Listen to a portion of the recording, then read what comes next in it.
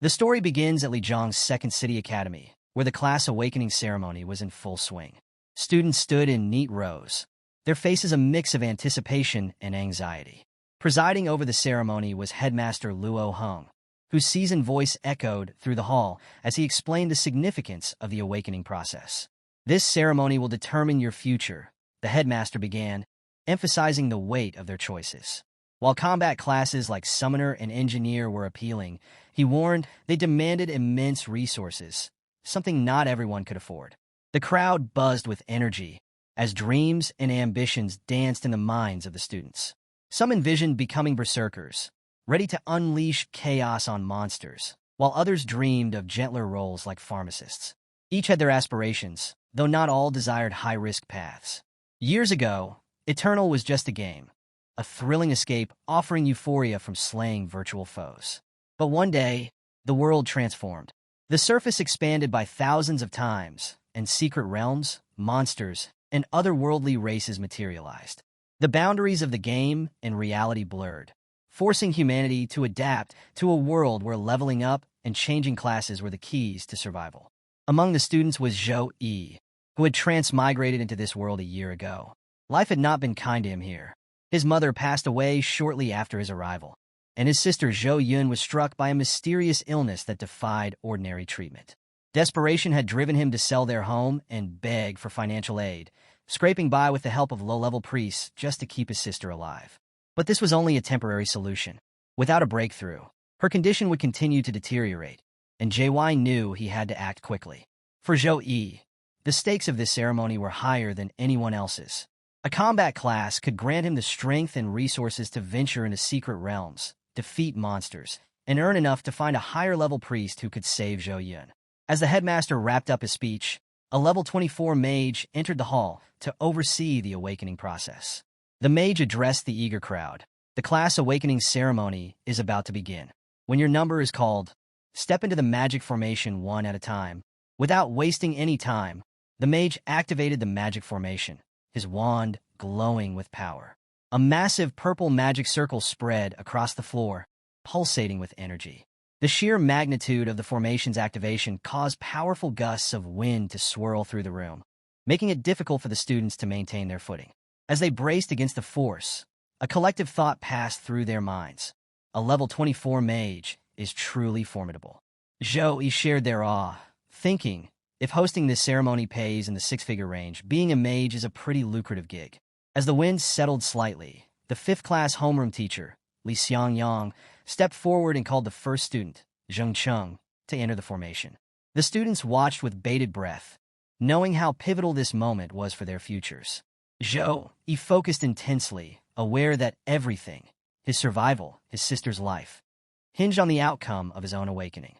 The world offered over 1,000 possible classes, but only 3 categories typically emerged during the ceremony: combat classes, life-type classes, and support classes.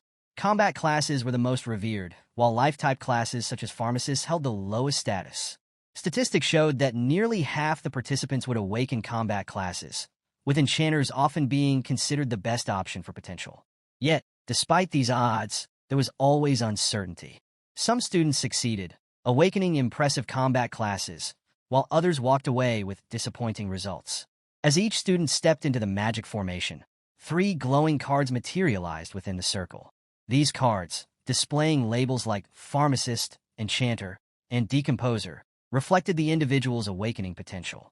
The cards shimmered and sometimes shifted based on the student's unique traits and compatibility. It was a nerve-wracking process, and disappointment visibly hung over those who didn't receive the combat classes they'd hoped for. Finally, it was Zhou Yi's turn. His number 30 was called. He stepped forward, his mind heavy with the weight of his situation. His classmates erupted in cheers, proud that their class representative was up next. Zhou Yi's academic performance and personal stats were well above average, earning him the admiration of his peers. Many believed he had a strong chance of awakening a desirable class. Yet, as everyone knew, academic performance meant little in the grand scheme of class awakening. Luck and fate played a much larger role. Meanwhile, a conversation sparked among the teachers. Tang Tianjun, the homeroom teacher of the 6th class, approached Li Xiangyang with a smug expression. "How's your class doing? How many combat awakenings so far?" Li Xiangyang replied, 16. Tang Tianjun smirked. 21 of my students have awakened combat classes, including a rare class. Looks like we're already set for the yearly examination. Li Xiangyang's jaw tightened, irritation flickering in his eyes. Before he could respond, Tang Tianjun pointed toward the motionless Zhou Yi. What's wrong with your class representative? Why hasn't he stepped into the formation yet? All eyes turned toward Zhou Yi, standing frozen just outside the circle. The anticipation in the room thickened as whispers and murmurs spread. Why wasn't he moving? Was it nerves? Doubts began to ripple through the crowd. Zhou Yi stood silently in the magic circle, his eyes closed as the wind swirled around him. Suddenly, the necklace hanging around his neck began to glow with an intense golden light. Confused, Zhou Yi opened his eyes, staring at the radiant necklace in disbelief. The golden light shimmered, growing brighter by the second, until a system interface materialized before him with a series of notifications. System energy detected. System activating. Loading complete. Strongest class support system activated. Rookie starter gift. S+ grade talent. Protection of the sacred angel.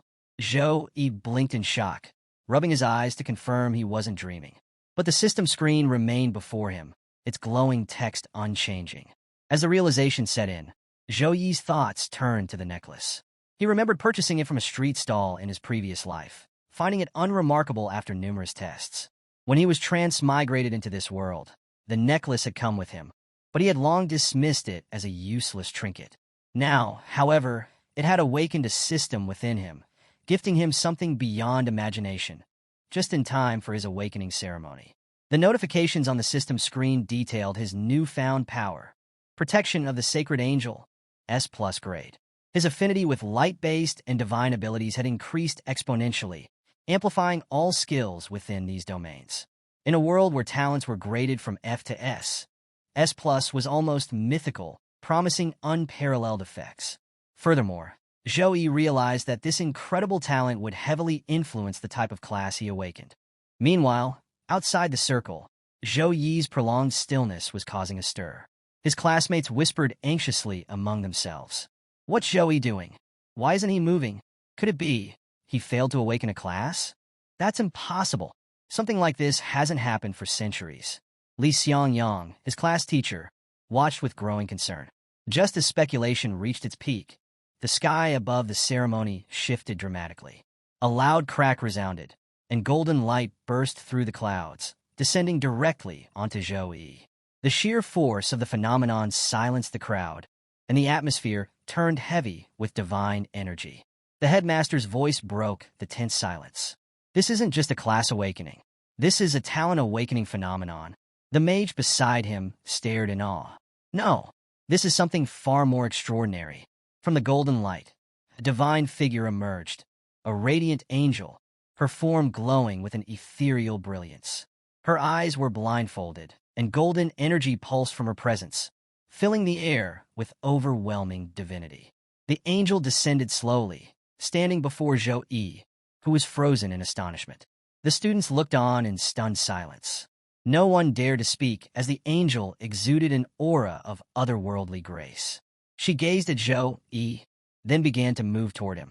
Her voice, soft yet commanding, echoed with divine authority. The light is your belief and the source of your power. Under the support of belief, the sacred light will always protect you and burn away all evil. I will always protect you, by your side. As she finished speaking, the angel smiled and stepped into Zhou Yi's body. The golden energy surged around him, a divine symbol illuminating his forehead and eyes. His entire body radiated with an intense golden light, as if the power of the heavens had chosen him. Zhou Yi screamed, overwhelmed by the incredible energy coursing through him. The golden light enveloped him entirely, marking the moment that would forever change his life and the destiny of those around him. As Zhou Yi's painful transformation subsided, a new phenomenon unfolded before him. 3 glowing emblems appeared in the air, each representing a distinct spiritual class. The crowd of students watching from a distance erupted in murmurs, their awe and confusion evident. Some clutched their heads in disbelief at Zhou Yi's unprecedented fortune, while others speculated excitedly. This is insane luck. A new talent during the awakening ceremony? What even is the protection of the sacred angel? I've never heard of it. What class could he possibly get from this? Their chatter grew louder until one curious student turned to Li Xiangyang, their homeroom teacher, and asked, Master Li, what are these three logos? What do they mean? At first, Li Xiangyang hesitated, his gaze locked on the glowing emblems. When pressed further, his expression grew serious. These represent hidden classes, extremely rare ones, he finally explained. Inside the magic circle, he was equally stunned as he examined the three emblems. Each represented a potential path. Mage of Light, a pure DPS class known for its devastating damage output but fragile defenses. While powerful, mages often found themselves vulnerable in a world overrun by monsters. Sacred Priest, a support class equipped with life-saving and resurrection skills. Though invaluable to teams, priests lacked combat strength and relied heavily on others for protection. Saint Knight, a versatile class blending offense, defense, and buffs. While it didn't excel in any one area, its well-rounded skill set made it adaptable and self-sufficient. Considering his newfound affinity for light-based abilities, He quickly made his decision. He chose Saint Knight, a class that balanced power with practicality and perfectly suited his unique talent. As soon as he made his choice, the remaining two emblems faded away, leaving only the Saint Knight. The Saint Knight figure materialized before Yi, wielding a massive hammer. The knight's deep voice resonated with the weight of an oath. Humility, honesty, bravery, empathy, responsibility, to commit acts of glory, to pursue justice, and to sacrifice for a cause greater than oneself. This is the vow of a Saint Knight. The knight stood motionless for a moment before radiant golden wings emerged from his back. As the divine energy surged, a system notification appeared. Congratulations! You have awakened the Saint Knight class. Level 10 skills unlocked. Blade of Pure White. Slow regeneration. Weapon Blessing. Plus 10 unassigned stat points received. As He stepped out of the magic circle, the students swarmed around him, their excitement bubbling over. Class representative. Great job! Can you team up with me for the final exam? I'm a summoner. We'd crush it together. Pick me. I'm a mage. We'd make an unstoppable team. The crowd's enthusiasm was so overwhelming that Li Xiangyang had to step in, dispersing the students. He approached Yi, his eyes gleaming with ambition. Yi, excellent work. You've done well. Go home and rest. Report to the headmaster's office tomorrow. Despite the teacher's words, Yi couldn't help but notice the greedy glint in his eyes. He thought to himself, Teacher, your expression right now is downright terrifying. Keeping his thoughts to himself, Yi quietly nodded and prepared to leave, knowing that his journey as a Saint Knight and the trials it would bring had just begun. Back home, Yi immediately opened his system interface to check his updated stats. His attributes now read: Name, Yi. Strength, 20. Constitution, 18. Agility, 17. Intelligence, 15. Class, Saint Knight. The awakening had not only increased his base stats, but also granted him unassigned stat points. Reviewing his options, Yi contemplated how best to allocate these points. After some thought, he decided on a balanced approach. He added 6 points to strength, boosting his combat power significantly, 2 points to constitution for better durability, and distributed the remaining 2 points between agility and intelligence to round out his abilities. As the points were applied, Yi's body emitted a faint golden glow, steam-like energy rising from his skin. He marveled at the sensation. I can feel energy boiling within me. This is what stat points can do. Incredible! Then a system notification popped up. Saint Knight mission activated. Daily mission. Saint Knight's Challenge Level 1. Rewards, choose 2. 1. 10 extra stat points. 2. Saint Knight skills. 3. Random Saint Knight equipment. Below the rewards, an accept or refuse button awaited his decision. Yi's eyes sparkled at the prospect of such high-value rewards. Without hesitation, he selected accept. As soon as he did, the system responded with a series of notifications. Mission adjusting to power level. Trial initiated. Defeat the ancient Rabbi monster. Treat the trial seriously. Dying in the trial means death in real life. Yi felt a surge of anticipation as his surroundings blurred, and he was transported to a mine. Looking around, he quickly recognized the setting from his academy lessons. That's right. Ancient Rabbi monsters usually live in mines. They're not inherently carnivorous, but turn violent and bloodthirsty when encountering humans. His thoughts were interrupted by the sound of rapid movement. A hulking rabby monster barreled toward him with surprising speed, claws gleaming dangerously. Zhou Yi turned just in time to dodge the first swipe, the monster's claws slamming into the ground and sending cracks through the rocky surface. Zhou Yi leaped back, analyzing the creature. This is my first time facing a monster. Let's see if I could take it down without relying on skills. The rabby monster roared in rage, charging at him again. This time, Zhou Yi met it head-on, delivering a powerful kick to its head. The impact sent the beast sprawling to the ground. As the monster struggled to recover, Zhou Yi stepped back, amazed by his own strength and agility. My body feels so much stronger and faster. That stat boost really worked wonders. The rabby monster roared again, preparing to attack, but Zhou Yi, now brimming with confidence, stood ready, determined to finish the fight with his newfound power. The battle with the ancient rabby monster grew more intense as Zhou Yi's repeated attacks failed to subdue it. The beast, enraged by its inability to land a solid blow, began attacking furiously. Zhou Yi dodged each swipe with ease, mocking the monster. "You're so slow. I can see your moves coming from miles away," he taunted. But overconfidence has its price. The monster lashed out with its tail, catching Zhou Yi off guard. The attack struck him square in the stomach, and blood seeped from the wound. Clutching his side, Zhou Yi gritted his teeth, activating slow regeneration to heal himself. Slow regeneration, level 1, restores a certain amount of health points for up to 2 teammates within range in 30 seconds.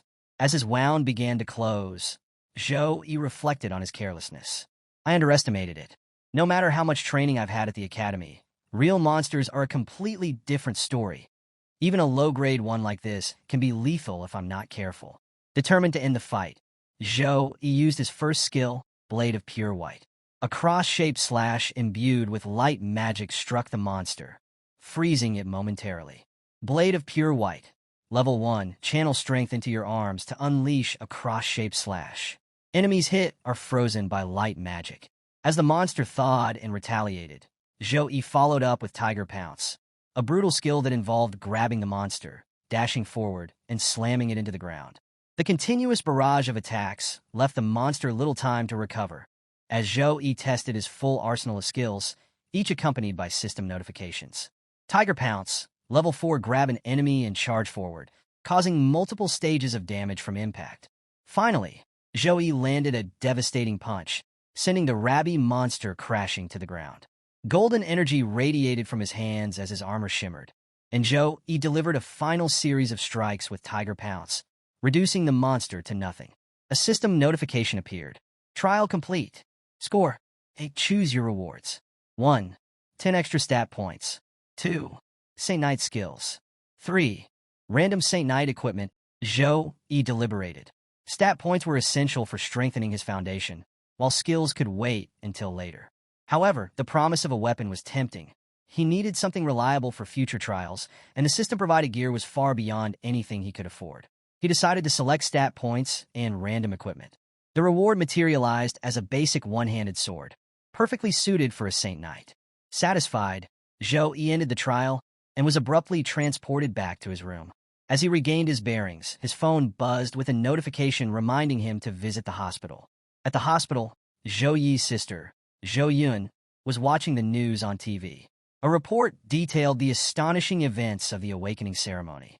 Today, a student triggered the phenomenon of a sacred angel descending during their class awakening. The student is reported to have awakened a hidden class, the Saint Knight, marking the first such occurrence in the city in 50 years. Zhou Yun's admiration was cut short when a nurse entered and switched off the TV. The nurse handed her a bill, her expression cold and stern. "It's time for your medical fees. 10,000 zan," she said. Zhou Yun greeted her politely, but grew anxious as she read the bill. 10,000? That can't be right, she protested. Even with Zhou Yi working 3 part-time jobs, his total income barely reached 5,000 in a month. "Is there some kind of mistake?" she asked, her voice shaky. But the nurse's stern demeanor didn't soften. The tension in the hospital room escalated as the nurse shouted at Zhou Yun, berating her for questioning the bill. "You used a lot of expensive medicines this month, suppressants, stabilizers, and even called a priest," the nurse snapped. "Your condition acted up 3 times. forcing every nurse to tend to you at midnight. For someone in your state to speak this way is unsightly. If you think there's an issue, check it yourself. This is a hospital. Zhou Yun, flustered, tried to explain. I didn't mean it that way. You're misunderstanding me. But the nurse cut her off, continuing her tirade. Don't act rich when you're not. Poor people should accept their fate instead of struggling. If you can't pay, don't bother.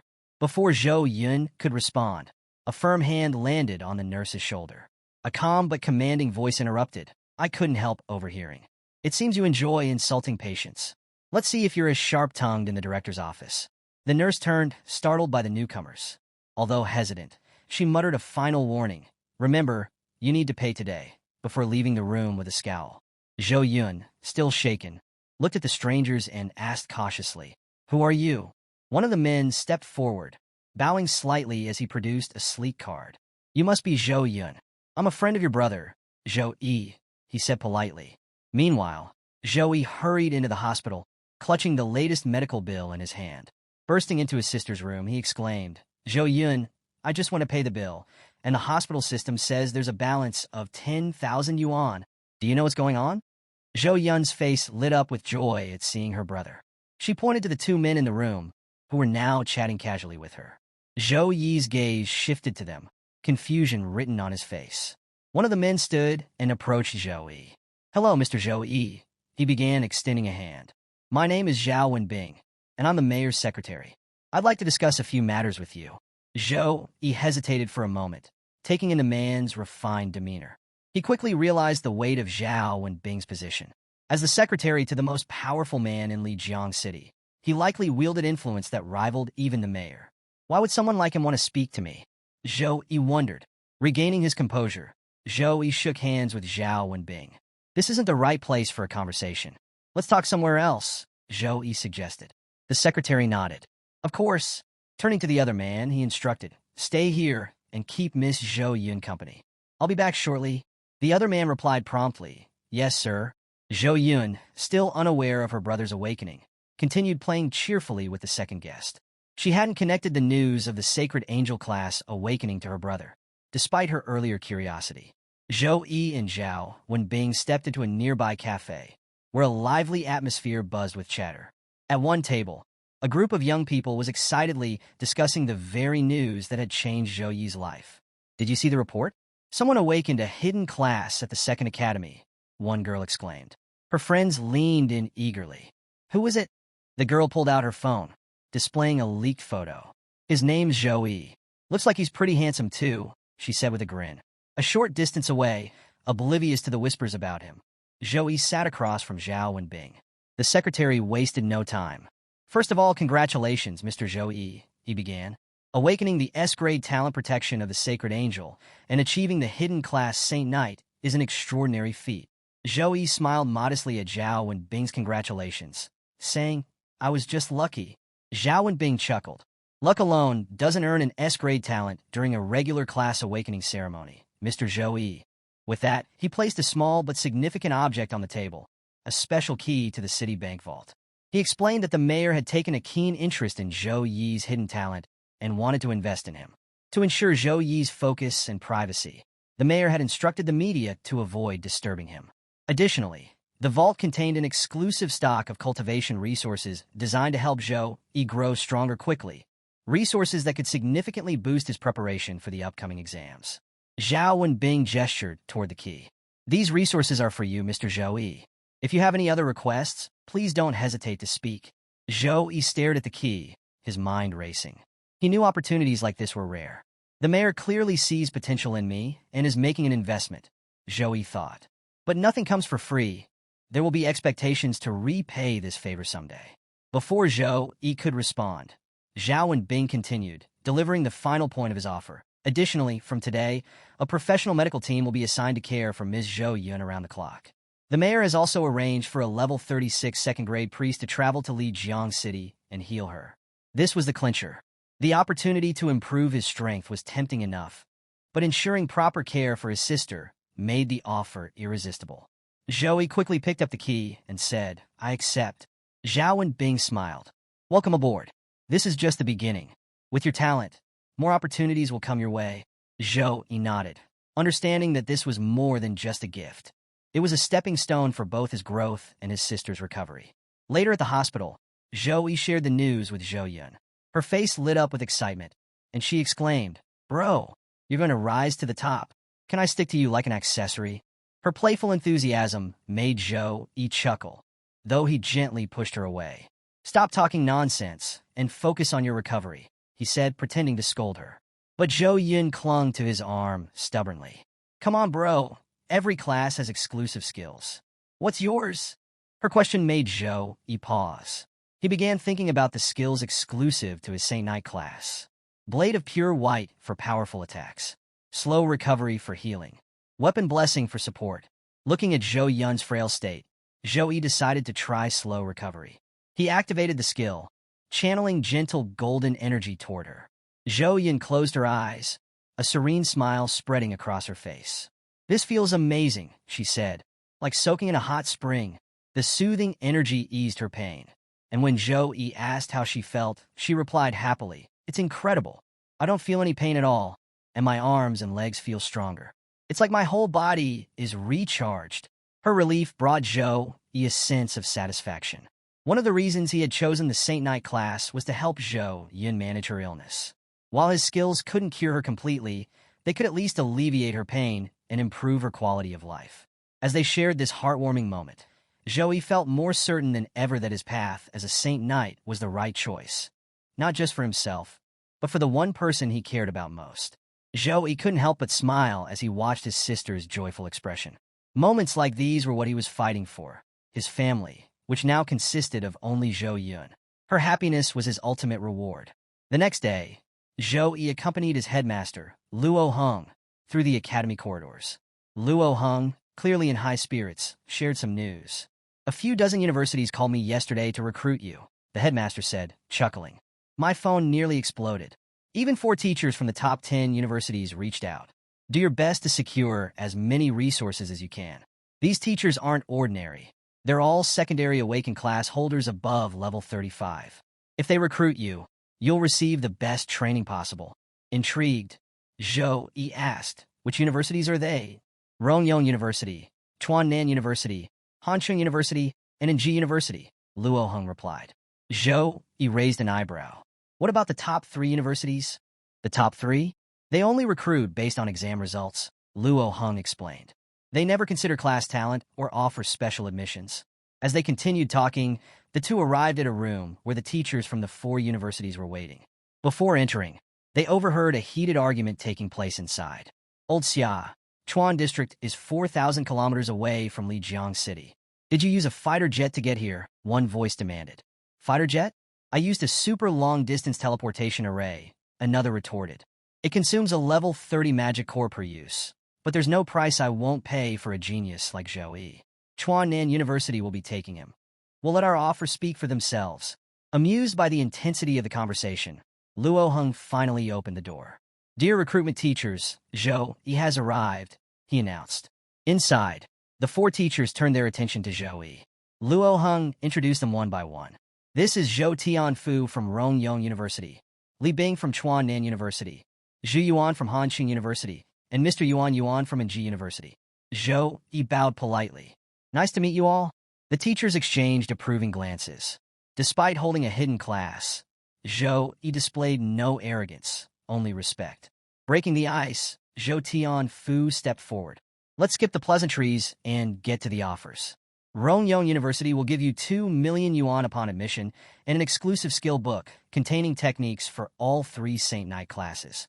Zhou Yi's mind raced. 2 million yuan in one go and rare skill books for Saint Knights? A regular family's monthly income is just 6,000 yuan. This offer is beyond imagination. Even the mayor didn't provide resources of this magnitude. Before Zhou Yi could respond, Li Bing from Chuannan University laughed and countered. "That's all? Chuannan University offers 3 million yuan upon admission, 3 exclusive Saint Knight skill books per year, and mentorship from a level 56 tertiary awakened knight." The room fell silent. Zhou Yi and Luo Heng exchanged glances, both taken aback. "Level 56? Zhou Yi thought. "That's close to the planetary peak. Becoming a disciple of someone at that level would offer unparalleled opportunities." as Zhou Yi and Luo Heng were still processing the offers. Zhu Yu from Hanqing University presented her bid. Hanqing University may not offer a lot of admission funds, just 2 million yuan, but we can provide you with a B-class cultivation resource immediately upon admission. The mention of a B-class cultivation resource caught Luo Heng's attention. His eyes widened as he turned to Zhou Yi, urging, "Say yes." B-class cultivation resources are priceless treasures. With something like that, even a pig could be trained into the strongest of monsters. The tension in the room grew as all the recruitment teachers waited eagerly for Zhou Yi's decision. But to everyone's shock, Zhou Yi refused all their special admissions. Luo Heng's jaw dropped, and he couldn't contain his disbelief. "What?" he exclaimed, barely able to contain his frustration. Zhu Yu, equally stunned, demanded, "Why would you turn this down?" Zhou Yi calmly replied, "I plan to apply to the top 3 universities, Sukong University, Qingjing University, or Modi University. These universities are praised as the best in the country. They recruit only 1,000 students each year, and their admissions are open to all races, elves, giants, and others. These races are naturally stronger than humans, and with so many elite applicants, getting into these universities is like climbing to the heavens. But that's where I want to be." Hearing this, Zhou Tianfu from Rongyong University burst into laughter. "You? The top 3 universities?" He mocked, his tone turning venomous. "I thought you were a sensible kid, but you're nothing but an ignorant brat. I've read your profile. You've lost too much in your first 18 years, and you lack the resources to make up for it. Your stats are weak, and your strength is average at best. Not only will it be nearly impossible for you to gain admission, but even if you do, you'll be at the bottom of the heap for the rest of your life." As he spoke, Zhou Tianfu unleashed the pressure of his internal aura on Zhou Yi. The oppressive force was overwhelming, making it difficult for Zhou Yi to remain standing. If this had happened a day earlier, Zhou Yi would have collapsed under the weight. But thanks to his recent training, he managed to hold his ground, albeit with difficulty. Seeing Zhou Tianfu's aggression, Luo Heng stepped forward, shielding Zhou Yi. He released his own aura, countering Jan's oppressive force. "What's the meaning of this, Mr. Zhou Tianfu?" Luo Heng demanded angrily. "Do you intend to bully my student on academy grounds?" From a distance, Zhu Yu observed the confrontation. She was impressed by Zhou Yi's ability to withstand such intense pressure. "There's definitely something special about this boy," she thought. Eventually, Zhou Tianfu retracted his aura and turned to leave.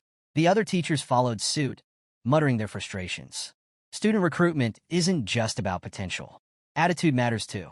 With an attitude like this, he'll amount to nothing, even if he's recruited. Zhou Tianfu sneered as he walked out. "I won't prolong my stay. See you next time, Headmaster Luo." Zhu Yu, while departing, paused in front of Zhou Yi. "You're brave," she admitted. But Mr. Zhou Tianfu's words weren't entirely wrong. There are countless elites in this country, and other races possess innate advantages over humans. Getting into the top 3 universities is as hard as climbing the heavens. Still, good luck. As the room emptied, Luo Heng sighed deeply. "Zhou Yi, you've made this path far more difficult for yourself. Let's hope you can prove them wrong." Zhou Yi nodded, determination burning in his eyes. Zhou Yi laughed confidently and replied, "I'll prove my power through the exam results." With 1 month left until the exam, Zhou Yi was determined to raise his strength to terrifying levels with the help of his system. He's going to make it into one of the top 3 universities, he thought resolutely. What about you, friends? Do you think Zhou Yi can secure a spot in one of the top 3 universities? Let us know your thoughts in the comments. Meanwhile, Zhu Yu silently observed Zhou Yi's determined expression. "It's been a long time since I've seen such strong and resolute eyes," she thought. "It reminds me of my days on the front lines. I've been in peace for too long, and even my mindset has shifted. I can feel the gap between myself and these passionate young people now." As she turned to leave, Zhu Yu spoke one last time. "Very well, Zhou Yi. I'm waiting for your results. We'll meet again." A month later, the long-awaited exam day had arrived. The atmosphere was heavy with tension as students gathered outside the portal gate that would transport them to the secret realm. This year's examiner was none other than Demon Yang, a name that struck fear into the hearts of the students. "Demon Yang is the one who wrote those impossible questions 2 years ago," one student whispered. "Our district's average score hit an all-time low that year." Another chimed in, "If this exam is anything like that one, we're doomed." The students weren't just worried about the examiner. They were also talking about Zhou Yi. "Did you hear? Zhou Yi rejected special admissions to the top 10 universities, one student said. Yeah, he wants to get into the top 3. How arrogant, another scoffed. Even the top geniuses don't dare to aim that high. He's just showing off because of his hidden class. He's going to lose everything. If I'd been offered millions and a guaranteed admission, I'd have said yes. What a waste. Their murmurs stopped abruptly as Zhou Yi appeared, radiating an aura of golden light. The transformation in his strength was impossible to ignore, and the crowd quickly grew silent. Is it just me, or does Zhou Yi seem different? Someone muttered. He looks powerful, another observed. Zhou Yi ignored the whispers, his focus razor-sharp as he approached the portal gate. His expression was serious. This exam wasn't just a test, but a step toward his ultimate goal of joining the top 3 universities. The map of the secret realm appeared, revealing its details to the students. This year's exam would take place deep within the dark forest, a perilous zone filled with deadly creatures like cat monsters and minotaurs. The students read the descriptions with growing unease. Cat monsters, extremely agile and known for ambushing their prey. Minotaurs, massive creatures with thick skin that made them hard to kill, and a preference for devouring humans. Will there be swamp terrain too? One student asked nervously. This difficulty, Demon Yang doesn't want us to survive, another muttered. The maximum party size is 5 this year. It's usually 3. That means this map is way harder than the previous ones. A teacher stepped forward and addressed the group. Remember, prioritize your survival. If you're in danger, use your return scroll immediately. Dying in the secret realm means dying in real life. Stay alert and don't be reckless. Failing is better than losing your life. The students nodded, their fear and determination mingling as the countdown began. 30 seconds left, the teacher shouted. When the timer hit 0, the students began teleporting one by one into the secret realm. Some left with confident smiles, others with fear etched on their faces. Regardless of their emotions, all of them would have to prove their worth in the deadly exam. Within minutes, the area outside the portal was empty save for a few teachers and spectators, all of whom waited anxiously to see who would emerge victorious from the secret realm. Outside the secret realm portal, the audience intently watched the live feeds displayed on multiple screens, showcasing the participants' progress. Along with the visuals, the names, stats, and roles of the students were displayed, drawing murmurs of interest from the crowd. The first screen showed Sun Chong from Class 1, a warrior who had chosen to face the hard difficulty level alone. The second featured Mo Qing, also from Class 1, an assassin who had similarly opted for the hard difficulty in solo mode.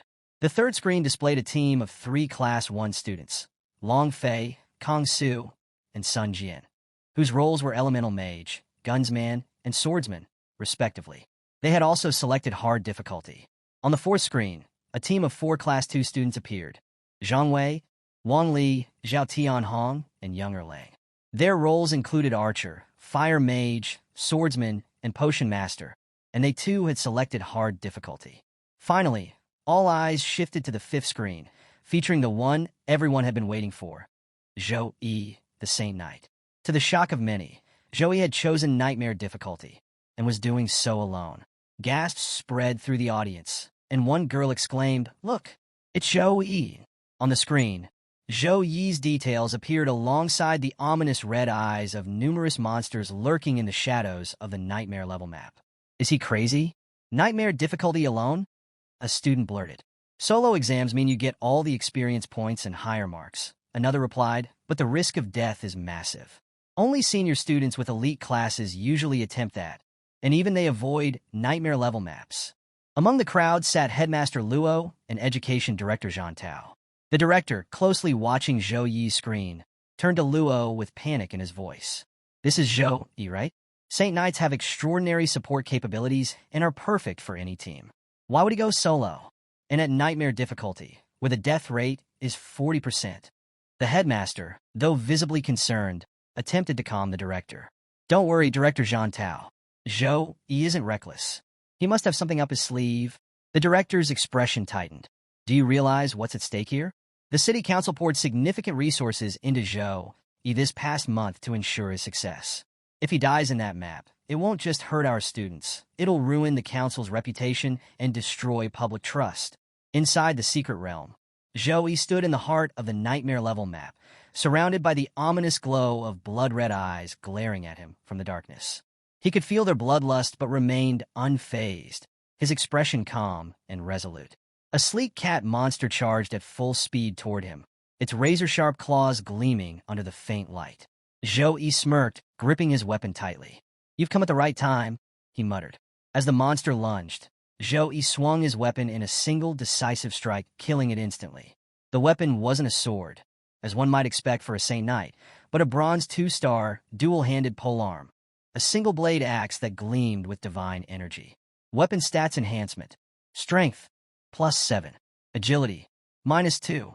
As Zhou Yi wiped the blood from his face, a golden aura emanated from his body, its brilliance contrasting sharply with the grim surroundings. His eyes burned with determination, and his stance radiated power and purpose. "I will become strong enough to get into the best university," he thought, gripping his axe tightly. And this is only the beginning. Looking ahead, Zhou Yi knew this was just the first of many challenges he would face in the Nightmare Realm. If he wanted to achieve his goal, he'd have to push himself even further. Inside the Secret Realm, Zhou Yi took a moment to assess his stats. Strength, 45. Constitution, 51. Agility, 43. Intelligence, 52. He thought to himself, in just 1 month, I've reached level 10, and my average stats are at an incredible 47, equal to those of a level 13. Even across the entire Sukong district, I'd rank among the top examinees. Despite his confidence, the battlefield wasn't empty. After Zhou Yi killed the first monster, the others were visibly hesitant to approach. Fear held them back as they watched their companion fall. Deciding not to wait, Zhou Yi smirked. "If they won't come to me, I'll take the fight to them," he muttered, rushing forward at full speed. Before engaging, he activated Weapon Blessing, Level 4, Grade C, a Saint Knight exclusive skill enhanced by his S+ grade talent. Condense Holy Light. Increases the attack power and accuracy of weapons for teammates within range. The blessing caused his axe's power to surge. Normally limited to below 3-star bronze, his weapon now performed on par with a 5-star bronze weapon, granting him a massive advantage. The axe, a dual-handed single-blade polearm, gleamed with radiant energy as Zhou Yi began his assault. With precision and power, Zhou Yi cut through the monsters like they were mere vegetables. One by one, he brought them down effortlessly, his strikes deadly and deliberate. Under the influence of his buffs, his strength increased by 21 points, giving him an insurmountable edge over the other examinees. The monsters, realizing the threat Zhou Yi posed, launched a coordinated attack, converging on him from all directions. Unfazed, Zhou Yi unleashed Blade of Pure White, Level 5, Grade C. A surge of light energy crackled around him, as if an electric current coursed through his hands, and he slashed in a wide arc, obliterating the surrounding monsters in mere seconds. The system notifications came in rapid succession. XP gained. XP gained. Skill level up. Blade of Pure White is now level 5, Zhou Yi thought. Its light element damage, combined with the protection of Sacred Angel buff, makes it devastating against low-level monsters. Instant kills like this are almost guaranteed. The battle continued with Zhou Yi displaying a mix of weapon combat and hand-to-hand fighting. His seamless transitions between styles left the spectators outside the realm in awe. In the audience, students watched Zhou Yi's performance on the screen with wide eyes. "Wow, that was close," one exclaimed. "Senior's timing is flawless. He used Blade of Pure White at the perfect moment. Look at him go," another said. "He's cutting through those monsters like it's nothing." The praise was relentless as more students chimed in. "Is he even human? He's handling that single-blade axe like it's weightless, but I've seen those at trade centers. They're ridiculously heavy. Did he dump all his free stat points into strength?" A teacher nearby, Li Xiangyang, overheard and corrected them. "No, pay attention. His speed surpasses that of the cat monsters, and his magic output is equally impressive. That means his intelligence stat is also high.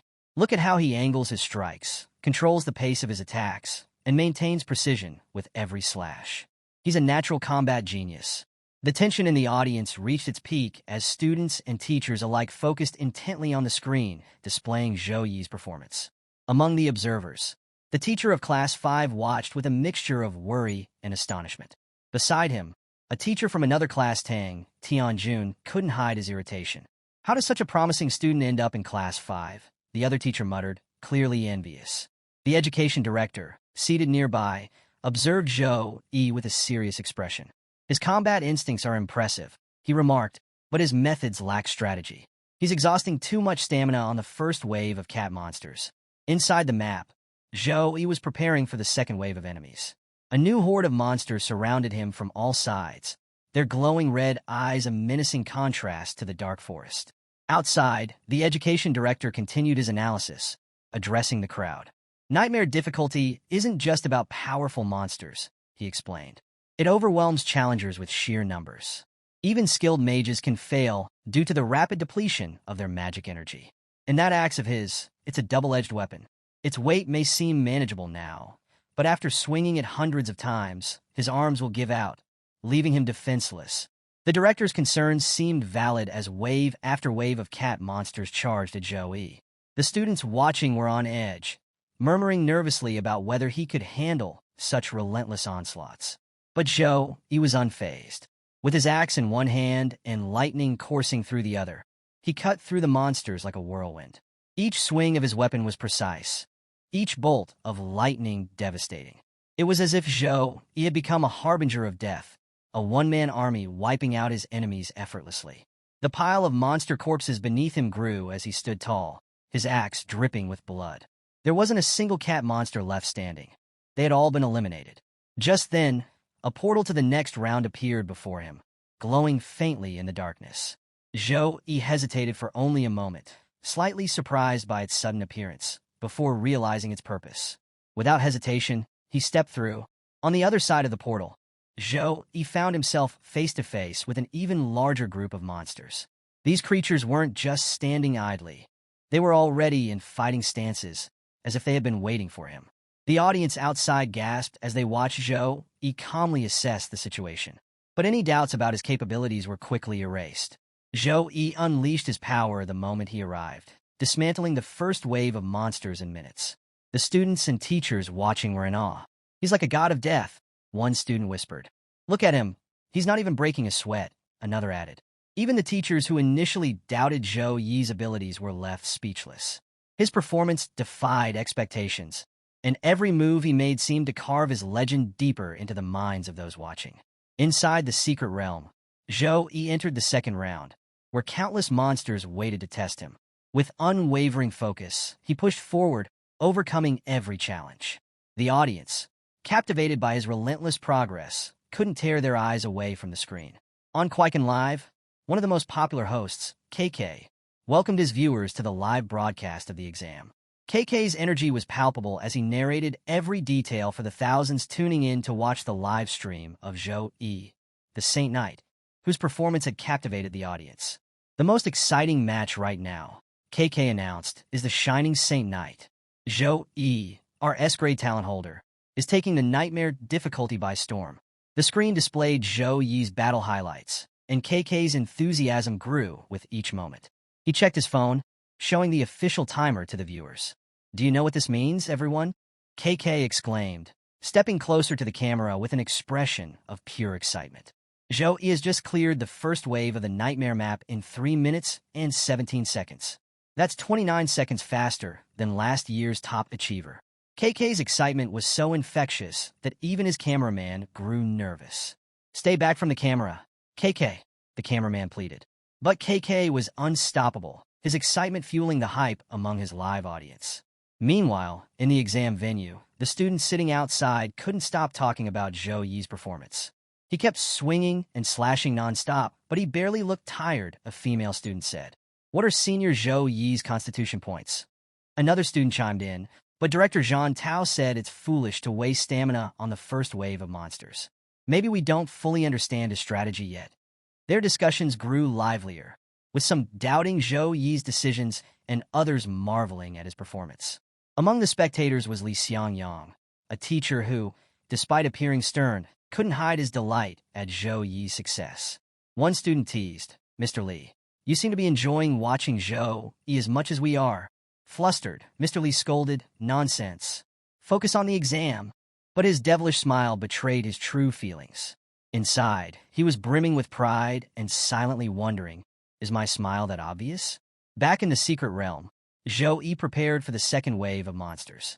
Standing amidst the tension, he activated his evaluation technique to analyze the enemies one by one. 1. Minotaur. O level, 14. O grade, silver. O skills, Berserk, Wild Rush, War Stomp, Super Body. O roll, a heavy damager with high durability and devastating physical attacks. 2. Light Cat Monster. O level, 12. O grade, bronze. O skills, Light Type Mastery, Healing Technique. O roll, agile with strong healing abilities, capable of supporting other monsters. 3. Fire Cat Monster. O level, 13. O grade, bronze. O skills, Fireball, Fire Surge, Fire Type Mastery.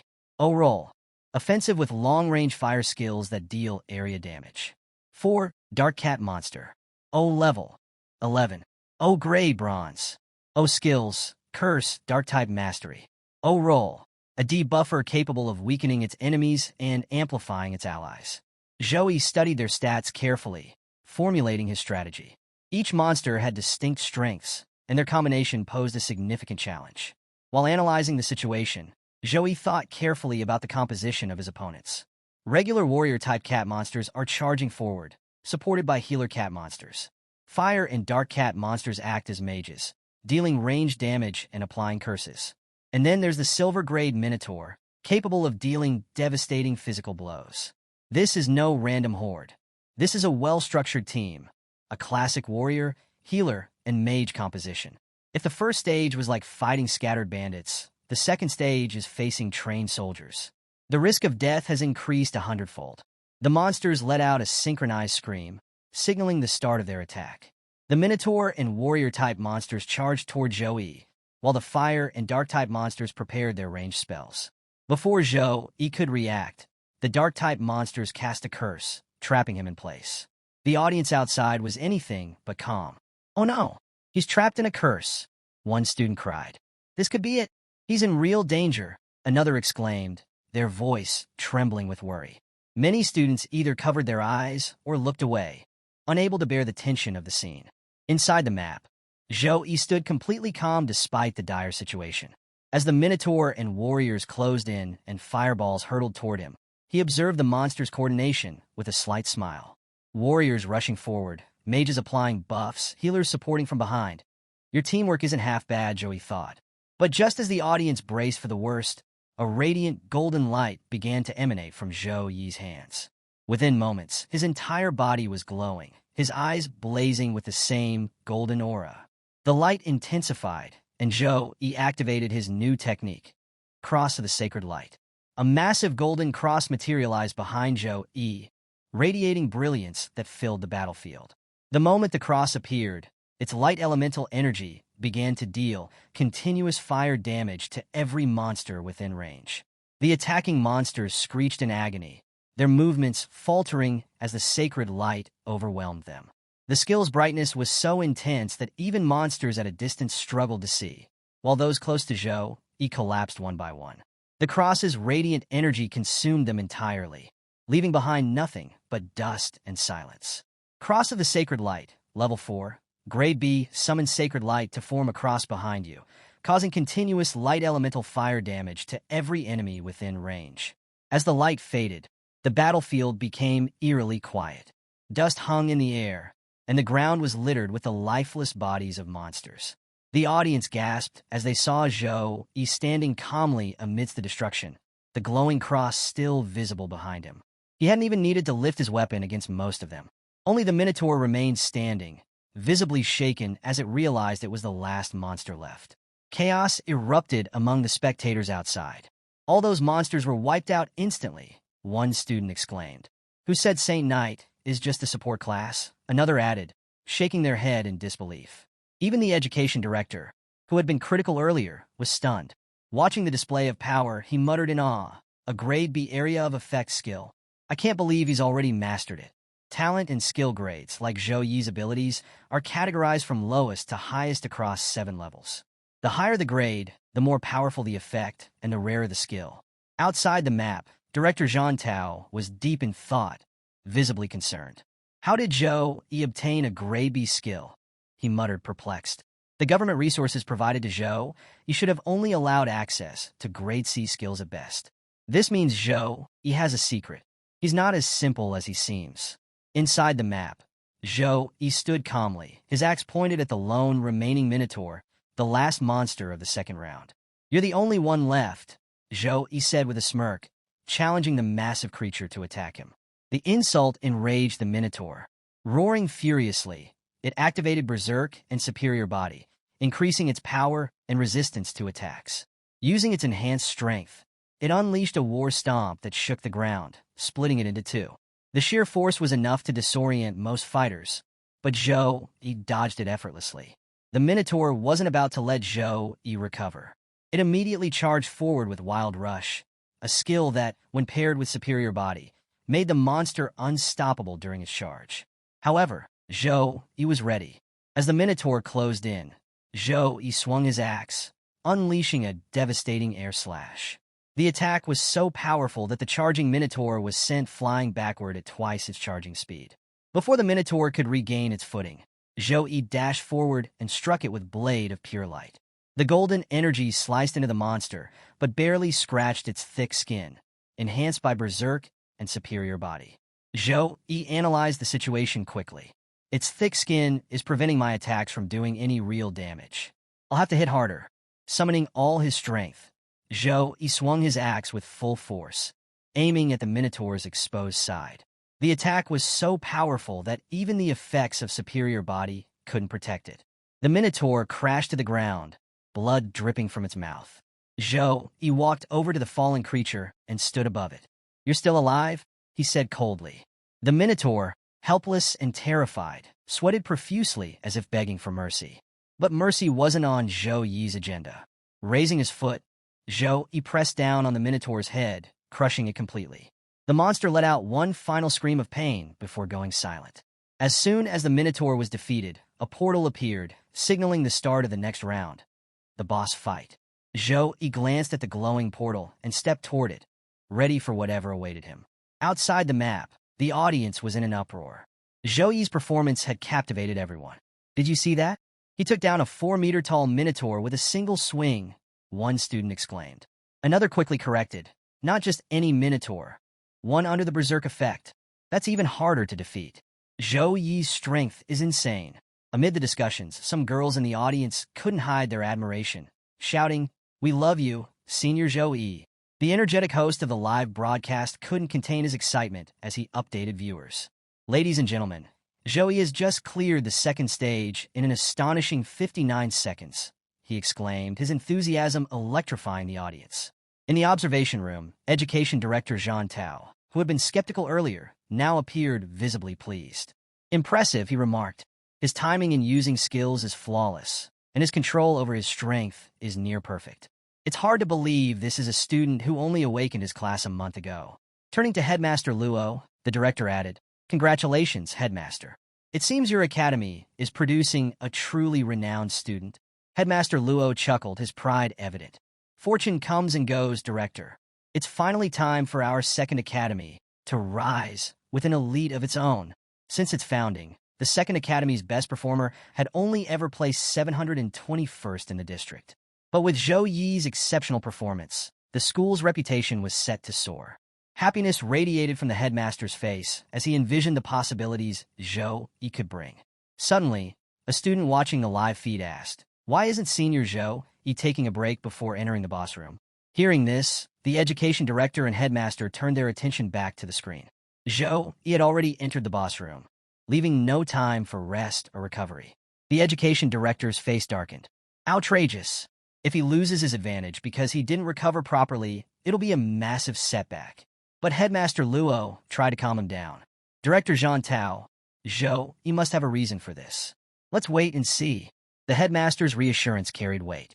In Sukong District, brimming with talent and a dense population, anyone aiming for the top 100 would choose the solo nightmare difficulty and strive to finish in the shortest possible time.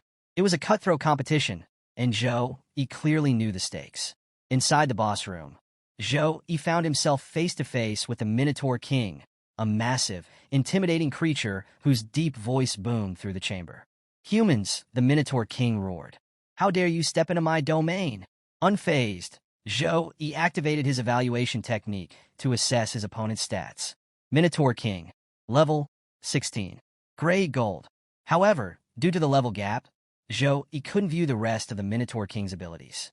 The creature, sensing Zhou Yi's attempt to analyze it, charged forward with incredible speed. "If you've come here, prepare to die," the Minotaur King bellowed. The sheer force of its charge changed the atmosphere, cracking the ground and turning the palace-like room into a chaotic battlefield. Zhou Yi, undeterred, immediately began activating his arsenal of buffs. Blessing of Dawn, Gift of Courage, Gift of God, Gift of Protection. Each buff enhanced his strength, defense, and resilience, transforming him into the initial form of a Saint Knight. A radiant aura surrounded Zhou Yi, making him appear almost divine. The Minotaur King, infuriated by Zhou Yi's defiance, gnashed its teeth in fury. Its eyes burned red with rage, promising destruction. "Little cow, I'm right here." Zhou Yi taunted, his confidence unshaken. With his buffs fully activated, Zhou Yi charged forward, wielding his axe with all his might.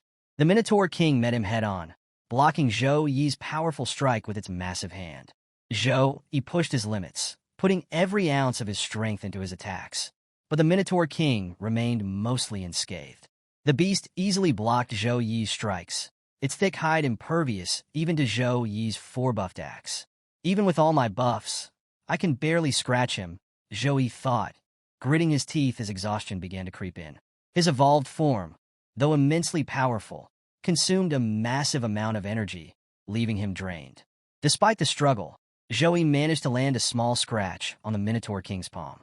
The minor wound caused the Minotaur King to roar in anger, but it only made him more determined to end the fight swiftly. The Minotaur King swung its weapon with the intent to crush Zhou Yi. The strike was devastating, the sheer force cracking the ground and raising a cloud of dust. Zhou Yi dodged the attack gracefully, narrowly avoiding what would have been a fatal blow. The battlefield was in ruins. Every swing of the Minotaur King's weapon left destruction in its wake, and Zhou Yi was forced to retreat further with each dodge. However, the Minotaur King suddenly charged at full speed, catching Zhou Yi off guard. The next attack hit Zhou Yi square in the stomach, sending him flying backward with incredible force. He smashed through 4 or 5 pillars before crashing into a wall, the impact shaking the entire arena. Zhou Yi groaned as he pushed himself out of the rubble. "Good thing I had the Saint armor activated," he thought, assessing the situation. Without it, that attack would have broken a few bones for sure. But Zhou Yi wasn't panicked. This was all part of his plan.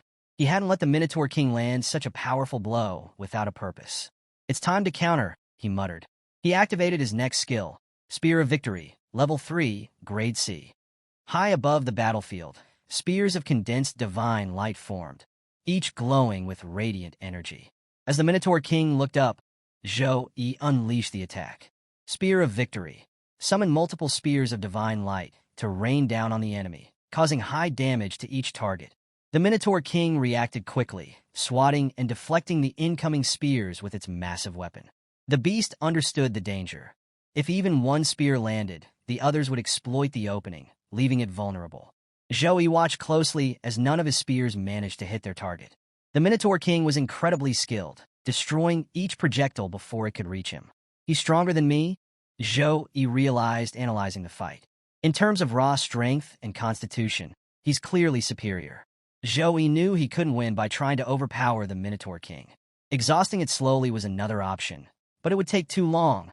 A luxury he didn't have if he wanted to secure first place in the exam. "This isn't a dead end," Zhou Yi thought, his mind racing. "The exam wouldn't be designed to trap us in an impossible scenario. There must be another way to win." Despite his exhaustion and dwindling mana, Zhou Yi continued his relentless assault on the Minotaur King. Though the towering creature remained mostly unscathed, Zhou Yi's persistence allowed him to identify 2 critical weaknesses. First, its speed has dropped. Second, its resistance weakens significantly when subjected to rapid, continuous attacks from multiple angles. Zhou Yi thought, narrowing his focus. Deciding to exploit these vulnerabilities, Zhou Yi increased the pace of his attacks. He aimed a series of strikes at the Minotaur King's knees, successfully landing blows that forced the beast to falter. The system issued a warning, urging Zhou Yi to refill his mana immediately. But Zhou Yi ignored it. There was no time to stop now. Instead, he concentrated on dealing high-damage strikes to capitalize on the Minotaur King's reduced mobility and resistance. The audience outside watched with bated breath as Zhou Yi executed his strategy flawlessly. Blow after blow landed, driving the Minotaur King to its knees. Golden explosions of energy lit up the battlefield, accompanied by the guttural roars of the Minotaur King. Zhou Yi's relentless assault drained his mana further, but he refused to let up. This is my last chance, he thought. I need to end this now, or it's all over. The Minotaur King, now kneeling and battered, struggled to rise. Zhou Yi knew he had to act quickly. The moment of vulnerability would not last long, and his mana reserves were almost completely depleted. His mind raced with the pressure of the situation. If my final attack fails, I'll run out of mana, and the fight will end in disaster. But I don't have a choice. I have to finish this with everything I've got. Zhou Yi gripped his weapon tightly and launched himself at the Minotaur King, channeling all his remaining strength into a single, decisive strike. With a mighty swing of his sword, Zhou Yi cut through the Minotaur King's body in one clean motion. The beast roared one final time before collapsing to the ground, lifeless. The fight was over. As Zhou Yi stood amidst the wreckage, bloodied and exhausted, a notification appeared before him. Congratulations! You have completed the Nightmare Difficulty Deep Dark Forest Dungeon. The system added another notification. Time, 9 minutes, 24 seconds. Rating, SSS. Congratulations on achieving first place in the Su-Kong District College entrance exam. Zhou Yi's eyes widened in disbelief. First place? The notification continued.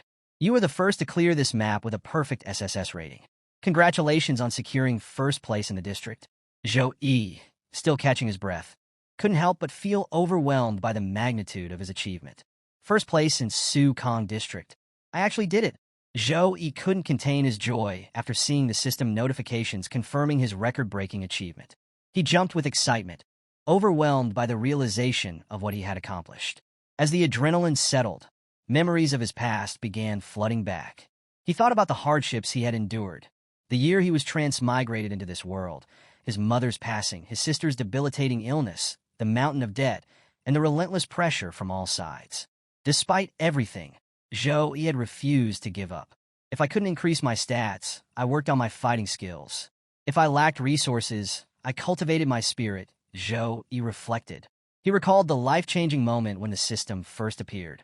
It was like a second chance at life. But he reminded himself, fate may have given me an opportunity, but my destiny is still in my hands. His resolve hardened. I'll keep working harder than anyone else to seize every opportunity. My heart is steadfast and unshakable. Nothing and no one can change that. As the system notification stopped, a glowing portal appeared, signaling the way out. Zhou Yi stepped inside, eager to see what rewards awaited him. The rewards were impressive. 1. Experience points, 5,212 XP, enough to increase his level by 3, bringing him to level 13. 2. Skill points, 20 skill points along with 20 free stat points. 3. Forest Belt. O increases Constitution by 10% and Strength by 7%. O requirement, level 10. O effect, continuous buffs in forest terrain. Recovery of life points, stamina, and mana by 3 each. 4. Forest Ring. O increases agility by 8% and intelligence by 10%. O requirement, level 10. 5. Wild Strawberries, a consumable item that recovers a small amount of mana. 6. Minotaur King card. O, a gold grade card that increases item strength by 20% after enchanting. Zhou Yi inspected his new items, particularly the Forest Belt and Ring, both of which would significantly enhance his abilities. With these rewards, he felt stronger and more prepared for the challenges ahead. As Zhou Yi stepped out of the portal, he was greeted by thunderous cheers. The crowd had erupted into a frenzy, chanting his name and showering him with admiration. Some girls screamed, "I love you, Zhou Yi," while others called him their hero or even their god. Zhou Yi stood stunned, unable to process the overwhelming adulation. What's wrong with everyone? He wondered, still trying to grasp the magnitude of his achievement. Amidst the chaos, Zhou Yi noticed a group of people approaching him. The headmaster and education director were leading the way, beaming with pride, while photographers from various media outlets snapped endless pictures of him. The headmaster laughed heartily as he addressed Zhou Yi. solo clearing the nightmare difficulty within 10 minutes. This is an unprecedented honor for the Second Academy. From my years of researching the exams, I can confidently say you have the potential to rank first in the Sukong district. Zhou Yi, your future is as bright as the sun. Zhou Yi smiled humbly and replied, "You're praising me too much, headmaster." As Zhou Yi stood outside the venue basking in his victory, a sleek, futuristic car suddenly pulled into view. The vehicle, an S-400, stunned everyone present. Holy, a student gasped. "Isn't that the magic item capable of flight? The S-400? Yeah, another student confirmed. That car's worth as much as a house in the capital." The murmurs grew louder as students pointed and stared at the luxurious car. The spectacle left many speechless. Who would dare drive into the venue in such a flashy vehicle? The car's arrival wasn't random. The education director stepped forward and invited Zhou Yi to enter the vehicle, saying, "It'll take at least 3 days for the results to be finalized. We'll inform you as soon as they're available. For now, rest up." Zhou Yi thanked Director Zhang Tao for the gesture, and the headmaster, beaming with pride, added, "Take a well-deserved break, Zhou Yi, and wait for the good news." The scene shifted to the hospital, where Zhou Yi was headed to visit his sister, Zhou Yun. True to his promise, Xiao and Bing had arranged for Zhou Yun to be admitted to the hospital's deluxe suite. A professional medical team monitored her condition around the clock. Zhou Yi stepped into the elevator, where a nurse greeted him warmly. "Welcome, Zhou Yi," she said. "Here to see your sister?" "Yes," Zhou Yi replied with a smile. "I have some good news for her." He pressed the button for the 26th floor. As the elevator ascended, the temperature began to drop noticeably. The nurse shivered, rubbing her arms. "Why is it so cold all of a sudden?" she asked. Zhou Yi's expression turned serious. He realized something was wrong. As the elevator doors opened on the 26th floor, both he and the nurse were shocked by what they saw. The entire floor was covered in ice. Every surface, from walls to floors, was frozen solid. Medical equipment and furniture were encased in thick frost, and several doctors and nurses stood motionless, frozen in place like statues. What is going on here?" the nurse stammered in disbelief. Fear surged through Zhou Yi as his thoughts immediately turned to Zhou Yun. Without hesitation, he sprinted toward her room. A nurse tried to stop him, but the moment she extended her hand into the frozen corridor, she too froze solid. Zhou Yi reached Zhou Yun's room and found the door completely iced over. Gritting his teeth, he smashed through the frozen barrier, calling out his sister's name. What he saw inside took his breath away. In the center of the room, an ice dragon in spiritual form loomed over Zhou Yun's bed, its ethereal body glowing with cold, radiant energy. The room was an arctic wasteland with everything frozen solid. Zhou Yun writhed in pain on the bed, her unconscious body surrounded by a faint glow. The dragon's presence wasn't random. It was emerging directly from Zhou Yun's body. Her bloodline was reacting violently, and the spiritual dragon was the source of the chaos. A healer nearby desperately tried to ease Zhou Yun's suffering, but was clearly overwhelmed by the power emanating from the dragon. Zhou Yi's heart ached as he saw his sister writhing in agony. Fury surged through him, and his instincts took over. Summoning his energy, Zhou Yi prepared to attack the dragon, gathering his strength for a powerful strike. "I won't stand by and watch her suffer," Zhou Yi thought, his eyes burning with determination. Before Zhou Yi could unleash his attack on the ice dragon, healer Qing, who was tirelessly working to stabilize Zhou Yun, stopped him. Her voice was strained but firm as she called out, "Don't attack. I'm healing your sister. If you strike carelessly, her heart could shatter." Hearing this, Zhou Yi halted his attack, realizing why King had intervened. He stepped closer to her, observing her condition. King was utterly exhausted. Her hands were half frozen, and now her feet were also encased in ice. Despite this, she continued channeling her energy to protect Zhou Yun, showing her unwavering dedication. The spiritual dragon continued to emit freezing air that filled the room. For any normal person, standing in such cold would mean being frozen within minutes. But as awakeners, Zhou Yi and Qing managed to resist the extreme temperature, though barely. Zhou Yi approached Qing and asked with concern, "What's happening here? And why did you stop me from attacking?" Qing, still focused on her healing efforts, replied, "Zhou Yun's cold disease has flared up violently. The dragon is a manifestation of her bloodline. If we act recklessly, it could worsen her condition or even..." King trailed off, her exhaustion evident. She glanced at Zhou Yi with a mix of worry and resignation. I've been trying to control her condition for a long time, but my energy is almost depleted. At best, I can slow the cold spreading through this floor. You need to leave immediately. Hearing this, Zhou Yi's expression turned grave. What about Zhou Yun? He asked, his voice thick with emotion. Qing looked at him, disappointment flashing across her face. Without a high-level priest, this is all I can do, she admitted. Zhou Yi clenched his fists. He could see that Qing was doing everything in her power, but it wouldn't be enough. Stepping forward, he resolved to take matters into his own hands. Opening his system, Zhou Yi used all his accumulated skill points to upgrade slow recovery.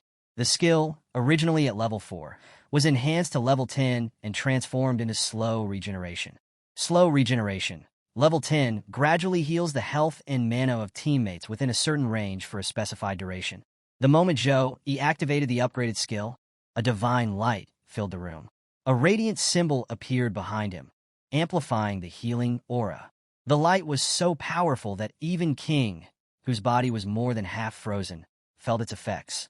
The ice encasing her began to melt, and she regained her mobility. Qing gasped in amazement. This healing magic, it's incredible. It surpasses the effect of a level 23 priest like me.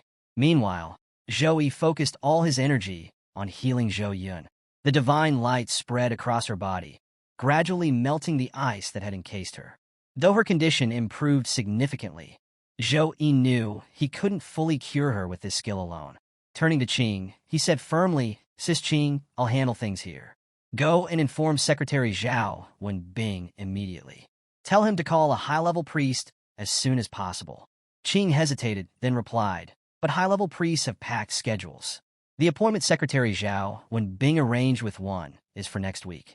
Even if we contact her now, she won't be able to come in time. Zhou Yi's gaze sharpened. Just tell Secretary Zhao Wenbing this. If he can bring a high-level priest here immediately, I will owe him one unconditional favor in the future. Whatever he asks, I'll do it. Qing hesitated after hearing Zhou Yi's proposition, but eventually nodded. All right, I'll go, she said reluctantly before leaving the room.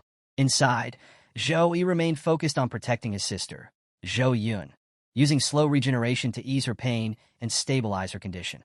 The cold aura filling the room was something Zhou Yun had endured every night for the past year, and Zhou Yi was painfully aware of her suffering. The cold had grown stronger recently, but Zhou Yi hadn't realized it had become powerful enough to influence the outside world. Now, as night fell, the entire building was beginning to freeze. Zhou Yi's body was slowly being engulfed by a thin layer of ice, a testament to the chilling power radiating from the spiritual ice dragon. Despite his deteriorating condition, he persisted, pouring all his energy into sustaining his sister's safety. The ice dragon, seemingly aware of Zhou Yi's efforts, shifted its full attention to him, targeting him with its icy aura. The constant strain drained Zhou Yi's strength rapidly, but he refused to stop. Suddenly, a green energy ball streaked into the room and struck the ice dragon. The energy lashed out at the dragon repeatedly, eliciting pained roars. However, Zhou Yun, connected to the dragon, began to convulse in pain as well. Stop! Don't touch her! Zhou Yi shouted in desperation, his voice filled with anger and fear. But just as he cried out, another energy ball struck him directly in the stomach, hurling him away from the dragon. He tumbled across the frozen floor, landing outside the dragon's range. A figure stepped into the room, a high priest, a woman with a commanding presence. She wasted no time, addressing the ice dragon firmly. Come to me, she commanded. The ice dragon, furious at the attack, charged toward her. But the high priest was prepared. With swift, precise movements, she unleashed a barrage of spell-like attacks from her weapon. Each strike wrapped the dragon in magical bindings, trapping it within her spells. The dragon struggled, its massive body bound by the high priest's magic. It roared furiously, but only its mouth remained free, snapping angrily as its movements were entirely restricted. The high priest didn't relent.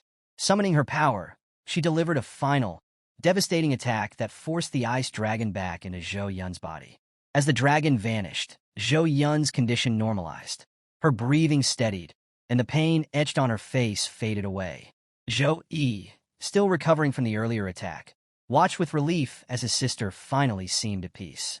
The high priest then used her magic to melt the ice coating the floor, restoring the room to its original state. Turning to Zhou Yi, she said, "You must be Zhou Yi. I've heard a lot about you." Zhou Yi stood and greeted her respectfully. "Nice to meet you, miss. My name is Chue Liena, level 35, secondary awakened priest from Yun City." She introduced herself. Chue Liena continued, "Director Zhang Tao specifically asked me to treat your sister ahead of schedule." However, she couldn't help but think, if Director Zhang Tao hadn't mentioned this boy's potential to take first place, I wouldn't have broken the rules to come here. Watching Zhou Yi fight against the cold for so long, Chue Liena was now convinced of his strength and determination. Director Zhang Tao wasn't lying. She admitted to herself. Zhou Yi, still shaken but grateful. "Miss Chue Liena, what's wrong with my sister? Is her condition curable?" Chue Liena explained. "The cold energy seeping out and solidifying into a form is a sign of a bloodline awakening. It's rare and highly dangerous if not controlled. But there's hope." Zhou Yi was completely taken aback by the high priestess's explanation. "Bloodline awakening?" he muttered, the words barely escaping his lips. The high priestess nodded and began to explain. When the Eternal Game first appeared, many players chose non-human races such as elves, giants, demons, and more. When the game merged with reality, those players inherited the traits of their chosen bloodlines. For example, individuals with elven bloodlines often developed greener eyes and longer ears, while humans with giant bloodlines grew to heights of 3 to 4 meters.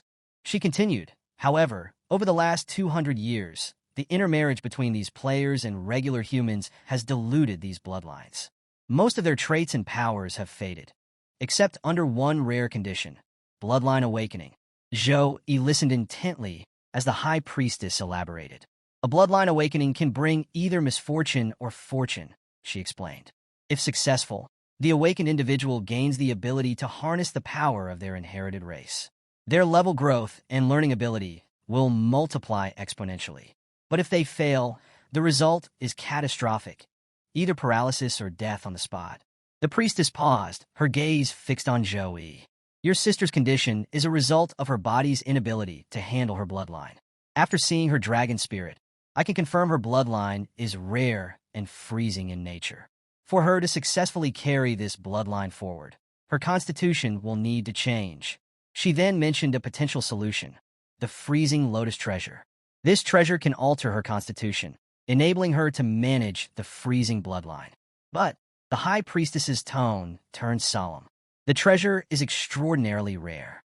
The last known appearance was at an auction 30 years ago, where it sold for 1.3 billion to an unknown buyer." Zhou Yi's heart sank. Such a treasure seemed impossibly out of reach. The priestess, preparing to leave, added, "There is another option, the Great Sealing Skill. This technique will seal your sister's bloodline, preventing further outbreaks. But there's a heavy price. Zhou Yun will never be able to level up in the future." The weight of these revelations hit Zhou Yi like a ton of bricks. Left alone in the room with Zhou Yun, he sat silently, staring at her. His phone was in his hand, but his thoughts were consumed by the grim possibilities laid out before him. 3 months, he thought. That's how long we have before the cold overwhelms her entirely. 5 days later, Zhou Yi threw himself into his training, determined to grow stronger and find a way to save his sister. Today's tasks included 200 deep squats, 200 push-ups, 200 sit-ups, 200 weapon swings. He completed each task diligently, his focus unwavering. When he finished, the system presented him with a notification to choose his daily reward. As usual, Zhou Yi selected stat points. Using the 2-3-3-2 distribution method, Zhou Yi balanced his stat upgrades. 2 points to strength, 3 points to constitution, 3 points to intelligence, 2 points to agility. Constitution and intelligence were critical for a Saint Knight, but Zhou Yi knew he couldn't afford to neglect the other stats. By maintaining balanced development, he could minimize weaknesses and ensure long-term growth. As Zhou Yi finished his training, another system notification popped up announcing the long-awaited exam results. Exam results announced. Zhou Yi has achieved first place in the Su-Kong district exam. Rewards will be distributed based on rank. Zhou Yi's eyes widened as rewards began pouring in one after another. Rewards: 1. Level S Divine Skill, God Hand. OA Legendary Healing and Support Skill capable of instantaneous recovery and powerful buffs. 2. S-grade divine item. One-time mystery skill, exorcism. O, a unique consumable skill capable of expelling or purifying high-level spiritual entities. 3. AoE rare skill, punishment of light. O, a destructive skill that rains light elemental attacks over a wide area. 4. Free stat points, plus 30. 5. Skill points, plus 30. As Zhou processed the incredible rewards, the impact of his achievement was already making waves outside. News outlets were ablaze with stories about the dark horse of Su Kong District. The headlines highlighted Zhou Yi's shocking victory, noting his relatively low level of 10 when he entered the secret realm. Anchors recounted his awakening ceremony, where the sacred angel phenomenon had first marked him as someone extraordinary. Meanwhile, reporters surrounded Education Director Zhang Tao, eager for his comments about the district's top scorer. Yin smiled proudly and spoke to the cameras. I always believed Zhou Yi would achieve great things, he said. From the moment he awakened to Saint Knight class, I knew he was destined for success. However, not everyone watching was convinced. At a cafe, a group of students huddled around a phone, watching clips of Zhou Yi's fight in the secret realm. This can't be real, one student said, shaking his head. A Saint Knight got first place? That's a support class. Yeah, right, another scoffed. It takes forever for a Saint Knight to clear a realm alone. But a girl at another table interrupted, pulling out her phone. I have the recording, she said, showing them Zhou Yi's battle. Watch it yourself. As the group watched Zhou Yi's performance, their expressions shifted from skepticism to awe. So powerful, one of them exclaimed. Why does his holy cross look even stronger than a high-tier mage's fire magic? And those buffs, weapon blessing, gift of God, blessing of courage. How many buffs does he even have? Elsewhere, a young man with fiery red hair sat in his room, watching the same recording. Flames flickered around him as his anger boiled over. This man, a fire-type awakener, had also cleared the nightmare difficulty secret realm. But Zhou Yi's time was 20 seconds faster, and the realization stung. He dares to take him my honor, the young man muttered, his eyes glowing with fiery rage. As his temper flared, flames erupted from his body, igniting a nearby robot and causing a small explosion in his room. Through the smoke, he sneered, his voice dripping with venom. Zhou Yi is inviting his death. Zhou Yi, meanwhile, remained oblivious to the brewing storm. The story shifts to Zhou Yi, walking through the bustling streets while checking his phone. He notices a couple of text messages. Jiang City government has transferred 5 million into your account ending in 7013. Please confirm this transfer. Jiang City government has transferred 2 million into your account ending in 7013. Please confirm this transfer. As Zhou Yi stared at the messages in surprise, his phone rang. Answering it, he heard Secretary Zhao Wenbing's calm but congratulatory tone. Mr. Zhou, following your brilliant performance in the exam, the government has decided to reward you with 5 million in cash and a luxurious mansion. Do you have a preferred location for the mansion, or should we choose it for you? Zhou Yi mulled over the offer briefly before replying. You can choose the location for me. Before hanging up, Secretary Zhao Wenbing added, Oh, and recruitment teachers from the top 3 universities are on their way to meet you. Should I send a ride for you? Zhou Yi shook his head, smiling faintly. No need for that. They're already here, he said, noticing someone approaching him. The person standing before Zhou Yi was a recruitment teacher from Rongyang University. Zhou Yi recognized him immediately. It was the same representative who had dismissed him as too arrogant during the earlier recruitment session. As Zhou Yi raised an eyebrow, another voice interrupted from above. As far as I remember, Rongyang University called Zhou Yi too arrogant, the voice said mockingly. Both Zhou Yi and the Rongyang representative looked up to see a man descending dramatically from a helicopter. Landing with flair, the newcomer continued. And now, you're here trying to recruit him? Why the change of heart? The Rongyang University representative frowned, visibly annoyed. Watch your words, he snapped. That was Zhou Tianfu's mistake, and he's been fired for his poor judgment. Turning back to Zhou Yi, he softened his tone. Zhou Yi, if you join Rongyang University, we'll pay you 4 million up front. Before Zhou Yi could respond, the helicopter man, a representative from Modi University, chuckled. Whatever Rongyang University offers you, he said with a grin, Modi University will double it. His confidence irked the Rongyang teacher, who scowled. You're just here to interrupt me.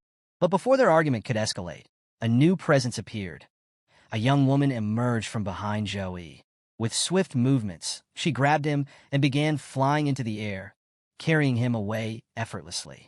"I'm taking him," she declared to the stunned teachers below. "Did you get permission from Qingjing University to recruit Zhou Yi?" As they soared through the air, the woman whispered to Zhou Yi, "Mr. Zhou, at Qingjing University, you'll receive nothing but the best cultivation resources.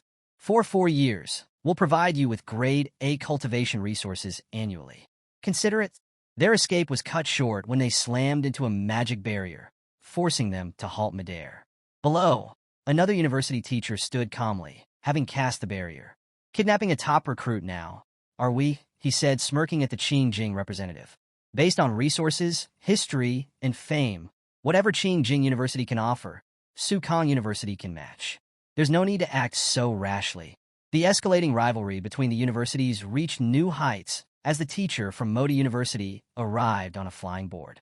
His confident demeanor matched the competitive atmosphere, and he couldn't resist addressing the situation. "Yes, you can lead a horse to water, but you can't make him drink," he said smugly, eyeing the Qingjing University teacher. Turning to Zhou Yi, the Modi University representative made his pitch.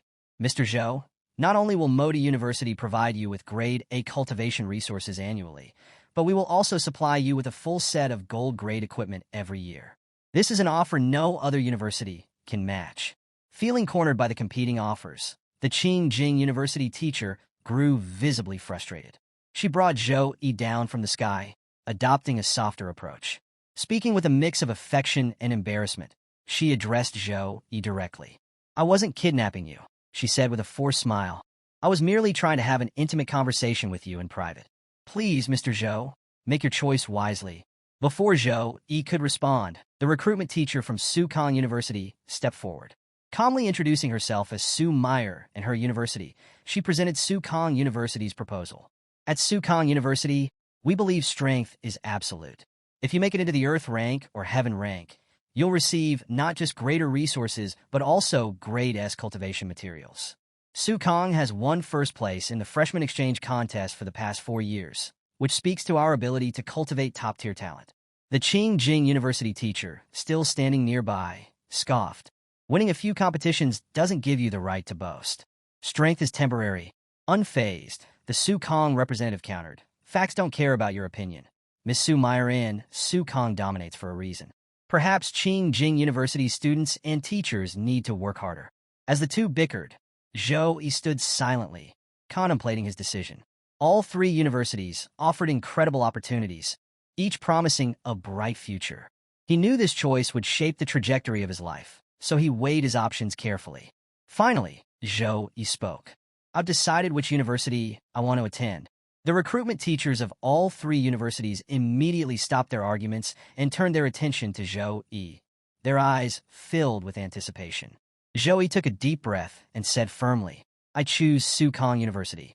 The Sukong University teacher's face lit up with joy as she quickly produced a special recruitment contract, handing it to Zhou Yi. "Here's the agreement," she said eagerly. "Take your time to review it, and if everything looks good, please sign." Meanwhile, the Qingjing University teacher looked visibly disappointed. With a resigned smile, she offered Zhou Yi one last comment. "If you ever feel like you don't fit in at Sukong University, our doors will always be open to you." Her persistence only served to irk the Sukong representative further. "How stubborn can you be, Miss Su Meyer in?" she muttered, glaring at her rival. Before signing the special recruitment contract, Zhou Yi noticed Sukong University's representative, Miss Su Meyer, casting a spell without any incantation, which only high-tier mages can typically achieve. Curious, Zhou Yi hesitated and asked, "Miss Su Meyer, what's your levels?" Miss Su Meyer chuckled and replied, "I'm a level 42, second awakening mage." Zhou Yi was stunned. "She doesn't even look 30, he thought. Miss Su Meyer continued with a knowing smile. "The world is much bigger than you think, Zhou Yi. Once you enter Sukong, you'll meet even more young and powerful people. It's a place where you'll truly grow." Motivated by her words, Zhou Yi began signing the contract. Excitement surged through him as he thought, "With the system by my side, no one my age can compete with me. At Sukong, I'll face even stronger opponents and grow even faster." Miss Su Meyer noticed the fire in his eyes and smiled. She could see Zhou Yi's strong fighting spirit and his desire to improve. As soon as the contract was signed, Zoe was officially bound to Sukong University. Miss Su Meyer handed him a week to prepare. "I'll pick you up in 7 days," she said. Zoe was slightly surprised. "Su Kang's semester starts this early?" Miss Su Meyer turned to leave, but offered a parting remark. "Special recruits like you will receive the highest degree of cultivation. You'll need that head start to shine in the National Freshman Exchange Contest." A week later, as promised, Secretary Zhao Wenbing fulfilled his commitment and took Zhou Yi and Zhou Yun to their new mansion, a gift from the city government. Zhou Yun's eyes lit up as she explored the luxurious 3-story building. Zhou Yi couldn't help but smile at her happiness. "This is the mansion gifted to you by the city government," Secretary Zhao Wenbing explained.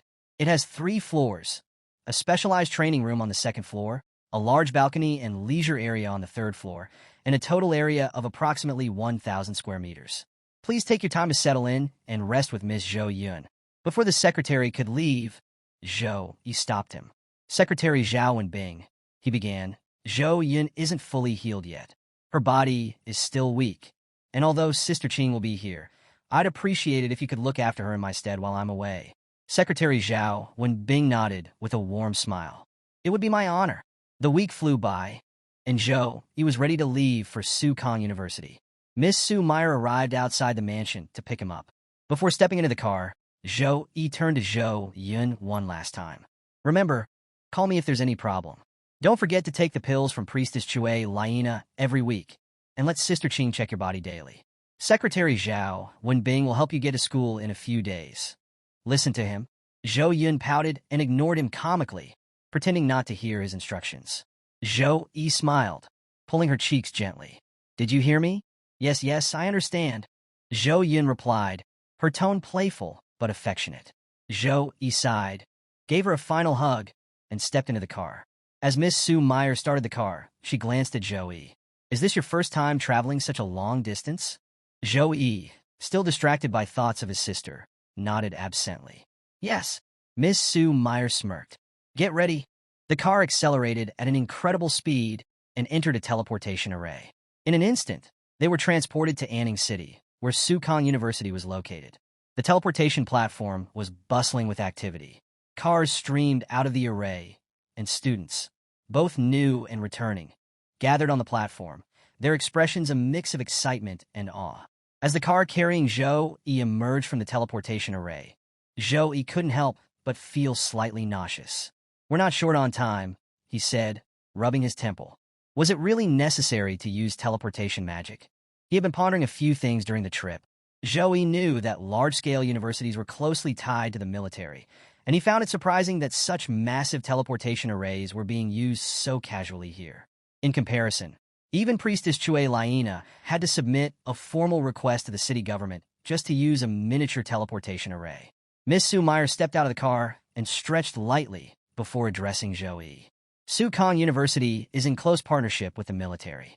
That's why we've built this massive teleportation array near the campus. It's both safe and convenient." Zhou Yi stepped out of the car, and his eyes widened in awe. Sukong University was unlike anything Zhou Yi had imagined. The sprawling campus was nestled on picturesque mountains, with beautiful and unique architectural designs dotting the landscape. Students and creatures of every species filled the area. Giants, wolves, and even beings with demonic features mingled with humans. It was a vibrant and bustling scene, showcasing the university's diversity. "This place is huge," Zhou Yi muttered, taking in the sheer scale of the university and its dynamic environment. Miss Su Meyer smiled, noting his reaction. "Come on, Zhou Yi," she said.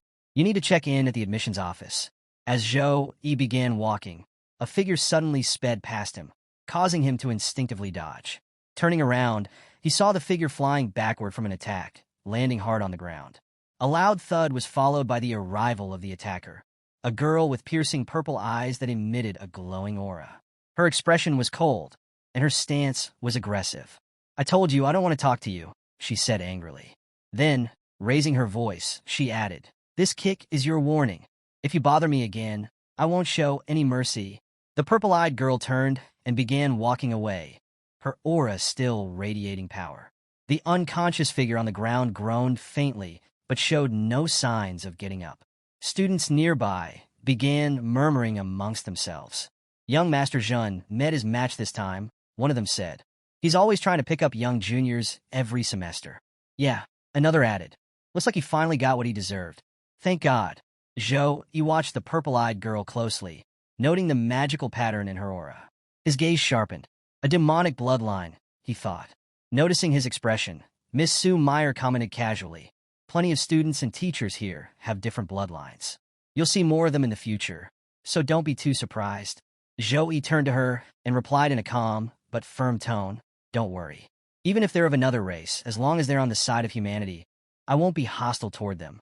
I wouldn't begrudge an entire race for what happened to my father. Miss Sue Meyer beamed with satisfaction at Zhou Yi's words, appreciating his calm and determined demeanor. She handed him his student ID, which had his ranking score clearly displayed, 001, marking him as the top freshman of this term. As they walked through the sprawling campus, Miss Sue Meyer began explaining the structure of Sukong University in detail. First and foremost, there's the ranking system, she said. Every year has its own ranking, and the stronger you are, the higher your rank. As a new student, your ranking is based on your entrance examination performance, which is why you're currently ranked 001, the strongest in this term. She paused briefly, looking at Zhou. But remember, this rank is temporary. A freshman competition will take place a month from now, and rankings will be rearranged based on those results.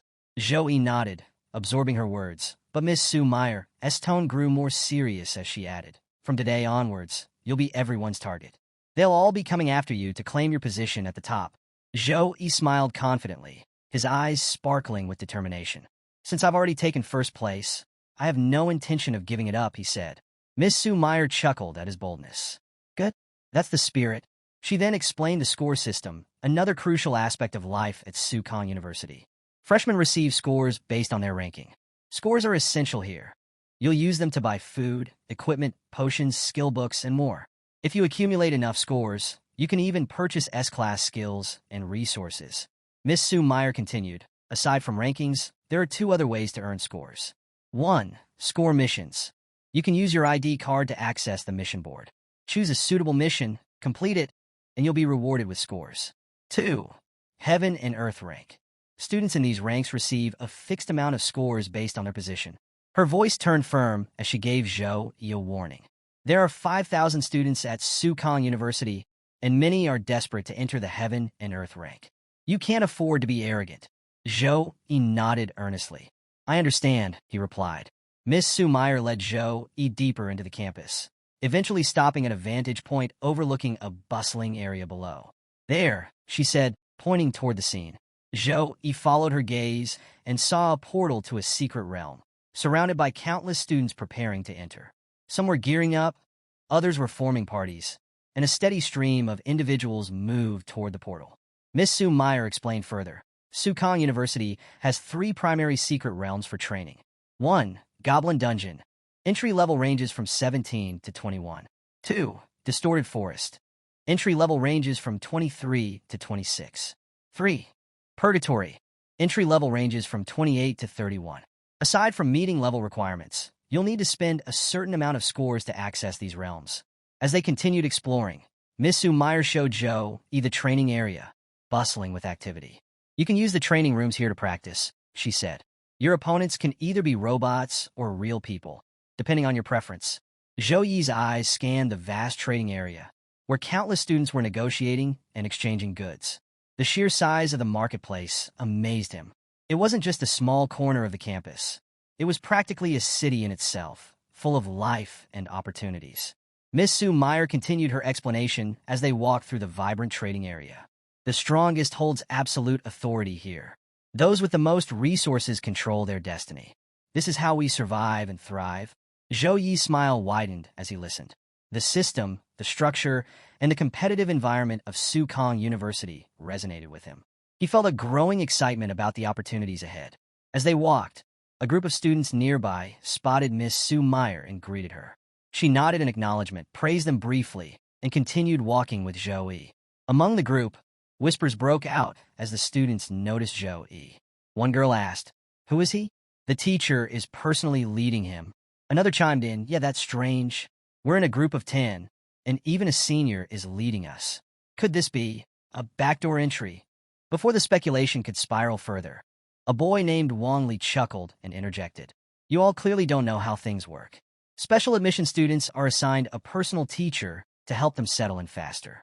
It's also easier to recruit them into specific houses that way. The group went silent, stunned. Wait, one of the students said slowly, piecing it together. He's the first-place student this term? Wang Li smirked and continued, that's right.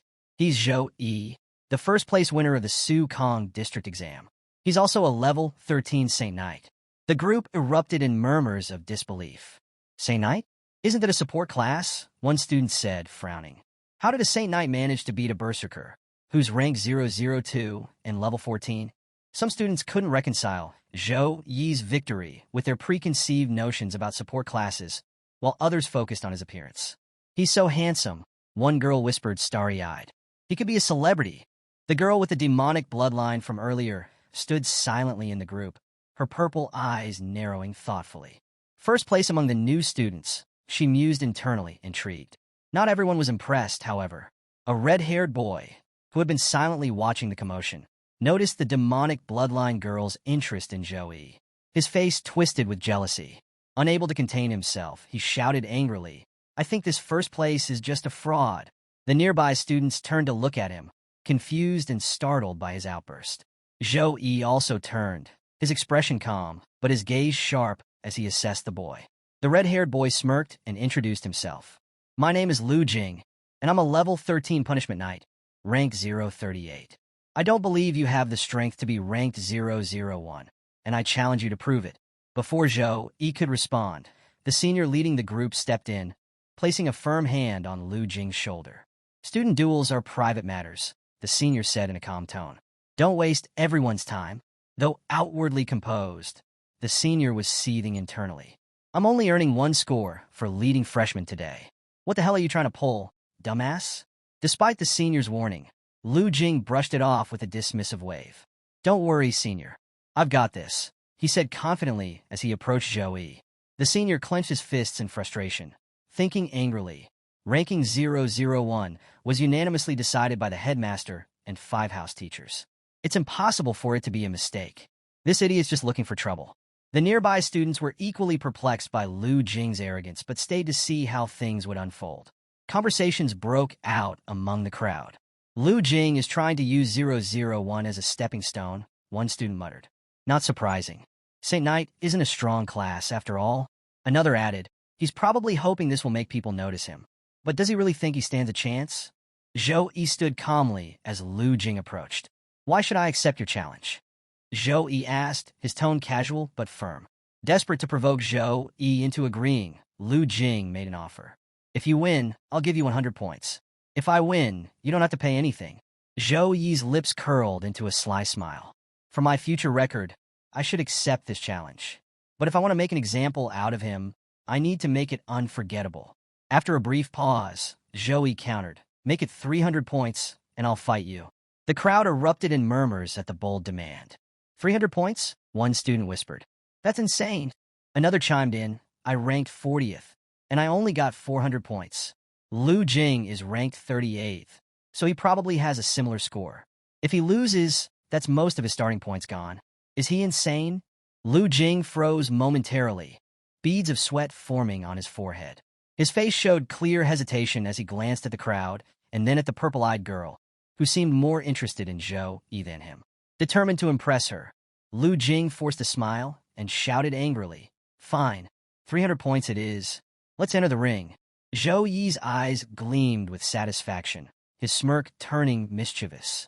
So, you've got some guts after all, he said, his voice laced with mockery. But we don't need a ring. Golden light began emanating from Zhou Yi's body, and his confidence radiated through the air. He stretched his hands casually, as if preparing for a warm-up, then declared with a grin, If you're not on your knees in 3 moves, I lose. The challenge drew even more students to the scene, eager to witness the spectacle. Lu Jing brandished a large sword, the blade shimmering in the sunlight. Zhou Yi, meanwhile, stood empty-handed, calm and composed. The two locked eyes, tension crackling in the air. Miss Sue Meyer stepped forward to act as the referee, her voice cutting through the chatter of the crowd. This fight will follow university sparring rules. The countdown will be 3 seconds, after which you may act. No killing moves are allowed. As the countdown began, the crowd leaned in, holding their breath. The countdown began. 3, 2, 1. The instant the count ended, Lu Jing launched forward at full speed, his large sword glowing with a red, blood-like aura. He charged toward Zhou Yi, his confidence brimming as he closed the gap. Lu Jing's thoughts raced. Punishment Knight is just like Saint Knight. Both are hidden classes branching from the Knight class. He smirked, thinking, but the Punishment Knight is built for damage, while the Saint Knight is just a support class. This fight will be a piece of cake. As long as Zhou Yi hadn't buffed himself, Lu Jing believed he would dominate with speed and raw power. But there was more than just arrogance driving him. He glanced at the girl with the demonic bloodline from earlier, hoping that defeating Zhou Yi would catch her attention. After I crush you, she'll see me differently, he thought smugly. When Lu Jing got close enough, he unleashed his blood slash, a powerful attack that encased his sword in a glowing red aura. He swung the weapon downward, aiming to finish the fight with one decisive blow.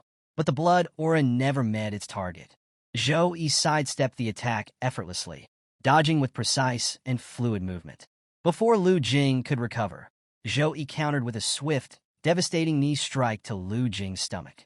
The impact was immediate and catastrophic. The force of Zhou Yi's knee sent Lu Jing flying backward with tremendous speed. He smashed through the arena ropes and slammed into a nearby wall, breaking it entirely. Dust and debris filled the air as silence fell over the crowd. When the dust settled, Lu Jing was on his knees, unconscious. Blood dripped from the corners of his mouth, and his broken sword lay beside him. Zhou Yi looked at the defeated Lu Jing with visible disappointment. How boring, he muttered. He had expected Lu Jing to have a trick up his sleeve, something to make the fight worthwhile. Instead, the so-called Punishment Knight couldn't even withstand a single attack. The senior student, who had earlier tried to stop Lu Jing, rushed over to check on him. The crowd of students stared in stunned silence, their shock palpable. After examining Lu Jing, the senior reported to Miss Su Meyer. Miss, Lu Jing has 5 broken ribs and internal bleeding. He's unconscious. Miss Su Meyer nodded, her expression calm. Get a priest to heal him, she instructed before returning her focus to Zhou Yi. Miss Su Meyer handed Zhou Yi his student ID card, which now reflected his newly earned points. 300 points have been transferred to your card, she said with a faint smile. Zhou Yi calmly took the student ID card from Su's hand, his demeanor composed and gentlemanly, as if the one-sided fight against Lu Jing had never happened. Despite his modest act, the crowd of students surrounding the arena buzzed with excitement and disbelief. One student whispered, "It's hard to stop a Punishment Knight's charge, especially when combined with Blood Slash, but he countered it with just one kick." Another added, "So this is the power of 001? He's on a whole different level?" Among the students was the girl with the demonic bloodline, who had been watching intently. Her purple eyes gleamed with a mixture of excitement and curiosity as she silently assessed Zhou Yi's strength. The difference in our strength stats must be at least 20 points, she thought to herself. Without hesitation, she stepped forward and stood before Zhou Yi. "Zhou Yi, please play a match with me," she said, her tone both eager and challenging. Zhou Yi glanced at her, intrigued by her boldness. Without a word, he activated his evaluation technique to scan her stats. As her information appeared before him, Zhou Yi's thoughts raced. I was too rushed back at the gate to fully notice, but now I see it clearly. She not only possesses a powerful, demonic bloodline, but also legacy equipment, the kind of gear that can rival legendary-grade weapons. His gaze shifted to the sword strapped to her back. The name Dark Moon Ancient Sword glowed faintly in his system interface. Quality, legacy. Race limitation, human. Class limitation, swordsman. Effect, unknown. This is the first time I've seen stats like this, Zhou Yi thought, feeling a mix of intrigue and excitement. He decided he couldn't pass up the opportunity to test her strength. "I accept," he said, stepping into the arena. The two opponents took their positions in the center of the ring. Zhou Yi summoned his Warhammer, a mystic light class weapon.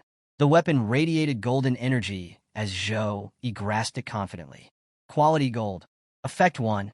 Increases constitution by 18%. Effect 2. Increases wisdom by 24%. Additional effect. Enhances all light elemental skills by 1 level, up to grade B. Source, System Lottery. As the match was about to begin, a few senior students arrived at the scene, drawn by the commotion.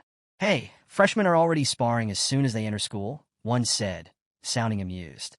Among the seniors was Li Dongsheng, a level 29 spearman and captain of the Aurora Club.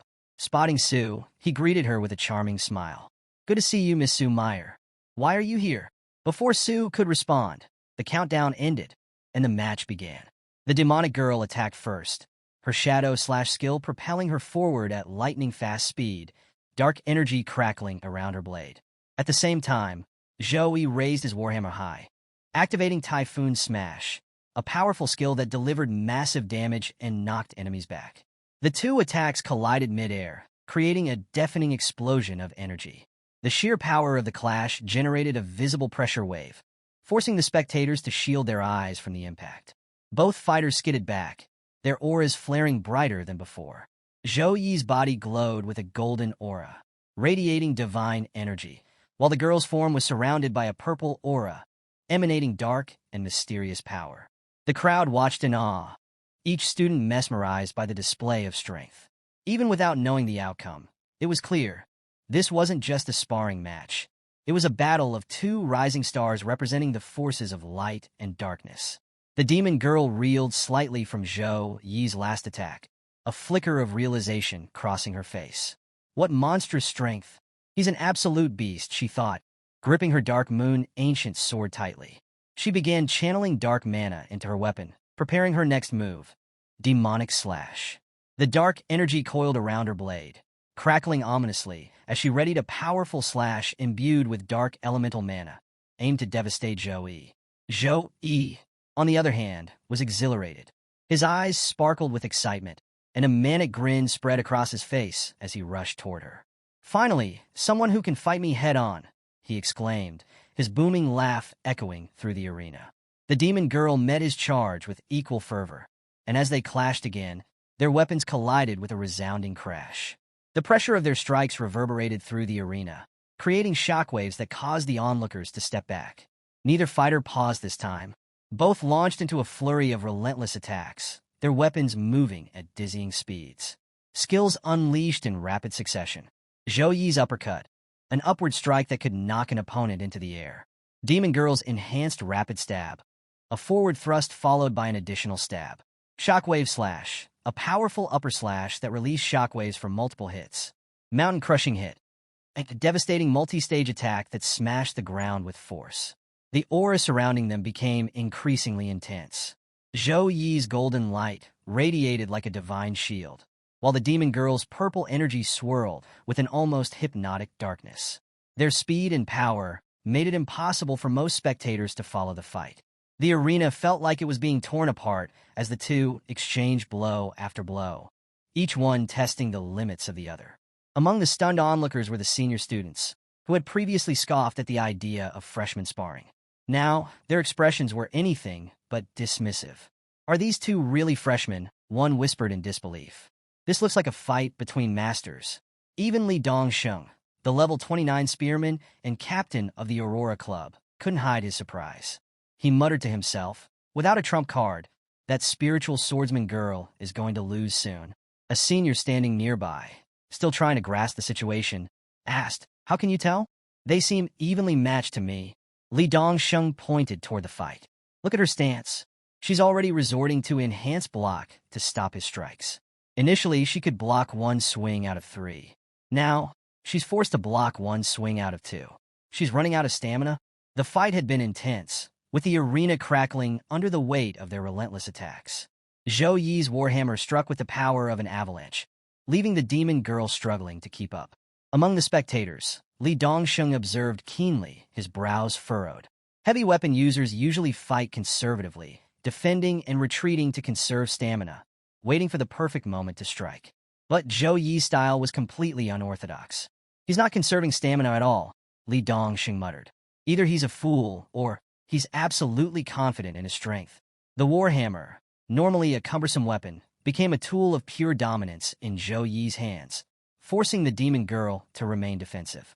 Every swing disrupted her movement, leaving her no choice but to block. What kind of hot-tempered Saint Knight fights like this? Li Dongsheng remarked, shaking his head. And against someone as stunning as her. Without holding back. In the arena, the fight reached its turning point. After relentless clashes and heavy blows, the demon girl finally fell to her knees, her breath ragged. Zhou Yi stood tall, his golden aura blazing, his warhammer resting easily in his grip. With a calm but resolute tone, Zhou Yi said, "I'm done warming up." He unleashed a flurry of buffs: Gift of God, Gift of Courage, Weapon Blessing, Blessing of Dawn, and Gift of Protection. The surge of holy energy radiating from his body created a whirlwind of power that left the audience in awe. The demon girl, still kneeling, felt the pressure weigh down on her. Is this his true strength? She wondered, struggling to catch her breath. Before she could react, Zhou Yi activated Spear of Victory, summoning radiant energy spears that rained down toward her.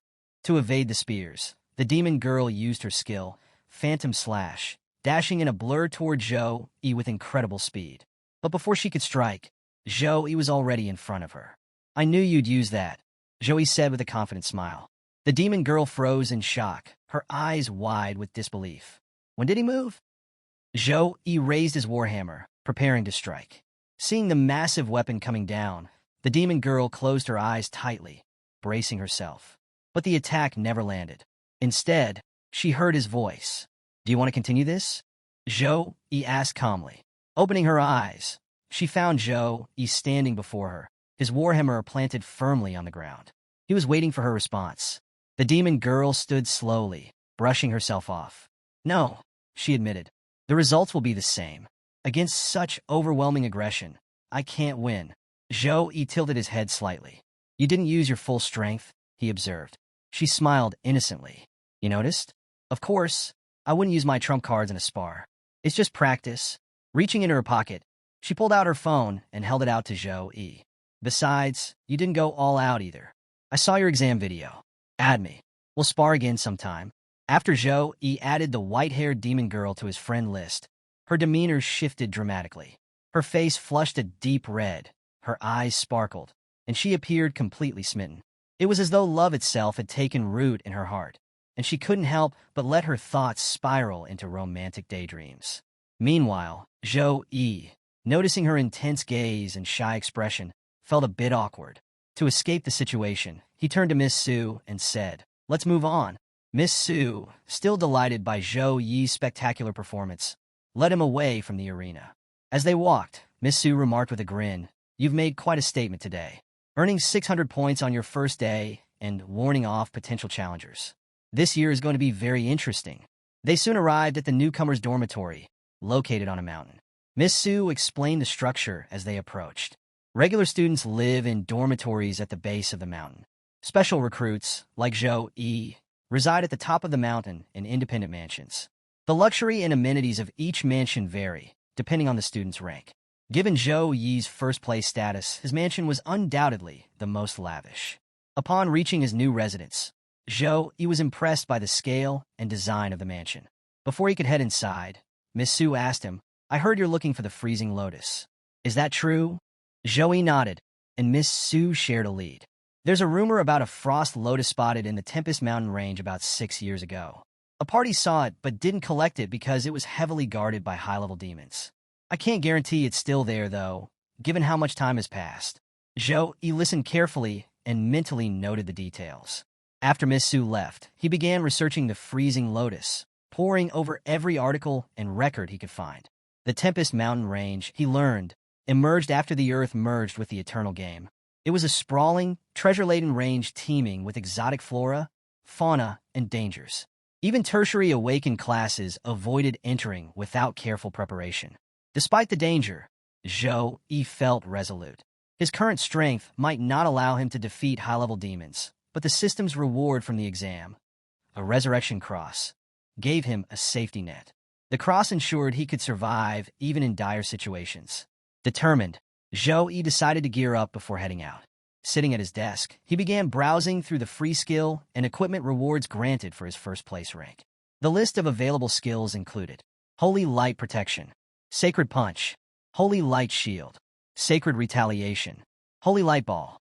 Zhou Yi quickly added immunity to physical damage, a weapon-less combat skill, and a long-range attack skill to his arsenal.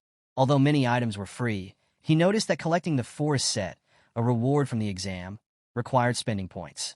Zhou Yi enters the Tempest Mountain Range, where the rugged terrain and eerie silence are broken by a sudden, massive explosion. The shockwave reaches him even from a great distance, leaving him in awe of its sheer power. Curious and cautious, he decides to investigate. Clad in the forest-set equipment he had painstakingly purchased, Zhou Yi moves toward the source of the explosion. Meanwhile, back at the academy, Jiang Churen, the white-haired demon girl, is in her dormitory, anxiously checking her phone for messages. Her once cool and composed demeanor has melted into one of nervous anticipation. She's eagerly waiting for a reply from Zhou Yi after their earlier spar. Her phone pings. Zhou Yi has replied. The message reads, "I'm heading to the Tempest Mountain Range." Jiang Churen blushes furiously, her mind racing with thoughts about Zhou Yi. Tossing and turning, she struggles to calm herself. Her friend, noticing her restless behavior, finally asks, "Churen, what's going on? You've been staring at your phone all day. Did something happen?" Flustered but excited, Jiang Churen confesses, "I met someone. He's different. I even tried using my charm ability on him, but it didn't affect him at all." Her friend raises an eyebrow, intrigued. "Really? That's rare. His willpower must be incredible." Eyes gleaming, Jiang Churen exclaims, "Exactly. That's what makes him so special." She then decides with determination, "I'm going to the Tempest Mountain Range too." Inside the Tempest Mountain Range, chaos erupts as a truck hurtles through a rugged trail, pursued by an unrelenting horde of monsters. The truck belongs to an all-female team of adventurers, each showcasing their unique skills. Zhu Xiao, mechanic, expertly handles the truck's defenses, tossing explosive bombs at the pursuing monsters. The explosions take down several, but some creatures persist, undeterred. When Tianrun, summoner, casts her spirit summoning ice skill, creating a barrier of ice that slows the advancing monsters, buying the team some time. Zhu Dan Gunner takes over with relentless firepower. Her machine gun tears through the monsters, leaving destruction in its wake as the team pushes the truck forward.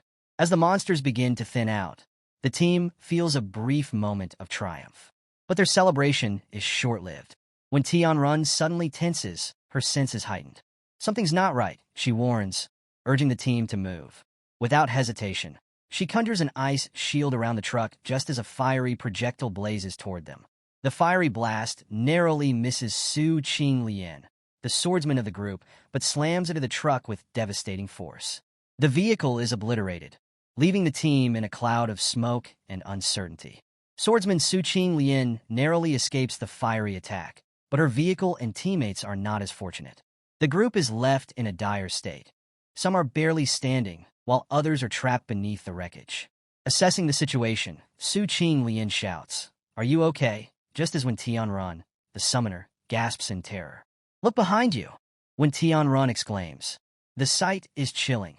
A horde of demons, one of the 5 violent races notorious for their unrelenting hunger for living beings, surrounds them. These demons, with mouths glowing from ready fire-type attacks, close in menacingly. The team is paralyzed with fear, having exhausted all their trump cards.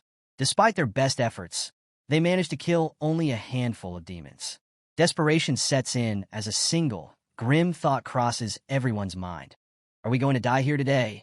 The demons unleash a torrent of fiery attacks, and the team braces for impact. Suddenly, Zhou Yi appears, speeding toward the group atop a majestic white wolf.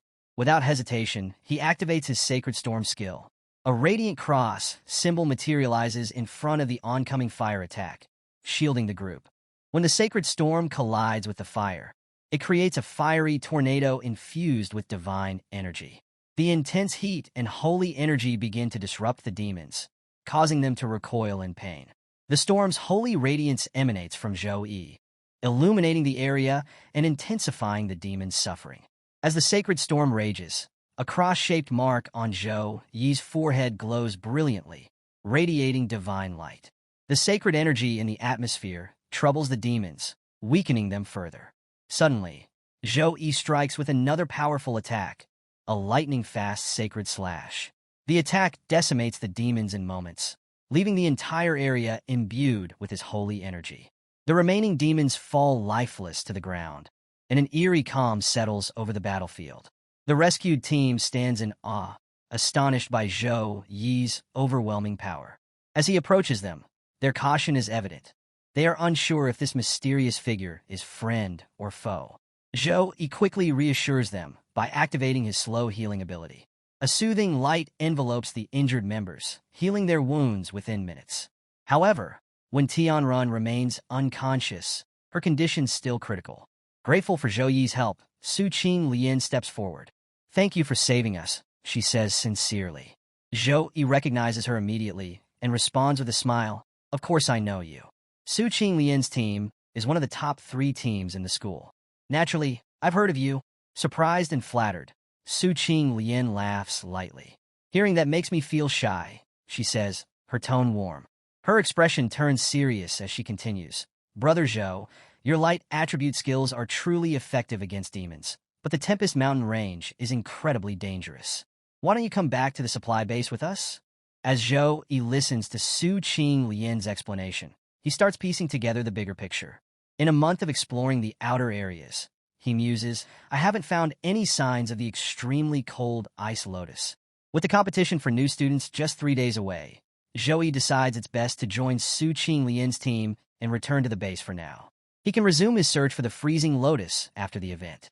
Su Qing Lian signals Zhu Xiao, who immediately understands the gesture. She summons a set of mechanical spiders, sleek and fierce metal constructs that exude an air of advanced technology. Zhou Yi and his wolf look impressed by the intricate craftsmanship and power radiating from the mechanical spiders. Zhu Xiao, seizing the moment with dramatic flair, gestures grandly and says, "Come aboard, everyone." Su Qing Lian rolls her eyes slightly, thinking to herself, why is she always so theatrical? Once everyone is seated inside the spider vehicle, it begins to move swiftly through the treacherous terrain. Zhou Yi, seated next to Su Qing Lian, starts probing her with questions about the region. "Senior Sister Su," he begins, "if there are so many monsters in this Tempest Mountain range, why haven't they been neutralized earlier?" Su Qing Lian's expression turns serious. "Our team has been patrolling the outskirts of Gale Mountain for over 2 months, and this is the first time we've encountered demons like this." Zhou Yi raises an eyebrow. "So you're saying these monsters either came from the depths of the Gale Mountains, or escaped through some alien rift?" Su Qing Lian nods. "Exactly. That's why we need to report this to the military base immediately." Zhou Yi follows up. "Doesn't the Mage Tower in the military area monitor the entire region? Shouldn't they have detected such an anomaly?" Su Qing Lian explains. "The Mage Tower focuses on monitoring the activities of high-ranking demons, epic and legendary level threats. These demons we encountered are below their detection threshold." Zhou Yi frowns, his analytical mind racing. "A silver demon above level 20 isn't low level in any way," he thinks. "Why didn't the Mage Tower notice them?" Su Qing Lian elaborates further. "The alien aura concentration around these demons falls below the Mage Tower's set limit. That's why they weren't detected." Zhou Yi nods thoughtfully, piecing it all together. Meanwhile, Su Qing Lian's concern deepens. If this rift is connected to another world, she thinks aloud, why are only low-level demons emerging? Cracks capable of letting in level 30 monsters can also allow level 50 or higher creatures to pass through. This could escalate quickly. Her thoughts turn grim. A large-scale demon invasion could ruin lives and expose the cracks' locations to even greater threats. Despite her worry, Su Qing Lian resolves to deliver this information to the authorities as soon as possible. Above them, high in the sky, a group of winged demons speeds through the air, heading for the crack. Their grotesque forms cut through the atmosphere like shadows of impending doom. One chilling word echoes repeatedly from their mouths, their jagged teeth gnashing with hunger. "Food, food." As Zhou Yi's team looks up, they notice winged demons soaring through the sky, their ominous cries for food echoing across the terrain. Below them, another dire scene unfolds. Jiang Churen, surrounded by more than 20 silver demons, struggles to hold her ground. "There are people surrounded by devils over there," someone in the group exclaims. Zhou Yi instantly takes charge, signaling his intention to intervene. "You all go ahead. I'll handle this." Su Qing Lian's concern is palpable. "Zhou Yi, we don't know how many demons are there. It's too dangerous to go alone." But Zhou Yi is resolute. Without a second thought, he mounts his wolf and takes off at full speed. "I'll catch up soon," he calls back, leaving the team behind. As he races toward the scene, Zhou Yi's mind is consumed with a single thought. I recognize this aura. It's her. His instincts confirm what he already suspects. Jiang Chuan is nearby and in grave danger. Determined, he presses on, his wolf matching his urgency with every stride. Elsewhere, a small group of adventurers observes Jiang Chuan's dire battle from a distance. Surrounded by more than 20 silver demons, she fights valiantly, her sword slashing through the air with precision and power. Yet, her mana is nearly depleted, and the relentless waves of demons show no signs of stopping. Should we help her? One of them asks hesitantly. The group falls silent, weighing their options. They know the danger of intervening against such overwhelming odds. Finally, someone speaks up. We can't protect ourselves if we jump in. If she survives, her ability will shine in the future. For now, it's better to say goodbye. Regretfully, they decide to stay hidden, watching as Jiang Chuan fights alone. Jiang Chuan, fully transformed into her demon form, slices through the demons one by one. Her movements graceful, but increasingly strained. The demons, sensing her weakening state, change tactics. They surround her, maintaining a calculated distance to wear her down. They've figured out my weakness, Jiang Chuan realizes grimly. Her transformation has a time limit, and the demons aim to outlast it. Groups of 10 demons take turns attacking her, each wave replacing the one she manages to kill. Jiang Chuan fights desperately, her energy draining rapidly with every swing of her sword. She knows that if her succubus power fades, escape will be impossible. Suddenly, a voice rings out across the battlefield. Come, thunder, and fall upon them all. Before Jiang Chuan can process what's happening, bolts of lightning crash down from the sky. In mere moments, the overwhelming horde of demons is obliterated, reduced to ash by the sheer power of the strike. The entire area is left in ruins, the ground scorched and steaming. Jiang Chuan is stunned by the sight of Zhou Yi. She turns to see him charging toward her with determination, calling out for her to move out of the way. Her surprise only deepens when a piercing scream echoes through the battlefield. The source is a high-level demon, larger and more menacing than the others, clearly enraged by the loss of its comrades. Its roar sends shockwaves through the area, forcing Jiang Chuan to clutch her ears in pain. This high-level demon appears to be the leader, and its rage ignites a frenzy. The other demons follow suit, activating their madness, body of fire skill. Their bodies glow with fiery auras, becoming even more dangerous. The leader's power enhances the others, turning the entire horde into a blazing storm of fury. Jiang Chuan's face grows tense as she realizes the demon's strength has doubled. Zhou Yi, leave now. This is the madness of the demon clan, she shouts, her voice filled with urgency. Despite her warning, Zhou Yi remains calm. Jiang Chuan, believing the situation hopeless, considers a desperate plan to self-destruct and take the demons down with her. She knows this will likely kill most of the demons, giving Zhou Yi a chance to escape. But before she can act, Zhou Yi surprises her. Without a word, he grabs her by the waist and lifts her effortlessly onto his wolf. Zhou Yi, Jiang Chuan whispers in shock, her face flushed with disbelief. The high-level demon, enraged further, lunges toward them with a powerful punch. Yet, Zhou Yi's wolf evades the attack gracefully, the ground behind them shattering under the demon's failed strike. As the horde charges in unison, Zhou Yi takes a decisive step. Time to end this, he says, summoning a blinding golden light. Light punishment, a skill infused with divine energy, activates, transforming the battlefield. The once dark sky above them bursts into a chaotic storm of lightning, crackling with raw power. The bolts of lightning strike the demons one by one, their screams echoing through the air as they are incinerated. The ground trembles with each strike, and the oppressive heat of their fiery auras dissipates under the divine assault. Zhou Yi watches the destruction unfold with satisfaction. No wonder everyone dreams of being a magician. Killing monsters from a distance feels incredible. He chuckles, a grin spreading across his face. Meanwhile, Jiang Chuan, cradled in his arms, looks at Zhou Yi with awe and affection. Her eyes soften, her earlier tension replaced by admiration, and perhaps something more. Despite the devastating effect of the light punishment skill, the sheer number of demons proves overwhelming.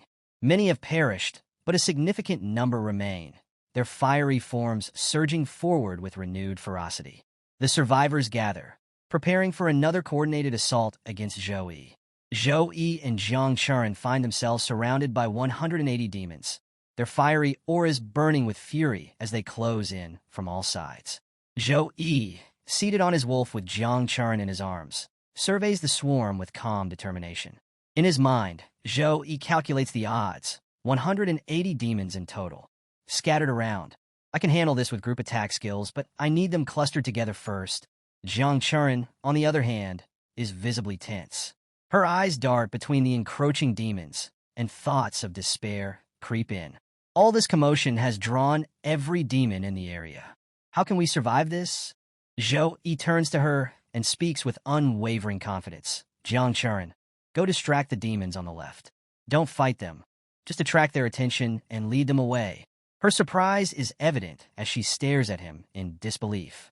Zhou Yi, what are you doing? She asks, her voice tinged with hesitation. But Zhou Yi wastes no time explaining. He activates his healing skill, slow healing, restoring Jiang Churen's energy and vitality. Then, one by one, he bestows his buffs upon her. Death Dawn Blessing, Blessing of Weapon, and God's Gifts. A radiant aura surrounds Jiang Churen as the effects of the buffs take hold, and she feels an immense surge of power coursing through her body. Her stats rise dramatically. Strength, 114, 143, plus 29, a 25% increase. Speed, 122, 153, plus 31, a 25% increase.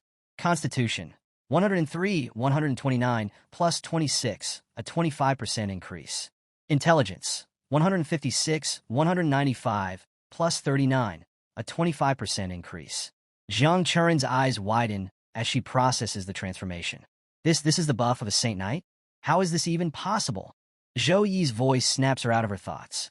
You've got the power now. Go. I'll handle the rest. Reluctantly, Jiang Churen obeys, rushing to the left to lead away a portion of the horde. Meanwhile, Zhou Yi grips his warhammer and charges directly into the fray. The demons, sensing his approach, prepare to launch their fiery energy attacks. But Zhou Yi moves faster, swinging his warhammer with devastating force. Each strike sends shockwaves across the battlefield, shattering demons and creating explosions of holy light. For the weaker demons, a single blow is enough to obliterate them. The more powerful ones, though injured, can only stagger under his relentless assault. Zhou Yi's every swing of the hammer is like the hand of a death god, leaving no demon unscathed. The battlefield becomes a storm of destruction. The ground trembles, flames erupt in all directions, and the cries of demons echo through the chaos. Jiang Churen, watching from the sidelines, is awestruck. Her enhanced strength and speed allow her to easily distract and evade the demons on her side, but her focus is on Zhou Yi. This level of power, she marvels. Even a level 16 Saint Knight shouldn't be able to fight like this. Not even a level 25. Despite her experience, Jiang Churen is left speechless. Zhou Yi isn't just fighting. He's dominating, turning the battlefield into a graveyard for demons. As Zhou Yi continues his relentless assault, the battlefield becomes a maelstrom of holy light and destruction. His every action sends shockwaves across the area, scattering and obliterating the demons with precision and ferocity. Suddenly, a group of demons breaks off and charges toward Jiang Churen. One particularly fast demon lunges at her, but Zhou Yi's wolf intercepts it, clamping its jaws around the creature and holding it back. Meanwhile, several other demons surround Jiang Churen, forcing her to block their attacks with her sword. Despite the chaos, Jiang Churen steadies herself, thinking, now's not the time to overthink. I'll do whatever he says and trust his judgment. Elsewhere on the battlefield, Zhou Yi continues to cut down waves of demons. Yet, no matter how many he slays, reinforcements keep coming. Some demons manage to sneak up behind him, but before they can strike, a sudden slash of dark energy cuts through them. Zhou Yi turns to see Jiang Churen, now wielding a shadow whip, a skill that channels demonic energy into a weapon that delivers devastating damage to enemies and their shadows. With precise movements, she uses the whip to create chaos among the demons, dealing massive damage while keeping them at bay. Zhou Yi smirks, thinking, as expected, she's excellent at attracting the demons' attention. Most of them are already focused on her. She's even using tricks I didn't anticipate. Sacred energy emanates from Jiang Churen's body, the residual effect of Zhou Yi's buffs. amplifying her power further. Zhou Yi tosses a glowing energy sphere toward Jiang Churen, which envelopes her in a radiant shield. The skill, Guardian of the Light, grants her immunity to physical damage for a limited time. Stay within the shield, Zhou Yi commands, his tone firm. He then invokes another powerful skill, Holy Cross. A massive cross of holy light materializes behind him, emitting an intense glow. The cross begins to radiate light attribute flames, causing continuous damage to all demons within a 200-meter radius. The demons howl in agony as the sacred flames scorch them. Jiang Churen watches in awe, her eyes sparkling with admiration. Such power, she mutters, her voice filled with amazement. Despite the overwhelming damage, a significant number of demons remain, their rage fueling their attacks. Zhou Yi steps forward, unfazed by their aggression. All darkness will be destroyed in the light of holy light, he declares, raising his warhammer. He chants sacred words. Let the light gather and the storm come. In an instant, crosses of light begin falling from the sky, forming a radiant storm. The entire area is consumed by the whirlwind of sacred energy.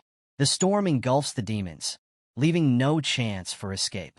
It pulls in even the stragglers attempting to flee, obliterating them with divine fury. Watching from a distance, the 6 men who had earlier refused to help Jiang Churen are paralyzed with fear, not of the demons, but of Zhou Yi. One of them whispers in disbelief. Is he even human? Another nods, his voice trembling. That's not something a normal human can do. He's like a force of nature. As the group assesses the aftermath of the battle, one of the 6 observers hesitates before suggesting, "Boss, should we go over and say hello?"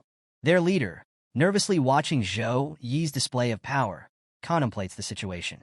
Apart from me, who is at level 26, the rest of you are at level 24. Forget fighting him one-on-one. Even 6 of us together wouldn't stand a chance. This guy is terrifying, and he's still so young. Despite his unease, the leader decides, let's quickly go to him. We must make sure we're on friendly terms with someone like that. At that moment, the mechanic girl's spider machine arrives, skidding to a stop. Gunner girl Zhu Dan leaps out, exclaiming, "Brother Zhou Yi, we're here to help." But when she and her team take in the battlefield, their expressions shift to astonishment. The demons lie scattered, lifeless. "Wait, you did all this?" Zhu Dan stammers in disbelief. Just then, a notification pings in Zhou Yi's system. Congratulations on upgrading to level 17. You have gained 15 free attribute points and 15 skill points. Congratulations on upgrading to level 18. You have gained 15 free attribute points and 15 skill points. Zhou Yi and Jiang Churen are visibly exhausted after eliminating 180 demons. Zhou Yi gulps down a recovery potion, though its effects are limited due to his many high-level skills. Not enough, he mutters. His stats now stand as Strength, 160. Physique, 171. Agility, 162. Wisdom, 172. Reflecting on his progress, Zhou Yi laments. If only there weren't level limits for gaining experience points, we could have achieved much more after this fight. The team led by swordsman Su Qing Lian approaches Zhou Yi, their expressions a mix of awe and curiosity. "Zhou Yi, did you really do all this?" Su Qing Lian asks, incredulous. Even gunner girl Zhu Dan, still shocked, chimes in, "Brother Zhou Yi, your strength exceeds anything I could have imagined." Their amazement is interrupted as Jiang Churen collapses from fatigue, slumping to the ground. "I think I overdid it," she mutters weakly. Su Qing Lian turns to Zhou Yi, her tone serious. "Did you face any unusual challenges while dealing with these demons?" Zhou Yi reflects for a moment before answering. "The highest level monster I encountered was gold level 23. It wasn't particularly difficult to handle." Su Qing Lian frowns, her expression turning grave. The demon army is always led by a commander, just like human forces. If there was no leader here, it means the main force of the demon army hasn't arrived yet. Her gaze sharpens as she continues, "We shouldn't stay here any longer. The situation could escalate quickly. Everyone, prepare to leave for the supply base immediately." The group quickly sets out for the supply base, recognizing the urgent need to retreat before the situation worsens. Meanwhile, the 6 observers hiding in the bushes breathe a collective sigh of relief as the danger seems to subside with Zhou Yi and his group's departure. One of the men whispers to their leader, "Boss, they've left. Should we go out now?" The leader nods, but as they step forward, a crushing wave of pressure overtakes them. "Boss, what's happening?" One of the men exclaims in terror. Their leader, feeling the ominous energy himself, immediately recognizes the source. It's demonic energy, and it's coming from something powerful. High above the mountain, a skeletal fire dragon roars, its body radiating intense demonic energy. This creature, a level 24 gold-qualified 3-star demon, is capable of devastating attacks such as Flame Blast. But the fire dragon isn't alone. From the shadows emerges a skeletal demon warrior, its presence even more terrifying. This level 30 legendary qualified 3-star demon emits an aura so dark and oppressive that even seasoned fighters would falter. Its skills and capabilities remain unknown, adding to the fear it inspires. At the supply base, alarms blare as the demonic energy detector meter confirms the magnitude of the threat. Emergency warning messages flood communication channels, spreading panic and urgency. The alert escalates to alien invasion level 4, prompting an immediate mobilization of military forces. A commanding voice crackles through the intercoms, ordering all personnel to assemble and enter combat readiness positions. As the alert reaches every corner of the base, various departments of the Snow Dragon Legion spring into action. The Warrior Department and Knight Department halt their training, rushing to join the battle. The Chaplain Department prepares to sustain the warriors with magical energy throughout the fight. The Logistics Department begins allocating magic cores and magic crystals, ensuring resources are available to prolong the battle. The Mage Department locks down the demonic location with precision, setting coordinates to east longitude, north latitude, and constructs a massive teleportation magic circle for rapid deployment. In the square, warriors gather, their eyes fixed on their commanding officer, Commander Su Yujo, leader of the Snow Dragon Legion. Standing tall, he exudes confidence and authority. A soldier salutes the commander, reporting sharply, "All personnel have gathered and await your instructions, sir." Commander Su Yujo steps forward, his voice commanding yet steady, "Knights." The warriors snap to attention as the commander continues, raising his sword high. "My strength is creation, and I am capable of conquering thrones and thrones. My strength is a shield, and I am a protector." The knights echo his words, their voices growing louder with each repetition. A wave of courage spreads through the ranks, and with renewed determination, the soldiers march toward the teleportation magic circle, prepared to face the looming demonic threat head-on. The story shifts to the demon's perspective, revealing a chilling scene within their ranks. Sitting regally on a massive throne is Demon King, Urimas, exuding an aura of dominance and malevolence. In front of him, a horde of lower-level demons awaits his command, their fiery eyes reflecting their bloodlust. Urimas surveys his demonic army with pride, thinking to himself, "Each demon in this army is a tribal I personally selected and tested. In the 6 months since arriving at Blue Star, I have only lost 10 of my warriors." But his demeanor darkens as he considers the recent devastation. "Yet at the critical moment before I return to the sacred world, hundreds of my chosen tribals have been slaughtered. This insult cannot go unanswered." Rising to his feet, Urimas addresses the demons in front of him. "Before we leave for the sacred area, I grant you the freedom to go wild." The demons erupt into cheers, shouting in unison, "Thank you, Your Highness." Their collective roar shakes the ground as they prepare to unleash chaos. This moment of unchecked aggression is what led to the earlier attack on Jiangchuan and the subsequent appearance of Zhou Yi. Back in the present, the battlefield shifts dramatically as Urimas himself steps forward, mounted atop a colossal fire dragon, its molten scales radiating intense heat. The dragon lands with a thunderous crash, and Urimas glares at Zhou Yi's group, his voice seething with rage. "I will never forgive you for this insult. You will pay for your insolence." The dragon snarls, its deep voice echoing through the area. "I will rip your souls from your bodies and cast them into the eternal flames of hell." Urimas raises his hand and activates a summoning skill, unleashing a torrent of demons onto the battlefield. Within moments, the area is teeming with a vast horde. Golden-level demon knights, silver-level demon spellcasters, countless lesser demons. Their sheer numbers blot out the horizon, creating an overwhelming tide of darkness. Su Qing Lian quickly assesses the situation using her detection skill, her face grim as she identifies the new arrivals. Legendary devils, gold-level knights, silver-level spellcasters. She tightens her grip on her sword, realizing the enormity of the threat. Without hesitation, she steps in front of Zhou Yi and says firmly, "Zhou Yi, the King Lion team will protect you. If you get the chance, escape immediately." Gunner Girl Zhu Dan laughs nervously but adds, "Yeah, Zhou Yi, you've got to survive. You're far more valuable than the rest of us." Their determination to protect Zhou Yi stems from their belief in his unparalleled potential. To them, his life holds the promise of a brighter future for humanity. Suddenly, the teleportation circle above them activates, and the Snow Dragon Legion begins to arrive.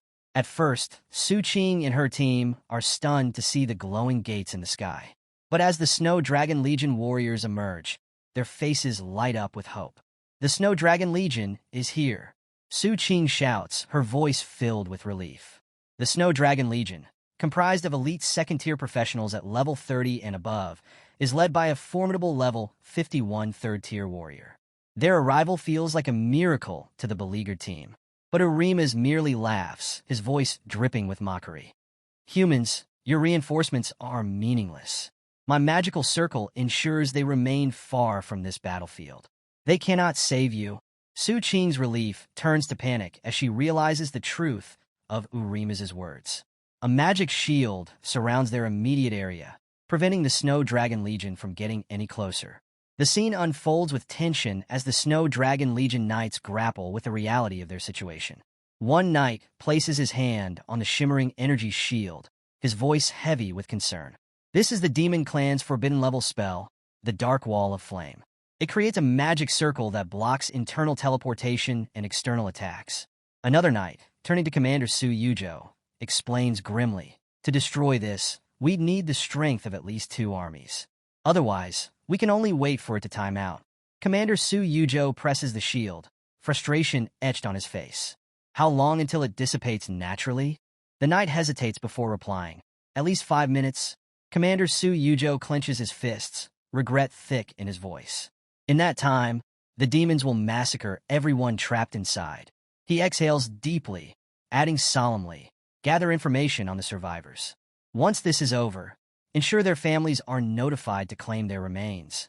Meanwhile, below the barrier, a system notification flashes before Zhou Yi. New achievement quest unlocked. Mission: kill the legendary demon. Failure penalty: none. Reward: +1 level, talent fueling potion. Zhou Yi's eyes light up with determination. Finally, the moment I've been waiting for.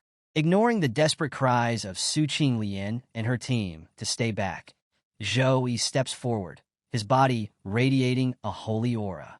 His resolve is unwavering, each step brimming with purpose. From atop his fiery mount, Satan's son, Urimas, sneers at Zhou Yi. "So, you're the one who slaughtered my soldiers.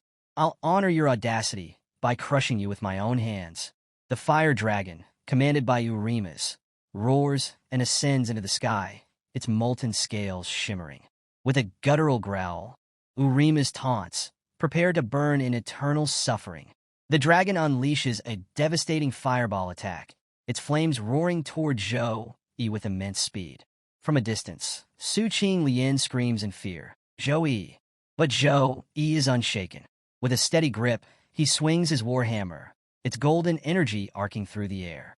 His attack collides with the dragon's fireball, dissipating the flames effortlessly. The hammer's force doesn't stop there. It cuts through one of the dragon's wings with a sickening slice. The dragon screeches in pain as it spirals uncontrollably toward the ground. Its massive body crashes with earth-shaking force, creating fissures in the terrain. Urimas, disoriented, barely manages to leap off his mount and regain his footing. Before Urimas can fully recover, Zhou Yi charges forward with unrelenting speed. Sensing danger, the demon wields his flaming sword, slicing at Zhou Yi with a fiery arc that tears through the ground.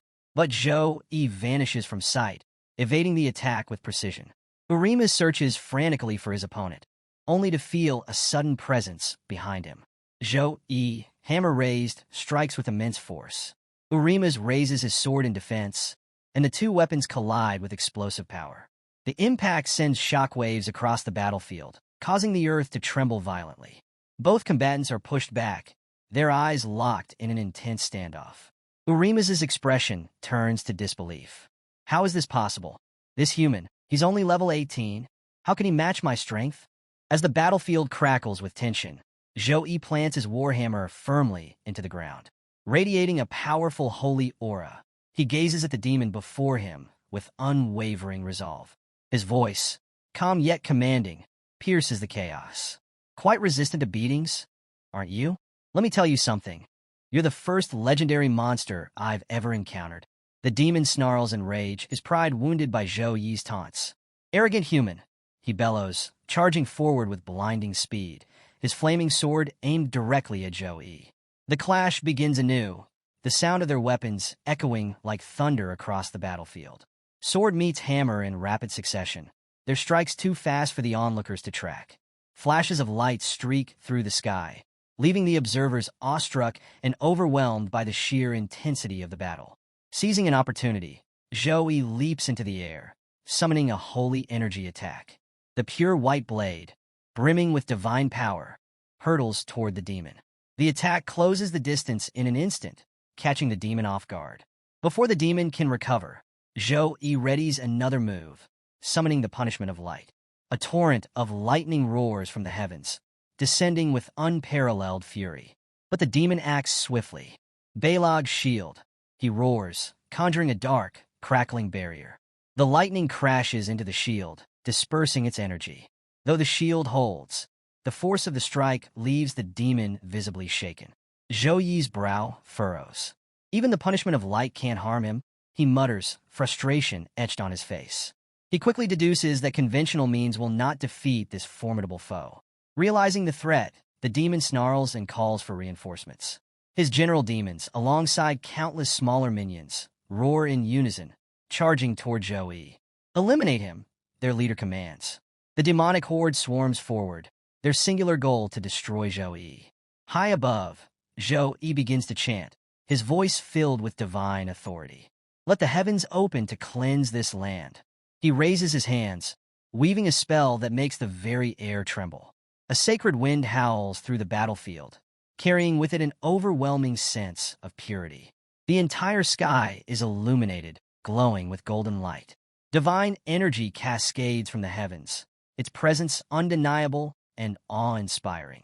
The demons pause, their bloodlust momentarily overshadowed by fear and uncertainty. Even the Snow Dragon Legion, watching from outside the barrier, stands mesmerized by the display of power. Su Qinglian and her team can only stare in awe as Zhou Yi prepares to unleash his ultimate move. As the massive sacred palm crashes down from the portal, the battlefield is thrown into chaos.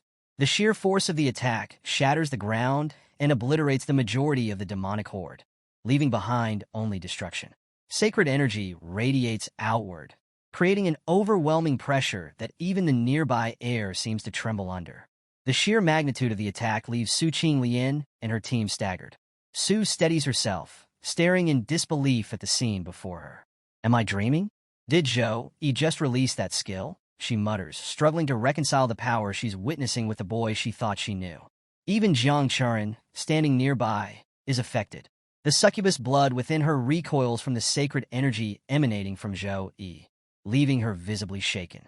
Outside the barrier, the Snow Dragon Legion observes the devastation in stunned silence. One of the soldiers turns to Commander Su Yuzhou and reports, "Sir, those trapped inside are students from Sukong University. The one who launched the attack is this year's #1 special recruit, Paladin Zhou Yi." Commander Su Yuzhou frowns, his tone regretful. So, it's the top recruit. Such a pity. The power difference between him and the demon is immense. With time, that skill alone could kill the devil outright. But right now, he's simply too inexperienced. Within the battlefield, the devil demon Urimas is heavily injured, blood seeping from his mouth. Though weakened, he rises to his feet, his rage palpable. How dare you? How dare you insult Urimas, a being of greatness? He roars, demonic energy surging around him like a maelstrom. Fueled by fury, Urimas commands his forces. Demon army, unleash the flame, curse army magic. Annihilate him. The demonic horde, bolstered by their leader's order, springs into action. Mage demons prepare to cast their devastating spells. Fire demons ready their fiery assaults. and shadow monsters skulk forward with lethal precision. The sheer variety of skills and attacks converging toward Zhou Yi is overwhelming. Waves of demons surge forward, their numbers seemingly endless. Meanwhile, Urima's, retreating slightly, allows a demon healer to mend his wounds. He's pretending to be calm. Urima's growls, a hint of venom in his voice. But he's only a level 18 warrior. After so many battles, his magical power must be nearly exhausted. The healer nods in agreement, adding, "Against our army of 300 tribals and millions of smaller demons, he doesn't stand a chance. Without magical power, he'll be crushed alive." Hearing this, a cruel smile spreads across Urima's face. "Yes," he says, his confidence returning. "It's time to end this farce. He cannot survive against my forces." As the heavenly light descends, a divine presence fills the battlefield, piercing through the oppressive darkness of the demonic barrier. The of Light's secret technique, activated through the Shining for Help skill, creates an awe-inspiring spectacle. A radiant angel, the same one from Zhou Yi's awakening, materializes from the light, her golden wings unfurling majestically as she embraces Zhou Yi. The entire battlefield falls silent, save for the gasps of awe and disbelief from everyone present. Even the devil demon Urima's, previously so confident, stares in shock and dread at the unfolding scene. As sacred feathers begin to fall from the angel's wings, their beauty entrances the demonic army. Many demons instinctively reach out to catch the feathers, their minds clouded by the feathers' hypnotic allure. But as soon as they touch them, the feathers ignite, unleashing waves of sacred energy. Demons of all levels scream in agony, their bodies engulfed in holy flames that reduce them to ash. Outside the barrier, the Snow Dragon Legion watches in stunned silence. A feather drifts toward their commander, who catches it gently, feeling its immense power. A nearby soldier, confused, asks, "Captain, what is this? What kind of art can do this?" The commander's gaze remains fixed on the battlefield as he explains, "This is divine magic, a gift from the gods. Only top-tier divine professionals can channel such power. I once witnessed a level 58 priest perform a divine spell that restored an entire legion in one move. That same magic saved us during the siege of 3 demon armies. Even without us, this magic alone can annihilate the monsters." The legion stares in awe, their resolve momentarily bolstered by witnessing such a display of divine might. Meanwhile, Urima's, the demon lord, watches in horror as his army disintegrates before his eyes. His generals and minions, who moments ago seemed invincible, are now falling to the relentless holy power. "Impossible!" Urima's snarls, his voice trembling with rage and disbelief. "How can a mere level 18 warrior wield the power of the gods?" Urima's fear grows as he realizes that Zhou Yi has tapped into a secret technique that defies all expectations. The divine magic, so rare and formidable, shouldn't be accessible to someone at such a low level. Yet, Zhou Yi wields it effortlessly, turning the tide of battle in an instant. As the battlefield is bathed in light, Zhou Yi stands firm, golden energy swirling around him, his warhammer gleaming with divine power. The angel's presence amplifies his strength, and with a calm yet commanding voice, he speaks. "Your darkness has no place here. In the light of the gods, all evil will be cleansed." Urima's, now visibly shaken, roars in defiance. "I will not fall to a mere mortal. I am Urima's, a demon lord." But the cracks in his confidence are clear, and the battlefield continues to tremble as Zhou Yi prepares for his next move. The demon lord Urima's, now empowered by the sacrifice of his loyal soldiers, stands amidst the smoke and flames of the explosion. His once threatening aura has grown exponentially, exuding dark energy so potent that the very air around him vibrates with pressure. The remains of his soldiers litter the battlefield, their noble sacrifice fueling his demonic transformation. Despite the overwhelming display of power, Zhou Yi remains calm, his golden aura growing brighter as the angel's divine energy courses through his body. The sacred angel, radiating purity and light, whispers in Zhou Yi's ear, her voice carrying the weight of divine authority. "Wield the power of light wisely, for darkness must be eradicated without hesitation. This is your trial, chosen warrior." Her presence intensifies Zhou Yi's abilities, and with her blessing, his body begins to emit holy flames, forming a protective shield around him. Behind him, the divine circle glows fiercely, a testament to the light's favor. Urimas, undeterred by Zhou Yi's display, sneers and mocks. Do you think this petty light will save you, human? I have devoured the power of hundreds of soldiers. My strength now surpasses even the limits of this world. The healer demon, standing in the background, whispers nervously, Your Highness, his power still stems from the gods. We must complete the return magic circle before he unleashes his full potential. Urima's irritated roars, Silence. I will crush him before any ritual is completed.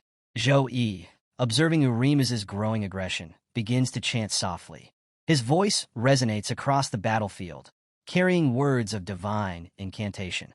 The ground beneath him trembles, and the sky darkens, only for beams of heavenly light to pierce through the clouds moments later.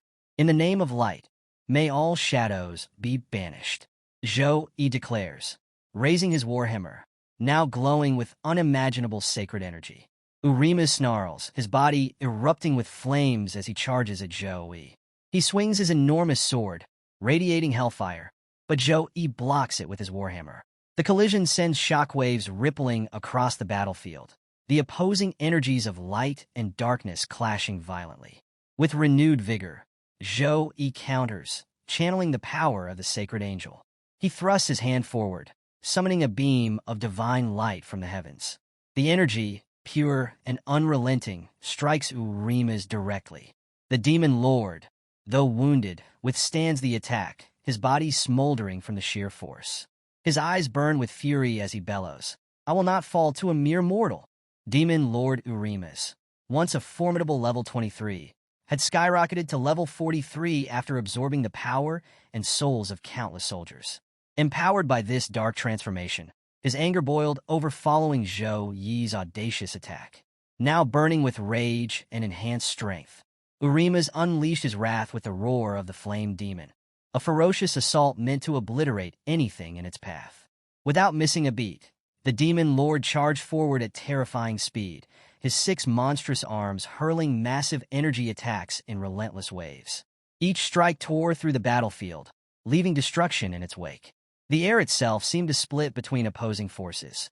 A radiant holy energy surrounding Zhou Yi and a suffocating demonic energy emanating from Urimas. The demon lord's malevolent energy was so potent, it corrupted the very environment, turning the once stable terrain into a polluted wasteland. Building on his momentum, Urimas summoned the pinnacle of his clan's fiery legacy. Using every ounce of his demonic power, he began forming a devastating energy ball, a skill unique to the Flame Demon clan. This attack pushed the fire element to its absolute limits, with the surface temperature soaring to an unimaginable 15 million degrees Celsius. It was a feat only achievable through his unyielding devotion to the Flame Demon tribe. With the energy ball fully charged, Urimas hurled it toward Zhou Yi, the ground trembling beneath its sheer might. The fiery mass streaked through the air like a meteor, exploding in a cataclysmic blast upon impact.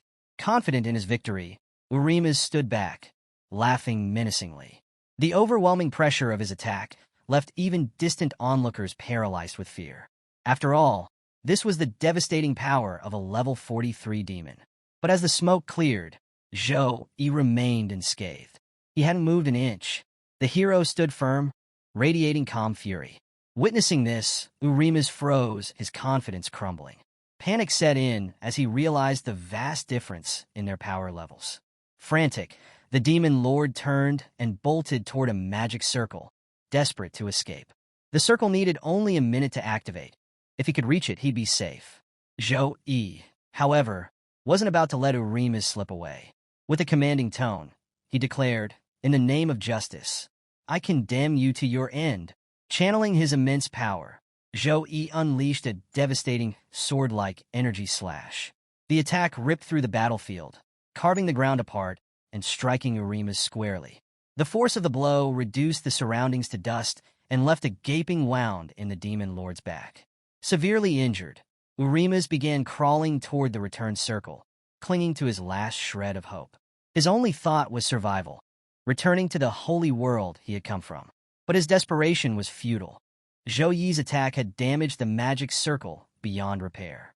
The remaining monsters, watching from a distance, stood frozen in disbelief, unable to comprehend how their once unstoppable leader had been brought to ruin. After unleashing his final, devastating attack, Zhou Yi was completely drained.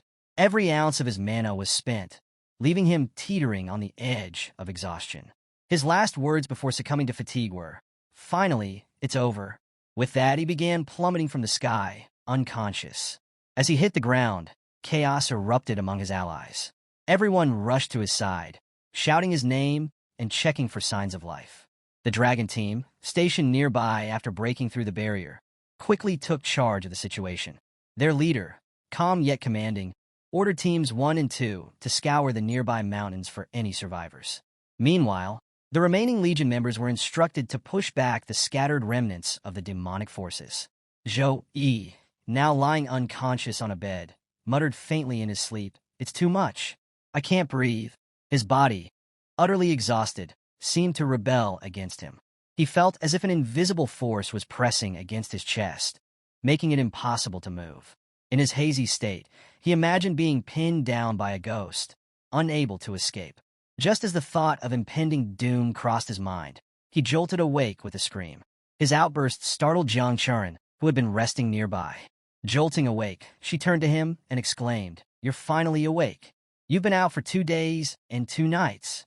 She quickly ran to inform the others, but not before giving him an unexpected peck on the cheek and saying, "Thanks for saving me." Stunned and speechless, Zhou Yi sat frozen, his mind racing. As Jiang Chuan hurried out of the room, he touched his cheek in disbelief, thinking, "What just happened?" Shaking off his surprise, his attention shifted to a familiar, glowing screen before him. The daily mission window popped up, and realization dawned on him. He'd missed 2 days' worth of rewards. Frustrated, he muttered to himself, "Too bad. I lost the daily rewards. Let's see if the achievement mission makes up for it." His eyes scanned the screen, landing on a description of a rare talent. Death Resistance. An S+ grade talent said to be unlike anything he'd seen before. Intrigued, he grabbed a knife, his curiosity leading him to test the talent's power. Without hesitation, he stabbed himself lightly in the stomach. To his amazement, the wound healed almost instantly, as though nothing had happened. Smiling, he mused, "Healed in 2 seconds? Amazing. Looks like regular wounds won't bother me anymore." My survival rate just skyrocketed. As he contemplated his newfound resilience, his attention shifted to his inventory. Scrolling through the items, he thought about his past encounters. Helping a grandmother who turned out to be a retired warrior, stumbling upon legendary artifacts by chance, and picking up treasures at roadside stalls. A bottle labeled Possibilities caught his eye. He decided to save it for later, curious about its potential. Suddenly, his gaze landed on a skill. Holy Flame Halo, a divine ability with impressive properties. Reading its description, he realized its potential synergy with another ability, Protection of the Sacred Angel. Buffed by this skill, the Holy Flame Halo could increase light and flame-based damage by 40%. Excited, he theorized aloud, "If I activate Holy Flame Halo and combine it with Punishment of Light, I'll become a dual-element mage, wielding both light and flame abilities. This could change everything." The spark of a new strategy began forming in his mind, promising even greater power for the battles ahead. Feeling energized by his newfound strength and abilities, Zhou Yi decided to leave his room. As he stepped out, he noticed someone seated on a sofa in the room ahead. The stranger, a composed and authoritative figure, turned to face him and introduced himself as Wang Liang, the vice captain of the Snow Dragon Legion.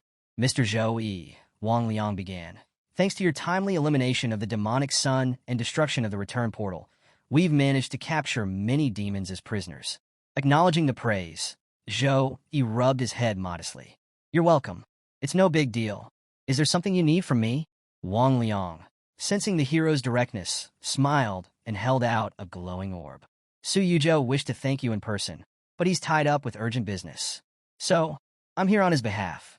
Your final strike not only destroyed half of Dark Shadow Valley, but also preserved vital traces of the demonic descent.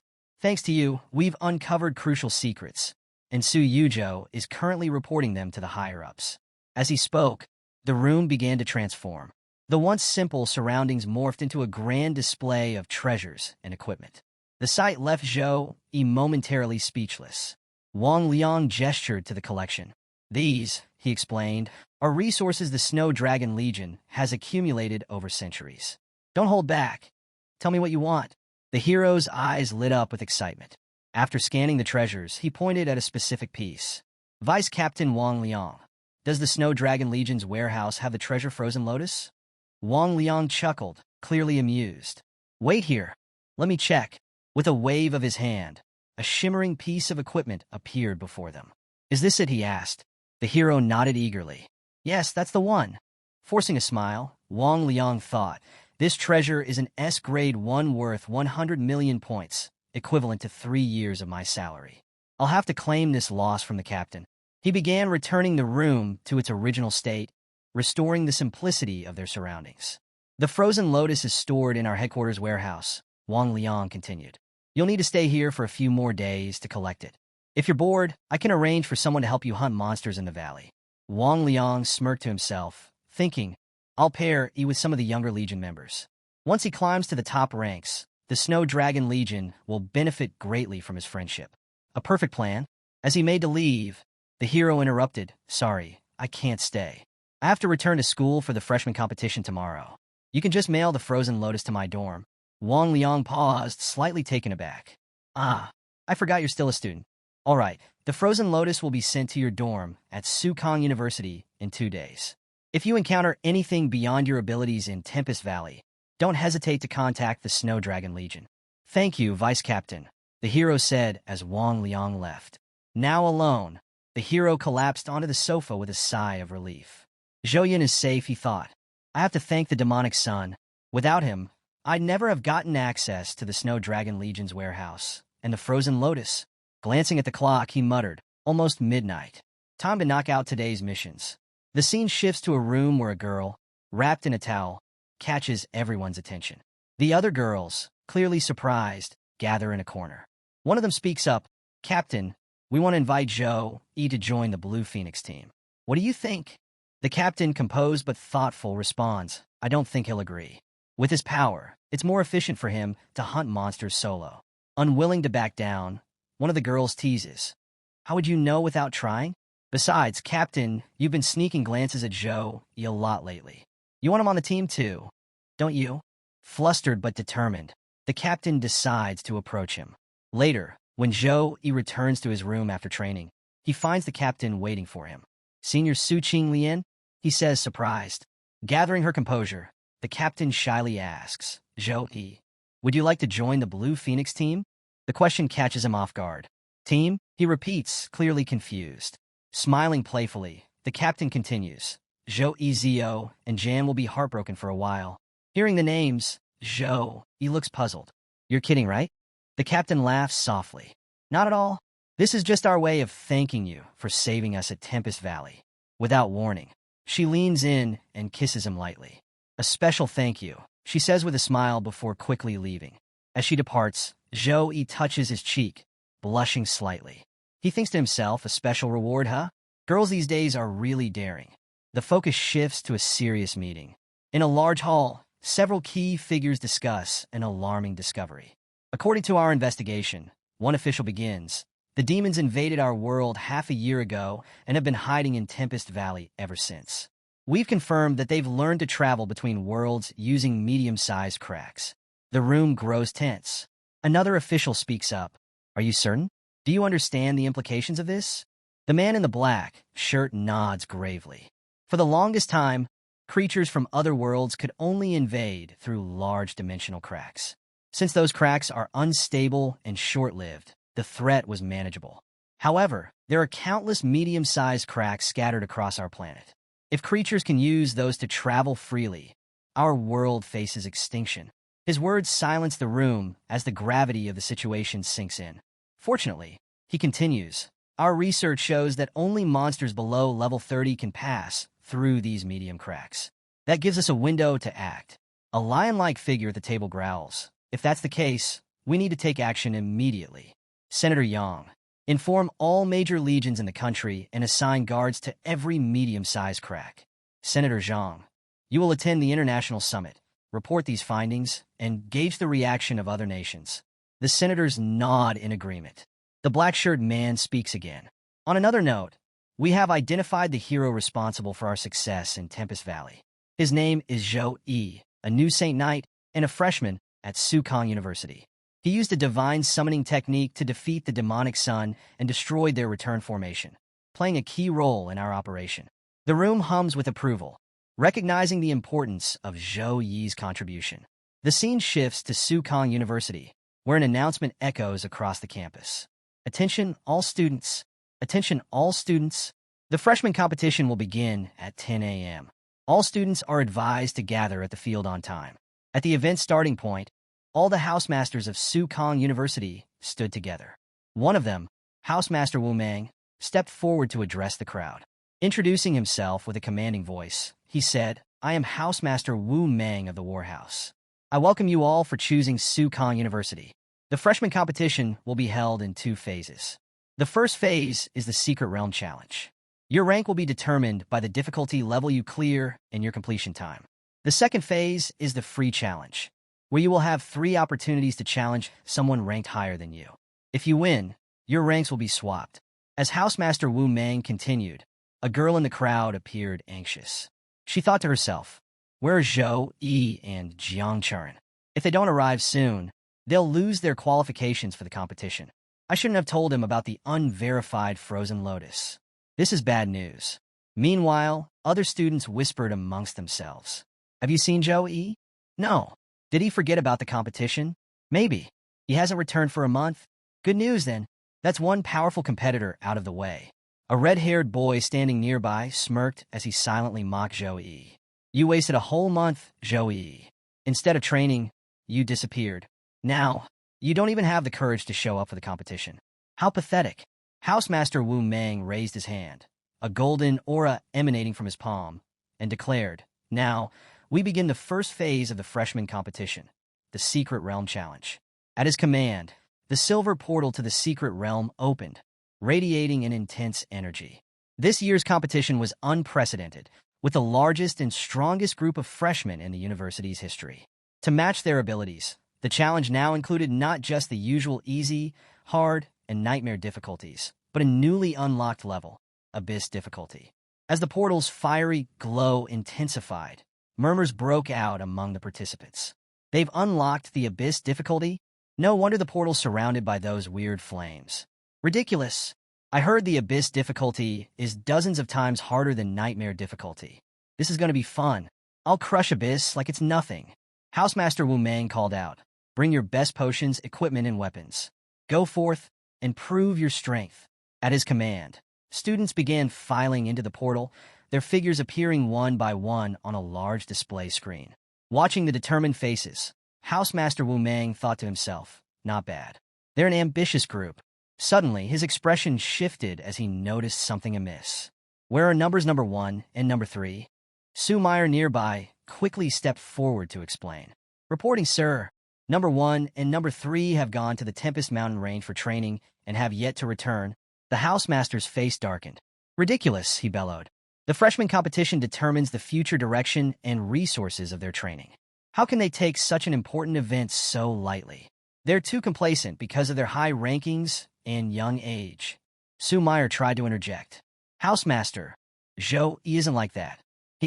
But before she could finish, Housemaster Wu Mang raised his hand, silencing her. "Students like them need to practice discipline and fortitude. Since they're absent, their rankings will be reversed." Just as Housemaster Wu Mang was about to finalize the rankings, Zhou Yi suddenly appeared, rushing onto the scene. "Wait! Sorry for being late," he called out. Without hesitation, he and the girl entered the portal together, leaving the housemaster momentarily stunned. Inside the portal, a notification appeared before them. "You are now inside the bear monster nest. Difficulty, Abyss. Note: monsters in Abyss difficulty are extremely violent. Please watch the timing of your return scroll usage." Jiang Churen exhaled in relief, whispering to the hero, "We made it." Meanwhile, Zhou Yi was already getting into position. A yellow aura began to radiate around him as he gripped his weapon tightly, thinking to himself, "Let's see if this so-called Abyss difficulty lives up to the rumors." Before long, a horde of monstrous bears emerged from the shadows. Without hesitation, The hero smirked, his weapon gleaming in the dim light. "Let's see if you can make me go all out," he said, charging toward the creatures with a confident grin. The challengers scattered throughout the realm also began their battles.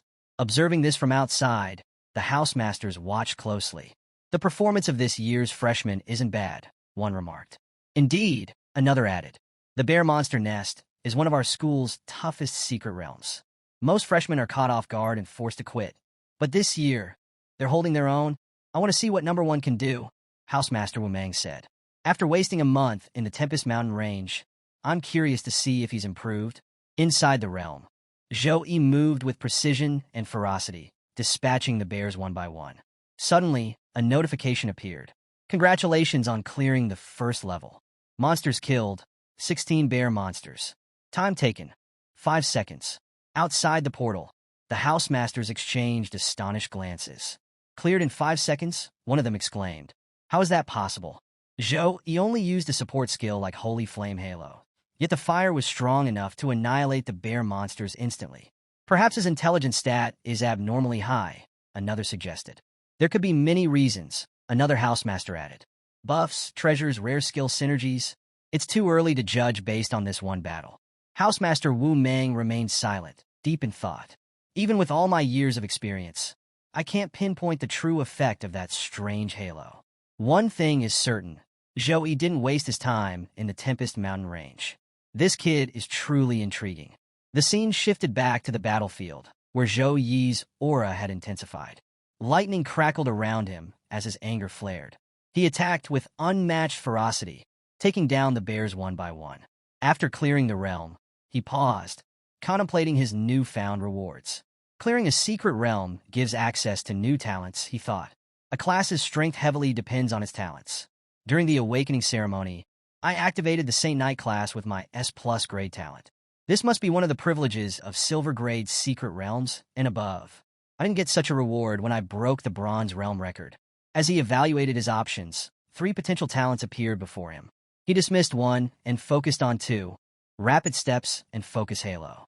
Rapid Steps is useful, he reasoned, but in real combat, Focus Halo outshines it. Reaction time is critical, especially against stronger enemies with faster attacks. The tide of a battle changes constantly, and Focus Halo can ensure my skills remain uninterrupted. It's a game changer. Satisfied with his choice, Zhou Yi turned his attention to the portal, where another notification appeared. "You have cleared the Abyss level secret realm. Would you like to unlock additional levels?" After reading the notification about the additional levels, Zhou Yi smiled. "I hope these new challenges provide me with some fun," he thought, stepping forward confidently. Meanwhile, back outside the portal, the housemasters were abuzz with conversation after witnessing his remarkable performance. "What a powerful combat style," one commented. "His control over elemental magic is impeccable. He adapts quickly and thinks on his feet. The Abyss difficulty wasn't wasted on him." Another added, "Zhou Yi is incredibly versatile. His arsenal includes powerful magic attacks, buffs, and close combat skills. The Saint Knight class truly suits him. But such an all-around class comes with challenges," a more cautious housemaster noted. "As his level rises, he'll require far more points. His results may level out in the future." "That's true," another agreed. "Once the freshman competition ends, we should have a conversation with him." One housemaster interjected, "He hasn't chosen which house to join yet. Let's allow him to make that decision first. Once he does, the housemaster of his choice can guide him further." There were nods of agreement, but another housemaster couldn't help but remark, "Zhou Yi's elemental mastery makes him a strong candidate for the elemental house. It's no surprise recruiting efforts are already underway."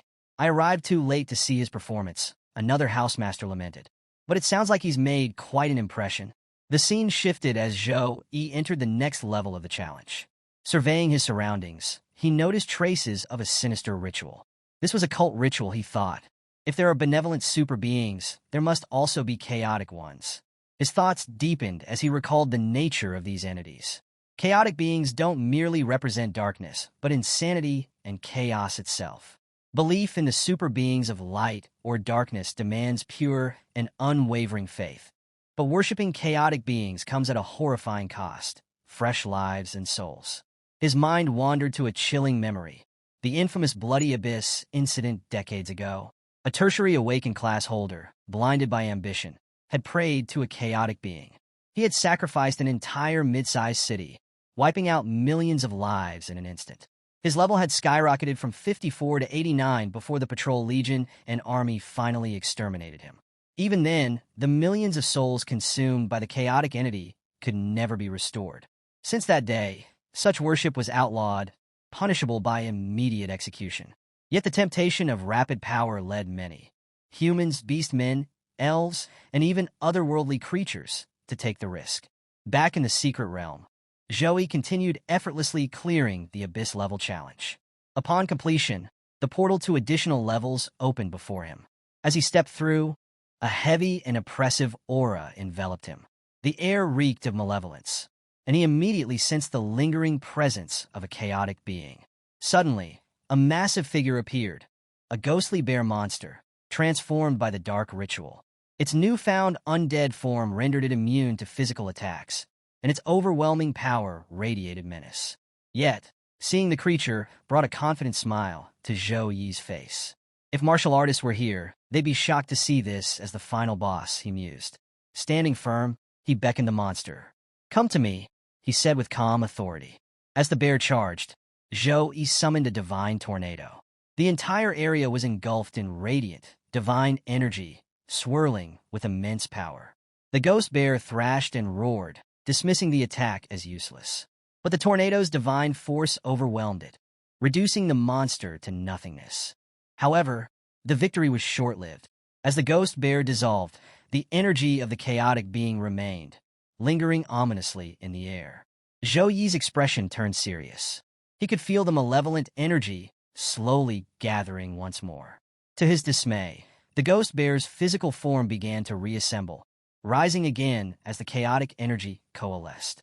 After resurrecting, the ghost bear roared fiercely at Zhou Yi. I'll admit, your holy light is powerful, it said. But this bear lives because it has been granted immortality by the great goddess Xia. Your attacks are meaningless before my eternal existence. The bear unleashed a surge of dark energy, attempting to suppress the hero. However, Zhou Yi countered with an equally intense wave of sacred energy. The clash of energies made the bear scream, realizing that the hero was preparing to unleash his trump card. As the hero's holy energy grew thicker and more concentrated, it began to tear away at the ghost bear's form once again. Struggling, the bear defiantly shouted, "It's useless. Everything you do is a pointless struggle. How much energy do you have left after using your trump card? When I resurrect again, it will be your end." Undeterred, Zhou Yi launched a devastating energy attack that struck the bear directly. The beast howled in agony. "I told you, you cannot kill me," it bellowed, writhing in pain. Ignoring the bear's taunts, the hero swiftly prepared another attack. A series of powerful explosions engulfed the area as the bear screamed, repeatedly calling out to its god.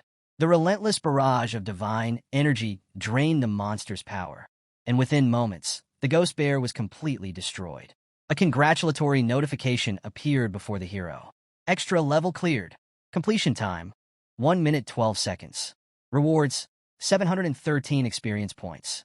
With this, Zhou Yi advanced to level 19 and received a gold-grade horn as part of his loot. As the portal to the next area opened, the hero stepped through, reflecting on the battle. As I suspected, unlimited revival is just an illusion. I simply had to burn through its energy to destroy it. He recalled his initial entry into the secret realm, where he had sensed a vague, violent force. It wasn't elemental power, but felt eerily similar to the divine summoning skill he had used before. Considering this, he concluded that the energy fueling the bear's resurrection was the remnant power of an evil god. When the bear was revived the first time, that power had noticeably weakened. There's a limit to the bear's revivals, he thought. The correct strategy was to keep destroying it repeatedly, forcing it to drain the evil god's energy until nothing was left. Outside the portal, a massive screen displayed the progress of the students. The additional level, facing the ghost bear, proved to be the hardest part of the secret realm. Many challengers failed to reach this stage, while others struggled to complete it.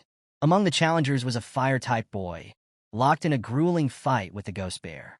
Exhausted, he realized he'd need to kill the bear 10 times to clear the level. Watching the bear resurrect again, he thought, at least I've already gained 2 levels.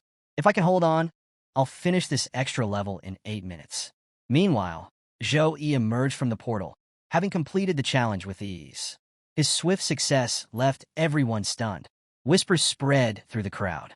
"Did you see that?" someone said. "He used an S-rank skill." The teachers observing the competition began murmuring among themselves, debating the implications of Zhou Yi's performance. One teacher remarked, "Do you think other freshmen should be allowed to use this shortcut? Or is Zhou Yi just too far ahead of the curve?" Overhearing the nearby conversation about Zhou Yi, Headmaster Wang Hui spoke with a calm but pointed tone. "It seems our Saint Knight has some secrets of his own." Another teacher, skeptical, remarked, "S-rank skills are not something a student from a barren area would typically have access to." Headmaster Wang Hui's expression darkened slightly at this comment, and he shot the teacher an icy glare. Feeling the weight of Headmaster Wang Hui's displeasure, the teacher grew visibly nervous. The other teachers nearby exchanged puzzled glances, wondering why Headmaster Wang Hui seemed so protective of this particular student. Among the group was Sue Meyer, who was closely observing Zhou Yi's displayed level. Her eyes narrowed as she studied the number. "His level is wrong," she said aloud.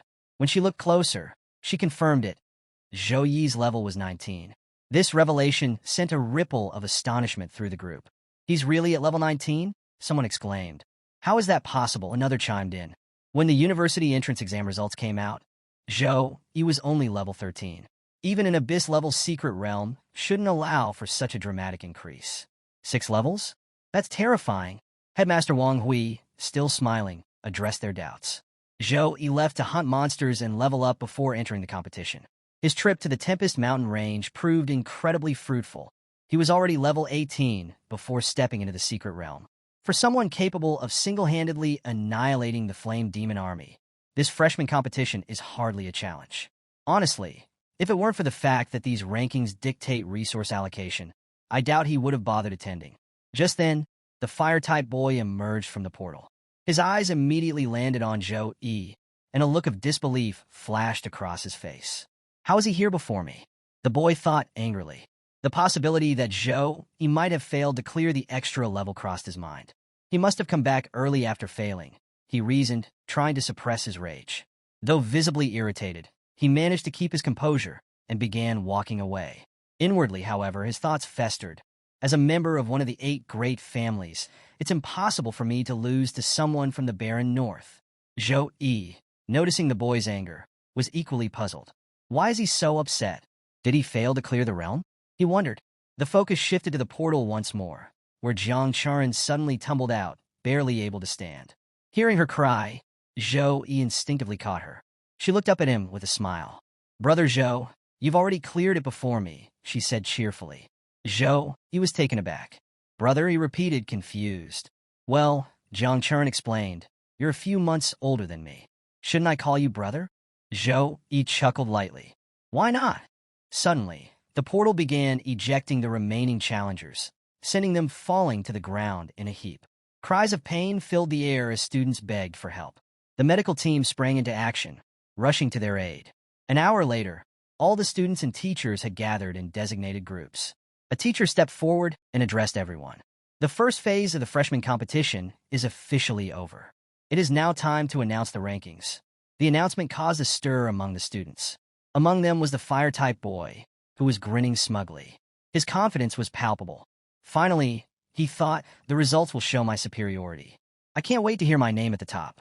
But as the results were displayed, his face turned pale. To his shock, Zhou Yi had cleared all the levels faster than anyone else. The first-place spot for the first phase of the freshman competition went to Zhou Yi.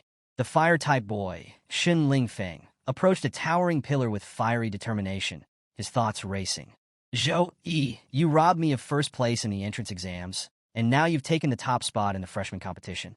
I don't care how you did it, but in the next phases, I'll crush you under my feet." Noticing Shun's strange behavior, Zhou Yi furrowed his brow. Why is he climbing so high? As the results of the first phase were officially announced, Housemaster Wu Mang addressed the crowd. "The second phase of the competition, the Freshman Free Challenge, begins now. Each of you may challenge any competitor of your choice. You have 3 opportunities to challenge, with a 5-minute rest between each battle." Excitement rippled through the students as challenges were quickly issued across the various arenas. Suddenly, Shen Lingfeng stepped forward and challenged Zhou Yi directly. Zhou Yi, let's see who's stronger, he declared, his voice echoing through the arena. Zhou Yi turned his gaze toward the challenger, puzzled. Standing beside him, Jiang Charan provided some insight. That's Shen Lingfeng, she explained. He got second place in the entrance exams and belongs to one of the great families of Jiang City. He's inherited the rare bloodline of the Fire Dragon. Your unexpected debut during the exams cost him first place in Sukong District, so now he holds a grudge against you. Hearing this, Zhou Yi looked at Shun with astonished eyes. His anger blinds him, he thought, noting how Shun's emotions seemed to obscure his focus. Without hesitation, Zhou Yi made his way to the arena. I hope you'll give me a chance to show my full power, he remarked, confidence lacing his words. Standing in the arena, Shun released his flame power in a fiery display. Come on, Zhou Yi. Saint Knight versus Berserker. Let's see who's stronger. Flames engulfed the entire arena as both fighters prepared themselves. The starting signal was given, and Shin wasted no time, rushing at Zhou Yi with incredible speed. His attack, a fire punch boosted by the Blood Berserk skill, was a potent combination of strength and precision. In the stands, students and teachers alike were captivated by the duel. A teacher remarked, "That's the Berserker's titular skill." Shin Lingfeng's strategy is clear. He's aiming to end this quickly. By using Blood Berserk to buff his fire punch right at the start, he's cutting off Zhou Yi's chance to activate his buffs. Classic combat intellect from a great family descendant. Inside the arena, Shin's fiery punches flew with speed and power, but each one collided with Zhou Yi's holy shield and disintegrated harmlessly. The shield, a B+ grade skill called Protection of the Holy Light, could partially block physical damage. Shun's eyes widened in disbelief. He hadn't even seen Zhou Yi activate the skill. How did he use it so quickly? Realizing his attacks were futile, Shin retreated to regroup. Meanwhile, Zhou Yi summoned his massive warhammer, a calm smile playing on his lips. Your decision to retreat was wise, he said. Your attacks are fast, but I only need 0.1 seconds to activate Protection of the Holy Light. I was hoping for a decent fight, so I refrained from striking first. But I must admit, I'm not impressed. His tone turned colder. Frankly, I'm not interested in you after seeing your performance. With that, Zhou Yi charged forward and swung his warhammer in a devastating arc toward Shin Lingfeng, the force of the blow promising to turn the tide of the battle. Sensing the immense power of Zhou Yi's incoming attack, Shin Lingfeng quickly summoned a fire shield around himself. But as soon as Zhou Yi's warhammer struck, the shield shattered instantly, sending Shin skidding backward across the arena. Staggering from the impact, Shin was visibly shaken. How was his attack this powerful? He thought, disbelief etched on his face. It broke through my fire shield like it was nothing. Not giving Shin a moment to recover, Zhou Yi closed the distance with remarkable speed, preparing for another devastating strike. Shun's eyes widened in panic. At such close range, there was no chance to dodge. Desperation surged through him. No, he muttered, his voice trembling before rising into a roar. I cannot let myself be defeated. As Zhou Yi's warhammer came crashing down, a powerful explosion lit up the entire arena. The blinding light momentarily obscured everything. When the light faded, the crowd gasped in amazement. Standing amidst the smoke was Shin Lingfeng, his arm raised to block Zhou Yi's attack. His body had transformed.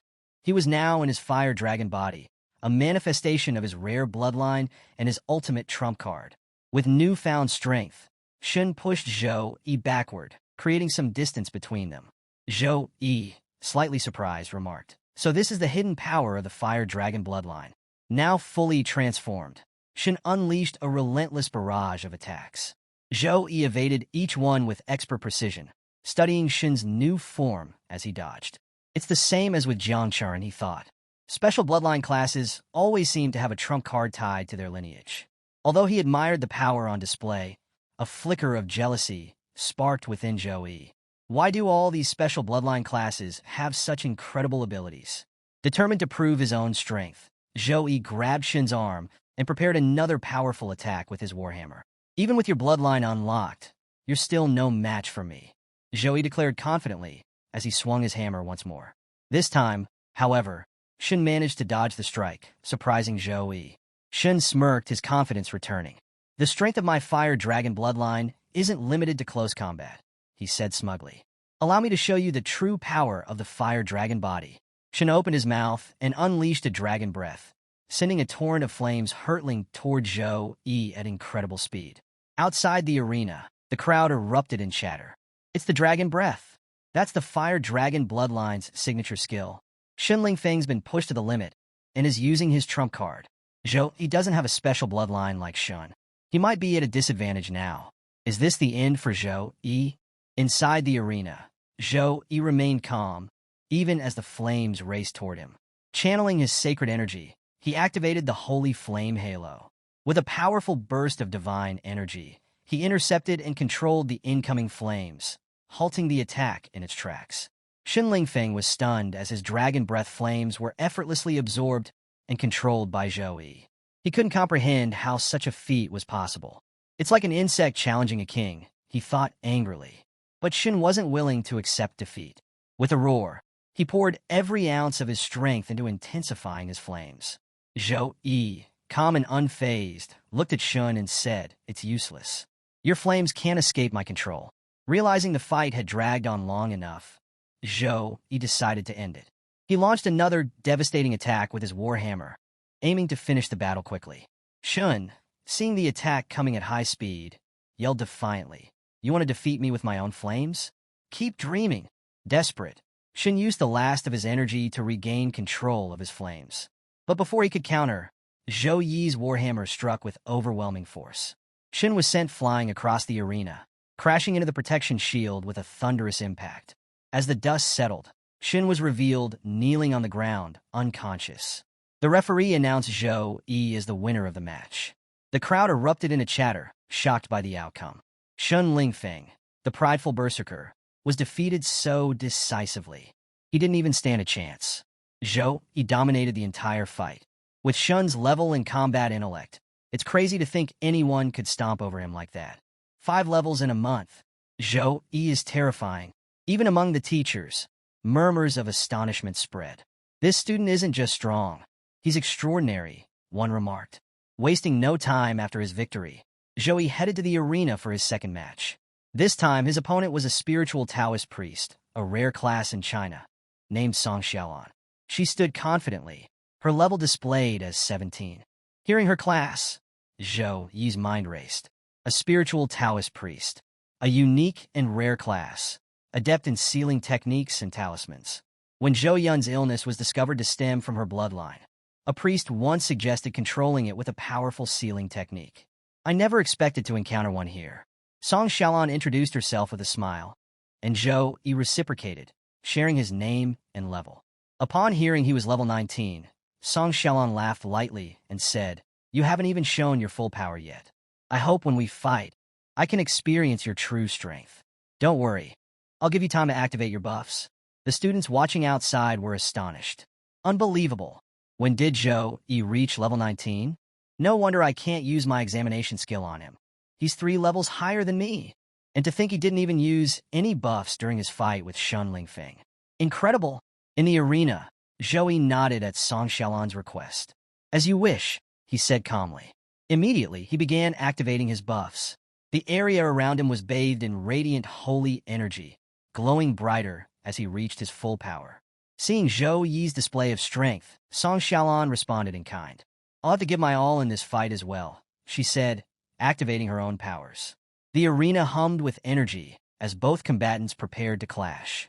As Zhou Yi finished preparing, yet another challenger stepped forward, determined to face him next. The battle was far from over.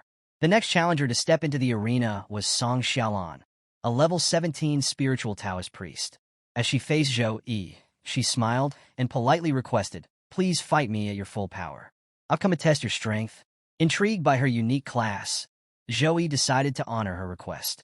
"Very well," he replied. He activated all his buffs, filling the arena with a crushing holy energy that made the air feel heavy. Feeling the overwhelming pressure of Zhou Yi's power, Song Xiaolan didn't hesitate. She activated her spiritual cards, each glowing with divine energy. As Zhou Yi entered his final form, he launched a powerful attack with his warhammer, imbued with heavenly energy, charging straight at Song Xiaolan with unstoppable force. In response, Song Xiaolan began chanting ancient godly words, infusing her talisman cards with spiritual power. Her cards glimmered as if guided by celestial hands, revealing her destiny and showing her the path forward. With a commanding gesture, Song Xiaolan hurled one of the talismans at Zhou Yi. The card exploded on impact, creating a massive blast that engulfed the entire arena in thick smoke. Song Xiaolan scanned the smoke-filled battlefield, trying to locate her opponent, but Zhou Yi was nowhere to be seen. Her expression grew tense as she muttered to herself, "Where is he?" Suddenly, Zhou Yi's voice came from behind her. "Do you really think changing your position can stop me from chasing you?" Song Xiaolan froze, startled by how quickly Zhou Yi had repositioned himself. Before she could react, Zhou Yi struck with his warhammer. Acting on instinct, Song Xiaolan conjured a protective shield using her talisman cards, narrowly avoiding a devastating blow. Even though she managed to defend herself, Zhou Yi's sheer speed and relentless assault left her stunned. How did he get behind me so quickly without making a sound? She wondered. The battle intensified. Song Xiaolan desperately tried to maintain her defenses, but Zhou Yi's powerful attacks began to overwhelm her. One by one, her spiritual cards shattered and scattered under the pressure. Her protective gear activated automatically, creating temporary barriers, but even these weren't enough to hold back Zhou Yi's onslaught. Realizing her precarious situation, Song Xiaolan decided to take a risky gamble. She tossed a small flame toward Zhou Yi, hoping to distract him. Seizing the moment, she began chanting again, drawing upon the laws of heaven and earth. The arena glowed with a radiant light as Song Xiaolan completed her technique.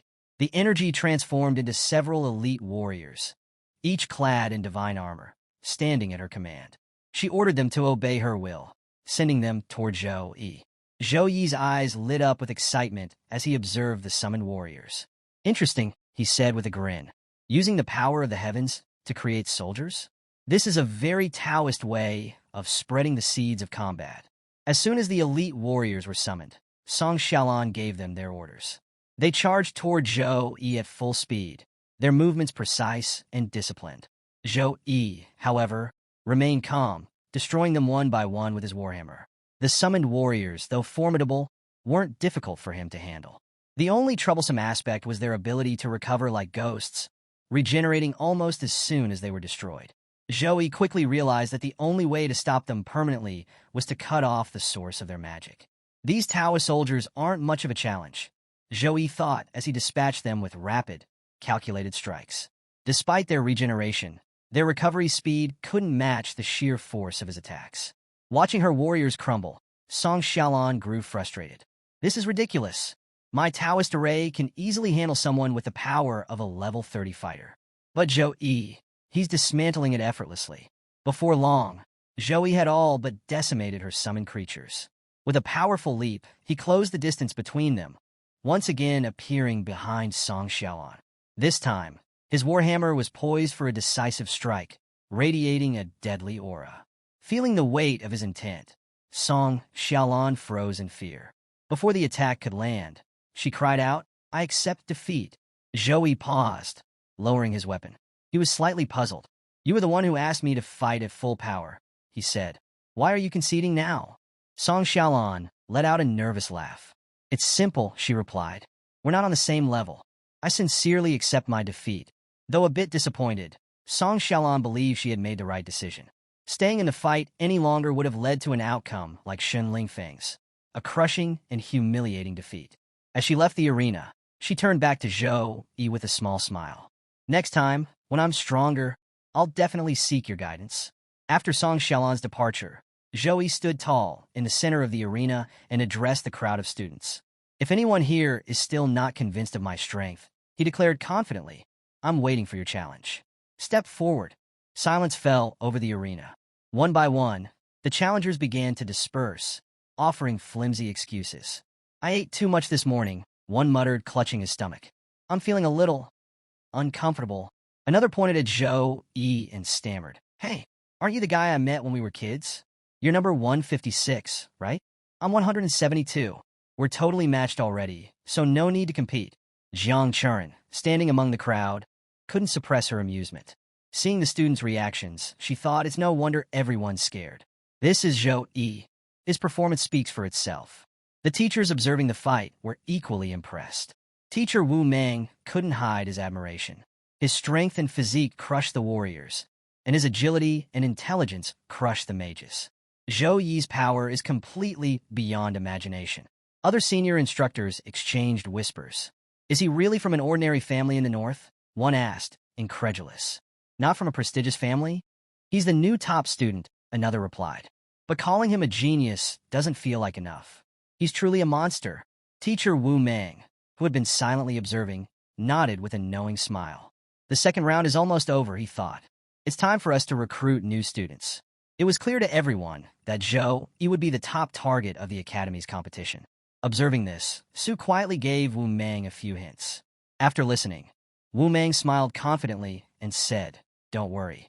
I'm preparing. I will definitely get Zhou Yi." Meanwhile, battles raged across various arenas. In one of them, Shun Lingfeng was being mercilessly beaten by an unknown opponent. The challenger, Li, landed blow after blow with fists and knees, leaving Shun severely injured. Within seconds, Shun was defeated, lying battered on the ground. Li was declared the winner of the match, his rank rising to 10, while Shun's dropped to 16. Shun's condition had only worsened since his earlier defeat by Zhou Yi.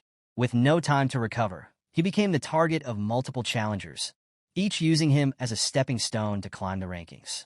30 minutes later, the free challenge phase concluded, officially marking the end of the freshman competition. The final rankings were announced. 1. Zhou Yi. 2. Jiang Chuan. 3. Song Xiaolan. After the announcement, a teacher addressed the students. Your rankings have been rearranged, and your accommodations and credits will also be redistributed accordingly. If you find yourself ranked lower and with fewer credits, don't be discouraged. There are many ways to earn credits in the academy. As long as you study hard, you'll have plenty of opportunities to improve. With the rankings settled, it was time for the division into houses. 5 deans stepped forward to introduce their respective academies and teaching philosophies. The Warhouse Master Wu Mang spoke first, his voice firm and authoritative. Although the dark period of large-scale alien invasions is over, countless skilled warriors still sacrifice their lives on the battlefield every year. Our mission at the War Academy is to train students with exceptional practical abilities, increasing their survival chances on the front lines. Harshness and resilience are synonymous with the name of our academy. Next was the Elemental Academy, which only accepted students whose primary abilities were elemental magic. The teacher Cho Huayang spoke with passion. We will take you to the true meaning of elemental magic, unlocking your full potential and mastery over the elements.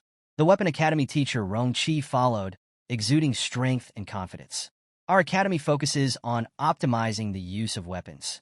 We emphasize raw physical power and skillful weapon handling over reliance on complex techniques. Here, you'll achieve unparalleled strength, relying solely on your body and your weapon. The fourth speaker, teacher Zhang Ling, represented the Tactical Academy. Our goal is to train tactical experts capable of commanding battles, regardless of their profession. Surely everyone knows that a top tactician can significantly reduce the defeat rate of an entire army. Finally, the Logistics Academy introduced itself. The teacher Wu Kuqing spoke with quiet pride. A strong logistics system is the foundation of any successful operation. While we may not specialize in combat, we teach the most professional vocational knowledge related to life skills. We welcome all life experts to join us. After the academies had introduced themselves, Housemaster Wu Mang addressed the students. The information for each academy has been presented. You may now log into the system to select the academy of your choice. The students eagerly pulled out their devices, scanning the system to make their decisions. Meanwhile, Jiang Chuan turned to Zhou Yi and asked, "Which academy will you choose?" Before Zhou Yi could reply, Wu Mang stepped forward. "Student Zhou Yi," he said warmly, "if you join my War Academy, I will personally serve as your private tutor." Zhou Yi raised an eyebrow. "A private tutor?" he asked, intrigued but slightly puzzled. Wu Mang smiled and explained, "Each tutor is allowed to take one outstanding student under their wing for personal guidance. As your tutor, I would ensure you receive priority access to resources. To sweeten the deal, I prepared some welcome gifts, including 3 A-level skill books and an A-level resource exchange order." Before Zhou Yi could respond, the Elemental Academy's teacher Cho Huayang chimed in. "Zhou Yi, choosing a private tutor is no small matter," she said, her tone measured but enticing. "You should consider your options carefully. If you join our Elemental Academy, I will personally prepare a legendary equipment set just for you. Not to be outdone, the Weapon Academy's teacher Rong Chi stepped forward. Zhou Yi, he said confidently, if you join the Weapon Academy, you'll have unrestricted access to anything that enhances your physical strength. The sudden competition between the teachers frustrated Wu Mang. What are you two doing? He said, frowning. I came here first. It's not about who came first, the Weapon Academy teacher Rong Chi shot back.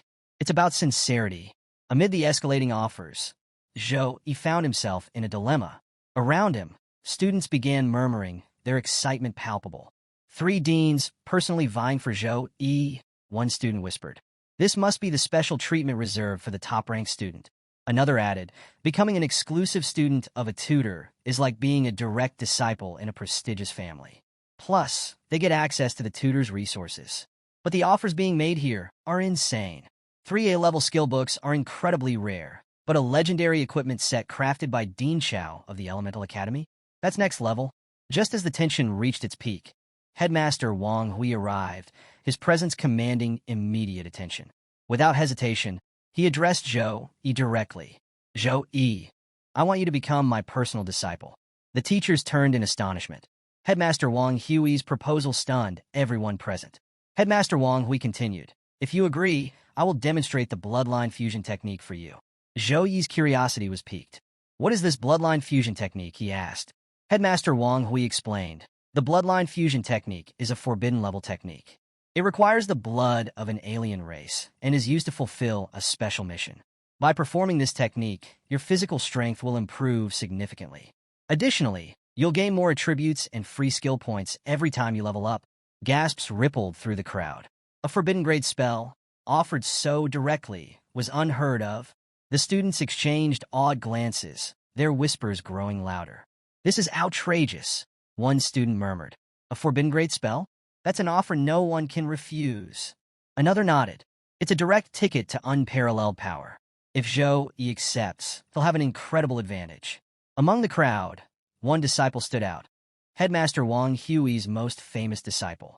He was a powerhouse, the president of the Tianyu Association and one of China's top figures.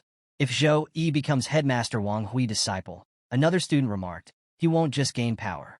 He'll also inherit Wang Hui's vast network. That would catapult him straight to the top. Among the crowd of students, Shun Lingfeng stood silently, his expression dark. Hearing Headmaster Wang Hui's offer, his mind churned with anger and envy. This guy has all the luck in the world, he thought bitterly. If it weren't for Zhou Yi, I'd be in first place. I'd have Headmaster Wang Hui's support too. Meanwhile, Zhang Churen stood next to Zhou Yi, equally stunned by Headmaster Wang Hui's offer. She couldn't help but marvel at the implications. Changing Zhou Yi's bloodline would make him even stronger. This is unbelievable. The Elemental Academy teacher Cho Huayang smiled, folding her arms. I never realized Zhou Yi was so captivating, she mused aloud, that even Headmaster Wang Hui wants him as a disciple. Headmaster Wang Hui, unbothered by the chatter, summoned a small, ornate box. There are many remarkable things about you, Zhou Yi, he said with a smile. Opening the box, he revealed a gleaming gold medal. This is a reward from the Snow Dragon Legion captain, specifically requested to be handed to you. The students gasped in unison, their eyes glued to the medal. Shun too was shocked. A gold medal? Even the Shun family, one of the great 8 families of Ning, doesn't have a gold medal. How is this possible? Song Xiaolan, standing nearby, stared in disbelief. Am I mistaken? Isn't that an honor medal? Zhang Churen grasped Zhou Yi's arm, her voice tinged with awe. It's a gold medal. My grandfather fought on the front lines for years and only received a silver medal. Zhou Yi's attention was fixed on the medal. Engraved on it were the words, in honor of those who have contributed to China's civilization. Confused, he thought, when did I provide a great contribution to China? Sensing his hesitation, Headmaster Wang Hui clarified, I know about your actions in Tempest Valley. You deserve this outstanding achievement, gold medal. Still puzzled, Zhou Yi thought to himself, a medal like this for killing a few demons in Tempest Valley? There must be more to this than I know. Despite his doubts, Zhou Yi accepted the medal graciously. Thank you, Headmaster, he said with a slight bow. The Elemental Academy teacher Cho Huayang chuckled. Zhou Yi, you're far too formal. Still calling him Headmaster, are you? Bowing lower, Zhou Yi replied, Teacher, I'm honored to be your student. Headmaster Wang Hui, satisfied, wasted no time. With a wave of his hand, he teleported away with Zhou Yi. As Headmaster Wang Hui and Zhou Yi vanished, the remaining teachers began murmuring among themselves. Is Headmaster Wang Hui worried we'll try to recruit Zhou Yi in his absence? One speculated. Teacher Wu Meng and the Weapon Academy teacher, meanwhile, turned their attention to Jiang Churen. The Weapon Academy teacher Rong Qi stepped forward with a confident smile. Jiang Churen, if you're willing to become my personal disciple, I'll extend the same offer I made to Zhou Yi. Wu Meng's expression darkened. Old Rong, are you deliberately trying to provoke me? Unfazed, the Weapon Academy teacher Rong Qi replied. Since Zhou Yi was recruited by Headmaster Wang Hui, I won't let you take Jiang Churen so easily. She has potential, and I won't let her go without a fight. Meanwhile, Zhou Yi found himself teleported alongside Headmaster Wang Hui to a mysterious location. It was a grand laboratory-like space filled with rare and valuable items neatly organized on shelves and in glass cases. Looking around in awe, Zhou Yi marveled at the sheer magnitude of treasures stored there. This is my private mansion, Headmaster Wang Hui explained. It's primarily used to store some of my most valuable items. If you ever need to find me in the future, this is where you can come. Zhou Yi listened attentively, still taking in his surroundings. This mansion must be Headmaster Wang Hui's personal treasury, he thought. To access it, you'd need instant teleportation. It could be anywhere, outside Sukang District, or maybe even outside China. Headmaster Wang Hui led Zhou Yi deeper into the mansion, eventually stopping at a room where 3 glowing formations were present. Within each formation was a vial containing a unique and powerful bloodline. Zhou Yi's curiosity grew as he observed the mesmerizing energy radiating from them. These, Headmaster Wang Hui began, are 3 types of source blood. Using the bloodline forging technique, your bloodline will undergo a qualitative transformation.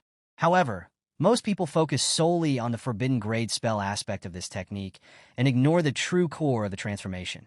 The source blood. He continued, a regular human's bloodline potential is extremely limited. As your level increases, the stat gains from leveling up gradually weaken. When most classes hit this limit, they choose to merge with the blood of other races to break through and gain additional power. Hearing this, Zhou Yi asked in surprise, Teacher, are you concerned about leveling up even at your levels? Headmaster Wang Hui nodded. Of course. Once classes reach tertiary awakening, leveling up requires an enormous amount of experience. I'm currently level 64. At this level, most otherworld monsters I face are leader-tier bosses that are incredibly challenging to defeat. Headmaster Wang Hui gestured toward the 3 vials of source blood and explained their origins. 1. Angel source blood. This bloodline comes from the divine angel race, extracted from the corpse of an angel. Angels are servants of light, granting them an extraordinary affinity for the light element. Merging with angel source blood would give you unparalleled control over light-based powers. 2. Titan source blood. This bloodline belongs to the Titans, who worshipped thunder. Titans possess a natural mastery of lightning. Merging with their bloodline would amplify the power of any lightning-based ability you possess. 3. Dragon source blood. The dragon race are direct descendants of the dragon god, carrying the purest dragon bloodline. If you merge with dragon source blood, you'll gain a natural dominance over all beast races and significantly enhance your overall physical capabilities. Hearing this, Zhou Yi was stunned. The angel, titan, and dragon races are all high-tier races, he thought. Each is at least level 60 or above. This is incredible. Despite his amazement, Zhou Yi was cautious. He didn't want to make a rash decision and asked, Teacher, which bloodline do you think would suit me best? Even though Zhou Yi had the system to assist him, he was aware of his limited knowledge of this world and wanted to avoid any mistakes. His rationality impressed Headmaster Wang Hui, who smiled approvingly. Faced with 3 rare and extraordinary source blood options, most young people would impulsively choose the one they found most exciting, Headmaster Wang Hui said. You, however, have proven your maturity by remaining calm and seeking guidance. This rational thinking will serve you well. Headmaster Wang Hui began explaining the details of the bloodlines to Zhou Yi. The Titan and Dragon source bloods are undeniably powerful. They will significantly enhance your strength and mana capacity after merging. However, Headmaster Wang Hui continued, due to your strong affinity with the of light, the Angel source blood is undoubtedly the best choice for you. With it, you might achieve improvements beyond your imagination. Taking Headmaster Wang Hui's advice, Zhou Yi chose the angel source blood. As he did, Headmaster Wang Hui nodded approvingly. It seems the angel source blood is very compatible with you, he said with a smile. Headmaster Wang Hui went on to explain, you are my 5th student.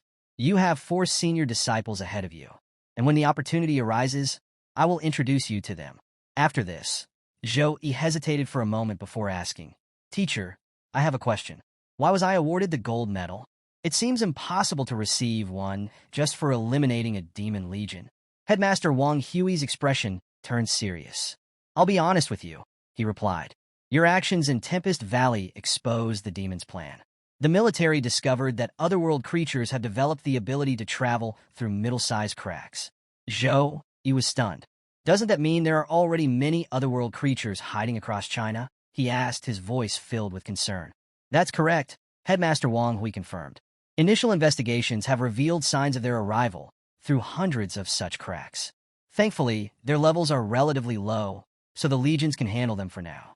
Across the country, legions have been mobilized to eliminate these creatures, and the Academy's mission system will soon provide related assignments.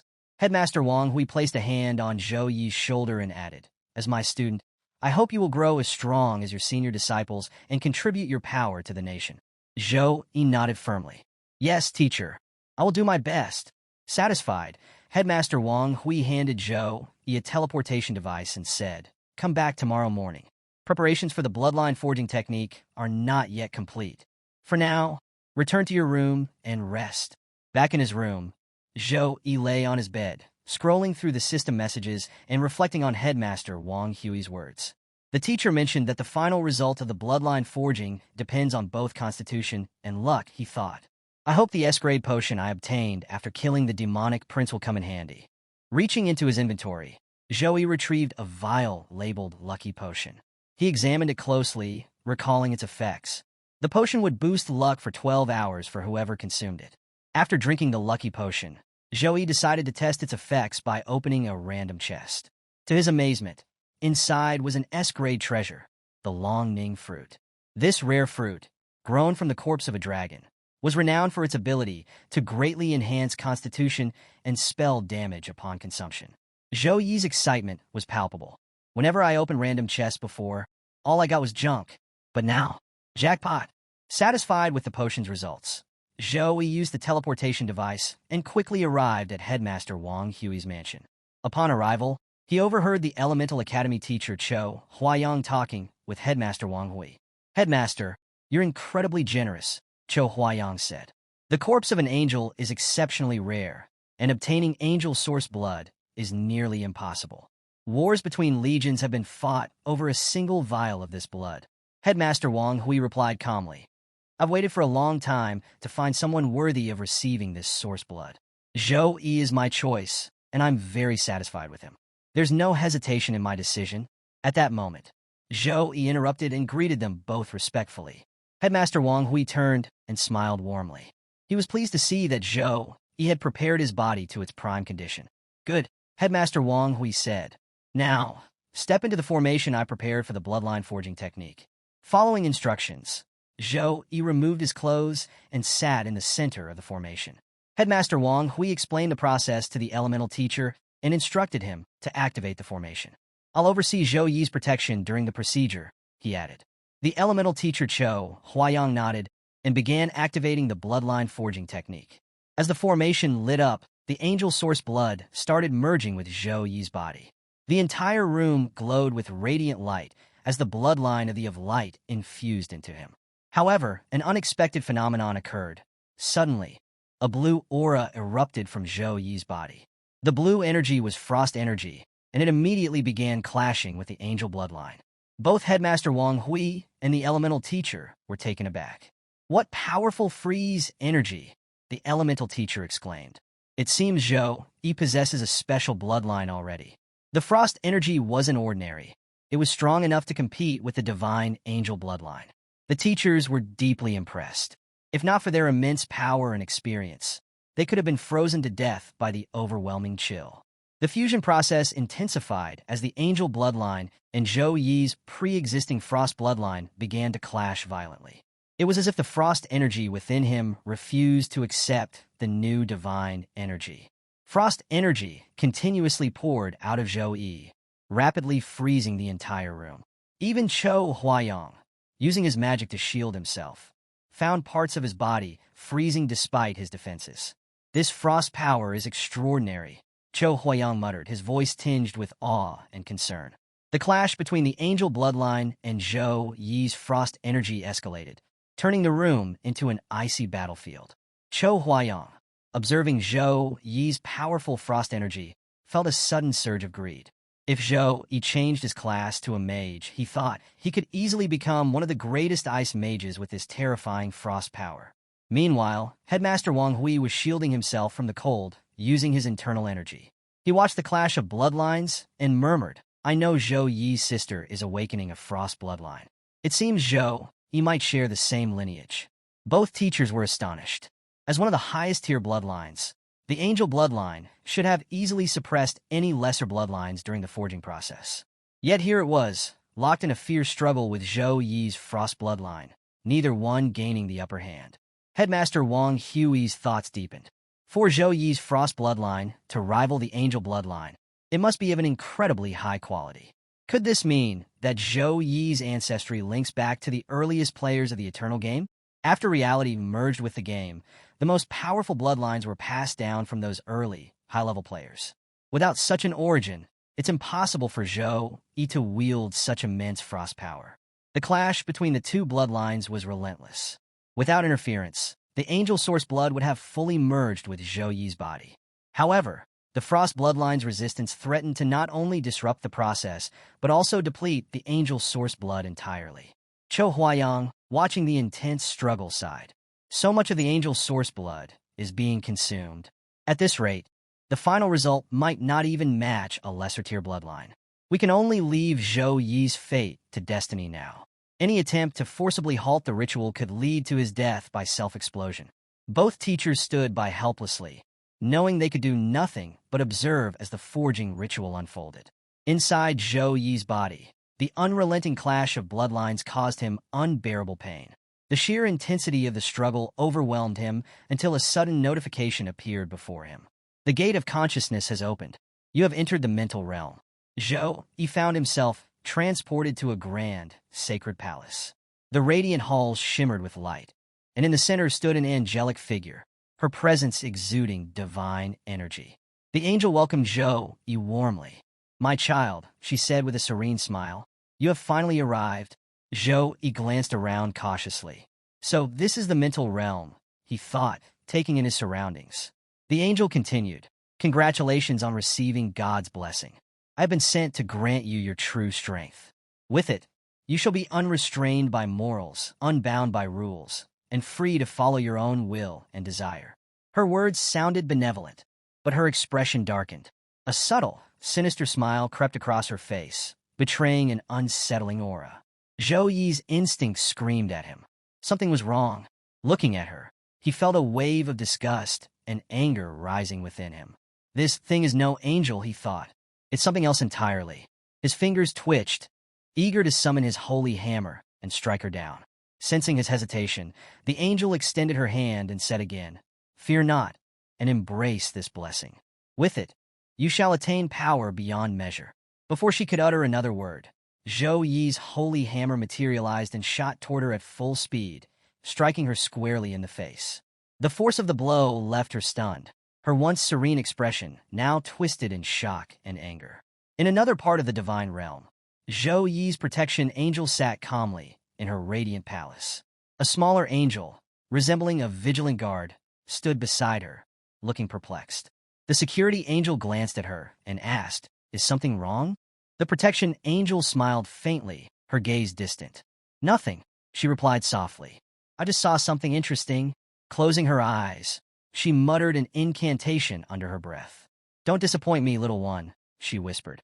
Meanwhile, in the mental realm, the corrupt angel rose after being struck by Zhou Yi's holy hammer. Her expression twisted with fury as she hissed, "You dare offend the divinities? God shall unleash divine punishment upon you, leaving not a trace of your body behind. Kneel and beg for forgiveness, and perhaps I'll consider absolving you of your sins on behalf of God." Zhou Yi, unshaken, replied coldly, "There's no need for that." The angel's anger deepened, but her smile returned, wicked and cruel. "Impudent boy," she sneered. With a wave of her hand, she summoned chains of dark energy that bound Zhou Yi tightly.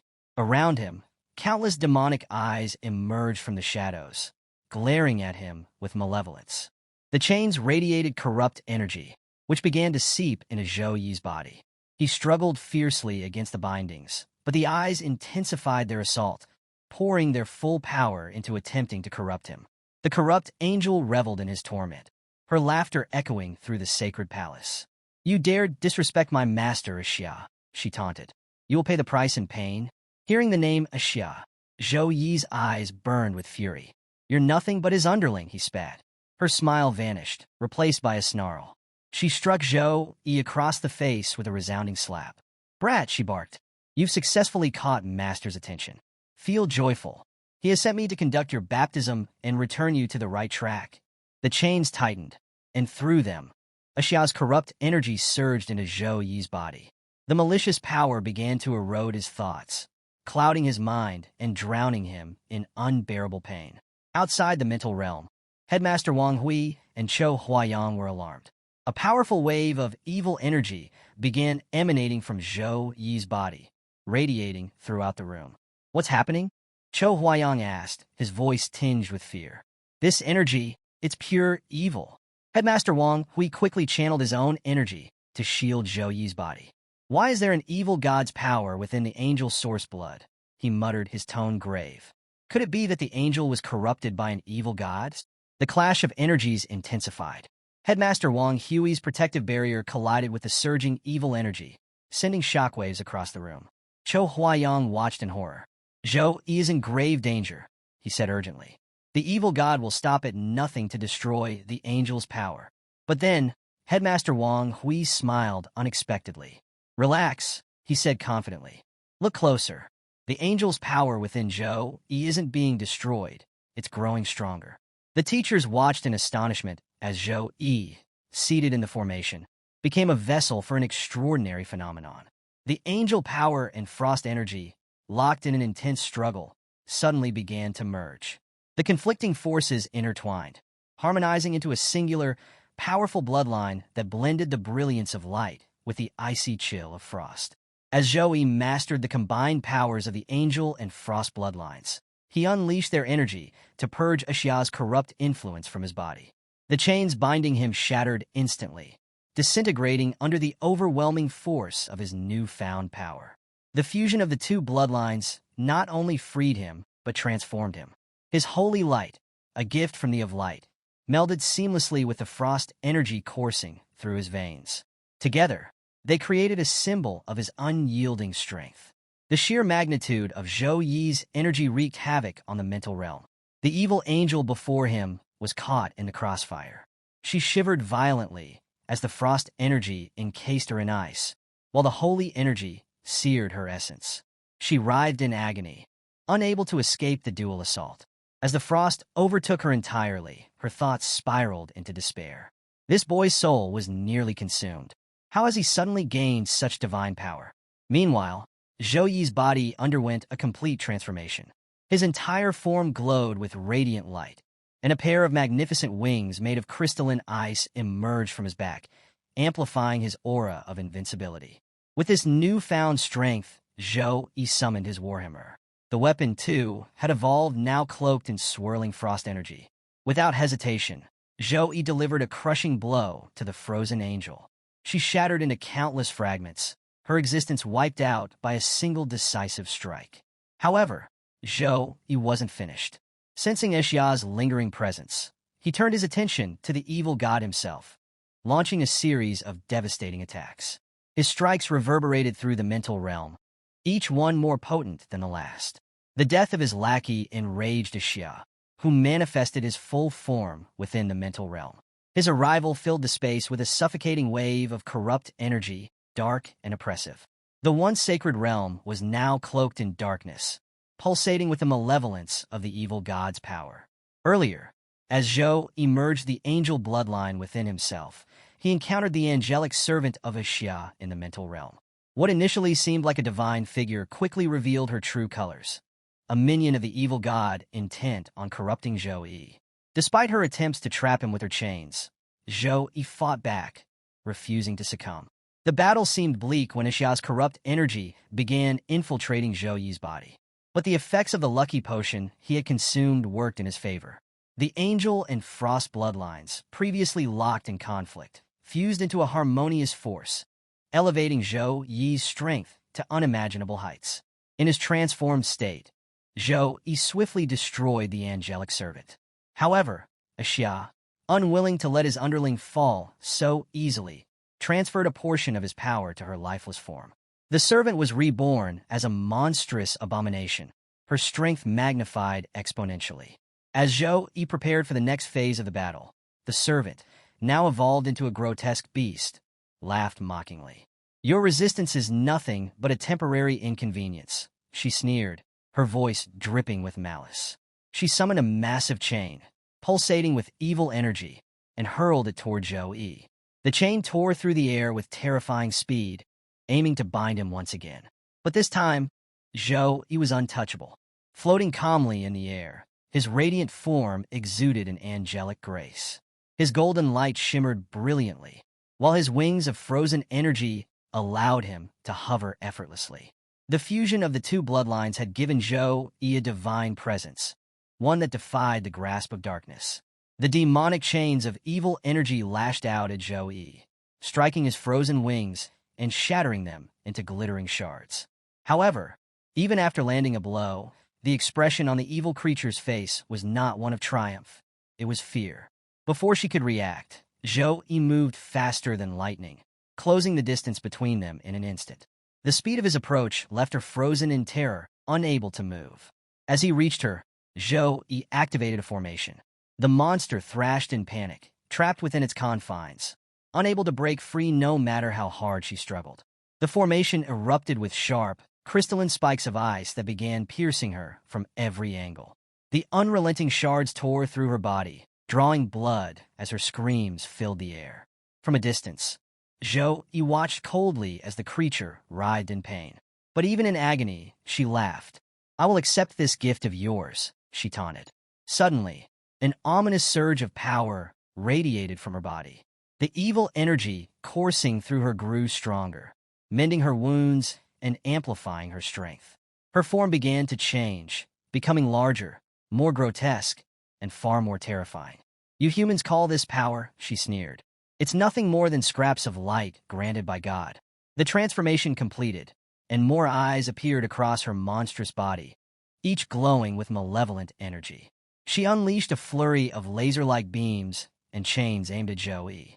Despite the barrage, Zhou Yi evaded her attacks effortlessly, his movements precise and unyielding. None of her corrupt chains could touch him, leaving her visibly frustrated. "Worms like you only know how to run away," she spat, her voice dripping with contempt. Enraged, she charged a massive energy attack, launching it at Zhou Yi with devastating speed and force. The attack hurtled toward him like a comet, crackling with malevolence. Yet Zhou Yi stood his ground, unflinching. At the last moment, he raised a shimmering shield of holy energy. The attack collided with it and disintegrated instantly, its power rendered meaningless. The creature's confidence faltered. "How is he still standing?" she muttered in disbelief. Zhou Yi, wasting no time, surged toward her with unrelenting determination. Her chains flew toward him once more, but Zhou Yi destroyed them effortlessly with his warhammer, step by step closing the gap between them. In the Divine Palace, Zhou Yi's protection angel watched the battle unfold. A serene smile played on her lips as she murmured, "It's about to end." Back in the mental realm, Zhou Yi reached the evil creature. Without hesitation, he touched her with a single finger. The moment contact was made, a brilliant holy light erupted from Zhou Yi's body, illuminating the entire realm. The light seared through the creature, causing her to wail in anguish. Her grotesque form began to disintegrate under the divine radiance. As she faded, she gasped in disbelief. "Where is your power coming from?" The holy light intensified, eradicating every trace of her existence. Within moments, the mental realm was purified, left untouched by the malevolence that once tainted it. As the creature vanished, the corrupted bloodline of the darkness emerged from Zhou Yi's surroundings. It became clear that when the angel died, the evil goddess Ya had left traces of his power behind, corrupting the bloodline. Now, with the creature defeated and the mental realm cleansed, the angel bloodline had been freed from its dark influence.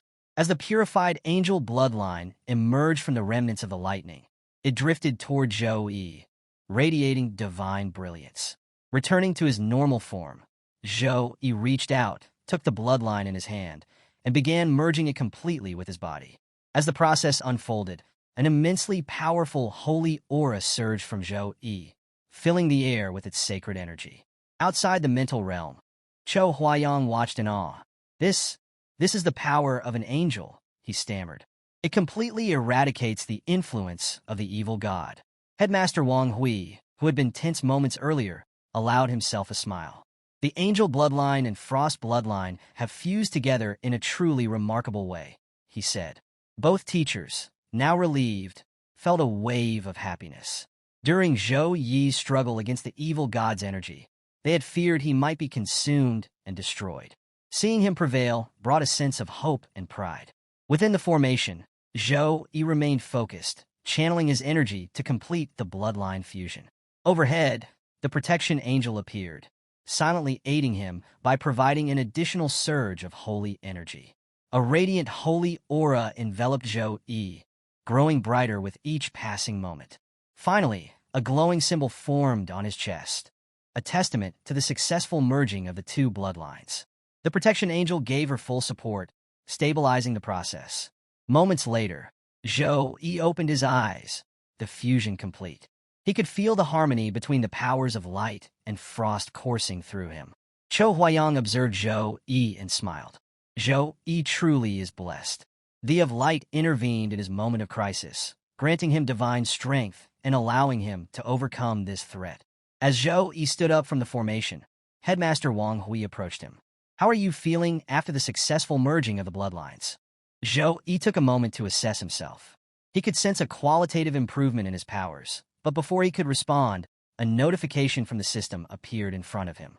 The notification outlined the rewards from his successful bloodline fusion, leaving Zhou Yi surprised and delighted. Bloodline talent updates. 1. Six-winged angel bloodline. Zhou Yi had unlocked a rare, divine bloodline, granting him unparalleled potential and extraordinary power. 2. Divine Mark of Light. A-grade, this talent enhanced his affinity with both light and ice elements to exceptional levels. As his bloodline developed further, it promised to increase his compatibility with other elements as well. 3. Magic Immunity. B-grade, this talent provided Zhou Yi with a chance to resist magic cast by enemies, including debilitating effects from non-damaging skills like Purify and Disperse. As Zhou Yi reviewed his newly acquired talents, his eyes lit up with excitement. It's the six-winged angel bloodline, he shouted, unable to contain his joy. And I inherited 2 bloodline talents. Chou Huayang, standing nearby, was visibly astonished. The six-winged angel bloodline, he repeated, his tone reflecting both disbelief and admiration. The rarity of this bloodline was unparalleled, and Zhou Yi's achievement left him in awe. Headmaster Wang Hui approached Zhou Yi with a satisfied smile. It seems the bloodline forging was a tremendous success, he said. The six-winged angel bloodline is the highest among all angels. The talents you inherit from this bloodline will continue to develop and evolve into S+ grade as your level increases. You've truly unlocked something extraordinary. As Zhou Yi scanned through his notifications, another talent caught his attention. His eyes widened. Master, he called out, there's also an S+ grade bloodline technique called Angel Physique. Headmaster Wang Hui's interest was piqued, and Zhou Yi continued reading aloud. Angel Physique, S+. Unleash the power of your bloodline as a descendant of the six-winged angel. The higher your level, the greater the power you can release. Note, until you reach level 50, you have not fully absorbed the angel bloodline. Each use of this technique will result in a period of weakness afterward. Chou Huayang and Headmaster Wang Hui exchanged impressed glances, and Zhou Yi's excitement grew. He now possessed a remarkable array of bloodline talents. 1. Six-winged angel power, representing the pinnacle of angelic bloodlines. 2. Divine Mark of Light, A grade, bestowing unparalleled affinity with light and ice elements. 3. Magic Immunity, B grade, granting resistance to damaging and non-damaging magical skills. 4. Angel Physique, S plus grade, allowing Zhou-Yi to unleash his full bloodline potential. The realization of these talents brought smiles to all their faces. Zhou-Yi is truly blessed, Cho Huayang remarked, still astonished. Headmaster Wang Hui, intrigued by the angel physique talent, suggested, "Why don't you try using this secret technique now? Let's see just how much your power has increased after merging the bloodline." Zhou-Yi, eager to test his newfound abilities, nodded in agreement. He closed his eyes and began meditating, focusing on activating the angel physique. As Zhou-Yi channeled his energy, golden elemental light began swirling around him.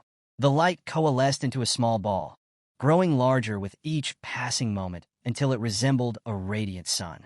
A wave of holy energy rippled outward, filling the room with a powerful and sacred aura. Headmaster Wang Hui and Cho Huayang could hardly believe what they were witnessing. Zhou-Yi's energy radiated a force so immense that it left even these seasoned experts astonished. Within moments, Zhou-Yi's angel physique fully activated.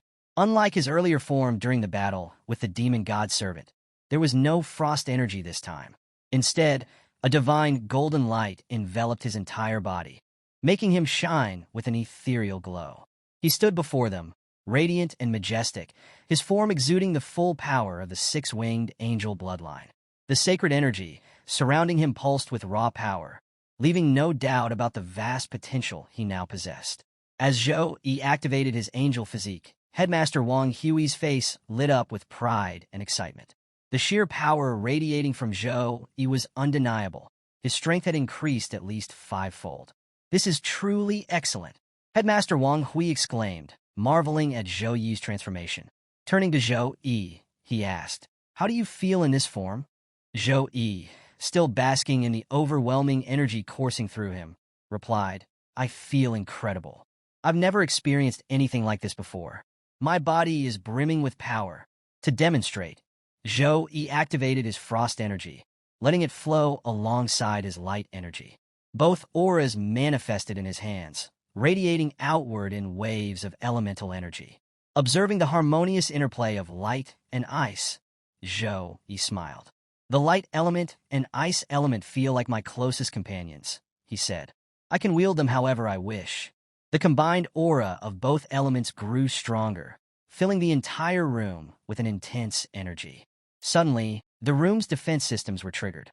Alarms blared, and warning messages echoed throughout the chamber. High element energy detected. Room defense system activated. The automated system engaged the room's triple-layered defensive measures, prepared to neutralize the overwhelming elemental energy. Seeing this, Headmaster Wang Hui chuckled and said, "Six-winged angels truly are the favorites of elemental energy. But deactivate the secret technique, Zhou-Yi. If you don't, the room's defense system will attack you." Zhou-Yi nodded, unwilling to risk further complications, and deactivated his angel physique. Returning to his normal form, he felt a sudden, sharp discomfort within his body. Pausing, he carefully observed the sensations, trying to understand what was happening. Cho Huayang, noticing Zhou-Yi's hesitation, asked, "What's wrong? Did something go amiss?" Zhou-Yi replied, still confused, "The secret technique drastically improved my strength. But even though I didn't use it for long or fight with it, my entire body feels sore and bloated." Headmaster Wang Hui stepped forward, his tone serious. "That's to be expected," he explained. "The bloodline secret technique rapidly increases your strength, but the six-winged angel bloodline is immensely powerful. Right now, your body hasn't fully adapted to its effects, and it's draining a lot from you. You should reserve this technique as a last resort trump card. Overusing it prematurely could harm you more than help you." As Headmaster Wang Hui provided his guidance, the elemental teacher stood back, observing Zhou-Yi in silence. The six-winged angel bloodline, 2 evolutionary talents, and that S+ grade secret technique, angel physique, he thought to himself. For the other freshmen, chasing after Zhou-Yi is nothing more than a dream now. The conversation between Zhou-Yi and Headmaster Wang Hui continued for some time, with Headmaster Wang Hui offering valuable advice. "Based on the signs of your bloodline activation," Headmaster Wang Hui said, I believe your sister's frost bloodline may not be weaker than yours.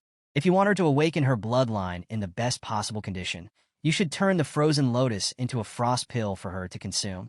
The university has a specialized pill forging department, and you can place the order directly through the school system. Zoe nodded in agreement, taking Headmaster Wang Hui's advice to heart. Seeing his understanding, Headmaster Wang Hui smiled. Good. Now go and get some rest. With a respectful bow, Zhou Yi activated the teleportation device and left. After Zhou Yi's departure, the elemental teacher turned to Headmaster Wang Hui, his tone filled with concern. Headmaster, how did Zhou Yi even come into contact with the power of an evil god?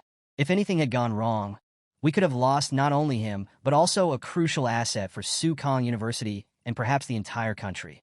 Headmaster Wang Hui sighed. It's thanks to the protection of light that Zhou Yi survived this ordeal. However, this is a matter that cannot be ignored. I will personally begin an investigation to uncover the source of this threat. Not a single clue will be overlooked, and whoever is responsible will face justice. Teleporting back to his room, Zhou Yi reflected on Headmaster Wang Hui's words. The frozen lotus would soon be delivered by the Snow Dragon Legion, but another key ingredient, icicle grass, was still missing.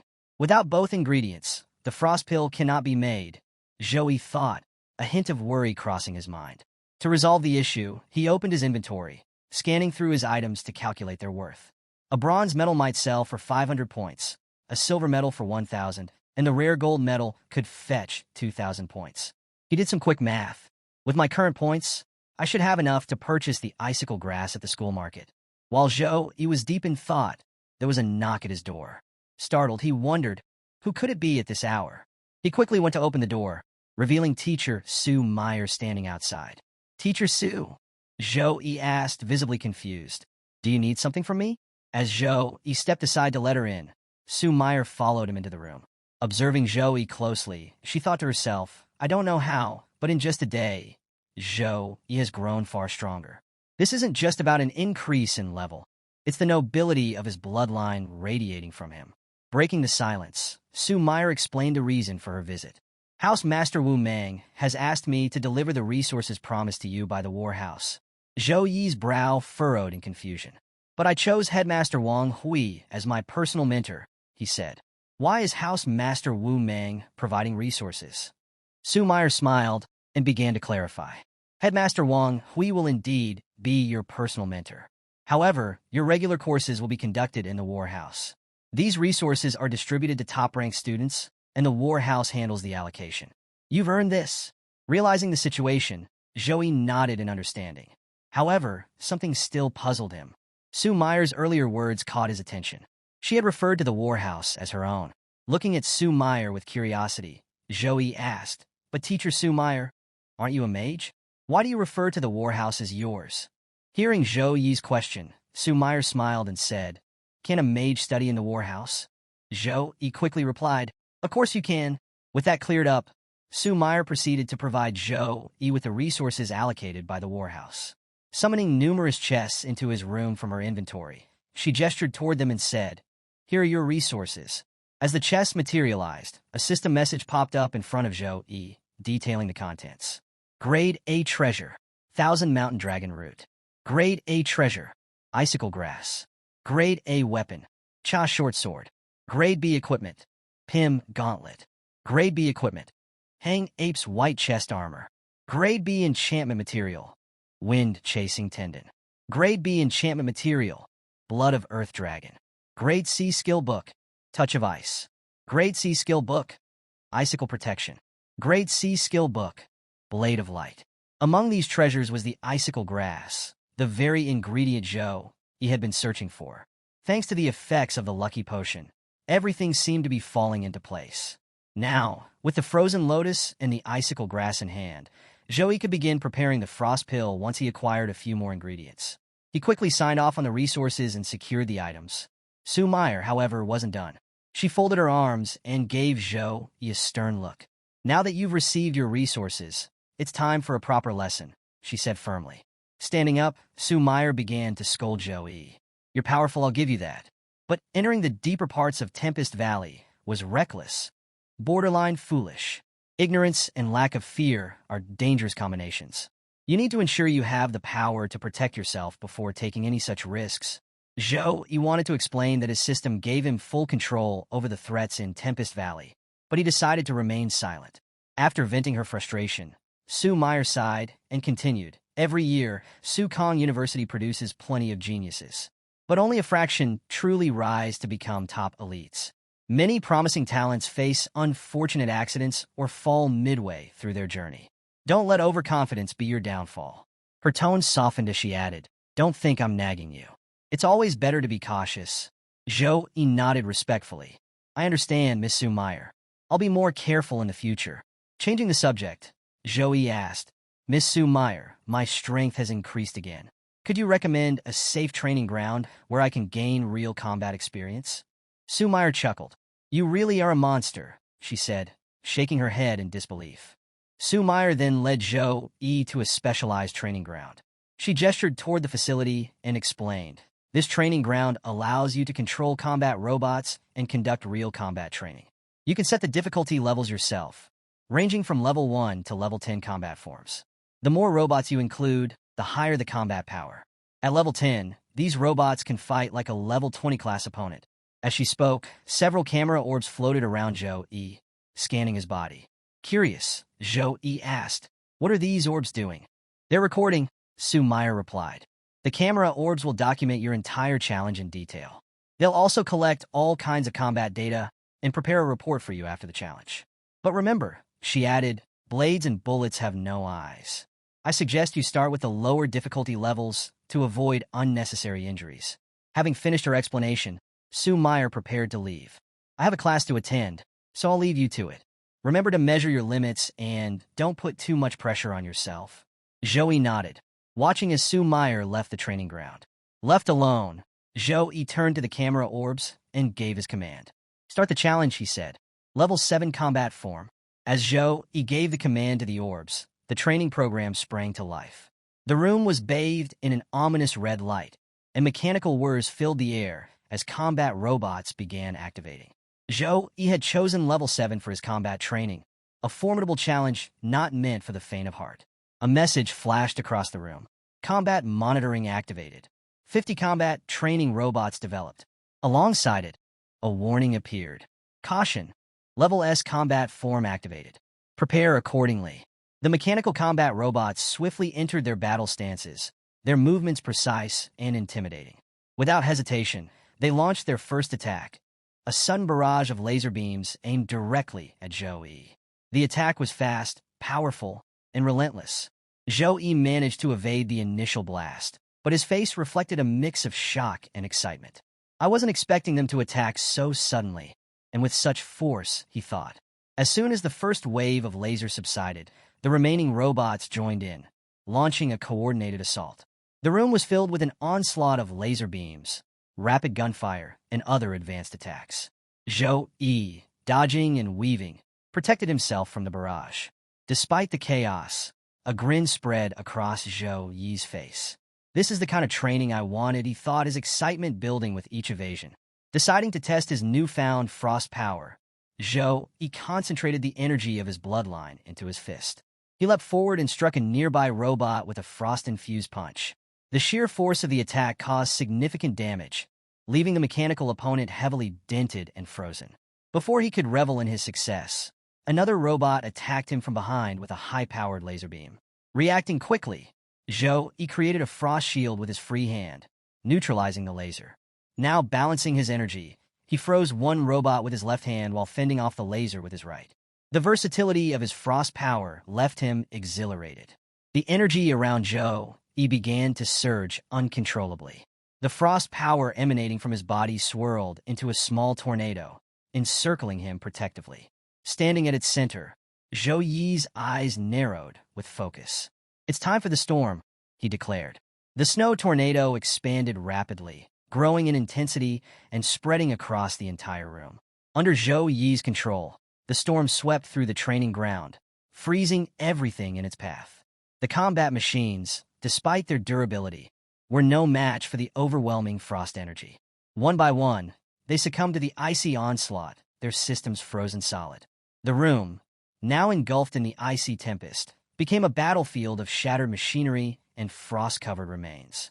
As the last of the machines froze, Zhou activated a final technique, channeling his frost energy into a formation-like move. The air crackled with power as he clenched his fist tightly. With a single decisive motion, the frozen machines shattered into fragments, destroyed completely. A notification appeared in bold letters across the room. Congratulations to Mr. Zhou for passing the Level S combat form test. As the storm subsided, the red light in the room dimmed, returning to its default state. Zhou exhaled slowly, his excitement tempered by satisfaction. Around him, the camera orbs hovered silently, beginning their analysis. Training results calculating. Despite facing a total of 17 Level 7 combat robots, Zhou destroyed them all in just 3 minutes and 40 seconds, earning himself a top-tier grading distinction. Pleased with his performance, Zhou reflected, the frost power is incredibly effective for controlling the enemy. Passing the Level 7 combat form was easier than I thought. I wonder if the highest difficulty will finally challenge my limits. Fueled by curiosity and ambition, Zhou commanded the camera orbs, activate the Level 10 combat form. However, the havoc Zhou had unleashed during the Level 7 combat training had caused significant damage to the robots. As a result, the backup plan for Level 10 combat form was triggered. The room filled with mechanical whirring and heavy stomping as new combat robots activated. These weren't ordinary training robots. They were supernatural-grade training robots, far superior to the previous ones. Zhou turned his attention to them, immediately noticing the difference. The orbs explained, the stats of these supernatural-grade robots are equivalent to a regular Level 25 class. They are designed to operate with advanced intelligence, ensuring optimal offense and defense strategies. As Zhou listened, the orb added a final caution. If the fight threatens your safety, you can order us to stop at any time. But Zhou paid no heed to the warning. This was exactly the challenge he had been seeking, a worthy opponent to push him to his limits. The countdown for the fight began. Even before it concluded, the supernatural robot was already charging up a powerful attack. The moment the announcement to begin was made, the robot unleashed a devastating frost energy laser beam at Zhou. The sheer power of the attack forced Zhou to dodge at the last second, narrowly escaping harm. Landing on the ground, he looked back at the robot in shock. How was it able to use frost energy? He wondered, his mind racing. Without hesitation, Zhou activated his own frost power, summoning his warhammer and preparing to counterattack. From above, Zhou descended toward the robot, his warhammer glowing with icy energy. Meanwhile, the robot, undeterred, continuously released streams of frost energy to keep Zhou at bay. Zhou deftly dodged the attacks, his movements fluid and precise. As he closed the distance, he decided to use a new technique he had devised, Ice Light Double. This skill combined the properties of light and frost energy to create an illusionary double. The icy clone shimmered with refracted light, making it nearly impossible to distinguish between reality and illusion. As the Ice Light Double materialized, Zhou real form vanished into the air, leaving the robot momentarily confused. The shimmering clone moved toward the robot, diverting its focus and drawing its attacks. Meanwhile, Zhou circled around, preparing to strike. The robot, unable to differentiate between the real Zhou and the illusion, targeted the clone with its frost laser. This provided the opening Zhou needed to deliver a decisive blow. As Zhou closed the distance between himself and the supernatural robot, he swung his warhammer with full force, aiming to disarm it and stop its relentless attacks. The impact of his blow caused the robot to stagger backwards slightly, but the targeted part, the area responsible for its laser beam attacks, remained intact. Before Zhou could follow up, the robot retaliated, launching a light beam attack that struck Zhou directly. The force of the attack knocked the warhammer from his grasp and sent him tumbling far across the training ground. Lying on the ground, Zhou grimaced as he tried to process what had happened. How is it copying my skills? He wondered. Is the camera orb sharing my combat data with it? As Zhou pondered, the robot's attack system synchronization completed, enhancing its combat capabilities. It generated a light-type warhammer, using the same energy Zhou had wielded earlier. The robot charged toward him, aiming to strike with devastating power. Seeing the incoming attack, Zhou quickly activated his own light power, concentrating it into his hands. As the robot's hammer descended, Zhou blocked the attack with his light-infused palms. The collision created an intense surge of energy, releasing tremendous pressure across the room. While Zhou held back the robot's hammer, the machine system underwent another transformation. Its cannon morphed into a mechanical wolf, which was now fully operational and attacking Zhou from the side. Surrounded, Zhou found himself under relentless pressure. The robot's hammer pressed down on one side, while the mechanical wolf charged in from the other. Zhou managed to fend off both attacks, but couldn't hide his astonishment. It can even replicate Tempest Wolves? He thought. This isn't a normal training bot. Realizing that conventional methods wouldn't work, Zhou decided to escalate. He activated his angel physique, unleashing an intense burst of light energy that forced both the robot and the mechanical wolf to retreat momentarily.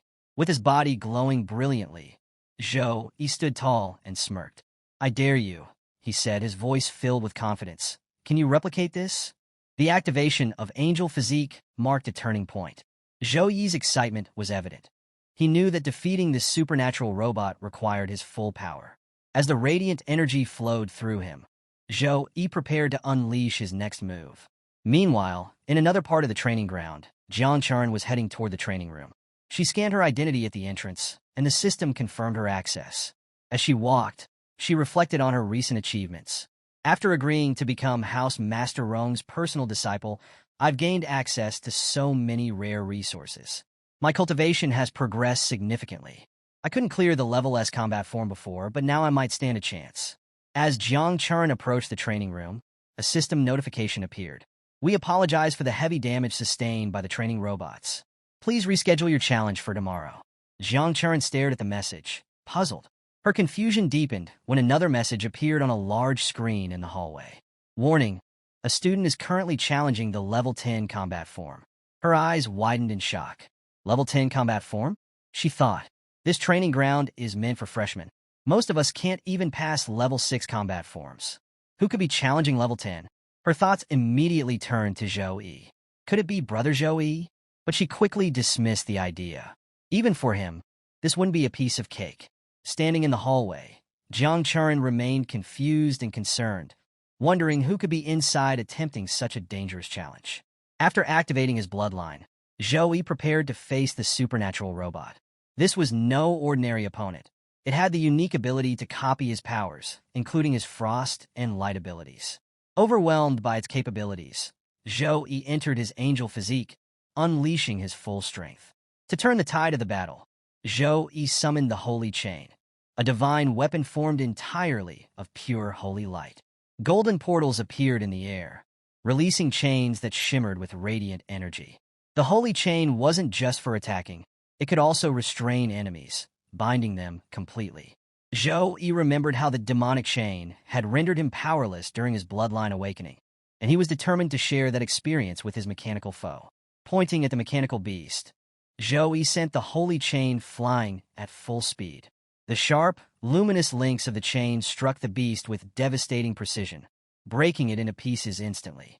With the beast destroyed, Zhou directed the chains toward the supernatural robot.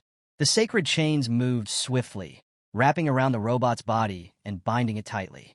The robot struggled to break free, its internal systems analyzing Zhou Yi's technique in an attempt to replicate it or find weaknesses. But the robot's database flagged the Holy Chain as an anomaly, a skill too unique and complex to decipher. As Zhou maintained control of the Holy Chain, he activated the Vision of Light, an ability that allowed him to detect an enemy's weak points and hidden abilities.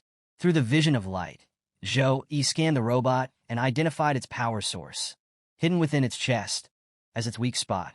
Seeing the weakness, Zhou grinned confidently. Without hesitation, he gathered energy into his fist, preparing a powerful light punch. Closing the distance quickly, Zhou struck the robot's chest with full force.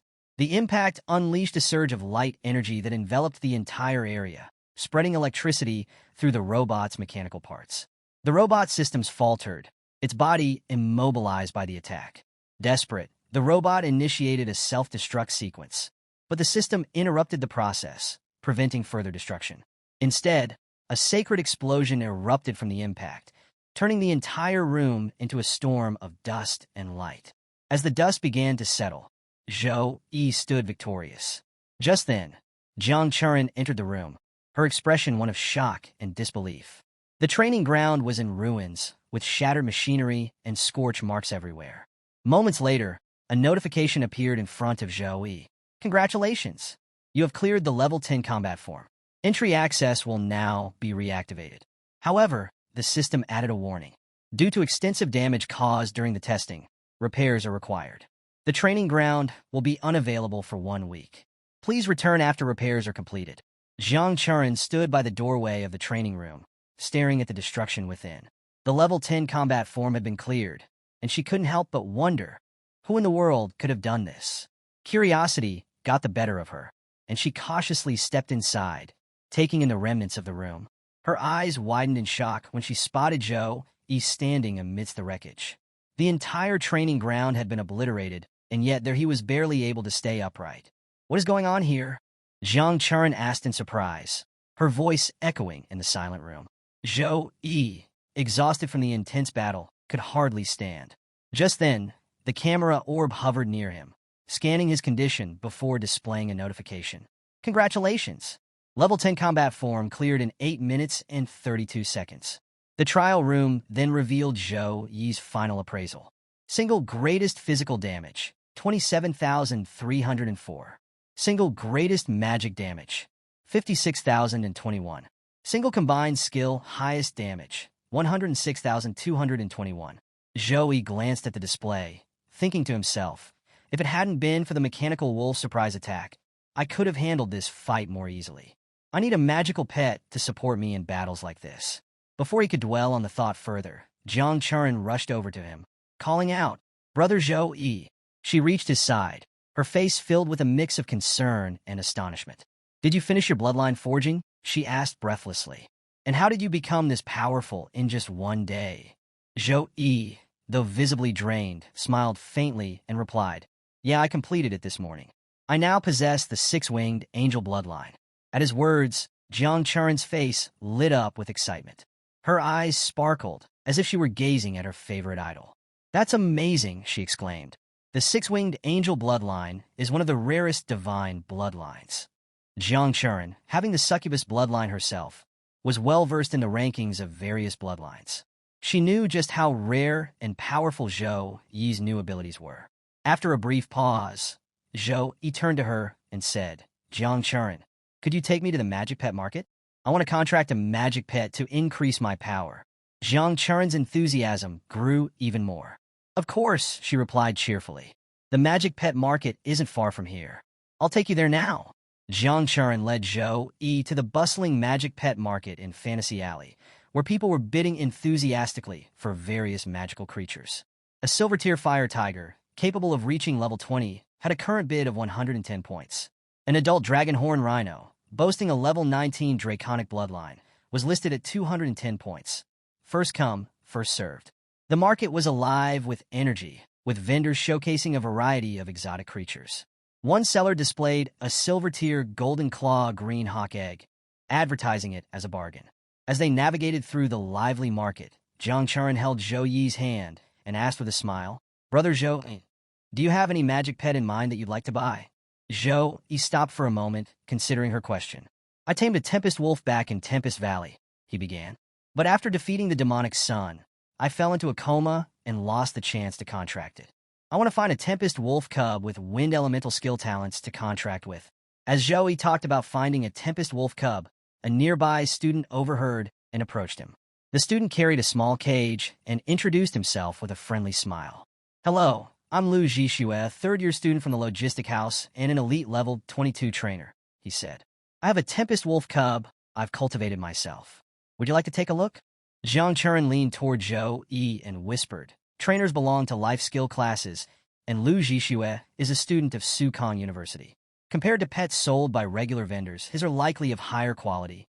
Considering Jiang Churin's advice, Zhou Yi nodded and said, Okay, let's see it. Lu Zhixue carefully opened the cage and took out the Tempest Wolf cub. The tiny creature looked frail, its body visibly weak. This Tempest Wolf cub is about 10 days old, Lu Zhixue explained. Its mother is a silver-tier Tempest Wolf, and I've confirmed through examination that its talent is silver tier. You can have it for 60 points.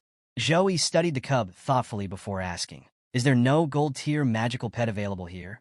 Lu Zhixue looked genuinely surprised. "Gold tier," he said, shaking his head. "There aren't many gold-tier magical pets in the entire magic pet market. If you really want one, I can notify you if I hear anything, but it'll cost you a lot more than 60 points." As Zhou Yi held the cub in his hands, Jiang Churen stepped closer and examined it. Her brows furrowed with concern. "Something's not right with this cub," she said. "It's too small and looks malnourished." Lu Zhixue panicked slightly, trying to reassure them. "Tempest wolves are naturally smaller than other monsters, and their cubs are no exception," he said quickly. Before Lu Zhixue could say more, Zhou Yi smiled and said, "It's fine. I'll take it." Holding the small cub, Zhou Yi said confidently, "You have to understand, there are no useless magical pets, only useless masters. I have great hopes for its future." Jiang Churen smiled, impressed by Zhou Yi's decision. "All right," she said. "If you're confident, it must be a good choice." Relieved and grateful, Lu Zhixue quickly handed Zhou Yi a magic pet contract scroll for free. "Here, you can use this scroll to make the contract," he said. "Just place it on your contract space." After Zhou Yi shared the points with the student, the contract scroll and the Tempest Wolf cub officially became his. Zhou Yi inspected the scroll, finding it well-designed and particularly useful for controlling magical creatures. The student, Lu Zhixue, who had sold the cub, began to walk away. However, an unmistakable, sly grin crept across his face, betraying his intentions. That cub was the weakest of its nest, Lu Zhixue thought. I was at a loss on how to sell it. But this rookie showed up just in time. Luckily, he paid first. If that defective wolf showed signs of its poor condition during contracting, I'd be in trouble. Zhou Yi, unaware of Lu Zhixue's thoughts, prepared to use the contract scroll. He activated it, forming a glowing formation in which he carefully placed the cub. Purple light radiated from the formation, immediately catching everyone's attention. Lu Zhixue, who was watching from a distance, froze in shock. The once small, weak-looking cub began to transform, growing larger and emanating an intimidating purple aura. Gasps rippled through the crowd as onlookers murmured in amazement. "Isn't that dark purple light a sign of a legendary tier magical pet?" one exclaimed. "How lucky must he be to find a legendary tier pet at this market?" Someone approached Zhou Yi, eyes wide with greed. "Do you want to sell that Tempest Wolf? I'll pay 1,000 points for it." Jiang Churen, just as stunned, grabbed Zhou Yi's arm and beamed with excitement. "Brother Zhou Yi, you've got a great eye. It looks like this cub is actually a devolved legendary magical pet. Your magic must have nourished it and restored its original tier." Zhou Yi, still processing what had happened, realized he had underestimated the effect of the lucky potion he drank earlier. The Tempest Wolf cub, now back in its normal form, hopped onto Zhou Yi's lap, wagging its tail like a loyal companion. Jiang Churen looked at the cub with admiration and asked, "Brother Zhou Yi, you haven't given it a name yet. What will you call it?" After a moment of thought, Zhou Yi smiled and said, "I'll call it Gray." Jiang Churen laughed, scooping up the wolf and stroking its fur. "Gray? That's such a boring name. But you know what? It's still cute." Before they could leave, Lu Zhixue stormed back over, his face red with anger and desperation. "I'm sorry," he blurted out. "I made a mistake selling that cub to you for the price of a silver-tier pet. If you want to keep it, you'll need to give me 500 more points. Or you can cancel the contract and return the pet. I'll refund you 300 points. You'd better decide quickly." Hearing this, onlookers began whispering. "It's obvious Lu Zhixue didn't check the cub's tier properly," one vendor said. A nearby woman added, "Lu Zhixue is backed by the Lu family. They're close to Headmaster Wang Hui. No matter what, Zhou might be in trouble now. I doubt he'll keep that legendary pet for long." Zhou Yi's expression darkened as he stepped forward, his golden aura flaring with power. The oppressive energy radiating from him silenced the murmurs instantly. "I've never heard of anything like this," Zhou Yi said coldly. "After selling an item, you forcefully demand more money? Pathetic." Lu Zhixue stumbled backward under the pressure of Zhou Yi's aura, his legs trembling. His mind raced in panic. What is this power? I feel like I'm staring death in the face from just a glare.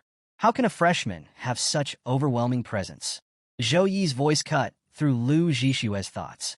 "Stop dreaming and get out of my sight. If you try anything else, the consequences won't be so forgiving." Unable to withstand the pressure, Lu Zhixue collapsed to the ground, groveling. "Bro, it's my bad.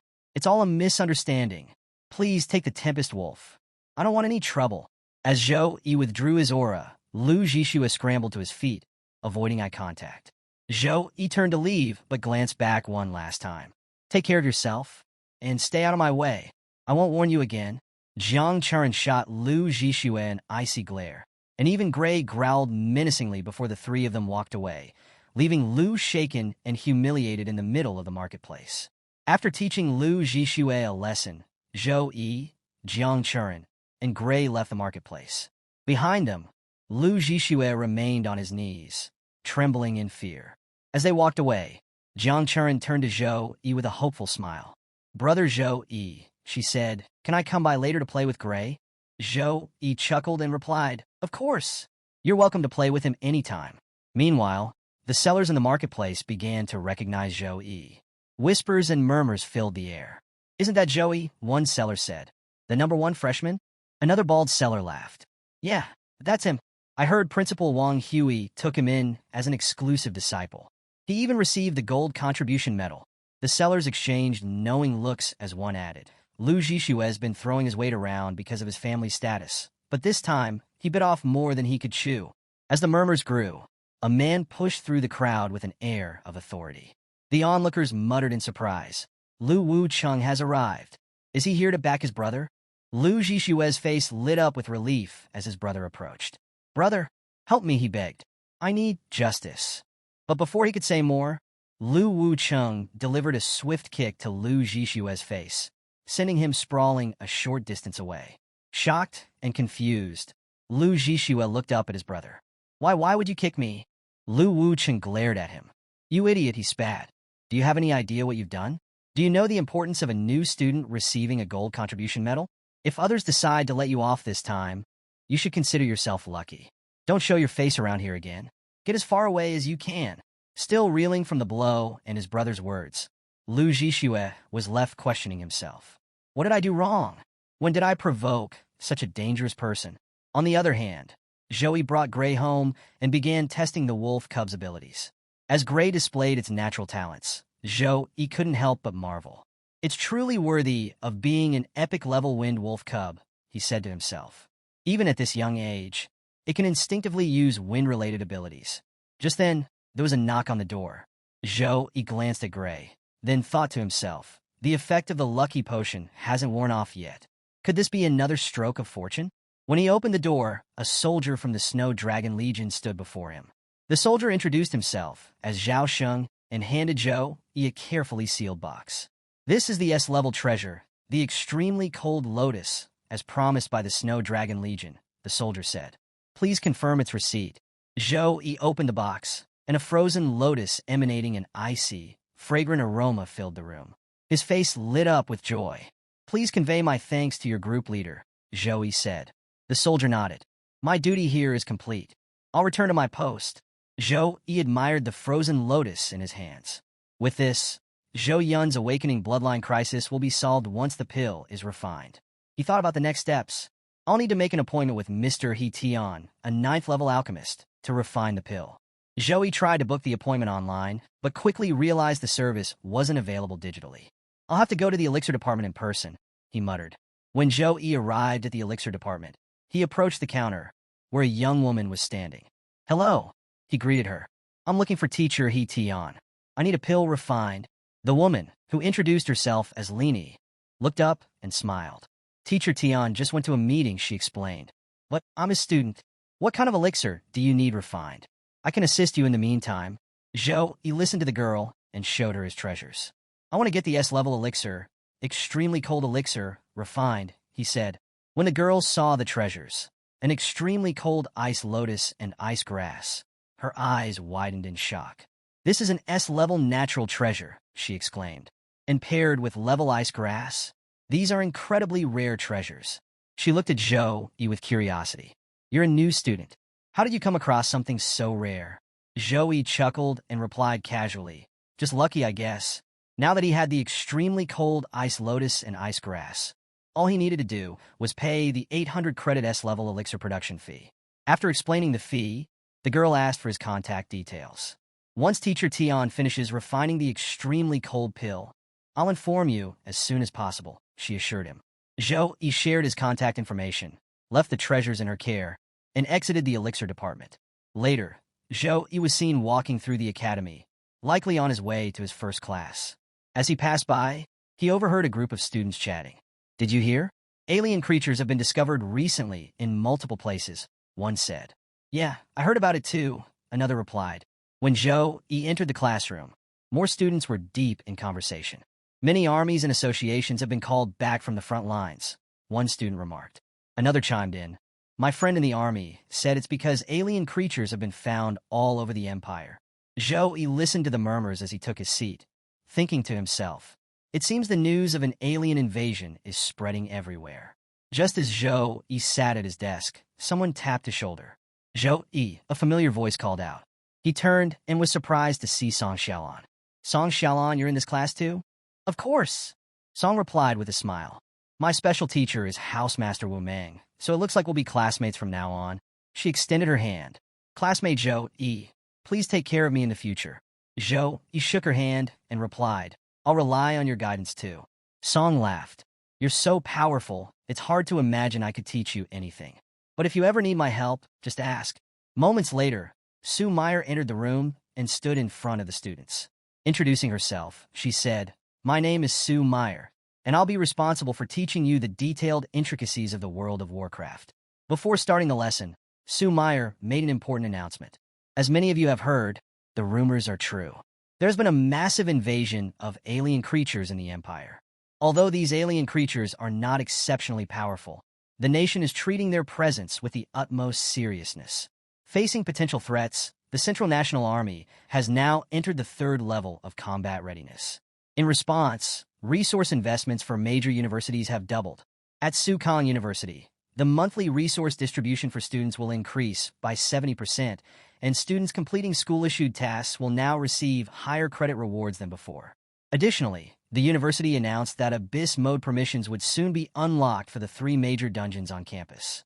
However, students must use their credits to purchase an Abyss magic stone to access this mode. The atmosphere in the room grew electric as students excitedly reacted to the news. Finally, Abyss mode is unlocked. This is my chance to gain some serious experience, one student exclaimed. Another chimed in, even the mission credit rewards are higher now. Looks like the school is going all out.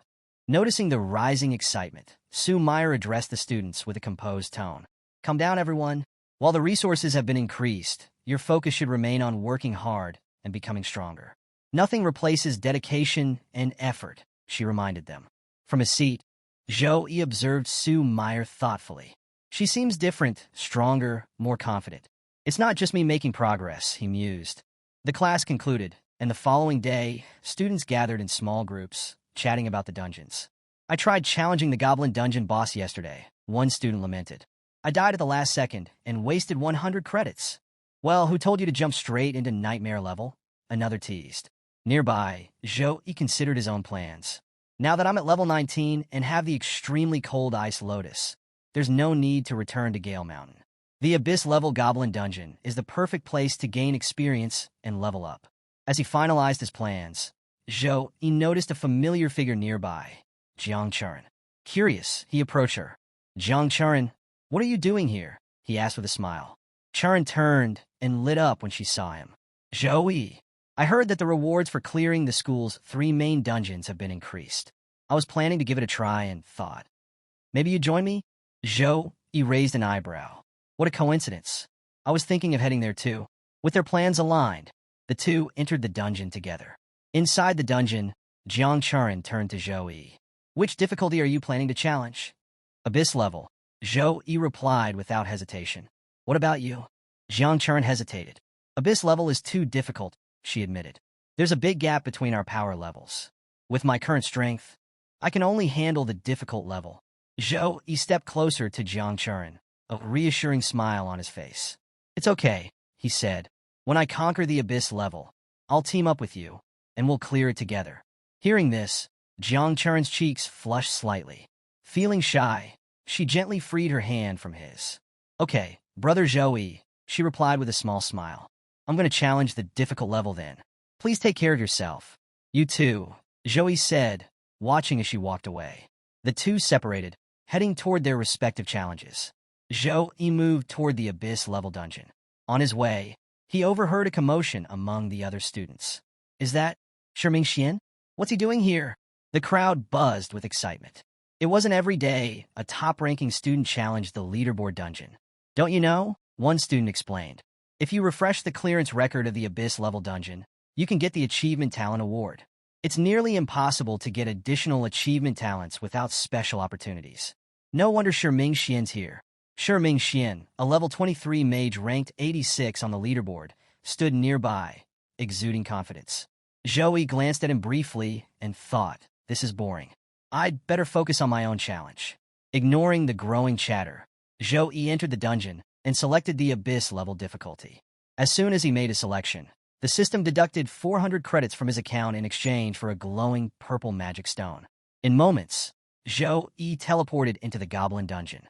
Outside, students noticed his choice. Wait, is that Zhou Yi, the top newcomer? What's he thinking?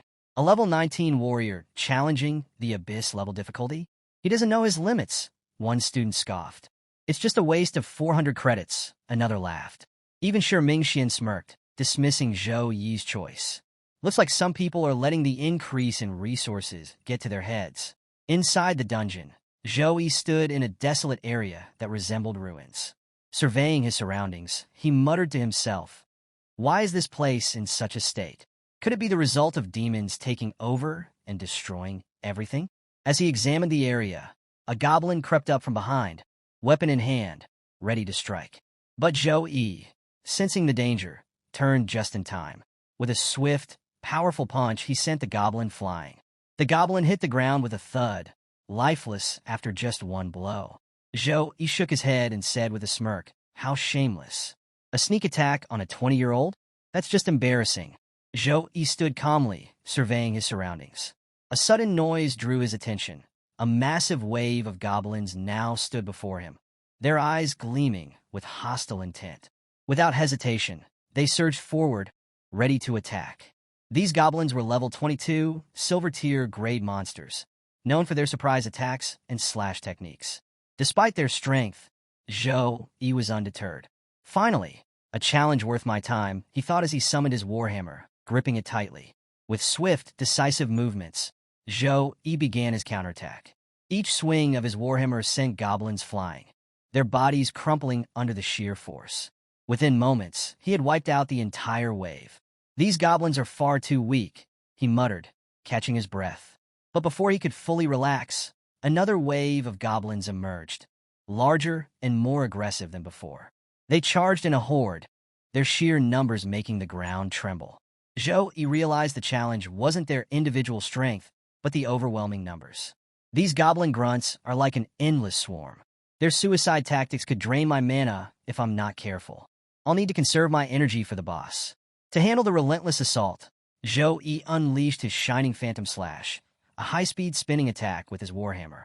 The weapon became a blur of motion, generating rapid slashes that cut through the horde like a whirlwind. Goblins fell one after another, their cries of defeat echoing in the air. Within minutes, the battlefield was silent, littered with lifeless goblins. A notification popped up, 11,236 experience points gained. Zhou Yi exhaled, satisfied with his victory, but still feeling the weight of progress. As expected, he said to himself, the higher my level, the harder it is to climb. Even after killing so many, I'm still far from level 20. Hopefully, the boss rewards will make up for it. After a brief moment of rest, Zhou Yi pressed on toward the boss's lair. The room emanated an oppressive aura, and at its center stood the Goblin King, a massive, fearsome figure. This level 24 legendary tier monster had raised countless human cities, commanding legions of goblins in his destructive campaigns. As Zhou Yi entered, the Goblin King turned to face him, a sinister grin spreading across his face. Foolish human, the Goblin King roared. Welcome to the land of your death, prepared especially for you. Zhou Yi tilted his head, unimpressed. Why is he so boastful?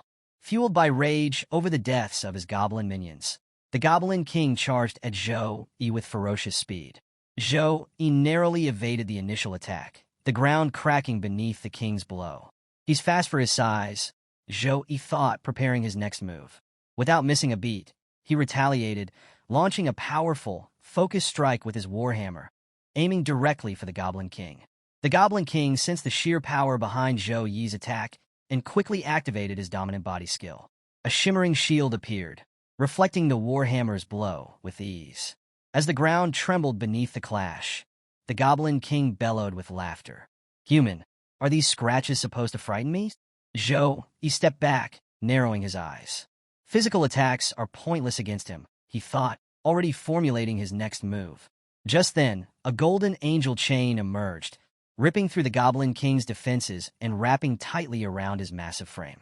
The divine light of the chain radiated power, leaving the Goblin King stunned. His attempts to free himself were futile.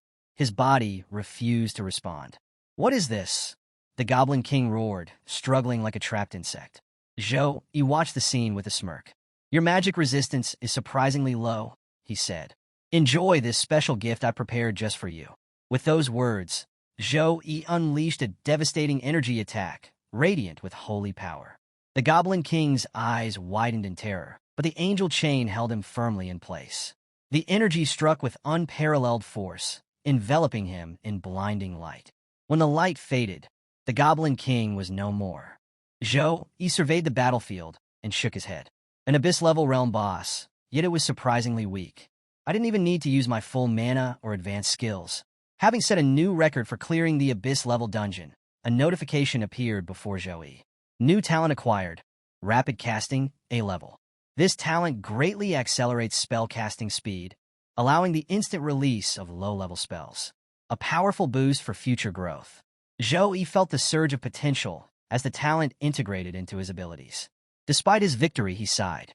"I was hoping to reach level 20, but I only got close. Next time, maybe Jiang Charan can join me for the abyss-level realm. It'll be a good challenge for her." Meanwhile, outside the dungeon, a large screen displayed the clear records of every student.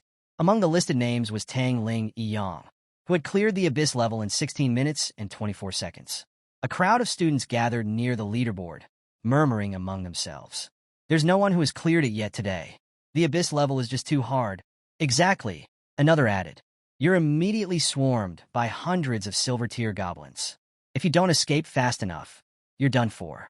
Abyss-level difficulty is no joke." Jiang Charan stood among the students, glancing at the leaderboard. "Thankfully, I managed to clear the hard difficulty without any problems," she thought. "I hope Brother Zhou Yi is faring just as well." Suddenly, the leaderboard updated, and murmurs turned to exclamations. "Did you see that?" one student said, pointing at the screen. "A level 19 Saint Knight, named Zhou Yi, just got first place, and he set a new record." As the crowd of students buzzed with chatter, someone suddenly shouted, "The record for the abyss-level realm has been broken." All eyes turned to the leaderboard screen, which now displayed a new name at the top, Zhou Yi. "Look, Zhou Yi's name is there," one student exclaimed. The murmurs grew louder. "Who is Zhou Yi? Is he a senior from the third year?" "No, he's the #1 freshman," another replied. The realization sent ripples of disbelief through the crowd.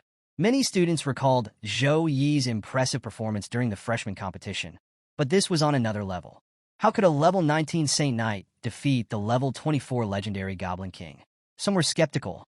"It doesn't make sense," one muttered. "How did he manage to clear the abyss-level realm in just 10 minutes and 56 seconds? Others waited anxiously for Shi Ming Xian to emerge from the dungeon. Being ranked 86th on the Earth list, Xian was expected to set a higher record, potentially knocking Zhou Yi's name from the top. Just then, Xian staggered out of the dungeon, his body battered and his expression defeated. Brother Xian, a student, rushed to his side, helping him stay upright. Xian shook his head, panting. "The Abyss Realm, it was too hard. I lost some golden-grade equipment, and I still failed to clear it." He uncorked a recovery potion and took a shaky sip, but his eyes darted around, confused by the crowd's focus on the leaderboard. "What's going on?" Xian asked. The student supporting him hesitated before explaining. "Brother Xian, a freshman named Zhou, he cleared the Abyss level in 10 minutes and 56 seconds. He set a new record." Xian froze, the potion slipping from his hand as shock overtook him. "Impossible," he whispered. At that moment, Zhou Yi emerged from the dungeon. The crowd turned toward him, their astonished whispers growing louder. "There he is," someone said. "Zhou Yi's come out." Xian's disbelief hardened into determination. He stepped forward, blocking Zhou Yi's path. "I'm sure Ming Xian, ranked 86th on Earth," he said, introducing himself. "How did you clear the Abyss level?" His tone carried a mix of curiosity and accusation. "Did you?" Before Xian could finish, Zhou Yi simply waved him off. "Sorry, I got other things to do. Goodbye." The abrupt dismissal left Xian speechless, his expression twisting into frustration. Just then, Jiang Churen appeared, running toward Zhou Yi with a bright smile. "Brother Zhou Yi," she called. Zhou Yi greeted her warmly. "Hi, Jiang Churen." Blushing slightly, Jiang Churen said, "Congratulations on clearing the Abyss level. I could only barely pass the hard difficulty. It feels like it's getting harder and harder to chase after you." Zhou Yi stepped closer, his voice calm, yet encouraging. "Don't worry. It's actually pretty easy to fight the Goblin King once you know the right strategies. I'll teach you all the tips to clear it.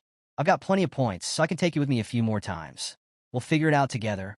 As Zhou Yi and Jiang Churen entered the Abyss-level dungeon together, their presence drew murmurs from the students standing nearby. "He just came out of the dungeon and is already planning to go back in," someone said in disbelief. "Has he made the Abyss difficulty realm his second home?" another student joked. "That's the difference between elites and regular people," one more added, their voice tinged with awe. Standing nearby, Ming Xian felt each comment cut deep. A student accompanying him tried to encourage him, saying, "You nearly cleared the Abyss realm. Maybe one more try is all you need." But Xian sat quietly, his expression solemn. "There's no need," he finally said, his voice heavy with resignation. "I've decided I won't challenge this realm again." The weight of the student's words had taken a toll on him. Meanwhile, inside the dungeon, Zhou Yi and Jiang Churen began their adventure. Zhou Yi smiled at her and said, "This is our second time working together. It feels like just yesterday we were adventuring together in Tempest Valley." Jiang Churen blushed, her face turning red at the memory of their previous battle. Shyly, she said, "That experience," but her voice trailed off, unable to finish her sentence. Her mind drifted back to when Zhou Yi had stood by her side, fending off waves of demons while protecting her. She recalled the moment she kissed him, a gesture born out of gratitude and something deeper.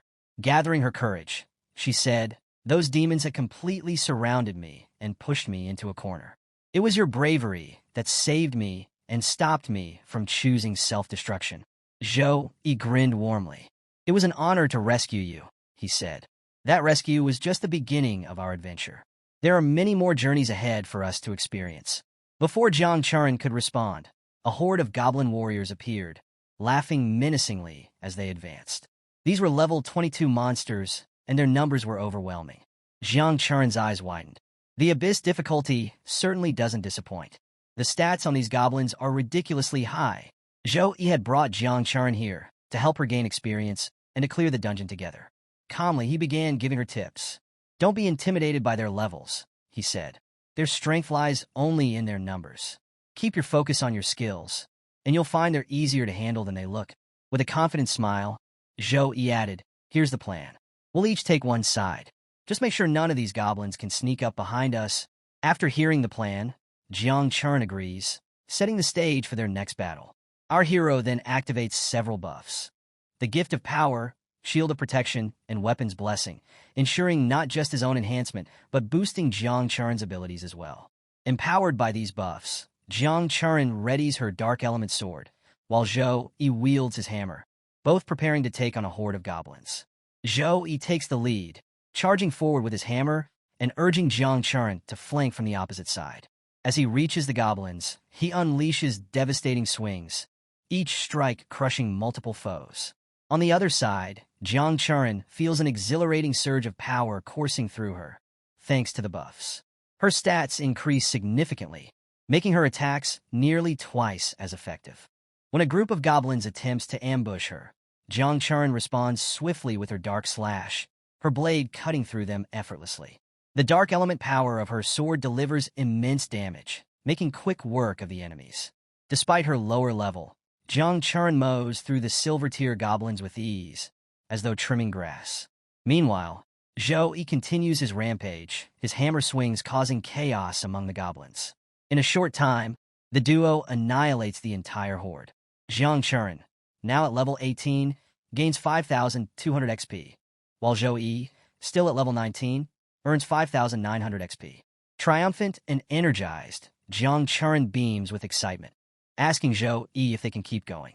Amused by her enthusiasm, Zhou Yi agrees, and the two set their sights on the goblin boss.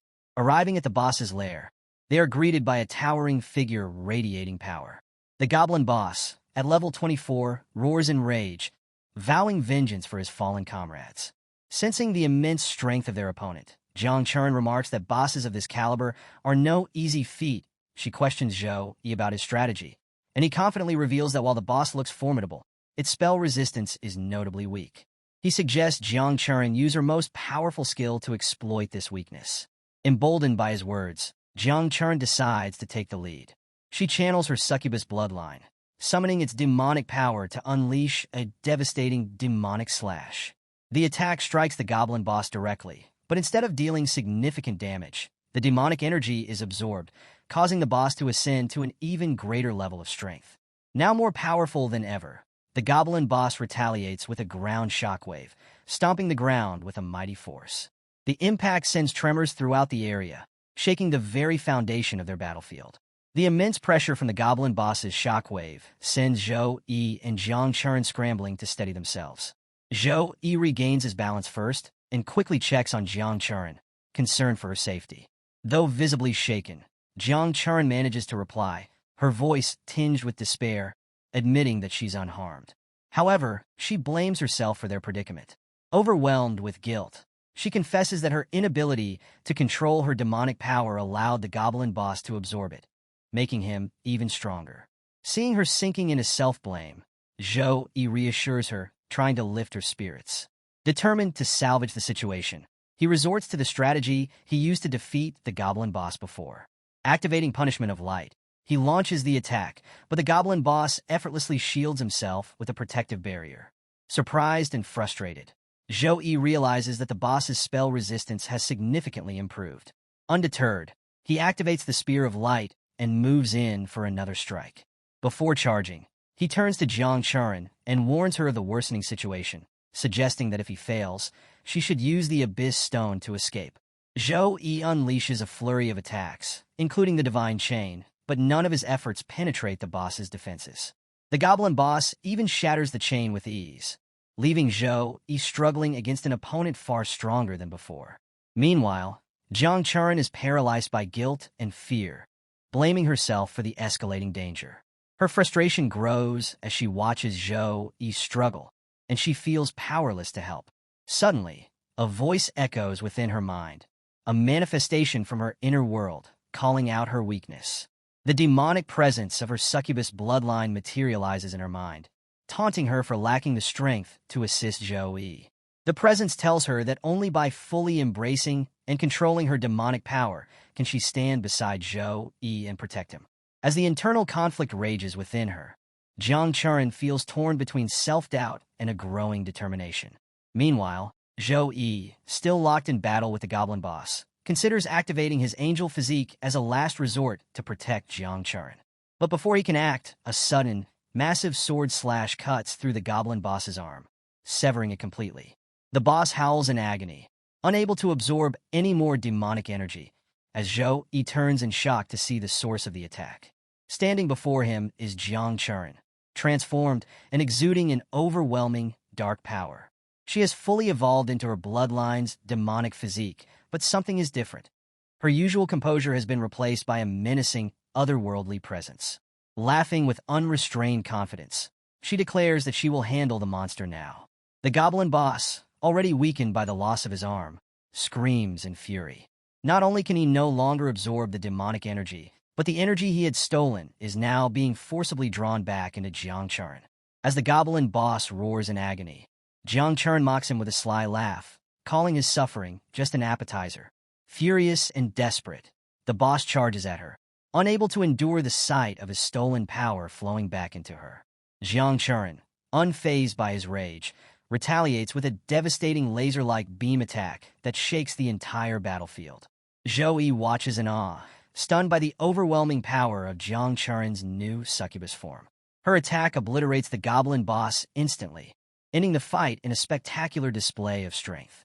As the dust settles, Both Zhou Yi and Jiang Churen earn a hefty 23,200 experience points, along with 15 free stat points and 15 skill points each. With the battle over, Jiang Churen approaches Zhou Yi in a playful, flirtatious manner. Her mischievous grin catches him off guard as she leans in close and teases him about continuing their work. Embarrassed by her boldness, Zhou Yi fumbles for words, prompting Jiang Churen to close the gap even more. She places her hand on his chest and, with a flirtatious tone, questions his silence, asking if he doesn't like this version of her. Taking it a step further, Jiang Churen grabs Zhou Yi's hand, placing it on her waist and continuing to flirt. Zhou Yi, clearly flustered, quickly steps back and, with a serious tone, asks if she is truly Jiang Churen. The question snaps her out of her demonic persona, and she regains her composure, visibly embarrassed by her actions. Dropping to the ground, she apologizes, explaining that the demonic power from her succubus bloodline had overwhelmed her. After a moment, Jiang Churen returns to her normal form and sheepishly reassures Zhou Yi that she was never fully possessed by the demon. Zhou Yi gently holds her face, offering reassurance that everything is fine. He admits he had been worried she was no longer herself, to which Jiang Churen blushes, insisting that such a thing could never happen. Wanting to move forward, Zhou Yi suggests they continue clearing the dungeon, using the opportunity to help Jiang Churen gain better control over her demonic powers. He encourages her, proposing they work on her abilities until she's ready to tackle the abyss-level realm on her own. Playfully, Jiang Churen jokes about how the Goblin King might as well be their old friend by now, given how often they defeat him. Zhou Yi chuckles, adding that sometimes it feels like they're training more than actually clearing the dungeon. The mood lightens as the two prepare to delve deeper into the challenge. Meanwhile, outside the dungeon, a group of students watches and speculates about Zhou Yi's abilities. One of them remarks on how tough the abyss-level realm is, pointing out that only the monstrous freshman has cleared it. Another student scoffs, suggesting Zhou Yi's success might have been due to sheer luck. However, a third student quickly rebukes the idea, asserting that Zhou Yi's strength is unmatched in the entire college.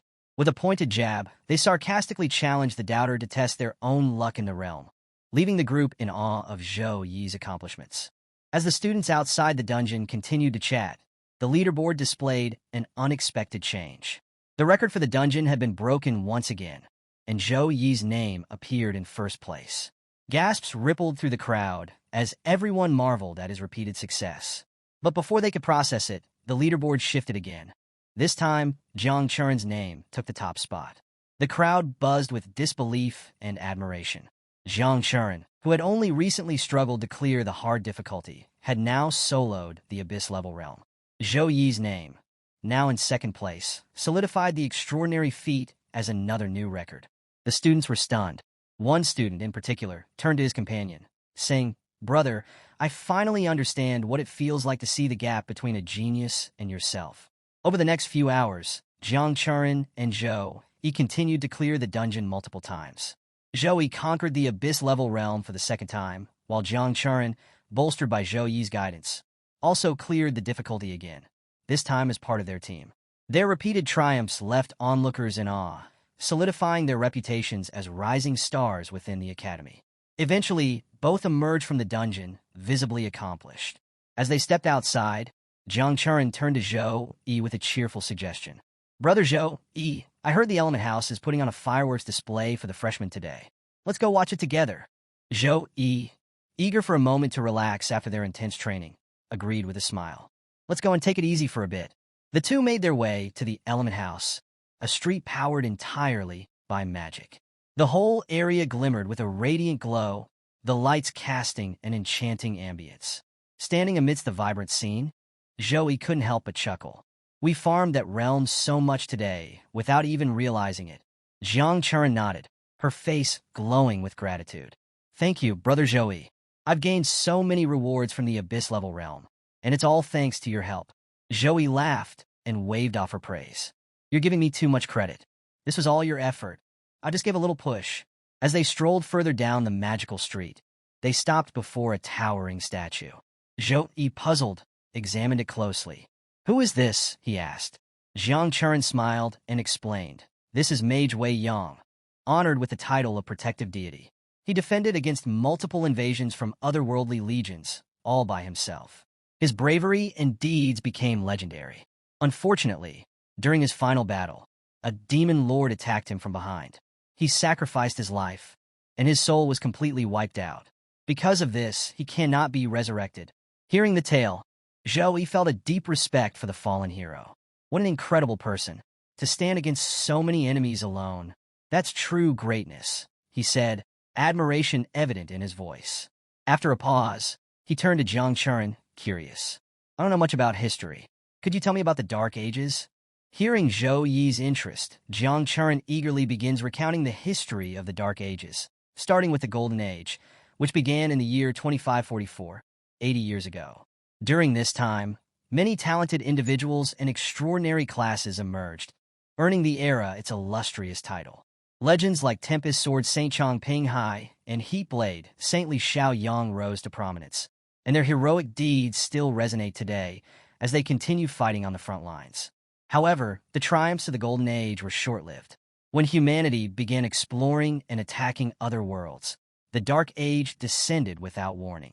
This era brought an overwhelming invasion of creatures from other realms, marking one of the darkest chapters in history.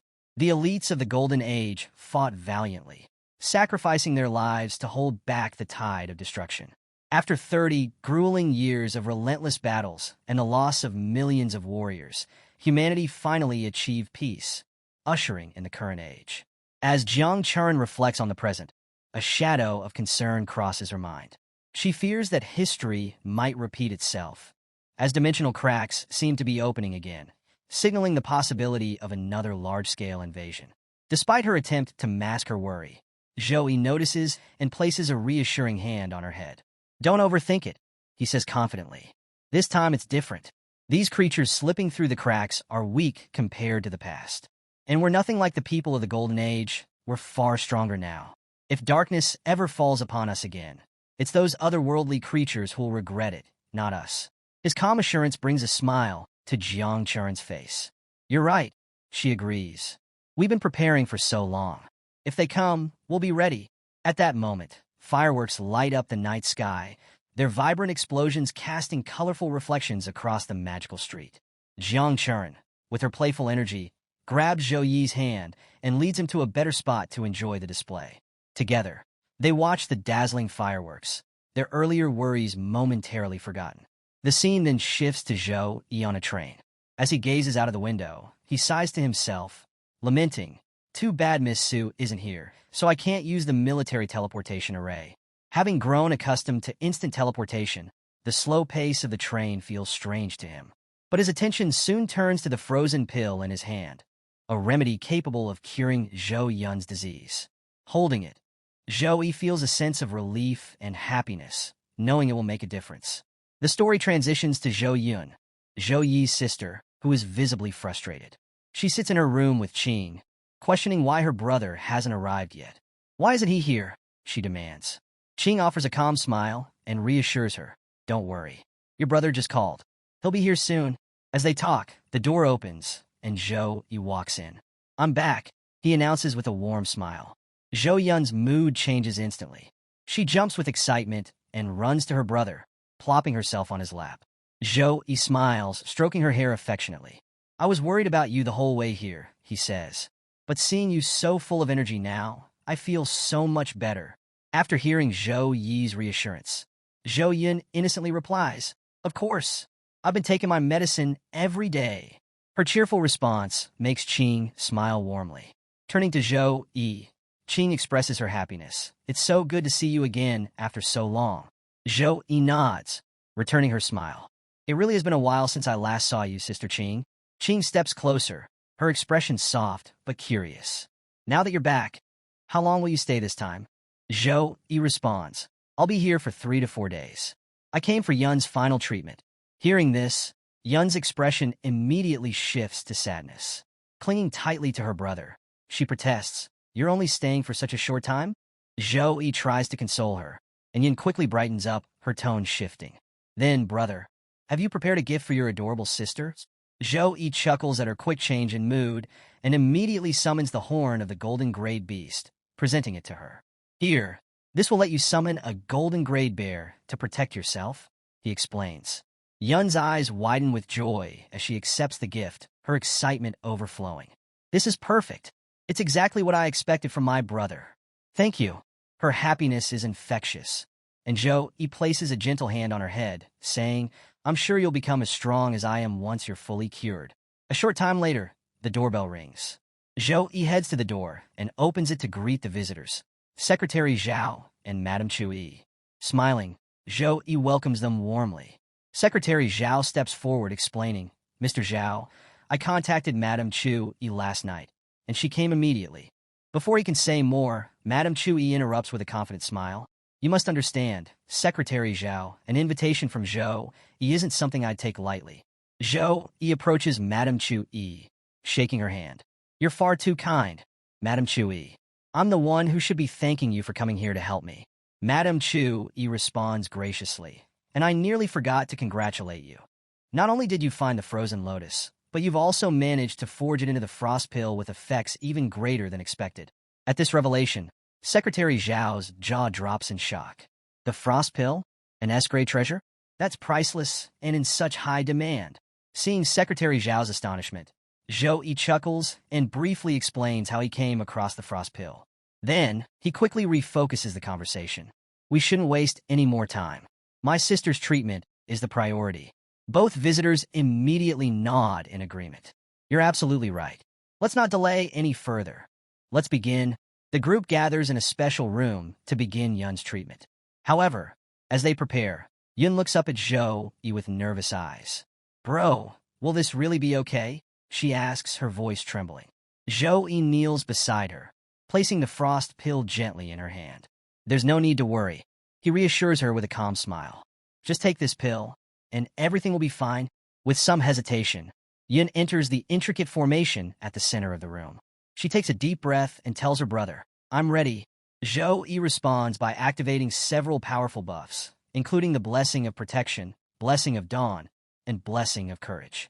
As he channels his sacred aura, a radiant light fills the room, its holy energy astonishing everyone present.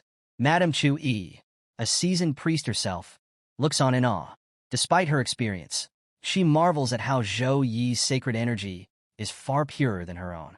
The light fills Yun with strength and confidence, helping her steady her resolve. Once everything is in place, Zhou nods toward Madame Chui, who steps forward and activates the formation. The intricate array glows, and she instructs Yun to take the frost pill. Yun swallows the pill, and within moments, a brilliant frost light erupts from her body. The intense energy spreads rapidly, freezing the air around it.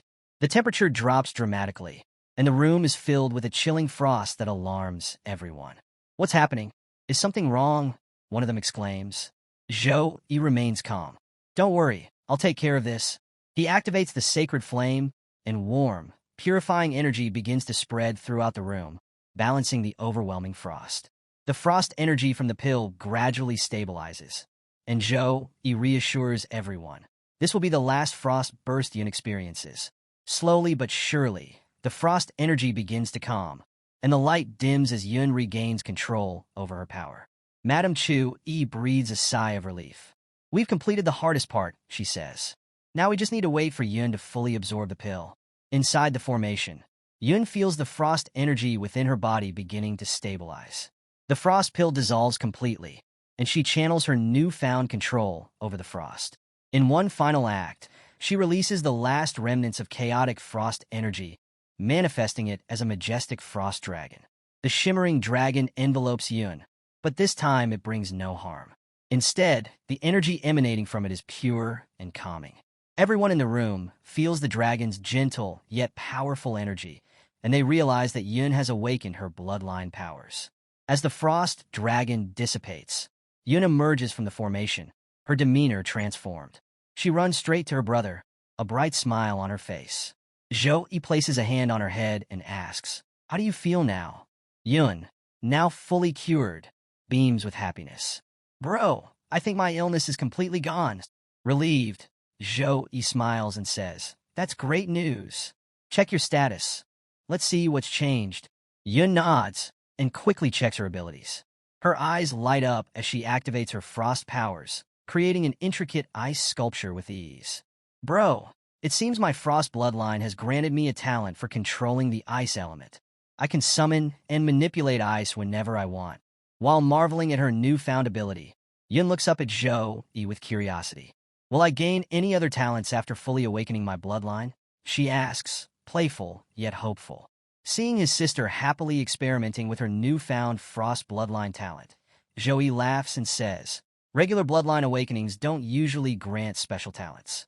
But you're my sister after all. You awakened a rare frost bloodline. As he speaks, a thought crosses his mind. Us siblings have gained so many benefits from this frost bloodline. Could it be that we have a powerful frost-class ancestor? He quickly dismisses the idea, reflecting on their family's struggles in the past. Even if it's true, it seems like our family has long since fallen from prominence. Shaking off the thought, Zhou-Yi turns to Madame Chu-Yi. Madame Chu-Yi, Yin has successfully awakened her frost bloodline. But could you double-check her condition just to be sure? Before Chu-Yi can respond, Secretary Zhao approaches with a formal air. Mr. Zhou, I wanted to inform you that Miss Yin has not only been completely cured, but has also awakened her frost bloodline. The mayor is taking this achievement seriously and has arranged for a new batch of resources to support your cultivation. Zhou-Yi nods gratefully. Thank you, Secretary Zhao. I appreciate the assistance. I need to return to school soon, but I'll have to trouble you to look after Yin while I'm away. Secretary Zhao smiles and replies, It would be my honor, Mr. Zhou. Meanwhile, Yin is playing cheerfully with King, her laughter filling the room. Zhou-Yi watches with a smile before calling out, Yun, have you thought about which class you want to change to in the future? Yun pauses, her expression turning thoughtful. After a moment, she replies confidently, I'll definitely choose the mage class. Zhou-Yi chuckles. That class suits you perfectly. When you reach level 10, I'll find a hidden mage class conversion book for you. Yun's eyes light up with excitement. Really? That's great, brother. Then, as if feeling something deep within herself, she adds, I can sense a dark power awakening inside me. It won't be long until our full power is liberated. Her mention of dark power instantly alarms everyone in the room. Madame Chu-Yi, startled, rushes over to Yun and begins examining her carefully. Dark power? Why would she have dark power? She mutters, scanning for anything she might have overlooked. The scene then flashes back to Zhou-Yi and Yun's childhood. The siblings are seen playing together, with Yun mischievously pretending to have dark power as a joke. Laughing at her antics, young Zhou-Yi grabs her and declares, All right, come with me. Let me show you what frost power can really do. As he drags Yun toward the training room, she kicks and protests dramatically, shouting, Sis Qing, save me, or my brother will kill me. As everyone laughs at Yun's playful antics, Madame Chu-Yi chuckles to herself. Dark power, huh? This will be interesting. She muses, enjoying the lighthearted moment. Zhou-Yi then takes Yin to a separate room for training. As soon as they arrive, Yin dramatically declares, Brother, I will not hold back. I'll unleash my full power and freeze everything in my path. She summons the ice spirit, launching a barrage of icicle attacks toward her brother. The icicles speed toward Zhou-Yi, but shatter harmlessly against his shield before they can land. Watching her powerful attacks, Zhou-Yi smiles with pride. Her body has fully recovered. Now I can plan a proper cultivation schedule for her, he thinks. But as soon as he mentions this to Yun, she puts on another dramatic act. Bro, my frost energy is acting up again. It seems I can't cultivate with you anymore, she complains. Zhou-Yi narrows his eyes and starts moving toward her, clearly not buying her excuses. Seeing her brother's serious expression, Yun quickly backtracks, laughing nervously. Brother, I think I was mistaken. Let's get to it. The two train together for some time, with Yin giving her best effort. By the end, she collapses onto the ground, exhausted. Panting heavily, she jokes, Bro, I'll leave the mission of saving the world to you. I can't handle it anymore. Zhou-Yi laughs at her playful surrender. I feel the same. There's no one else better for the job than me, he teases. Afterward, he summons Gray, a small, adorable magical pet. Handing it to Yun, he explains, This is Gray, a magic pet I recently contracted. It will keep you company for the next few days. Yun, delighted by the cute creature, takes it in her hands and begins cooing at it. Don't worry, brother. I'll take good care of Gray. We'll cultivate hard together, she says with a mischievous grin. She then presses the fluffy pet against her cheek, adding, Come on, Gray. Sign a contract with darkness, and let's become companions. A few days pass. and Zhou prepares to return to school with no lingering worries about Yun's well-being. As he walks, he thinks to himself, I hope Jiang Chuan can set up a teleportation magic formation soon. Traveling back and forth would be so much easier. Just as this thought crosses his mind, Su Meyer appears in front of him, using teleportation magic. Startled, Zhou asks, Why are you here, Miss Su? She wastes no time explaining.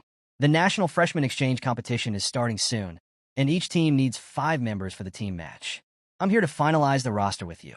As the first-place winner of the Academy's freshman competition, you're the team leader, and assembling the team is your responsibility. Su Meyer hands Zhou a list of the top 10 performers from the freshman competition and asks him to choose 4 members for his team. Zhou glances at the list and confidently says, Miss Su Meyer, I'll take the top 4 freshmen for my team. Su Meyer, however, raises an eyebrow. That's a bit hasty, she replies. She explains, in team matches, stamina conservation becomes crucial, especially in the later rounds. Priest classes that can restore status effects and provide healing are vital for sustaining a team's performance. While you can offer powerful buffs as a Saint Knight, your recovery abilities are still slightly less than that of a dedicated priest. She continues, looking at previous year's competitions, it's clear that a priest would be a valuable addition to your team. You should carefully reconsider your selections. Hearing Su Meyer's detailed explanation, Zhou remains unfazed and replies confidently, There's no need for a priest. As long as we defeat our opponents quickly, recovery won't even be an issue. His assured demeanor stems from his belief in his own abilities. He is certain he can claim first place in the individual category of the exchange competition and, if necessary, handle entire teams on his own by activating his 6 wings. Su Meyer listens thoughtfully, reflecting on Zhou Yi's performance in the freshman competition. His strength truly surpasses that of other students, she thinks. With Zhou Yi on the team, we might not even need a priest, we could steamroll through other schools. After a brief pause, Su Meyer agrees. If you're that confident, I'll leave everything related to the team to Housemaster Wu. Zhou Yi nods, his confidence unwavering. Don't worry, first place is ours. Before leaving, Su Meyer asks, Have you completed your sister's bloodline awakening? Zhou Yi thanks her sincerely. It was all possible because of your help and the frozen lotus you told me about. Pleased to hear this, Su Meyer responds with a smile. That's great news. Zhou Yi then asks, Do you know where I can find a hidden class conversion book? Su Meyer raises an eyebrow. Is this for your sister? Yes, Zhou Yi replies. With otherworldly monsters appearing through mid-sized cracks, I feel an urgency. I want to give Zhou Yin more power to protect herself as soon as possible. Su Meyer smiles knowingly. You're very thoughtful, Zhou Yi. Yes, the school does have a hidden class conversion book, but purchasing one won't be easy. With a cryptic smile, Su Meyer activates her teleportation circle and vanishes, leaving behind parting words. Do your best in the freshman exchange competition. I have other business to attend to. Her tone has a teasing quality that leaves Zhou Yi puzzled. Curious about Su Meyer's comment, Zhou Yi checks the requirements for obtaining the hidden class conversion book. His confusion quickly turns to understanding as he sees the steep conditions. The student must be level 25. They must hold at least an A grade in school missions. They must rank within the top 10 Earth rank and the top 100 Heaven rank. Even for the cheapest conversion book, a staggering 20,000 points are required. Realizing the challenge, Zhou Yi recalls Su Meyer's parting words. So that's why she said riddles, he mutters, understanding the immense effort required to acquire the book. Soon after, Zhou Yi receives a new mission from the system tied to the National Freshman Exchange competition. The mission outlines that his rewards will depend on his combined performance in both the individual and team matches. Motivated, Zhou Yi turns his focus back to the competition. Meanwhile, the team he selected has already been reported to Housemaster Wu, and a meeting is called with all the teachers to finalize the plans. As the teachers gathered, Housemaster Wu began the meeting. Zhou Yi has submitted his candidates for the team match, he announced. Let me give you all a rundown. Saint Knight Zhou Yi, Spiritual Swordsman Jiang Chuan, Spiritual Taoist Song Xiaolan, Mage Tang Ling Yi, and Warrior Wei Tiexin. The list sparked surprise among the teachers. Noticing the absence of a priest, one teacher, Mr. Rong, voiced his concern. This team looks very risky. Without the support of a priest, everything could fall apart. However, the element teacher Cho Huayang countered, I don't think there's any need for concern. Zhou Yi's abilities alone are enough to replace a priest. The element teacher Cho Huayang spoke with confidence. knowing Zhou Yi's strength better than anyone in the room. After guiding Zhou Yi through the bloodline forging technique, he was certain that Zhou Yi could handle the team match single-handedly if needed. Adding to the conversation, Teacher Kong remarked, "Not only can Zhou Yi provide buffs, but his defensive capabilities are outstanding, and his attack skills are extremely powerful." Teacher Jiang, after listening to the discussion, refrained from raising any objections. Instead, she emphasized, "Let's focus on using Zhou Yi's strength to its fullest potential. At the same time, we must train all the students so they can work well together as a team." The teachers, ultimately reassured, approved the team. Housemaster Wu then instructed Su to inform the students to assemble in the warehouse within 3 days. The story shifts to Zhou Yi, who was in the middle of completing a system mission when he received a notification from Headmaster Wang Hui. The message informed Zhou Yi that a one-on-one class had been arranged for him, his first since becoming Wang Hui's disciple. Excited, Zhou Yi completed his mission and chose skill points as his reward, which boosted his abilities. With a satisfied smile, he said to himself, "Thanks to the system, I can stay ahead of others. With every mission, my strength grows." Soon after, Zhou Yi was summoned by Headmaster Wang, who teleported them both to a private training ground. Upon arrival, Zhou Yi was taken aback by the sight of the lush edge forest, teeming with level 23 forest wolves. "Master," he asked, surprised, "do I need to take down all these wolves?" The headmaster chuckled. "Don't worry. This forest is a private training ground owned by the Tianyu Guild, which I discovered a long time ago." As they spoke, the atmosphere shifted. Overhead, a massive dragon flew across the sky, its presence sending every wolf in the forest fleeing in terror. Zhou Yi, wide-eyed, watched the legendary creature. "A dragon is here too?" he asked, his voice tinged with nervousness. The headmaster nodded calmly. "That's no ordinary dragon. It's a level 62 legendary great dragon, the magic pet of your senior brother. It's here to ensure the monsters in this forest don't go out of control." Seeing the powerful dragon soaring through the sky, Zhou Yi is awestruck. He can't help but think, if my senior brother's pet is this strong, how powerful must my senior brother himself be? Sensing Zhou Yi's thoughts, the headmaster smiles and explains, "Your senior brother has reached my level this year. He is also level 64, and his combat abilities have even surpassed mine. That's why I handed over the Tanu Guild to him without hesitation." Zhou Yi is stunned. His senior brother, who has just turned 30, has already reached the level of a headmaster, a feat that seems almost unimaginable. But before Zhou Yi can fully process this revelation, the headmaster places a hand on his shoulder and says, "I've seen countless talents in my time, but you, Zhou Yi, are the most gifted of them all." To emphasize his point, the headmaster steps forward and activates a skill. "Watch closely," he instructs. "This is the first skill I will teach you." As he speaks, 2 massive shields made of radiant light appear on either side of him. This is Holy Light Heart Shield. The shields, glowing with an intense holy energy, collide with a thunderous crash, triggering a massive explosion. The blast obliterates the surrounding forest, leaving behind only enormous craters where lush greenery once stood. The display of power leaves Zhou Yi speechless. The headmaster hands Zhou Yi a skill book and says, "This is the skill I'll teach you first. Take this Holy Light Heart Shield skill book and learn it." Zhou Yi takes the book reverently. The headmaster then explains, "You don't need to study it the traditional way. Simply connect the book to your consciousness and use skill points to absorb the knowledge." Following the instructions, Zhou Yi links the skill book to his consciousness. The moment he does, the full details of the skill flood his mind. Skill name, Holy Light Heart Shield. Grade, A. Effect. The user summons 2 massive shields of holy light. These shields move toward each other, colliding to create a colossal explosion of light element energy. The explosion deals devastating damage to enemies while clearing a path for allies and blocking enemy reinforcements. Legacy skill. This skill is a Saint Knight legacy, handed down through generations. After learning the skill, Zhou Yi turns to the headmaster with a curious expression. "This is a Saint Knight legacy skill. How do you know it, master?" The headmaster chuckles. "Holy Light Heart Shield was created by your grandmaster when he was still a tertiary returned Saint Knight. I inherited it from my mentor, and now I'm passing it down to you." Zhou Yi is humbled to learn of the skill's origin and legacy.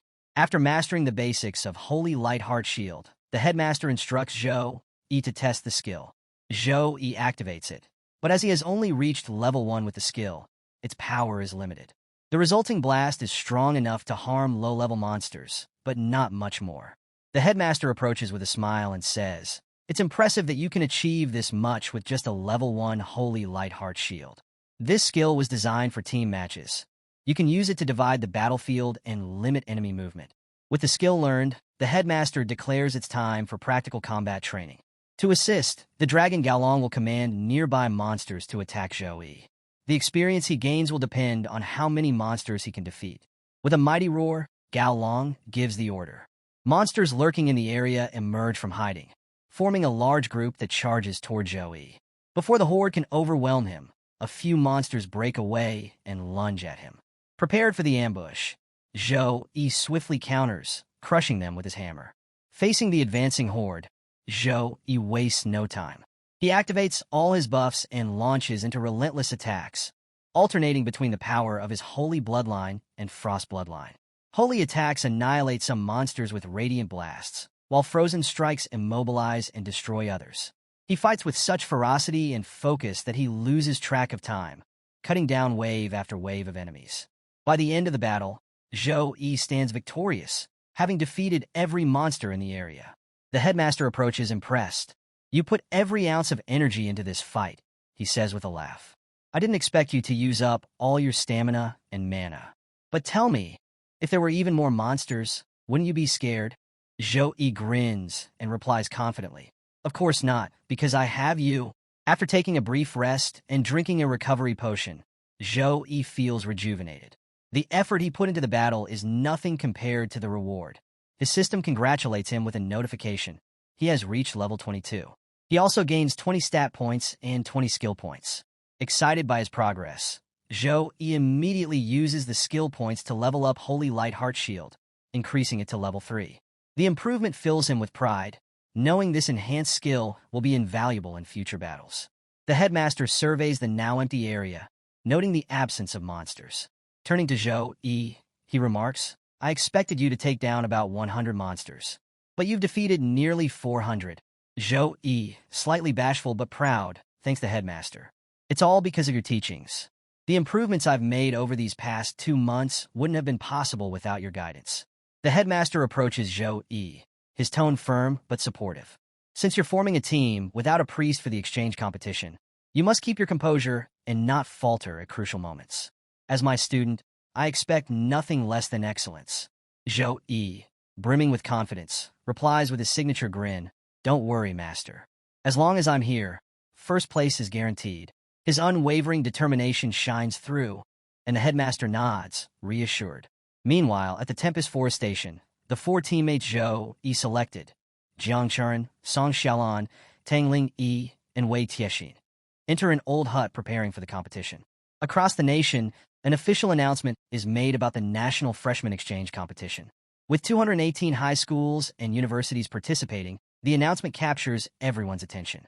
Lists of participants and team captains are displayed on every platform, igniting excitement and speculation among students and teachers alike.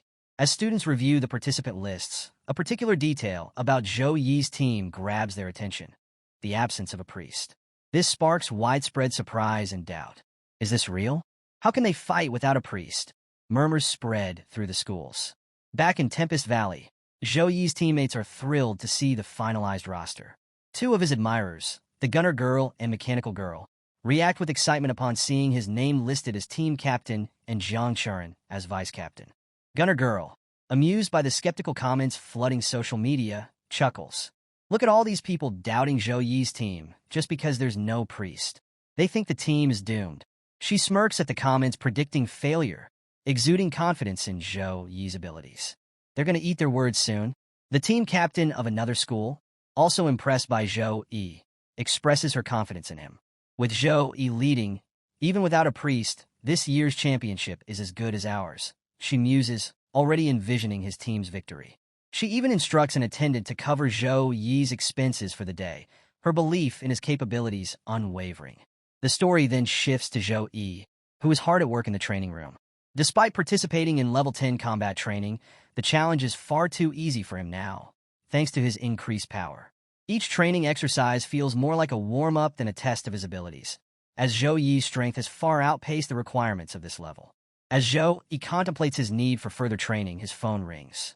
It's Sue Meyer, who informs him that Housemaster Wu is starting special training for the National Freshman Exchange Competition today at the warehouse court. Excited, Zhou Yi thanks her and hurries to the location, grateful for the timely opportunity to refine his skills. When Zhou Yi arrives at the warehouse gate, he overhears a lively conversation coming from inside. The competition is so close. I'm so excited I couldn't sleep last night, one voice says enthusiastically. Another chimes in, me too. My fists are itching for battle.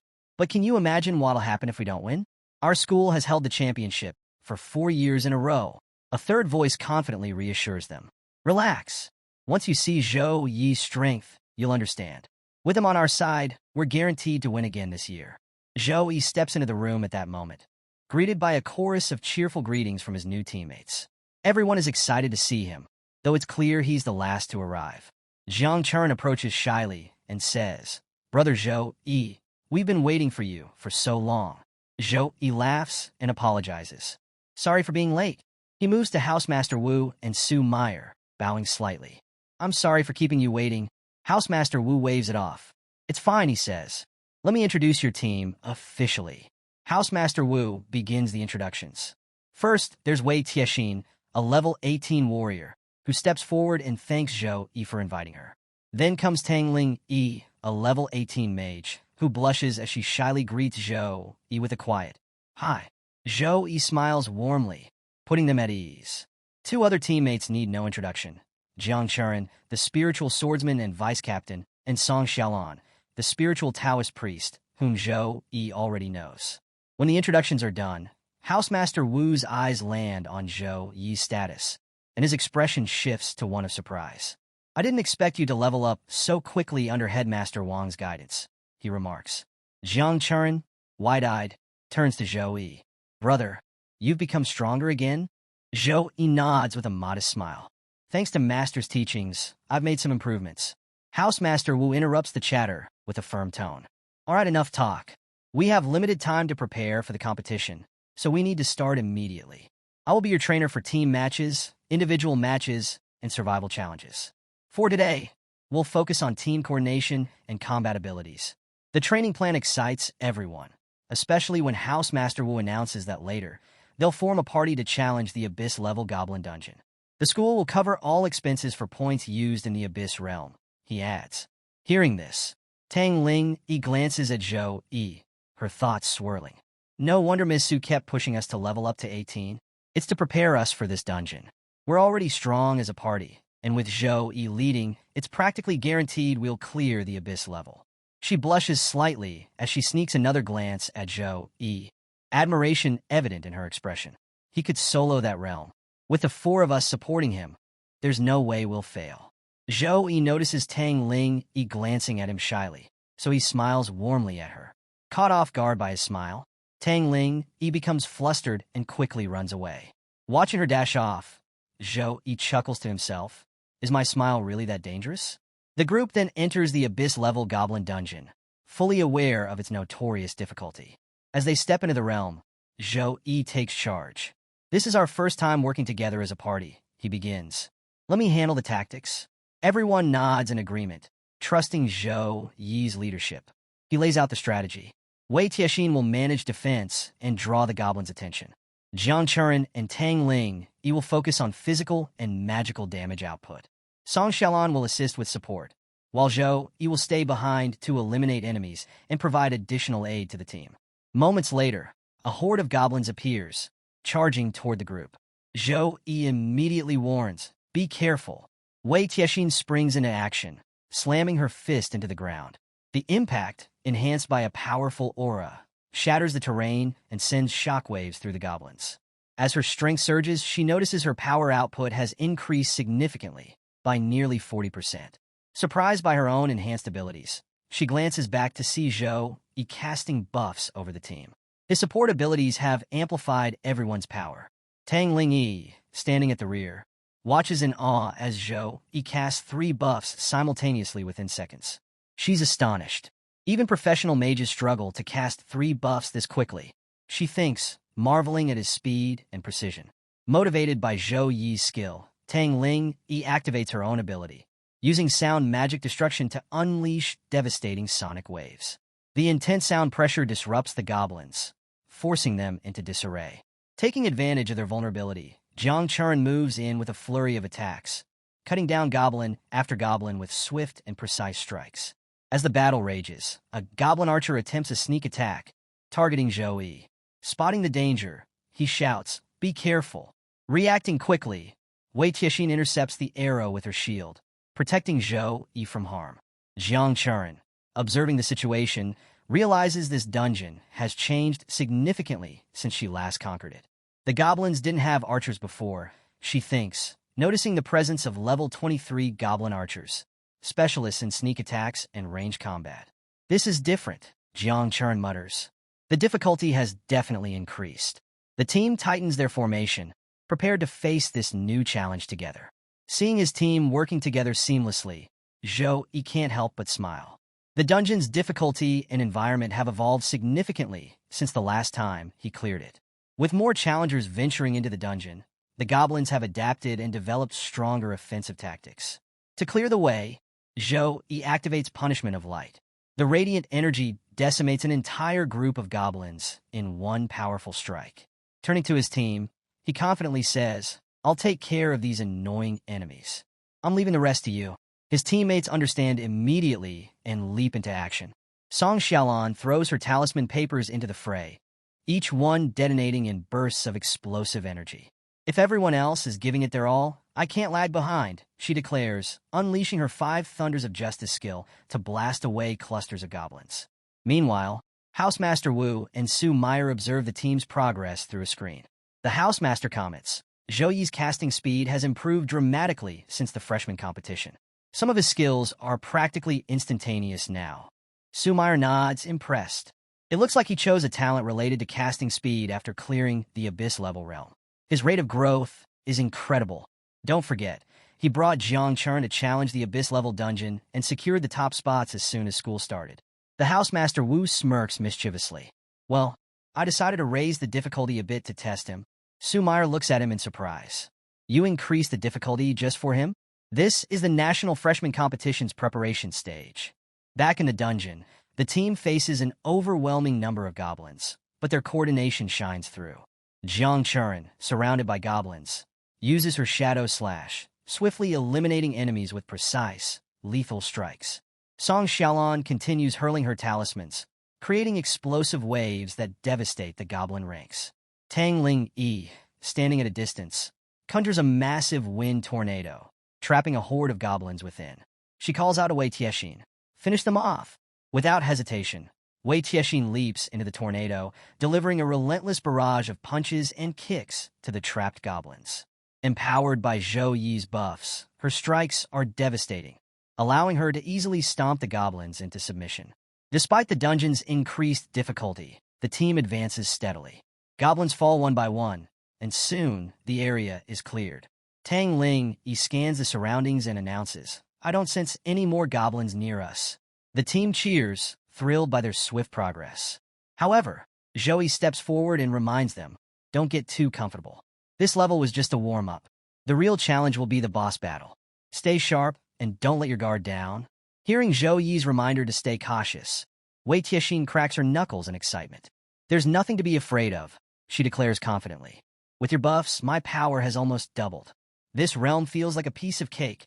Song Xiaolan laughs and adds she's right. "With you leading us, Zhou Yi, we could probably clear this realm on our own." Tang Ling, standing nearby, nods in agreement. "The strength of our captain is truly impressive." Their praise makes Zhou Yi feel a little shy, though he hides it well. "They're really putting all their trust in me," he thinks. Jiang Churen, standing quietly beside him, smiles warmly at their exchange, her confidence in him evident. After some time, the group reaches the entrance to the boss room. Standing before the imposing doors, one of them asks, "Is the final boss inside this room?" Zhou Yi steps forward, examining the dark energy radiating from beyond the door. It feels different, more ominous and dangerous than before. A sense of unease creeps over him, but he suppresses it. "We have to clear this level," he resolves. Pushing open the doors, he announces, "Whatever it is, let's go." As the doors creak open, the group steps into the room. Immediately, a chilling laugh echoes through the air. From the shadows, a towering figure emerges. It's the second Goblin King, a level 25 legendary grade boss. The room, drenched in thick dark energy, feels far more oppressive than Zhou Yi remembers from his previous clears. The Goblin King sneers at them. "Foolish children, you've walked right into my lair. I knew you were coming, so I've prepared a little gift for you." The team braces themselves as the boss begins summoning a massive fireball, its size and intensity radiating an immense heat that fills the room. Tang Ling Yi, standing at the front, freezes in terror.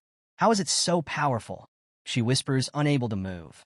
The Goblin King hurls the fireball directly at Tang Ling Yi.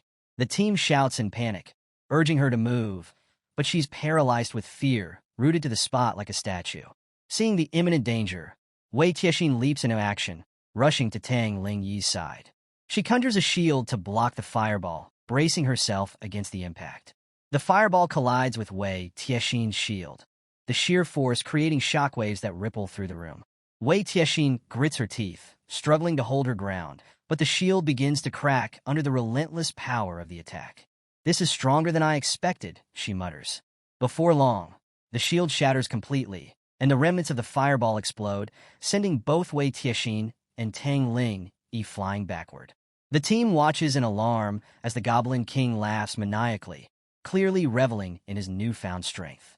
Zhou Yi clenches his fists, his eyes narrowing. "This fight is going to be tougher than I thought. Everyone, focus."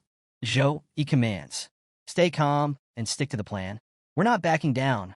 Seeing her shield shatter and struggling against the Goblin King's attacks, Wei Tiexin feels a wave of doubt. "Even with the captain's buffs doubling my strength, I'm barely holding up against this boss's regular attacks." She thinks nervously. The Goblin King, unfazed, summons another attack, his laughter echoing menacingly through the room. "Don't panic, little children," he taunts. "This place has been prepared as your grave for a long time." With a mocking grin, he conjures not one, but 3 massive fireballs this time, launching them toward the group. "Get ready to be reduced to dust," he roars. Tang Ling Yi and Wei Tiexin Roman freeze, realizing they don't have enough time to dodge the incoming fireballs. Just as panic begins to set in, Zhou Yi steps forward, activating his frost power. He summons a large frost shield, which absorbs the impact of the fireballs, shattering them into harmless shards of ice. Relieved but still shaken, Tang Ling Yi warns, "Captain, be careful. This isn't just any ordinary fireball." Zhou Yi nods grimly, recognizing the intensity of the attack. "You're right. This is much trickier. This boss is far stronger than the last one I fought here." Before Zhou Yi can strategize further, Song Xiaolan steps forward. "Let me take the lead this time," she says determinedly. She activates her talisman skill, chanting a spell before hurling the enchanted talismans toward the Goblin King. The talismans surround the boss, glowing with explosive energy, and at Song's command, they detonate in a massive blast that shakes the room. However, as the smoke clears, the Goblin King stands unharmed, his mouth aglow with fiery energy. He cackles, "Is that all you've got, little one?" and proceeds to absorb the energy from the explosion. Song's face pales as she stammers. "How is that even possible?" Tang Ling Yi steps forward, refusing to give up. She casts a spell, summoning a fire magic long arrow, while Jiang Churen lunges forward with her demonic blade, aiming to land a powerful strike.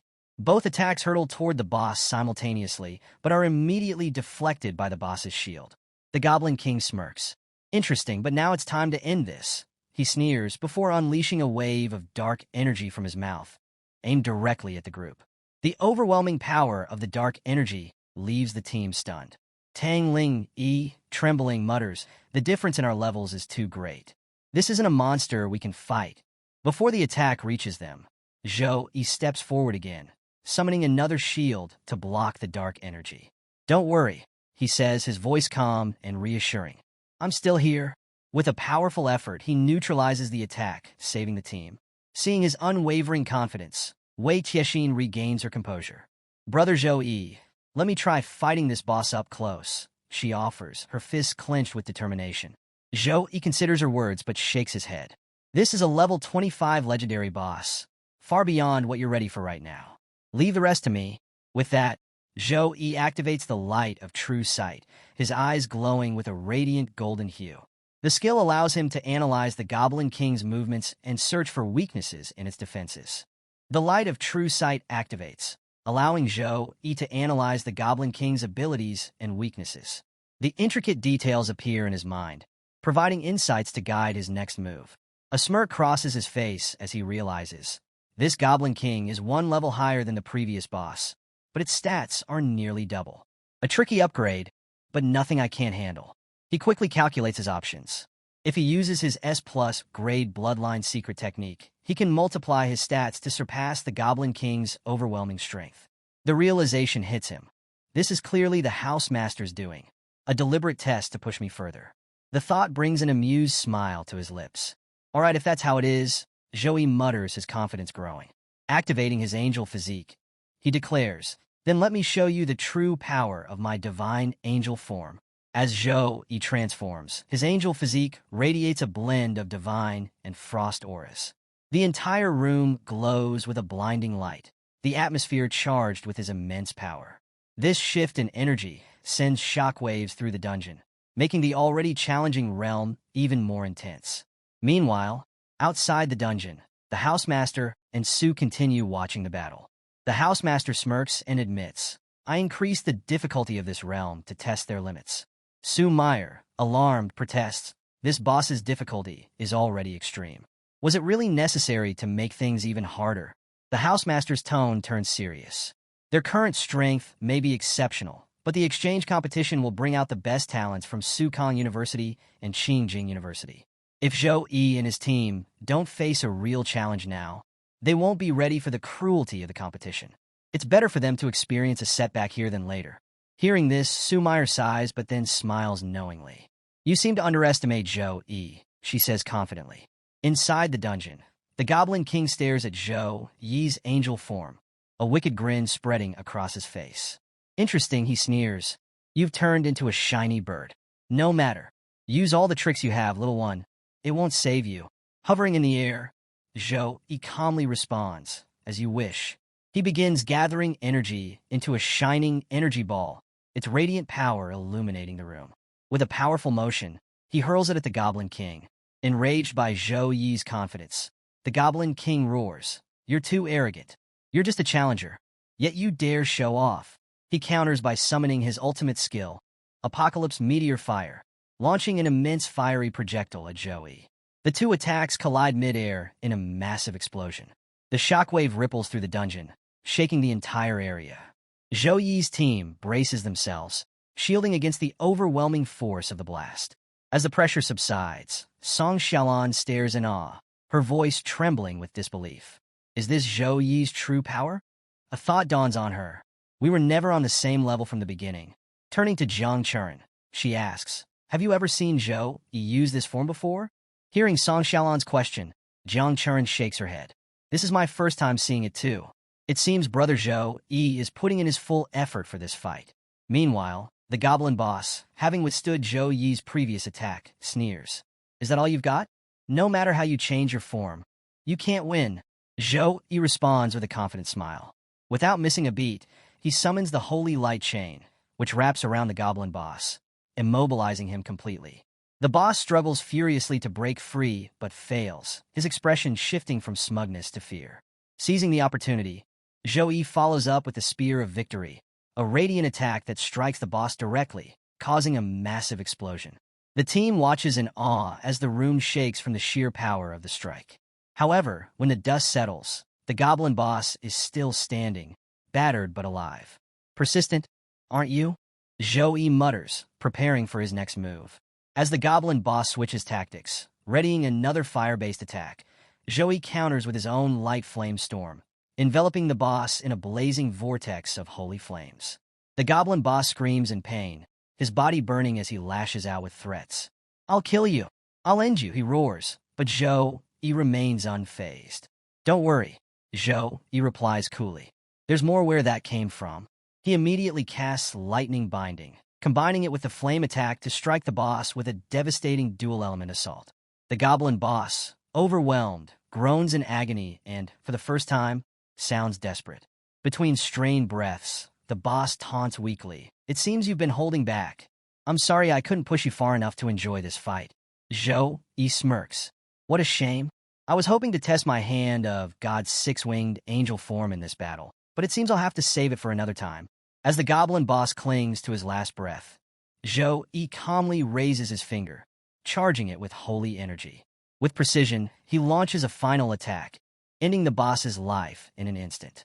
The goblin boss crumbles, and the room falls silent. In the control room, Housemaster Wu watches the fight with wide eyes. Zhou is a monster, he mutters to Su Meyer. I tailored this boss specifically to challenge even a level 26 player. Yet he defeated it with ease. Su Meyer, unfazed, nods and replies. Zhou trained extensively in the combat field before coming here today. He completed the level 10 combat form challenge in just 6 minutes and 12 seconds without breaking a sweat. The Housemaster chuckles, impressed. No wonder the element teacher and you have such confidence in him. Seeing this fight, it's clear he's on another level.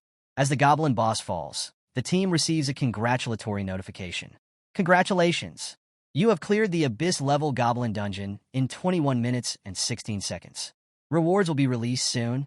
Moments later, experience points flood in, with each member earning 8,000 XP. Wei Tiexin gasps in astonishment. I can't believe it. Clearing just one Abyss-level realm earned me as much experience as a whole week of training.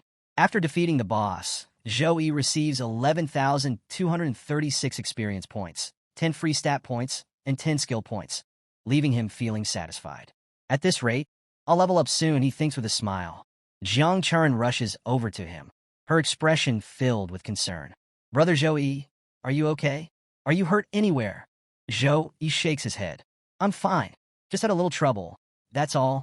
Redirecting the group's attention, he adds, let's see what rewards the boss dropped. The team gathers to examine the loot, and their eyes widen as they uncover the boss's treasures. 1. Flame Staff, Golden Weapon, Level Requirement, 24. 2. Shield of Spirit Golden Weapon, Level Requirement, 24. 3. Ring of Flame Magic, Golden Accessory, Level Requirement, 24. The sight of the golden grade equipment fills everyone with excitement. These rewards are incredible, someone exclaims. Zhou nods in agreement. It seems we're pretty lucky this time. He looks around and asks, does anyone need any of these items? If so, feel free to take them. Wei Tiexin is the first to respond, shaking her head. The level requirement is too high for me. I can't use them yet. Tang Lingyi chimes in. Fire element gear doesn't suit me, so it's not much use to me either. Jiang Chuan and Song Xiaolan agree as well.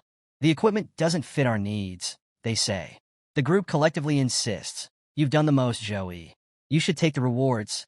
Zhou hesitates, then smiles. If none of you can use them, I'll take them for now. But don't worry. I'll sell them through the school's auction network and distribute the points equally to everyone. Wei Tiexin protests, no, brother Zhou, you should keep at least 70%. We wouldn't have made it through this realm without you. Song Xiaolan adds, she's right. You carried the fight, especially against the boss. You deserve the largest share. Zhou shakes his head firmly. Equal distribution is fair. This way, no one will need to worry about points for a while. Jiang Chuan interjects, smiling mischievously. You all know brother Zhou, he doesn't lack for points. Let him keep it if he wants, but I don't think he'll change his mind about sharing. Hearing this, the group finally relents, nodding in agreement. Zhou wraps up by reminding them of what's ahead. The exchange competition is starting soon. Points will help all of you improve effectively. Remember, our goal isn't just to win the championship. It's to defend the honor of our school. Inspired by his words, the team responds with determination. We won't let you down, Zhou. We'll work hard for the competition. Hearing his team's determination, Zhou nods approvingly. Good. Success depends on all of our efforts. I believe we'll shine in the exchange competition. After defeating the Goblin King, Zhou and his team emerge from the Abyss Dungeon, their faces glowing with the satisfaction of victory. They're especially proud of clearing the realm together as a team. As they step outside, they're surprised to see Housemaster Wu standing before them, clapping enthusiastically. Well done, the Housemaster exclaims. Congratulations on clearing this specialized practice realm, which I tailored just for you. The team is taken aback to see both the Housemaster and Su Meyer waiting for them. What are you doing here? One of them asks in surprise. Still clapping, the Housemaster replies with a wide grin. I had to see your performance for myself. And let me say, you exceeded my expectations. Especially you, Zhou-Yi. You've given me quite the surprise. Zhou-Yi scratches the back of his head, a little embarrassed by the praise. I just did what needed to be done, he says humbly. The housemaster then turns serious, looking directly at Zhou-Yi. Tell me, Zhou-Yi, are you confident about taking first place in the exchange competition? Zhou-Yi's expression shifts to one of determination. Absolutely. We'll win first place for sure, he declares with excitement. The housemaster laughs heartily. That's the spirit. Confidence is essential for a championship. Sue Meyer steps forward to share her strategy. In the tournament, I suggest we play to Zhou-Yi's strength strategically. For the first few matches, Zhou-Yi could take on a supporting role, hiding his true strength. This will mislead other teams into underestimating him. Once the right opportunity presents itself, he can unleash his full power and dominate the opponents. She pauses, smiling slyly. This will show everyone, including those old skeptics who doubt Zhou-Yi's strength, that he's more than capable. Hearing this, the housemaster's face lights up with approval. That's an excellent strategy. Even among the best geniuses, there's always a gap between the top and the rest. But you'll need more practice to make this work seamlessly. Your team coordination still has room for improvement. Sue Meyer nods in agreement. Yes, a little fine-tuning and teamwork would make a huge difference. The housemaster then announces, specialized training for you all will start tomorrow. For now, go rest. I'll also prepare disciplinary measures to ensure your training stays on track. Hearing this, Zhou-Yi raises an eyebrow in surprise. Disciplinary measures? What kind of measures, sir? As Sue Meyer turns to leave with the housemaster, she glances back playfully and says, if we told you now, it wouldn't be as interesting.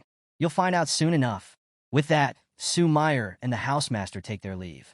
Zhou-Yi turns to his team, a determined smile on his face. All right, everyone, rest up for today. Starting tomorrow, we'll train hard together to prepare for the exchange competition.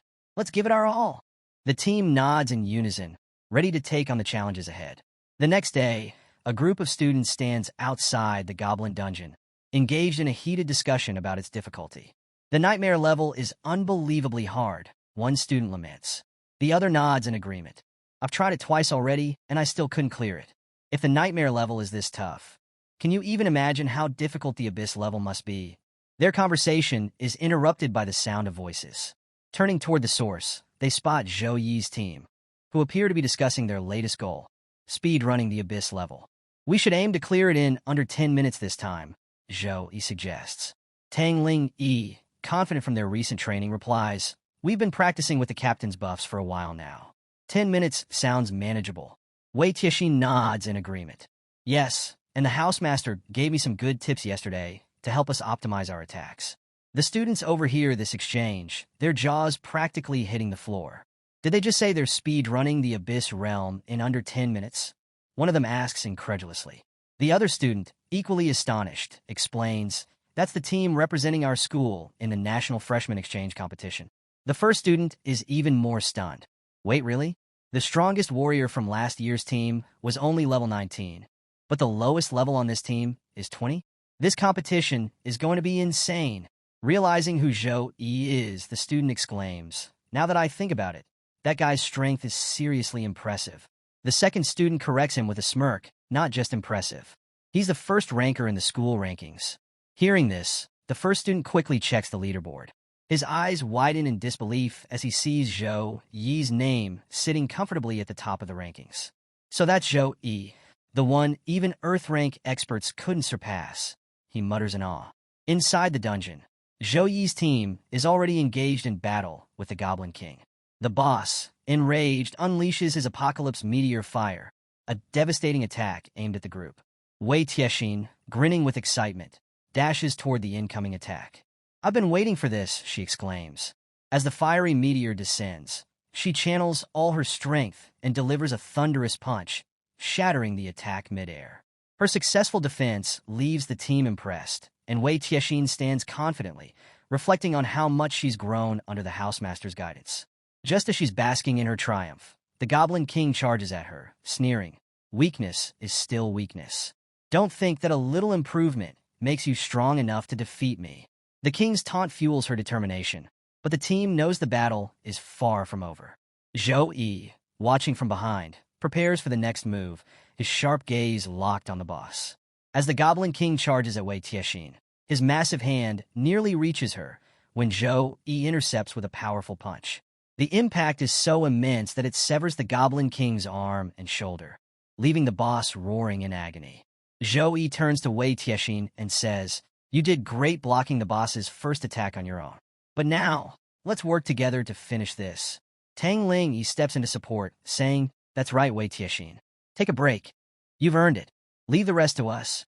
The Goblin King, furious and wounded, issues a dire threat. "I'll kill all of you," he bellows. But before he can act, Zhou Yi summons his holy chain, binding the boss tightly.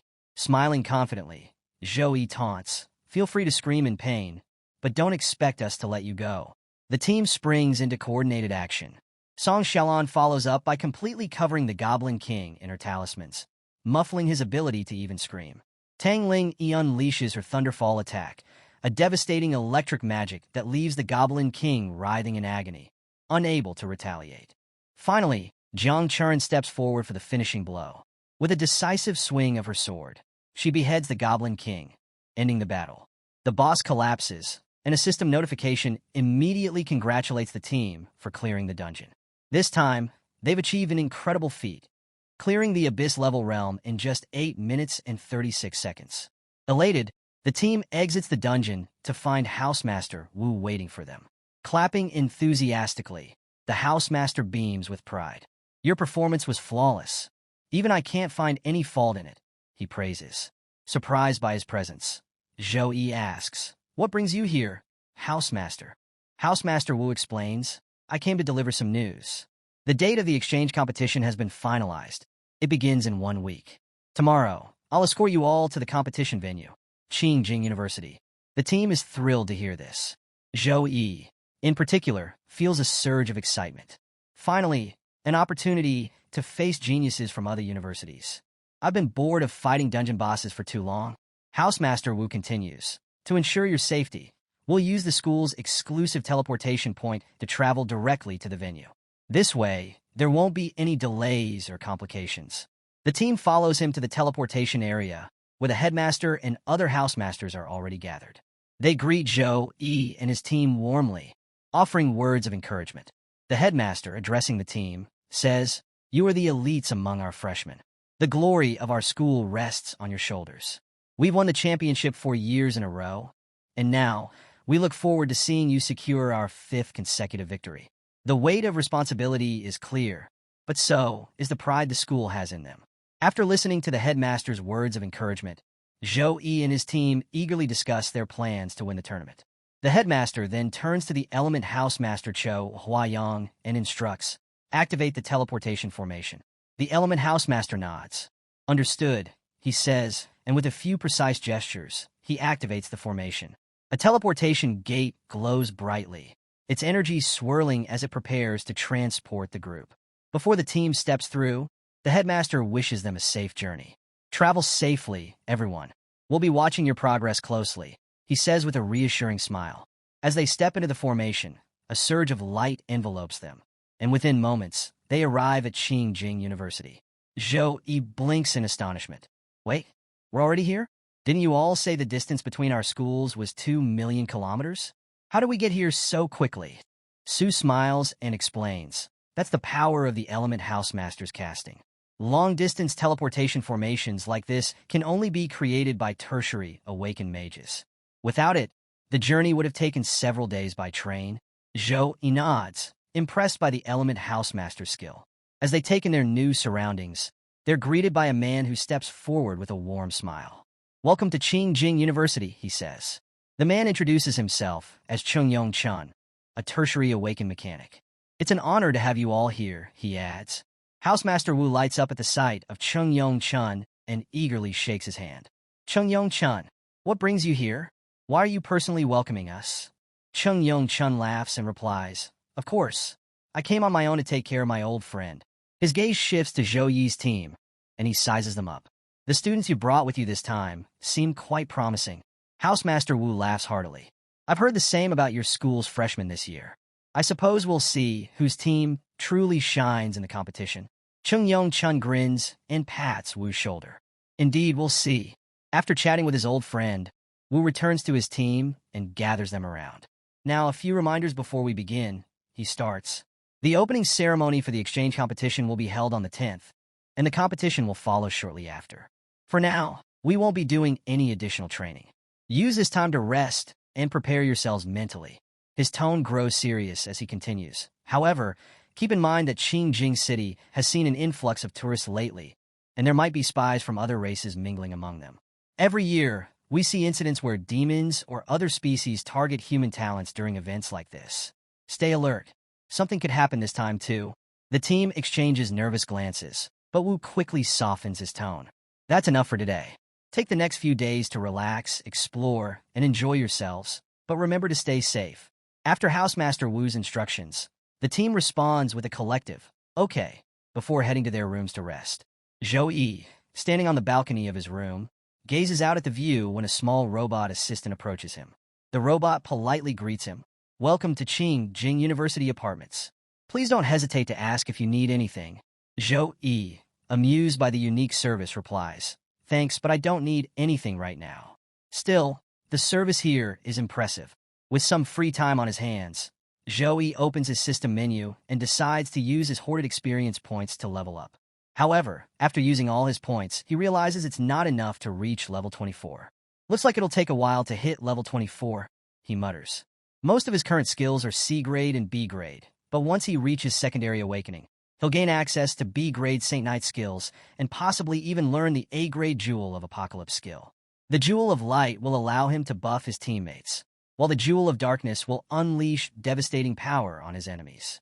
Although Tertiary Awakening is still far away, Zhou Yi focuses on completing the system's missions. The thought of reaching his goals brings a smile of excitement to his face. The story skips ahead to the day of the exchange competition, where an enthusiastic announcement marks the opening of China's 157th National Freshman Exchange Competition. The crowd cheers as the first team to enter the field is introduced. Sukong University, last year's champions, and the university Zhou Yi represents. The stadium erupts in joyful shouts, with fans chanting loudly for Sukong University. Hearing the overwhelming enthusiasm, Zhou Yi remarks, "It's not surprising that everyone wants to participate in the national exchange competition. The atmosphere here is amazing." Standing beside him, Jiang Chuan smiles and adds, "Today is just the opening ceremony. Wait until the finals. This audience will double in size." The next university introduced is Rongyang University, the first opponent for Sukong University in the competition. The players from Rongyang look visibly dejected as they realize they're up against last year's champions. "It's like we've been cursed with bad luck," one player mutters. Another agrees, sighing. Facing Sukong University is like being their stepping stone. "We don't stand a chance." Their captain, however, tries to rally their spirits. "Stop worrying. We ranked in the top 30 last year. We can still put up a fight." Meanwhile, the audience's attention shifts to Sukong University's lineup, specifically focusing on Zhou Yi, standing at the back of the formation. Murmurs ripple through the crowd as they notice him. "Look, the person at the back. He's a Saint Knight," one spectator exclaims. "His level is 23, higher than anyone else on the field," another observes with awe. As the audience watches Zhou Yi and his team, murmurs spread through the crowd. "It's a relief that he's only playing a supporting role," one spectator comments. "If he were an attacker, who knows how much trouble he'd bring." Another spectator nods. Looking at this lineup, Rongyang University doesn't stand a chance. The only question is how many of Sukong University's hidden cards they'll reveal. On the field, Rongyang University's captain also feels the pressure, his nerves evident as he observes Zhou Yi's level 23 rank. Sukong University definitely has something up their sleeve, he mutters under his breath. Trying to boost his team's morale, he says aloud, "Don't let their levels intimidate you. In competitions like this, strategy matters more than levels." Both teams step onto the arena, and the battlefield begins its automated construction. A protection shield forms around the stage, ensuring that no stray attacks reach the audience. As the defensive field activates, the countdown to the match begins. Rongyang University's players, ready to rush forward, suddenly stop as their captain shouts, "Hold back. Stay calm and focus on defense first." Let's see what they do. The team hesitates but follows his command, retreating slightly. Just then, a radiant holy energy spreads across the battlefield, catching everyone's attention. Zhou Yi had activated all his team buffs in a matter of seconds. The sheer scale and speed of the buffs leave Rongyang University stunned. The audience gasps as the golden aura envelopes Su Kong University's team, amplifying their strength. He cast that many buffs in just seconds? One spectator exclaims. No wonder he's their captain, another adds. Even Chung Yong Chun, watching from the sidelines, is impressed. The Saint Knight captain of Su Kong University, Zhou Yi, is truly remarkable, he says, glancing at Housemaster Wu. Old Wu, with those buffs, your team's strength just increased by nearly 50%. Housemaster Wu chuckles, clearly pleased. That's the essence of a hidden class Saint Knight. Large-scale buffs are their specialty. However, Chung Yong Chun's smile fades slightly as he watches Zhou Yi's performance. His expression grows tense, and he mutters, fortunately, our team has its own trump cards. Otherwise, Zhou Yi alone would be a nightmare to deal with. Back on the field, Rongyang University's players exchange nervous glances, overwhelmed by Su Kong University's power. What do we do now, Captain? One of them asks, their voice trembling. The captain swallows hard, trying to maintain composure. I think I can block that, he stammers, but his fear is evident in his tone. Seeing their opponents visibly shaken, Zhou Yi and his team quickly realize that Rongyang University's team is nervous and hesitant. Zhou Yi gathers his team and lays out a simple plan. Since their strength seems ordinary, let's keep it straightforward. We'll attack together and break their formation in a single wave. Hearing the plan, the team nods in agreement and prepares for action. Tang Ling steps forward first and says, I'll take the lead. She summons a fire magic arrow and launches it toward the opposing team. The arrow streaks through the air, glowing ominously, and Rongyang's players panic. Their captain, desperate to rally his team, quickly casts a light shield to block the attack. When the arrow is stopped, the captain smirks, letting his ego get the better of him. Look, I blocked it. This must be all the power they have. One of his teammates, still panicked, interrupts, Captain, they're coming again.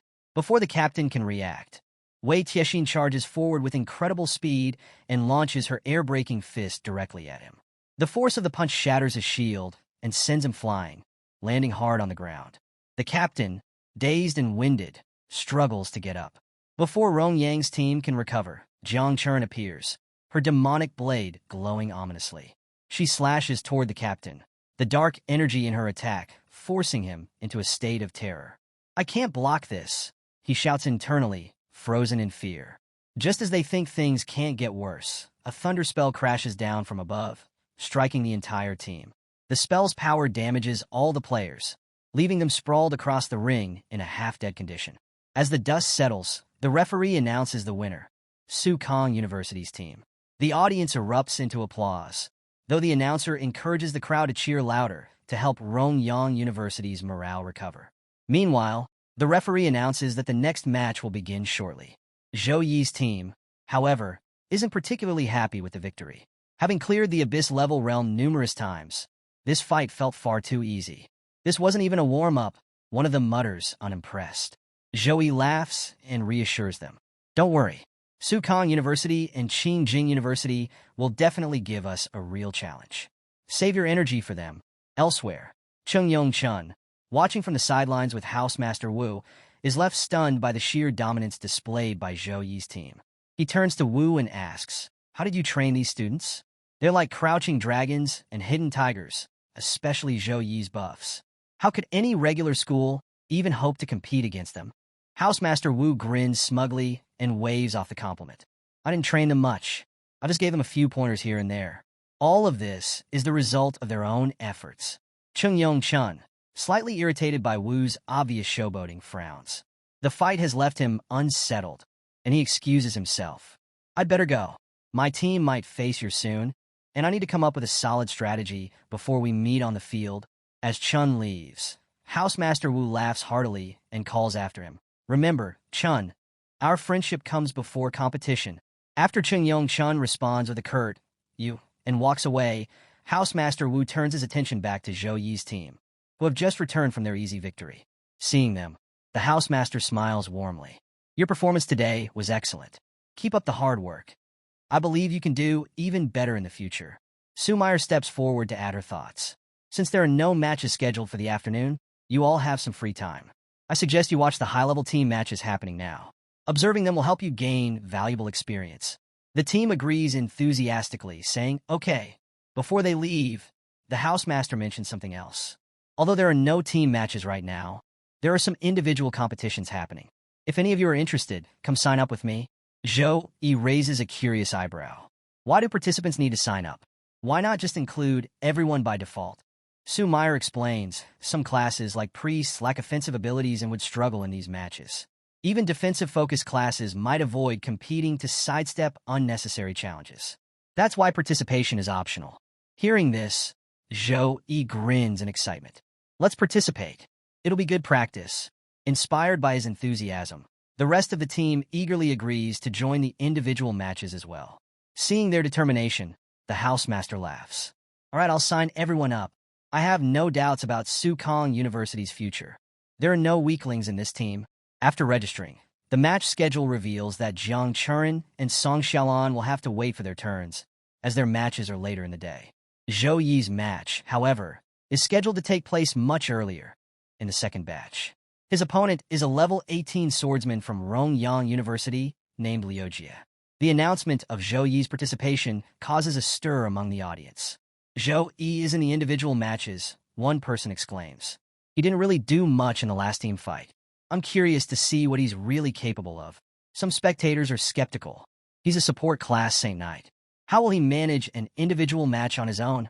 Others are more optimistic. Don't underestimate him. Zhou Yi is the team captain for a reason. He'll handle this easily. As Zhou Yi steps toward the ring, his team members cheer him on enthusiastically. On the opposite side, Liujia enters the arena, greeted by cheers from his own team. Seeing Zhou Yi, Liujia feels a rush of excitement. A support class? This should be an easy first match, he thinks, eager to secure a win. However, Liujia's teammates have mixed reactions. Some, seeing Zhou Yi's confident demeanor, grow concerned. This might be tougher than we thought, one mutters. Others dismissively scoff. A Saint Knight is just a support class. Brother Liu will crush him. The countdown begins, and the match between Zhou Yi and Liujia officially starts. Liujia, sword in hand, steps forward confidently. A fire aura surrounds his blade as he prepares to attack. If you surrender now, he says with a smirk, I'll let you lose with some dignity. Zhou Yi chuckles and responds calmly. Talk about surrender when you can last 10 breaths in front of me. Liujia's face flushes with anger. How dare you, he shouts, charging at Zhou Yi with a flurry of sword slashes. Zhou Yi effortlessly dodges every strike, moving with speed and precision. Liujia's expression shifts from arrogance to shock. He's incredibly fast. As Liujia presses on, Zhou Yi suddenly freezes Liujia's feet in place using his frozen ability and begins advancing toward him. Liujia struggles against the ice and sneers. A cheap trick like this won't work on me. Desperate to counter, Liujia raises his sword to block Zhou Yi's incoming punch. But as the sword meets Zhou Yi's fist, the blade shatters into pieces. Before Liujia can react, Zhou Yi's punch lands squarely on his stomach, sending him flying across the ring. The crowd erupts into gasps. Liujia's team, who had been confident of his victory, stands in stunned silence. What just happened? One teammate whispers. I couldn't even see his attack. Their schoolteacher steps forward, shaking his head. You underestimated him. That's Zhou Yi, the captain of Sukong University. Liujia became too arrogant and paid the price. A support class Saint Knight may sound harmless, but Zhou Yi's combat power is far from ordinary. Back in the ring, Liujia lies on the ground, unable to continue. The referee declares Zhou Yi the winner. Zhou Yi, looking at his fallen opponent, remarks dismissively. He was weak. Couldn't even handle a grade C punch. The audience bursts into cheers, their excitement reaching new heights. What a terrifying punch, one spectator exclaims. He overpowered him in just a few moves. That's insane. Another adds, and this isn't even his full power. He can do so much more. Among the crowd, Miss Sun, a representative from another school, watches in amazement. I can't believe it, she murmurs. He's improved so much since the recruitment trials. I never saw him this powerful back then. Standing beside her, Chung Yong Chun overhears her. Wait, you mean Zhou, he was almost recruited by us? Miss Sun sighs in regret. If I had known his potential back then, I would have fought harder to bring him to our university. If we had Zhou Yi on our team now, we'd be unstoppable. Nearby, another spectator, Xiaolan, a level 19 archer, watches Zhou Yi intently. A faint blush colors her cheeks. So, this is the special boy Jiang Chern mentioned, she whispers. His strength, it's incredible. Who knew someone could excel in support, close combat, and magic? At the edge of the crowd, Zhou Xiao, a level 18 priest, studies Zhou Yi's abilities with a mixture of curiosity and confusion. His ice skill release time is far too fast, she mutters to herself.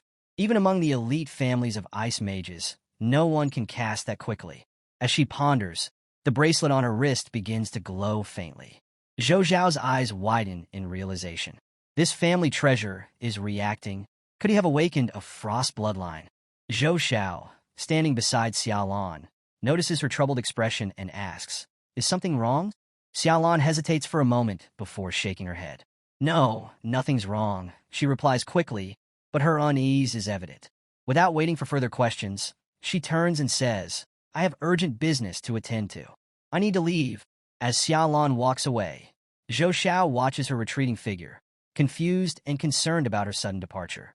Elsewhere, an unknown man receives a call on his internal company hotline. Answering with a curious smile, he says, "Today's your competition. How did you find the time to call me?" On the other end, a panicked Xiaolan replies, "Dad, I found an awakener of the Frost bloodline, and his name is Zhou Yi. The purity of his Frost bloodline is over 70%. Hearing this, the man's tone shifts to disbelief. "Are you absolutely sure? A Frost bloodline with such high purity is incredibly rare." Xiaolan continues, her voice urgent. "There's even a possibility it's closer to 80%. I need to confirm if his abilities are genuine." The man becomes serious and replies, "All right, find a way to get close to Zhou Yi. While you're doing that, I'll investigate to see if he's truly connected to our Zhou family." As Xiaolan ends the call, the man's expression softens into a hopeful smile. If Zhou Yi's Frost bloodline is real, then he might hold the key to saving Zhou family, he thinks.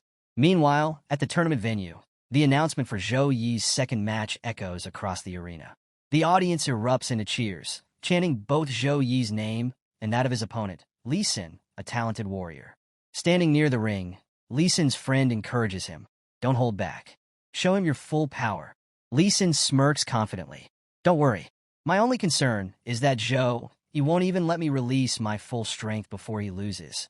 Despite Li Xin's bravado, another friend warns him, "Be careful. Zhou Yi is strong. I can sense the danger radiating from him." Li Xin dismisses the concern with a wave. "I get it, but don't worry, Brother Yi. I got this." As Li Xin steps into the ring, he releases his aura, which radiates power and confidence. To the amazement of the crowd, he also reveals his Tempest armor set, a formidable level 18 artifact. Li Xin's teammates cheer enthusiastically. As expected of Brother Li Xin, with the Tempest armor set, Zhou, you won't even get close to him. A nearby girl chimes in with a sly grin. "I just hope Zhou, he doesn't cry when this is over." In the arena, the atmosphere is electric as the audience roars in excitement. Some fans cheer loudly for Zhou Yi, while others passionately support Li Xin. Both universities' supporters chant their schools' names, the energy in the stadium reaching a fever pitch as the match is about to begin. Before the match begins, the scene shifts to Zhou Zhao's father, who arrives at the stadium accompanied by a young girl named Zhou Dong. Zhou Dong looks around the massive venue in awe and remarks, "This stadium is so grand. It's almost like our family's private grounds." Just then, Zhou Xiao approaches from behind, and Zhou Dong calls out, "Sister." The two embrace warmly before Zhou Xiao turns to her father and asks, "What are you and Zhou Dong doing here?" Her father explains, "After investigating Zhou Yi's identity, we found he is likely a descendant of a branch family that separated from us during the Dark Ages. When we discovered that someone had awakened the Frost bloodline, the family head ordered me to confirm his identity. Additionally," he continues, "I brought Zhou Dong along so she could witness the strength of Sukong University's freshmen. There's much she could learn from them." Zhou Dong crosses her arms, unimpressed. "Learn from a support class, Saint Knight? There's nothing worth learning from that." Zhou Xiao frowns and scolds her sister. "That's wrong, Zhou Dong. There's nothing inferior about a Saint Knight. Zhou Yi's Frost bloodline purity exceeds 70%, which qualifies him to awaken our family's hidden class." Zhou Dong's expression shifts slightly at the mention of his bloodline. The youngest member of the main branch has a purity of only 40%. Is Zhou Yi's purity really that high? Their father interjects firmly. Zhou Dong, I told you before we came here, show respect. Zhou Yi is, by name, your elder brother.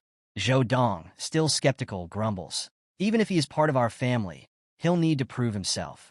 I need to see his strength before accepting him as my elder brother. Zhou Xiao sighs but agrees. Father is here. We'll verify Zhou Yi's blood purity soon enough. For now, let's focus on his match. It's about to begin. Back in the ring, Zhou Yi and Lee Sin from Modi University face off. This is the third round's first individual match, and the crowd is buzzing with excitement. Lee Sin, staring at Zhou Yi, speaks with confidence. I originally thought I'd take it easy and defeat you quickly. But my captain told me not to underestimate you, so I'll use my full strength from the start. Zhou Yi smirks, replying calmly, do your best. As the match begins, Zhou Yi begins assessing Lee Sin's abilities.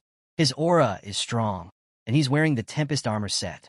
This proves that Modi University's captain shouldn't be underestimated, Zhou Yi thinks. However, as he evaluates further, he realizes Lee Sin is only level 18, 5 levels below him. Zhou Yi muses, if I use Punishment of Light, this match will end in seconds. But with tomorrow's match against Qingjing University, I can't afford to reveal my full power. Deciding to keep his abilities under wraps, Zhou Yi opts for close combat, determined to win without showing his cards. As the match countdown begins, Zhou Yi contemplates the challenge of staying within his limits. Holding back is so frustrating, he thinks, tension mounting. The moment the signal to start is given, Zhou Yi quickly activates his blessing of protection, enveloping himself in a glowing shield of holy energy. Seeing this, Lee Sin smirks. You've got some flashy tricks, but it's all just for show. He scoffs, charging at Zhou Yi. Lee Sin opens with a low kick, but Zhou Yi counters with his own kick, stopping Lee Sin's attack mid-motion. Is that all you've got? Zhou Yi retorts before delivering a precise, light elbow strike to Lee Sin's face. The blow cracks Lee Sin's Tempest armor, leaving him shocked. How is his strength bypassing my equipment? He wonders, realizing that his armor is proving ineffective. Before he can recover, Zhou Yi follows up with another strike, sending Lee Sin flying into the protection shield around the ring. The audience gasps at the scene. A fighter is being dominated by a support class? What's going on? One spectator shouts. Is Zhou Yi really damaging Lee Sin? Another asks, disbelief in their voice. But Lee Sin has an A-grade steel talent. His defense should be impenetrable. Inside the ring, Lee Sin struggles to rise. Blood trickles from his mouth, and his armor is visibly damaged. Looking at Zhou Yi, he asks in disbelief, are you really from a martial artist family? How is your fighting skill stronger than mine? Zhou Yi casually stretches his hands, warming up. No, I'm not from a martial artist family. He replies with a faint smile. I'm just slightly stronger than you. Without further hesitation, Zhou Yi begins unleashing a series of holy punches, each blow shattering more of Lee Sin's armor. I can't escape this attack, Lee Sin thinks, panic setting in as he feels the relentless force of Zhou Yi's strikes. Zhou Yi continues his assault, his rhythm picking up. Lee Sin realizes that blocking the final punch is impossible. Desperate, he raises a trembling hand and shouts, I surrender. Stop! But Zhou Yi's final punch is already in motion. He shifts its trajectory slightly at the last moment, directing it toward the ground. The force of the blow creates a massive crater, shaking the entire stadium. The pressure from the attack still sends Lee Sin flying, leaving him sprawled on the ground in a terrible state. Lee Sin's armor is completely shattered, and his body shows clear signs of exhaustion and injury. Medics rush to the ring as the referee declares Zhou Yi the winner. The crowd erupts in cheers and gasps of awe. Did you see that punch? He broke the whole arena. This guy is terrifying. He's not just a Saint Knight. He's a monster.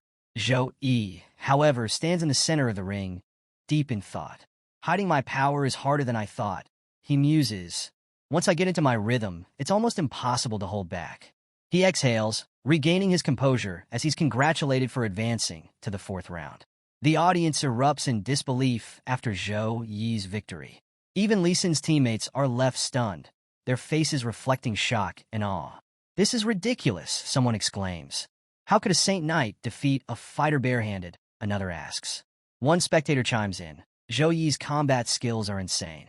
He doesn't fight like a support class at all. Inside the ring, Zhou Yi walks over to the fallen Lee Sin.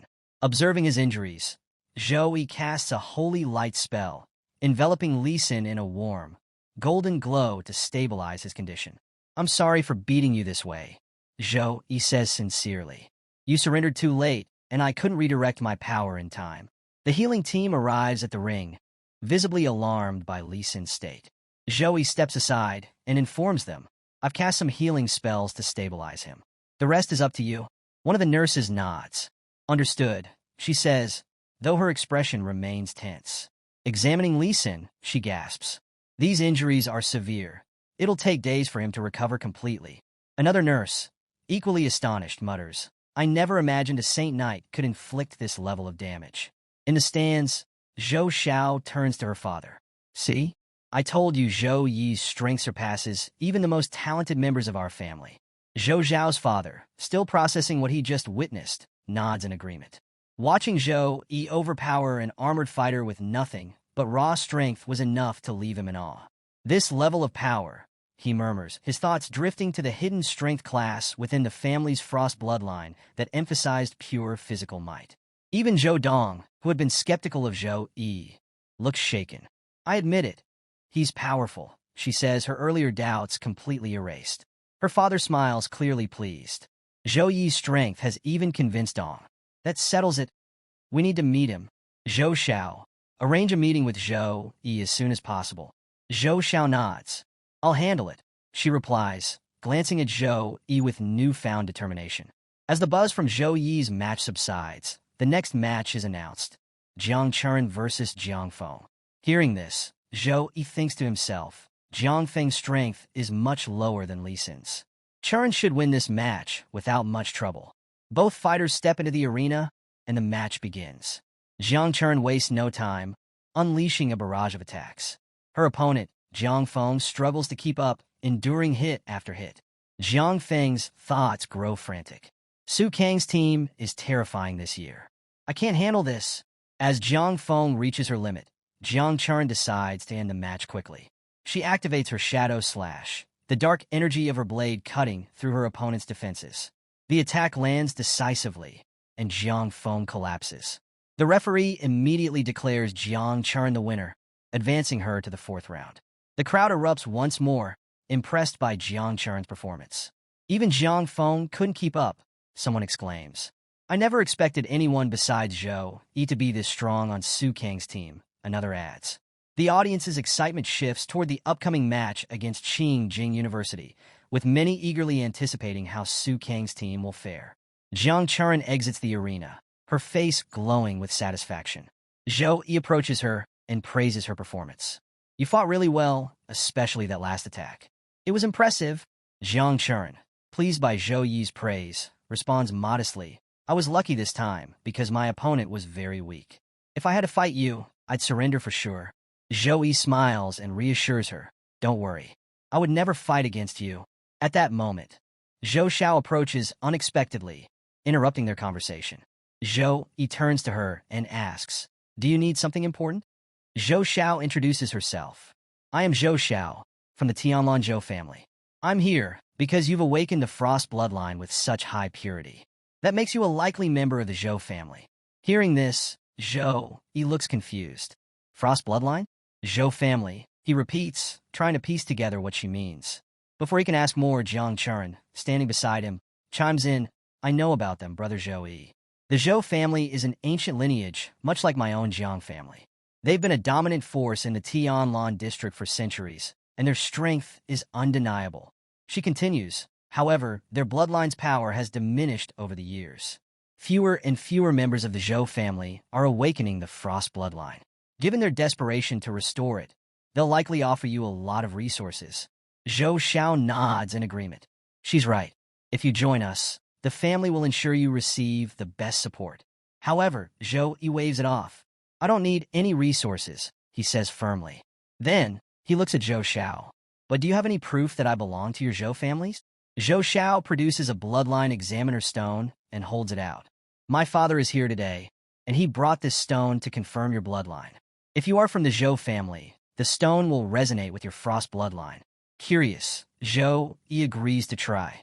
As he brings his hand closer to the stone, it begins to glow, and the purity of his frost bloodline becomes visible. At the same time, Zhou feels a powerful connection to the bloodline coursing through him. Looking at the stone, he mutters, "I never thought I'd discover the source of my frost bloodline during an exchange match." Zhou Xiao smiles and says, "This confirms it. My father wants to meet you. Would that be all right?" Zhou nods. "Sure." He then turns to Jiang Chuan. "I'll meet with Zhou Zhao's father now. You can go ahead without me." Jiang Chuan smiles warmly. "All right, brother Zhou Yi. Don't feel pressured by the Zhou family. They may be powerful in Tianlan, but they're nothing compared to the Jiang family." Zhou Xiao looks slightly irritated. "Our Zhou family is not inferior to anyone," she snaps. Jiang Chuan chuckles. "We'll see," she replies before leaving. Zhou Xiao takes Zhou Yi to an apartment where her father and sister are waiting. Along the way, Zhou Yi's thoughts wander. "When my sister was sick, there was no help from the Zhou family. Now that I've awakened the frost bloodline, they suddenly want me. What should I do?" Zhou Zhao's father greets Zhou Yi warmly upon their arrival. "Hello, Zhou Yi. My name is Zhou Xiaoyu," he says. Zhou Yi nods politely. "I'm Zhou Yi." Xiaoyu studies him closely. "I've heard of you recently, and I must say, you're extraordinary. Your frost bloodline purity is remarkably high." A faint frost glow appears in his eyes. "Meeting you reminded me that your father and my great-grandfather were related. This makes Zhou Xiao your distant cousin in a way." Xiaoyu's expression softens as he adds, "I was deeply saddened to hear of your father's passing." Zhou Yi remains calm. "What's done is done. There's no point dwelling on the past," he replies. As the conversation deepens, Xiaoyu gets to the point. "If you promise to return to the main branch and switch your class to the Ice Element Hidden class, the Zhou family will provide all the resources needed to help you reach the Third Awakening as quickly as possible." Hearing this, Zhou Yi furrows his brow. "I've already awakened as a Saint Knight. How can I change my class now?" Xiaoyu replies confidently, "Don't worry about that. We've preserved a class-changing artifact specifically for special cases like this.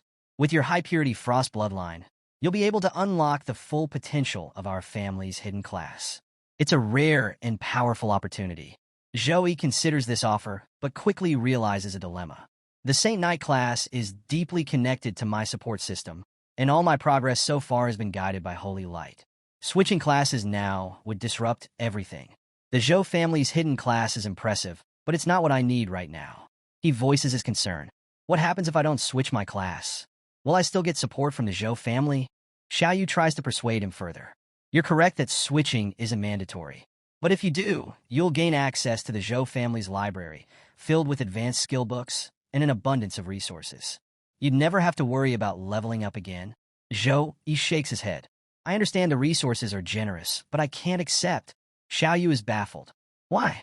This is a rare opportunity." He continues, trying to appeal to Zhou Yi's practical side. "If you switch classes, all your skill points will reset and refund. Your stats won't decrease, and will ensure you reach level 50 in Tertiary Awakening in just 6 years." Despite the tempting offer, Zhou Yi remains firm. "The school provides plenty of resources, and I've built my strength as a Saint Knight. Switching classes now would be a step back." Xiaoyu's confusion grows. "The Saint Knight class is just a heavy support class," he says, almost dismissively. "The Zhou family's hidden class is a pure damage dealer. So why are you hesitating?" Zhou Yi's expression hardens at Xiaoyu's remark. "If you think the Saint Knight class is just a support role," he replies, his tone sharp, "then you're ignorant of its true potential." He stands tall and continues, "Tomorrow, we're facing Qingjing University. I'll show you exactly what the Saint Knight class is capable of." With that, Zhou Yi bids them goodbye. "Thank you for your offer, but I have nothing more to say. Good night." As he turns to leave, Zhou Xiao tries to stop him. "Wait!" But before she can finish, Zhou Yi exits the room, leaving Xiaoyu, Zhou Xiao, and Zhou Dong behind, stunned by his unwavering resolve. As Zhou Yi leaves, Zhou Xiao turns to her father with frustration. "Dad, why didn't you try harder to stop him? You just let him walk away." Xiaoyu shakes his head calmly. "Let him go. He hasn't yet realized the limits of the Saint Knight class. When he witnesses the sheer power of damage-dealing classes, we'll approach him again. He'll come to us on his own terms." Sitting silently until now, Zhou Dong suddenly raises her hand. "Wait, I have an objection," she says firmly. Turning to her father, she asks, Why are you being so accommodating to Zhou Yi? Do we really have to work this hard just to bring him into the main branch? Her question gives both Zhou Xiao and Xiaoyu pause. After a moment of thought, Xiaoyu begins explaining. Our family's history explains why Zhou Yi is so important, he says, his tone serious. The Zhou family's ancestor was the first person on this planet to awaken the Frost bloodline. Under their leadership, our family rose to prominence, with countless descendants awakening the Frost bloodline. Many even achieved tertiary awakening. But everything changed during the Dark Ages. When demons from other worlds invaded, our ancestor led the Zhou family into battle. Unfortunately, they disappeared deep within the other world, and without their protection, the tertiary awakened elites of the family perished in the invasion. Although 5 elders were resurrected with revival magic, they returned cursed. The curses tainted the Zhou Yi bloodline, causing the chances of awakening the Frost bloodline to drop to less than 1% of what it once was. This curse is despicable. It spreads through the bloodline and cannot be purified. Without heirs, the Zhou family's power has dwindled. Though we may appear strong from the outside, the truth is, we are much weaker than we seem. Hearing this, Zhou Dong looks thoughtful. So, that's why Zhou Yi is so important. Xiaoyu nods. Exactly. With his high-purity Frost bloodline, if he joins the main branch, we can invest all our resources into his growth. He could reach a level of strength comparable to that of our ancestors. But right now, he's blind with confidence from his string of victories. Tomorrow's match against Qingjing University will show him the limits of his power. Then he'll realize that the Zhou family is his key to becoming truly strong. Zhou Dong tilts her head, smirking slightly. But what if he wins tomorrow? Zhou Xiao scolds her sharply. How can you even say that? I'm fighting tomorrow too. Do you doubt me? Zhou Dong shrugs innocently. I'm just saying, what if it happens? The next day, the arena is packed. The match between Sukong University and Qingjing University has attracted immense attention, and tickets were sold out almost instantly. Fans of both universities cheer loudly, waving banners and chanting their school names. The atmosphere is electric as the teams prepare to face off. Sitting among the audience, Zhou Dong watches the arena closely. She thinks to herself, sister has a better chance of winning. But could Zhou Yi actually lose? The announcer welcomes both universities to the stage. The crowd roars as the teams from Sukong University and Qingjing University are introduced.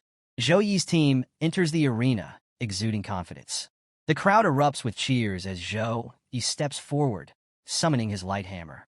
With his weapon glowing brightly, the entire team appears ready for battle. As the match begins, the audience is captivated by an unusual sight.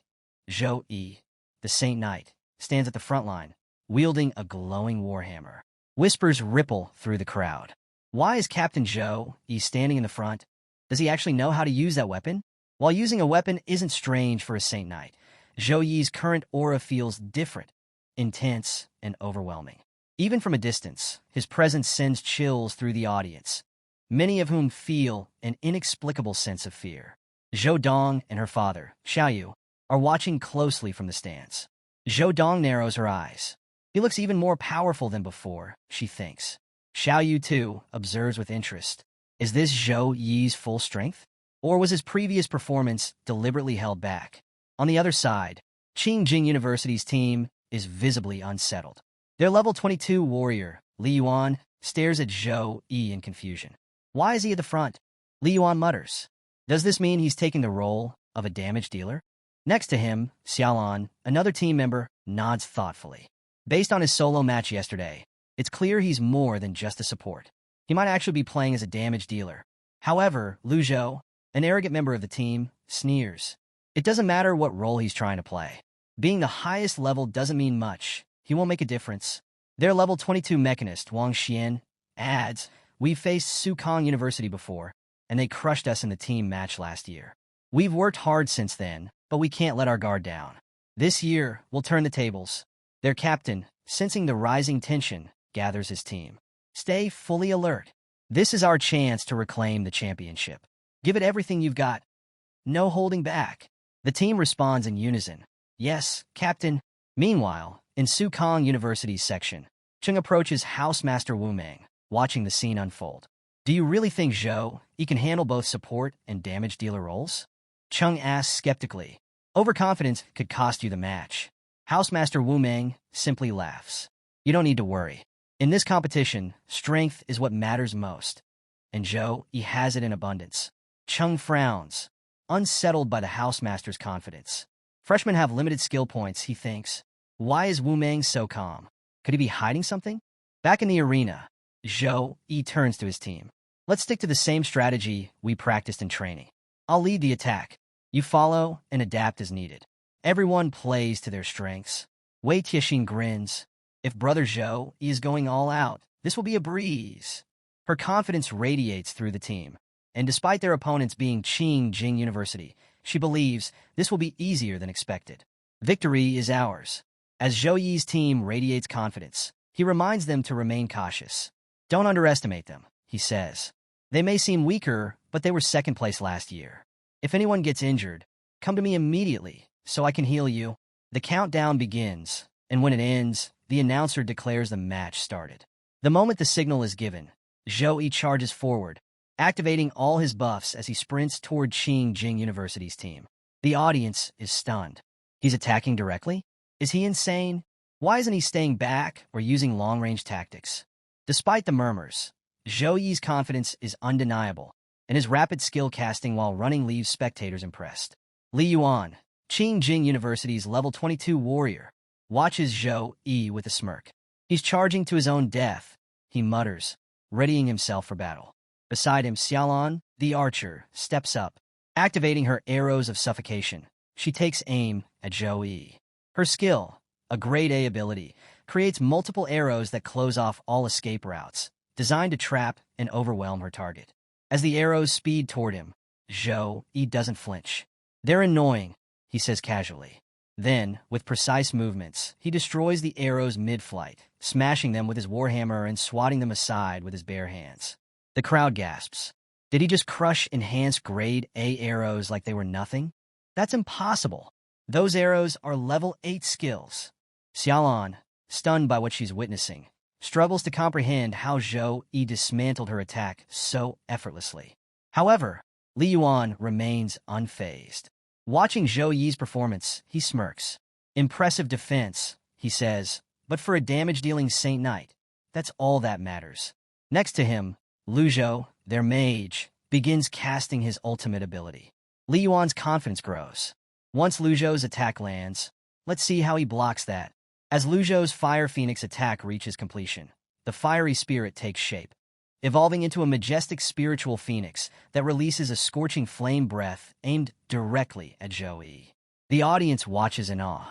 That's a plus-grade skill. Qing University's players are no joke. The Fire Phoenix attack roars toward Zhou Yi. He takes a small step back, then calmly watches as Lu Zhou follows up with Burning Impact, the Phoenix diving toward Zhou Yi with fiery force. Instead of dodging, Zhou Yi stands his ground. Fire, and more fire, he says, almost amused. The crowd is torn between shock and confusion. What is Zhou Yi doing? Why isn't he moving? Does he think he can tank that attack? From the sidelines, Qing University's team supervisor watches with a grin. The smartest thing he could do now is retreat to his team. With his speed, he might still make it back to their defenses.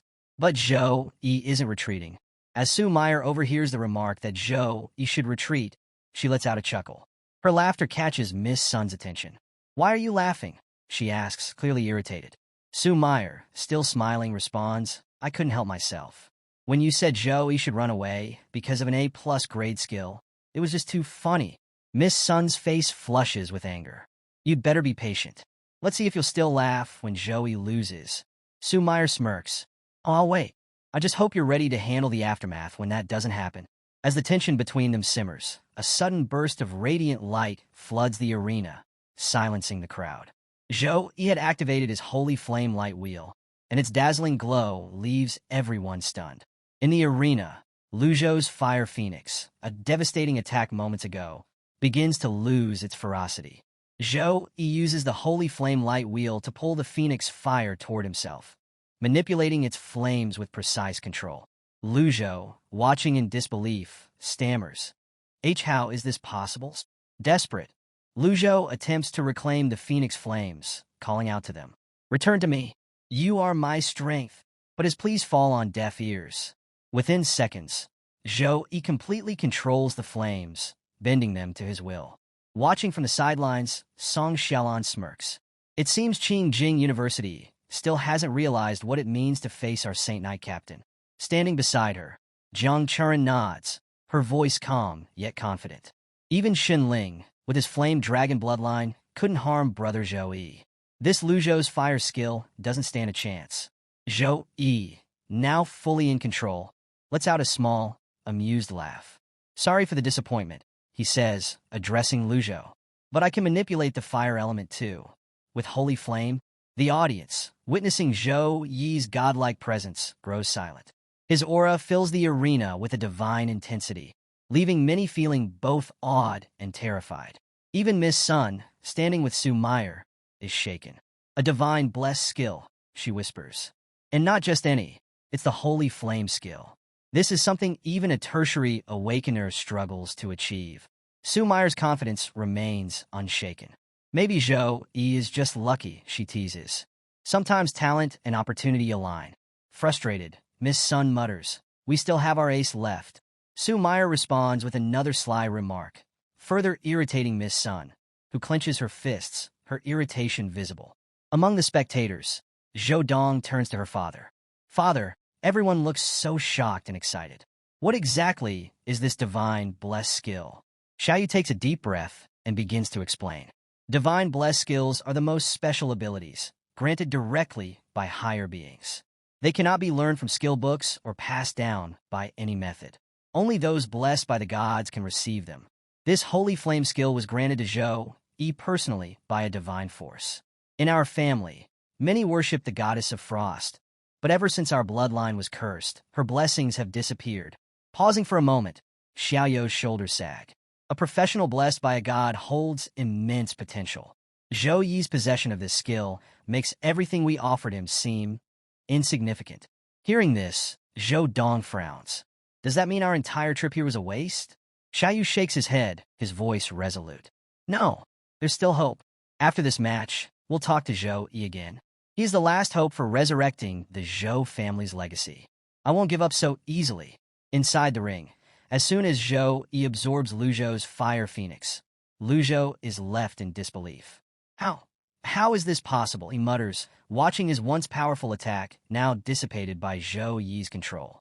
Lu Zhou's expression shifts to frustration, but before he can dwell on it, his team captain approaches. Lu Zhou, I don't know how he did it either, the captain admits. But one thing's certain, fire magic is useless against him. Don't give up. Try using other element magic. Nodding reluctantly, Lu Zhou prepares for another attempt. Drawing his sword, he readies himself for close combat while calling for Xiaolan to provide long-range support. Don't let him advance so easily, the captain orders.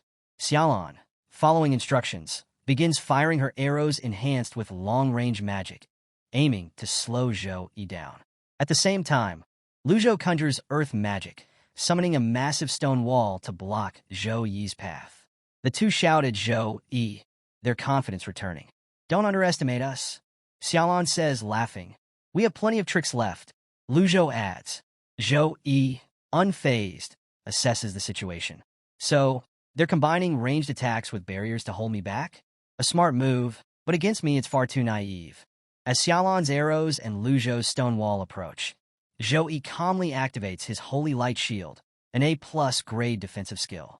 The shield gleams with radiant light, easily deflecting both the arrows and the earth magic, leaving the crowd stunned. The opposing team watches in shock. His defense is incredible, someone exclaims. But this has slowed him down, another adds. And they're right. The Holy Light Shield interrupts Zhou Yi's rhythm, momentarily halting his relentless charge. This forces Zhou Yi to consider another approach. Realizing he needs to shift strategies, Zhou Yi begins casting a long-range spell to dismantle his opponent's formation. Seeing this, Li Yuan, the captain of Qingjing University, shouts, "Retreat! Now!" But it's too late. Zhou Yi unleashes his Holy Flame Storm, a devastating spell that floods the arena with raging flames of divine energy. The storm spreads uncontrollably, tearing through the battlefield and consuming everything in its path. Li Yuan yells, "Dodge it!" But the storm's intensity is overwhelming. It roars across the arena, leaving nowhere to hide. Amid the chaos, Li Yuan frantically scans the battlefield. Where's Lu Zhou? Did he get caught in the storm? Elsewhere in the arena, Lu Zhou struggles to maintain a shield around himself, desperately attempting to withstand the holy flame storm. His face is pale, beads of sweat forming as he tries to hold on. Is this really a Saint Knight? Lu Zhou thinks, his disbelief growing. His elemental magic is stronger than even a mage's like mine. Lu Zhou was clearly struggling, and he decided it was time to end the fight quickly. He realized that the flames Lu Zhou was summoning weren't enough to harm him. So he used Lu Zhou's own absorbed phoenix fire against him. The moment the fiery attack struck, Lu Zhou's shield shattered, leaving him exposed. Consumed by the flames, Lu Zhou fell to the ground, crying out for help. In the chaos, even his wand broke, leaving him defenseless. As the storm of fire subsided, Lu Zhou lay on the ground in a half-dead state, weakly pleading for assistance. Though Zhou Yi's attack had nearly finished him, Lu Zhou wasn't entirely defeated. Wasting no time, Zhou Yi drew his warhammer, ready to deal with the remaining threats. With a mix of confidence and menace, Zhou Yi remarked that Lu Zhou had survived this time, but his luck wouldn't last forever. Li Yuan, witnessing Zhou Yi's overwhelming strength, muttered about his arrogance, but quickly directed Zhou Xiao to heal Lu Zhou. Trusting Li Yuan to handle the situation, Zhou Xiao dashed toward the injured Lu Zhou. Facing Zhou Yi directly, Li Yuan displayed remarkable bravery. Zhou Yi acknowledged his courage with a nod, raising his hammer for a light slash. Li Yuan, determined to block the incoming attack, braced himself with his shield. But as the hammer made contact, the force was too great. His shield slipped from his grip, flying away. The sheer power of the strike sent Li Yuan crashing into a protective barrier. It was a single blow, but it was enough to shake Li Yuan's confidence. He now understood why someone as strong as Li Xin, known for his steel-bone talent, couldn't withstand Zhou Yi's punches. However, as the captain of Qingjing University, Li Yuan couldn't afford to falter. Steeling himself, he retaliated with a powerful rage slash. Their attacks collided with explosive force, but Zhou Yi's strike easily overwhelmed Li Yuan's. The captain stared in disbelief as his trusted move, one capable of destroying a level 20 golden-grade monster, was effortlessly countered. Refusing to give up, he launched another attack. Zhou Yi, equally determined, advanced toward Li Yuan with confidence, promising to teach him a lesson he wouldn't forget. Blow after blow, the two clashed in an intense battle. Li Yuan's skill and resolve were impressive, standing toe-to-toe with Zhou Yi's overwhelming power. For the first time, Zhou Yi found himself fighting someone his own age who could keep up with his strength. But Zhou Yi's stamina was unmatched, and gradually, Li Yuan began to falter. His energy drained, and his sword slipped from his hand. Seeing this, Zhou Yi seized the opportunity, preparing a decisive blow with his warhammer. With a smirk, he taunted, "You're too tired to even hold your weapon. It's time for you to go." However, just as Zhou Yi swung his hammer for the finishing strike, a protective shield suddenly materialized, stopping the attack in its tracks. Zhou Yi was momentarily stunned. He hadn't expected interference. Then, a menacing red aura appeared behind Zhou Yi, followed by the arrival of a massive mechanical robot charging straight at him.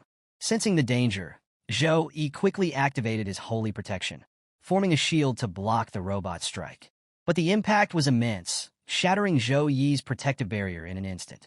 Zhou Yi was taken aback by the sudden appearance of the mechanical robot.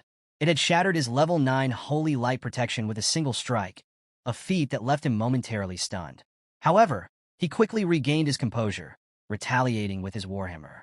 With one decisive swing, the robot was reduced to scrap. This machine, with its invisible and devastating attacks, had made quite the impression, but Zhou Yi wasn't about to let it shake him.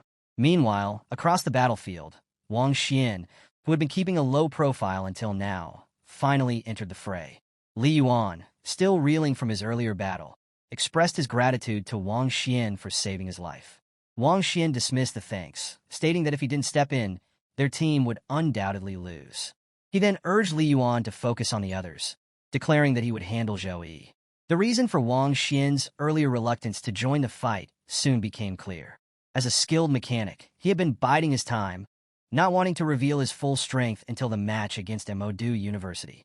However, Seeing how Zhou Yi had single-handedly turned the tide of battle, Wang Xian had no choice but to unleash his trump card. With a flick of his hand, Wang Xian summoned an army of robots into the arena. These were GX-100B robots, DYS light-type rocket robot, and BT-200 cavalry robots, monsters at level 21 and above, with silver-grade qualifications. The arena was soon filled with these machines, their sheer number creating an intimidating spectacle. Even Zhou Yi, standing resolute at the center of the chaos, couldn't help but be slightly surprised at the sight. Spectators were equally taken aback. In the viewing area, the housemaster smiled knowingly at Cheng, remarking that it seemed his university had its own hidden ace. Cheng, returning the smile, admitted as much.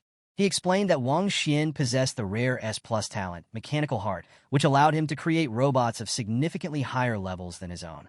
Wang Xian's ability was indeed a game-changer, making him the linchpin of his team's strategy. Back in the arena, Zhou Yi faced this mechanical wave with an unexpected reaction, a wide grin. The sight of the robot army didn't intimidate him. Instead, it excited him. He was eager to test the strength of this mechanized force and see how far they could push him. His warhammer gleamed in his hands as he prepared for battle, his eyes sparkling with anticipation. Wang Xian, however, was enraged by Zhou Yi's audacious confidence. The idea that someone would dare to charge headfirst into his mechanical army was beyond belief. In a fit of anger, he commanded his robots to attack. The mechanical horde surged forward, launching a coordinated assault on Zhou Yi. The arena was filled with the sound of metal clashing and energy crackling as the robots closed in on him. With a flurry of attacks closing in from all sides, Zhou Yi quickly summoned a holy shield to protect himself. But the sheer volume of attacks was overwhelming, so he created twin holy shields, forming a near-impenetrable defense. The relentless barrage of the robots' attacks clashed against the shields, but none could break through. The intensity of the assault affected the entire arena, filling it with sparks, sound, and chaos. Amid this turmoil, Zhou Yi's calm smile stood out. He unleashed the Holy Light Cross, causing a radiant cross of light to appear. The cross emitted electric currents and waves of intense heat, tearing through the robots around him. The heat radiating from the attack became so intense that even Wang Xian, observing from a distance, felt its effects. Though Wang Xian's robots were built with fireproof materials, they couldn't withstand the holy fire generated by Zhou Yi. This setback visibly irritated Wang Xian. Undeterred, he pulled out a keyboard-like device, slamming his hands on it with frustration. He shouted that he had plenty more robots of this caliber and activated the tool. In response, numerous portals began opening around the arena, releasing waves of reinforcements. Robot after robot emerged, flooding the battlefield. With confidence, Wang Xian taunted Zhou Yi, proclaiming that his mental energy would surely be depleted against such an overwhelming force. "If you have the courage, then charge at me," he dared. Elsewhere, Zhou Yi's team was also engaged in the fight, skillfully dismantling the robotic horde. Wei Tiexin remarked with a smirk, "It seems Wang Xian didn't expect Brother Zhou to handle such large-scale attacks so effortlessly." Back at the center of the arena, Zhou Yi continued his battle. In the midst of the chaos, his system sent him a notification. A knowing grin spread across his face. "This is the perfect moment," he said to himself. Without hesitation, Zhou Yi unleashed a storm-type attack. Wang Xian, watching from afar, was stunned by the sheer magnitude of the attack. Panicking, he commanded his robots to retreat, but it was too late. The storm tore through the battlefield, swallowing the robots whole as it rampaged across the arena. One by one, the machines were obliterated. In a matter of moments, the tornado had destroyed 74 robots. The notification on Wang Xian's device confirmed the loss of nearly one-third of his forces. Furious and desperate, he realized that his human wave tactic was no match for Zhou Yi. Left with no other choice, Wang Xian decided to unleash his ultimate trump card. He summoned a massive mechanical robot, a towering monstrosity known as the HX Judgment Fusion Robot. This was no ordinary machine. The moment it arrived, its mouth opened, releasing chains that lashed out and began pulling in nearby robots. The destroyed and operational machines were absorbed into its body, fusing together to create a single, colossal weapon. As the robot completed its fusion, it began to emit powerful, pulsating waves of energy that reverberated across the arena. The security systems went into high alert, detecting the extreme power level.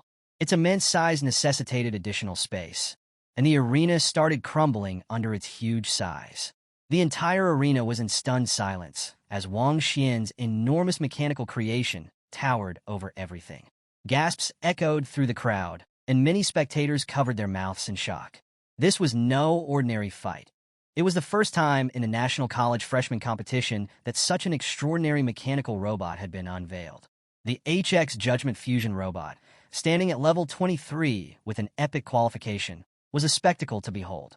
Its sheer size was intimidating, with its towering height brushing against the edges of the protective barrier. Among the awestruck crowd, a girl watching the match couldn't help but remark on how dangerous this year's new students were. In the arena, Li Yuan gazed at the mechanical giant with a confident smile. Finally, Brother Xian's judgment has arrived, he said, clearly impressed. Standing nearby, Jiang Chuan also looked back at the imposing robot. Li Yuan turned to her, adding smugly, "Now you all are definitely going to lose." But Jiang Chuan wasn't about to let his words affect her. Without hesitation, she lunged at Li Yuan with her sword, declaring, "Brother Zhou will never lose." Her determination was unwavering, even as the odds stacked against her team. Meanwhile, Wang Xian, perched inside his mighty creation, was visibly elated. His face beamed with confidence as he addressed Zhou Yi directly. "Let me show you the real firepower of my judgment," he exclaimed, laughing maniacally. Without wasting a moment, he launched a barrage of missiles aimed straight at Zhou Yi. Seeing the incoming attack, Zhou Yi quickly assessed the situation. Facing the missiles head-on wasn't an option. There were just too many of them. He began moving swiftly to dodge, narrowly avoiding several explosions as the missiles detonated around him. 2 missiles came dangerously close, almost cornering him.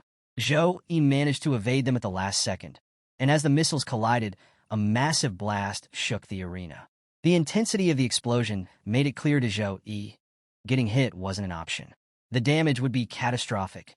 On the other hand, Wang Xian, sitting comfortably inside his robot, laughed hysterically as he continued to fire missiles. "Run as much as you want. There's nowhere left for you to hide," he taunted, enjoying the chaos. Zhou Yi did his best to counterattack, using his hammer to destroy incoming projectiles one by one. However, the sheer volume of the assaults made it increasingly difficult to keep up. Just when he thought the missile barrage was challenging enough, the robot drew a massive sword. With a swing of its enormous blade, the HX Judgment struck the ground where Zhou Yi had been standing moments before.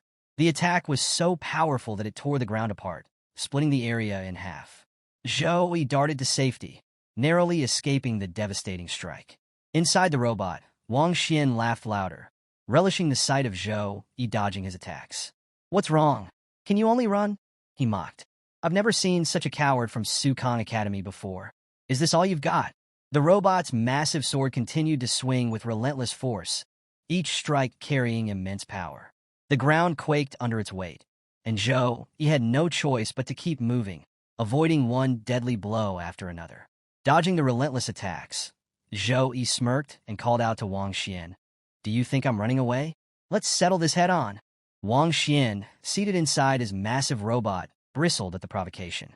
His frustration was palpable as he labeled Zhou Yi a fool for such audacity. Yet, beneath his anger, he couldn't help but admire Zhou Yi's unwavering determination. For a moment, he acknowledged in his mind that Zhou Yi was living up to the role of a true captain. But admiration quickly gave way to rage. With a shout, Wang Xian swung his robot's colossal sword, declaring, "Such determination will only lead to the downfall of Sukong University." Zhou Yi, undeterred, met the attack head-on with his warhammer. The 2 massive weapons clashed with incredible force, sending a shockwave through the arena. The collision created a vibration so intense it seemed to rattle the very air. Wasting no time, Zhou Yi followed up with his next move, God's Hand. As he activated the technique, an intense divine light began to illuminate the entire stadium. The energy radiating from the attack was unlike anything anyone had seen before. Divine energy gathered above the arena, forming a concentrated aura, while streaks of electricity crackled through the air. Wang Xian stared at the spectacle in disbelief.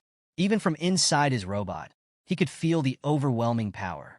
The divine light grew stronger, absorbing energy from the arena's protection shield. This unexpected turn of events triggered the stadium's automated safety protocols. Suddenly, the protection robots stationed in the arena sprang into action, issuing urgent orders to activate the emergency plan. Powered by light magic stones, these robots quickly began constructing an additional protective shield around the arena. The fight had escalated into what was now classified as an abnormal incident, and the safety measures reflected the high-stakes situation. Elsewhere in the arena, the other battles raged on. Zhang Churen and Li Yuan were still locked in combat, unaware of the dramatic events unfolding. However, as Zhang Churen evaded one of Li Yuan's attacks, she sensed the surge of divine energy in the air. Realizing something critical was happening, she broke away from the fight and rushed toward her team. Her first stop was with Tang Lingyi. "We need to withdraw now," Zhang Churen urged, her tone leaving no room for argument. Meanwhile, Song Xiaolan and Wei Tiexin were in the middle of their own battle, dodging an onslaught of arrows from two opponents. Despite the chaos, they shared a quick glance, their silent communication clear. Without hesitation, they began retreating as well, realizing the gravity of the situation. As Tang Lingyi and Wei Tiexin retreated, Lu Zhou moved to follow them. However, Li Yuan quickly stopped him, firmly instructing the team not to pursue. Lu Zhou, confused and frustrated, argued, "Why shouldn't we chase them? They're running scared. We should finish them off." But Li Yuan, his face pale and nervous, shook his head. "Something is wrong. Something about this power isn't normal," he said, his voice laced with fear. The rest of his team, equally uneasy, gathered around him, their expressions mirroring his concern. Even from where they stood, Zhou Yi's energy in the sky radiated an overwhelming pressure that shook them to their core. Back on Zhou Yi's side, the arena became silent as a glowing, giant divine hand began descending from the heavens, its radiant presence impossible to ignore. Panic spread like wildfire among the spectators. Murmurs turned to gasps, and gasps turned to screams as everyone tried to process what they were witnessing. Inside his HX Judgment Fusion robot, Wang Xian felt the weight of the moment. His heart raced as he recognized the energy. This is a god-level skill, he muttered to himself, his confidence faltering. The realization hit hard. The gap between him and Zhou Yi was enormous. His HX Judgment, an S+ level creation, had seemed invincible just moments ago. But now, against this overwhelming power, it felt like a mere toy. Despite the fear clawing at him, Wang Xian refused to give in. He clenched his fists and yelled, "No, I'm not a coward. I refuse to lose." With desperation fueling him, he sent his robot charging toward the descending divine hand, wildly slashing at it with his massive sword. He struck again and again, his attacks relentless. But no matter how many times the robot's blade struck, it couldn't leave a single scratch on the radiant hand. The divine hand continued its slow descent, unaffected by Wang Xian's frantic assault. For a moment, the hand paused midair, and a flicker of hope crossed Wang Xian's face. "I stopped it," he thought. But that hope was short-lived. The divine hand suddenly jerked downward with unstoppable force. Wang Xian's triumphant expression twisted into terror. "No! And oh!" he screamed, but there was no time to react. The divine hand smashed into the HX Judgment, unleashing devastating power across the entire arena. The impact sent shockwaves rippling outward, powerful enough to shake the spectators in their seats. Dust and debris filled the air as the sound of metal collapsing echoed across the stadium. When the dust finally cleared, Zhou Yi stepped forward calmly, unfazed by the destruction. Around him, broken pieces of the once mighty HX Judgment lay scattered. A few nuts and bolts clattered to the ground near Zhou Yi's feet. Without hesitation, he kicked the remnants aside as if they were mere scraps. Not far from him lay Wang Xian, unconscious and battered, his once prideful robot now a shattered heap of metal.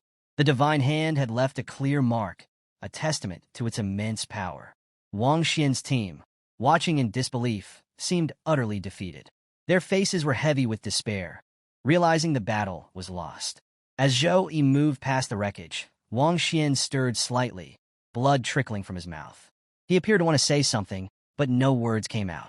Zhou Yi glanced at him briefly before turning his attention back to his team, his steps steady and composed, as if the chaos around him had never happened. Despite lying battered and broken, Wang Xian wasn't ready to give up completely. As Zhou Yi walked away, Wang Xian weakly raised a hand, as if reaching for something. perhaps his pride, or perhaps a last shred of hope. He struggled to stand, but his body gave out, and he fainted shortly after. The moment the match ended, the arena erupted in cheers. The spectators were electrified by what they had just witnessed. Zhou Yi's holy light had left an indelible impression on everyone present. For many, the sheer scale of his attacks was both awe-inspiring and terrifying, like witnessing a nuclear explosion. The crowd roared his name, their voices shaking the very stands. Meanwhile, Chung, the team supervisor of Qingjing University, looked on with bitter disappointment. Watching his team lose, he sighed deeply. A god-level skill, the hand of God, he muttered. No problem. Qingjing University didn't lose unfairly. Despite his frustration, he admitted to himself that Zhou Yi was an opponent unlike any other. Chung continued reflecting as he stood, saying, I thought winning this championship with Wang Xian on our side would be as easy as taking candy from a child. Who could have expected someone like Zhou Yi to show up? He couldn't deny it. Zhou Yi was an all-rounder. His melee attacks, support abilities, and spellcasting were equally devastating, making him a truly formidable opponent. As Chung began to leave, he turned to the housemaster Wu Meng of Sukong University. You've got a rare gem in your hands, he said. I've been teaching for 30 years, and I've never seen anyone like Zhou Yi. He's not just talented, he's extraordinary, different from all the rest. The housemaster, clearly delighted by the praise, smiled but didn't say much. He simply teased Chung a little, enjoying the moment. The sound of the audience cheering Zhou Yi's name continued to echo throughout the stadium. Some congratulated Sukong University by name, while others chanted Zhou Yi's name like a battle cry. As Zhou Yi exited the arena with his team, he couldn't help but think to himself, this is madness. Walking alongside him, Wei Tiexin couldn't contain her excitement. That was so easy. Is this really the best Qingjing University had to offer? She said with confidence. Song Xiaolan, standing next to her, shook his head.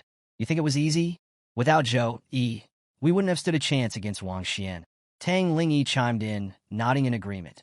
Absolutely. His robot was level 23, an epic-class creation. Without Zhou Yi, there's no way we would have won. Wei Tiexin laughed, brushing off their concerns. What are you even saying? Of course, we have brother Zhou Yi with us. Why shouldn't we count him? He's our teammate, isn't he? Jiang Churen, smiling at their banter, added, this year's freshman exchange competition has drawn a huge crowd. The stadium was expanded last year, and it's packed with spectators now. Plus, this match was broadcast live across the empire. She glanced at Zhou Yi and concluded, after this fight, Zhou Yi's name will be known all over the empire. After Jiang Churen made her remark, she burst into laughter, clearly pleased with herself. Watching her, Zhou Yi couldn't help but shake his head. A small girl is getting more disrespectful day by day, he teased, his tone playful. Meanwhile, in a quiet room elsewhere, a young woman stood observing Zhou Yi through a magical projection. Her sharp eyes were fixed on him as she muttered to herself, Zhou Yi is incredibly capable. I want someone like him in the Tianyu Guild. However, she knew his current level was too low for recruitment. She decided it would be best to wait until he reached the second rank before extending an invitation. At that moment, another man entered the room, addressing her respectfully. Miss, Tianyu is the top guild in the kingdom. Even our logistics staff must be at least level 30 and in the second rank. But after today's battle, Zhou Yi's combat data will be submitted to the leaders of major guilds. If we wait too long, it may be too late to recruit him. The woman smiled confidently. It won't be too late. With the old president overseeing everything, we'll face difficulties recruiting him immediately. But trust me, this younger brother of mine will eventually join Tianyu Guild. It's only a matter of time. Her lips curled into a knowing smile, as if she had already envisioned the outcome. Back in the arena, Wang Xian's condition had worsened significantly. Several healers were tending to him, their faces tense with concentration. Despite their combined efforts, they struggled to properly treat his injuries.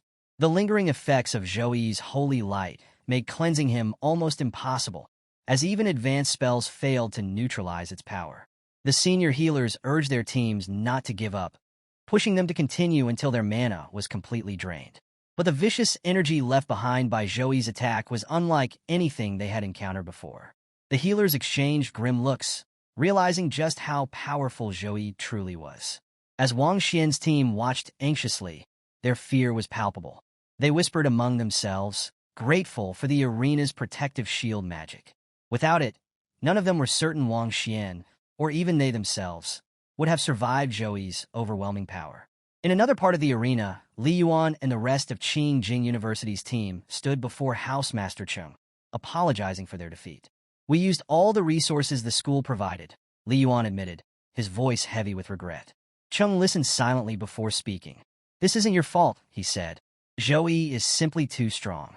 After this defeat, it looks like Qingjing University will have to settle for third place in the team rankings this time.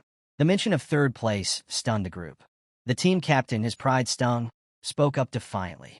Housemaster, we may have lost to Sukong University, but we can still defeat Modu University. Another teammate quickly agreed.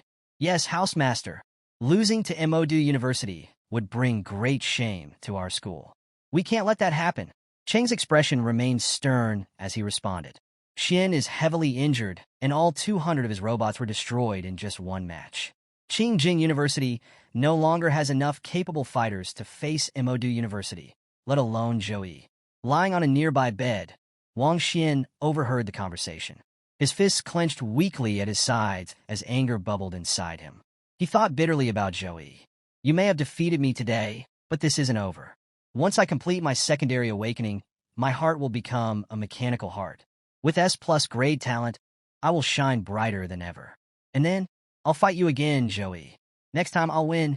Consumed by thoughts of his defeat, Wang Xian's frustration only deepened.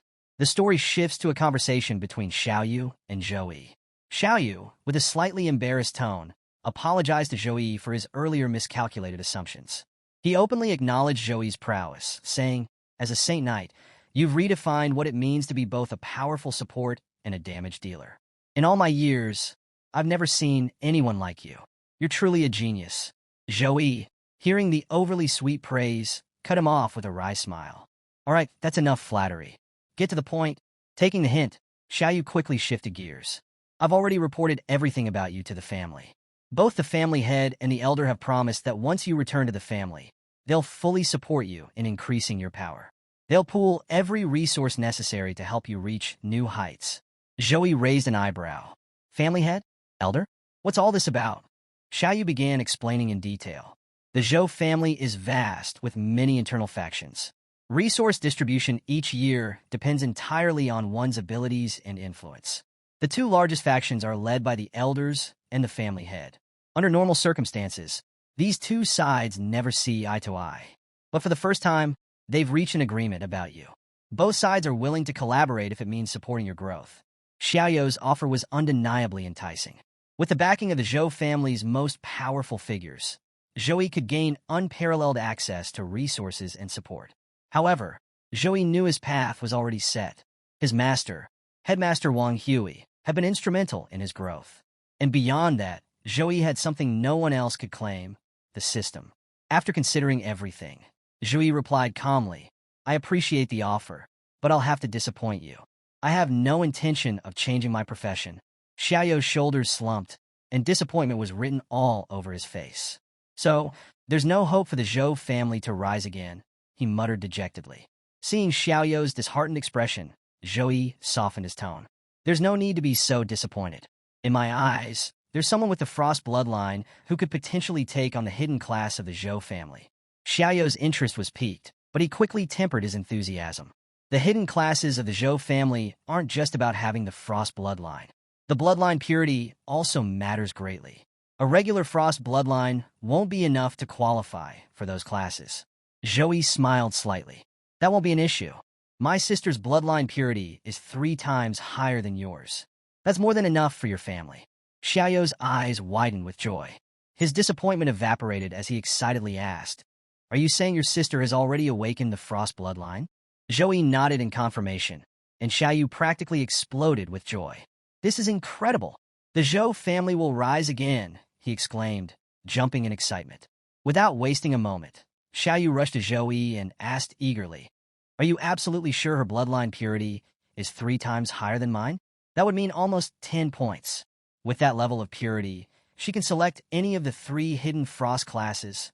Zhouyi, watching Xiaoyu's over-the-top reaction, couldn't help but think he had lost his mind. Trying to calm him down, Zhouyi added, Don't get too excited just yet. I still have to ask for her opinion. Whether she'll accept your family's cultivation class line or not is entirely up to her. Despite Zhou's hesitation, Xiaoyu was unwilling to let such an opportunity slip away. Whatever Zhou or his sister decided, Xiaoyu was determined to ensure she joined their family.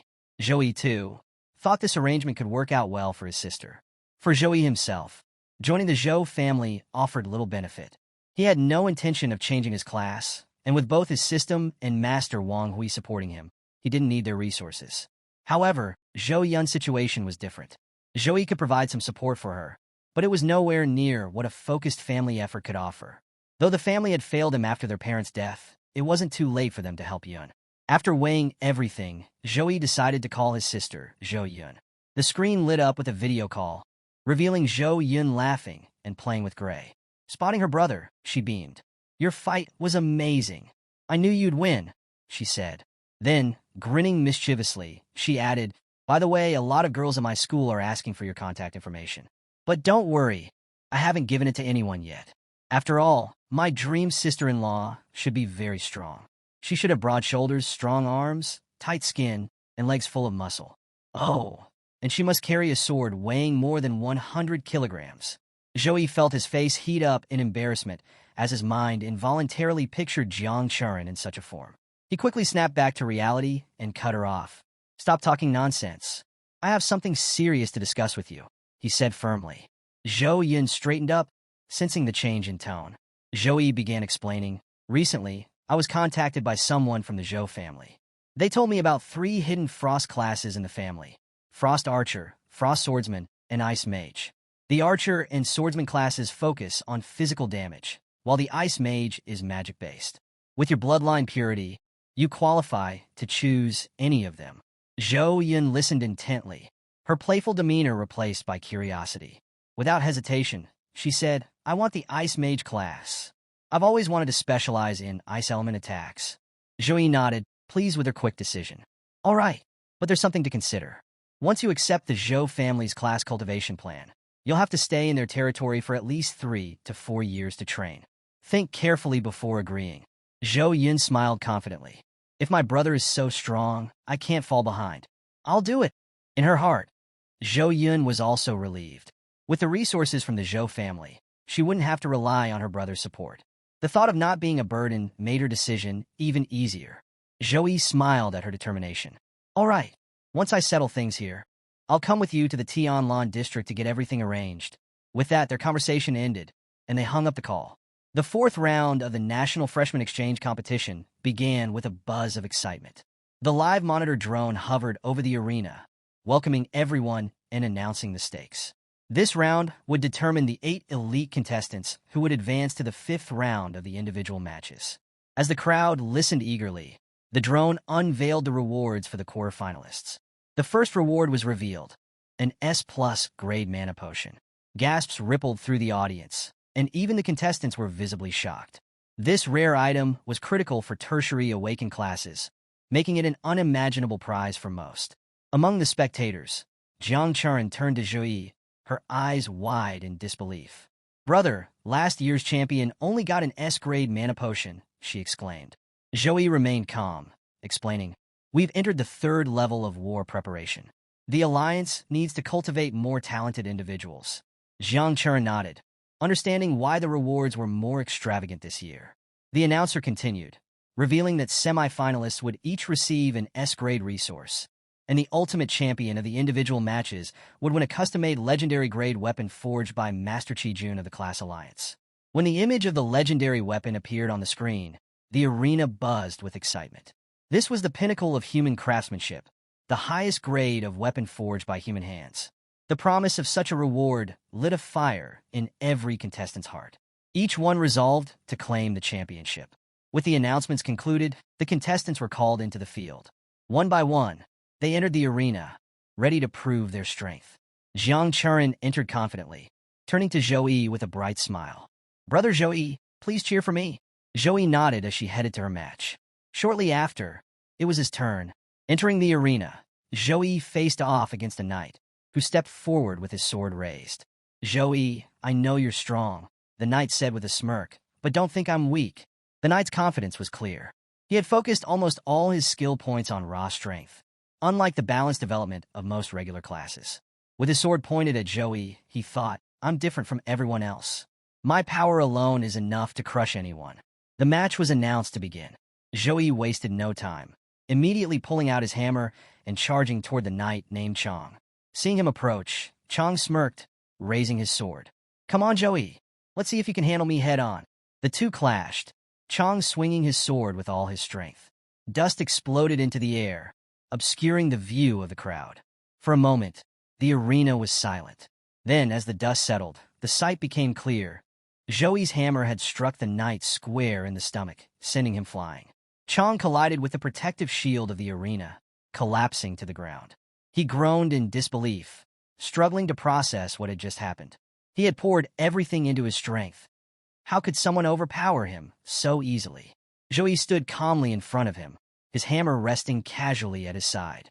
You're strong, and you're so proud of it, Joey said, his voice carrying a hint of amusement. Chong, now on his knees, looked up at Joey with a mixture of awe and humiliation. With just a single strike, Joey had proven the vast gap in their power. The crowd was left in stunned silence after Joey's crushing victory. The warrior he faced had focused entirely on his strength, pouring all his stats into raw power. Yet Joey had defeated him so effortlessly that the audience couldn't help but wonder just how much strength Joey possessed. Whispers filled the arena. Some even suspected Joey might be cheating, unable to grasp how he could overpower someone so easily. Among the shocked spectators were the defeated warrior's teammates. They stared in disbelief, struggling to comprehend how their partner, who had gone into the ring fully buffed and with a strength stat of 370 points, could end up on his knees. By their calculations, Joey's strength had to be at least 450 points to dominate so decisively. The housemaster of the opposing team observed quietly, piecing together Joey's combination of high intelligence and immense strength. He finally spoke to one of his own students, a fighter named Weeha. Do you think you can defeat him? Weeha hesitated for a moment before responding. I'm not sure, but I'll do my best. Back in the arena, the fallen warrior, Chong, began to stir. Summoning all his willpower, he pushed himself to his feet. With a loud shout, he declared, a knight prefers to die standing and never accepts defeat by kneeling. Joey smiled, his respect for Chong growing. Those words, spoken with such conviction, resonated with him. But Chong wasn't finished. Fueled by determination, he charged at Joey with full force, aiming a punch straight at him. Joey, unfazed, raised his hammer again and struck Chong square in the stomach. The force of the blow sent Chong crashing to the ground once more. Still, Chong refused to give up. Just as he attempted to rise again, one of his teammates yelled loudly, "We surrender." With that declaration, the match ended. The announcer declared Joey's victory, stating that MOD University had conceded. As Joey left the arena, the audience erupted in cheers, chanting his name with enthusiasm. The crowd was ecstatic, thrilled by his display of power and dominance. Meanwhile, a nurse rushed onto the field to treat the injured Chong. She sighed in frustration as she examined him, already familiar with the complications of Joey's holy light. The residual energy made healing difficult for anyone who fought Joey, prolonging recovery times. Despite the challenges, the nurse and her team worked swiftly, knowing this was just part of the fallout from facing someone as powerful as Joey. The next day, Joey's team stood before their housemaster, who was visibly proud. 2 students from Sukong University had secured spots in the quarterfinals, and their performance had exceeded expectations. The housemaster began praising each team member individually. He started with Song Xiaolan, commending her excellent performance. Even though your chances of reaching the semifinals are slim, you've done well. Just give it your best. Song Xiaolan nodded with determination. Understood. The housemaster then turned to Jiang Churin, who looked visibly downcast. Noticing her sadness, he addressed her gently. You should have made it to the quarterfinals, but unfortunately, you faced Weeha, a potential champion. It was a tough match, and you couldn't advance this time. Despite her loss, the housemaster offered a glimmer of hope. There are still 2 spots left for the quarterfinals to be filled by selected losers. There's still a chance, Jiang Churin. Make sure you're ready to seize it. The housemaster turned to Joey, his voice filled with confidence. I have no doubt that you'll take first place in the individual matches, he declared. Joey, grinning with equal confidence, replied, Okay. He, too, was certain of his victory. With that, the housemaster shifted the discussion to the upcoming group match. Tomorrow, we have 2 matches against regular high school, he began. But before he could continue, some other students entered the room and, overhearing his words, chimed in. If it's against regular high school, does that mean the substitutes can join in too? It'll be a great chance for them to train. The housemaster nodded in agreement, concluding his briefing. Meanwhile, Jiang Churin was lost in her thoughts. She was thinking about the second part of the 4th round, the cruel losers competition. This brutal stage would select only 2 contestants from the remaining 70 to advance to the 5th round. If she could secure one of those spots and make it to the semi-finals in the 6th round, she could earn an S-class resource. Even for her influential Jiang family, such resources weren't easily obtained. If she could win it, her strength would soar to new heights. Her focus was broken when the housemaster addressed Joey again. Your strength has already been exposed, he said. With your power, you could easily dominate regular high school on your own. But tomorrow's match is about training others. Stay on guard, but avoid taking any direct action unless absolutely necessary. Joey nodded, understanding the reasoning. Got it, he replied, knowing that this was an opportunity for his teammates to grow and gain valuable experience. As they stood in the room discussing the matches, a group of girls walked by. Catching a glimpse of Joey through the door, they quickly entered the room, excitement lighting up their faces. Joey, you're so handsome, one of them exclaimed, while others chimed in with similar praises. Joey, blushing slightly, asked, Who are you? The girls beamed and said in unison, We're your fans.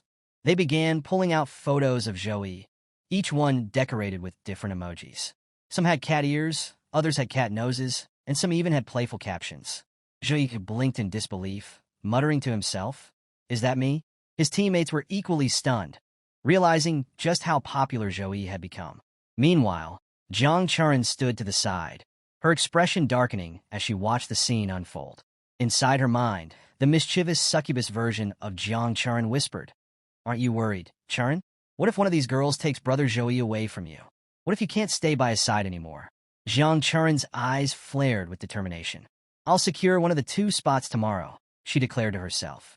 That way, I can always stay by brother Joey's side. The succubus version smirked knowingly, shifting her gaze toward Joey. At the same time, Joey felt a strange sensation, as if someone were watching him intently. He glanced around the room, feeling a bit uneasy, unsure of where this odd feeling was coming from. The second half of the 4th round of the individual matches began with anticipation as the students arrived at the competition site. They were teleported into a dense, unfamiliar forest, which immediately puzzled many of them. Last year, the arena for this round had been a castle, and the sudden change caught them off guard. It didn't take long for the students to realize that the environment changes every year. This wasn't just any forest. It was part of a near-real-life battlefield simulation created by advanced artificial intelligence. The system used data collected by teachers and the military to design a realm that mimicked actual combat scenarios. To ensure variety, randomness was programmed into the environment and monster selection, meaning both the map and the creatures were different every year. Jiang Churin took note of the environment. The air was moist, the atmosphere heavy. The other students, though unsettled by the unfamiliar terrain, were eager to start. A telecast drone soon arrived, hovering above the group. Its voice echoed through the forest, welcoming the students to the missing forest. It explained the rules of the round. Every half an hour, mysterious monsters would appear in 3 waves near an abandoned village. The monster's sole intent was to hunt and consume the students. To succeed, students needed to both evade and kill the monsters. The 2 students with the highest monster kill count would advance to the 5th round. The drone reassured everyone that there was no real danger to their lives, though it also noted that no return scrolls were available. Once eliminated, students would simply be ejected from the realm. Hearing the rules, the students relaxed slightly. Many thought this task would be simple. After all, they had been to many realms before and had faced monsters countless times. They were confident in their abilities. Jiang Churin, however, was more cautious. She stood among the group, her mind racing. The random, unknown monsters made her uneasy. These creatures could cause serious trouble, she thought, scanning the surroundings. Just as the students settled into their positions, the first wave of monsters was announced. The tension heightened as everyone prepared for action, gripping their weapons and scanning the forest. But time passed, and no monsters appeared. Confusion spread among the students. They shifted nervously, exchanging uncertain glances. "Where are they?" someone muttered. Suddenly, one of the students broke the silence. "Why am I itching?" he asked, scratching at his arms. Another chimed in, "Me too. It's everywhere." Soon, several others echoed the same complaint, frantically scratching themselves. Jiang Churin, alarmed by the commotion, turned to look. What she saw made her blood run cold. Tiny, bacteria-like worms had attached themselves to the students' bodies. These parasites burrowed into their skin, draining their strength in seconds. One by one, students fell to the ground, consumed by the worms. Their bodies disintegrated as the monsters devoured them, forcing them out of the realm. Jiang Churin felt a wave of unease watching students being eliminated one after another. The true horror was that no one could see the monsters attacking them. It felt as though these creatures were invisible, leaving everyone confused and helpless. Players who had entered the realm with high hopes were now vanishing in rapid succession, one by one. Determined to advance in the competition, Jiang Churin pushed deeper into the forest alongside other students, each trying to survive and secure a spot in the next round. As they moved, a new threat emerged. Worm-like monsters began clinging to the contestants, draining their life force and eliminating them. The creatures remained unseen, leaving the students terrified and disoriented. Panic spread as they watched helplessly while others around them were consumed. No one could figure out how to fight back. Jiang Churin, though shaken, refused to panic. She began analyzing the situation, convinced there had to be a flaw in the monster strategy. No being is truly invisible or non-physical, she reasoned. This has to be a contagious monster spreading through some medium. Her suspicions were confirmed when she noticed a spore mushroom attached to her arm. Acting quickly, she used fire to destroy it. As the mushroom burned away, the truth became clear. The spores were the source of the attacks. Without wasting a moment, Jiang Churin shouted to the others, "These spores are spreading through the air. Once they land on your body, they'll multiply and grow. You need to use fire skills to burn them off. Cover yourself with flames." Her warning sent a ripple of urgency through the crowd. Those with fire-based abilities immediately began using their techniques to defend themselves, burning away the spores. However, students from warrior classes who lacked fire skills found themselves in a dire situation. Some warriors called out for help, but in the high-stakes competition, camaraderie was rare. Few were willing to risk their survival for others, knowing it could cost them their own advancement. One by one, the students who couldn't defend themselves fell prey to the spores, their eliminations echoing across the forest. Even those who managed to fend off the spores realized another harsh truth. Burning the spores didn't count as monster kills. To advance, they needed to find and defeat the creatures releasing the spores. Jiang Churin's sharp eyes scanned the forest for the source.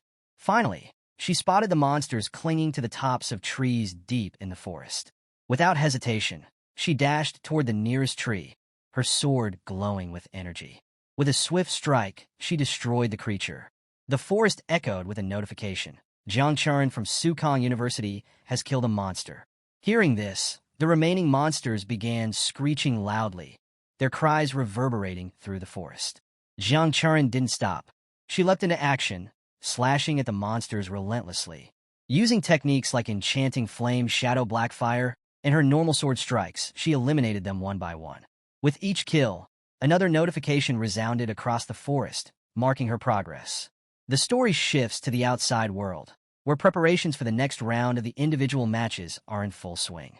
The arena was being reconstructed, and the defense area was activated.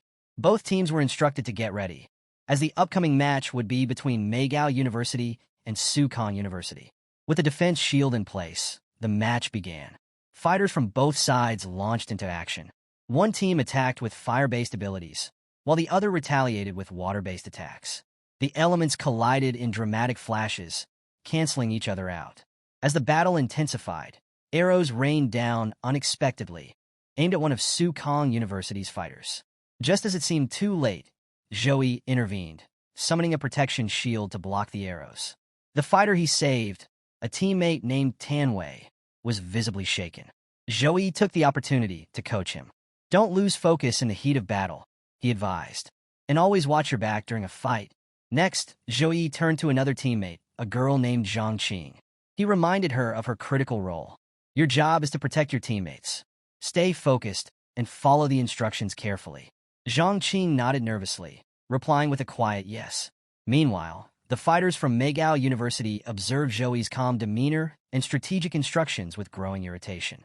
They felt insulted, believing Zhouyi was treating them as mere practice opponents for his team. Angrily, their captain barked out an order: "Stop wasting time. Attack their team directly and finish this now." Following their captain's command, the fighters from Megao University charged toward Zhouyi's team. As the opposing group advanced, Zhouyi received a message on his phone.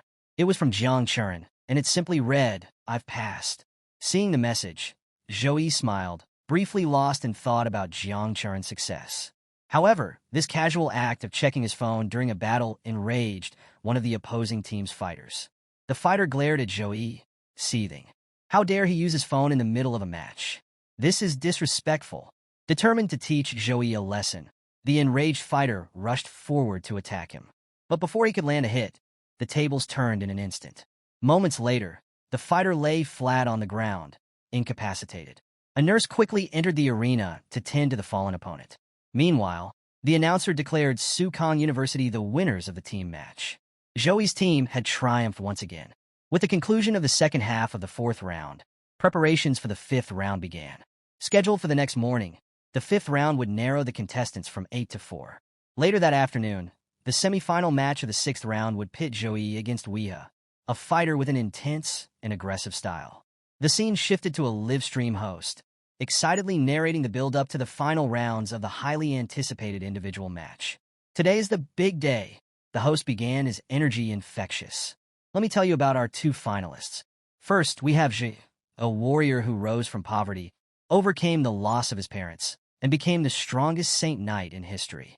His journey has inspired millions. The host then introduced the other contender, and his opponent, Weeha, a nobleman from a prestigious family with centuries of heritage. He's armed with top-tier talent and a rare lineage. A fierce and formidable warrior. With a wide grin, the host turned to the camera. Who will win this epic showdown? To find out, make sure to subscribe to my channel and like this live stream. The broadcast stirred excitement among viewers, who began discussing the matchup fervently. One person said, Zhouyi's battle against Wang Xian was incredible. This time, he's going to destroy Weeha. Another disagreed. Have you seen Weeha's style? His first match was brutal. This isn't going to be an easy fight.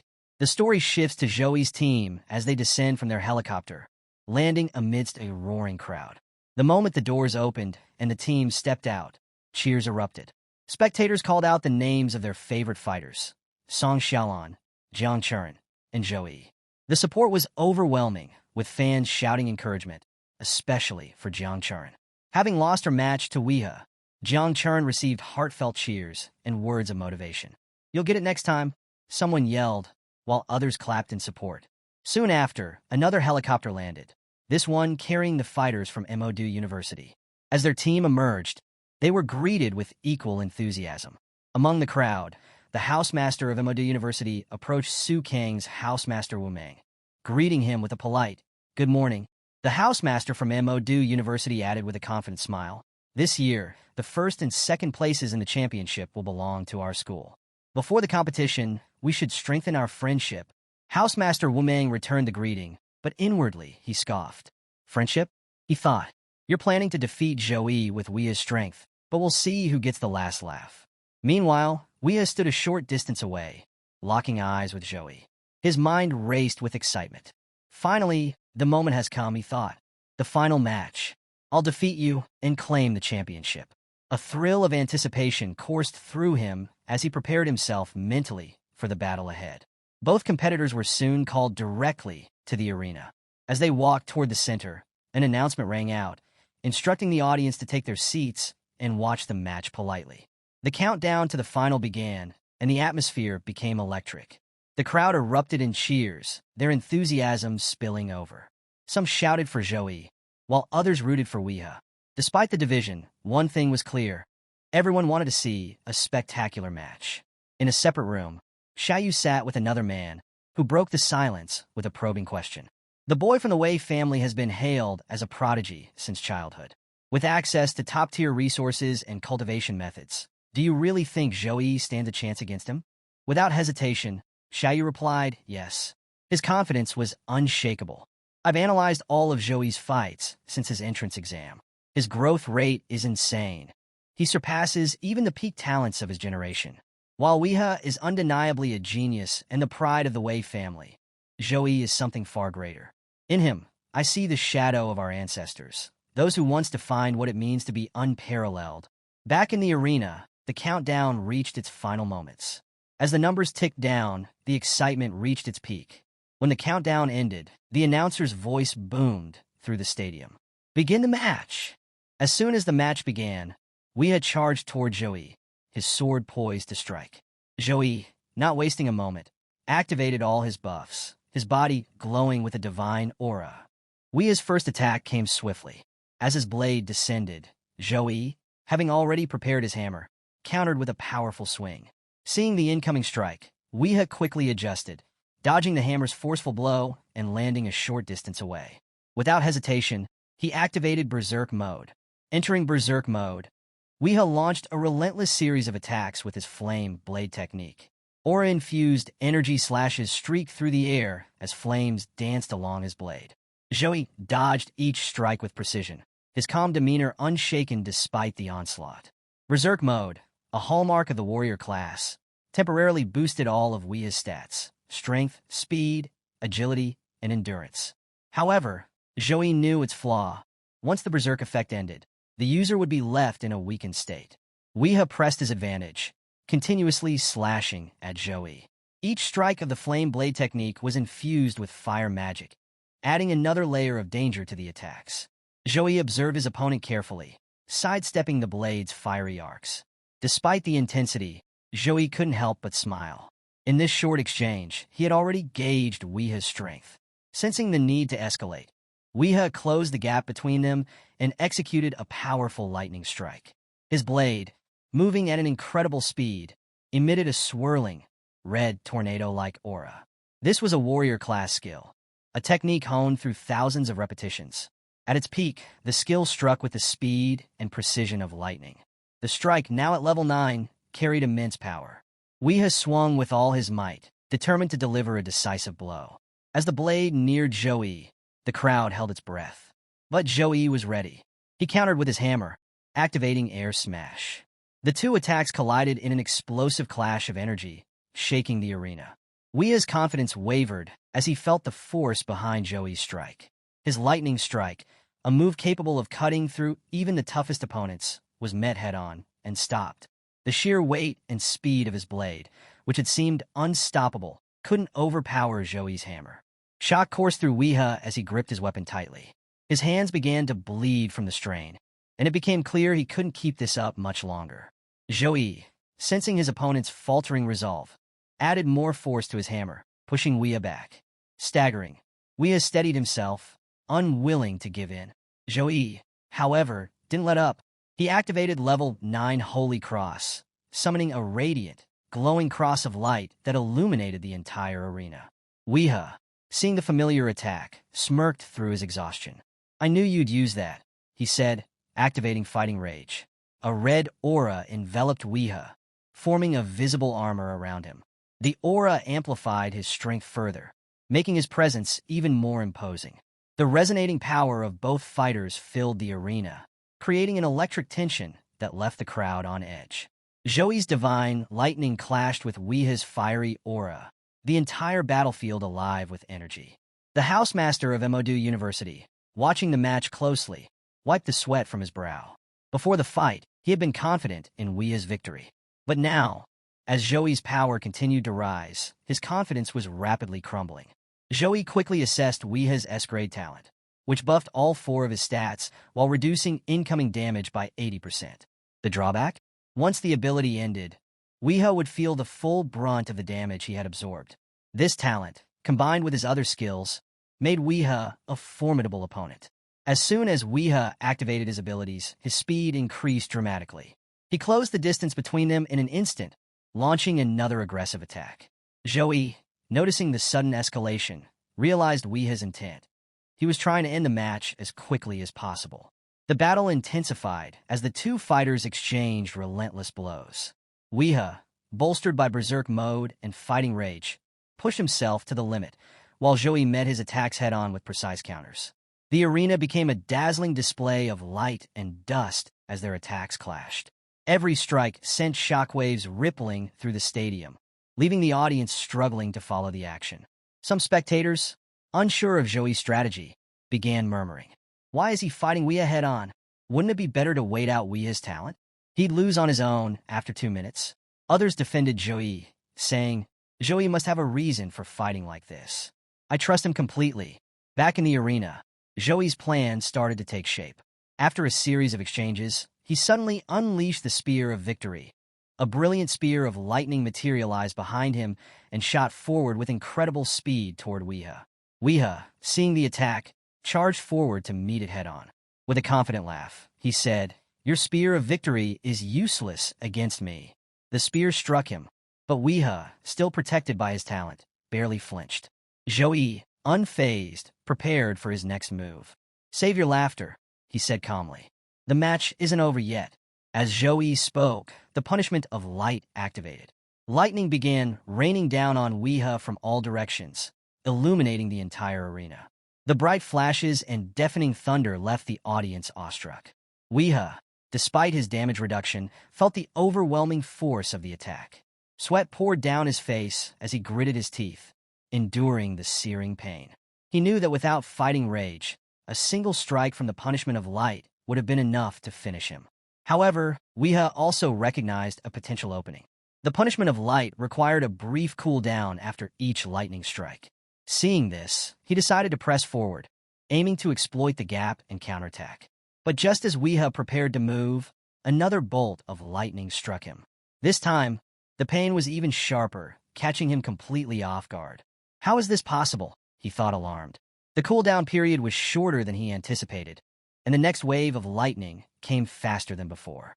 Weah's confidence began to waver. Before entering the match, Weah had meticulously studied every skill Joey had ever used. Yet now, standing amidst the relentless barrage of lightning, he was at a loss. How is this possible? He thought. His mind raced as he endured the punishment, and a chilling realization began to form. Could it be? Is Joey's punishment of light at a level above 20? The thought sent a wave of nervous energy through him. As lightning continued to crash down, illuminating the entire arena, Weah found himself increasingly overwhelmed.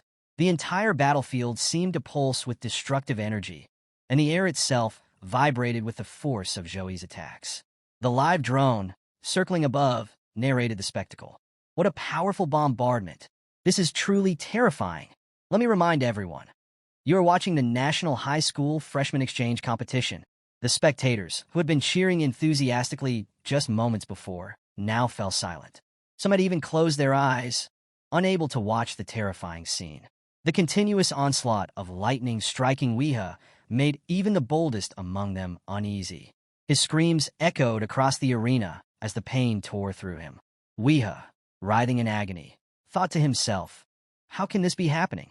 He looked at Joey, standing just 10 meters away, yet it felt like an insurmountable distance. Despite their proximity, Joey's overwhelming presence made Weah feel small, like a worm struggling under the heel of a giant. The realization of Joey's sheer power shook Weah to his core. He couldn't accept it. Anger and desperation surged within him, driving him to his final option, his secret technique. Enraged by his inability to harm Joey despite using every technique he had, Weah activated the skill. A red, spiritual sword materialized in the arena, followed by another, then another. Soon, thousands of these spiritual swords filled the air, falling like a relentless storm. The entire arena was engulfed in dust as the swords rained down, creating a chaotic and blinding scene. Joey, however, remained calm, his gaze fixed on the falling swords. His sharp eyes tracked each one with precision, following their movements as they streaked toward him. Even as some swords passed dangerously close, he stood firm, unshaken. Weah, now fully consumed by his secret technique, had transformed his body into a weapon. His lineage from the Wei family was steeped in a history of powerful warriors. It was said that during an ancient war in the demon world, the Wei family's ancestors achieved enlightenment. By merging their souls with magical power, they refined their bodies into weapons capable of creating tens of thousands of swords. swords strong enough to decimate an entire city of demons in an instant. Though Weeha hadn't reached the level of his ancestors, the prototype of this physical incarnation was still an awe-inspiring sight. The storm of swords filled the arena with lethal intent, and the sheer power of the technique left many in the audience breathless. Joey, aware of the Wei family's history, recognized the significance of the technique. Yet, as the spiritual swords rained down around him, no fear could be seen in his eyes. His heart remained steady, his confidence unwavering. Despite the intensity of the battle, Joey knew the fight had gone on for some time now. His patience and composure had brought him this far, and he wasn't about to falter. Joey stood still, his gaze locked on the storm of spiritual swords rushing toward him. Calmly, he thought, the time has come to end this. There's no point in dragging it out any longer. As the swords closed in, Joey raised his hand with a smile. This time, however, there was no radiant light or familiar technique.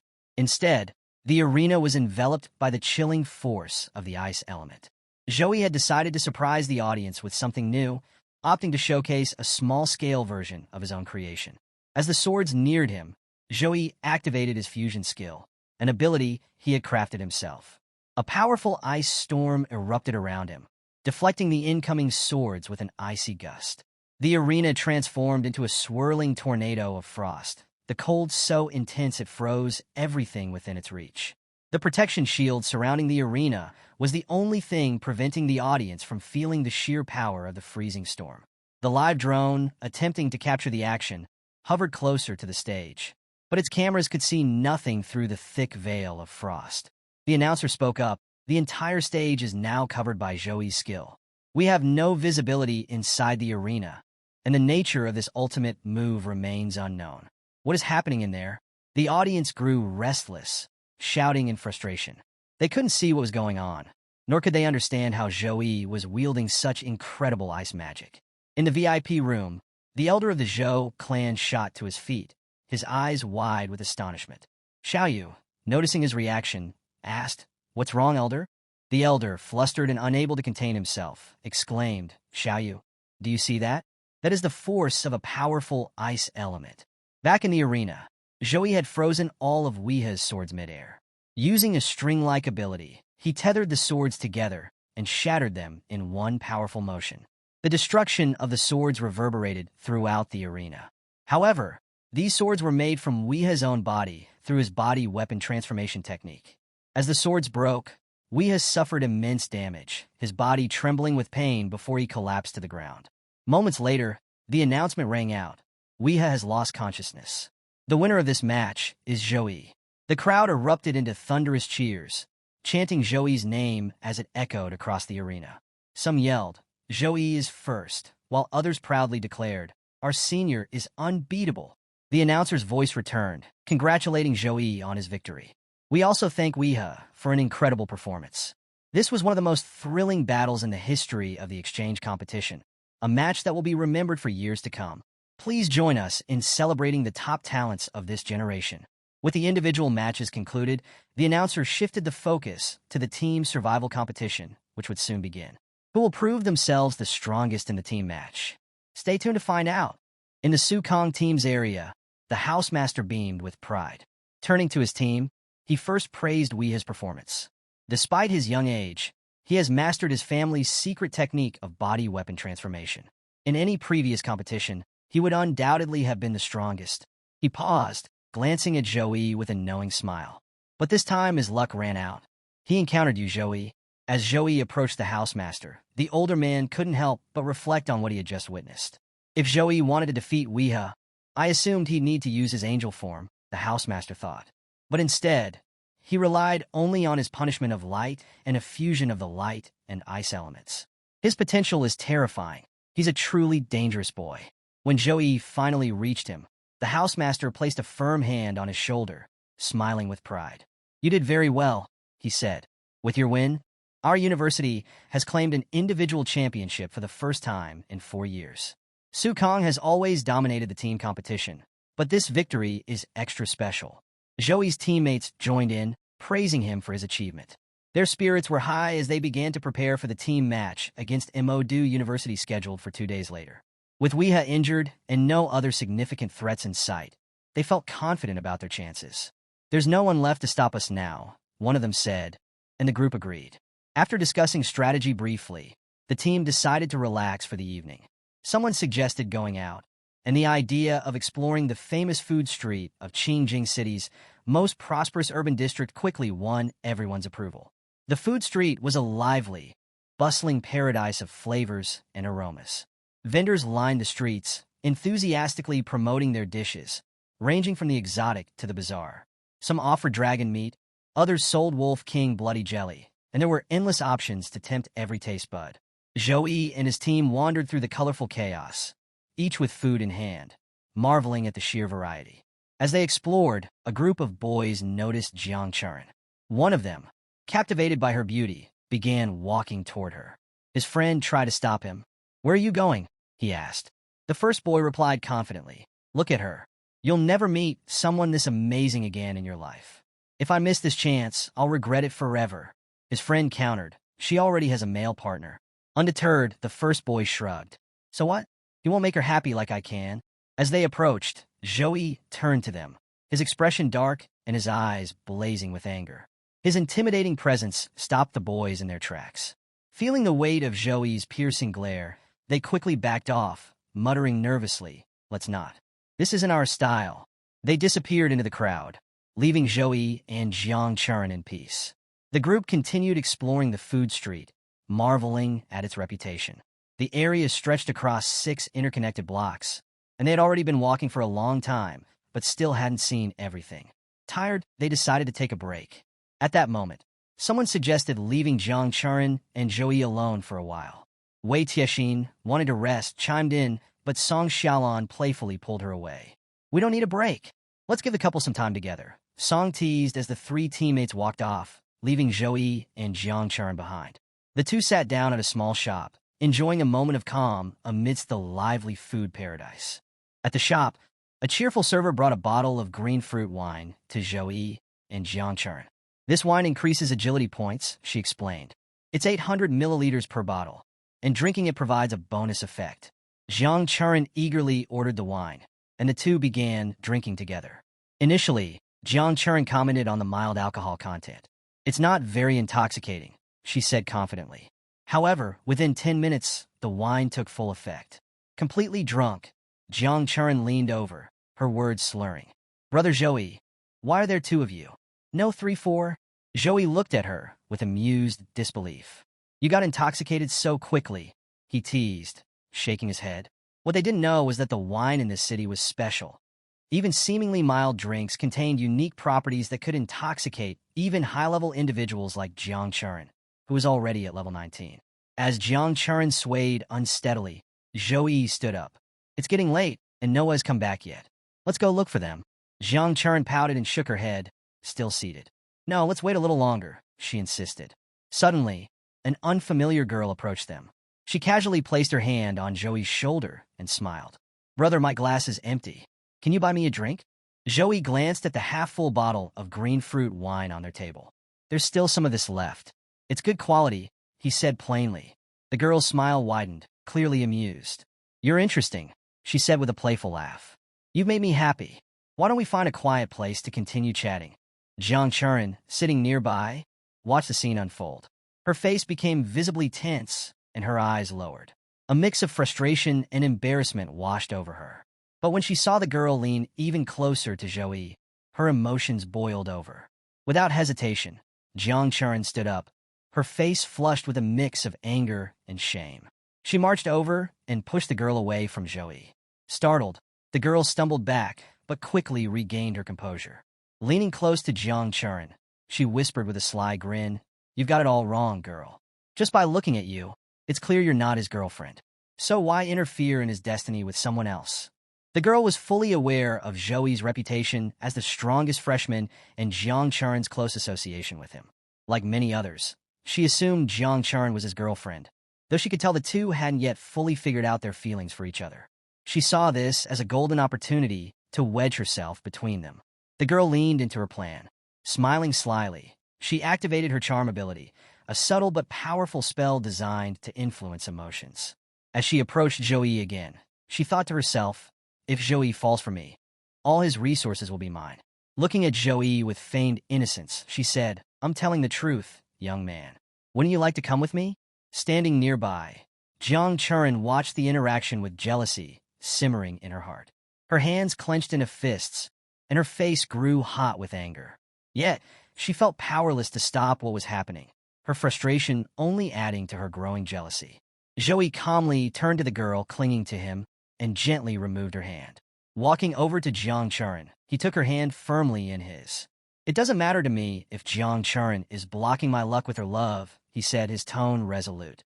Then, looking back at the stunned girl, Joey added with a smirk, besides, you're quite ordinary. I don't think you'd even make it onto my list. The girl's jaw dropped as she stammered in disbelief. Did he just call me ordinary? She muttered, unable to process the insult. Ignoring her reaction, Joey began walking through the bustling crowd, still holding Jiang Churin's hand. She remained silent, following him without protest. But after a short distance, Jiang Churin stopped abruptly. Her voice wavered as she stuttered. Gee, I like you. Joey froze, completely caught off guard. What did you just say? He asked, his surprise evident. Jiang Churin, visibly nervous and still slightly drunk, continued, I've liked you for a long time. I know I shouldn't have said this before the match. But before she could finish, her succubus personality emerged, speaking boldly through her. I hate seeing girls around you, it declared. Whenever I see them near you, I feel like killing them all. Overwhelmed, Jiang Churin's true self fell silent, and instead, she suddenly hugged Joey tightly. Can I be your girlfriend? She shouted, her voice echoing in the lively street. No sooner had she spoken than she passed out in Joey's arms, completely unconscious. At that moment, their teammates returned from the food stalls, only to stop dead in their tracks.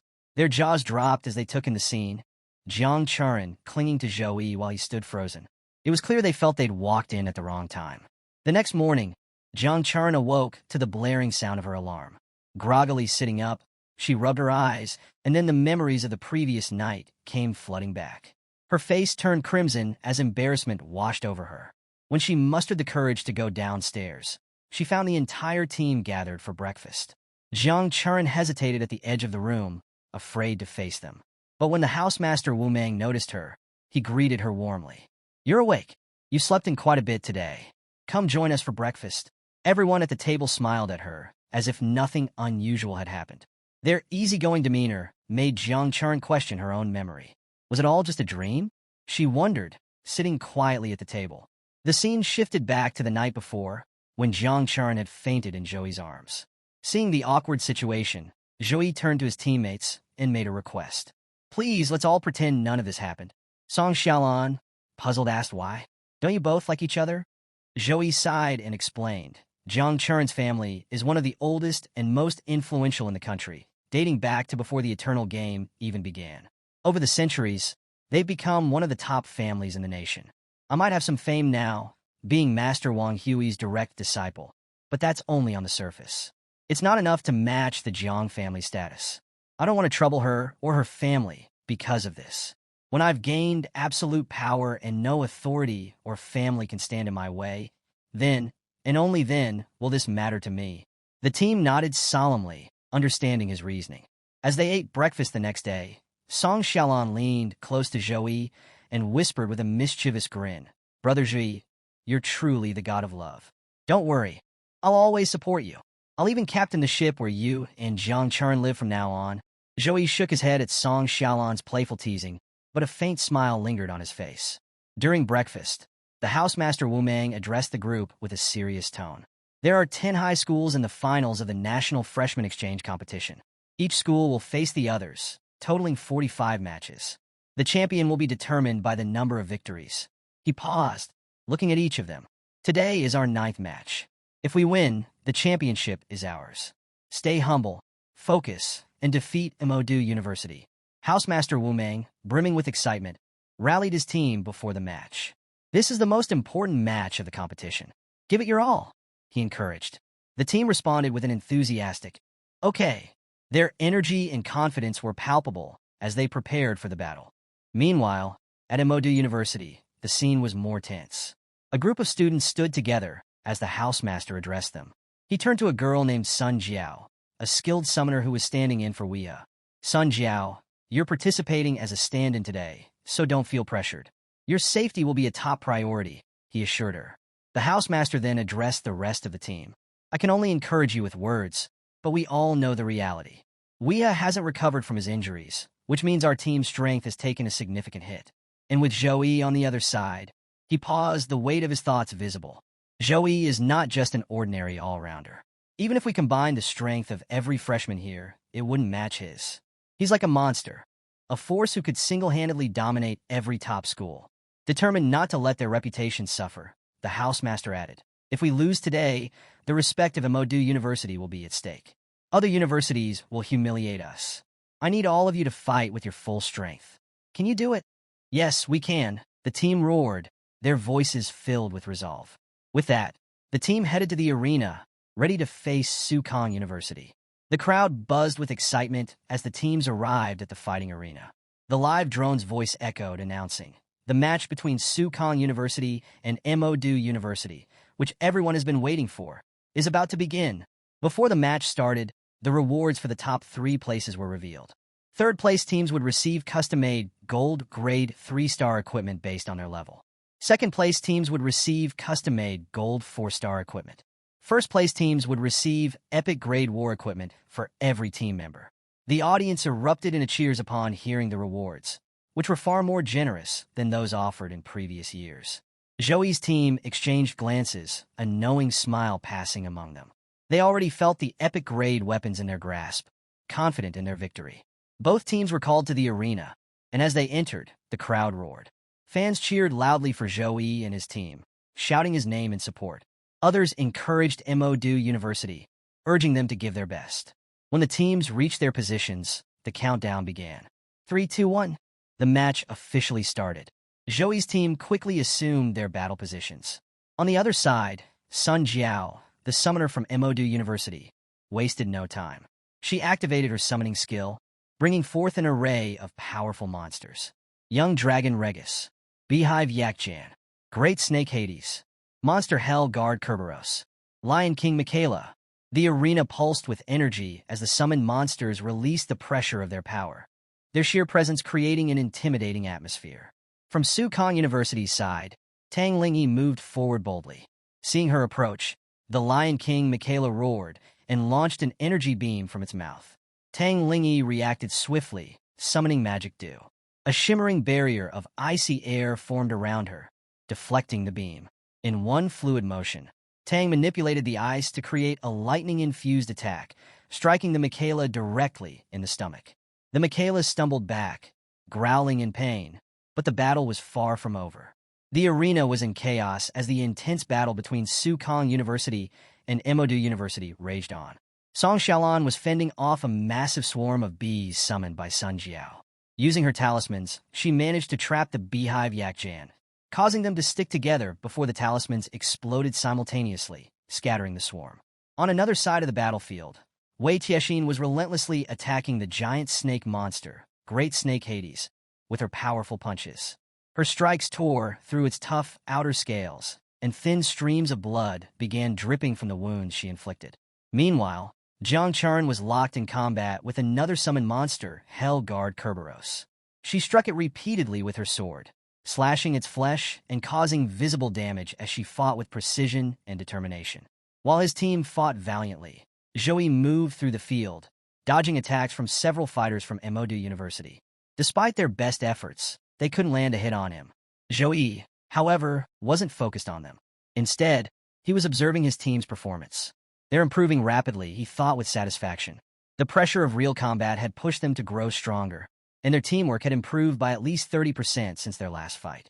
Joey's confident movements caught the attention of the Madu fighters tasked with protecting Sun Jiao. They were visibly stunned by his speed and composure. But before they could react, Joey was already upon them. Swinging his hammer, he sent them flying with a single blow. Joey turned his attention to Sun Jiao and advanced toward her.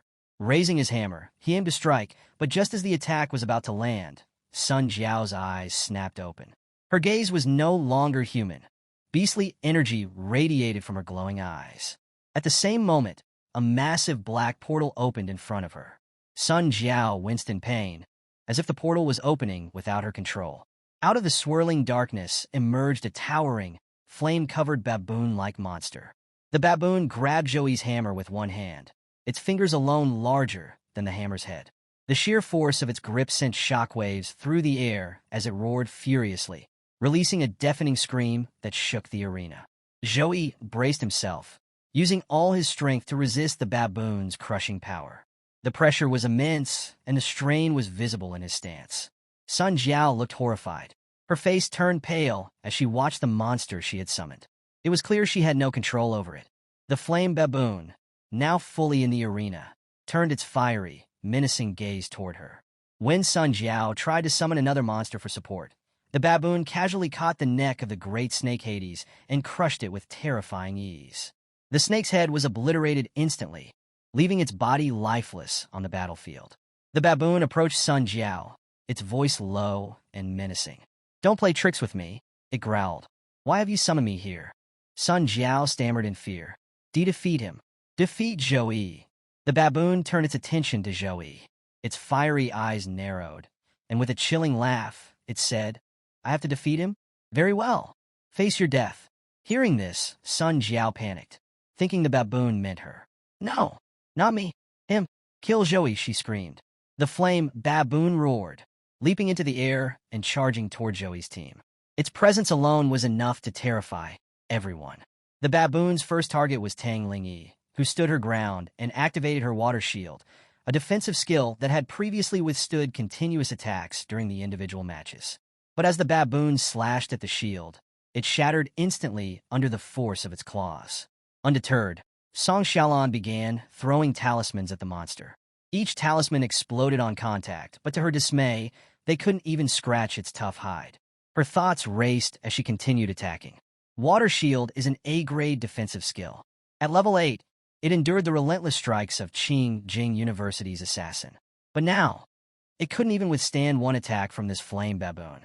Despite her efforts, Song's talismans proved ineffective. The flame baboon stood unscathed, its fiery aura growing more intense with each passing moment. The battle raged on as the flame baboon continued its relentless assault. In a desperate bid to protect her team, Wei Tiexin activated a powerful protection shield. The legendary monster, however, leaped into the air and slammed its massive fists together onto the shield, causing cracks to form. Inside the shield, fear was etched on everyone's faces. Legendary-grade monsters were nearly unstoppable, and the flame baboon was proving to be far more than they could handle. If not for the doubled strength of Wei Tiexin's skill, boosted by Zhouyi's buffs, the shield would have shattered already. From a distance, Zhouyi observed the entire scene. He had already realized that his team, despite their bravery, stood no chance against the monster. Determined to protect them, he immediately activated the Holy Light Shield to divert the baboon's attention. The attack landed, creating a massive explosion, but when the dust settled, the flame baboon remained unharmed, its fiery aura burning brighter than ever. Using this brief distraction, Zhouyi turned to his team and said firmly, "Leave the match. Get out of the ring now." His teammates looked confused. "But why?" one of them asked. Wei Tiexin stepped forward, her voice filled with concern. "Are you joking? There are no MODU University students left in this fight. Only that legendary-grade monster. It won't show you any mercy." Zhouyi's gaze hardened. "Do I look like I'm joking?" he asked, his voice unwavering. "I have a way to defeat the flame baboon, but I can't protect all of you while I fight. If you stay, you'll distract me." His team exchanged uneasy glances, but their resolve soon strengthened. "We'll be fine without your protection," Jiang Churen said. "Even though we might seem weak, we want to help you in any way we can." The flame baboon, relentless in its assault, continued pounding on the shield, its punches sending shockwaves across the arena. Zhouyi remained focused, his eyes fixed on the monster's every move. He addressed his team one last time. "If you're careless against a legendary-grade monster, you'll die. Even if the priest revives you, you'll lose 30% of your stats and be weak for 3 months. You won't be able to train during that time. Have you thought about that?" Jiang Churen, standing closest to Zhouyi, looked tense. Sensing her fear, Zhouyi placed a reassuring hand on her head and ruffled her hair. "I know you're all scared that I might not be able to defeat it," he said softly. "But your presence here will only distract me. Trust me, this monster might be legendary, but it won't harm me. In the stands, the spectators were on the edge of their seats, their excitement reaching a fever pitch. One of them shouted, "It's incredible! Could history repeat itself? This hasn't happened in 7 years." The chatter was fueled by the appearance of the legendary grade flame baboon, summoned by Sun Jiao. Its overwhelming presence had turned the match into an unpredictable spectacle. A live reporter, broadcasting the event, exclaimed, "Will Zhui be able to turn the tide? Who will take home the championship this year?" Amidst the crowd, Xun Ling watched with a sly smile. He relished the thought of Zhui being defeated. "This is where his undefeated streak ends," Xun Ling muttered to himself. His reasoning was simple. Just as equipment was divided into grades, bronze, silver, gold, epic, and legendary, monsters followed the same classification. The same skill wielded by different grades would vary drastically in power. For example, a charge skill used by a bronze-grade monster would barely match the strength of an E- or F-class human. But in the hands of a legendary-grade monster, the same skill could rival the might of A- or even S-class humans. Moreover, legendary-grade monsters were exceptionally durable and resistant to damage. Even the Goblin King in Su Kang's Abyss-level realm was merely an epic-grade monster. The sudden appearance of a legendary-grade monster in the exchange competition was unheard of, and Xun Ling was convinced Zhui had met his match. As the flame baboon roared and prepared to attack again, a commotion broke out in the stands. Xun turned to see people shouting, "They're forfeiting!" Back in the ring, Zhui's team had collectively agreed to forfeit. Each member stepped forward, announcing their decision to leave the match. Zhui watched as Jiang Chuan hesitated. She stood frozen for a moment, disappointment written across her face. When Zhui looked at her, his steady gaze seemed to calm her. With a heavy heart, she finally stepped forward and declared her forfeit. At Zhui's insistence, his entire team reluctantly left the arena, one by one. However, Jiang Chuan lingered, her hesitation evident. Zhui looked at her and firmly repeated his request. "Leave the arena," he said, his voice steady.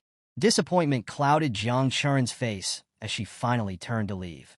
Tension was visible in her expression as she walked away.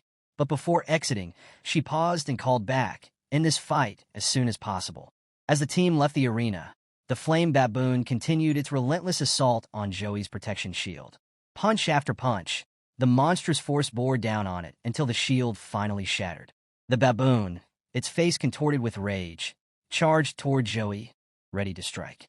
But just as it closed in, a bright golden light illuminated the arena. The force of the light was so immense that it destroyed the arena floor, leaving the spectators in awe. Amidst the destruction, drops of blood fell to the ground. It was the flame baboon's blood. One of the baboon's massive palms had been severed by the attack. Staring at his injured hand, the baboon looked shocked, unable to comprehend how he had been hurt. His confusion turned to anger as his gaze shifted to Zhui, now radiating with power. Zhui had activated his angel form, his golden wings shimmering as they spread wide. Golden lightning crackled in the air, illuminating his figure as he hovered slightly above the ground. Looking at the injured baboon, Zhui remarked, "Jiang Chuan has left the ring, and none of my companions are here anymore. Now, I can focus entirely on testing the strength of this legendary monster." With that, Zhui raised his hammer, pointing it toward the flame baboon in a clear challenge. The members of Modu University, standing nearby, were stunned. A legendary monster injured by a single strike, it was beyond belief. Even Sun Jiao, the summoner, looked on in shock. She couldn't fathom how one of her most powerful summoned monsters had been hurt so easily. Meanwhile, the flame baboon growled, staring at Zhui with a newfound wariness. As he examined Zhui, the baboon could feel the faint but unmistakable aura of a supreme bloodline. The baboon's thoughts turned to his mother's warnings. The flame baboon are an innate legendary-level god clan. They are kings who dominate from birth. Among the many supreme bloodlines, they are not to be trifled with. For the first time, the baboon felt the breath of such a bloodline emanating from a human. Yet, despite the aura of dominance Zhui carried, the baboon did not retreat. He dismissed Zhui's power as a fluke, considering him lucky to have merged with such a bloodline. In his mind, if Zhui truly possessed great strength, he would have attacked decisively already. The baboon resolved to fight with his full strength, releasing a burst of fiery energy from his body. The sheer pressure of his aura reverberated throughout the arena. As the flame baboon prepared for battle, something incredible happened. His severed hand began to regenerate. Within moments, his palm was fully restored, and he roared triumphantly. Wasting no time, the baboon summoned a massive nunchaku, its surface glowing with flames. Spinning the weapon with terrifying speed, he swung it in every direction, creating a fiery whirlwind around him. Joey, watching the spectacle, smiled calmly. He activated his divine chain skill, golden chains materializing and launching toward the baboon with incredible speed. The flame baboon, undeterred, swung his nunchaku with immense force, hurling it straight at Joey.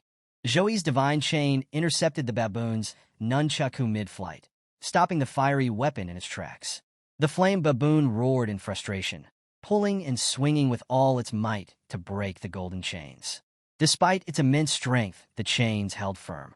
While the baboon struggled, Joey prepared his next move. Ice energy began to coalesce around him, forming a cold, crackling aura. With a swift motion, he unleashed the ice energy attack directly at the baboon. The attack struck with tremendous force, sending the baboon stumbling backward as the icy pressure pushed it away. However, after some distance, the baboon managed to halt its retreat by burying its nunchaku into the ground for stability. Despite the sheer power of the attack, the baboon remained unscathed. Joey's eyes narrowed as he observed this, beads of sweat forming on his brow. He was beginning to feel the strain. His stamina and stats were rapidly depleting with each use of his powerful abilities. In the spectator stands, an elder from the Zhou family watched the match with growing dread. His face was pale, his hands trembling. Turning to Xiaoyu, he ordered, "Stop this match immediately. We can't let the hope of our family be ruined like this." Xiaoyu didn't hesitate. He bolted from the room, determined to find House Master Wu Mang and persuade him to end the match. The elder was resolute.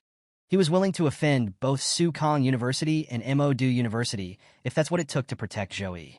In the control room, the house masters of the three universities were locked in a heated discussion.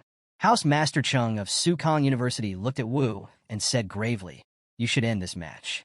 If Joey dies, our country will lose a great prodigy." The House Master of Modu University added, "Joey is destined to become a giant in the future. If his growth is cut short here because of this match, it will be disastrous for everyone. Forget about the rankings. They're just an illusion. Make your decision quickly before it's too late." At that moment, Xiaoyu burst into the room, shouting, "Stop this match now. The Zhou family will pay Sukong University tenfold, no 100-fold, for ending it." His voice was desperate, echoing with urgency. The housemaster of Modu University nodded in agreement. "Don't overthink it, Wu Mang. Announce your decision before this escalates any further." House Master Wu Mang, however, remained calm amidst the chaos. "Do you think I'm not considering it?" he asked softly. His thoughts drifted to a conversation he'd had with the principal of Sukong University. When Wu had asked about Joey's real strength, the principal had replied confidently, "You can rest assured. Unless a legendary monster above level 26 faces him, Joey will handle it with ease." As the match continued, Wu Mang's eyes remained fixed on the arena. His mind churned with calculations, recalling the stark differences in strength between levels. After level 20, whether human or monster, the gap between levels becomes immense. A level 26 monster of the same grade is equivalent to facing 10 level 24 monsters. The flame baboon, though formidable, was only level 24. Joey was up against a daunting challenge, but Wu Mang's confidence remained unshaken. "It's very difficult for Joey to lose here," he finally said aloud. Xiaoyu, standing nearby, was stunned. "Aren't you afraid of—" Before Xiaoyu could finish, a powerful shockwave from the arena rattled the room, forcing him to stagger backward. The sheer force of the impact left everyone in the room momentarily stunned, their attention snapping back to the fight as the battle escalated further. In the arena, the battle between Joey and the flame baboon had reached a fierce crescendo. The baboon, wielding his massive nunchaku, launched relentless attacks at Joey. Each strike shattered the ground with explosive force. Joey dodged the incoming attacks with precision, leaping to avoid a crushing blow. The baboon's nunchaku smashed into the ground where he had stood, sending debris flying. Seizing the opportunity, Joey quickly prepared his divine punishment attack. The golden lightning descended with immense power, striking the baboon directly. The creature writhed in pain as electric currents coursed through its body, temporarily paralyzing its limbs. Joey wasted no time and immediately began charging for a second strike. As the second bolt of divine punishment approached, the flame baboon roared in anger. Swinging his nunchaku with incredible speed, he deflected the lightning midair, dispersing its power. The baboon snarled at Joey, his voice echoing across the battlefield. "Come, show me your strength. Give me everything you've got." Joey's light punishment, now a level 14 skill, was amplified by his S+ talent Holy Angel Guardian, along with the 4-dimensional bonuses granted by his angel form. The attack he had just unleashed could easily obliterate the epic Goblin King of the Abyss-level dungeon. Yet, the Flame Baboon had endured it with only superficial damage. Even as the divine attack struck, the baboon adapted quickly, using his nunchaku to dodge and deflect subsequent blows. He charged toward Joey, swinging his weapon with deadly precision. As the baboon closed the distance, Joey activated his divine chain, which shot out and ensnared the monster once again. Trapped in the golden chains, the baboon roared furiously, thrashing about in frustration. "Enough of these annoying tricks," the baboon bellowed, his immense strength shattering the chains one by one. Joey observed the scene carefully, thinking back to his past encounters.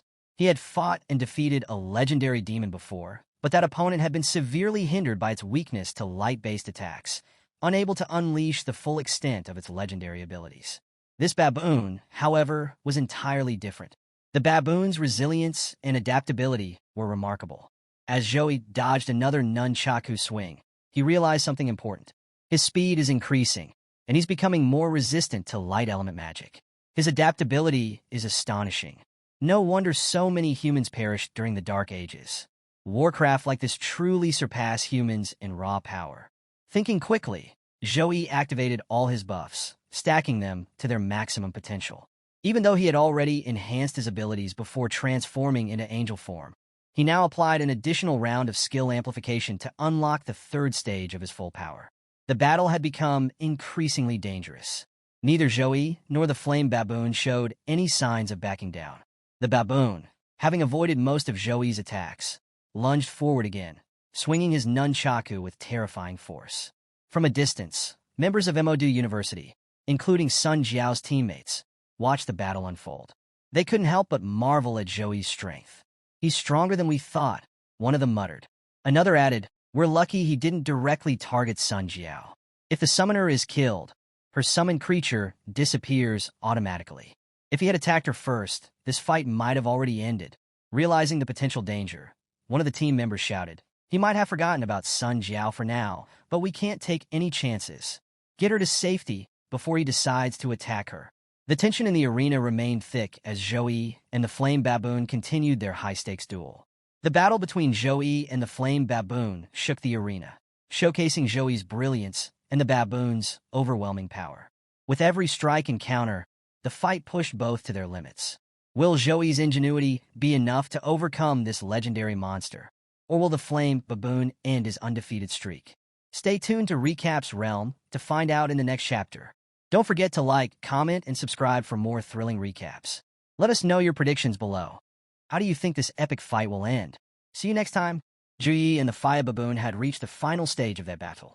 Both were exhausted, and neither wanted to drag this fight out any longer. It was time to settle things with one decisive strike. Determined, Juyi prepared to unleash the full power of the God Hand. He gathered every ounce of energy left in his body, channeling it into a single, ultimate attack. Meanwhile, the Fire Baboon did the same, pouring all his strength into his finishing move. Flames erupted around him, engulfing his body, and his weapon began to transform. No longer an ordinary weapon, it now radiated intense heat, sprouting sharp, fiery thorns. Then, with a final motion, he merged his twin weapons into one colossal staff, resembling the legendary weapon. With his weapon complete, the Fire Baboon lunged forward, aiming to strike Juyi down. At the same time, Joey's divine hand descended from above, massive and unstoppable. Both forces raced toward each other, colliding at full speed. The moment they clashed, the impact was cataclysmic. A deafening explosion rocked the entire arena. The protective barrier meant to contain the battle shattered under the sheer force of their attacks. Flames and raw energy surged outward, breaking free from the arena and racing toward the audience. Panic spread like wildfire. Spectators screamed, scrambling to escape as destruction threatened to consume them. Just as the inferno was about to reach the crowd, a figure emerged. A girl stepped forward, raising her hands, her protection of water surging to life. With a wave of her power, a massive water barrier formed, intercepting the flames and crackling energy before they could harm anyone. The arena shook, but the deadly elements were held at bay. To further protect herself, she conjured a shield of water, absorbing the remaining force of the explosion. As the last embers died out, the fear in the audience's eyes faded, replaced by relief and awe. "It's a tertiary awakened maid from the Alliance," someone gasped in recognition. "Thank the heavens," another murmured. "I thought we were done for." A third spectator, still shaken, muttered, "That attack. If the priests don't intervene, would anyone have even survived?" Before the battle began, anticipating the intensity of the fight, the Alliance had reinforced the arena's barrier, raising it to level 7, strong enough to withstand the full force of a top-ranked Tier 2 mage. Yet, against Joey's ultimate skill and the fire baboon's fiery onslaught, it wasn't enough. For the first time in 100 years, the shield had completely shattered. As the magician girl held back the devastating attack, a thought crossed her mind. The sheer power of these blows was enough to gauge just how terrifying this battle truly was. With the attacks finally slowing and the battlefield settling into an eerie calm, she straightened up. The audience, who had been frozen in shock, turned their eyes toward the arena, sensing that something had changed. And they were right. Inside the ring, the fire baboon was in ruins. Both of his arms had been severed, his body riddled with wounds. He struggled to heal, but something was wrong. Light and ice elements coursed through his blood, constantly tearing apart his flesh and disrupting his regeneration. The pain was unbearable, infuriating. "This man, he's ruthless," the fire baboon growled, trembling. "And that holy light, it's worse than death." Enraged by his helplessness, he roared, pouring every last ounce of his strength into recovery. With sheer force of will, his arms regenerated, and the moment they reformed, he slammed them into the ground, shaking the entire arena. "I am the great fire baboon. There's no way I fall here," he bellowed. But just as the words left his mouth, bam! Juyi appeared out of nowhere, landing a devastating punch to his face. The impact sent the fire baboon soaring backward, a couple of teeth flying from his mouth. Before he could even react, Juyi closed the distance again, relentless. He raised his knee, eyes cold. "This ends now." And with that, he drove his knee into the fire baboon, sending him crashing into the ground at full force. The arena trembled as dust and debris exploded into the air.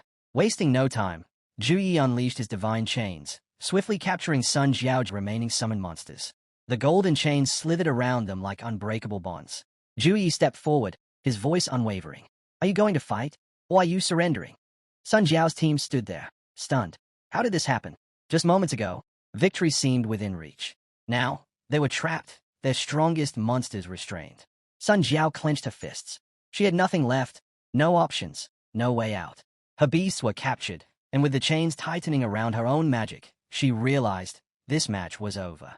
Without hesitation, she raised her hand and declared, "We surrender." The moment Modu University admitted defeat, a drone descended into the arena, its voice booming across the stadium. "And the champions of this tournament are..." A brief pause. The audience held their breath. "Suhang University." The entire stadium erupted in cheers. Let's all congratulate Suhang University on their well-earned victory. And let's not forget to honor the incredible performance of their players, especially Ji and our MVP, who turned the tides of battle with a truly legendary fight. The crowd exploded into chants, roaring Joey's name over and over. His team's names echoed through the arena as fans celebrated their triumph. With 45 matches played across 10 universities, it was finally time to announce the final rankings of the competition. Final standings. First place, Suhang University, 9 wins, 0 losses. Second place, Modu University, 8 wins, 1 loss. Third place, Qingjing University, 7 wins, 2 losses. And with that, the battle was over.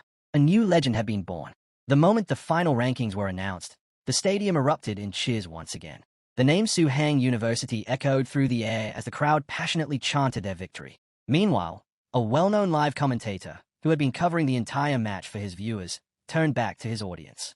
Before the battle started, he had asked them to predict the winner. And now, with the results clear, he couldn't hide his excitement. "Can you believe it?" he exclaimed.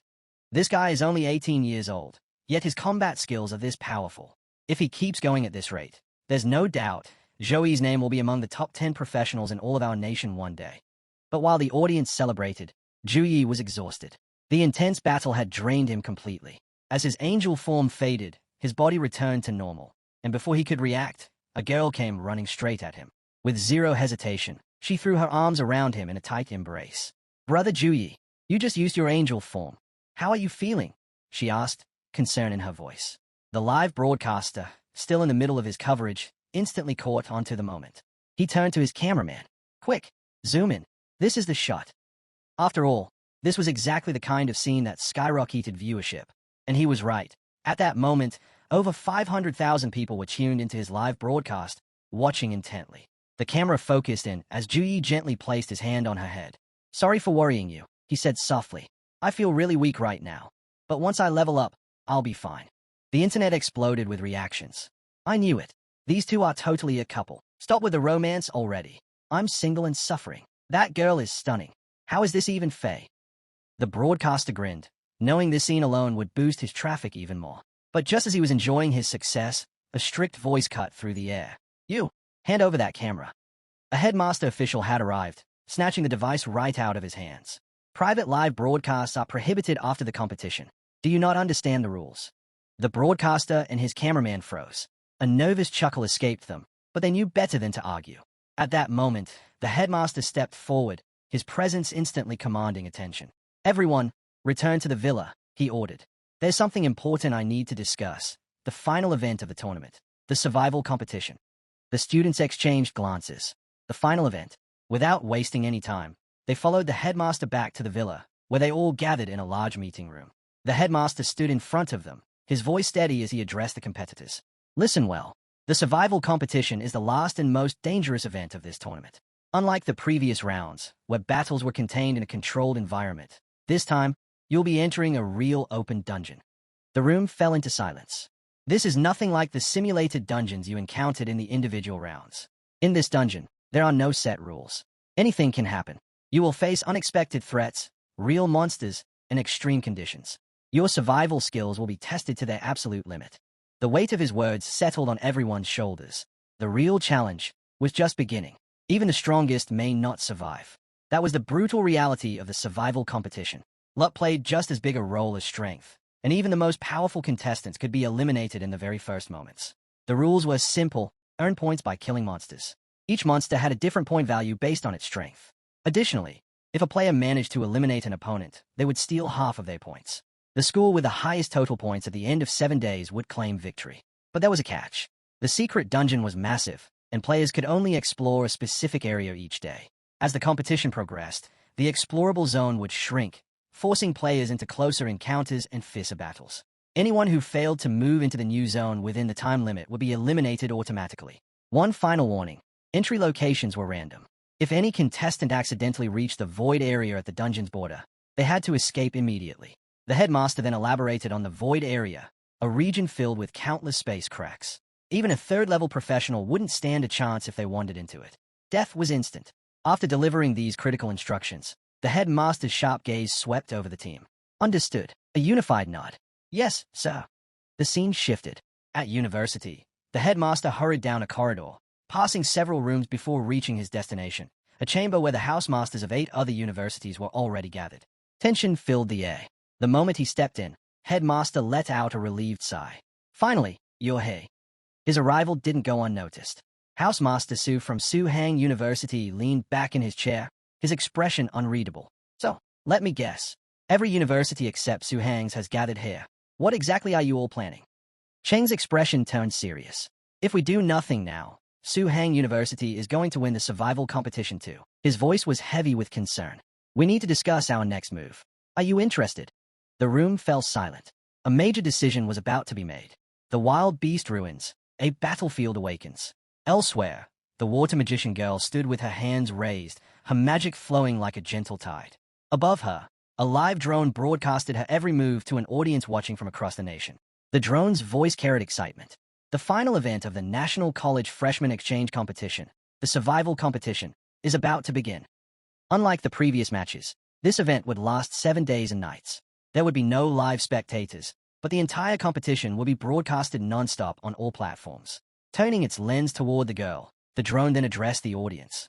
"Now, let us introduce the legendary secret dungeon where this battle will take place." The scene shifted, revealing an ancient battlefield, a land of chaos and mystery. "This isn't just any dungeon," the drone continued. "According to reliable sources, This is the site of an ancient war. The legendary Wild Beast Ruins, once a battlefield where countless orc tribes fought for dominance. The ruins, long dormant, were now being reawakened by the water magician girl's power. The live broadcast zoomed in, capturing the eerie energy rising from the earth. No one knows exactly when or where this great war took place, the drone added. But one thing is certain. This place is filled with both unknown dangers and unimaginable opportunities.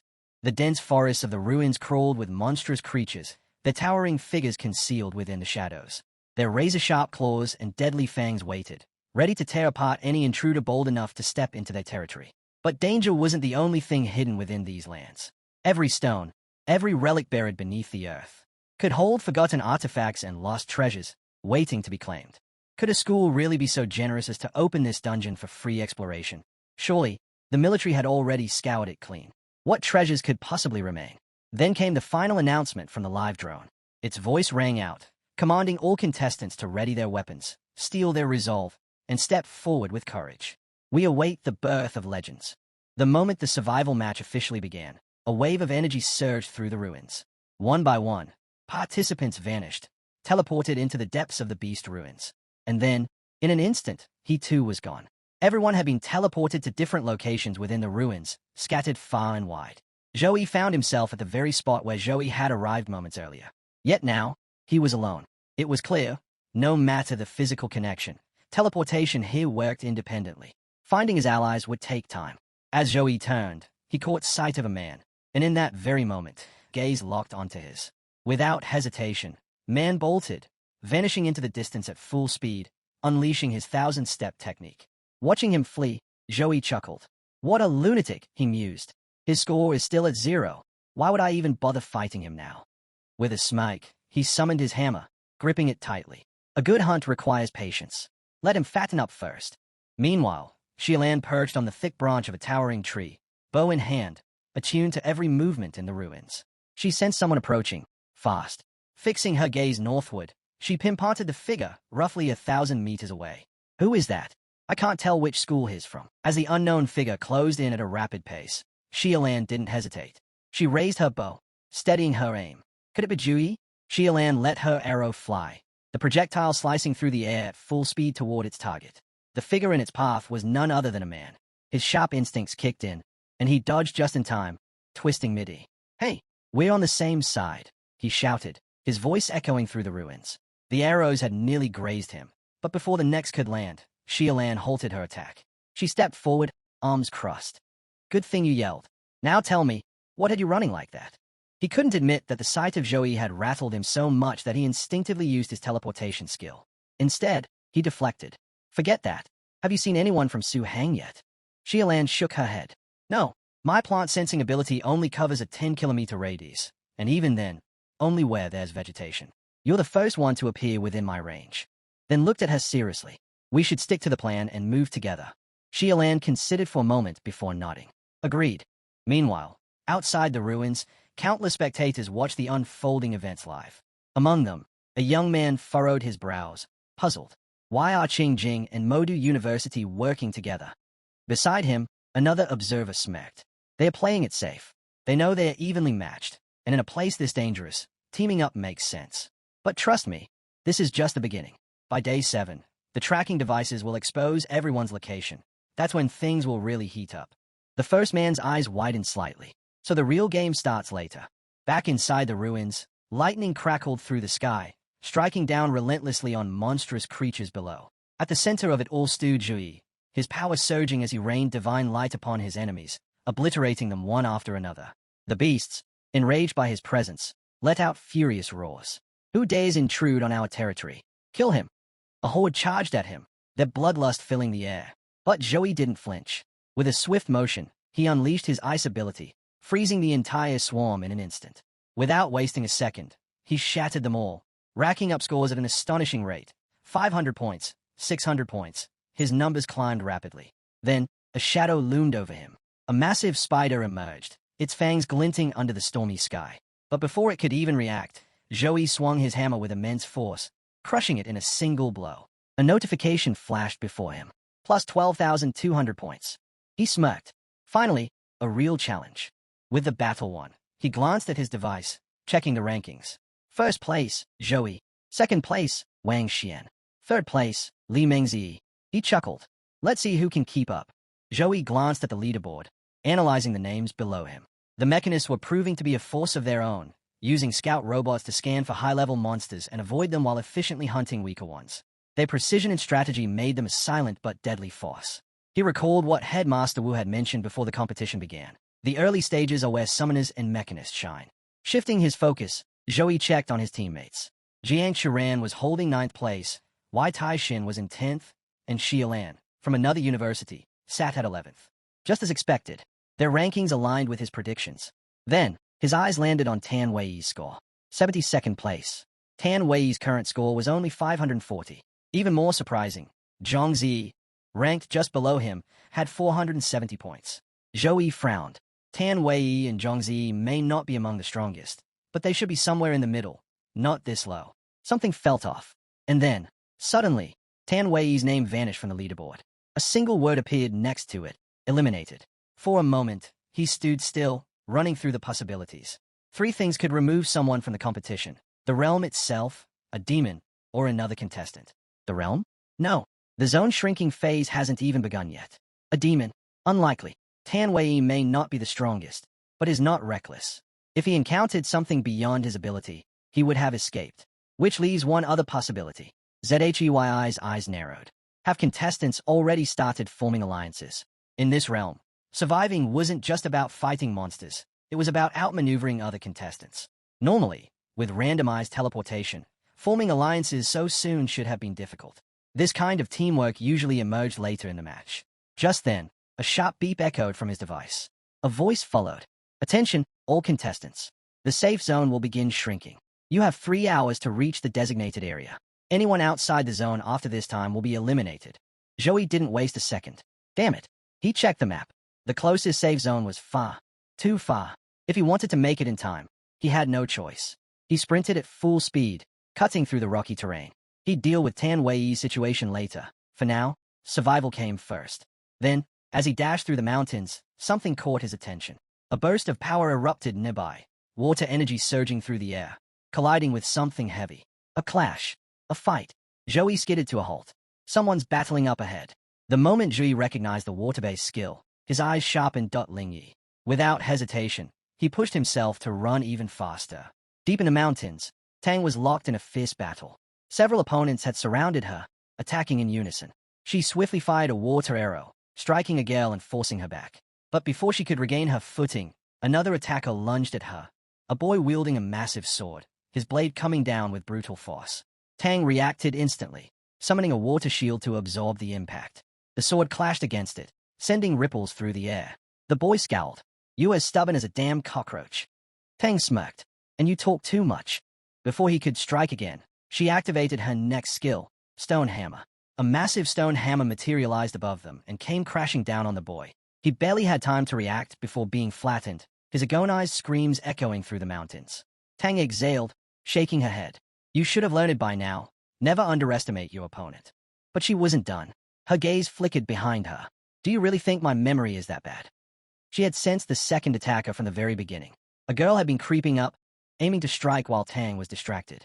But before she could get close, Tang unleashed her stone binding skill.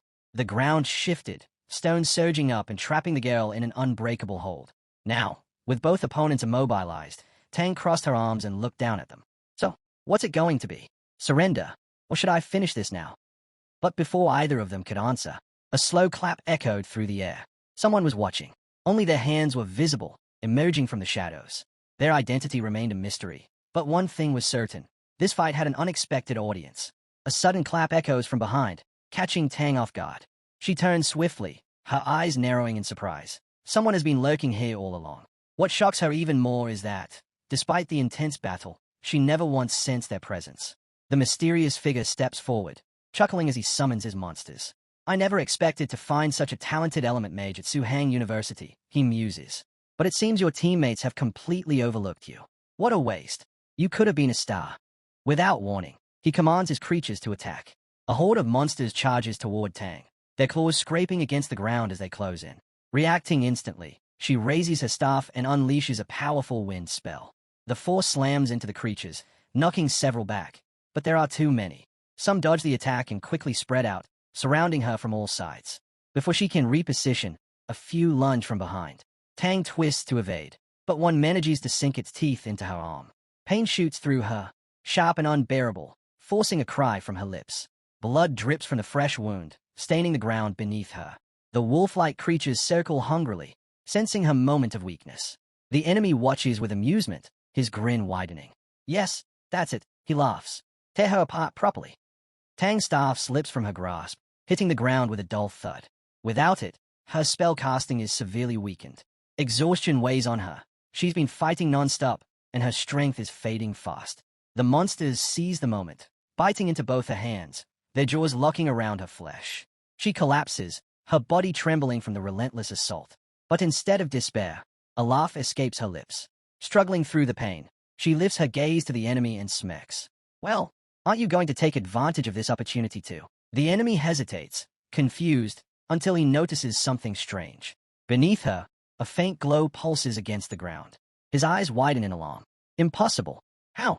You shouldn't be able to cast without your staff. Before he can react, the magic circle erupts in a massive explosion. The blast hurls him backward, slamming him into a rock with crushing force. Dust and debris swirl through the air as Tang collapses, the sheer effort leaving her battered and barely conscious. The explosion had taken a toll, but it had been worth it. Moments later, an announcement rings out. Li Jian of Qingjing University has suffered severe injuries and fallen into a coma. He is now eliminated from the competition. Another message follows. Due to Li Jian's elimination, contestant Tang has earned 1,050 points. But at this moment, Tang lies motionless on a jagged rock, blood trickling from her mouth. Her body is drained, her magic completely spent. In this state, she's defenseless. Anyone could finish her off in an instant. Sensing an opportunity, the opponent she had crushed with her stone hammer earlier, now regaining some strength, flings a dagger straight at her. The blade slices through the air, aiming for fatal strike. Just before it reaches Tang, a shadow moves. With a sharp kick, the dagger is sent hurtling back toward its owner at terrifying speed. The attacker barely has time to react before his eyes widen in shock. His gaze snaps upward, searching for the one responsible, only to freeze in terror. It's Juyi. Standing tall, Juyi watches as the deflected dagger hurtles toward its sender. The moment it makes contact, boom, a massive explosion erupts, knocking the opponent off his feet and leaving him barely conscious. Tang, still struggling to move, lifts her head weakly. Her vision is blurry, but she can just make out the familiar figure standing before her. Juyi, she murmurs, trying to push herself up. But the pain is too much. Her body refuses to cooperate. A violent cough shakes her frame as she collapses again. Without hesitation, Juyi rushes to her side, placing a hand over her wounds. A warm glow surrounds her as his healing magic takes effect. Slowly, her injuries begin to mend, though exhaustion still weighs heavily on her. Meanwhile, the opponent Juyi had just struck, Wu Kang of Lichi University, lies motionless on the ground.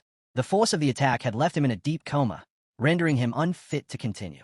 A system notification rings out. Wu Kang has been eliminated. Contestant Juyi earns 1,240 points. As Juyi focuses on healing Tang, a nearby figure stays. The girl who had been trapped in stone moments ago starts inching away, hoping to escape unnoticed. But before she gets far, Juyi's sharp gaze locks onto her. She freezes. Fear grips her as she meets his piercing stare, her entire body trembling. She knows, if she moves even an inch more, she won't get a second chance. Moments later, Tang fully recovers, sitting up with a deep breath. Before she can even process everything, another announcement flashes across their devices. Another contestant has been eliminated. Tang's eyes narrow in anger. Those cowards! She hisses. They must have ganged up on someone again. She turns to Juyi, frustration burning in her gaze. Brother, something is seriously wrong here. This whole situation feels off. The Secret Realm's entry points are completely random. There's no way anyone should know our exact locations. And yet, they keep finding us. How? Joey's expression darkens. I suspect they're using a special method to track other contestants. Tang clenches her fists. That's cheating, she snaps. How can they do this in a national event? Joey's voice remains calm but firm. If it's a specific skill possessed by one of their members, then technically, it's within the rules. But if they're using underhanded means, his eyes flash with cold determination. I'll make sure their entire team regrets it. Tang exhales sharply, her frustration growing. Her thoughts drift to her scattered teammates, and worry begins to gnaw at her. If these people had already surrounded and eliminated one of them, Who's to say the others weren't in danger too? Tang's expression hardens with determination. But before she can speak, Juyi steps closer and places a hand gently on her head. His voice is calm yet firm. "They're trying to weaken my power over these 6 days," he says. "First, they're targeting you and the others. Then, in the final days, they'll surround me. But no matter what tricks they use." His gaze sharpens. In the face of absolute strength, their plans are meaningless. Tang listens intently, her heart pounding. As Juyi finishes speaking, a wave of emotion washes over her, and without realizing it, her face turns slightly red. Juyi stands up, gripping his hammer. "Don't let anger cloud your judgment," he advises. "Your wounds haven't fully healed. Drink a magic potion and rest here for the night. I'll take care of the demons nearby." With that, he strides forward, ready to clear the area. The scene shifts to the final day of the National College Freshman Exchange Survival Competition. Excitement surges through the outside world as spectators eagerly watch the live feed. A drone hovers above the arena, relaying information to the audience. Today, 74 contestants enter the ultimate battle to determine the final rankings, the broadcast announces. Each player's location will now be displayed on their smart wrist devices. Who will emerge victorious? The stadium roars with energy.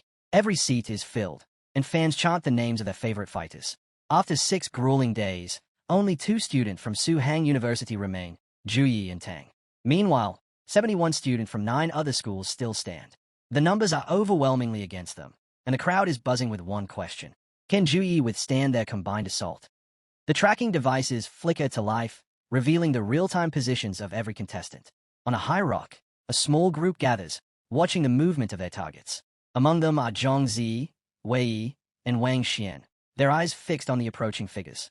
"Juyi and Tang are heading straight toward us," Wei observes. His voice carries a mix of excitement and caution. Zhongzi smirks. "Jiang Churan is in the northwest," he adds. "She's strong, but not as strong as Juyi. And the best part, 18 people are already closing in on her." Wei nods, turning to Xiaolan. "Take 5 men with you. Go after Jiang and take her down." His expression darkens. "The rest of us, we'll handle Juyi, all 47 of us." Xiaolan grins. "Got it." Meanwhile, another group is already in position, standing in attack formation. They keep their eyes on Zhouyi's incoming location, watching his movement carefully. "He'll reach us in about an hour," one of them says. "Everyone, get ready. This battle will determine our final rankings in the competition." Farther ahead, Jiang Churan finds herself surrounded. Attacks rain down from all sides, but she doesn't slow. Instead, she cuts through them, pushing forward with relentless force. Among her attackers, Xiaolan steps forward. His eyes lock onto Jiang, and a smirk forms on his lips. "It's been a while since I had a real fight," he says, gripping his weapon. The battle is about to begin. Jiang freezes as a familiar voice reaches her ears. A slow, eerie smile spreads across her lips, and the air around her begins to shift. A dark aura pulses around her body as she transforms, her succubus form fully awakening. A sultry laugh escapes her lips as her glowing purple eyes lock onto Xiaolan. "Xiaolan, why did you wait so long?" she taunts, her voice dripping with amusement.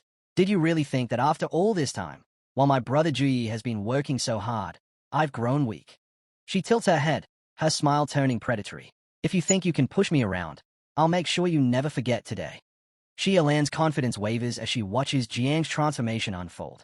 This is the full power of her succubus bloodline, something she had never expected Jiang to master so effortlessly. It becomes painfully clear, numbers alone won't be enough to take her down. Without hesitation, Xiaolan looses an arrow, the sharp whistle of its flight cutting through the tense air. At the same time, several fighters charge at Jiang from all sides. Before they can close the distance, boom, a surge of blinding purple energy erupts, shaking the ground violently. Meanwhile, the moment Juyi's presence is near, the earth begins to tremble. Small stones roll across the battlefield. Cracks spread through the ground. Wei smirks. His hey.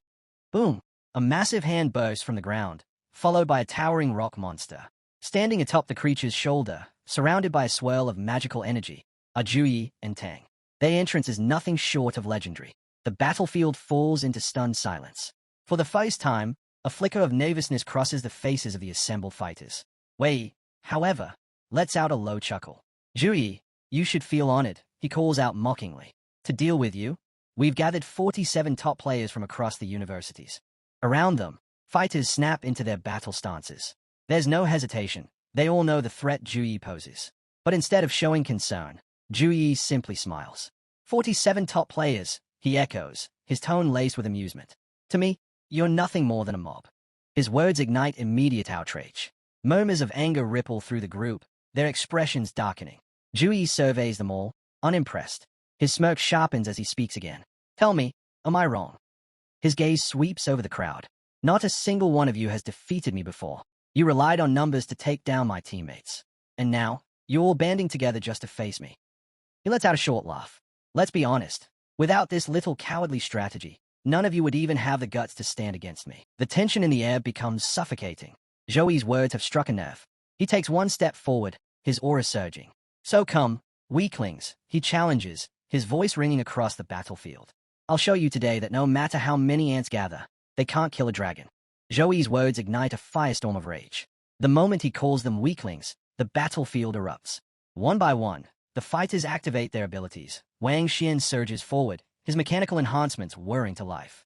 Others unleash their powers. Wind howls, fire ignites, and monstrous summons emerge from glowing sigils. A full-force onslaught begins. Yet, Juyi doesn't flinch.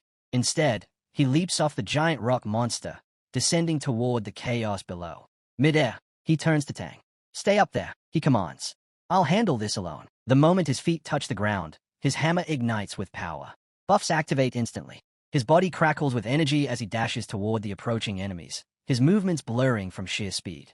Then, the carnage begins. With each swing of his hammer, opponents are sent flying. Bones shatter. The ground quakes under the force of his attacks. Some fighters barely have time to react before they are crushed beneath his overwhelming strength. From a distance, onlookers watch in disbelief. He's too fast, someone exclaims. But he's just a freshman. How can a freshman fight 47 people at once? Doubt begins creeping into their minds, but Juyi isn't done yet. As he cuts through the frontline fighters, he finds himself suddenly surrounded. Summoned creatures block his path. Massive beasts with riders perched on their backs, circling like vultures. A low chuckle escapes Joey's lips. Instead of retreating, he charges forward. His hammer gleams as he smashes through the first creature, sending its rider tumbling. But just as another monster swipes at him, a brilliant light explodes from his body. Angel form activated. The battlefield is bathed in golden radiance. A monstrous claw reaches for him, only to be obliterated in an instant. The sheer divine energy radiating from Juyi makes even the strongest summons recoil. The mags positioned behind the front line react quickly, forming defensive barriers. Hold him back, one shouts. Defensive formations ignite. Guardian of Light, Barrier Fortress, Sacred Seal Circle. Layer upon layer of magical shields stacked together, forming a near-impenetrable wall between Juyi and the mags. Juyi slows his approach, studying their strategy with amusement. Then, gripping his hammer tighter, he swings with full force. Crack! The first few berries shatter instantly. The impact rips through 3, 4 layers before finally stopping. The remaining mags breathe a sigh of relief. We still have 6 layers left, one of them exclaims. We can hold him off. Inside the defensive dome, they exchange hopeful glances. For the first time, it feels like they might have a chance. But Juyi simply smirks. You think this is over? He asks, amusement lacing his voice. This was just the beginning. He raises a hand. The sky splits open. A divine hand descends, tearing through the heavens like the wrath of the gods. Silence. Faces turn pale. Sweat drips. Not a single fighter dares to move. Wang Xian and Wei Yi, once so confident, can only watch in horror. Because at this moment, they know, this battle has already been decided.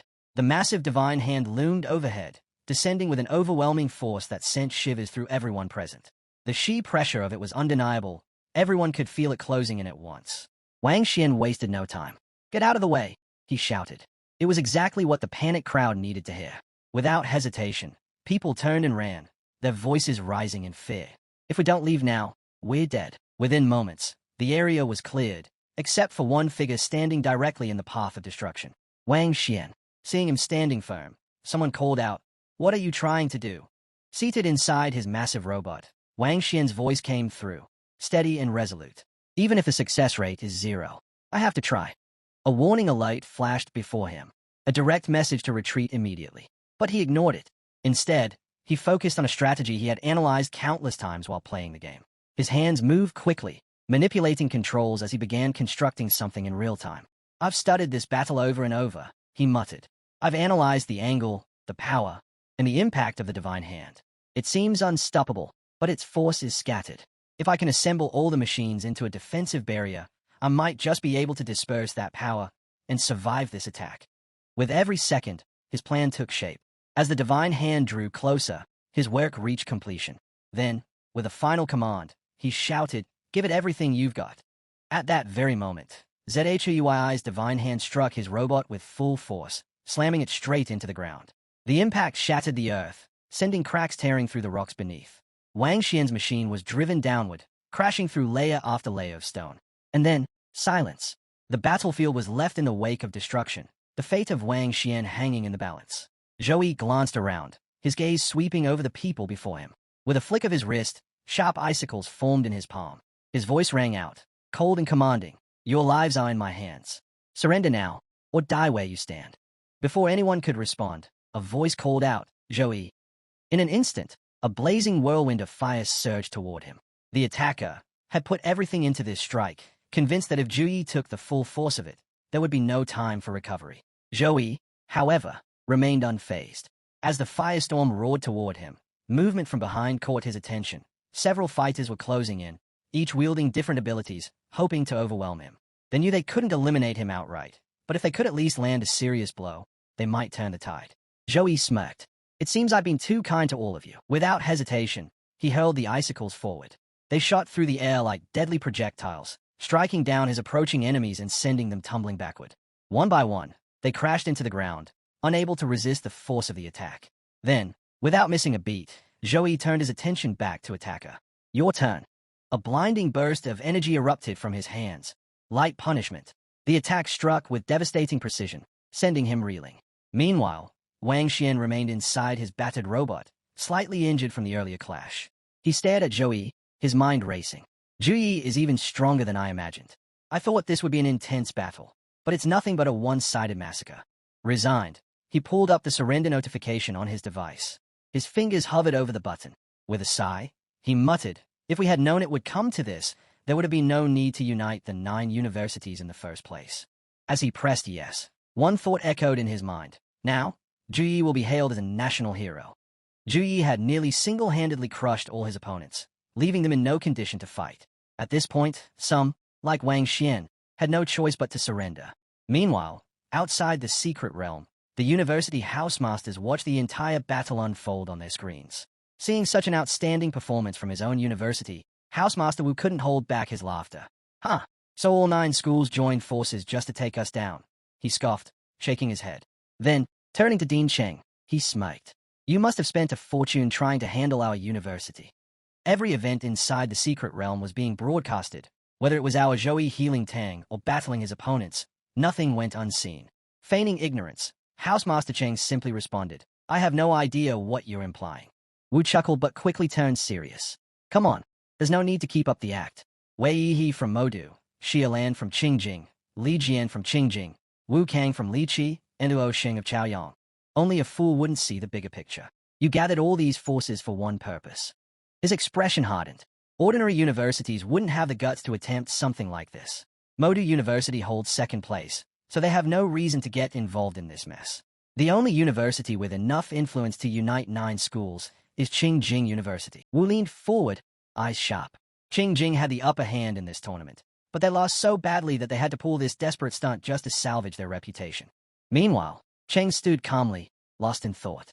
Then, the scene shifted to the past, back to when these universities first conspired against Suhang University. At that time, Cheng had called a secret meeting, gathering the housemasters.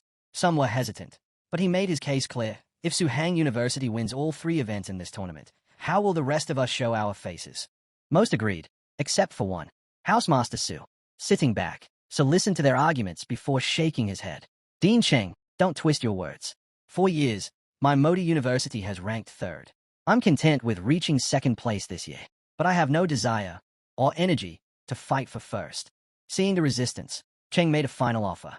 "If you're willing to cooperate, Qingjing University will provide top-tier resources to each participating school. A gesture of our sincerity." The deal was on the table. All that remained was their decision. Upon hearing the proposal, Housemaster Su leaned forward and smirked. "If you want my cooperation, I have one condition: 2 ruined dungeons." Cheng's expression darkened. He clearly wasn't pleased with the demand, but after a brief moment of hesitation, he sighed and nodded. "Fine. With everyone finally on board, Cheng laid out his plan.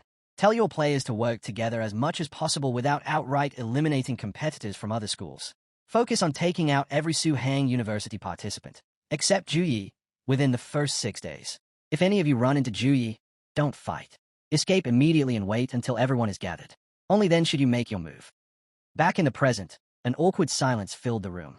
The housemasters, once so confident, now sat in complete embarrassment. Wu scanned the room and scoffed. What's wrong? You're all prestigious figures, aren't you? Why so quiet now? His gaze landed on one particular dean. Dean Feng. Feng flinched at the sound of his name, but turned to face Wu. Wu leaned back, arms crossed. As far as I know, you're a man of high moral standing. A person of integrity, always carrying yourself with dignity. He chuckled. Aren't you afraid that being part of this pathetic scheme will ruin your reputation? Feng straightened his back. Housemaster Wu, what are you suggesting? Cooperation is a perfectly legal strategy in this competition. We've broken no rules. Wu's amusement faded. His expression hardened for a moment. Then he suddenly laughed. You seriously believe these cheap tricks will stop Juyi from winning? He shook his head. What a joke. He looked around the room, his voice filled with certainty. Zhouyi's strength is undeniable. You all saw it with your own eyes. You can't stop him with pathetic little tricks. A true warrior doesn't cower from a challenge. Even if you target Suhang University, they'll still take first place. Inside the secret realm, Wang Xian hesitated before finally moving his hand forward to surrender. But just as he was about to confirm, his robotic interface flashed red. Danger detected. His heart pounded. What? He tried again. The same warning popped up. Along with it, another message. Be patient. Confused, he looked up. Around him, his injured teammates groaned in pain, barely able to move. One by one, they pressed the surrender button on their devices. Yet, none of them teleported out. Shock spread across the battlefield. Students who should have been transported to safety remained exactly where they were. Wang Xian's mind raced. Why isn't it working? I pressed the button. Why won't the surrender go through? Something wasn't right, and whatever was coming next wasn't going to be good. Suddenly, without warning, a portal ripped open in the sky above the secret realm. The entire atmosphere shifted, an eerie pressure settling over the battlefield. Then, the eye appeared. A massive, ominous eye manifested right behind Ji, its presence warping the very air around it. Outside the secret realm, the housemasters watching the broadcast jolted upright. Their expressions turned from shock to sheer terror. Housemaster Wu's voice trembled. That eye, how is it inside the secret realm? Beside him, Housemaster Su's reaction was just as urgent. We have to evacuate the students immediately. Force the teleportation now. The Alliance Mage, who stood guard at the realm's entrance, didn't hesitate. She raised her staff, channeling her magic to extract the students. But as she did, something went horribly wrong. Her eyes widened. The space-time within the realm, it's unstable. The spell fizzled out, unable to penetrate the chaotic energy swirling around the portal. The teleportation had failed. A stunned silence filled the control room. One of the housemasters broke it with a fearful realization. The students inside, they are our country's strongest future warriors. If they die here, it will be a disaster for the entire nation. Another housemaster added, panic creeping into his voice. This is a national live broadcast. If the world sees this, our country's reputation will be in ruins. The room erupted in frantic voices, each housemaster demanding a solution. But Wu's focus remained elsewhere. His fist clenched as he muttered under his breath, will Juyi make it out of there alive? Meanwhile, outside the secret realm, the live broadcast cut to static. Viewers were thrown into confusion. What happened? Why did the screen go dark? Someone asked. Another person exclaimed. That was the most intense moment. How did the broadcast just stop? A few murmured anxiously. Did you see it? That strange figure behind Juyi? No, I didn't see anything, another replied. Among them, Feng stood frozen, his expression grim. He had seen it, and something about that creature filled him with a deep, unshakable dread. I've seen that monster before. Back inside the secret realm, something horrifying began to unfold. From within the giant eye, a monstrous entity emerged. The air itself trembled as its massive form pushed through. Wang Xian's voice rang out, urgent and desperate. Juyi, behind you. Juyi whirled around just in time to see the creature lunging toward him.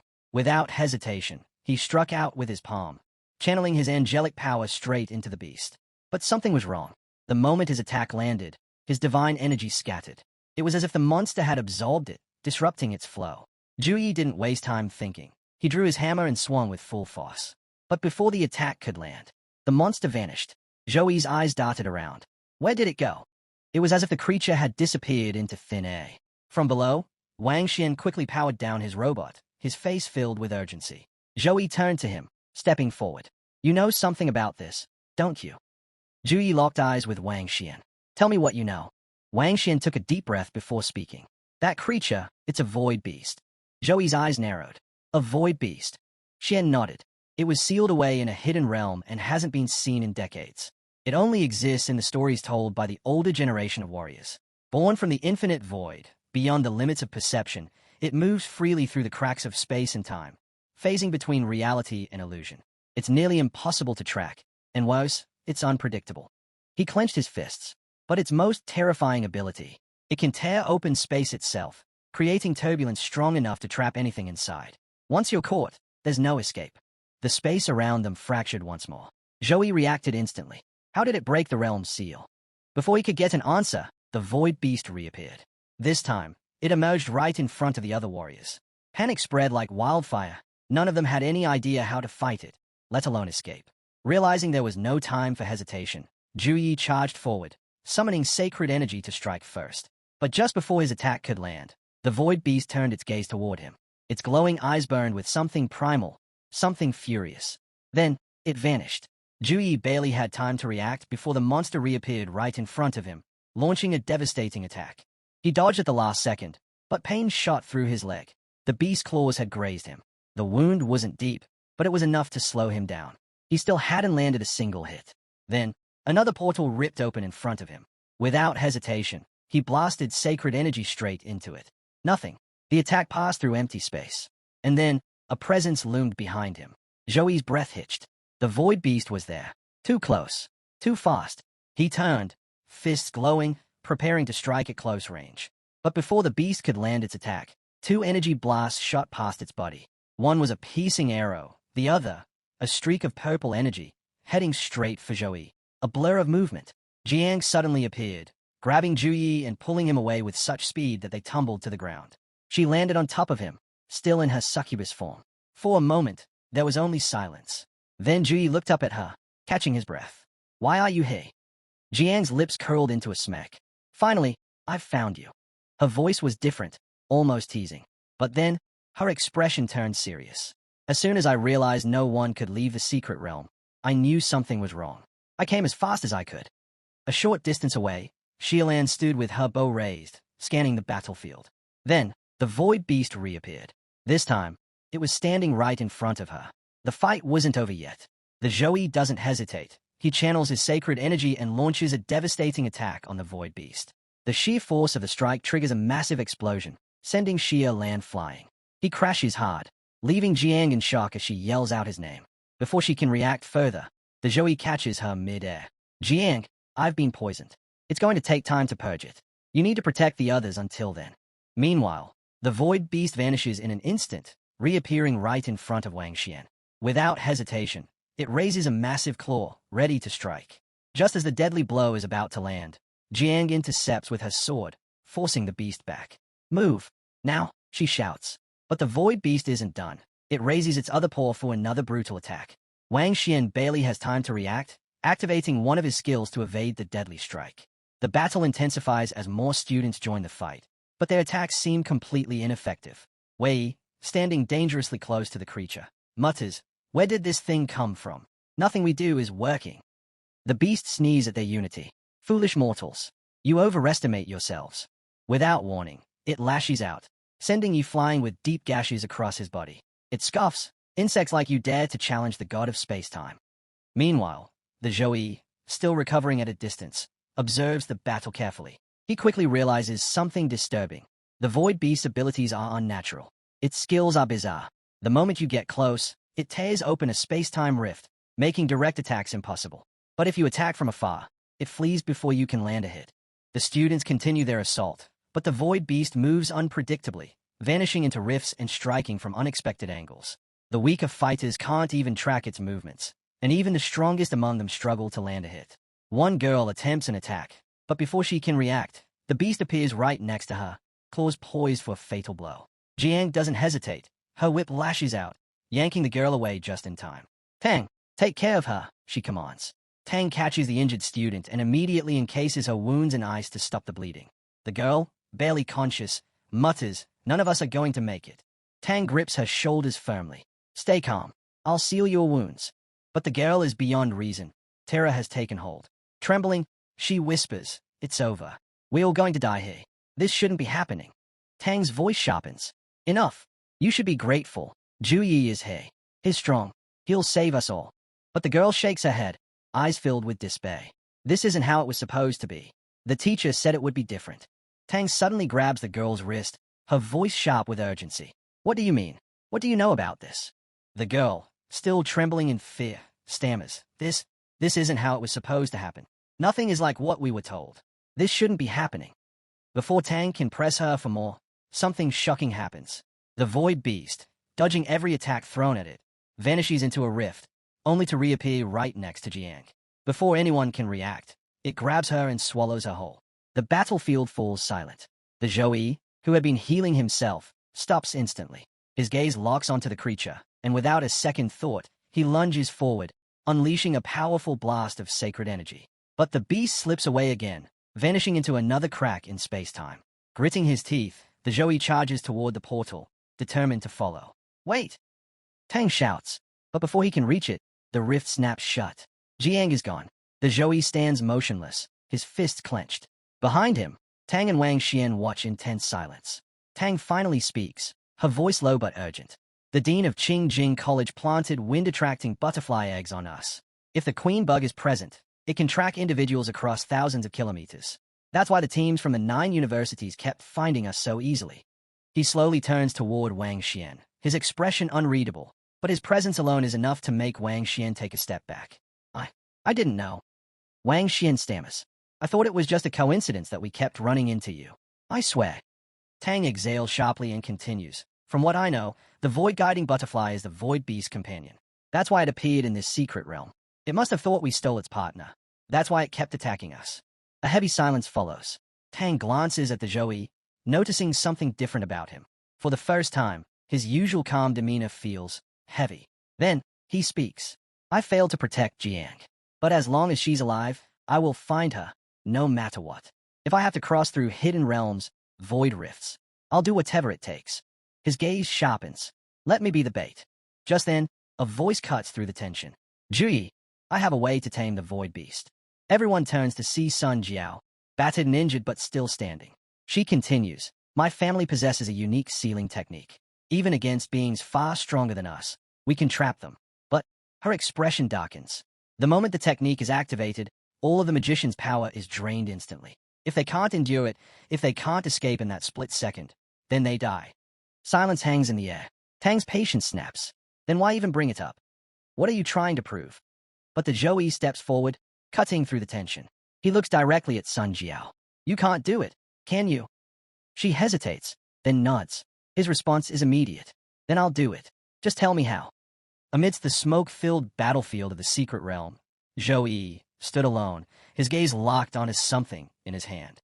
His eyes burned with fury as he stared at the delicate butterfly resting in his palm. Suddenly, a vortex of void energy spiraled into existence, forming a raging tornado. Zhou clenched his fist, preparing for battle. Moments later, he spotted the Void Beast lurking within the darkness.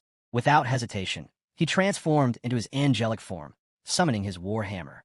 The Void Beast remained unaware that Zhou could see it, but Sun Jiao's words echoed in his mind. Non-summoners could only wield summoning abilities through a medium, and in some cases, a summoner themselves could become that medium. With that knowledge, Sun Jiao had sacrificed her mana, condensing it into a single eyeball, a summoning tool for Zhou.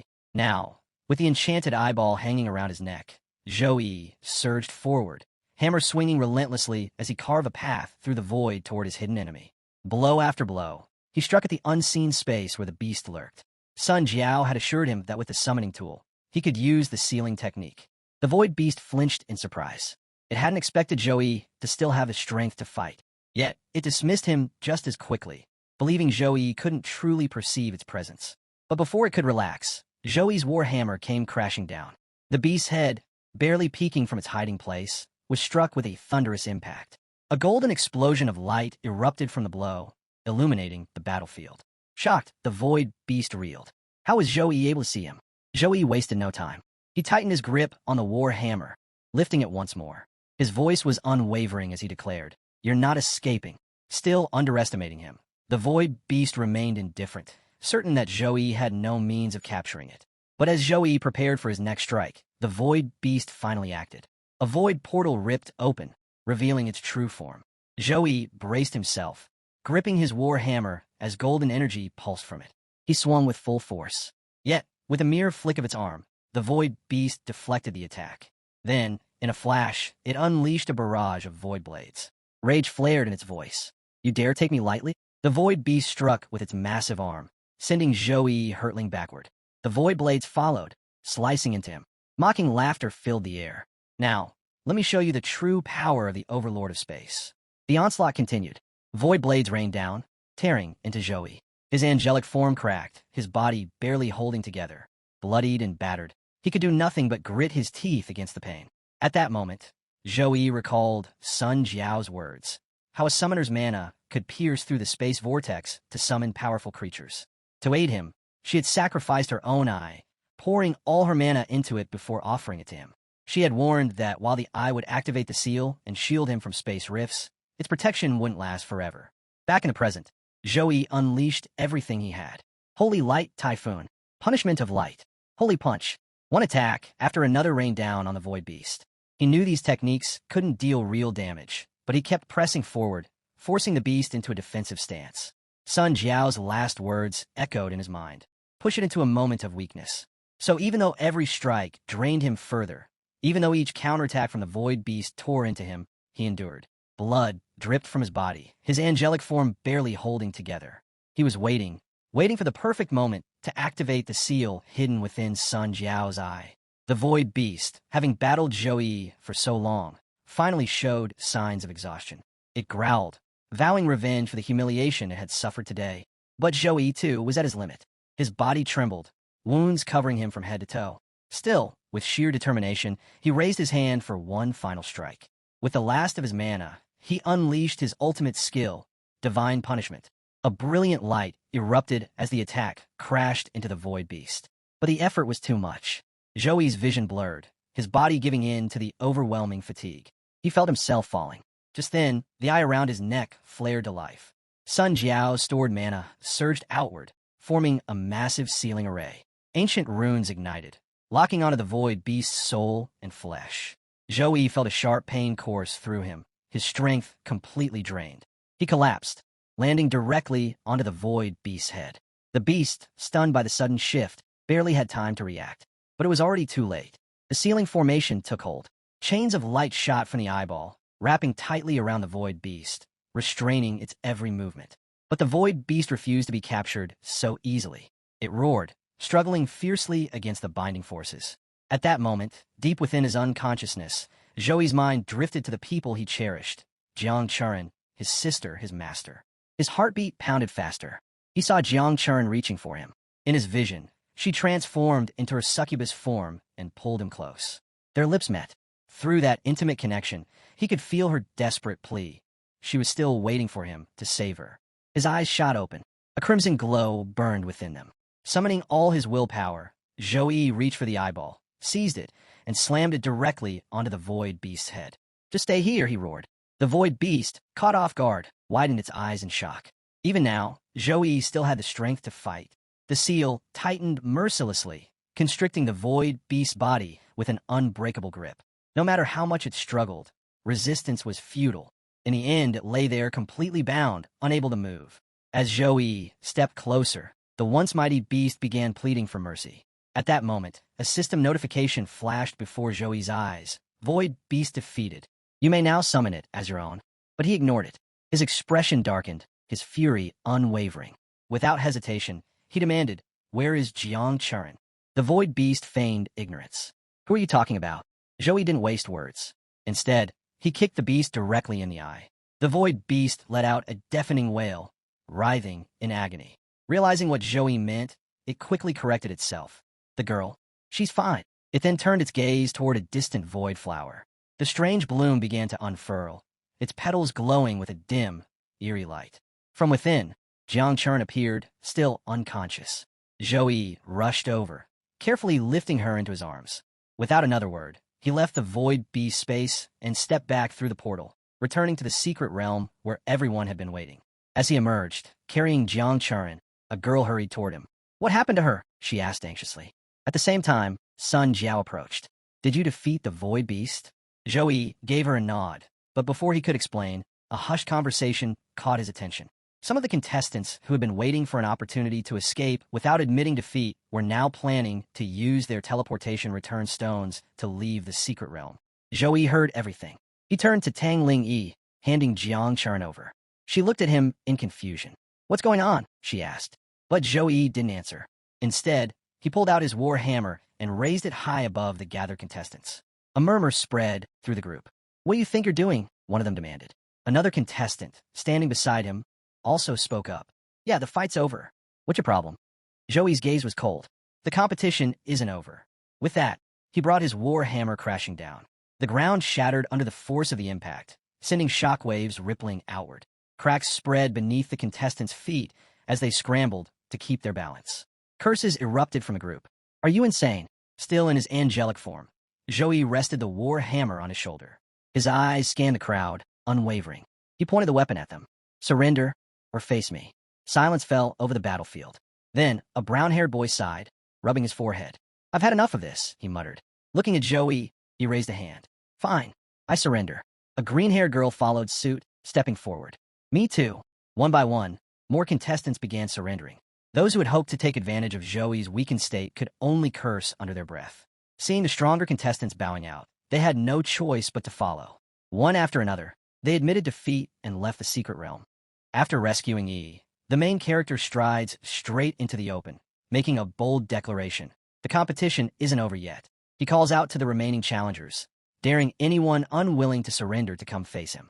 The moment he speaks, fear spreads like wildfire. Everyone has already witnessed his overwhelming strength. One by one, the participants start surrendering without even attempting to fight. The terror in their eyes says it all.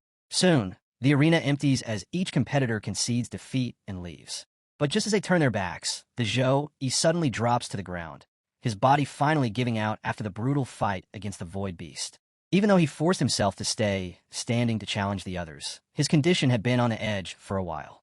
Tang Ling Yi, standing nearby, sees him fall and immediately rushes over, shouting, "What's wrong? Are you badly hurt?" Lying on the ground, the Zhou Yi's eyes begin to shut slowly. He's losing consciousness. In a faint voice, he murmurs, "I've used up all my strength. If they had attacked just now, I wouldn't have been able to stop them." Despite his injuries, his team ends up in the top 3, securing their spot in the survival tournament. At that very moment, a ranking notification flashes in. The Zhou Yi is ranked first, Jiang Chu ran in second, and Tang Ling Yi third. Before passing out, the Zhou Yi sees the result, smiles faintly, and says, "I'm the captain. I didn't let Su Hang University lose face." Time skips forward. The competition is over, and the final results are being broadcasted everywhere. Across every screen, rankings are revealed. Su Hang University clinched first place with 500,000 points. Qingjing University took second with 200,000 points. Modi University followed closely behind with 190,000 points. As the results are displayed, the news anchors hype it up, announcing that the National College Freshman Exchange Competition has now been held 183 times. And from these events, countless prodigies have risen to become the pride of the Jiangchu Ran Nation. The message is clear. The students of today are the promise of tomorrow, not just for Jiangchu Ran, but for all of humanity. Meanwhile, we see a few competitors chatting amongst themselves. One boasts, "I'm picking up an epic suit tomorrow. It's going to be sick." Another stretches and says, "Finally, after 20 days of grinding, I can relax. I'm treating myself to a feast tonight." Cut to Zhou Yi, fresh from a shower, standing calmly as he checks his notifications. All the tasks he'd completed before the competition are now paying off. His first notification pops up. National competition complete. Exchange tasks cleared. Another one follows. "Congratulations. You placed first in 3 events. Final result, first place overall." Then come the rewards. Divine Talent, Sacred Sword Heart Plus, Pending Collection. Divine Skill, Sword Flash, Level S, Pending Collection. Zhou Yi opens more system panels. More notifications appear. God Level Treasure, Primordial Earth Essence, Grade S+. Plus 50 free attribute points. Plus 50 energy points. As the messages roll in, Zhou Yi can't help but smile. Every reward was more than worth the effort. Every reward he received was God level. Whether it was a talent, a skill, or a treasure infused with the power of heaven and earth, it was all top tier. The exchange competition had lasted 20 days. To earn rewards like this, one had to take first place in every single event. Compared to that, even the toughest exams or demon-slaying missions seemed easy. The main character continued scrolling through the endless stream of notifications, carefully reading each one. He hadn't expected the system to be this generous. An S+ level talent, an S level skill, and a nature-born treasure, all now his. The boost to his power would be immeasurable. After reading every detail, he finally accepted the rewards. The moment he did, a surge of energy exploded within him. Divine power rippled from his body. Without wasting a second, he activated each of the new abilities he'd just received. As the holy sword heart merged with him, its techniques instantly flooded his mind. Sacred energy poured from his body, eventually forming a glowing sword hovering above his head. One by one, the rewards fused with him completely.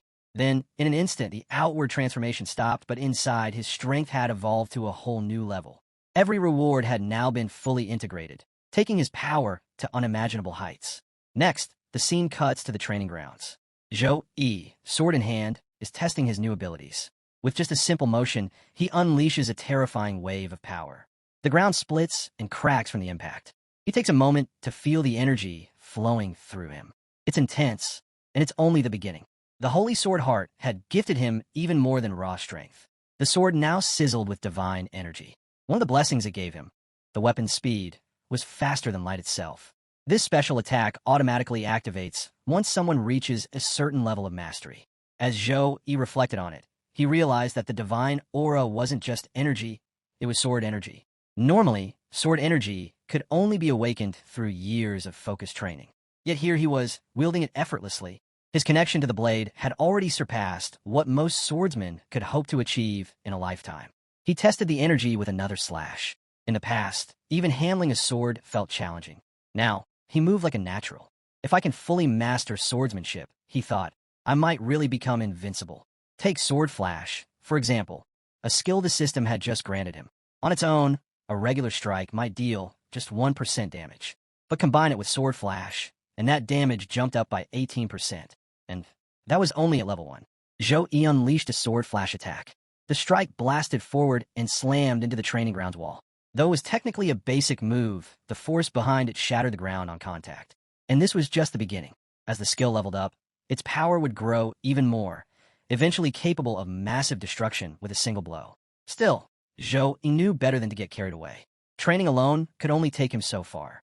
To truly understand the depth of his transformation, he needed to fight a worthy opponent. Only then could he confirm how strong he had really become. That's when Jiang arrived, summoned by Zhou Yi himself. She stepped onto the training field, her expression slightly flustered. You call me out this early? Just a duel? She asked, raising an eyebrow. Her face had a hint of red, maybe from the rush to get here. On her way to the training ground, Jiang couldn't help but wonder, why did Zhou Yi call her out so early? Her mind drifted, not on the fight ahead, but something else entirely. But for Zhou Yi, there was only one reason. Jiang Chu Ran wasn't just any student. She was the direct heir of the prestigious Jiang family. She'd started learning swordsmanship under a master at the age of 3, trained relentlessly for 10 years, and earned her reputation as a prodigy with the blade. As she stood across from Zhou Yi, she thought to herself, in terms of overall power, he's undoubtedly stronger, but when it comes to pure swordsmanship, I'm confident I can hold my own. Zhou Yi raised his sword and calmly said, Don't hold back. Jiang gave a small nod. You be careful. Without wasting another second, their duel began. Jiang launched the first strike, moving with speed and precision. Her blade came crashing down, but Zhou Yi blocked it effortlessly. What shocked her even more was that he hadn't even unsheathed his sword yet. He was deflecting every attack using just the scabbard. After fending off her flurry, Zhou Yi finally stepped back and countered with Sword Flash. Jiang's eyes widened. Li White, is that sword energy? She was stunned. Since when did Zhou Yi get this good at swordsmanship? She dodged quickly, putting some space between them, but the next wave of his attack came instantly. She barely managed to deflect it with her own blade. Not wasting a moment, Jiang retaliated with her own powerful technique, Shadow Demon Sword. The battle turned fierce. They exchanged strike after strike, skills clashing as both fighters pushed their limits. Watching from the sidelines, Housemaster Wu had just arrived at the training room. His eyes widened as he saw the duel unfolding before him. Am I dreaming? He whispered. Since when did Zhou Yi become this skilled with a long sword? Every swing from Zhou Yi's blade radiated clarity and purity, while Zhang's movements were fast, sharp, and unpredictable, more chaotic in nature. As Wu watched intently, he commented to himself. Earlier, Jiang seemed like she could match him in swordsmanship. If she didn't have such exceptional technique, Zhou Yi might have even held back, matching his speed and power to her level. Just then, Zhou Yi made his move, delivering a strike that disarmed Jiang entirely. Her sword flew from her hands and hit the ground. Zhou Yi stepped forward, caught her sword midair, and rested it on his shoulder. Breathing heavily, Jiang looked at him and said, Brother Zhou Yi, I can't continue. I admit defeat. Zhou Yi looked at her with concern. Are you all right? Jiang gave a small smile. I'm fine, just exhausted. Housemaster Wu stepped in, breaking the moment. Incredible, Zhou Yi. You're a sword master, yet you never used swordsmanship in any of the competitions. Both Zhou Yi and Jiang greeted him respectfully. With a light laugh, Zhou Yi replied, Gotta keep a few tricks up your sleeve. He paused, then muttered to himself. The requirements for unlocking new talents are insanely strict. There's no record of clearing an abyss-level dungeon, and I haven't undergone a job transfer ceremony yet. It's not easy to gain new talents these days. Looks like I'll need to handle things on my own. Then he turned to Housemaster Wu. So, why did you come here? Wu answered, I'm here to take you to the celebration party hosted by the Alliance, but I also have something else to tell you. He looked serious for a moment, and then dropped the news. Feng is dead. When Zhou Yi and the investigators from the Professional Alliance went searching for Feng He, they discovered a shocking truth. He had taken his own life in his dorm room. Based on confessions from one of Feng He's students, it was revealed that Feng had argued the insect eggs could be tracked, making it easier to locate individuals within the secret area. In return, he had promised to offer exclusive resources as rewards. Without anyone's knowledge, he had sneaked into the laundry room and planted the insect eggs inside the contestants' clothes. But beyond that, the student claimed he knew nothing else. And now, the trail had gone cold. The main character listened carefully to the report. Then, Housemaster Wu placed a firm hand on his shoulder and reassured him, Don't worry. The Alliance is already investigating every person Feng he had contact with in the past 10 years. We'll have results within the week.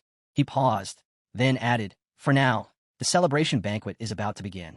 Let's head over. We'll also mention something important. Zhang's most powerful armies would be attending the banquet. Their goal? To scout top talents like him and invite them to join their ranks or form powerful alliances. Housemaster Wu filled Zhou Yi in on everything. He explained that major agencies were actively investigating the events surrounding the secret realm. However, with Feng Yi now dead, the case had hit a major snag, something that made Zhou Yi visibly more serious. Even so, Housemaster Wu reassured him, There's no need to worry. What matters most now is tonight's banquet. The top factions and powerhouses will be there, and they're all looking to recruit you into their guilds or legions. Later, Zhou Yi and his entire team arrived at the celebration banquet. As they stepped into the grand venue, Housemaster Wu leaned in and said, To win you over, these factions will offer lavish conditions, wealth, influence, and connections. But remember, once you accept, you'll be bound to that faction under their guidance. I won't stop you from joining, but think carefully before deciding. As the group advanced into the hall, the crowd started to gather around them. Fortunately, their assigned guards stepped in, maintaining a respectful distance between the onlookers and Zhou Yi's team. Despite the attention and the overwhelming scale of the event, the largest they had ever attended, Zhou Yi and his squad walked with calm, unshaken confidence. Not a single hint of panic or hesitation showed on their faces. Then, a woman stepped forward and clapped, instantly capturing everyone's attention. You are the top students from this year's National Freshman Exchange Competition, she began, smiling. Coming this far wasn't easy. To honor your achievement, the Zhou Yi Professionals Alliance will be awarding each of you a special reward. The woman introducing herself was Feng Hao, representing the Xiaoyan Professionals Alliance. Right on cue, several maids walked in behind her, each carrying elegant boxes. Inside those boxes were sleek, card-like items, distributed one by one to every student in attendance. Feng Hao continued, What you're holding is a bank card loaded with 20 million yuan, courtesy of the Xiaoyan Professionals Alliance. Gasps echoed through the hall. The sheer amount left everyone stunned. Feng Hao added, And that's not all. Each of you is now officially an elite peripheral member of the Xiaoyan Professionals Alliance. This rank is just below core member and grants you the highest privileges outside the inner circle. You'll receive a 20% discount on all gear and potions at any supply base in Xiaoyan. She paused, then smiled again. If any of you are interested in becoming core members, feel free to contact me personally. Among the crowd stood Zhou Yi, listening in silence. 20 million per person. 100 participants, that's 2 billion in total, he thought. The Zhou Yi alliance really doesn't hold back. Around him, the students buzzed with excitement. 2 million Xiaoyan coins? I've never had this kind of money, someone exclaimed. Even being a backup member got me this much. I can finally buy AB plus resource, another student said. Murmurs of disbelief and excitement spread. It wasn't just an offer. It was a flashy, powerful show of the alliance's influence. Then Feng Hao spoke once more, announcing the individual, team, and survival competition prizes will be awarded tomorrow. For now, the celebration banquet begins. Eat and drink to your heart's content. With a cheer, everyone raised their glasses. Let's begin. Standing in the crowd, Housemaster Wu raised his own glass high. A toast to Su Hang University for taking first place in the exchange competition. A student came up to Zhou Yi, grinning from ear to ear. Brother Zhou Yi, we owe it all to you. Winning first place, it's all thanks to you. Let me toast to that. Housemaster Wu laughed and added, that toast is more than deserved. Without Zhou Yi, our school would have ended up at the bottom of the top 3. More teammates approached, raising their glasses in turn. Song stepped forward. Zhou Yi, I'll toast to you as well. Jiang, standing next to her, chimed in, don't forget me, brother Zhou Yi. Then Tang Ling Yi, a bit shy but smiling, added, and me too. Everyone wanted to raise a toast with Zhou Yi. One by one, they held out their glasses, hoping to clink theirs with his. Seeing them all crowd around with eager faces, Zhou Yi let out a laugh. Are you all trying to get me drunk? Just then, a voice called out his name. Zhou Yi turned toward the sound and saw it was Li Wei. He wasn't sure why Li Wei was calling him at first, but then Li Wei walked up with a serious expression, respectfully lifting his glass. If it weren't for you, I wouldn't have made it until the doctor arrived. You saved my life. If you ever need me, I'll do everything I can to repay you. With that, he downed his drink, a silent vow of loyalty. Zhou Yi looked around at the people who, not long ago, had been his competitors. Now, they stood before him as friends and allies. Watching from nearby, Jiang Chu ran, smiled to herself. Brother Zhou Yi, looks like you've won over another group of admirers. Just then, Wu Shuang suddenly popped in, shoving Li Wei aside with a grin. Hey, don't forget about me. I'm here too. He laughed, bringing even more energy to the moment. Off to the side, Hang stood quietly with his daughter, Zobi. The two of them observed the gathering in silence. Then Zobi leaned in close and whispered, Dad, is it just me, or does Zhou Yi's divine aura feel way stronger than before? Hang replied calmly, You're not imagining it. His aura has already surpassed most second-transition divine class professionals. Zobi covered her mouth in shock. What? It's only been a few days. How can he be even stronger already? With a serious look, Hang said, a change this obvious means his strength has increased again. His rate of growth is terrifying. The next day, a massive fighter jet landed precisely where all the top students had gathered. The moment the doors opened, a girl inside the aircraft casually addressed them. Get on board. We're heading to the Zhou Yi Professionals Alliance headquarters, so you can claim your rewards. She explained that the headquarters was located in the Qingjing district of Qingjing City, and only a high-speed combat aircraft could reach it in time. Everyone climbed aboard. As Zhou Yi settled into his seat, the boy next to him looked around in awe.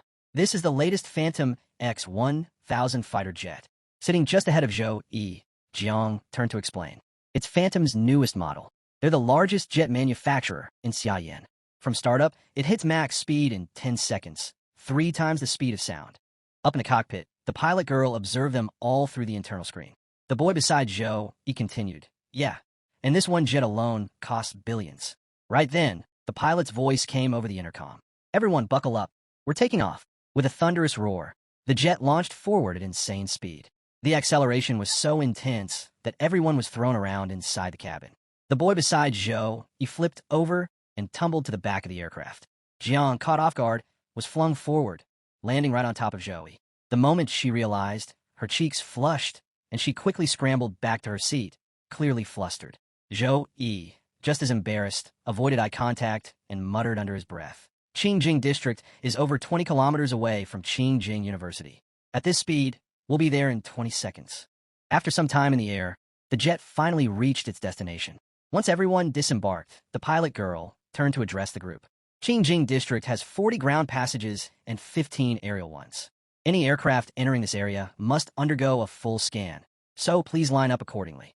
Drones hovered around the sky, patrolling non-stop and repeating a mechanical message. Registration complete. Zhou Yi Professionals Alliance aircraft recognized. Special access granted. Soon after, each student was scanned head to toe before being allowed to pass through a glowing portal. On the other side, a breathtaking sight unfolded before them. A massive floating island suspended in midair, dotted with majestic buildings that stretched across the horizon. Jiang Chu looked up in awe. Huh, that looks like Qingjing University's flag. The pilot girl nodded. It is. Qingjing University has a floating island here.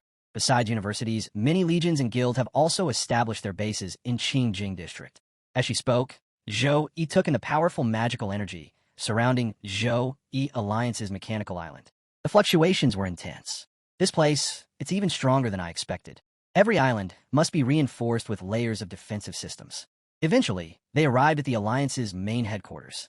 As the group began to move forward, Wu Shuang suddenly stopped, eyes widening in shock. A colossal dragon stood nearby, its gaze locked downward. Just the presence of the beast was enough to send chills through his entire body. Someone nearby murmured, "Whoever can tame a level 60 mythical race creature must be a third transition powerhouse." The pilot girl turned back to the group. "You'll be receiving your rewards inside the headquarters. Staff members will guide each of you." Just then, a receptionist approached Wu Shuang. "Please come with me." Another soon followed. Leading Jiang Chu ran away as well. One by one, the students were taken to claim their rewards, until only Zhou Yi and the pilot girl remained. She turned to him and said, "Zhou Yi, you took first place in the singles, team, and survival competitions. I'll personally escort you to receive your rewards. Please follow me." As they walked, she added, "You had the best overall performance in the entire event. The Zhou Yi Alliance has been watching closely. We'd like to invite you to become a core member. What do you think?" Zhou Yi answered calmly, "Thanks, but for now, I'm not planning to join any faction." She smiled, undeterred. "Wouldn't you at least like to hear our offer? It's something most professionals dream of, and our alliance doesn't impose many restrictions." Zhou Yi thought to himself, even with fewer rules, restrictions are still restrictions. I'm just a freshman. There's no way I'm tying myself down to a faction this early. The pilot girl glanced sideways at him with a knowing grin. Geniuses always have their own ideas. No rush. They soon arrived at a grand golden doorway. She gestured toward it. "Your rewards are divided into 3 parts. First, for winning the singles competition, you'll receive a custom-made legendary grade weapon. Second, for the team competition, a full set of custom-made epic grade equipment. And third, for winning the survival competition, you get to select one item from the Zhou Yi Alliance's resource vault." She pushed open the massive doors. "Now, I'm taking you to meet the top weapon forger in the Alliance, Master Qi Jun. He'll personally craft your legendary weapon." As the door opened, waves of heat poured from the room. "This is Master Qi Jun's forging chamber," she said as they stepped inside. Once inside, she called out, "Master Qi Jun, the singles champion has arrived." Standing before them was a towering man, built like a fortress, hammer in hand. He turned towards Zhou Yi and spoke in a low, booming voice. "So, your name is Zhou Yi?" Zhou Yi bowed respectfully. "Yes, Master Qi Jun. I'm Zhou Yi." Qi Jun gave him a quick once-over. "Very well. You're level 23, which means I'll craft a level 25 legendary weapon for you. That matches the next upgrade tier, which shifts every 5 levels." He paused. "Now, what kind of weapon do you want? Do you have any specific attributes or effects in mind?" Hearing the question, Zhou Yi responded without hesitation. "I want a longsword-type weapon, something with attribute bonuses focused on strength and intelligence." Master Qi Jun nodded thoughtfully. "A balanced build, powerful and tactical. Good choice." He turned toward the blazing forge behind him, sparks flying through the air as molten metal glowed deep orange. "I'll begin the crafting process right away," he said, gripping his hammer tightly. "A weapon like this will take time, but when it's done, it'll be one of a kind." Master Qi Jun, known across the land as one of the greatest blacksmiths, agreed to forge a weapon personally for Zhou Yi. Upon hearing this, Zhou Yi calmly requested, "I'd like a long sword, one that enhances both strength and intelligence." Standing beside him, the pilot girl tilted her head slightly, a hint of confusion in her expression. But she said nothing. Unbeknownst to most, Master Qi Jun had mastered an incredibly rare pupil technique, an intense gaze that could freeze ordinary professionals in place, leaving them speechless under its weight. But not Zhou Yi. He stood perfectly composed, unshaken, meeting Qi Jun's gaze head-on without the slightest hesitation. This only deepened the pilot girl's surprise. No wonder he's the all-around champion this year. Even face-to-face with Master Qi Jun, he doesn't flinch. With a steady voice, Zhou Yi continued, "As for special effects, I don't have any strict demands. The weapon just needs to be compatible with my paladin class, and lethal enough to match it." He paused for a moment, reflecting. Gold tier weapons typically enhance 2 of the 4 core attributes. Legendary tier weapons, though, boost all 4. But as a paladin, I have to balance melee combat and spellcasting. So strength and intelligence are my priorities. Master Chi Jun gave a small, respectful nod. Then, locking eyes with Zhou Yi, he said seriously, I've watched your battle footage. Your style is direct, aggressive, like a blade itself. A longsword suits you perfectly. Then, suddenly an idea struck him. Without warning, Chi Jun summoned a glowing stone into his hand. It radiated a bright, holy light the moment it appeared, its brilliance lighting up the entire forge. The sunlight holy stone. The pilot girl gasped and rushed forward. Li Wei, that's a legendary forging material. It's only found as a rare drop in the Sacred Domain Ruins dungeon. They say no more than 10 of them are found in an entire year. She stared at the shining stone, then blurted out its name aloud. Sunlight holy stone. At the same exact moment, Zhou Yi echoed the same words, confused but drawn to its aura. Sunlight holy stone. Both of them were in awe. The pilot girl had at least heard of it, but for Zhou Yi, it was completely unknown territory. Master Chi Jun walked toward a massive lava bridge at the heart of the forge, speaking as he went. This radiant stone is formed from the essence at the sun's core. Once fused into a weapon, its divine power becomes a purifier, perfect against the forces of darkness. Undead, demons, anything corrupted by shadow, they'll be consumed by divine light. Their powers will collapse on contact. Now that Chi Jun had everything he needed, the user, the attributes, and the materials, he began the forging process. In one swift, fluid motion, he extended his hand, the sunlight holy stone glowing in his grasp. Divine energy surged around him. Suddenly, from within the molten depths of a lava pit, rare materials began to rise. First, meteoric iron silver steel, gold grade, sourced from celestial meteorites that had crashed into the earth. Divine in nature, and almost impossible to melt. Second, abyss obsidian, legendary grade, a pitch black or born deep within the rifts of the abyss. Its energy radiated a dark, suffocating aura. Third, dragon soul crystal core, gold grade, the crystallized soul of an ancient dragon, harvested only after defeating one in battle. It pulsed with raw, dormant power. More materials began to rise from the lava, one after another. Fourth, the Dragon Clan's Guardian Star Fragment, epic grade, a core remnant from a fallen celestial body, radiating ancient draconian essence. Fifth, Tear of the Holy Spirit, legendary grade, said to be the teardrops of a fallen angel, purified through sacred rituals. It shimmered with a soft, divine glow. All 5 rare materials hovered midair, suspended by pure energy. Without wasting a moment, Master Chi Jun activated lava smelting. At once, the 1,000-degree flame roared to life, turning from orange to a deep red, enveloping the materials completely. The smelting began, and as the heat intensified, the spirits trapped within each item began to stir. These weren't just inert stones. Each held the lingering souls of monsters from when they were alive. As they melted, eerie howls and pained cries echoed through the forge, the spirits writhing, screaming as they were burned away. Then came the divine tempered sledgehammer, a sacred forging tool said to be blessed by the gods themselves. Master Chi Jun brought it down with crushing force. Again and again, he hammered the molten mix, purging every impurity. Each strike thundered through the chamber, slicing the air with a high-pitched crack like a blade cutting the wind. Zhou Yi and the pilot girl stood speechless, watching every moment unfold. The forge lit up with a wild, holy radiance as the molten mass settled into the casting mold. Then the real forging began. Master Chi Jun hammered relentlessly, his strikes deliberate and powerful, shaping the weapon from raw essence into divine steel. Between blows, he chanted sacred incantations, guiding the spirit of the weapon into form. Finally, raising the hammer high, he shouted, "This is it, the final strike." The pilot girl, realizing what was about to happen, quickly raised a protective barrier around herself and Zhou Yi, shielding them both. With all his strength, Master Chi Jun brought the hammer down one last time. Boom! The force of the impact shook the entire forge.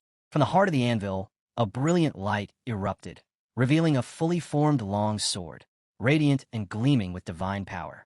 It was the weapon forged for Zhou Yi, the shining holy sword, a legendary tier blade. Its stats were stunning. Plus 68 strength, plus 71 constitution, plus 65 agility, plus 74 intelligence. The sword required level 25 with no race restrictions. Only those from warrior, knight, swordsman, or sword soul classes could wield it. Its special effects were equally incredible. Plus 80% attack speed. Radiant's ability consumes mana to unleash light-based splash damage. Divine Power deals significantly amplified damage to all dark-aligned enemies. As soon as it was complete, Master Chi-Jun unleashed a skill that launched the sword directly toward Zhou-Yi.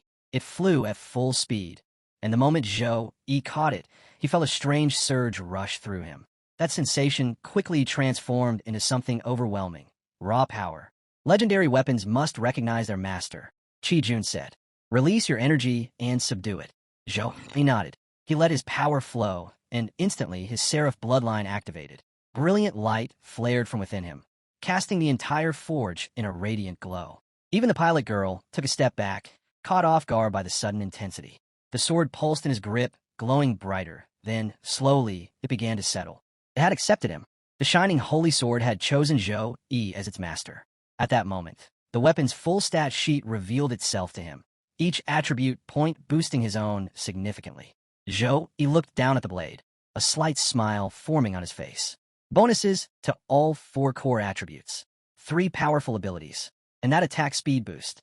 If my opponent attacks once, I can strike 3 or 4 times before they even recover.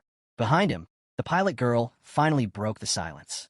Well, she said with a small smile, looks like you're satisfied with the weapon. The pilot girl suddenly turned toward Master Chi-Jun, noticing something was off. Her expression shifted. What are you doing? What happened to you? Everyone's eyes followed hers, and what they saw stunned them. The once towering, broad-shouldered blacksmith now looked completely different. His body had thinned out drastically, his face pale, and his posture weak. He seemed as though every last drop of strength had been drained from him. Where once stood a powerful master, now stood a man barely holding himself up, like a fruit withered and dried by the sun.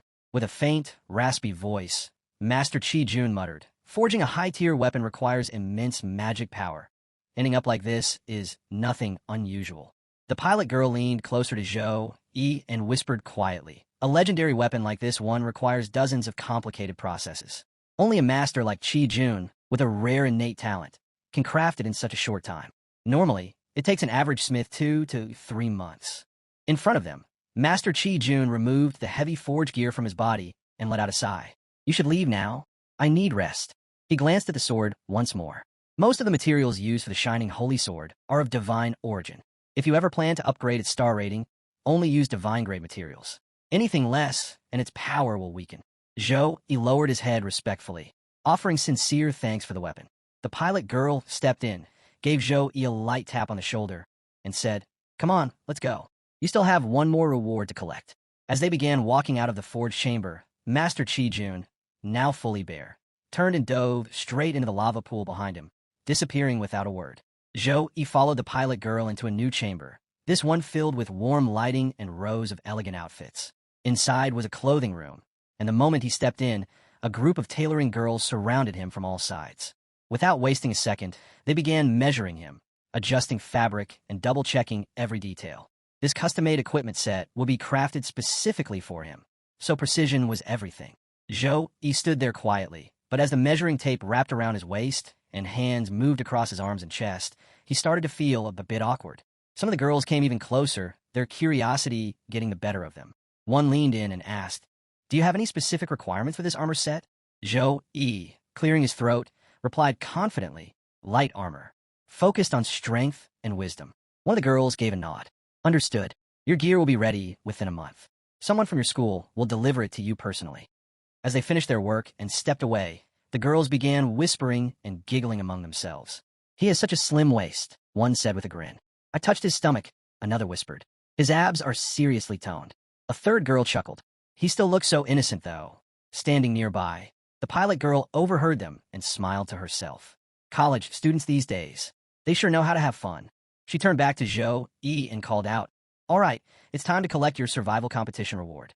Come here and make your choice." With a wave of her hand, a holographic screen popped up in front of him, revealing a list of rare skill rewards.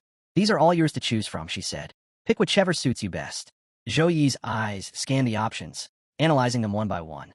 One skill stood out, Blood Shadow Escape, an S-rank ability that allowed the user to split into 1,000 shadows, making it nearly impossible for an enemy to track or land a hit. Another caught his attention, Red Cloud Wings, a powerful skill that granted increased mobility during battle, ideal for rapid aerial maneuvers. He kept browsing. Many of the options were elite-level life-saving abilities, designed to give professionals a critical edge when caught in deadly situations. After reviewing every skill, Zhou Yi finally made his decision. He reached out and selected the S-level Space Jump Stone, a rare item that, when activated, allowed its user to instantly teleport 10 kilometers in any chosen direction. The Space Jump Stone came with a limitation. It could only be used 3 times. As soon as Zhou Yi finalized his choice, the pilot girl looked at him, slightly curious. Space jump, huh? Definitely a powerful escape tool.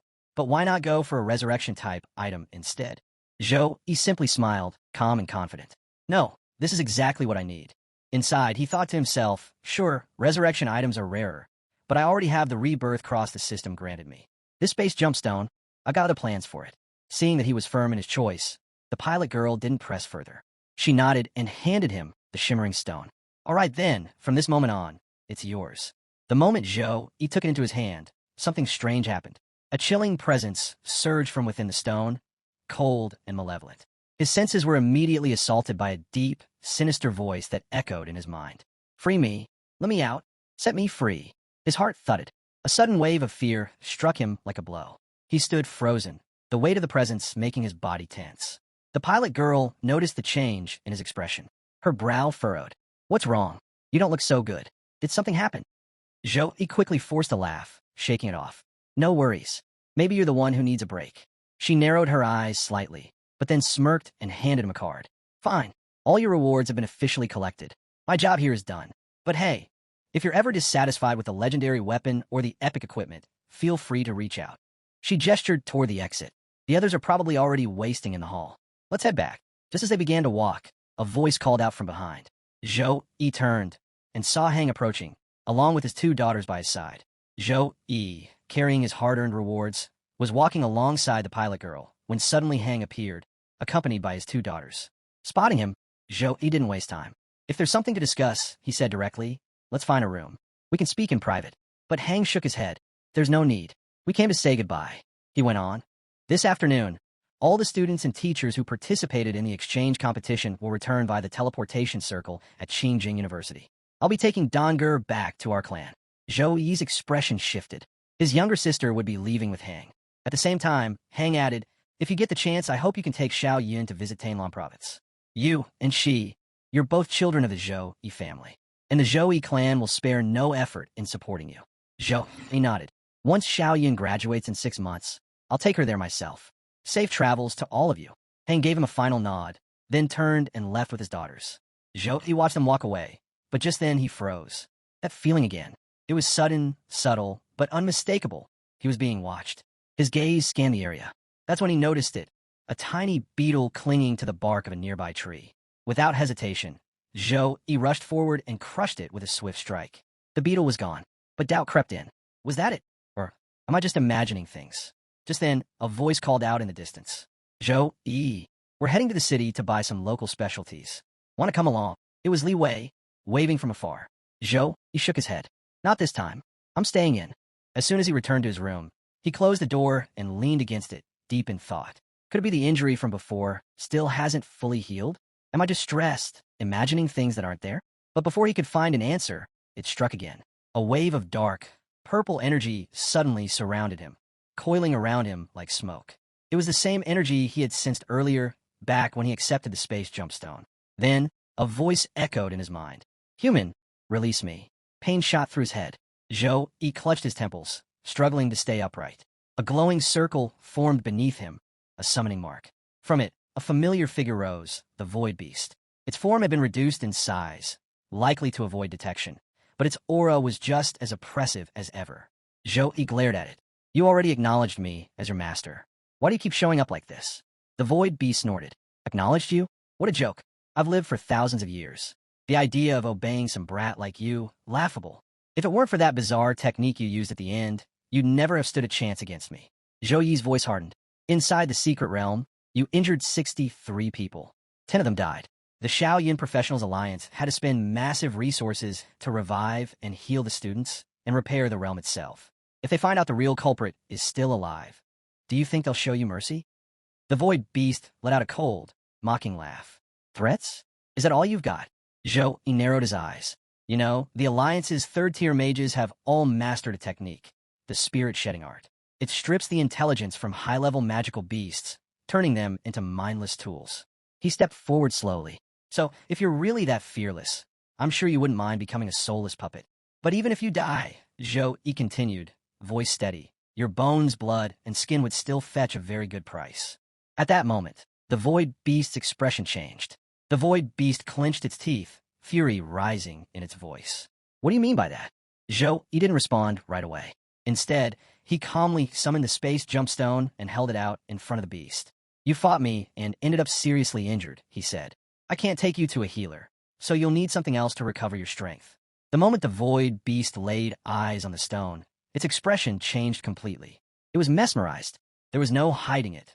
The desire in its eyes was primal, almost uncontrollable. It stared at the stone as though nothing else in the world existed. Zhou Yi's voice cut through the silence. 1 year. Assist me sincerely for 1 year. Your abilities are too valuable to waste. After that, I'll dissolve the contract and grant you your freedom. The Void Beast hesitated, then asked, and why should I believe you? Zhou Yi didn't blink. You don't have a choice. Trust me, or die. Without waiting for a reply, he summoned the Void Butterfly as well and handed it over. I'm returning your companion, he said simply. Then, turning away, Zhou Yi began to walk.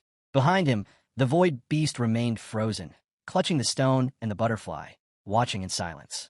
Just as Zhou Yi reached the doorway, a voice called out from behind.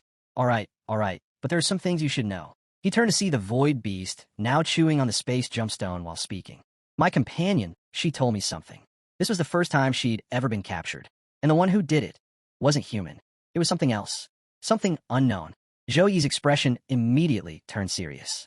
The scene shifts to the city market, where 3 girls had come out to shop. Vendors filled the streets, shouting over each other to attract customers. Blazing Fury Blade, fire element crystals embedded in the hilt, burns through monsters like butter. Only 998. Honored customer. Today only, battle armor plus a nail clipper. Buy one, get one. No tricks, no scams, just genuine goods and fair prices. Amid the buzz of the market, Jiangchu Ran stood at a stall browsing through equipment and jewelry. She inspected each item carefully. Beside her, the seller girl smiled proudly. Miss, this hairpin is embedded with an ice crystal. It's not just beautiful, it offers defensive properties too. She then picked up another item, holding it out with both hands. This gemstone has been enchanted by a wood element mage. It speeds up wound healing, perfect for a strong and graceful professional like you. But just as she was about to show more, a hand reached out from the side and casually picked up a piece of jewelry near Jiangchu Ran. The hand moved into the mirror's reflection, revealing none other than Zhou Yi, standing right beside her.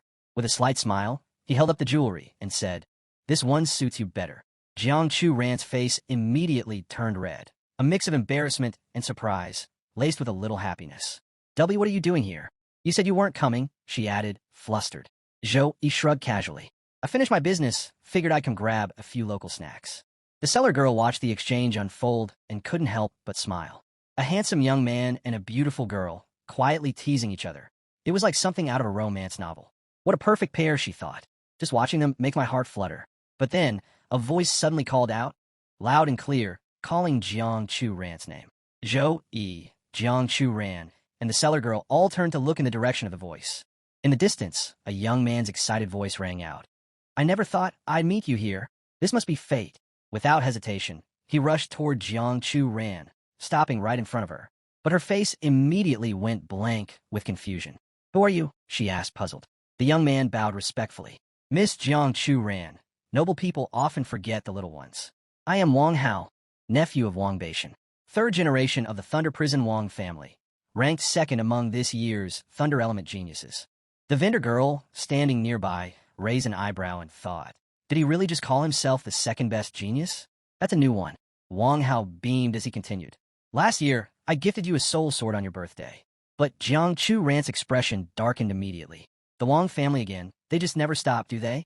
At that moment, Zhou Yi calmly placed a hand on her shoulder and said with a smile, There's a snack shop down the street. Let's go check it out. He gently led her away. As they began walking, Zhou Yi glanced back over his shoulder and added with a smirk, We've got things to do, so we'll be heading out. Wang Hao's face twisted with rage. How dare you? He roared.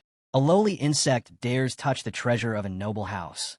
In a flash, he summoned a blast of thunder energy and hurled it straight at Zhou Yi. The attack crackled through the air, but the moment it reached him, it slammed against a golden protection shield and fizzled out completely. Wang Hao stared in disbelief. He immediately activated a detection skill, scanning Zhou Yi's profession. When the result appeared, he scoffed. A paladin, hiding behind a little bubble of defense. His arrogance returned in full force. A low-rank, spineless class like yours. Defeating you will be nothing. Anger flashed in Jiang Chu Ran's eyes. She stepped forward, ready to strike, but Zhou Yi held out a hand, stopping her. I'll handle this one, he said calmly. Then he turned to Wang Hao, confidence dripping from his smirk. 3 moves? If you can so much as touch the corner of my clothes, I'll apologize to you. But if you can't, his eyes narrowed. You'll kneel and apologize to me, he added with a casual tone. Oh, and let's be clear. Anything that gets broken, you're paying for it. The crowd gathered instantly. Whispers spread like wildfire. This is going to be good, someone murmured. Picking a fight while shopping? These kids are something else, another chuckled. Wang Hao is already boiling with rage. You dare challenge me? Fine, you're digging your own grave. He summoned Thunderstorm Strike, lightning surging around him, crackling violently. With a swing of his arm, he hurled the devastating bolt straight at Zhou Yi. Zhou Yi didn't flinch. He raised one hand, and the golden protection shield shimmered again. The thunder attack slammed into it and vanished, completely neutralized. Gasps erupted through the crowd. One bystander rubbed his eyes in disbelief. It didn't even scratch him. Wang Hao stood frozen, stunned, but he quickly masked it with a sneer. So what? You're just a turtle with a thick shell. Dumped all your points into defense, didn't you? Inside, however, he was fuming. Damn it, that defense. I wasn't expecting this. Gritting his teeth, he gathered more power. Fine, you want to see strength? Taste my true killer move, Blitz Panther Shadow. Lightning howled as a thunder-infused shadow, shaped like a panther, surged from his palm, roaring towards Zhou Yi at full speed. But Zhou Yi didn't counter with a skill. He casually used a bit of holy light, lifted a random piece of equipment from a vendor stall, and hurled it forward. Boom! The simple, enchanted item collided with Wang Hao's attack and shattered it into pieces. The thrown item continued sailing, brushing past Wang Hao's cheek. He froze, paralyzed. What just happened? Terror seeped into his eyes. Who is this guy? In front of him, Zhou Yi let out a lazy yawn and stretched. You've still got one more trick, right? Go ahead, don't waste time. Wang Hao stared, stunned. Impossible. I've never even seen this guy among the top-ranked nobles. Just a paladin. How could he be stronger than me? His arrogance cracked under the pressure of pure disbelief. With just a few effortless moves, Zhou Yi had brought Wang Hao to his knees. The crowd was stunned, and Wang Hao, still trembling from the overwhelming force, simply couldn't accept what had just happened. How could someone so low-ranked overpower me like this? Refusing to admit defeat, Wang Hao clenched his jaw and drew his sword. There's no way he can dodge this. Thunder crackled across the blade as he poured all of his power into it. Then, in a blur, he charged straight at Zhou Yi, unleashing a furious thunder slash. But Zhou Yi didn't even flinch. He calmly raised a single finger, and from the sky above, a beam of holy cross energy crashed down. Boom! A pillar of light engulfed Wang Hao, flattening him to the ground. The attack ended as quickly as it began, but the silence afterward was deafening. Zhou Yi looked down at the fallen figure with cold indifference. So this is the so-called lightning genius? Well, let down. The crowd was frozen, speechless. Then, slowly, Wang Hao regained consciousness, but only to fall back to his knees, head spinning with humiliation. Rage filled his eyes, but he couldn't move. Around them, the murmurs started. Li White, doesn't he look familiar? Yeah, he has the aura of a saint knight. I swear I've seen him somewhere before. Then someone gasped, pointing. That's Zhou Yi. He's this year's exchange competition champion. Realization swept through the crowd. The vendor who had earlier been selling to Jiang Chu Ran nodded knowingly. No wonder. That strength, it makes sense now. And the girl with him? That's his girlfriend, Jiang Chu Ran. Wang Hao heard every word. The truth hit him like another wave of lightning. He had just been humiliated by a freshman, and in public. Still on his knees, he could only watch as Zhou Yi walked away alongside Jiang Chu Ran, completely unfazed. Calm, in control. Wang Hao's eyes burned with hatred. Zhou Yi, I'll let you walk away this time. But when my brother comes back, you'll regret ever crossing me. Then he looked at Jiang Chu Ran, venom dripping from his voice. And you, how dare you betray the Wang family? My brother will never forgive this. Elsewhere, Zhou Yi's entire team moved forward through the crowd, drawing attention from every direction. At the front, Housemaster Wu led the way, calm and proud. Whispers spread instantly. That's the Su Hang team. He's even more handsome than he looked on the broadcast, one awestruck student murmured. And Jiang Chu ran. She's stunning in person, another added. As they reached the inner courtyard, Housemaster Wu was greeted by Housemaster Chung from Qingjing University. Wu smiled warmly. Thank you for your hospitality. Truly. But Housemaster Chung was clearly irritated. Oof. Your team stole all the glory. We were nothing but stepping stones this time. Wu chuckled lightheartedly. Now, those are strong words. Friendships matter more than rankings, don't they? Still grumbling, Chung crossed his arms. Whatever. We came in last. Let's not sugarcoat it. Just then, students and teachers from the other universities began gathering around. A sudden shout rang out. Everyone, prepare for departure. A teleportation circle began glowing on the ground. Mages moved quickly, activating its intricate runes. The energy within began to hum with magic. One by one, students began stepping into the circle, ready to be sent back to their respective academies. Among them, Zhou Yi approached Jiang Chu Ran for a brief goodbye. Until next time, he said with a light smile. Take care, Jiang Chu Ran replied with a nod. Around them, others exchanged words and playful jabs. Next time I'll crush you. In your dreams. Laughter and light banter filled the air as everyone made their farewells. Within moments, light enveloped the teleportation circle, and the crowd began to vanish, one group at a time, until the area slowly emptied, leaving behind only the lingering energy of the spell and the echoes of competition. Zhou Yi and the entire team were instantly teleported back to Suhang University, landing right at the central plaza where both the housemaster and headmaster were already waiting for them. The moment they arrived, a warm cheer rose from the faculty and students, welcoming them back as the championship-winning team. Among the welcoming party stood Housemaster Zhou and Housemaster Song, both smiling proudly. Zhou held up a newspaper, chuckling as he waved it in the air. Suhang University's name is everywhere this year. We've stolen the spotlight, and this championship win is all over the headlines. Housemaster Song laughed along. You all did an outstanding job. Truly. Then, the headmaster stepped forward, addressing everyone with a calm but commanding tone. The exchange competition isn't just a match, it's a battlefield. A stage for schools to test the strength of their students and the quality of their teaching. And like any battle, great merit brings great reward. He then turned to the substitute team and called their names. Tan Wei, Zhang Zi, Su Chang, Hong Bin, and Zhao Qingzhu. You may have been substitutes, but you shined in both the individual and survival matches. A pause. Then he continued. Each of you will be awarded 5,000 points. Their eyes widened in disbelief. 5,000 points? Smiles slowly spread across their faces as the weight of the reward sank in. For perspective, clearing an abyss-level goblin dungeon only earned 500 points. With 5,000, they could run that dungeon 10 times. For most students, collecting that many points would take an entire year of grinding missions. Yet here they were, rewarded instantly. Then the headmaster looked to the main team. Jiang Chu Ran, Song Xiaolan, Wei Tai Xian, and Tang Ling.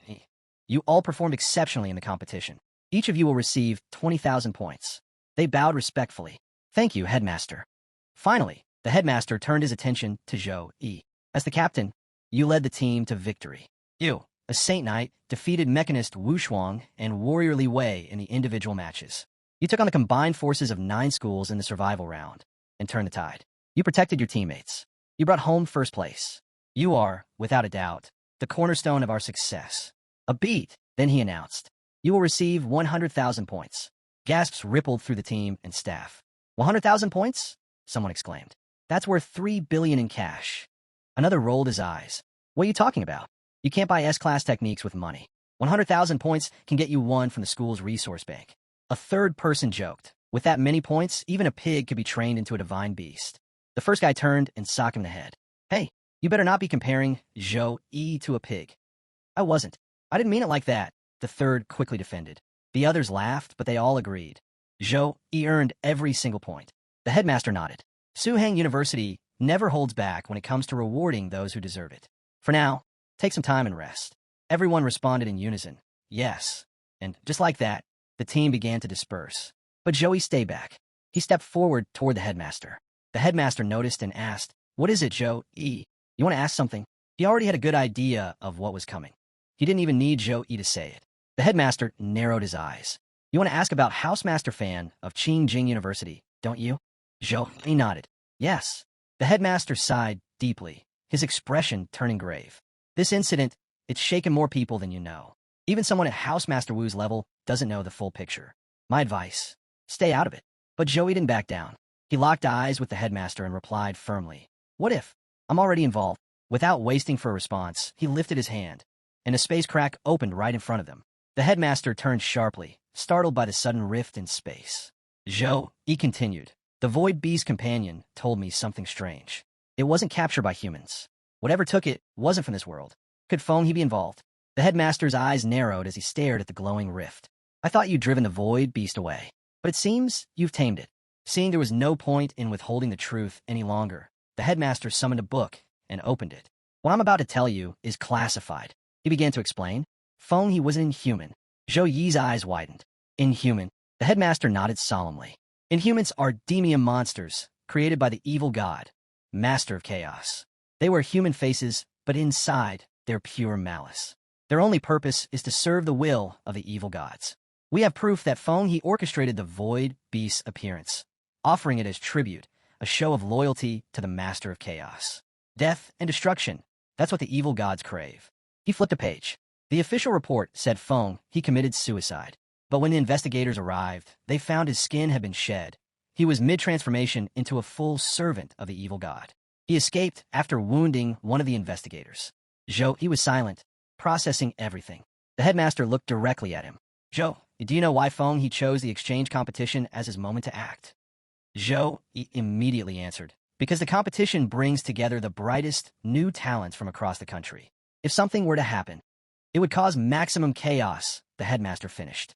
"Yes, that's one reason, but not the only one." He turned to a blank wall, as if seeing far beyond it. "The ruins of the Million Beasts, where the competition took place, sits on top of a fracture in the seal that holds back the evil gods." The atmosphere turned heavy. "That realm," he continued, "was the site of a cataclysmic beast war thousands of years ago. The reason? The descent of the Master of Chaos. He tried to breach the mortal realm through that very location. The beast clans fought to seal him, but the cost was their entire civilization." Zhou Yi's brows furrowed as he realized the gravity of it.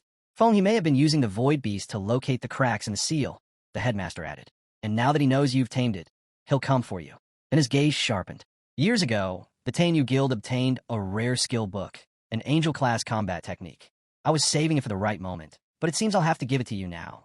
As he spoke, a teleportation circle lit up beneath their feet, already activated. The scene shifted instantly to the Taiyu Guild's resource vault. A vast, secured chamber lay before them, its gates towering, ancient, and deeply etched with protective runes. The air buzzed with layered enchantments. "This vault," the headmaster explained as they walked forward, "is the heart of the Taiyu Guild. Centuries of treasures, skill books, artifacts, materials, all stored here.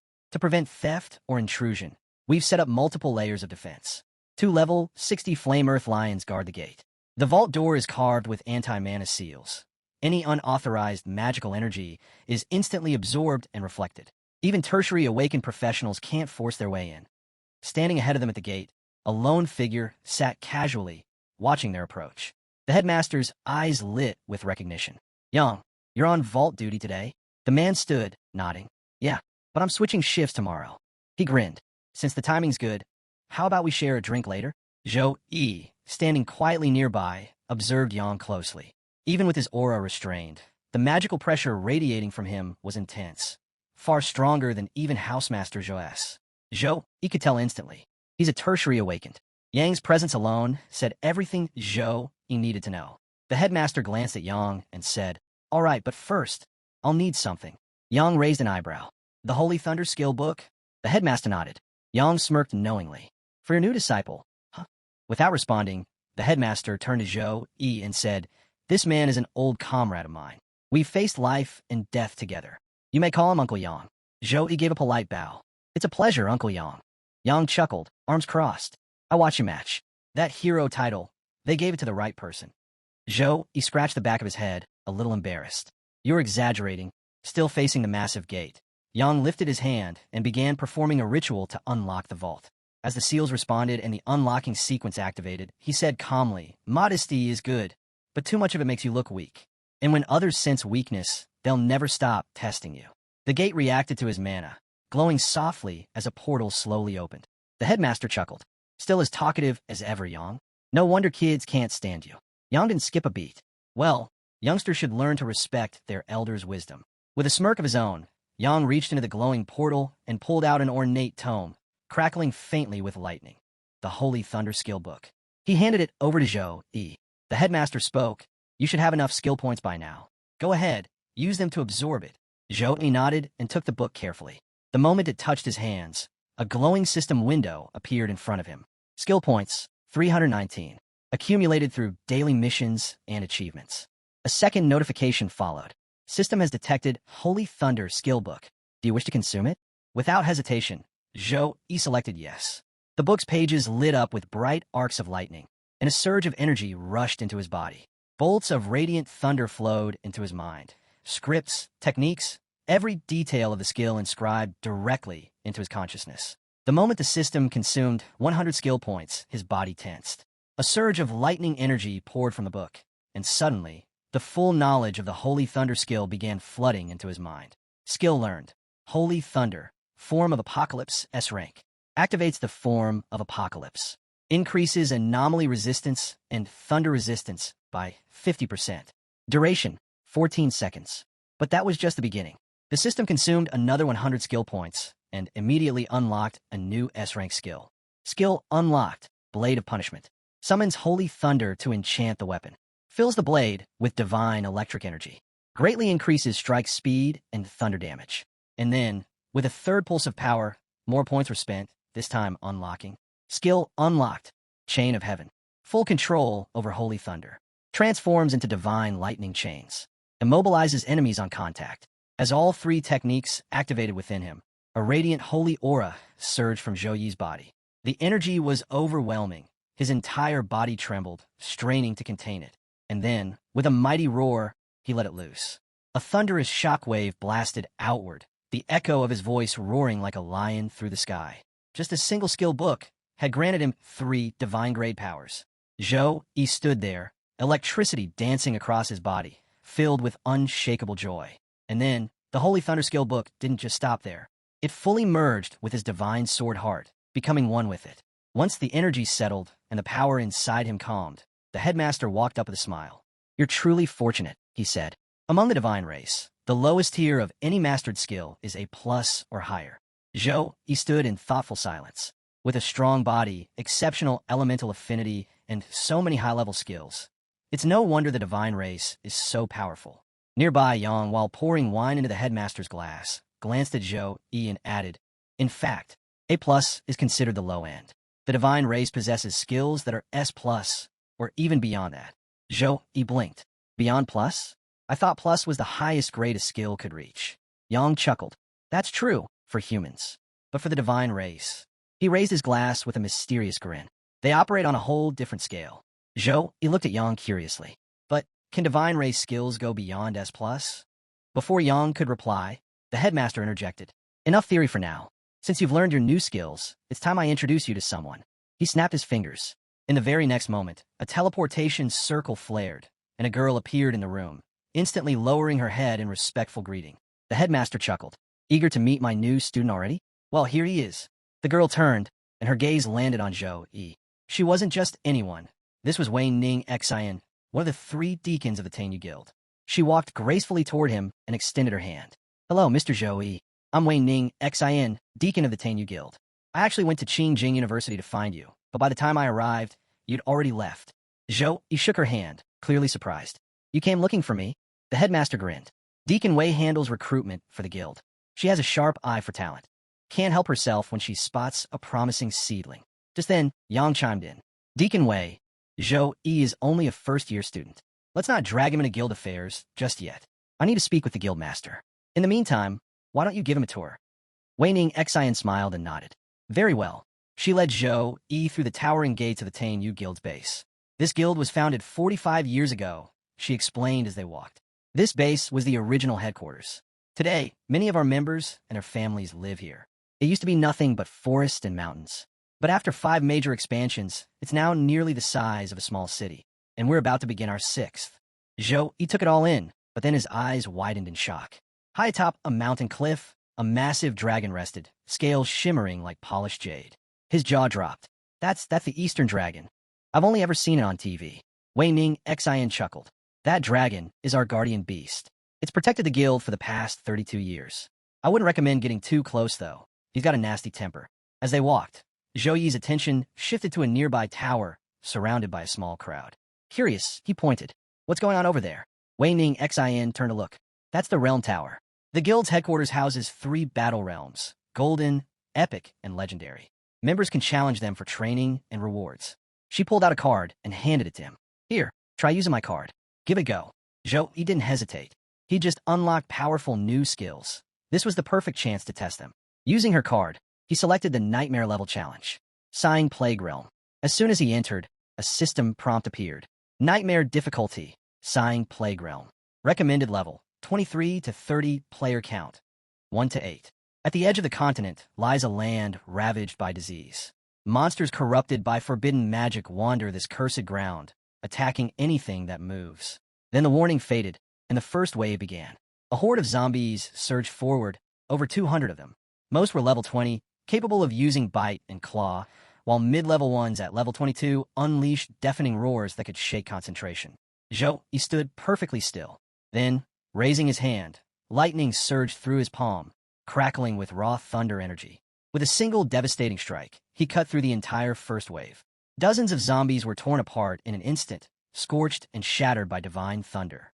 Activating form of Apocalypse, his anomaly resistance and thunder resistance shot up by 50%, giving him an incredible edge in this plague-infested realm. Even at level 1, the form granted him a temporary power boost for 14 seconds, more than enough for a skilled fighter like him. Wave after wave fell to his holy thunder techniques. Blade of Punishment lit his weapon with divine electricity. Chain of Heaven bound enemies in place before they could even touch him. He didn't slow down for a second. When the dust settled, a notification appeared. Level 1 cleared. 200 zombies defeated. Completion time, 35 seconds. Right away, a portal to the second level, Mutant Village, opened before him. Zhou Yi stepped through without hesitation. But the moment he entered, a wave of nausea hit him. The air in this level was thick and rancid, like rotting corpses marinated in death. Far worse than the toxic mist he once faced in Tempest Valley. His eyes narrowed. Whatever was wasting in this village, it wasn't just stronger. It was vile. The air was thick, corrupted, and heavy, as if every breath came laced with poison. A dense, putrid fog crept through the mutant village, impairing Zhou Yi's vision and stinging his senses. Realizing just how dangerous this place was, Zhou Yi immediately slowed his pace, every movement deliberate. He stepped forward with heightened caution, his instincts fully alert. But the radiant, holy glow surrounding him, powerful and divine, only stirred the monsters hidden in the mist. Their snarls echoed all around, voices twisted with malice and pain. "Get out of here now," one growled from the shadows. "This human stinks," hissed another. Still, Zhou Yi didn't move. He stood tall, unmoved, his hand already resting on the hilt of his legendary weapon. He was prepared to use it, and he knew he might need to. The voices grew louder, angrier. "Kill him. Another weak fool walks in to die. I can't hold back any longer. This pathetic Saint Knight. His stench makes me sick. I'll tear him to shreds." Then, from the fog, they lunged. A pack of zombie hounds, their bodies rotting and twisted beyond recognition, burst forward with terrifying speed. They were level 25, equipped with Rapid Bite and Jumping Lunge, deadly skills that made them hard to avoid. But Zhou Yi didn't flinch. In one fluid motion, he unsheathed his blade and struck first, unleashing holy thunder in a blinding arc of destruction. The air exploded with divine energy. Before the zombie hound could even get close, they were gone. Sliced down mid-leap. More creatures surged forward. Zombie butchers, massive and hulking, also level 25. Their roars trembled through the fog as they attacked using Strong Slash, Wind Slash, and Wild Roar. Zhou Yi activated Blade of Punishment, his weapon now crackling with radiant thunder, and met them head-on. One strike, one flash, and every single butcher was cleaved in half, their grotesque forms falling apart before they could finish their swings. But Zhou Yi didn't stop. He pressed forward, slashing through every twisted creature in his path with ruthless precision. Wave after wave, he carved through them, each swing of his blade dealing thunderous, explosive damage. Letting out a short laugh, he muttered, "Not bad. You guys lasted 2 seconds longer than the last batch." Another sweep of his blade. More corpses hit the ground. The few remaining zombies hesitated. Even the undead seemed to sense his power now. One of Zhou Yi's attacks had sliced straight through the earth, leaving a massive crack in the ground. But the dead didn't know fear. Not for long. Wild Roar, one of the zombie butchers howled, unleashing a skill that riled up every undead within range. Their eyes flared with bloodlust as they turned rabid, completely fearless. Filthy Saint Knight, you die today. Pathetic human, this is your grave. As they all charged forward, howling threats through the fog, he scoffed under his breath. What are they even rambling about? Without hesitation, he launched himself forward. Like lightning, he tore into the charging horde, blade gleaming, thunder screaming from the edge of his weapon. His blade slash landed with devastating force, cleaving enemies in two, their bodies shredded mid-charge before they even reached him. The moment he stepped deeper into the second level, the intensity instantly spiked. Stronger, more aggressive zombies began pouring in from every direction. Back on the first floor, he'd cleared the horde using raw skill. But here, he switched tactics. Now, he was fighting with a new weapon skill he had just unlocked, slicing through wave after wave with flawless blade slash strikes. But the zombies weren't slowing down. They began entering rage mode, their snarls turning into full-blown roars as they charged at him in unison. Different types, grotesque and mutated, all lunged for him at once. But he stood his ground. One swing, and half a dozen dropped. Another, and the ground cracked under the force. Still, they kept coming. From the fog, a new threat emerged. Worm-like zombie beasts, their grotesque mouths wide open, lunging to bite. He sidestepped fluid and fast, slicing them down with surgical precision. But despite his efforts, the number of zombies kept increasing, pressing in one step at a time. He began stepping back, maintaining distance while cutting down anything that moved. That's when a plague spreader zombie, level 26, crept up behind him. Its mouth hung open, green ooze dripping from its rotting jaw. The stench was overwhelming. The monster suddenly charged in, releasing Plague Breath, one of its deadliest skills. If inhaled, it would infect the target, draining HP per second until they collapsed. He turned at the last moment, grabbing its face with one hand and shoving it away, struggling visibly. He was clearly in trouble. Gritting his teeth, he raised his sword and sliced the creature clean in half. But it was too late. He'd already been exposed to the breath. Without wasting a moment, he activated Death Resistance, a powerful skill that allowed his body to rapidly heal from lethal toxins. The burning sensation in his arm began to fade. Backing up, he repositioned himself just behind the thickest part of the incoming wave. Earlier, he had wielded a long-handled warhammer, excellent for sweeping attacks, but too slow for close quarters. Now, he switched to the shorter blade, activating Blade of Pure White for better control. It was the right call. With a new weapon, everything became easier. But it was taking too long. He'd been in this realm for over a minute, and had only cleared about 20 monsters. The pace wasn't fast enough. If he didn't switch soon, the numbers would overwhelm him. He considered Blade of Punishment, but decided to save it for something bigger. Looking at the crowd of undead gathering around him, a sly smile crossed his face. He lifted 2 fingers to his forehead, closed his eyes for a brief second, and whispered, "Holy Storm." A howling whirlwind of sacred energy erupted from his body, spinning violently and surging toward the enemy wave like a divine cyclone. As soon as the Holy Storm hit, you have killed Zombie Butcher. You have killed Plague Spreader. You have killed Worm Beast. One after another, notifications flooded the screen. He stood at the center of the maelstrom, his coat fluttering from the holy wind, watching as every single zombie in the area was wiped out. Then, another message appeared. Second level cleared. 100 zombies eliminated. Time taken, 1 minute 50 seconds. A portal shimmered open in front of him. Next stage, the Forbidden Church. Without hesitation, he stepped through. This time, the setting changed drastically. No grotesque monsters. No swarming hordes. Just silence. In front of him stood a man, tall, cloaked, and clearly infected, yet maintaining a human-like posture. Surrounding him were several nuns, their heads bowed, motionless. Zhou Yi's eyes narrowed. This wasn't a person. It was the zombie bishop, level 45, a priest of the undead, cloaked in shadow and decay. He possessed dark, twisted powers. Dark Ball, zombie summoning, death curse. He stepped forward and spoke calmly, his voice like a sermon. I see in your eyes questions. You've entered the realm of life, of the living. That's why you seek answers. He kept his blade low but ready. If God always helps, then why this? The bishop chuckled darkly. My faith lies with the ancient God, the one who governs the cycles of life and death. Under their will, he raised his hand, the nuns around him slowly beginning to move. Even chaos is divine. At last, the truth behind existence has been revealed. Life is fleeting and delicate, but follow our God, and you'll break free from the chains of mortality. Step into eternity. Lie without end. Watch centuries roll by while others perish. Imagine standing tall as time crumbles around you. Immortal, untouchable. As he speaks, The zombie bishop reaches out to our hero and offers, "Join me. Drop that narrow-minded blade of justice. Embrace the gift of immortality. Taste its bliss." Our hero, captivated, begins repeating the bishop's words. Slowly, he walks forward, drawn in by the promise of eternal life. His eyes start to glow red, the bishop's influence tightening its grip. "You understand now," the bishop says, pleased. "This is what everyone desires. And you've been chosen." But just then, our hero halts.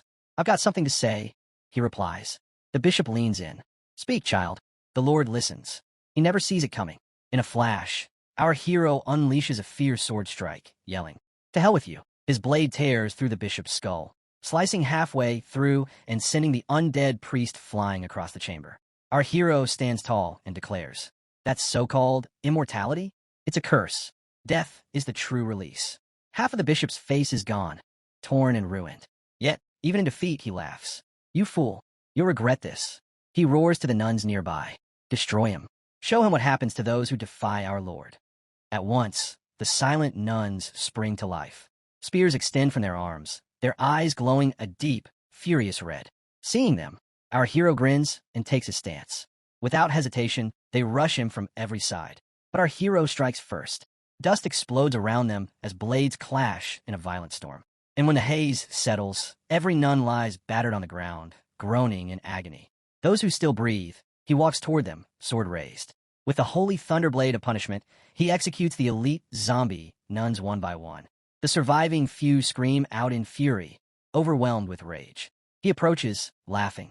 "Oh, so now you found your voices?" Before they can react, his blade flashes, cutting them down where they stand. More rush in to avenge their fallen. He chuckles again. "You really think you're strong enough to stop me?"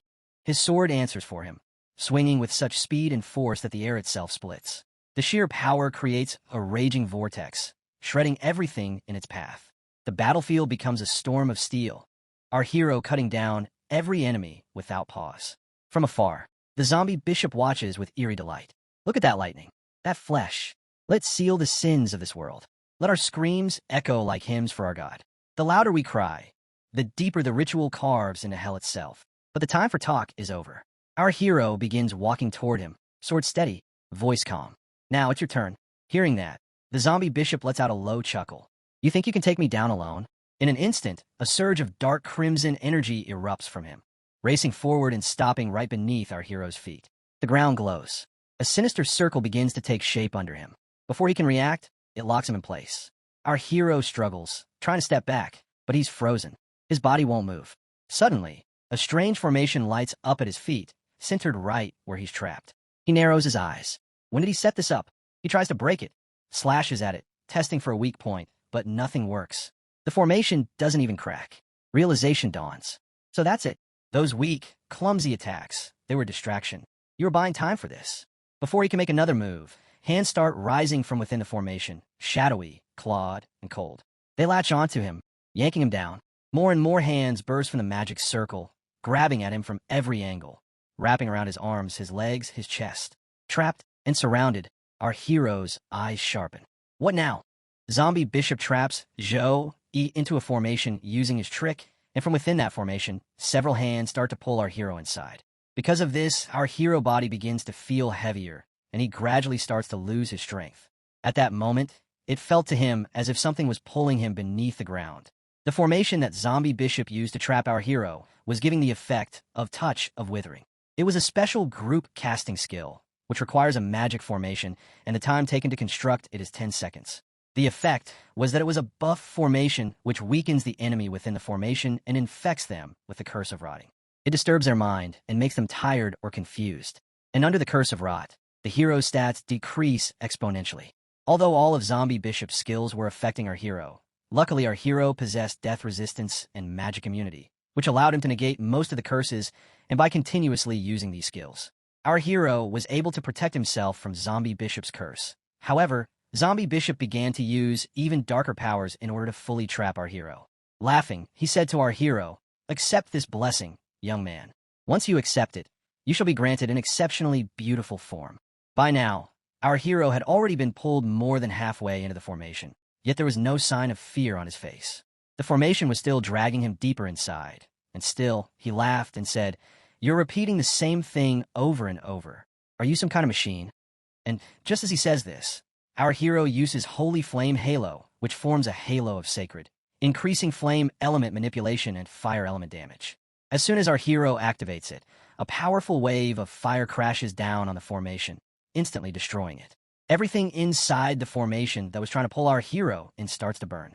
Within just a few seconds, they're all burned and fall apart. As soon as our hero is freed, he immediately launches an attack toward Zombie Bishop with his sword, the Spear of Victory. Zombie Bishop swiftly raises his dark shield, absorbing most physical and magical damage. It may even reflect the attack, turning the hero's power against them and spreading dark corruption. Zombie Bishop tries to defend himself from our hero's attack using this very shield. As soon as our hero sees that a single strike isn't enough to break Zombie Bishop's dark shield, he immediately unleashes a blade attack toward the shield. As the attack collides with the shield, cracks begin to form across its surface. Seeing this, a slight expression of fear appears on Zombie Bishop's face. He shouts in rage, "Great Xia, show your wrath and punish this insect." The moment our hero hears the name Xia, something clicks in his mind. He tries to focus and remember. Then it hits him. The bear demon had mentioned Xia before, and now the name is being used again. How is that possible? At this very moment, our hero had almost broken through Zombie Bishop's dark shield, and from within the shield, dark black bubble-like orbs began to emerge from Zombie Bishop's body, slowly surrounding him. Our hero prepares for another attack, and in his mind, he thinks, "I don't know what's going on or who is connected to what, but I can't let this continue." To end it in one blow, he prepares to fuse the divine sword heart with his next strike. Because Zombie Bishop's shield can absorb a huge amount of damage and reflect it, our hero knows he has to destroy it in a single hit. And with that thought, he unleashes the Holy Thunder form of Apocalypse together with the Holy Thunderblade of Punishment. Both strike the shield at the same time. As the attacks collide with it, the shield shatters instantly. The hero's blow lands cleanly on Zombie Bishop's neck, severing his head and sending it flying into the distance. Yet, even with his head separated, Zombie Bishop isn't dead. His body and head lie apart, but a black, liquid-like substance begins to ooze from within. Slowly, his entire body dissolves into the dark fluid, which starts creeping and shifting, piece by piece, trying to reconnect. Zombie Bishop's head, still filled with rage, shouted, "You insolent brat! If you're not willing to surrender, then I will devour you in place of Xia." By this time, our hero had already entered his angel physics state. Hearing Zombie Bishop's words, he laughed and replied, "You actually look much better this way." And now, countless eyes and teeth had begun to appear across Zombie Bishop's entire transformed body. That dark liquid form started attacking our hero, launching wave after wave toward him. Our hero dodged swiftly, weaving side to side to evade the incoming strikes. But as the dark attacks began closing in from all directions, he instantly activated the Holy Light Shield, targeting Zombie Bishop's liquid form. The shield trapped Zombie Bishop completely, sealing his entire body inside. Without hesitation, the hero unleashed Holy Thunder, chains of heaven. Countless chains of divine lightning descended, wrapping tightly around Zombie Bishop and locking him in place. Seeing this, Zombie Bishop began to scream, "Let me go. You will have to pay for your actions. Oh great God, punish this defiler for his sins." Seeing Zombie Bishop writhe and cry out in pain, our hero calmly says, "Don't deceive yourself with hopes of salvation. Accept the light of judgment." Without hesitation, our hero uses his final skill, Chain of Heaven.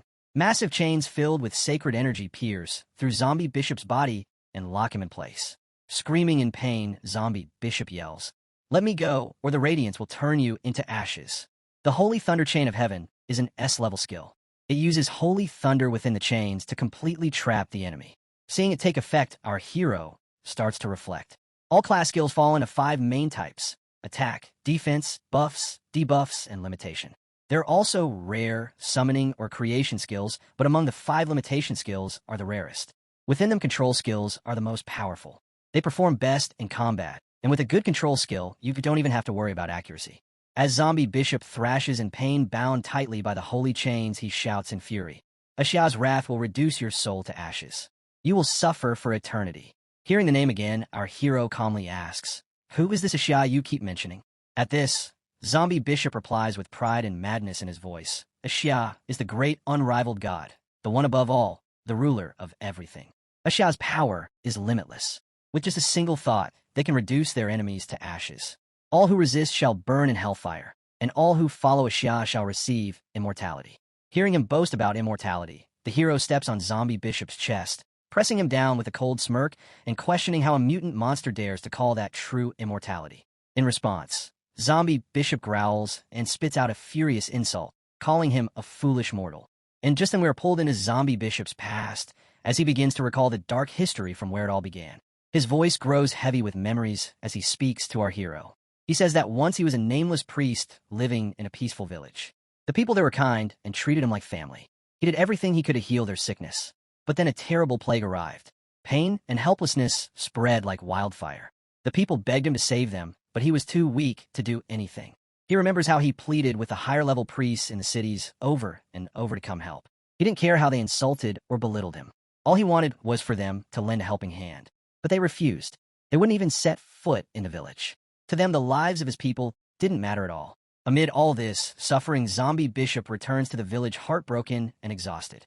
He walks into the center of the ruined village and cries out that he has returned and comes back to save them all. Seeing him, the villagers still clinging to hope begin to smile. Their faces light up with relief. He is back. They believe everything will be okay now. Zombie Bishop, after seeing his villagers dying, goes to different cities and asks different priests for help, but no one helps him. Yet he somehow brings a solution from somewhere and returns to his village, announcing that now all of them will be saved. After that, he hears a dying person in the village whose body had dried up due to the illness, and because of the disease, pimples had also appeared all over his body. To heal him, Zombie Bishop shows a cross in front of his body. However, the moment he uses the holy power on the man's body, that villager's body explodes.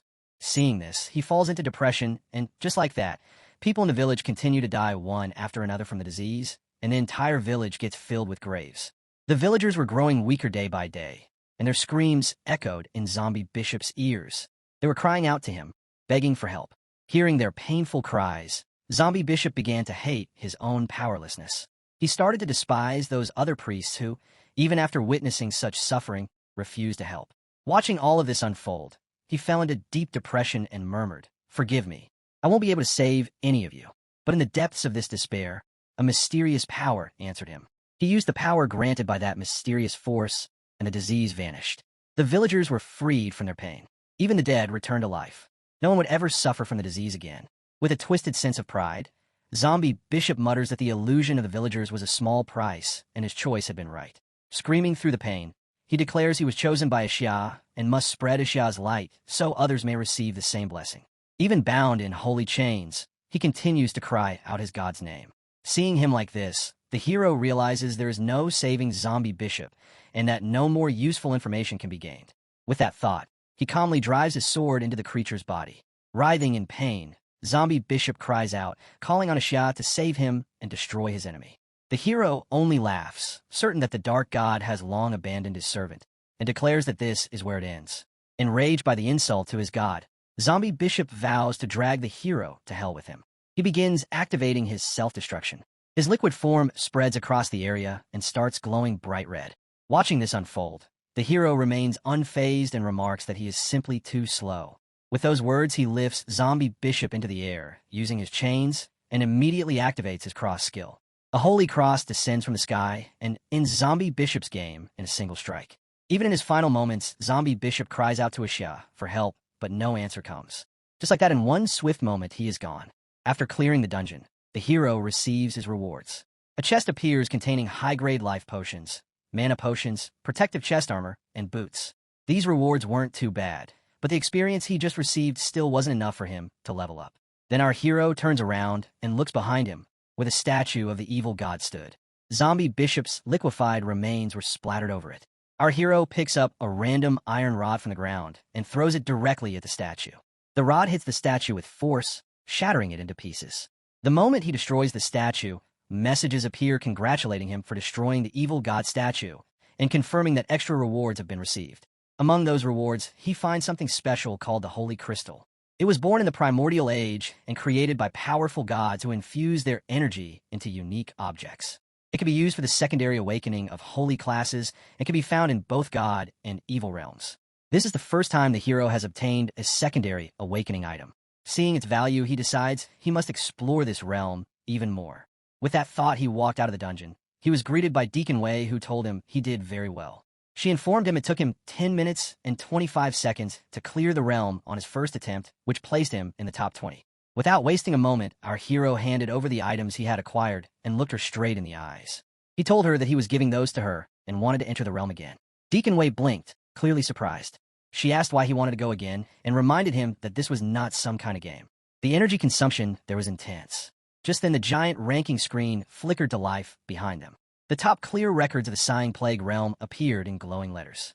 At the very top stood first place Wei Qi Xian, and its second place was Ning Xinu. Our hero stared at the board for a long moment, then turned back with fire in his eyes. He said that the first run was for exploration, and this time he wanted to challenge the fastest clear. He believed he could beat first place. Deacon Wei's smile faded as she warned him that the top 10 were all level 30, and he should wait until at least level 27 to challenge the leaderboard. But the hero's resolve was clear. Seeing his determination, she nodded and advised caution, refusing to accept any items from him. Just then, someone called out to her. It was Zheng Ming, her nephew, a level 24 berserker and second-year student at Suhang University. He said it took him 2 months to finish off the otherworld creatures, and he was exhausted. As they're conversing, our hero, on his way out, is deep in thought, clearing creatures from other worlds through dimensional gaps. When I was in Tempest Valley, I discovered that lower-level otherworld creatures can pass through medium-sized dimensional rifts. Thinking about this, he heads toward the portal, remembering his master's words. According to Master, not only did the country enter level 3 wartime status, but they also sent legions to sweep for any possible otherworld creatures near the gaps. After that, Wei asks Viming about the casualties. Viming replies with a serious tone, saying there were 12 people in their team, but only 8 made it back. He adds that even with the legions protecting them, it was a close call, and without them, he probably would not have survived. Hearing this, Wei becomes a bit worried. She points out that 1/3 casualties is a terrible number. Then she asks Ming if he called his mother and questions why he did not tell her about such a dangerous mission. Ming laughs and admits he came to Wei because he kept the mission secret from his mother and fears her scolding. Wei gets annoyed and says she can't help. Ming smiles and calls her Annie playfully. Then Wei notices the hero and asks why he hasn't entered the realm. The hero steps forward and says he already did and came back. Wei is shocked. He shows her the updated dungeon record, placing him first with a clear time of 1 minute 59 seconds. Stunned, Wei asks if he really cleared a nightmare-level realm in under 2 minutes at level 23. Then our hero calmly repeats that he wants to try it once more, but this time on Abyss difficulty. Wei looks at him and calls him a monster, then tells him to take her card and use it as much as he wants. As our hero turns to leave, Ming suddenly recognizes him and reacts with shock, saying that he is Suhang University's #1 student Zhou Yi. After that, 2 months go by. In that time, the Sighing Plague realm on Abyss difficulty becomes a proving ground for the strongest. And at the very top of its leaderboard stands E. The records speak for themselves. E at level 29 cleared the realm in just 1 minute and 29 seconds. Right behind him, but far slower, is E again, now at level 35, who took 4 minutes and 15 seconds. In third place is Margareta, also level 35 with a time of 4 minutes and 32 seconds. These results shake the entire community. Whispers start spreading among warriors and students.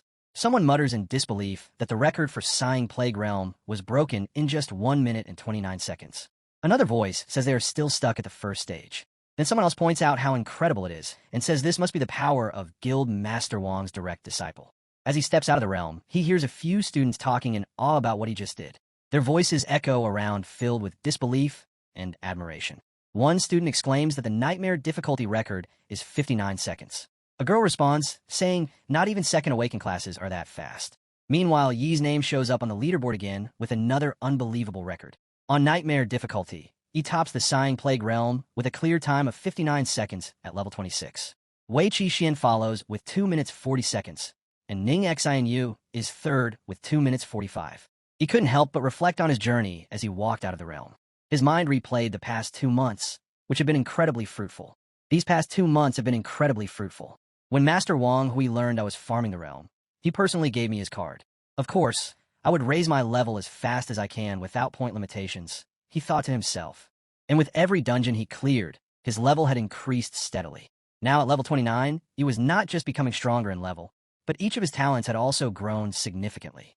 The path ahead seemed limitless as his strength continued to soar. When he checked his phone, he saw a message from his Master Wang, asking him to come meet. Without wasting a moment, he headed to the location. As soon as Wang Hui saw him, he smiled and said he had gained 6 levels in just 2 months, which was exactly what he expected, and that it was impressive. Placing a hand on Yi's shoulder, he grinned and said he could have taken him to the deeper wilds to hunt monsters and reach level 40 or 50 even faster. Then he asked if he knew why he didn't do that. With a calm face, he answered that it was because tertiary awakened classes had empty levels with less training and couldn't unleash their full strength. Only those who trained on the edge of life and death became truly powerful. Wang Hui nodded seriously and said that in the world of strong people, there were always some with no talent who got their levels up using family resources, but even after secondary or tertiary awakening, they stayed weaker than others. Then he handed Yi a scroll and said that now he had reached level 29, it was time to prepare for his secondary awakening. While handing over the scroll book to our hero, the headmaster said, a Saint Knight's secondary class will be the Apocalyzer. It enhances the class's control over holy light and significantly boosts offensive power. But that's for regular Saint Knights. Your offensive is already extremely powerful. This is the class awakening book for Apocalyzer. Commune with it through your mind to view the requirements for class awakening. And the moment the scroll book came into our hero's hands, right then and there, a notification about the class book appeared telling him to meet the awakening requirements and evolve the class from Holy Knight to Apocalyzer. Reading this notification, our hero focused his attention on the scroll book. As he did, the requirements slowly began to reveal themselves to him. The first requirement: this class could only be accepted by someone whose first class is Saint Knight. The second: reach level 29. The third: 100 sacred crystals. And then came the fourth: 100 will of repent. It was this final requirement that caught our hero off guard. Confused, he looked at it and asked, what is this will of repent? Does that refer to the remorseful will of cultists who followed evil gods? At that, the headmaster explained, do you remember the repent skill you acquired in the plague realm? You'll need to use it to extract the will of repent. But be quick. You must collect it within half an hour, or their souls will dissipate. The moment our hero heard the headmaster's words, he immediately asked him directly, how do you know I have that skill, master? The skill our hero was referring to was repent, a grade C skill that allows the user to use it on cultists to make them produce the will of repent, and can also be used within half an hour after their death. In response to his question, the headmaster calmly replied, I knew you would receive this skill when I heard you were farming the Sang Plague Realm. It was a must-run realm for holy classes, and knowing you, you've probably already collected more than enough sacred crystals. Saying this, the headmaster began to walk away. Watching him leave, our hero began to reflect silently. So master had already prepared for my second awakening. Just then, the headmaster added, you only need to complete the fourth mission for your secondary awakening. To that, our hero simply responded with a yes. The headmaster let out a small laugh and said, there's a mission with cultists on the school network. You might be able to receive the will of repent from them. Go check it out. With a confident nod, our hero answered, yes, once more, and then set off from there. Following the headmaster's advice, our hero begins searching through the school network, scanning the entire website in search of any information about the cultists. As he clicks through the various links, he notices something. Out of the 3 major schools, Suhang has fewer students than expected. With only about 5,000 students across all 4 years, it doesn't even come close to matching the student populations of the other schools.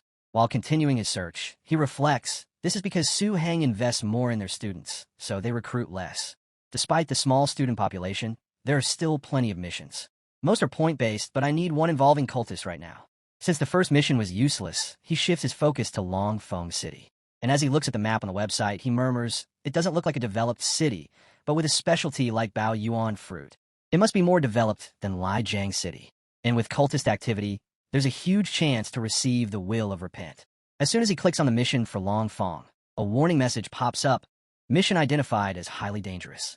2 contract agents have lost contact. Do you wish to proceed? Reading the message, our hero thinks to himself, it's a high-risk mission, just like realm difficulties. School missions are divided into simple, normal, dangerous, and highly dangerous. The casualty rate for high-risk missions exceeds 70%. A brief moment of tension flickers across his face as he thinks it over, but without hesitation, he clicks to accept the mission. After accepting the mission, our hero smiled to himself, knowing well that any mission involving cultists would not be an easy one. He realized that proper preparation was essential. So, without wasting a moment, he stood up from his desk and summoned the Void Butterfly. As soon as the Void Butterfly appeared, it asked, Master, what do you wish to ask of me? Without hesitation, our hero tossed the Void Butterfly forward and activated a skill called Location. This skill allowed the Space Butterfly to mark a space by constructing a formation with their mana. A void beast would then be able to use their senses to locate that space. In an instant, the void butterfly transformed into a small figure and created a formation directly beneath our hero's feet, as if marking his position. Our hero had done this in case he encountered a danger he couldn't avoid, and with the help of the void butterfly, he could escape quickly. It was all part of his insurance plan. Before heading out, he thought about buying some mana nourishment from the school network. As he walked through the bustling crowd, a few girls noticed him and whispered, "Isn't that Gaju? He looks so handsome." One of the girls added, "As expected of the leader of the new golden age. Not even the great four seniors can compare with his aura." In the midst of the crowd, we noticed a familiar-faced dragon boy who was quietly watching our hero from the crowd, hidden but observant. The story then shifts to the combat school's Haosam's professional combat training, where Housemaster Wu is training. During this, we also see Su, who after hearing about the mission from Housemaster Wu, asks her, "You mentioned that he accepted a high-risk mission and is going to leave the school soon to complete it?" In response, Su says, "Yes, the mission location is Long City, Chongshan District. It's related to cultists." As soon as Housemaster Wu hears this, he responds, "Cultists mission? Looks like he's preparing for his secondary awakening. Smart move. But the Long Fun City mission, I heard other teachers mentioning it." Su, after checking some more details, adds, "The mission was originally graded as normal difficulty. It was after level 26 and level 28 student lost contact after taking the mission that it was regarded as high risk. The mission is tricky even among high-risk missions. The teacher assessed that it would require secondary awakened classes." Hearing this, Housemaster Wu says, "Something's fishy there. It might be trouble for other students, but for E, it's nothing. He didn't waste his time at the Tianyu Guild for the past 2 months. He wouldn't be at a disadvantage against secondary classes even at level 29. Plus, he has a lot of hidden aces. Set his class status as on leave and leave it." Then, after breaking all the training robots, he calmly walks forward and adds, "I'll remind him to follow the procedure when he comes back." The story then shifts directly to the moment when our hero has already departed for the mission. Suhang District and Chongshan District are separated by 100,000 kilometers, passing through many secret realms and danger zones. To reach Longfeng City, he departed from Ning and City's teleportation square, taking 12 teleportations and 7 high-speed rails to finally arrive in Chongshan District, Yongxing City. Sitting on the train, he starts to feel bored knowing it will still take another 2 hours to reach his destination, even with high-speed rail. Just then a message appears asking if he has arrived and to call once he does. A girl sitting beside him notices the monster accessory hanging from his phone and comments that it is the Ningguang's specialty monster chirp rat. She asks if he is from Ningguang City. He asks if she is from there too. She replies that she is half Ningguang and her grandmother lives there. She explains she grew up in the city, but now only visits during summer since Su Hang is far from Chongshan. Then she asks if he's going to Long City for tourism. Both girls begin chatting with him, and while replying, he activates his assessment skill to check their information. Casually, he says he is heading there for business and asks if they're going for tourism. Using his assessment skill, the hero identifies one as Bai Na and the other as Lu Jie, both level 13 pharmacists. Bai Na smiles while checking him out and says she heard Longfeng City has amazing hot springs, so they came to relax. She introduces herself and Lu Jie. She tries to assess him, but fails, then curiously asks if he's a combat class. He nods, and she lights up with excitement, saying her sixth sense was right and she's jealous of combat classes. The hero thinks to himself that combat and life classes give off different auras, so being recognized isn't strange. Suddenly, Bai holds out her phone and offers to exchange contacts, saying she and her friend are pharmacists and can give him discounts on mana and healing potions. Now clinging to him, she catches him a bit off guard, and he stammers a quick thanks and agrees. As they chat, 2 hours pass quickly and the train reaches Luong Station. Bai stretches and smiles, saying time flew by. She and Lu Jie wave goodbye, and Bai cheerfully tells him to contact them anytime. Just as Bai steps forward, she bumps into a man. Startled, she looks up as the man politely hands her an envelope, saying the holy faith brings endless happiness. He turns to Lu Jie and gives her one too, inviting her to a special event to witness their God's blessings. Finally, he approaches the hero with a respectful tone, saying the hero's aura is special and he must be blessed. But as the hero sees the statue on the envelope, his expression shifts to cold fury. He locks eyes with the man with a glare that is sharp and unyielding. Sensing the intensity in our hero's gaze, the man instantly pulls the envelope back in panic and takes off running into the crowd without saying another word. Lu Jie, curious, holds the envelope in her hand, opens it, and starts reading its contents. As she flips through the pamphlet, she tilts her head and wonders aloud if religion is really that popular in Luong City. Before she can finish the thought, a calm but cold voice cuts in, telling her to throw it away because it is annoying. Startled, Lu Jie turns to the source and asks why there is something wrong with it. That is when Bai steps in, her expression more seriously than before. She explains that it is normal not to know and says her brother worked in Long City for years and told her everything. According to him, that religion only started about a year ago. She pauses, then continues in a quieter voice, saying that at first people claimed they gained benefits after joining, like improved stats and faster level ups. But it didn't stay innocent. People began to change, and not in good ways. Her brother's classmate used to be gentle and soft-spoken, but after joining the holy faith, he became aggressive and unstable. Now he lashes out over the smallest things, and his own family is afraid of him. She sighs and says the faith calls it a sign of true devotion, but to her something feels deeply wrong. Lu Jie frowns while still holding the pamphlet and questions how miracles like that could even be real. Bai quickly waves it off and says not to try to understand it, and warns her not to get involved because no one really knows what they are hiding behind that polished image. In front of them, the conversation fades as the hero silently watches the retreating figure of the man who handed out the leaflets. His gaze narrows and his thoughts race. He remembers seeing the God of Light at Tempest Valley, but also knows true miracles are not something that show up casually in daily life. If what they say is happening in Long City, then this must be the work of cultists hiding behind religion. His expression darkens as he realizes this is no longer just a mission. It is a battle against something twisted wearing the face of faith. After parting ways with the two girls, the hero arrived at Hangyong Shopping Mall at 8:30 p.m. On the 9th floor, a crowd had gathered in front of a place resembling a church. The atmosphere buzzed with whispers and murmurs. Some people wondered aloud whether they would witness a miracle that night, while others shared stories they had heard, like someone claiming their neighbor saw a miracle and gained a 20-point boost in all 4 attributes along with massive strength gains. The crowd continued exchanging tales with growing curiosity and excitement. Among them was a small group observing everything with focused intent. Their presence felt different. One man noted how impressive it was that simply promising miracles could attract such a crowd. Another beside him agreed and pointed out that the Holy Spirit cult had grown into a large-scale religion in just 1 year, drawing tens of thousands of followers. That kind of growth, he believed, was impossible without some real tricks behind it.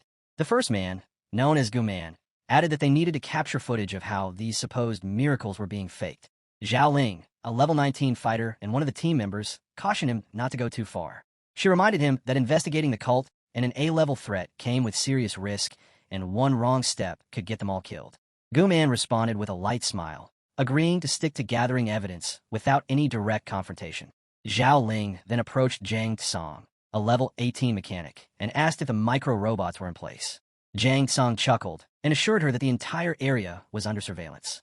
Every detail would be recorded without fail. Nearby, Li Yuhan, a level 18 mage, was using her detection skill to scan the crowd for level and class information. Suddenly, she paused, puzzled that she could not read one particular individual. Alerted by her reaction, the others in the group began scanning the same person, the hero. Zhang Tsang confirmed that he could not detect the level either. Guman tried next, but had the same result.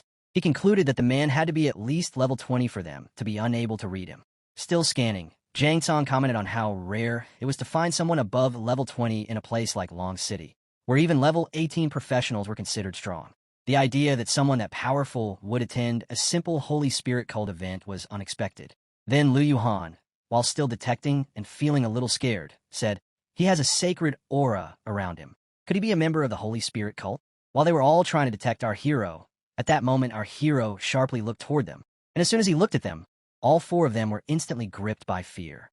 Zhao Ling, trembling with fear, said, "Just one look from him fills me with terror. He must already be a second transition expert. From now on, during our operation, we must make sure not to draw his attention." Her teammates all agreed with her. They were all terrified just from seeing the sharp gaze of our hero. Meanwhile, our hero, looking at them, was thinking to himself, "These 4 people don't seem like ordinary citizens, but that has nothing to do with me. My target is the Holy Spirit cult." Just then, the bell of the temple rang, and the door opened.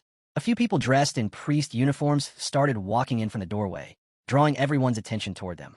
As they walked straight to the main stage, the one leading the group stepped forward with a smile and welcomed everyone to the gathering organized by the Holy Spirit cult. He said that those who had stepped into this place were destined to meet the Holy Spirit Lord. He introduced himself as Priest Lu and said it was his honor to guide them on the path toward divine grace. Our hero listened closely to the man's words while scanning the people around him. He noticed one of them was level 18 and two were level 17. Their levels weren't that high, and he quietly wondered what tricks they might try to pull. While the priest kept speaking, he explained that the Holy Spirit cult worshipped the Holy Spirit Lord, and that their teachings were meant to lead them toward light and redemption. In the eyes of the Holy Spirit Lord, all living beings were equal. As he spoke, some items were brought out and displayed in front of the crowd, which stirred greed among those gathered. The more they looked at the items, the more attracted they became. The priest continued presenting each item with ceremonial pride. He explained that those who devoted themselves fully would receive endless blessings from the Holy Spirit Lord. The church, he said, offered exclusive access to special training dungeons at no cost to members. It also distributed valuable cultivation resources, including mana-enhancing potions and powerful treasures that strengthen the body. All of it was available to those who remained faithful. Each month, members would also receive 8,000 mid-tier Zia currency as an activity allowance. The crowd buzzed with rising excitement. Some compared it to their own lives, noting how they worked tirelessly for only half that amount. The thought of receiving double without effort sparked interest. Others began to dream of changing their fates, believing the resources could help them become powerful professionals. Amused by the growing enthusiasm, the priest smiled and declared that such generosity was a reflection of the Holy Spirit Lord's boundless love, freeing followers from material concerns so they could commit to the faith completely. Two assistants stepped toward a statue covered by a cloth and began to unveil it. The priest raised his voice and proclaimed that the Holy Spirit Lord's divine power knew no limits. He would now demonstrate that divine might in person. As the cloth was removed, a majestic but mysterious statue came into view. Though its properties were unknown, it exuded a powerful presence. The priest stepped forward and addressed the gathering. He announced that this moment was a rare gift, a chance to witness divine glory and experience the grace of the Holy Spirit Lord firsthand. Our hero tried to identify the statue, but he couldn't. However, the statue was releasing a strong magical aura, which our hero could clearly sense. Because of this, he suspected it might be a magic prompt as well. Interestingly, the group opposite him was thinking the exact same thing. The Holy Spirit statue. They're about to fake a divine miracle. We must gather evidence this time. At that moment, Priest Lu turned toward the statue and shouted, "Holy Spirit Lord, reveal your power. Let these devout believers witness your great miracle." Hearing his words, everyone became excited. Then Priest Lu rang a bell, and immediately afterward, a light appeared above the statue. As the light manifested, a golden-colored visible figure began to emerge, and it started pulling everyone's attention toward it. Everyone was stunned at the sight of the golden figure. Some people even shouted loudly, "It's a miracle." The golden light emanating from the statue started to affect the bodies of some people, empowering them. And then the golden figure began to chant spiritual words. These spiritual words entered the ears of the people, making them feel increasingly strange. They started asking each other if they were hearing voices, believing that a real miracle was speaking to them. Gradually, the people began falling under the hypnotic influence of these spiritual words, losing their clear-mindedness. Even the group that had been trying to detect our hero was not spared. They too started falling into the trance. However, the girl named Lu Yuan managed to protect herself. A protection set had automatically formed around her, shielding her from the influence of the spiritual words. At that moment, her companion Zio Ling suddenly shouted excitedly, "I've become a second-level professional." Seeing Zio Ling acting strangely, Lu Yuhan felt deeply confused. She could clearly sense that Zio Ling's condition remained unchanged, yet Zio Ling kept insisting she had advanced. Then Gu Man suddenly raised his voice, claiming the resources were enough to make him the strongest warrior. Zhang Tsang followed, shouting with excitement that he had become the top mechanical engineer of the Janjia nation and would finally bring pride to his family. Watching her companions behave like this, Lu Yuhan became even more confused. Realizing that this was an advanced hypnosis spell, it was because of the necklace Lu Yuan was wearing that she was able to resist the hypnosis spell. The necklace, which is immune to mind control, can only be triggered once every half an hour. Now she could only wait for the necklace's cooldown to finish, wake up a teammate, and then break out by force. Standing among them, our hero had also recognized this spell. It was a hypnotic spell. Some people trapped under the spell's influence had already started moving toward the statue on their own, and our hero, pushing them away, was thinking, could it be that the Holy Spirit Church recruits believers using this method? Meanwhile, the priest looked at the statue and remarked that the sacred relic bestowed by the bishop was truly extraordinary. He then turned to his companion and told him to begin the operation. noting that they had already lost time with the sermon and the others must be getting anxious. His companion stepped forward to carry out the order. The priest rang the bell again, and a shadow quickly formed. From it, several figures emerged. The priest bowed his head in greeting as the figures revealed themselves to be zombie bishops. The moment they appeared, our hero sensed the dark aura surrounding them. He immediately recognized it as the presence of cultists. The leading bishop turned to the priest Liu and questioned the delay. Liu replied that the sermon for the Holy Spirit Church had taken longer than expected. The bishop dismissed the concern coldly, saying expendables were not worth wasting time over, and warned him not to let it happen again. He then placed a hand on the statue and declared that once the sacrificial ceremony ended, Liu would officially become part of the Holy Spirit Church and receive the Holy Lord's blessings. As his hand touched the statue, dark energy began pouring from it. The priest gratefully acknowledged the bishop's support. Among the crowd, our hero observed in silence, noting that when cultists did not use the power of the evil god, they appeared completely normal and most professionals would not notice. However, as a holy knight blessed by the holy light, he could sense evil auras clearly. To him, the darkness surrounding the 5 cultists stood out like ink on white paper. The bishop raised his hands and began chanting loudly, calling on the Holy Spirit to reign eternal through the ages. He declared that the offerings had been fully prepared and invited the Holy Lord to accept them. The crowd continued to chant, repeating his words with growing intensity. As the chants echoed across the temple, a strange light enveloped the statue. It began to shift into a monstrous form. Its mouth opened wide and began drawing the soul power out of the surrounding people. However, the crowd, under the illusion, believed that the statue was granting them power. In truth, the statue was greedily absorbing their soul essence, and yet oblivious to the danger.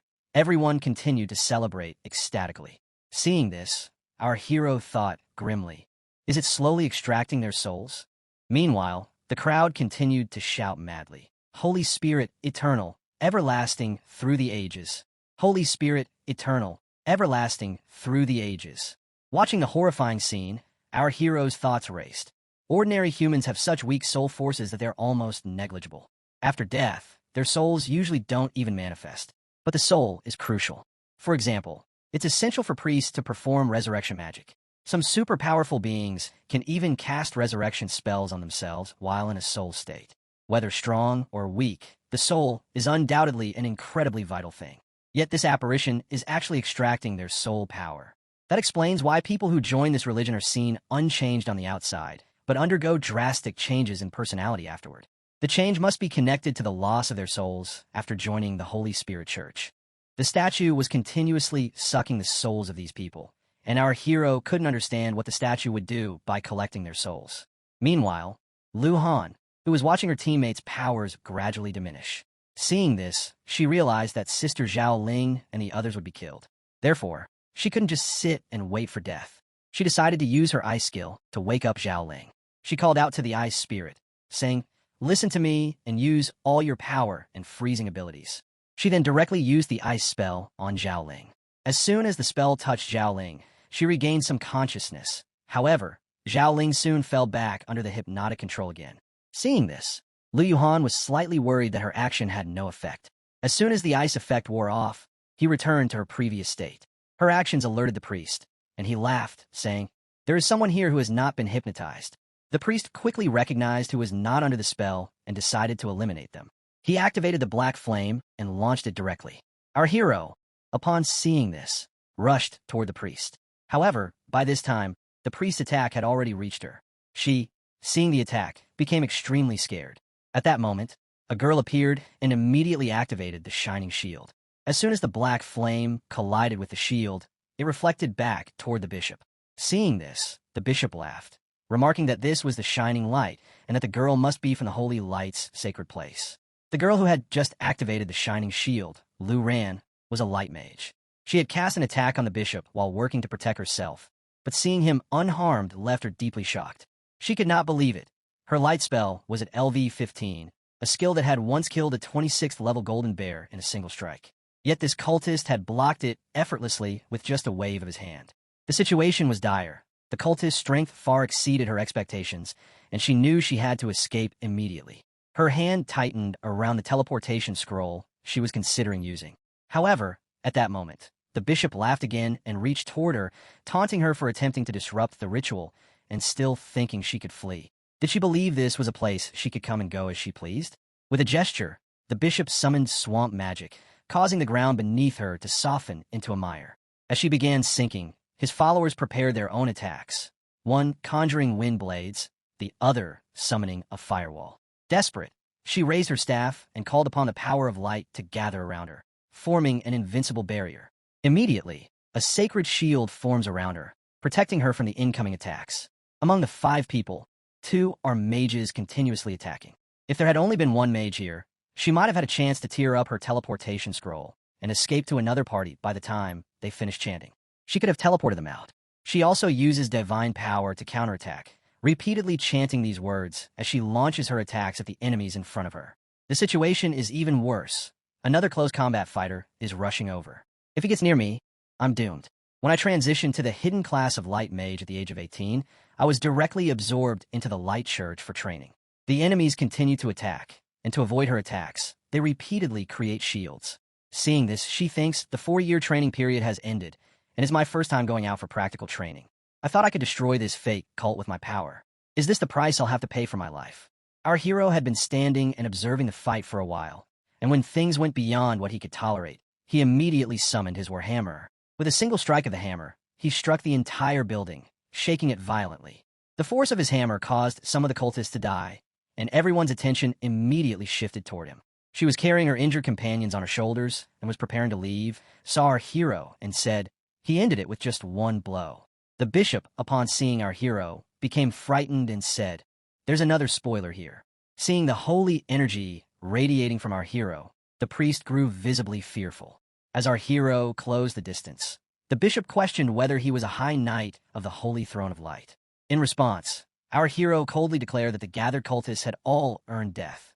Meanwhile, from a distance, she observed the scene, her mind racing. 2 mages and a warrior, all above level 25, had even activated a magic shield. Even a level 29 class wouldn't be able to eliminate them instantly. Could he be a second-tier class? She had suspected something was amiss in Longfeng City. It must have already drawn the attention of the church. Enraged by our hero's words, the bishop snapped at him not to overestimate his abilities and immediately ordered his companions to attack. The cultists surged forward, but our hero simply unsheathed his sword in one fluid motion. With effortless precision, he cut them down, standing untouched amidst their fallen bodies. The bishop and the priest were terrified, unable to believe that all of them were taken down in a single move. It seemed impossible. Panicking, the bishop thought of fleeing and swiftly kicked the priest from behind, sending him towards our hero like a living shield. As the priest fell towards him, our hero cut him in half with his sword, slashing through him effortlessly, turning the priest into a lifeless body. Bishop attempted to teleport away.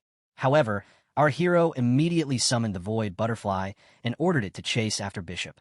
The Void Butterfly obeyed instantly and dived into the black shadow, following Bishop without hesitation.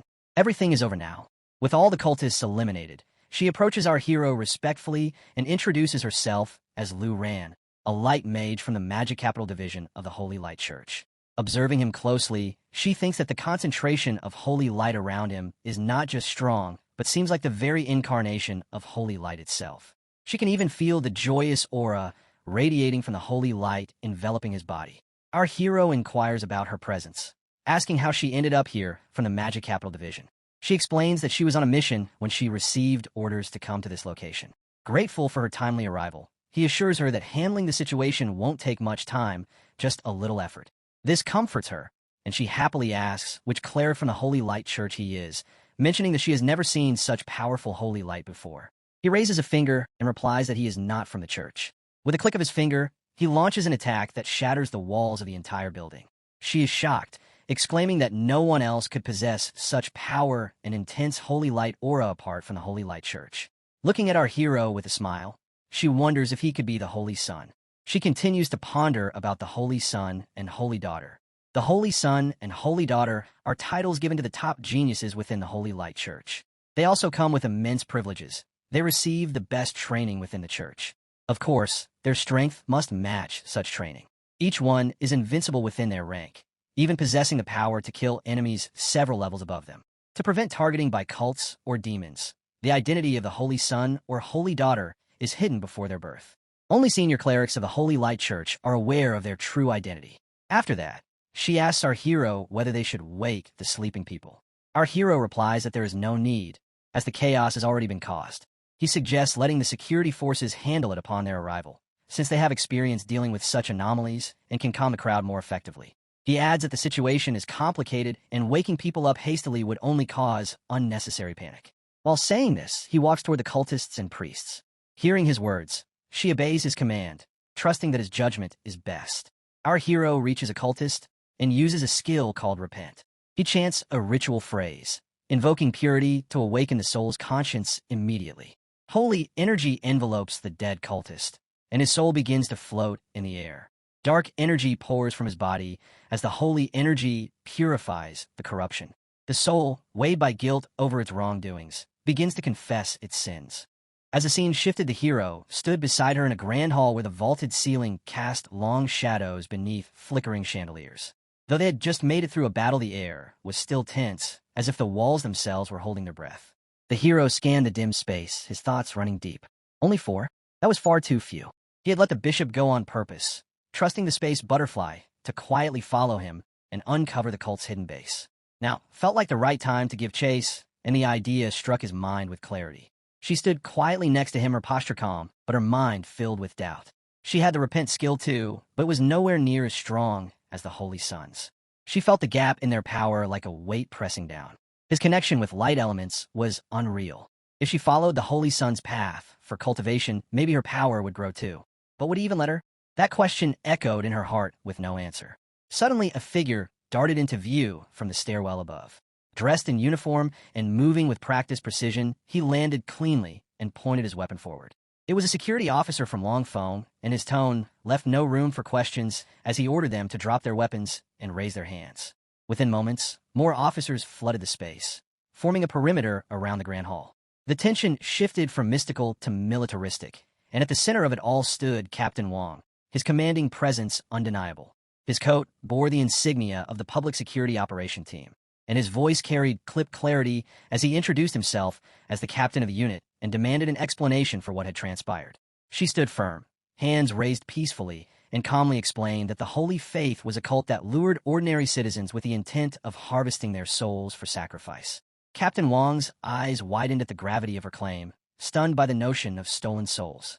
He asked if she had managed to stop them. She quickly clarified that it wasn't her doing, her eyes darting to the space beside her, only to find the hero already gone, vanished without a trace. A quiet realization settled over her as she murmured to herself, wondering why the Holy Son had left her behind. With a sigh, she lowered her gaze while the hall filled with a heavier silence. Captain Wong snapped into action, barking orders to evacuate the crowd safely, investigate the scene, and tend to the wounded. Teams moved with urgency, securing the area and stabilizing victims as the aftermath of the cult's disruption began to settle. Yet the absence of the Holy Son lingered like an unspoken weight. The crowd stood dazed, their faces pale and expressions vacant, as if waking from a dream. One person stumbled forward, muttering confusion about where they were and a desperate desire to go home. Another laughed nervously, disoriented, insisting they had just been at a party. A third clutched their head, groaning about an overwhelming fatigue, as if their body had been drained. Jang Tsong rubbed his temples, grimacing faintly as he complained about the pounding in his skull. Lu Ran, still steady, turned to him with a frown and explained that they had all been hypnotized by the Holy Faith. She had only escaped thanks to a magic talisman, but what followed had been beyond her expectations. The cult had deployed at least 5 level 25 classes. Jang Tsong's eyes widened in shock at the revelation. If their enemies were that powerful, how had they survived? Lu Ran replied grimly that a man, likely a secondary awakened faith class, had annihilated them all in a single strike. Jang Tsong's jaw dropped as the realization struck him. A secondary awakened phase class, an elite. Then it hit him. His robots must have recorded the fight. They could post the footage online and gain massive attention. He quickly summoned a magical screen, trying to pull up the footage, but before the projection could stabilize, the entire building began to shake violently. The chandeliers overhead trembled. Then one of them snapped and came crashing down, shattering across the marble floor. Captain Wong instinctively turned to the source of the tremor, his eyes narrowing just as the stained glass window behind them shattered, spraying shards of colored glass through the air. As the scene transitioned, high above and beyond their reach, several tattered robes swayed from the trees outside, and among the shadows, monstrous figures loomed. Deep within a desolate corridor, A figure in ceremonial garb stood in a heavy silence, cloaked by dread. His voice echoed bitterly as he stared into the darkness. The man paced in frustration, his voice low and seething. He questioned how someone like that could appear in Longfeng City. Muttering to himself, he seemed on the edge of panic. He reminded himself that he had stayed hidden, avoided drawing attention from the Court of Light, and sent away their agents under hypnosis without incident. Nothing should have gone wrong. With a heavy push, he opened a large metal door that groaned under its weight. Inside, darkness collected in corners, and a sinister energy pulsed from within. He lamented the loss of 4 devout believers and worried that his lord would be furious. Desperation filled his voice as he wondered what to do next. Above him, hidden among the shadows, a space butterfly quietly observed. It was not alone. Our hero had followed the bishop into the chamber, keeping each step silent. Just moments after the bishop's arrival, the hero slipped inside unnoticed. A screen shimmered nearby, showing a star-scattered, unstable realm, the space realm. The air vibrated with the hum of bees, dozens of them entering the chamber in coordinated formation. Their wings beat in eerie unison. At the room's far end, a robed cultist stood next to a dark altar. From the shadows, another figure emerged, a bishop. He acknowledged the returning man with cold formality, asking what had caused the loss of 4 believers. The bishop fell to his knees, forehead pressed to the floor, admitting that a man wielding powerful light had stormed the ritual site and killed the followers. He confessed his weakness and begged for mercy. But the Lord looked down on him with disdain, demanding to know why he had survived. The bishop pleaded, offering to atone by securing more sacrifices. The Lord dismissed his excuses, stating that while the sacrifice was disrupted, the ritual itself had succeeded. Their plans remained unchanged. The bishop sat upright, stunned by the revelation. He questioned whether an incomplete sacrifice might provoke the Soul Master's wrath. The Lord silenced him with scorn, calling him a fool. He made it clear that the scattered sacrifices across the city weren't merely for harvesting a few souls. Calling for Bishop Su, he summoned a tall, shadowed figure who stepped forward in obedience. Bishop Su bowed deeply. His aura was steeped in darkness, marking him as a level 43 shadowy reaper. Without emotion, he began to explain the plan that was powerful enough to shake the entire world. He confirmed that the Holy Faith had launched a program named Sacrifice 307, with sacrificial sites arranged across Longfeng City. These sites had been carefully selected to form a grand structure known as the Chaos Hell Formation. As the hero listened, his heart began to race. The words Chaos Hell Formation echoed in his mind. Bishop Su continued, revealing that cultists had been embedded among the citizens of Longfeng City. Their mission was to spread the holy faith and exploit those with corrupt desires, using them to grow their ranks and ensure there was enough manpower for the plan. Bishop Su went on to explain that the city's water supply had been contaminated with a special potion.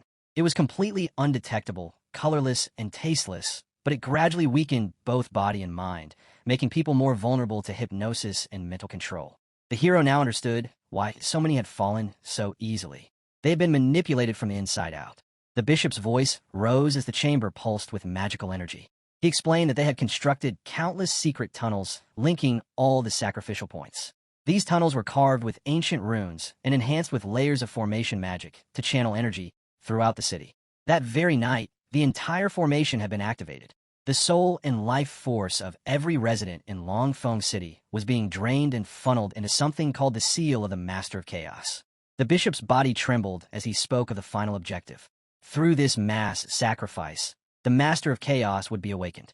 He claimed this dark deity would rise to bring endless chaos and remake the world in his own image. The hero stood frozen in disbelief as the horrifying plan became clear. An evil god was about to be resurrected at the cost of an entire city's lives. In the next moment, Bishop Feng stepped forward, trembling and desperate. He begged for forgiveness, insisting that he had no knowledge of the true nature of the plan. But the Lord's expression turned cold and contemptuous. He rebuked Bishop Feng for his ignorance, stating that such a vital task could never have been entrusted to someone so foolish. Then, narrowing his eyes toward a dark corner of the room, the Lord sensed something. He asked who was hiding there. The hero's eyes widened. He instinctively retreated further into the shadows, trying to remain unseen. But the sudden motion betrayed his position. Bishop Feng spotted the movement and, with fury in his eyes, charged straight toward him. The hero gritted his teeth, watching the cultists react. A holographic screen blinking with the screen detailed the transformation, telling this boosted stats. Without hesitation, the hero burst from his position, slamming onto the ground with renewed power. Another screen materialized before him, sword flesh, describing a devastating high-speed slash capable of inflicting massive damage. Bishop Feng, now locked onto him, roared in rage upon recognizing his foe. Yet before the bishop could close the distance, a third screen flickered to life. Shadow Space Slash, an ability that gathered dark energy into the weapon to unleash a violent counterattack. The hero felt a surge of power coursing through his blade as he braced for the clash. Simultaneously, another notification scrolled across his vision. Holy Thunderblade of Punishment. S rank, detailing the ability to summon Holy Thunder, enchanting his weapon for a lightning-fast strike that would deliver thunder-infused devastation. The Lord's voice sliced through the tension, cold and deliberate, addressing Zhou Yi by name. This was a fated confrontation, enemies meeting on a narrow road. Another figure stepped forward, Bishop Sidemaster, his face contorted with hatred as he accused Zhou Yi of disrupting the ritual at Hongyang Shopping Hall and foolishly pursuing them to their headquarters. Now, he would never leave alive. But the Lord turned his scorn onto Bishop Sidemaster, chastising him for his carelessness in allowing their enemy to track them. He threatened to execute the bishop on the spot for such incompetence, mocking his unworthiness for the title were it not for his meager bloodline. With a sneer, he reminded Sidemaster of his lowly origins, declaring that only by his mercy had he risen from obscurity. He commanded Sidemaster to ensure Zhou Ye's death, doubting the bishop would even comprehend his own failure when it came. As the battle erupted in full, Zhou Yi lunged into the fray, blades clashing with the bishop's. The force of their strikes sent shockwaves rippling through the dark chamber. The difference was immediately apparent. This bishop was far stronger than his previous opponent. Zhou Yi realized with grim certainty that he was facing an actual secondary awakened class. His breath came heavy as he struggled to match the bishop's relentless assault.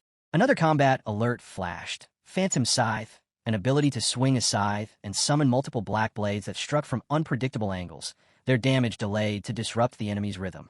As he prepared for the counterattack, the bishop suddenly launched into the air, suspended by a swirling aura of purple and blue. The ground shook slightly as a circle of magic expanded around him, releasing bursts of dark light.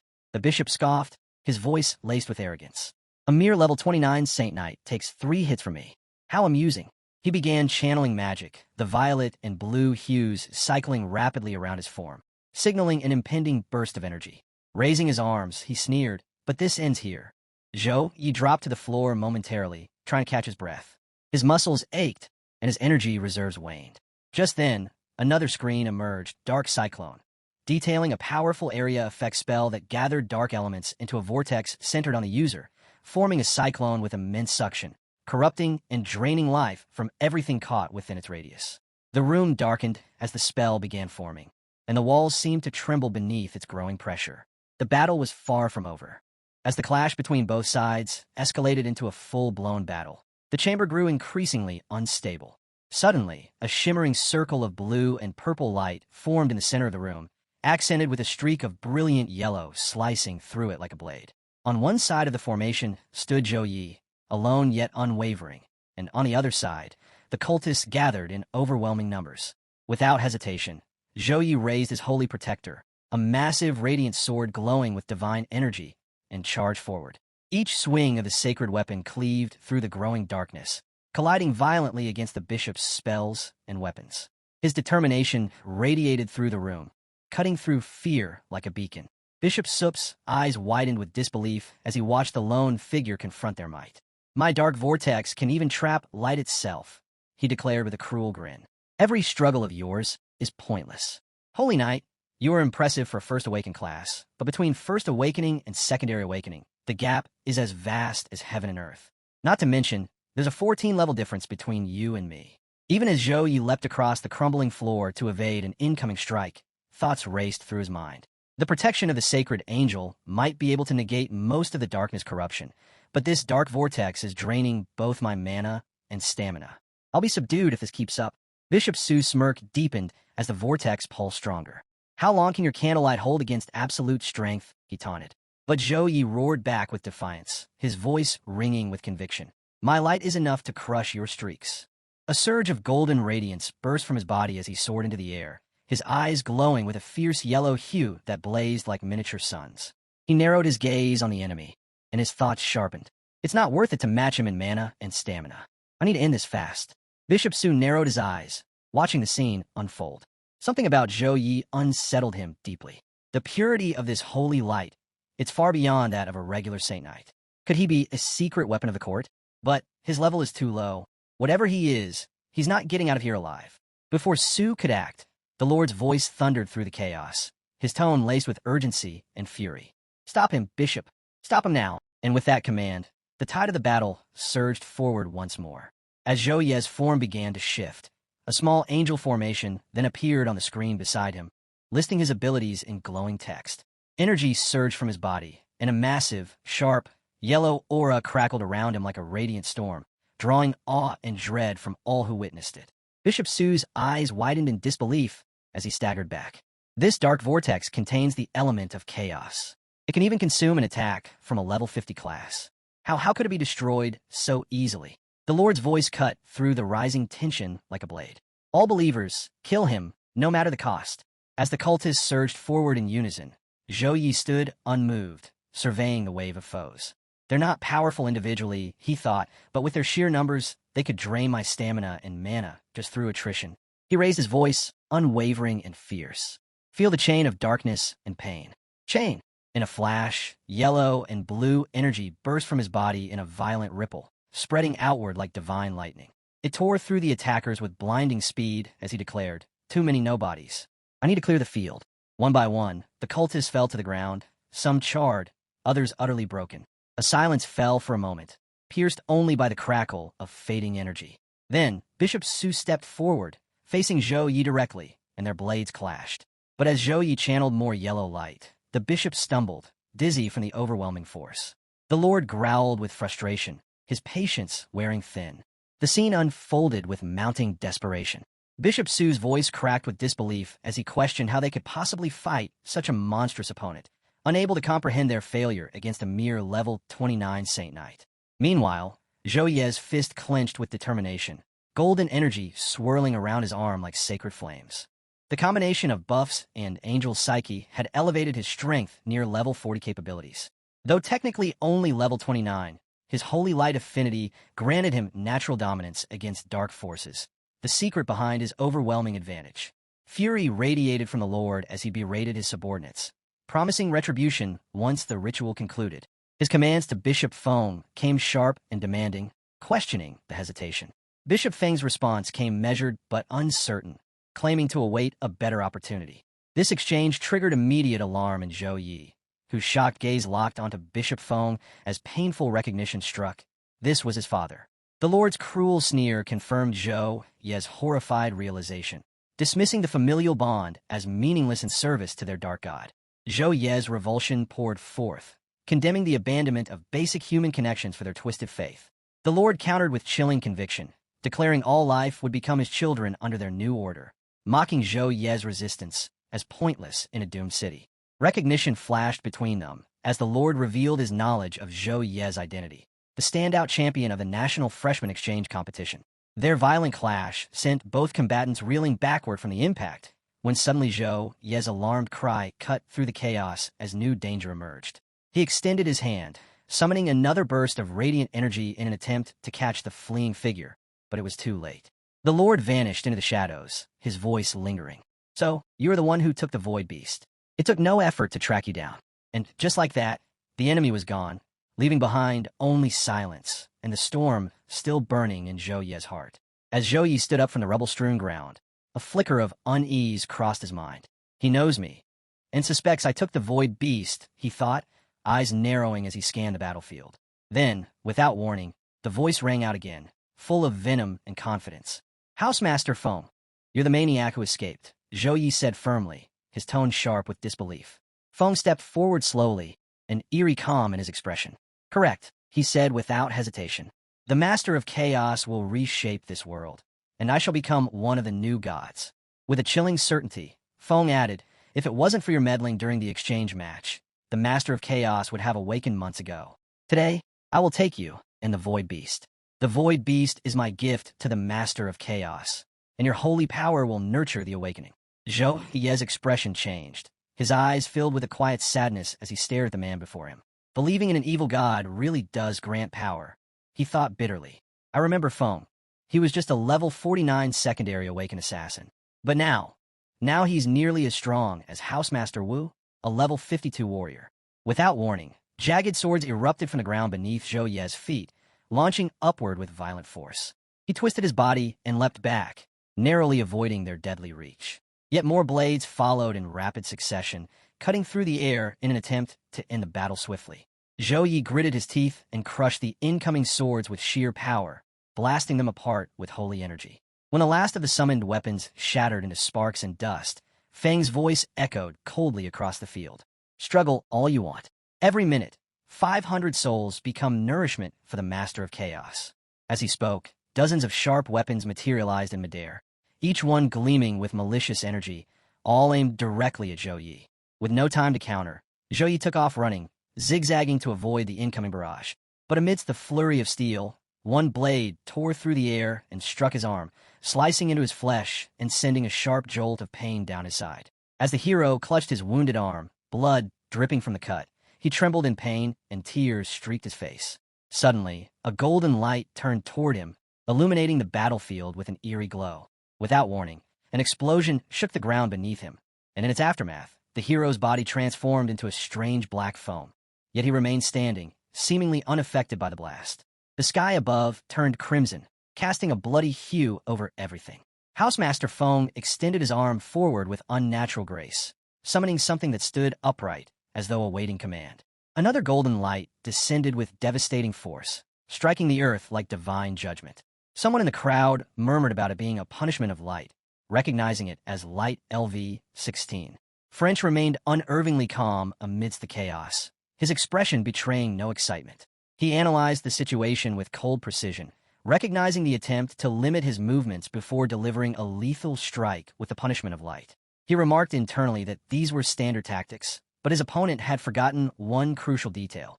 He had once been a master of the War Academy. With calculated precision, he launched the abyssal chain toward the hero, ensnaring him instantly and rendering him immobile. As the chain tightened around the struggling figure, French scoffed at the hero's efforts, noting that this was the same mindset he had taught his students a decade ago. Then, with arms flung wide and head lifted in manic triumph, he declared that this was the hero's end, his voice dripping with sadistic glee. Trapped and bound, the hero clenched his fists and gritted his teeth in frustration. The chains were suppressing his holy power, leaving him powerless as he collapsed to the floor. Feng loomed over him like a predator, pinching the hero's mouth until blood dripped from his cheek, then bringing his fingers to his lips with an unholy gleam in his eyes. Without warning, Feng gestured toward the ground, summoning violent storms as grotesque monsters clawed their way from the cracks in the earth. The hero could only watch in stunned horror as the dark creatures surrounded him. Feng's voice rang out with twisted joy, proclaiming these abominations as the heralds of the Master of Chaos' arrival. The scene shifted to the building's exterior, where the sky burned crimson and waves of red energy surged upward. Inside, lifeless bodies littered the floor, their souls drifting away silently. The hero, still bound, called out names by Lu Jie, but his words dissolved into the void, unheard by the departed. Feng stood nearby, unmoved, as the hero's rage burned in his eyes. He shouted at Feng, calling him and his kind monsters. Feng responded coldly, dismissing the deaths as necessary sacrifices that fools like the hero could never comprehend. Torn between escape and duty, the hero wrestled with his thoughts. He could summon the void beast to flee, but doing so would doom everyone in Longfeng. Resolute, he consumed a congenital potion, S+ grade, feeling its effects surge through him. His recovery speed skyrocketed, negativity resistance spiked by 100%, and his fractured psyche began mending rapidly. Feng watched with a sneer, dismissing it as a useless struggle. But the hero rose with newfound strength, defiance burning in his eyes. He invoked the power of the holy, awakening the kindness within Feng's soul. Feng's expression twisted in disbelief as he demanded to know what the hero was doing. Power erupted from the hero's body, red and yellow energy swirling together, illuminating the darkness. A screen flickered into view, displaying Will of Repent collected. Blood spilled from the hero's mouth, but he stood unshaken, unwavering even in agony. All around him, the ground trembled as monsters wielding swords and arrows marched forward, their grotesque forms encircling the bound hero like a pack of wolves ready to strike. Just as the blades were about to descend, the hero stood tall, defiance in his eyes, and from his body surged a brilliant burst of yellow and blue energy. The shockwave blasted outward, crushing the monsters instantly, their bodies disintegrating into ash before they could even react. Feng staggered backward, his eyes widening with shock as he instinctively clenched his fists. Under his breath, he whispered in disbelief about the overwhelming power before him, realizing with growing horror that his opponent was attempting to breach some unimaginable threshold. His hands trembled uncontrollably as he brought them up to rub his eyes, as if trying to wipe away some terrible vision, before the terrifying truth escaped his lips. This was the unmistakable phenomenon of secondary awakening. With visible effort, Feng composed himself, though his voice carried an undercurrent of barely contained dread as he continued speaking. He admitted that witnessing a secondary awakening in progress had profoundly expanded his understanding. Yet he recognized with grim certainty that his opponent had already descended into utter desperation. Under normal circumstances, he explained with forced calmness, achieving secondary awakening required exhaustive preparation. Stockpiles of mana stones to stabilize the physical transformation, specialized energy boosts to fortify internal reserves, and most crucially, an entire team of elite protectors to shield the vulnerable awakening process from any external disruptions. His voice grew sharper, colder, as he pointed at the chains that still bound the hero. You're currently held down by a virtual chain designed to suppress holy power. You're alone. You have no energy supply. The force now building inside your body will soon spiral out of control. It will tear you apart, rip your soul into fragments. If you fail, at best, you'll suffer a massive level drop. At worst, you'll be annihilated completely. As the tension in the air thickened, a figure appeared beside the hero, Saint, who watched the unfolding scene with somber eyes. In a calm, unwavering voice, he said, "But you're a weird child. Even if there's only a fraction of a chance for success, I cannot let it happen." The monsters, though momentarily shattered, began emerging once more from the red-lit shadows, forming a complete circle around the hero. Their weapons gleamed with deadly anticipation. Feng raised his hand once again, and with a voice full of venom, he commanded, "Die, in your secondary awakening." As the scene opened, waves of monsters surged toward the hero, their grotesque forms moving with murderous intent. Unshaken, he stood his ground, continuously generating radiant streams of golden and blue energy, creating a shimmering barrier that kept the horde at bay. Then, without warning, a glowing window appeared in midair announcing that the second advancement had been achieved, Judicator level 30. The screen showed a list of new Judicator exclusive skills with judgment and dissonance among them, each one pulsing faintly, as if waiting to be awakened. With renewed strength flowing through him, the hero focused his mana and directed a concentrated surge of golden and blue energy straight at Housemaster Feng. A razor-thin beam of golden light shot out like lightning, racing across the battlefield. Feng, caught off guard, froze as the energy struck him with blinding force. Golden light erupted throughout the mansion, illuminating every corner, and Feng was thrown backward, collapsing to the floor. As he fell, his form distorted, his face twisted grotesquely into that of a monster. "It's useless to think a second-rate holy knight like you can hurt me," he snarled. His shape shifted again, this time into a twisted version of a wild sheep, its eyes burning with malice. "I have devoured more ants like you than I can count," he growled. Suddenly, the ground split open, and several more monsters emerged, their grotesque shapes clawing toward the surface. The hero looked on with mild surprise, but remained composed. "No need. Your dying words are just noisy." He summoned golden mana again, and a new system window flashed before him. Channeling, divide wrath, wrath through moral flash. As the monsters leapt into the air and began their assault, the hero raised his hand, his eyes glowing with holy fury. "Sinner, I sentence you to," he declared, and in a sweeping motion, he released a radiant wave of energy. Death.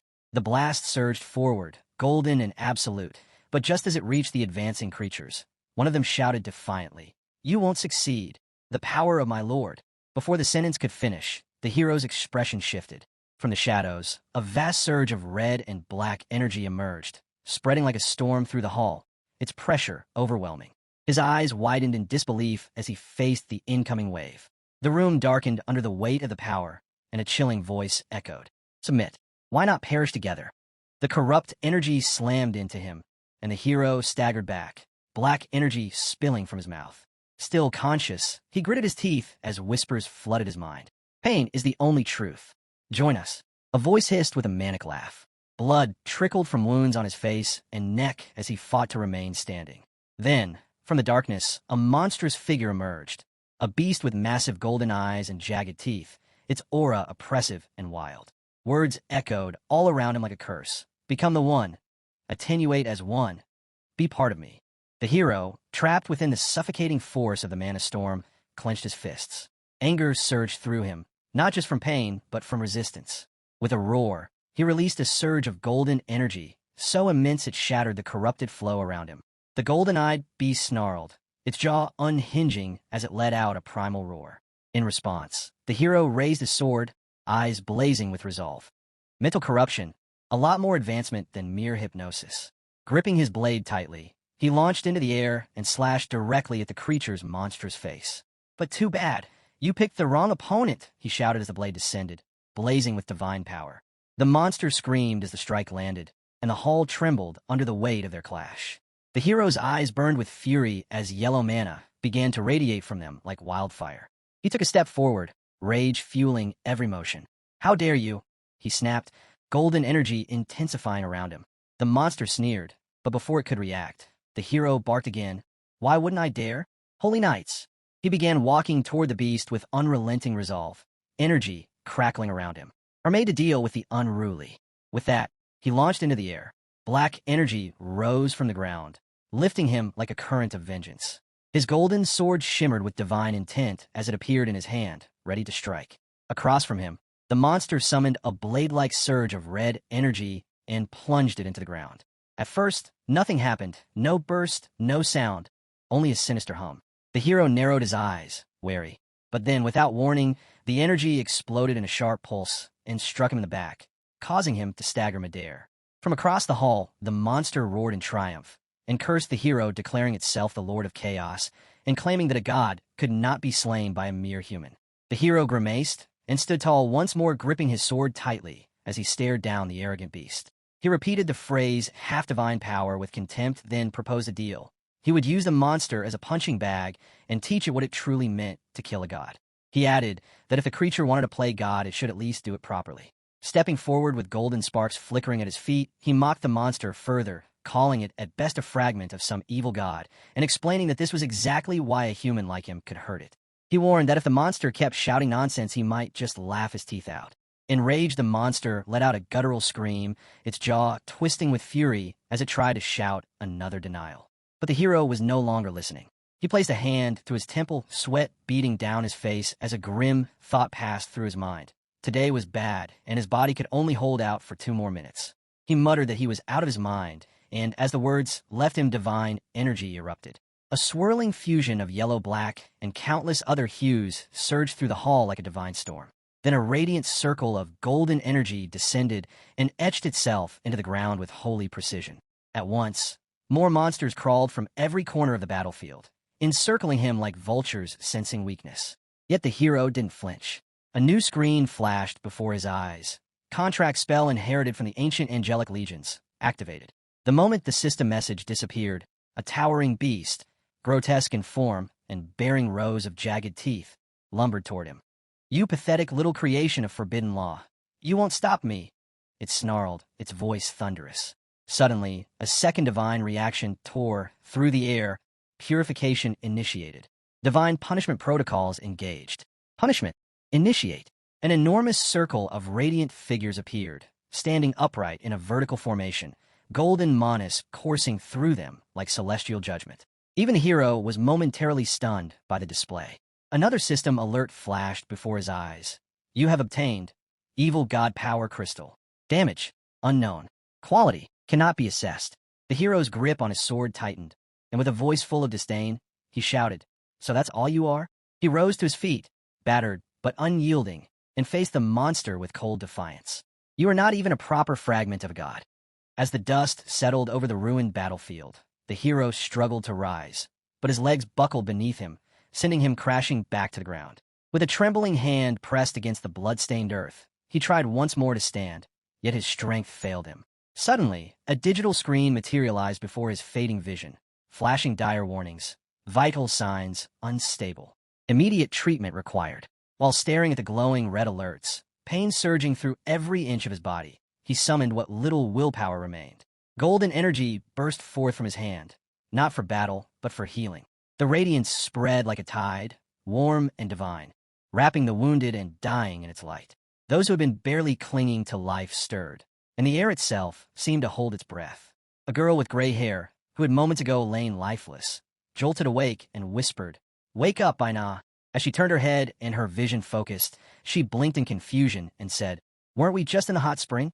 Beyond the wreckage, the hero remained motionless, golden light still flowing from his palm as the girl stared in awe. "It's a miracle," she murmured, "a divine miracle." Elsewhere, in a city hub where data screens blinked with urgent updates, one message stood out among the chaos: "Divine blessing revival. Holy Lamb confirmed." A voice echoed over the screen, calm, firm, and filled with regret.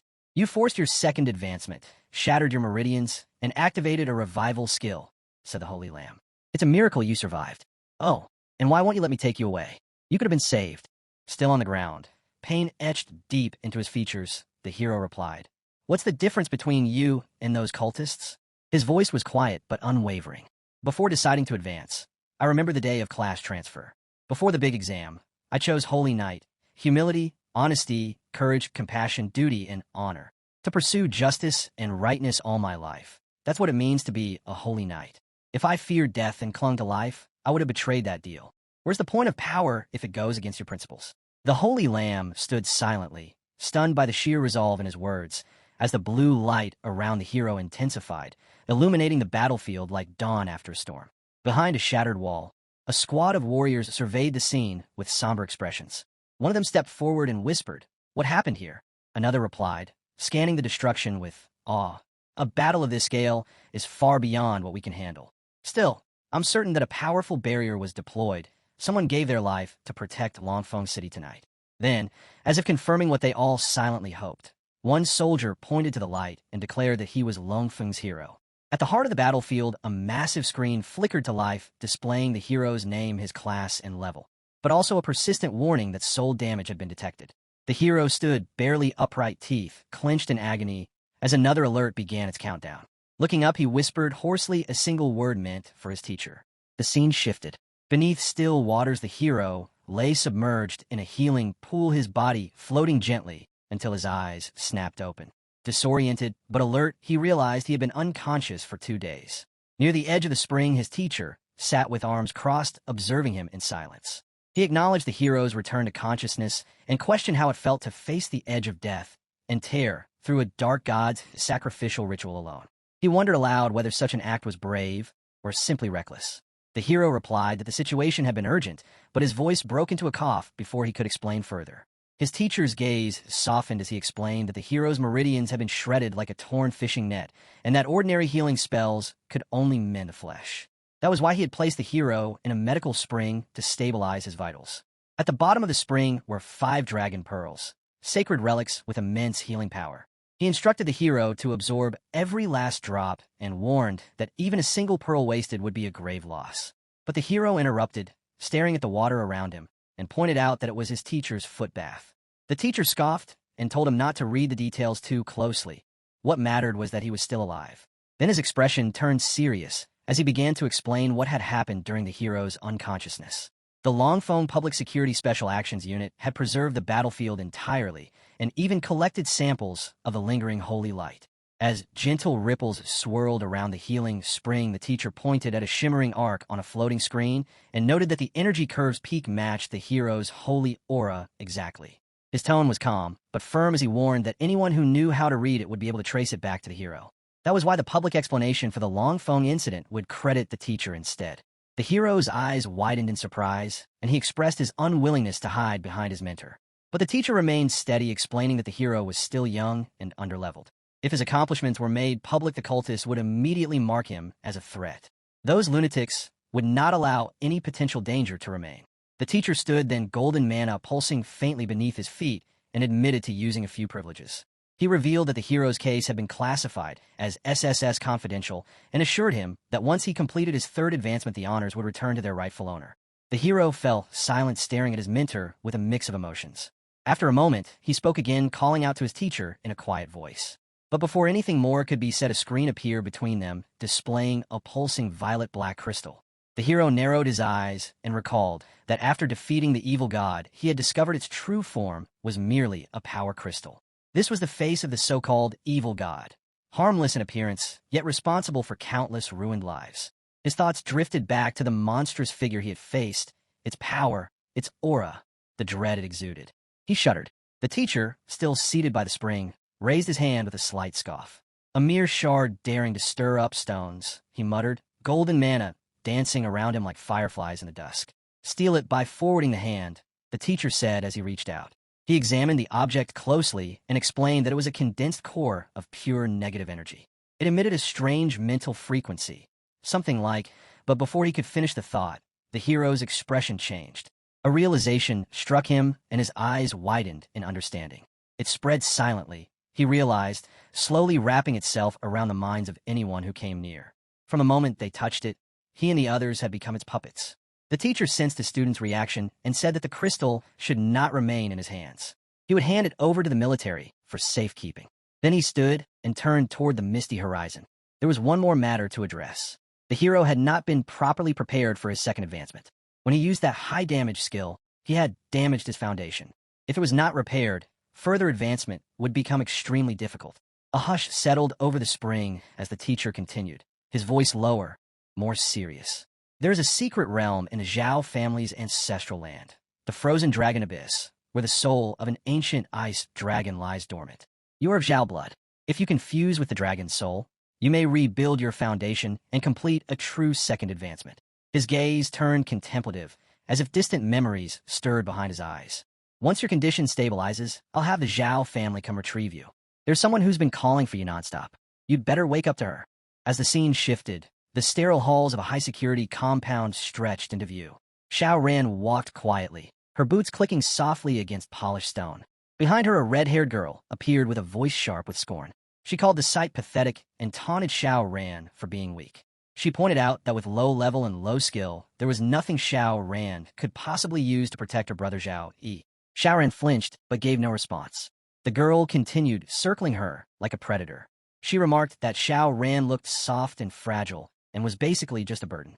Giving her such a perfect body was a waste, she said, and suggested that it should be returned to her instead. She claimed only she could make proper use of it and promised to protect Zhao Yi in Xiao Ran's place. Shocked, Xiao Ran murmured the word exchange, as if trying to understand. But before anything more could happen, a familiar voice echoed down the corridor, calling her name. She turned around stunned to see Zhao Yi at the far end of the hallway. Though still pale, he was standing on his own. She gasped in disbelief and asked how he had gotten out. Zhao Yi looked at her with an unreadable expression and asked if she remembered what she had just said to him. Her eyes widened in confusion, and she apologized, admitting that she could not remember. Then the atmosphere shifted and the scene transitioned once more. Inside the command tent of a military camp, a heavy war report was being delivered. A soldier knelt before a grizzled commander who loomed like a shadow in a dimly lit room. The soldier spoke, gravely addressing his master and reporting that the Longfeng City base had been destroyed. He added that French was dead. The commander narrowed his eyes and asked what had happened. As the scene transitioned, a gray-haired boy was seen carefully cutting plants in a quiet garden, his blade slicing through stems with practiced ease. Without looking up, he asked why Wang Hui would go there. Shen, who stood beside him, replied with a sharp edge in his voice. An inside report had come in. Wang Hui's personal disciple Zhou Yi had been on a mission in Longfeng City. He had spotted French in action and contacted Wang Hui immediately. That was why he appeared there. Shen paused, his eyes narrowing as he muttered that if Vangru was involved, things had just become much more difficult. He instructed that all branches were to go dark using full deep divine mode and to avoid military entanglements at all costs. Then something seemed to click in the gray-haired boy's mind. He questioned why the name Zhao Yi sounded familiar. Shen responded at once, recalling past events as if pulling a file from a cabinet. 2 months earlier, during the freshman competition, Zhao Yi had returned and ruined Fenjia's plans. There was a suspicion that he had tamed a void beast, and they had placed him under surveillance for some time. The gray-haired boy nodded while snipping a vivid red flower from its stalk. He now remembered and admitted that the kid had some skill. Twirling the flower between his fingers, he let it fall to the ground and suggested they send their little friend a welcome gift he would never forget. Shen agreed with a smirk. The scene shifted abruptly. Rain fell steadily as Shen stood alone outside a rundown mansion, staring at it with disdain. Rain dripped from his hair as he scoffed silently to himself at the sight. So this brat lived in a dump like this with no backing from a powerful clan. How could someone like him have such freakish strength? It was truly bizarre. But before he could think further, his thoughts were cut off as a wave of violet mana surged from the mansion and slammed into the ground nearby. Shen instinctively stepped back, his eyes narrowing as he demanded to know who was there. A grotesque monster emerged from the shadows with jagged teeth like broken glass and eyes gleaming with perverse hunger. One of them sneered with a voice thick with malice and spoke of a love for women and children, claiming their fear smelled delicious. Then with a guttural chuckle the creature added that the one before him was both woman and child, a lucky treat that promised double the flavor. As purple manna pulsed ominously, Shun's body began to shift, swelling and twisting until he assumed a colossal form. He looked down at his flaming aura and murmured to himself, wondering if what he saw was flame or a dragon bloodline awakening. The monster barked a laugh, clearly amused, and welcomed the apparent death wish. Elsewhere, far from the mansion, the hero's senses sharpened. His garments had begun to tear as his transformation activated instinctively the moment he locked onto the dark energy. He recognized it as the presence of a wild beast and referred to it as an empty-winged butterfly. Then, with sudden clarity, he identified the special transfer target as Zhao Yan. His attention sharpened further when he sensed little Gray's life force dropping, a sign that Yun was in danger. He silenced his thoughts and ordered immediate location of her. From within, the Holy Lamb's voice rang out calm, yet serious. It promised to do its best to protect his body during the transformation, though there was no guarantee it would remain intact. On the other side of the shift, the voice simply wished him good luck. With no time left, the window behind him shattered, and the hero launched forward like a comet, slicing through the rain-soaked air. As he neared the battlefield, he finally saw the scene unfold. His sister Yun was trapped, and Shun was locked in combat against monstrous enemies. Through clenched teeth, the fighter turned to Yun and asked if she could still stand. She struggled for balance amid the chaos and answered with determination that she could. Hearing this, he nodded and shouted for her to go find her brother. One of the monsters growled with cruel glee, glaring at the young fighter. "You little brat really don't value your life, do you? Risking everything for a girl. Is it worth it?" Shin stood tall, fire crackling from his mouth as he sneered. "Is it worth it?" He released a torrent of flame and shouted back, "That's none of your business." The fire exploded outward, casting long shadows and shaking the very ground as debris and flames scattered through the battlefield. In the center of it all, the hero finally arrived, his eyes scanning the destruction, his heart pounding with dread. Yin ran to him, eyes wide and tears brimming. She threw her arms around him tightly and cried, "Brother!" He knelt down and hugged her gently, voice filled with tenderness and sorrow. "You are finally here? That man was so scary. He hurt little Gray." The hero looked at her with a mix of sadness and resolve. "Don't be scared. I'm here now." As the dust settled and the last echoes of battle faded, a sudden thought struck Zhao Yi's mind like lightning. Why would Shun Lingfeng show up here of all places? Almost as if answering the unspoken question, Shin stepped out from the shadows with his usual smirk and a trace of arrogance in his tone. He welcomed the hero with a sarcastic comment about finally arriving and called him a responsible brother. Before Zhao Yi could respond, Xiao Yin stepped forward defiantly, positioning herself protectively between Shun and her brother. Her voice rang out strong as she warned him not to speak that way. Shin raised an eyebrow and feigned hurt, saying that her words stung, especially since he had risked his life to save her. Xiao Yin stood her ground with a determined look, insisting that while she would repay the debt, Shun had no right to speak ill of her brother. She recalled how, since childhood, her brother had always shielded her from danger and called him the best brother in the world. That declaration caused Shun's smirk to waver, frustration flickering in his expression. He turned to Zhao Yi and pointed out that at least Xiao Yun had shown gratitude, unlike him. He questioned whether Paladin Academy taught their students to ignore people who save their lives. Zhao Yi looked at his sister and smiled faintly. He told her that Shin was simply jealous and throwing insults out of spite. While he acknowledged Shin's role in saving her, he warned her that it might be part of a larger scheme. She looked at him curiously and asked if that was true. Zhao Yi confirmed it, calling the whole act classic sour grapes. Shin's composure snapped as he yelled in disbelief, asking if Zhao Yi truly thought it was all a ploy and if he believed Shin was jealous. His words were cut short by a sudden spray of blood from his mouth. A black blade had pierced through his back, and he collapsed to the ground in shock. Zhao Yi remained still, holding his sister close while keeping a cold gaze on the fallen Shun. Shun, struggling to breathe, managed to speak between clenched teeth, telling Zhao Yi to stop hesitating and help him, insisting that he was not dead yet. Zhao Yi narrowed his eyes, but made no move, his voice dry and laced with irony. He remarked on Shun's continued sarcasm despite his condition and questioned whether the wounds were truly that serious. His expression darkened with suspicion as he demanded to know why Shun had been at his house in the first place and how he had just happened to be present when Xiao Yun was attacked. Shin glared at him in silence, refusing to explain. Elsewhere, in a dim alleyway, a group was chatting idly. One of them mentioned a rising trend, revisiting the old homes of legendary figures in hopes of gaining insight or latent power. Another dismissed the idea as ridiculous, accusing the first of lying.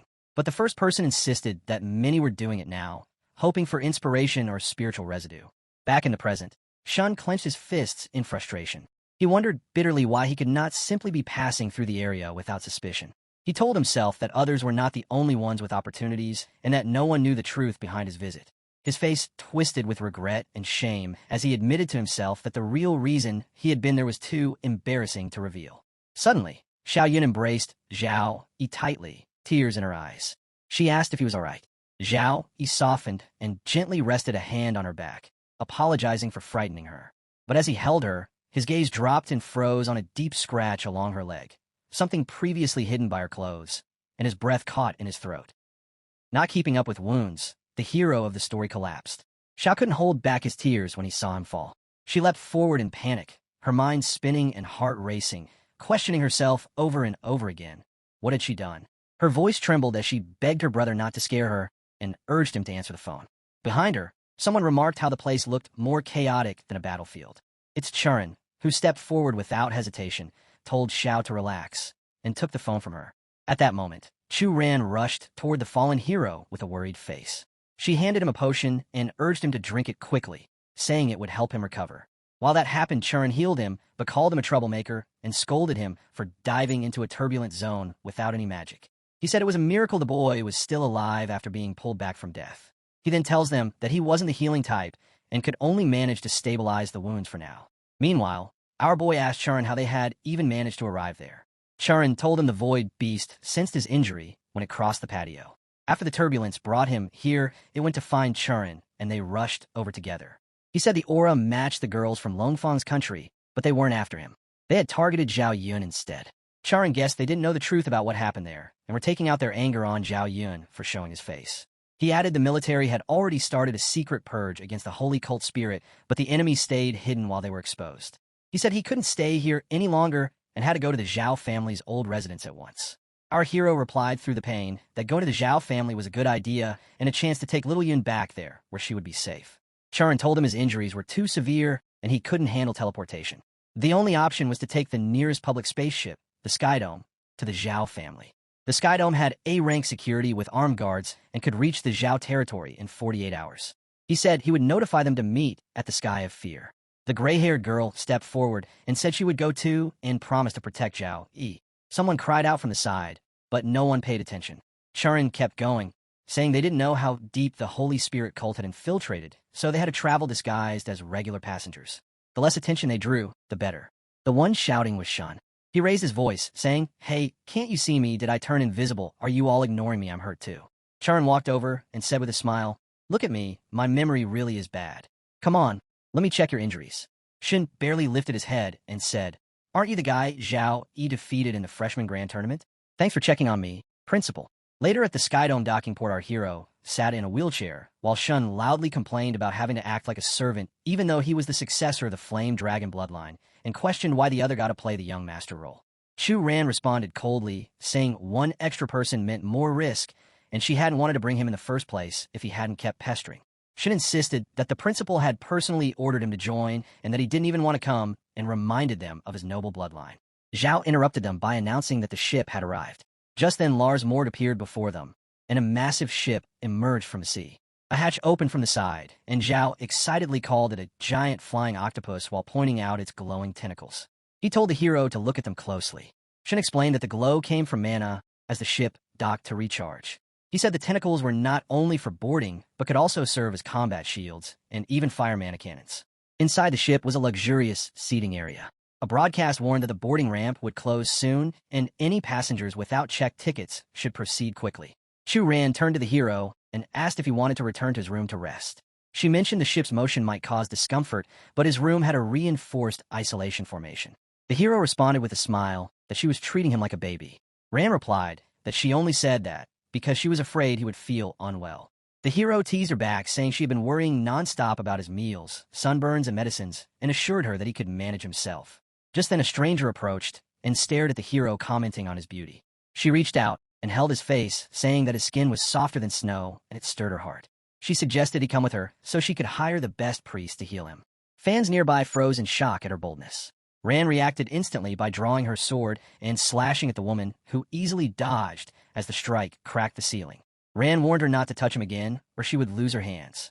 The woman smirked and said the guard was getting serious over what she called a harmless invitation to tea and a little fun. She asked why Ran was so quick to react when the young master himself hadn't said anything. She then suggested that maybe Ran was not a guard but a lover, and said it explained her extreme reaction. She added that if Ran liked the boy, she should just say so, and that she understood such feelings very well. The hero then gently took Ran's hand and told her not to fall for the provocation, since private combat was forbidden on the Skydome. He turned to the woman and advised her that if she sought entertainment, she might find better company in third class. He added that his frail body would not survive her enthusiasm.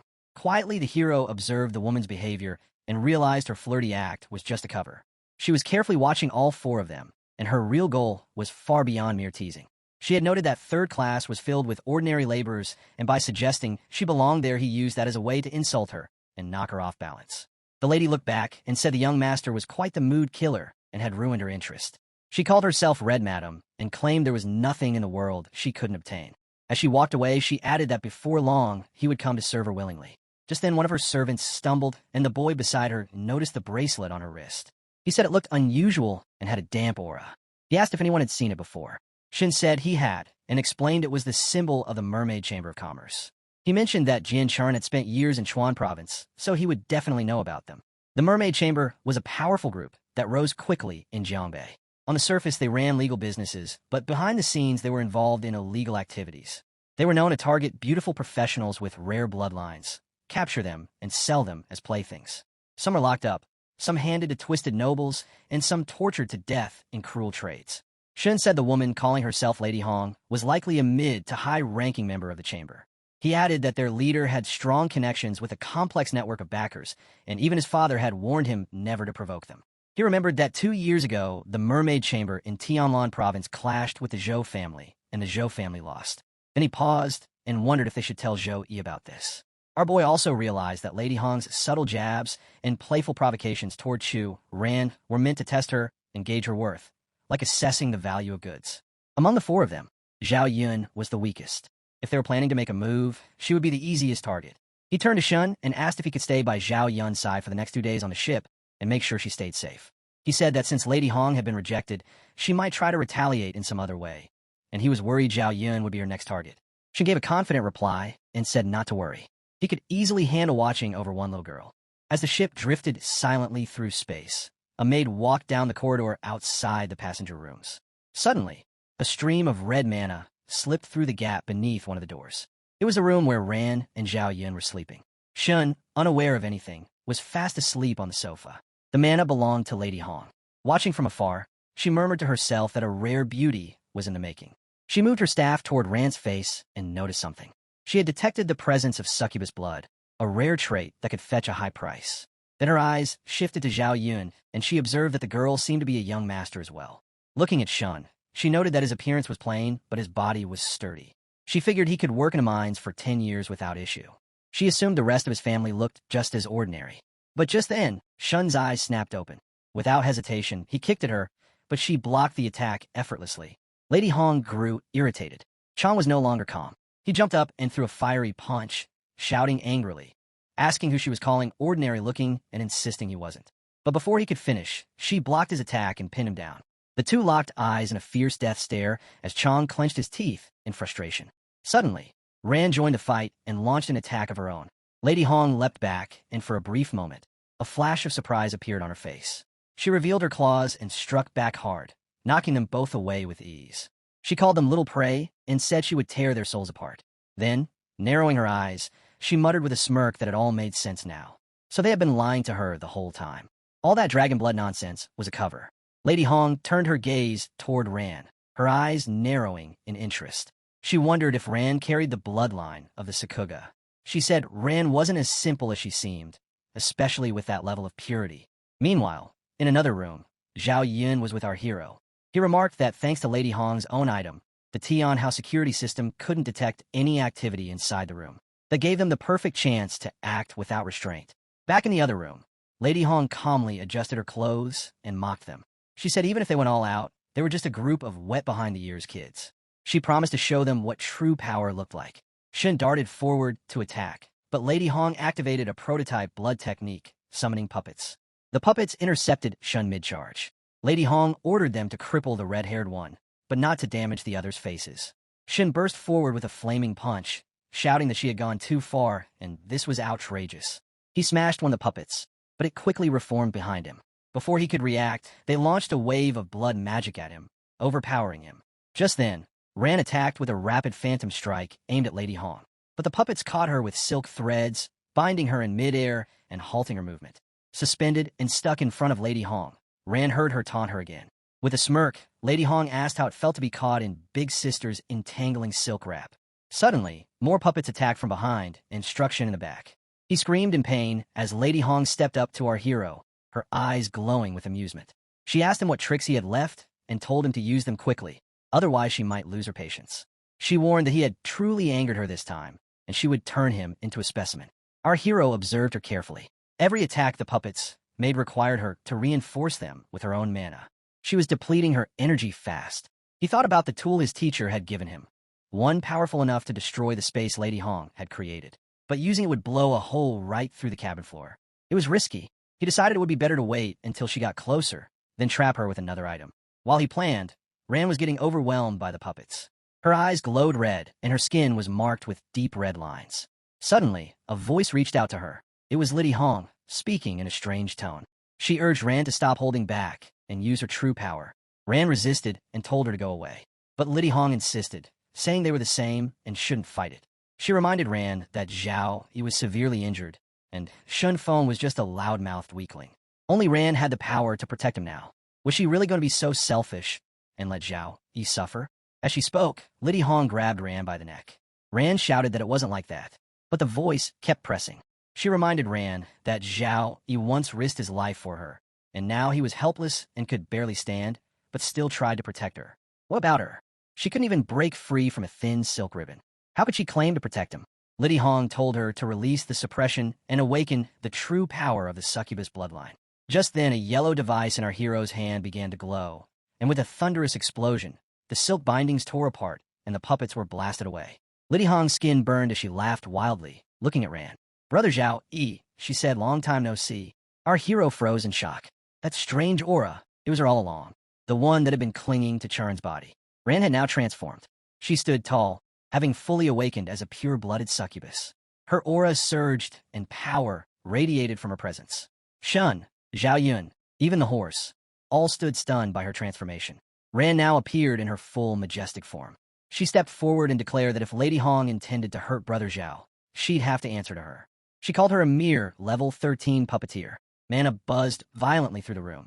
Lady Hong laughed and said that even with a succubus bloodline, Ran couldn't overturn the heavens. She extended her hand again and launched another silk-binding spell. She taunted that the Mermaid Merchant Association already had so many succubus specimens, they could fill an entire cold storage unit. As her skill surged forward, our hero cried out, Chu Ran. The scene opened with Chu Ran letting out a faint laugh, and then in a sudden burst, he leaped into the air while unleashing a wild surge of energy that tore through everything around him. As he soared upward, that same energy spiraled outward in chaotic waves, shaking the ground and tearing apart the air itself. Just then, Shireen's voice cut through the noise as she stared at him and said coldly that bugs belong in cages.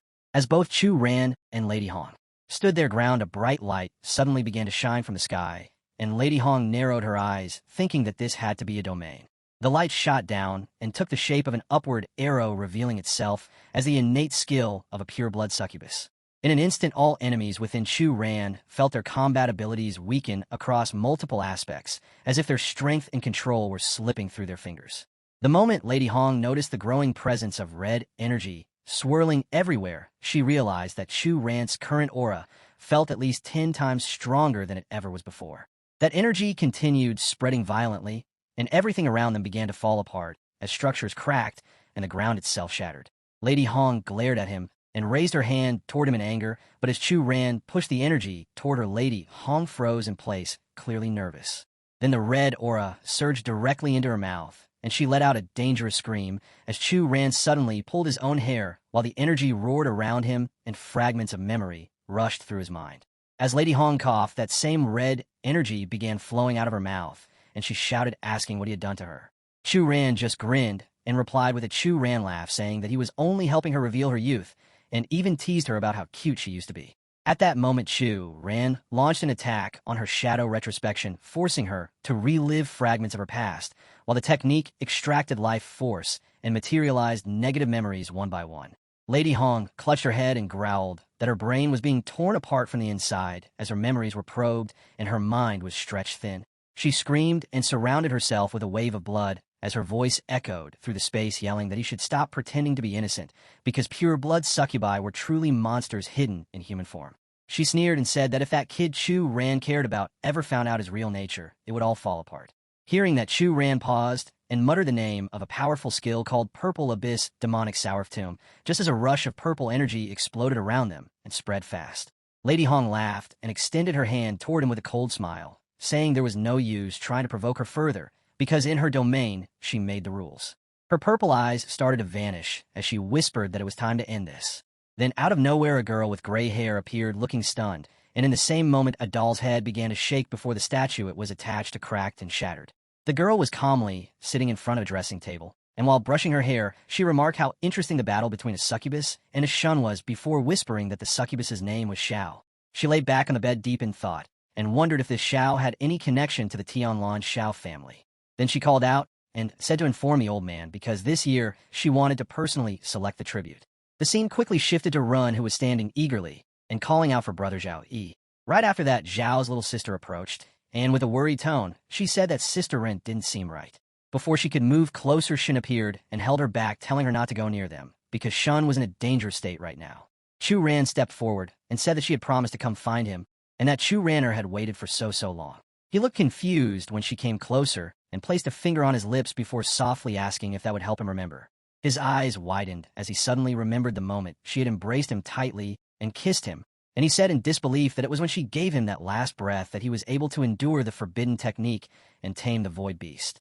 Her eyes lit up, and she said joyfully that he finally remembered her. Just then, Shin jumped forward and attacked her while shouting for her to let go of Zhao Yi. A swirl of white and purple energy burst between them, and she stood up with fury in her eyes, turning to face him. She called him a little Shan and asked why he was being so aggressive since they were supposed to be teammates. Shin yelled back, saying that she should drop the act because she wasn't Jiang Chu Ran at all, and that he knew she had bloodline powers and that she was a monster pretending to be someone else. He stared at her suspiciously while purple energy swirled again, but she was already charging at him with a glare and said with venom that she'd rip out his tongue and use it as a drink snack if he didn't shut up. Just then, Zhao, who had been watching from his wheelchair, called out for Chu Ran to stop, but she was already throwing a punch which missed as he ducked, and Chu ran away. She quickly turned around and chased him before slamming him down and grabbing him by the hair. He groaned and asked if she was angry because he called her a monster, repeating the word over and over as if to trigger her. Zhao began coughing again, but before he could do anything, she punched Shini in the face and snapped at him, calling his words nonsense. She continued gripping him tightly and taunted him, saying that if his claws couldn't even scratch Madame Hong's skin, then he had no chance of hurting her because he was still the same arrogant fool. Zhao finally shouted for her to stop, but she began to unleash her holy power shield and blasted everything around her in a fit of rage. Then Zhao stood up slowly and pleaded with her not to hurt Shin anymore. Shin stepped forward and told Zhou Li he is doing all this to save him. If you fall under the succubus's enchantment, the mission the principal gave me will completely collapse. He warned him gravely, explaining that the person before them wasn't the Jiang Churen they once knew. It was something far darker, something born from the symbiotic consciousness within her bloodline, which had now taken full control. If she doesn't vanish, Shin declared, the real Jiang Churen will be in mortal danger. At that moment, the woman in question confirmed it herself. That's right, I'm not Jiang Churen, she said, her voice icy. That version of her, weak, helpless, was gone. I still remember how she sobbed when she begged me to take over and save him, tears running down her face like a pathetic, drowned mutt. I even mocked the sound of her cries, enjoying the disgust on his face. But before she could say more, Zhou Yi snapped. Shut up. His voice trembled with fury. She gave up everything, her bloodline powers, to protect me. Say what you want about me. I don't care. But you don't get to insult her. Xiao Ran is the strongest girl I've ever known. I stand by every decision she makes. Moved, the girl paused before softening her voice. Thank you for saving me. 3 times you saved me, in the dungeon, in the freshman competition's secret realm, and again just now. Zhou Yi looked at her and vowed, "If I can, I'll definitely repay you 3 times over." She stared at him for a long moment before asking gently, "But can you? Can you bring Xiao Ran back?" Zhou Yi, heart heavy, responded, "Tell me, how do I make you go back to where you belong?" Surprisingly, her expression turned playful, and she said, "You poor little thing." Then, without warning, she kissed him. "This is your first repayment." But her smile faded. The cost of summoning me, she can't afford it. Zhou Yi's thoughts spiraled. Each time she lost control, it had been to protect him. But what exactly was this cost? Desperate for answers, Zhou Yi called out to Shun Lingfeng. "What's this symbiotic consciousness you mentioned?" Shun, still nursing a bruised and battered face, grumbled, "Why the hell am I even helping you jinxes? Stick with you people any longer and I'll end up in a crematorium," he snapped. Then, reluctantly, he started explaining what little he knew. "My old man said high-level bloodlines are like ancient monsters sealed in the body. If the host is strong, the consciousness helps. But if the host is weak, it tries to take over, like possession." Zhou Yi's eyes widened. "Possession?" "Yes," Shen confirmed grimly. "That's likely what happened to Jiang Churen. Some believe this symbiotic consciousness is just a second personality that emerges under stress. Others say it's the soul of an ancient ancestor, lying dormant in the blood, waiting to be reborn through the host." He added, "There's only one thing we know for sure. If someone keeps using bloodline powers beyond their limit, they either lose their mind, get taken over, or self-destruct."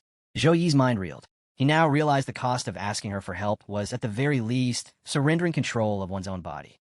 "So, you've been distracted lately because you're losing control over the symbiotic consciousness?" he asked. Shen could only shrug. If he knew how to deal with it, he would have solved it by now. Just then, Shun's sister broke in. "Brother, you must know how to save Sister Ran, right?" Shen paused, eyes flickering as if some old memory had surfaced. Then suddenly he exclaimed, "Go ask the Zhou family's patriarch. Those old men have seen everything. If they can't handle it, then go to the Jiang family. They're even more powerful." A problem like this would be solved in minutes. Before they could act, masked enforcers entered the area. "Who's fighting here?"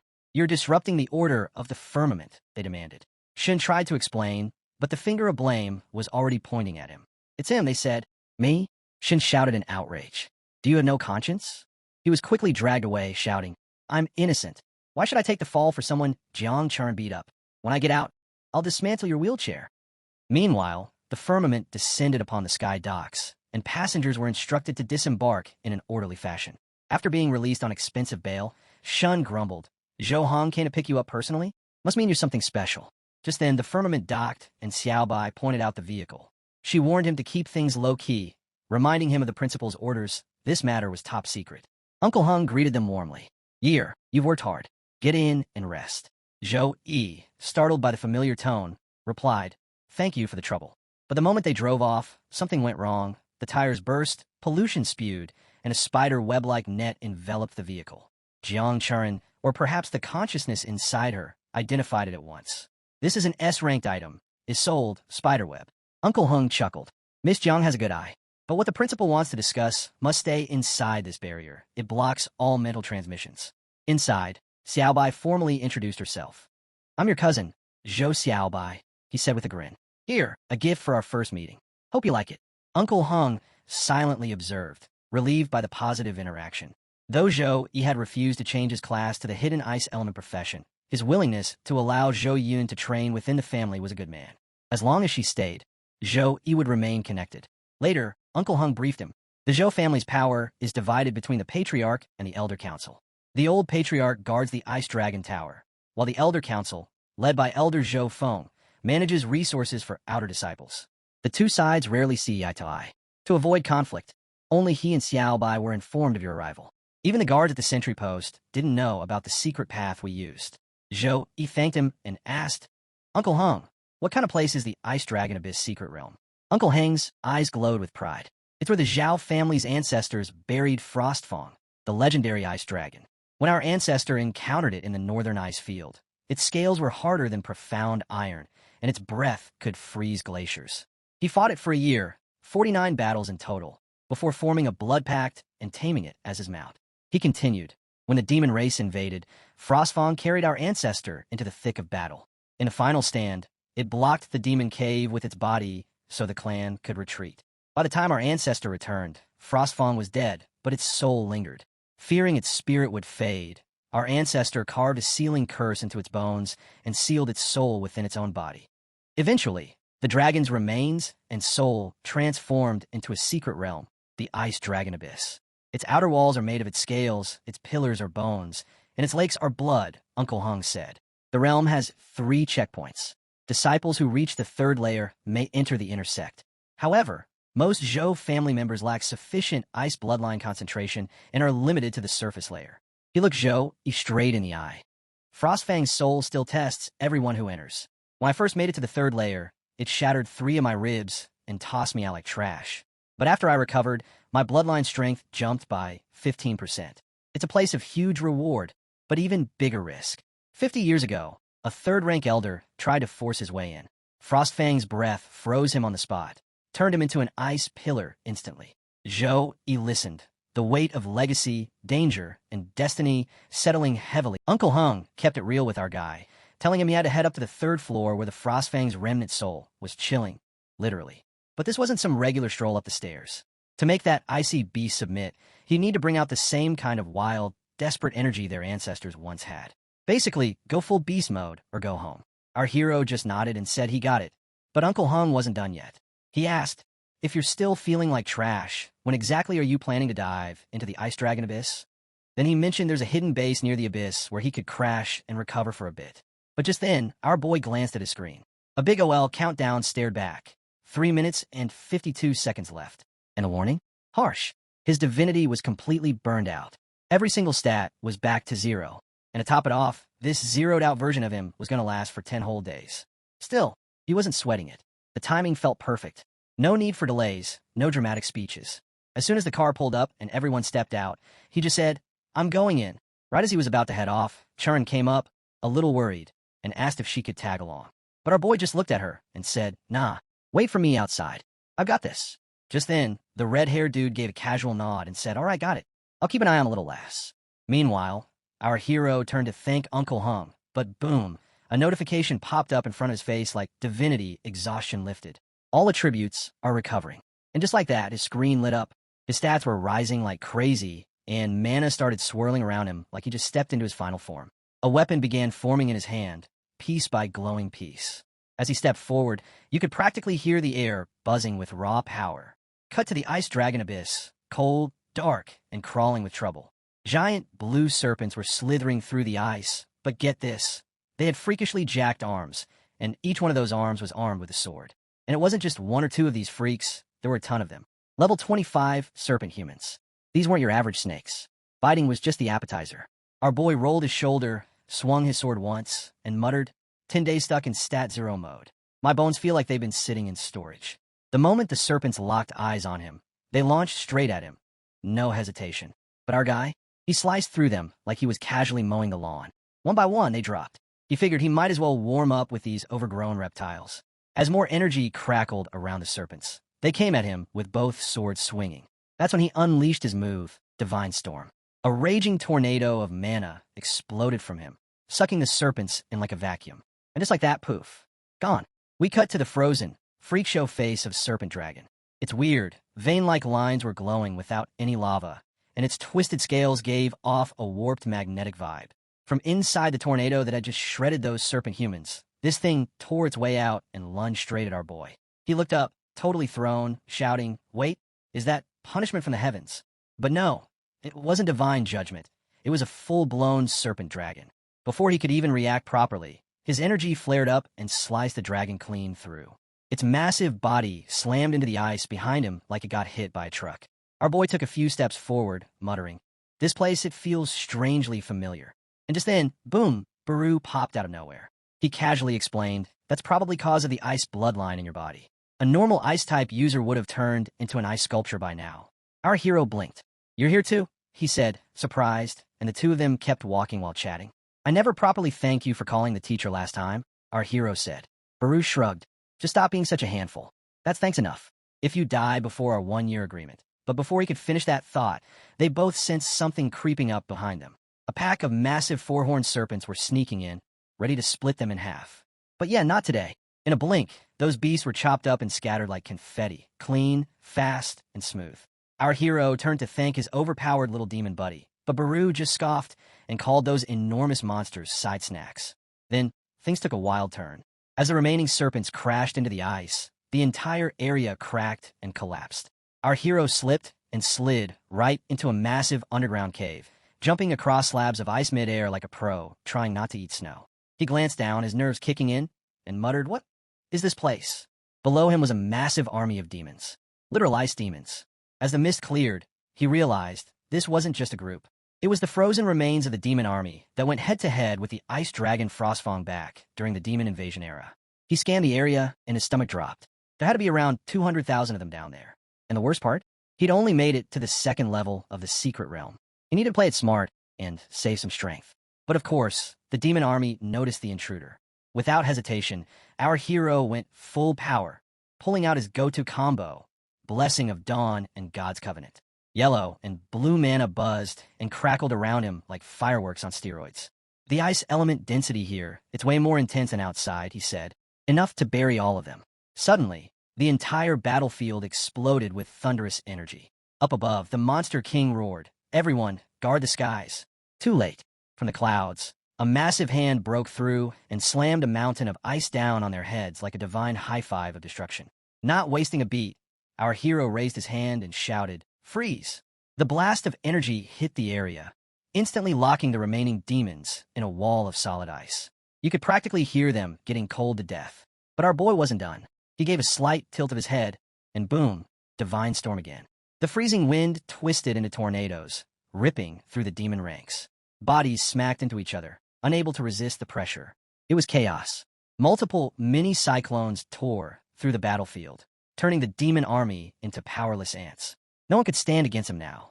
The Demon King was losing it. "You sneaky little worms," he bellowed. "Our clan's battle soul will never fade. How dare worthless ants like you challenge us?" His guards began pounding their weapons in rhythm, ready to turn the tide. And that's when it happened. A thick, pitch-black mist started swirling around them. Something bad was coming.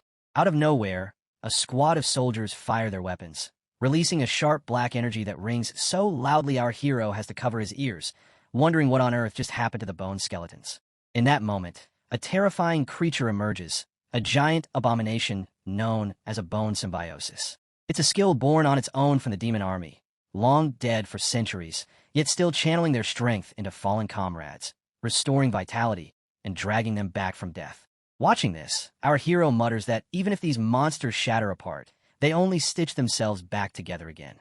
Could these bone demons really be unkillable? Yet there's no notification of gaming experience for defeating the Ice Abyss Bone Demon. The massive creature lowers its head toward him and growls. "Found it." Our hero grips his sword, yellow energy flowing from the blade. With calm defiance, he says that legendary beings are never simple, but he refuses to believe they can't be slain. He fires his radiant energy toward the bone symbiosis demon, declaring that it isn't unkillable. The monster throws its arm up to block, but the blast rips its hand apart. At once, the skeletal army swarms forward, yet our hero's sword flashes so fast that each strike cuts them cleanly in one blow. The towering demon draws its own blade and crashes it down with brutal force, but our hero lunges aside just in time. Using the planted sword as leverage, he vaults upward, leaping toward the demon until he's staring right into its hollow eyes. The beast gapes its mouth wide, summoning a strange blue sphere, while our hero readies his sword in advance. Both forces collide. Blue energy versus yellow. Yet before the outcome is revealed, the scene shifts. Elsewhere, Zhao Yin freezes as word spreads that the left Fang is collapsing. Reinforcements are being called for when suddenly, someone approaches, lays a hand on his shoulder, and urges him to hold steady. Zhao Yin demands to know what he means. The man explains they must buy Lord Frostfang some time, but before he can finish, countless blades rain down from the sky, impaling him instantly. Our hero looks up and sees the sky itself transform into a gate, spilling sharp debris as if the heavens were tearing apart. He realizes a demon-raised, interdimensional portal has opened. From it, hulking monsters pour into the battlefield. Commanders rally their men, ordering Zhao family disciples to follow. One soldier cries that they must fight to the death and never allow the demons to break free into Tianlan territory. A mounted demon lashes a soldier with its whip, killing him in a heartbeat. In response, the commander cleaves the rider in half, roaring that they will live and die with Tianlan. His voice grows louder, declaring the arrival of Lord Frostfang. From above, a colossal dragon bursts forth, glowing with shimmering blue energy. It gathers power in its jaws before unleashing a devastating beam that incinerates enemies on the spot. The soldiers cheer, voices echoing that Lord Frostfang has come and salvation is at hand. Zhao Yin stares at the dragon, his thoughts heavy, wondering if this very battlefield has once again become the stage of the demon invasion from 100 years ago. Frostfang rampages through the battlefield, crushing demons beneath its massive body, leaving nothing but dust clouds in its wake. Emerging from the haze, the dragon gazes down at the demon army. Suddenly, great pipes are fired at its body, tearing into its scales and drawing a roar of pain. Without even glancing down, Frostfang slams its body with overwhelming force, reducing the ground and the gate demons into rubble and dust. Yet a handful of gate demons slip past and charge at the humans. Blades flash as they slice clean through human necks, while others unleash streams of blue energy that pierce through rows of soldiers in a single strike. Shouts rise among the defenders, cursing the arrival of demon scum. From above, a figure rides in on a massive black eagle, its voice thunderous as it declares death upon everyone below. The aura it releases is suffocating, thick with rage. Its eagle tears into men, crushing them with its claws. Frostfang narrows his eyes at this rider, silently watching. His body bleeds from the spears already lodged into him by the gate demons, but he does not waver. With a burst of power, he hurls himself at the mounted demon, intent on destroying it. Then, in front of the pink portal, a strange figure begins to emerge. Frostfang immediately senses the aura and his heart tightens. Could it be the sky demon? The thought chills him, for if the portal is broken open, Tianlan itself will fall into the hands of demons. The land will rot, and every living being will become nothing more than nourishment. Without hesitation, Frostfang steps forward, declaring to himself that he will not allow them to break through. If this tide of demons cannot be stopped, then he will sacrifice his very dragon body. Wounded yet unyielding, he soars straight toward the sky demon, ripping through the air with unstoppable speed. With one colossal strike, he smashes into the creature, forcing it back into the portal. But in the same instant, the sky demon surges forward, dragging Frostfang with it. Both are swallowed whole as the pink portal engulfs them in a blinding light. Zhao Yin watches in shock as Frostfang hurls himself into the portal, sacrificing his body to stop the sky demon. From the collapsing portal, a massive figure crashes down onto the icy ground, shaking the battlefield as a cloud of smoke spreads. It is Frostfang, his body brutally wounded, but the moment he lands, the portal behind him shrinks and fades away. The human warriors stare in shock, then break into cheers as they realize the portal has vanished. Hope floods their hearts as they shout that the demons have been repelled by Lord Frostfang, and that Tianlan's defense line still stands. Their voices rise together, chanting "Long live Frostfang." But Zhao Yin's thoughts are different. He quietly realizes that Frostfang must have thrown his dragon core into the portal and detonated it. Lying nearly lifeless on the icy ground, Frostfang breathes heavily. Zhao Yin looks at him and whispers that at least he has not failed his promise. Suddenly, a voice calls out Frostfang's name. Zhao Yin turns and sees a man running in panic. He is the Zhao family's ancestor. His thoughts scatter into the past, but he snaps back to reality as a massive sword slams down at him. He manages to block with his blade, though the sheer impact hurls him across the icy field, slamming him through one mountain, then another, before finally pinning him into the third. Still, he steadies himself and lands firmly. Ahead, he notices a strange gleam. Looking closer, he realizes its dragon scales embedded into countless bony skeletons. He laughs at himself, walking forward casually, muttering how he failed to notice earlier. Their movements are too uniform, their attacks too mechanical. These bone demons aren't natural at all.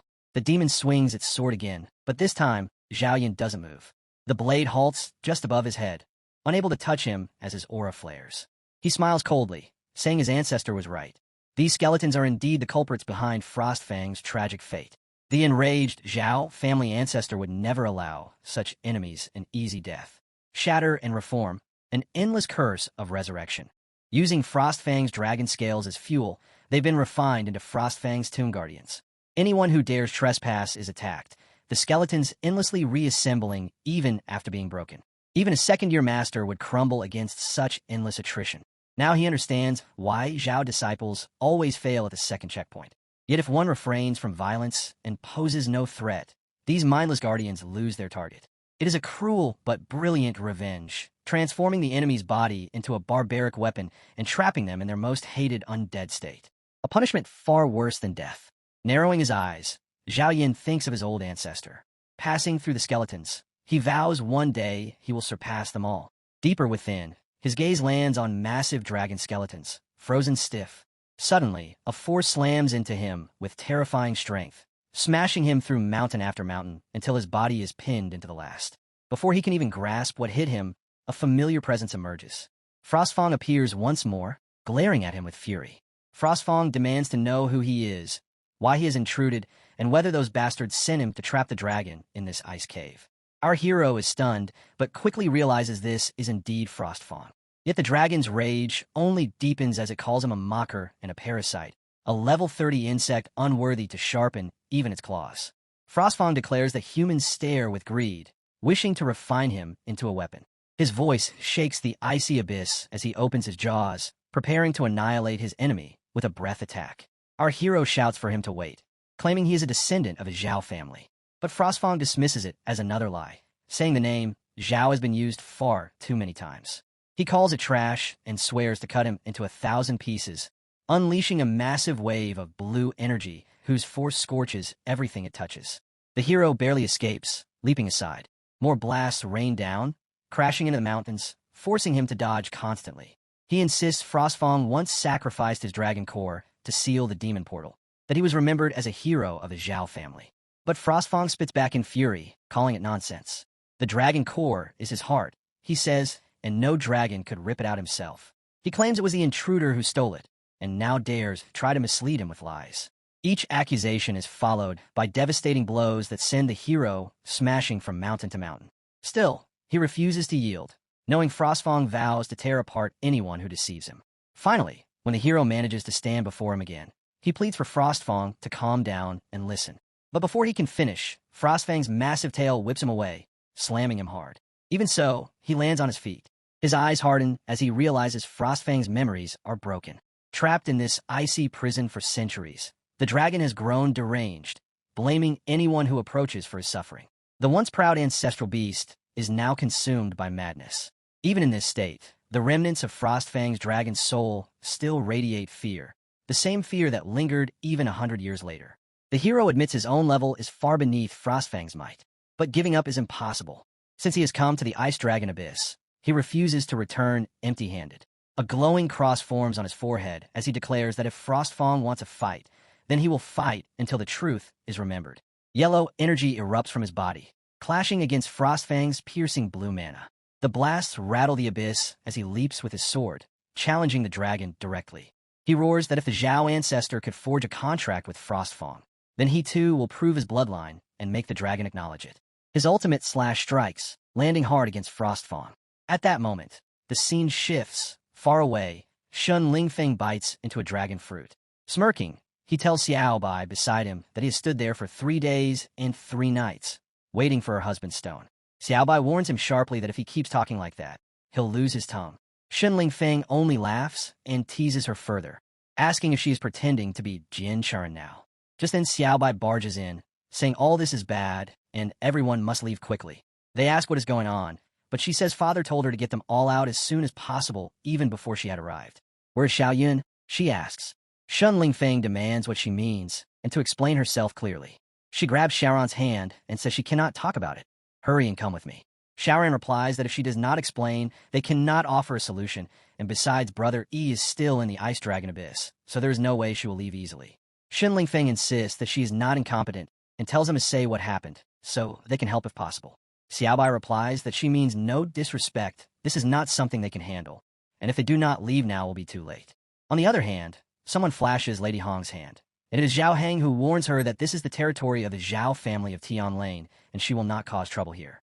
Within that second, the redhead and the white-haired girl land there, and the demonic aura of Lady Hong surges as she tells Zhou Heng that to suppress the bloodline freeze, his power is not even 30% of level 40, and asks if he really thinks he can stop her. Pang responds that no matter how difficult things are for the Zhao family, they will still not allow outsiders to harm their guests. Meanwhile, he is thinking that Zhao Yi is at a critical point in his breakthrough in the Ice Dragon Abyss, and they absolutely cannot let Lady Hong ruin it. At first, he decides he will risk frostbite to his meridians to hold her off until Zhao Yi emerges. Then he fixes sharp eyes on Lady Hong, smiles, and questions where she is going. She reached a door in a room and greeted Xiaobai with the words, "Long time no see." Shun Lingfeng, Xiaoran, and Xiaobai were all stunned that she was still alive. The story shifts half an hour earlier, where the Zhao family patriarch is sitting with Lady Hong. She mentions that this year's gold marrow crystal has arrived and presents him with 3 trunks. The patriarch considers it too much trouble for Lady Hong to have come all this way, and thinks she only needs to say the word for him to send someone to fetch it. The story reveals that the gold marrow crystals are consumable and classified as level 1 epic energy crystals. The third elder of the Zhou family instructs someone to bring it up, and 4 people step forward carrying trunks of Thousand Mechanism, Snow Silkworm Silk, and Mystic Ice Jades. The third elder explains that as per the custom of previous years, the rare dry years have also been prepared. Lady Hong inspects the trunks and judges it to be insufficient. Grabbing an ice-splitting thorn, she accuses the Zhou family of hiding good things instead of handing them over, proving their insincerity in seeking the cold marrow crystal. Uncle Hang rebukes her accusation, reasoning that the Zhou family makes every effort to collect dry years for enhancement with her every year. Meanwhile, he knows this woman is insatiable and that her conditions increase year after year, leaving him to wonder what new trick she is pulling this time. She breaks the ice-splitting thorn between her fingers and declares that she is tired of those fleshy goods this year, saying the method of debt repayment must change. If the Zhou family patriarch agrees, there will be enough gold marrow crystals to last the entire year. The family elder asks what Lady Hong intends to exchange for. Zhou Heng feels something is wrong. Lady Hong replies that what she wants is a living person. The patriarch is stunned and demands to know whom she wants. She answers Zhou Yi. Zhou Heng immediately rises in shock and exclaims that trading a living person is unthinkable, all the while wondering how Lady Hong set her sights on Zhou Yi. Lady Hong remarks that he is quite humorous, adding that 1 person in exchange for the lives of an entire clan is a very cost-effective deal. The patriarch refuses and urges Lady Hong to leave, insisting that Zhao Ji is a junior of the Zhao family, and there is no way he can be traded. Lady Hong questions if refusing to hand him over means the Zhao family can still survive. She mocks that even if they do, they will only last 2 months. The elder reminds the patriarch that 3 children died last year from bloodline freezing, and without cold marrow crystals the outcome will be disastrous. The patriarch knows the Mermaid Merchant Guild controls a mine of these crystals, and that the Zhao family's cursed ice bloodline grows weaker each day. They need the crystals to strengthen their bloodline, speed cultivation, and ease the freezing, so they have no choice but to trade large amounts of resources with the guild every year. The patriarch says there is no need to continue, for the Zhao family would rather face extinction than trade lives for survival. The elder urges him to at least think of the children, reminding him that Zhao Yi is a genius but still too young to save the clan. He insists the family must stay alive to see any hope of resurgence. But the patriarch replies that Zhao Yi has never been protected by the clan and should not bear its burden. When the elder insists the children can wait, the patriarch dismisses Lady Hong. In his heart, he knows the elder is a fool, for Lady Hong is forcing a choice between Zhao Yi and the family, and she clearly sees that only Zhao Yi's limitless future holds their true chance of recovery. Lady Hong smiles, pleased that the Zhao family will protect Zhao Yi from today. She turns and orders the supply of cold metal crystals to be cut off, declaring that the Zhao family and the rotten old man will perish together. Then she snaps out red strings and thanks Xiaobai for leading the way. She wraps those strings around Patriarch Zhou's neck and snaps them, and he falls to the ground. Lady Hong snarls that the patriarch dared to wink at Xiao Yun right in front of her and asks if he takes her for a blind person. Xiaoran and Shun Lingfeng pounce, vowing that this time the enemy will die by their hands. Lady Hong's minions move to stop them, but Shun Lingfeng slices the minions to strips with his sword. A few minions rush Xiaoran, who holds a sword. She cuts them like crispy cloth, and they drop dead. Shun Lingfeng casts a spell that burns away the remaining minions. Lady Hong watches and comments that in just 3 days they will learn to cooperate, and notes that it seems they practiced in private, finding them increasingly interesting. She thinks Xiaoran and Shun Lingfeng both show subtle signs of a breakthrough and could be considered geniuses, though she adds that with a pearl already ahead they will eventually turn to dust. Xiaoran thinks that guarding Patriarch Zhou limits her movement and distracts her, and wonders if this woman was not eliminated last time, and how she is with the Zhao family again, and whether Patriarch Zhou is not allowed to speak about her, and whether Brother Zhao he is not allowed either. Suddenly a few strings shoot right past her face and bind her in seconds. Lady Hong sneers that Xiaoran's combat experience is lacking. More strings shoot from the ground and bind Shun Lingfeng. Lady Hong declares that she loves these young masters and ladies from the families, calling them talented yet useless. With the warm-up over, she decides to deal with them personally. She slams into Shun Lingfeng, taunting him as a little succubus, then slams Xiaoran and taunts where her power from last time is gone. She pins Shun Lingfeng to the wall, saying that her blood thread snare really likes his flames, and calling him Little Fire Dragon. Now they hang from the ceiling as she demands to know where Zhao Yi is. Shun Lingfeng rages and vows to burn her to ashes if released. Lady Hong turns away and states that she will not allow talking, since she heard that Zhao Yi ventured alone into the Gale Mountain range to save his sister, and she does not believe Zhao Yi will not come out. Shun Lingfeng snarls that she is not allowed to touch Xiao Yun. Lady Hong moves towards Xiao Yun and asks if she can see her brother in the distance from behind the curtain. Xiaoran shouts that Xiao Yun should lend her strength one more time. Before they could venture any further, Lady Hong stretched out her strings and her voice to show them what true suppression was. The strings generated multiple minions with a menacing red aura, their strikes aimed straight at Uncle Hang. Uncle Hang released freezing air and warned Lady Hong that she had gone through too much trouble creating so many puppets just for Zhao Yi. He dashed forward with his iron chain, smashing apart the silk minions, while telling his children to take Xiao Bai and Xiao Yun away quickly, and that he would hold the minions off. Lady Hong slyly ordered her minions to leave Zhou Hang, but Xiao Bai and Shun Lingfeng quickly grabbed the girls, preparing to escape. Meanwhile, our hero had already transformed into a celestial being of pure energy. He faced the dragon, ready to unleash his power, reminding it of who he really was. The dragon fired a surge of blue energy, but our hero simply stepped aside, letting the beast release the frustration it had bottled up after being trapped and roasted for so many years. With just a flick of his wrist, our hero slammed energy onto its forehead. He then prepared a soul-blending punch, demanding obedience. The dragon's memories suddenly surfaced, and it recognized our hero as its master. Yet when the blow struck, clouds of smoke erupted as the dragon was slammed down, jaws wide open, while our hero stood on its mouth, relieved that the dragon was finally quiet. The dragon then asked again who our hero really was. Exhausted and lying on the ground while healing, our hero answered that he was Zhao Yi, the descendant of Zhao Fan. His body recovered slowly from the damage inflicted by this unfathomable dragon.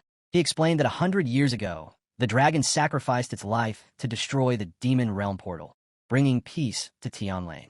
His ancestor, Zhao Fan, had sealed the dragon's body and soul before departing alone to find a way to resurrect it, but he never returned. The dragon recalled the promise of a life of luxury made by its master.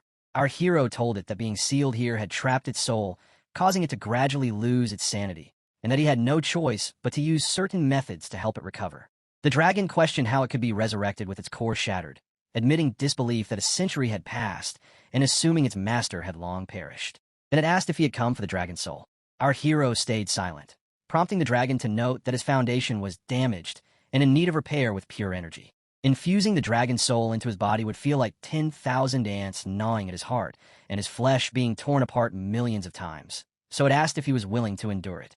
Our hero declared that he was, because compared to the pain of helplessness and weakness, the inability to protect those he loved was far worse. Energy then surrounded him as he lifted himself up. The dragon acknowledged his courage, smacking a surge of blue energy straight into his heart. The pain blended into his shining yellow mana as his blood vessels awakened with the icy lineage of the Zhao family. Blue energy began oozing out from him as transcendent power surged back. His every vessel brimmed with radiance, and he could feel everything vividly, even sensing Xiaoran standing outside before the dragon. The dragon told him to endure, warning that his shattered radiance would not last a month without proper repair. Our hero then inspected the cracks across its spine and at the shattered radiance, healing them one by one, though blood poured from his eyes, nose, and mouth under the strain. His heart suddenly pulsed, releasing immense energy that extended farther than ever before. At last, he obtained the Ice Dragon Soul with complete fusion, restoring his foundation. His ice element strength rose to new heights, and the system congratulated him for completing the hidden quest, granting him his perfect second awakening. He was rewarded the Dragon Body's God skill, vowing to use it to protect Tianlane. Elsewhere, Lady Hong was brutally suppressing the Zhao family. Shun Lingfeng was nearly beaten by her red silk, and now it was Xiaoran's turn. Lady Hong called her a good sister and coaxed her to come closer, insisting she would not hurt her. But Patriarch Zhou hesitated. Lady Hong then lashed her strings and forcefully seized her, demanding to be taken to her brother. Just then, Shun Lingfeng grabbed her foot and told her to get lost. Lady Hong mocked him as a stubborn little fire dragon, eager to play the protector. Shun Lingfeng warned her not to touch Xiaoran. She laughed at his resolve, ridiculing him as a stray dog who could not even protect himself, yet still wished to protect others. But Shun Lingfeng retorted that she knew nothing, swearing that even if he died, he would never let her touch a single hair on Xiaoran. She ordered him to move aside, but he refused, pressing against her shoulder in pain, yet not letting go. Xiaoran wept, crying for him to let go, pleading that he should not worry about her and should escape quickly, insisting her brother would not blame him. But Shun Lingfeng bit Lady Hong's foot in defiance, despite the punishment. Lady Hong struck him hard, sending him flying, but he resisted even that blow, crawling back toward her. This made Lady Hong pause, thinking that this boy had tougher bones than she had expected. To make someone of the proud fire dragon bloodline submit in such a way proved his worth. And though he was indeed stubborn, he was also a very valuable person. Lady Hong was truly impressed, yet she warned Shun Lingfeng that he was courting death. She had no real desire to kill him, but since he was forcing her hand, she would make him reborn. Her strings coiled around his neck as she bid him farewell. Shun Lingfeng began choking while Zhou Bai cried out for him. With a snap of her strings, no one knew if he had died, and Zhou Bai wept bitterly, begging Lady Hong not to let her brother suffer and to release him. Suddenly, a deafening burst erupted outside, followed by a cloud of smoke and trembling waves of blue energy. Lady Hong turned toward Zhou Bai, her expression shifting as she wondered where such terrifying pressure was coming from. At that moment, a surge of blue light engulfed her, shattering her red silk into fragments. From within the wave, radiant yellow wings unfolded. It was our hero, who finally appeared carrying Zhou Bai in his arms. She wept softly, calling out to her brother. Our hero looked at Shun Lingfeng, who was gravely wounded, and then at Xiaoran, who remained pinned to the wall by Lady Hong's silk. When he looks at Zhou Bai and Uncle Hang, who are also wounded, Uncle Hang still emits red, freezing energy that shoots toward our hero, but his eyes beam with blue and yellow light as he counters. He raises his hand, and sharp chains of energy lash out at Lady Hong. She smiles like a maniac and summons 2 minions made of silk, then multiplies herself into replicas, declaring that Zhou Yi has finally come out. The chains slam down from above, shredding her minions from every side, but she leaps behind our hero and taunts him to be a good girl and returns home. He stomps the ground, breaking it apart, then spins and fires blue energy that almost catches her. She realizes he holds terrifying power. The level 20 puppets were nothing, but even her level 30 elites and level 40 guardians, her life's work, were crushed by his sharp blue icy fangs. She smashes one, only to have her leg freeze. She mutters in disbelief that he is only level 30 and should never be able to bridge a 15-level gap. Yet the thrill only makes her want him more. She unleashes a final move, weaving her puppets into a massive silk trap strong enough to engulf the area around him. She arrogantly points out that fighting above his level is useless when he is burdened by the girl in his arms, then forges a silk weapon and slams it down to crush him. Our hero stands unmoved. The sharp silk binds him, but it cannot affect him. A sacred storm bursts from him, and in an instant all the silk evaporates under his yellow energy. The wave spreads, melting everything in its path. Lady Hong realizes this power is beyond measurement, not something levels can define. Panic sets in. She should retreat. But our hero summons Frostfang, the dragon glowing at his side. Lady Hong quickly raises a hand, tapping out, warning him that if he dares touch her, the Mermaid Guild will never let him go. She claims this is the guild's highest wanted order and threatens that his Zhao family will be dragged down if he acts further. But Frostfang devours her aura in seconds, shocking her completely. Wide-eyed, she tries to recover her composure and tells Ahil it is all a misunderstanding. She admits her mistakes, going after her sister, hurting her friends, opposing him, and begs for her life.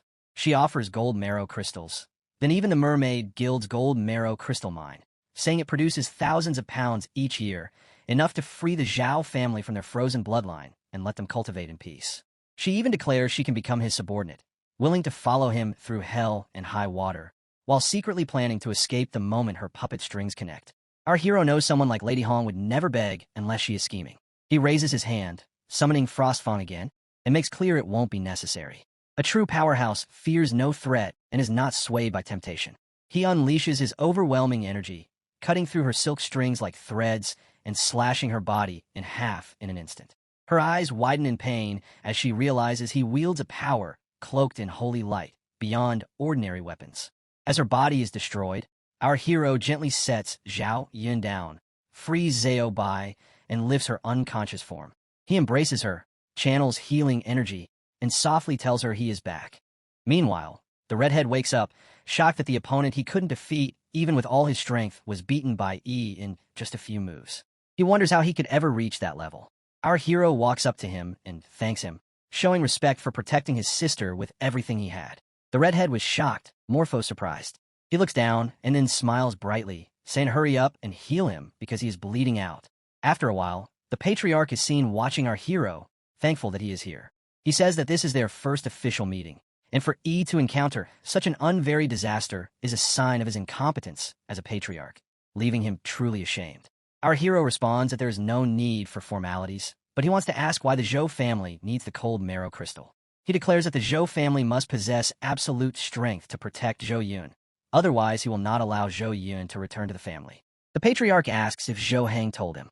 Our hero explains that Uncle Hang once mentioned it, but he was vague about the details. The patriarch thinks that this child has just gone through a fierce battle, yet his aura is as steady as a deep pool, and the ruthlessness in his eyes is 100 times stronger than those pampered youngsters in the family.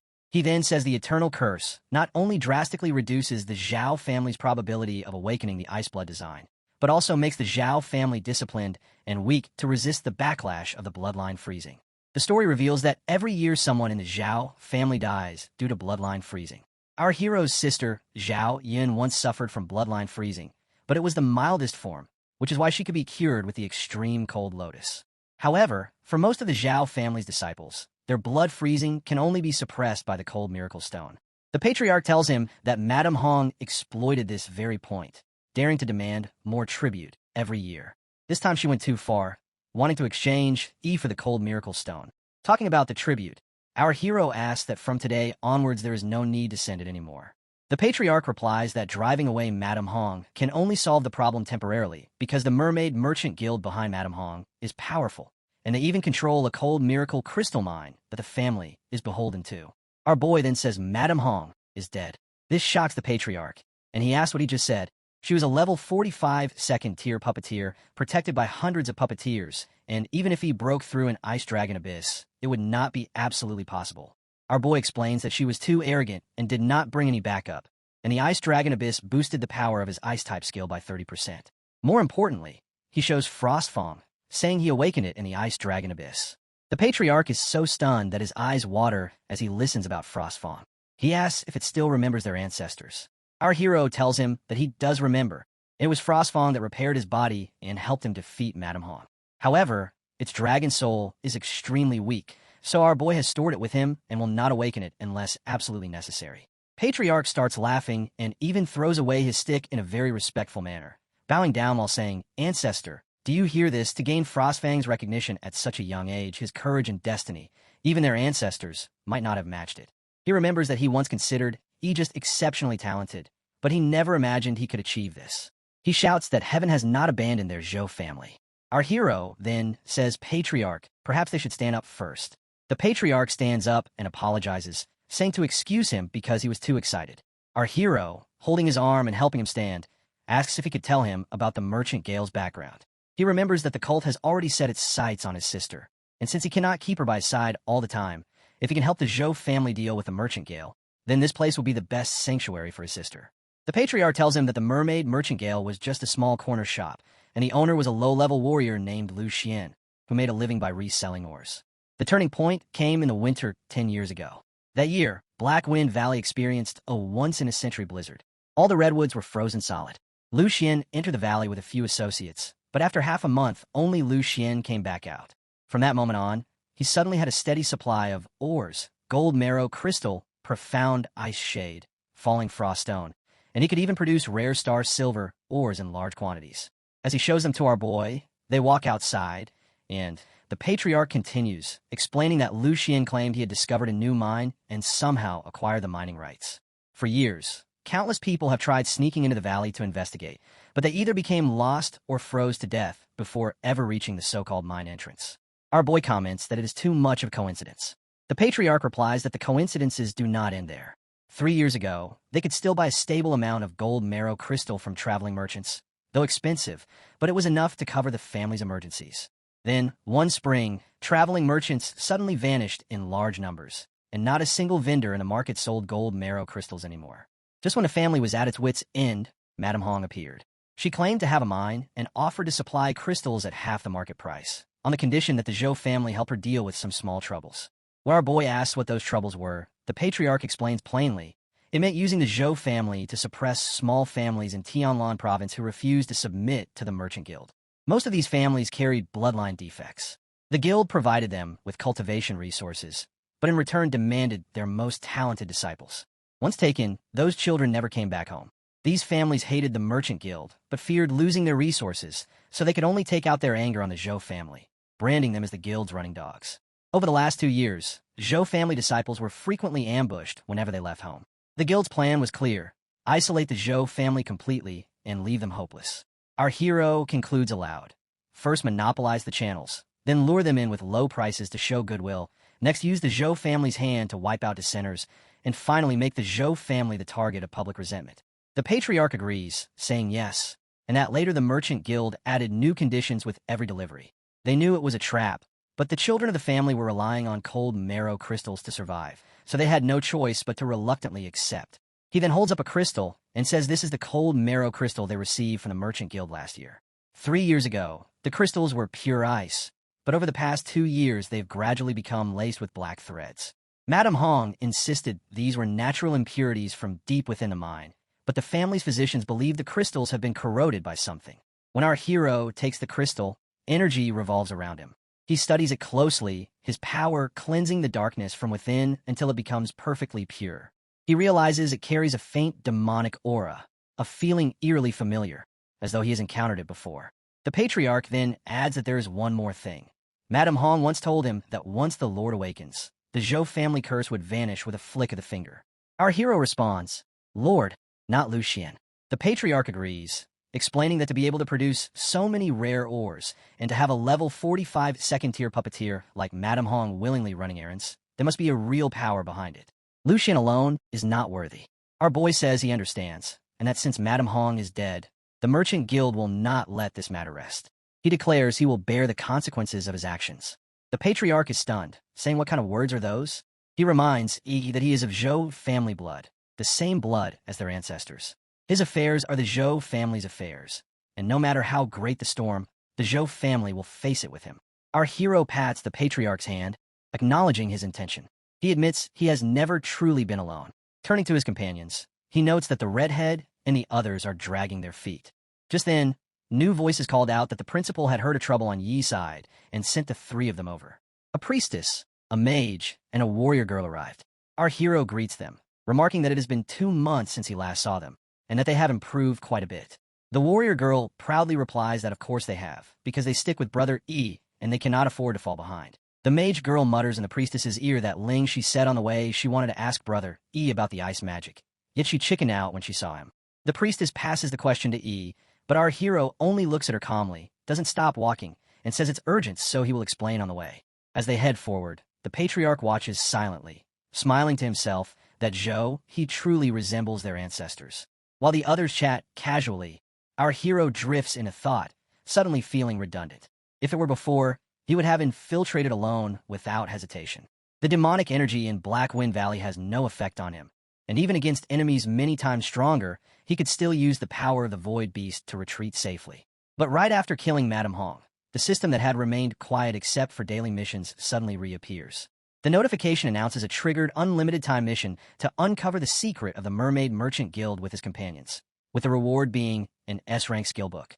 To him, it feels like a forced command that completely blocks the path of acting alone. Yet the system reminds him it is called the strongest auxiliary system, one that never makes meaningless arrangements, so perhaps what matters this time lies within the mission itself and within his companions. Thinking about them, he recalls their injuries and realizes he always believed he was strong enough to protect those he loved, but being strong enough is only a false proposition. Madame Hong's appearance taught him that even the fiercest lion can falter, and if left alone, even hyenas would dare to take a few bites. Just then, the warrior girl calls out to him, saying if they don't leave now, it will be completely dark. Xiaobai also checks if he is fine and reminds him the teleportation array is ready and must be reached before it closes. The redhead grumbles that they should have done this earlier, while the girls complain they are hungry and ask if they're going to eat first. Our hero recalls the little habits of his companions and comes to believe that they are not a burden at all. They are the ones who allow even a mighty lion to rest in peace. The Black Wind Valley is a place of ice and snow all year round, with a blood-red mist hanging heavy over it. Few who enter ever come back unscathed.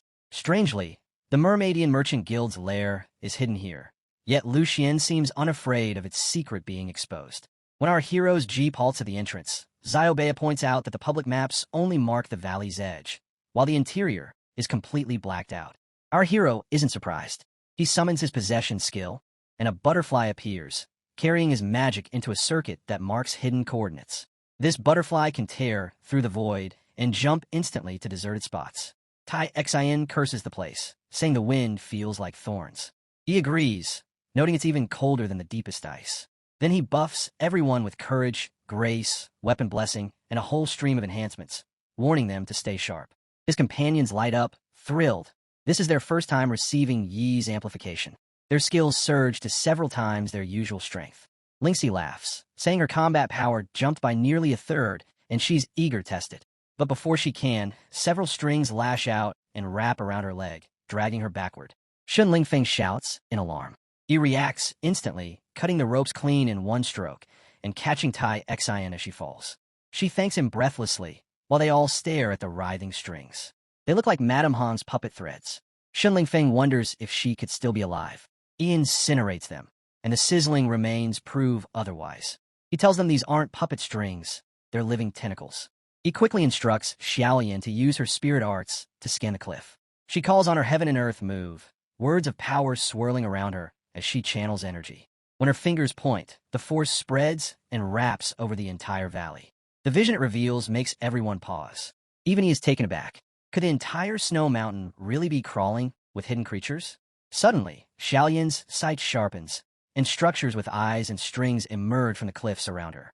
They strike in every direction. She counters with thunder rumbles, glowing talismans, and a flurry of spells, holding them back. But a wave of black magic crashes through, dissolving her yellow spell in an instant. She leaps backward, realizing the black slime can absorb spiritual energy. Lingxi gasps, stunned, as Xiaoyan mutters that even his spirit Taoist techniques are useless against it. For a moment, her companions freeze in shock.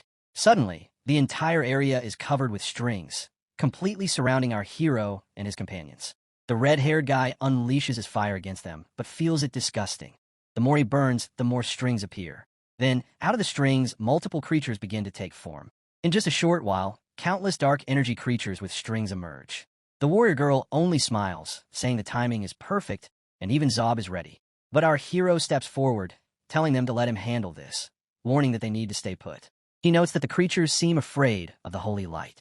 Drawing on his talent of Holy Sword Heart and Holy Light Protection, he charges forward, cutting down the dark energy souls one by one. With a swift slash, he remarks that they don't react to weapons, but physical attacks are effective. He calls out orders. Taiyin and Churan are to break their defenses from the front, while Churan also covers the rear. The three of them will advance in a triangular formation.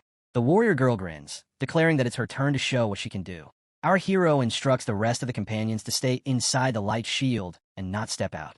The red-haired guy protests, saying, "Wait a minute, he's berserk, and fire isn't his only weapon." He then unleashes a sharp red arrow.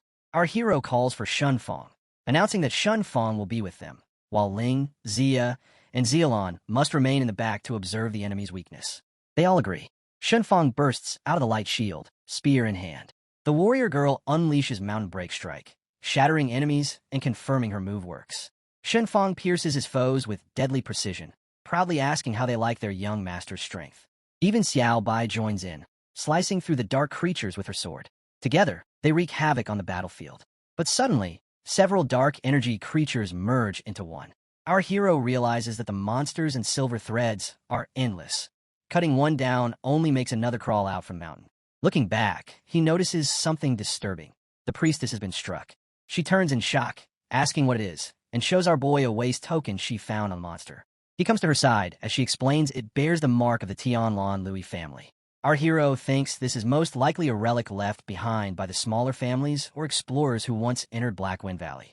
Worse, he suspects these silver threads not only devour magic and spiritual power, but also life force, turning even the remains into monsters. Drawing his sword again, he observes that every monster is connected by threads to the cliff. He roars that instead of cutting monsters, they should strike at the root, and slams his blade down with immense force. The ground quakes, shattering open. Stones crash down, but his light barrier shields everyone from falling debris. As the dust clears, the entire group is stunned. Crystals surround them, and inside each crystal are tiny people. The warrior girl whispers if it was just a mirage.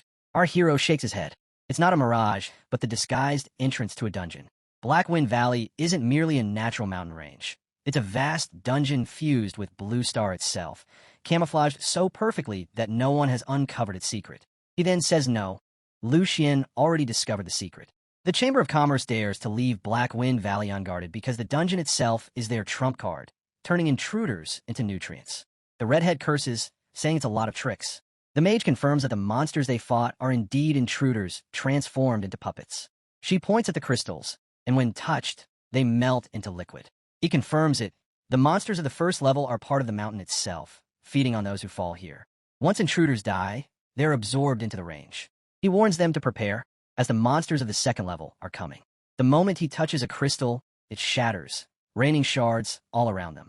The redhead shouts if this broken mirror is trying to ambush them.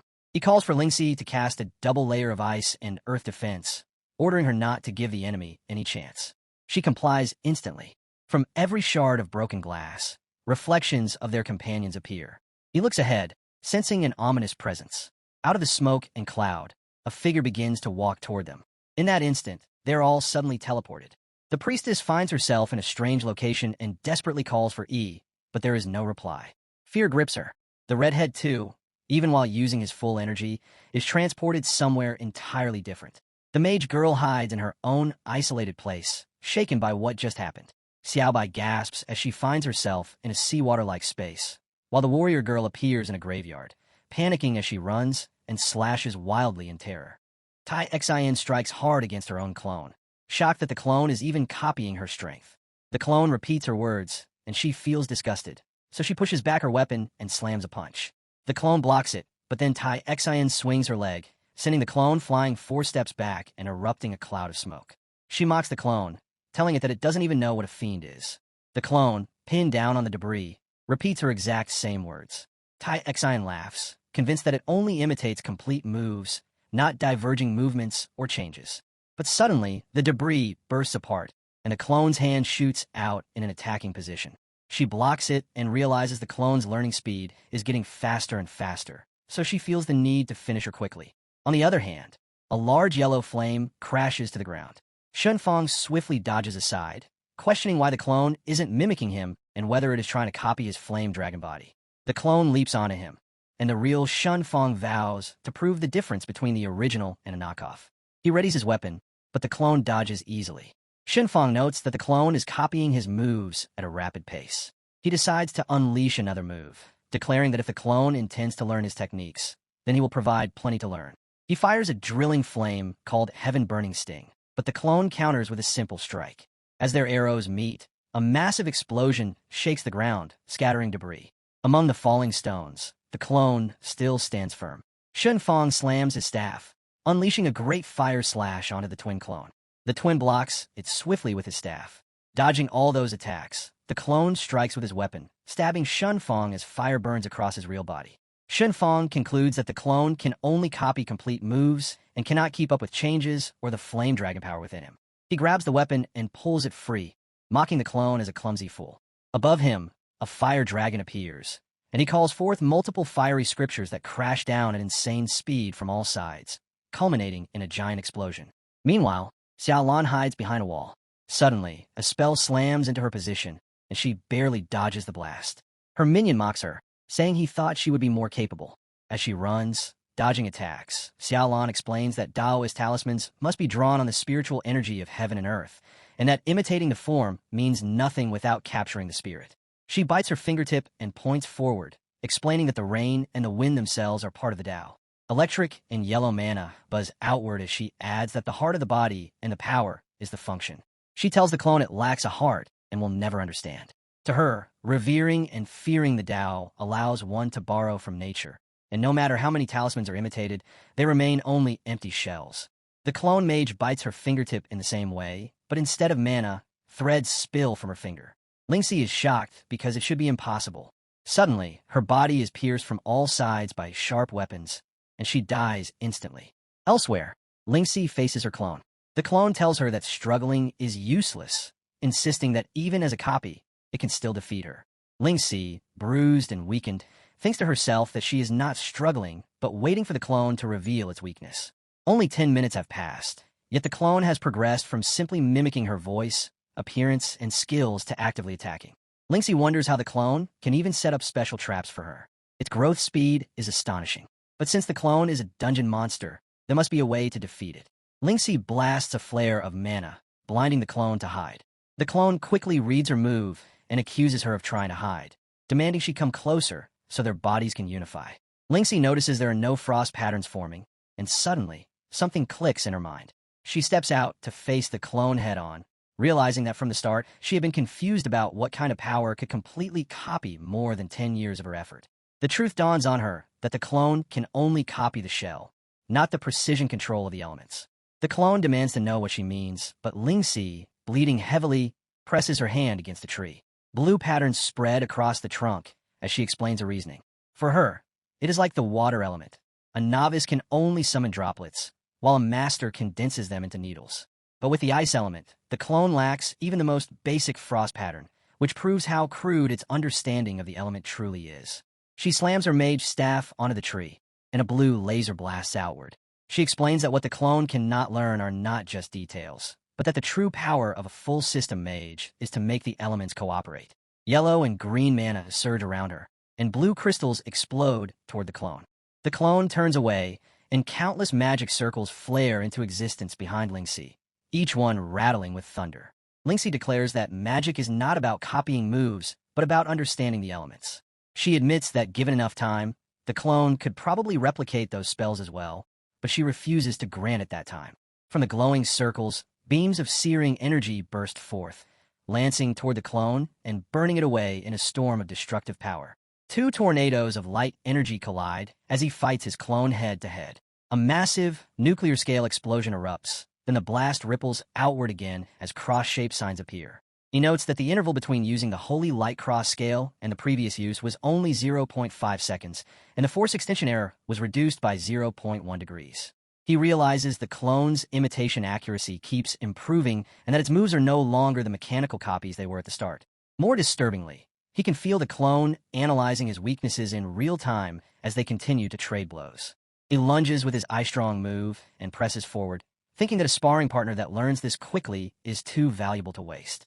They clash viciously with their swords, attack after attack. He observes that this time the clone's imitation lagged by nearly half a second and cannot explain why. Both of them slip into berserk mode, and their skin tones shift, the clone changing as well. He recognizes that they are replicating a scale from a different dimension and that copying a formation of a different element drastically increases the delay. He wonders whether the clone's database gets jumbled when integrating a new formation. As they strike fiercely, mana buzzing around, while he is pushed aside, the clone finally speaks. It taunts E for being talkative, calling him a chatterbox and demanding to know what he wants. The clone feigns thoughtfulness, then smirks arrogantly and declares that its only desire is to see how far the replica can go. It insists that it knows everything about E and therefore cannot be killed. He answers by recalling an old saying from his homeland about talking big. He extends his hand as lightning crackles around it, shatters the surrounding ice crystals with a strike, and warns the clone that its tongue might sprain from boasting so much. In an instant, the clone cracks and collapses, crying out as it breaks apart. He realizes he always knew the mirror had been reflecting him from the moment the fight began, and that every delay in the clone's learning coincided with a flash on the mirror surface. The clone's learning depended on real-time observation through that mirror, and despite its attempts to hide by unleashing a continuous barrage of skills, it could not escape the fact that it was created from E and thus known to him. With that, the clone shatters and vanishes. He turns and finds Lingxi standing nearby, worried plainly on her face. She runs to him the moment she sees him and checks if he is all right. They stand before the mirror, Lingxi asking whether he managed to save Chu-Ran, while E asks what has become of Xiao-Ran. On the clear surface of the water, Chu-Ran stands facing her clone. The clone, clad in her own succubus form, taunts her by insisting that she is suppressing it again, too afraid to accept her own bloodline power. Such cowardice, the clone sneers, makes her unworthy of being called Hammond's chosen daughter. Ran struggles with the pull of her succubus consciousness, feeling as if countless hands are clawing their way out of her body. The succubus within offers its aid, warning that she will not be able to dodge the clone's next attack. Yet, Ran hesitates, desperate not to lose her consciousness again. At the very least, she resolves to stay in control and complete this mission with Zhao. Her succubus self whispers that Zhao will be disappointed if he sees her defeated and reminds her that her only true power lies within the succubus consciousness itself. Ran cries out, declaring that this power exists to obey her command alone. At her call, the succubus energy stirs, but the clone immediately lashes forward, mocking her resolve. It demands to know why she does not try blocking with the very hand she is too afraid to unleash. Drawing her demon blade, Ran manages to dodge the strike. The clone slashes again from the side, but she narrowly evades once more. The clone smirks and declares that the difference between them is obvious. Ran worries about too many things: Zhao's opinion, the fear of losing control, and even the presence of her clone, while the clone fears nothing. Succubus mana surges violently around the replica as she swings her sword at Ran's throat. Ran pulls back just in time, but the assault continues. The clone insists that no matter how refined Ran's swordsmanship or how powerful her spells are, her refusal to use her bloodline makes her no different from an ordinary class user. In Ran's own memories, Zhao once told her that kindness is not weakness, but the clone twists that truth, roaring that kindness is the very thing crushing her now. A massive wave of water rises with its attack as it vows that when Ran is ground into dust, Zhao will remember her only as kind and useless trash. Ran gasps, denying the words and insisting to herself that she is not useless, that she cannot be. Yet her succubus consciousness interrupts, telling her that this outcome is the price of suppression. The voice within insists that the clone is only a hollow replica, a fake incapable of understanding anything. It may flaunt a fraction of demonic power, but it is still nothing before the true succubus. The consciousness urges her to release it fully, promising that it can tear the clone apart and shield her from harm. Beyond the mirror, E and the others watch the struggle unfold. Lingxi explains that once they defeated their own replicas, they returned to this place and discovered that every battle could be observed through the reflections. She voices her concern, pointing out that Sister Ran is clearly stronger than all of them, yet she's being overwhelmed by her copy. Xiaolan adds that the longer these battles drag on, the stronger each replica becomes, even developing self-awareness, and warns that Ran is now in grave danger. Shenfan clenches his fists. He cannot hear the words exchanged within, but Ran's stance tells him something is terribly wrong. He wonders aloud why she is still holding back, still refusing to use her bloodline. E, however, stays silent for a moment, reflecting that Ran is not being overpowered because she lacks strength. She is faltering because she is haunted by the fear of losing control. The replica has only one advantage.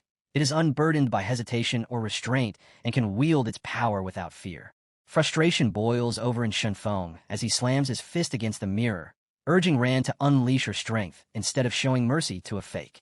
Tai Xian turns to E, demanding to know what they should do and even suggesting that they smash the mirror outright.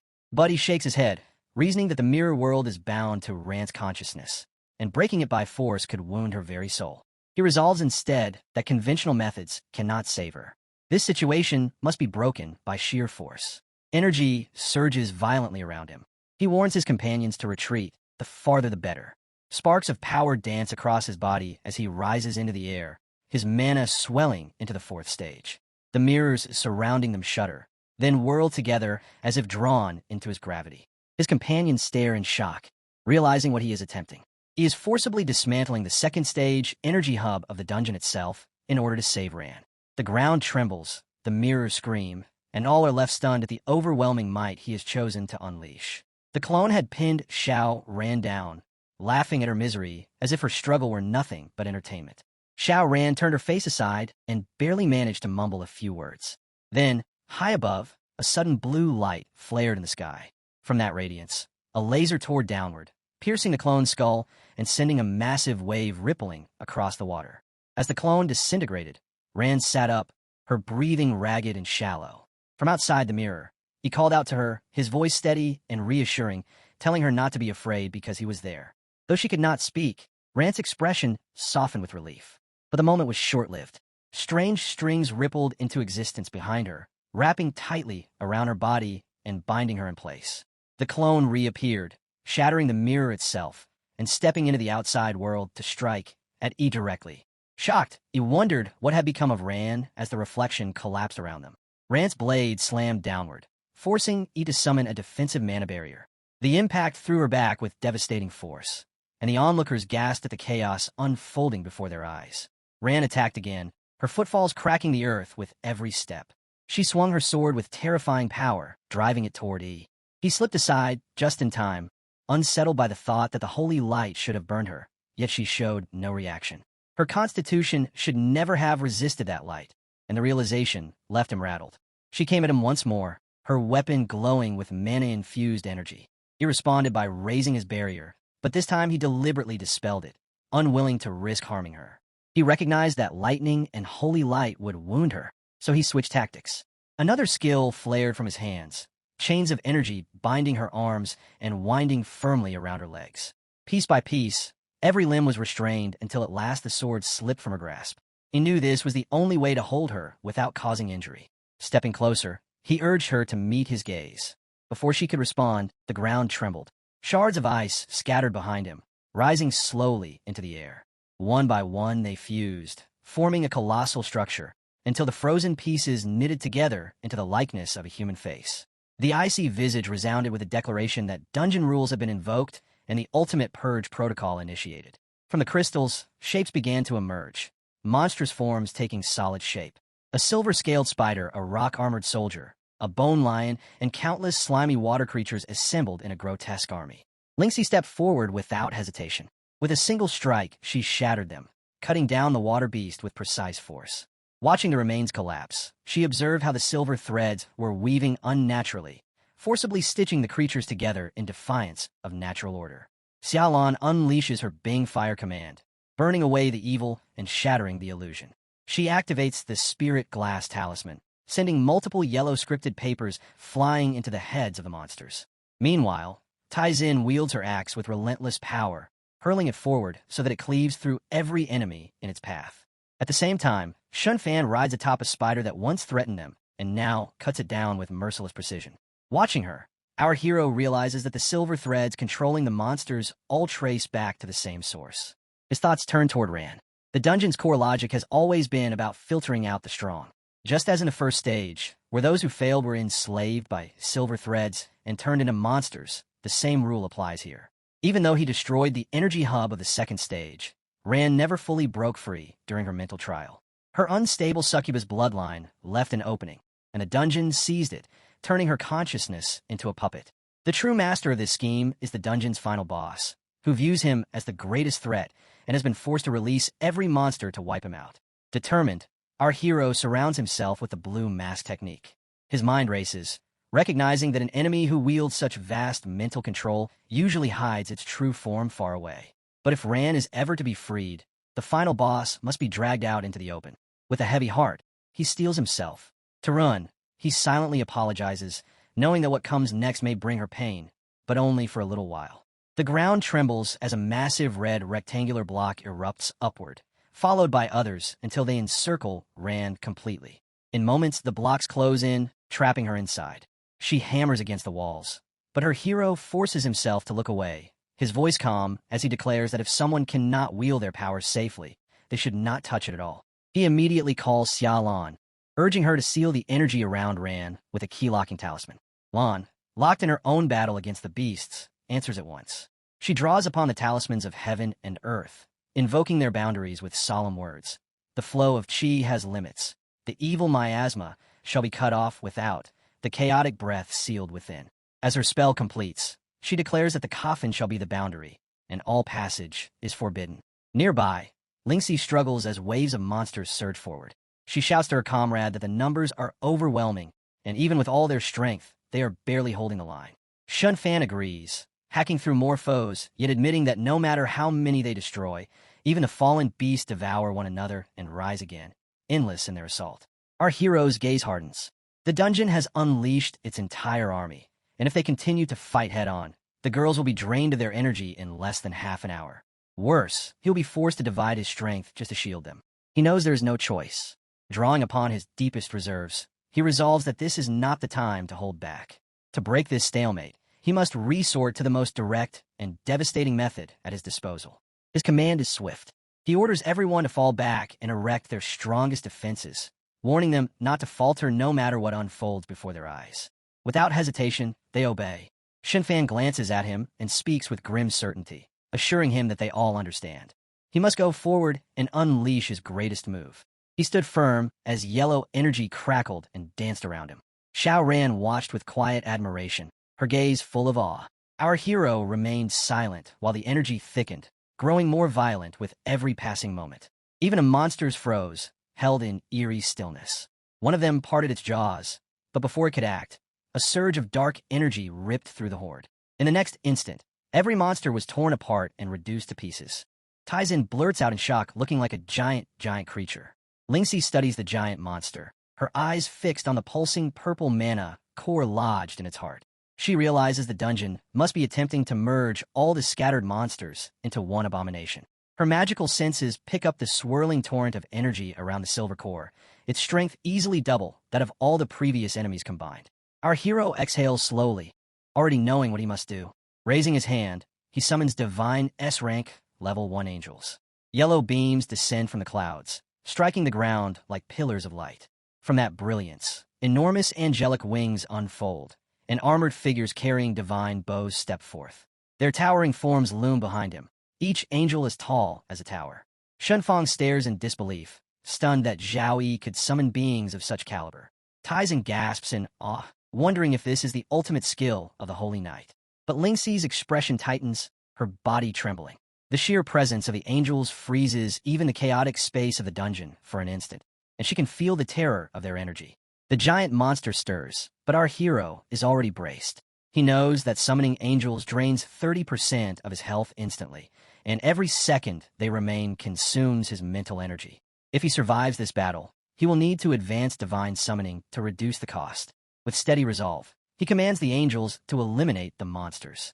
At once, they lose a barrage of arrows, each one glowing with divine mana. The storm of projectiles rains down, shattering the battlefield. Explosions erupt as the arrows pierce through the monster horde, and smoke rises in dense clouds. The giant beast raises its hands to shield itself, but a devastating blast still tears through its body, leaving a gaping wound. Lingxi watches in awe, admitting that Ji's power has surpassed the limits of the dungeon itself. Yet her voice trembles with worry, for she knows he cannot sustain this summoning for long. Such power takes a crushing toll on one's mind. Our hero sighs again, resigned but unshaken. He had no choice but to use it. Turning away from the angels, he fixes his gaze on Ran. His mind races, deciding that leaving the monsters to the angels will suffice. From here on, his only target is her. Icy crystals rain down around him as he channels his mana, his voice like a blade cutting through the chaos. He begins a count, warning that if the hidden presence does not reveal itself by 3, he will destroy the place entirely. At 1, there is silence. At 2, still nothing. But when he reaches 3, a shadow stirs behind Ran. From within the darkness, a figure emerges, its eyes glowing a menacing purple. At last, the dungeon boss shows itself. Our hero narrows his gaze, recognizing the truth of his suspicion. This was the enemy he had been waiting for all along. He recognized at once that both the crystal of purification and the mind-calming liquid were perfectly suited for Chu Ran. Observing the black creature known as the Heart Eater, our hero remarks that it had been corrupted by a dark being. The creature looks directly at him while standing by the glass and says, "Interesting." It studies our boy closely, then adds that no matter who has barged in, all those who broke in over the years, our hero is both the youngest and the strongest. Yet his aura is far more powerful than most of the other attackers. Suddenly, multiple strings begin binding around the Heart Eater, and our hero shields his eyes as the glass shatters. The creature approaches his face and says not to be so tense, as it did not come here to fight. From within the broken glass, multiple pieces of equipment appear, and the Heart Eater turns, saying that on the contrary, it wishes to offer him a choice. Our hero's eyes widen in surprise as he gazes at the equipment. Among them are the crystals of purification, filled with purifying energy capable of removing any curse. There are also mind-calming liquids, essential for suppressing the berserk factor of the bloodline. Alongside them lie the profound Iron Star Core, the soul-resting Jade, the group shield wall, and the weakness insight. Behind him, Phone comments that if the dragon crystal were fused with his dragon pattern vambraces, he could smash those monsters to bits with just a single punch. Tai Xian remarks that such healing defenses are a truly generous offer for her, while he considers that even the Zhou family's perpetual curse could be lifted by the crystal of purification. The Heart Eater stepped closer, its gaze fixed on the boy, and asked whether he was not tempted. It gestured toward Rant's suffering form, pointing out how a single drop of the mind-calming liquid could grant her peace, ensuring she would never again have to fear her bloodline spiraling into madness. The creature then waved toward the array of treasures, calling them nothing more than appetizers, and declared that forcing it to reveal itself was proof enough that the boy had passed the dungeon's trial. This, it said, was his rightful reward. Take it and leave. For a moment, the hero's mind turned heavy. He acknowledged that if he yielded now, he could indeed gain a wealth of treasures beyond measure. Yet in the same breath, his thoughts darkened with the image of his brutally wounded comrades, of the quest to uncover the secrets buried within the mermaid commercial guild, and of the countless burdens that bound him to his companions. The temptation was great, but his conviction weighed greater. He raised his sword and declared through action alone that the Heart Eater was mistaken. With a thunderous strike, he swung, forcing the creature to slip aside. His mind blazed with clarity. He had not come to Black Wind Valley in search of rewards. The system quest, the vengeance owed to his companions, and even the ancient curse afflicting the Zao family were trials that could never be solved by accepting a monster's handouts. While the angels were occupied battling the endless tide of monsters, the Heart Eater grinned and mocked him, questioning whether he truly intended to abandon a reward that lay so easily within his grasp. He stood firm, noting how familiar this creature seemed with his circumstances, down to the Zhao family's curse, and reasoned that such knowledge reeked of a trap designed specifically for him. His decision made, he allowed his berserk form to awaken, his aura surging violently. The crystal of purification and the mind-calming liquid would be taken for Rant's sake, he resolved, but the Heart Eater itself had to be destroyed. Dragon God's body erupted around him in a flash of divine power as he lunged forward. The Heart Eater met him with dense mana coiling like chains, but Yi's blade struck true, cutting through the writhing strings with ruthless precision. Snarling, the creature gathered the surrounding stones into itself, its form twisting and enlarging until a massive stone monstrosity towered before him. The Heart Killer, hidden within the body of a stone mountain, slammed his massive hand down, and so did the giant monster. The impact crushed our boy beneath the rubble. Suddenly, multiple mana-induced cuts rippled through the stones, and in the next instant, our hero burst free, shattering the entire monster apart. From among the rubble, Ran unexpectedly leapt out, pleading for our boy's help. But he struck her hard with his sword, knowing full well that the Heart Killer was attempting to distract him with illusions. He then slammed his sword with all his might, yet his enemy remained far more powerful. The Heart Killer mocked him, asking if that was all he had. Our boy replied coldly that the creature would find out if it dared to try. Dark purple energy surged as the Heart Killer declared that he had been willing to grant a reward and let him leave, but Yi's obstinacy had ruined it. With a twisted grin, he revealed that while the clearing program was running, he had finished learning everything, and he dared Yi to fight them once again. Bursting into laughter, he unleashed a yellow laser beam that destroyed Yi's puppets. But before he could revel in his victory, something struck him, and shock overtook his expression. He turned to see a barrage of angels with bows raised, aiming directly at him. Standing among them were Yi and his companions, united against him. He reminded him that he had never promised to fight alone. From the side, Frostfang also roared his challenge. In the next moment, the angels loosed their mana-rich arrows, and Frostfang lunged alongside them. Their combined strikes pierced the Heart Killer's body, making him shiver and cry out in pain. With a massive explosion, the ground ruptured, clouds of smoke billowed, and the entire battlefield shook. As the haze cleared, he noticed the ice crystals beginning to scatter. He observed carefully and muttered that the mirror shards were not disappearing. From one of those shards came a sudden flash, replaying a memory of what had truly happened. Curious, he picked it up, wondering what it could be. A light surged into his mind, and he was thrown into a vision of events that had occurred 10 years ago in the valley. He saw a man enter the valley and sit down, his face full of worry. Black threads swirled around him as a sinister voice asked if he wished to save his daughter. Desperate, the man explained that the best priest in Tianlan had told him that without the 1,000-year mystic ice jade, his daughter would not survive past spring. He had heard whispers of this dark being's dealings in the black market and had come to beg for its blessing. With fangs gleaming, the black creature mocked his choice of words, calling it a blessing. It offered him wealth enough to purchase every medicine in the city, but demanded 3 tasks in return. Clutching his wrist in worry, the man asked what those tasks were. The entity opened a space, releasing countless gems that rained down like a storm. It ordered the man to use this wealth to lure more people into Black Wind Valley. The life force of the weak would sustain it, while the souls of the strong would serve as its gatekeepers. The man was buried beneath the pile of gems, horrified, and stammered in shock that this meant killing people. The creature laughed, dismissing his fear. It told him not to be nervous, for those who entered would come of their own free will. After all, who could resist the temptation of becoming rich overnight? The scene shifted.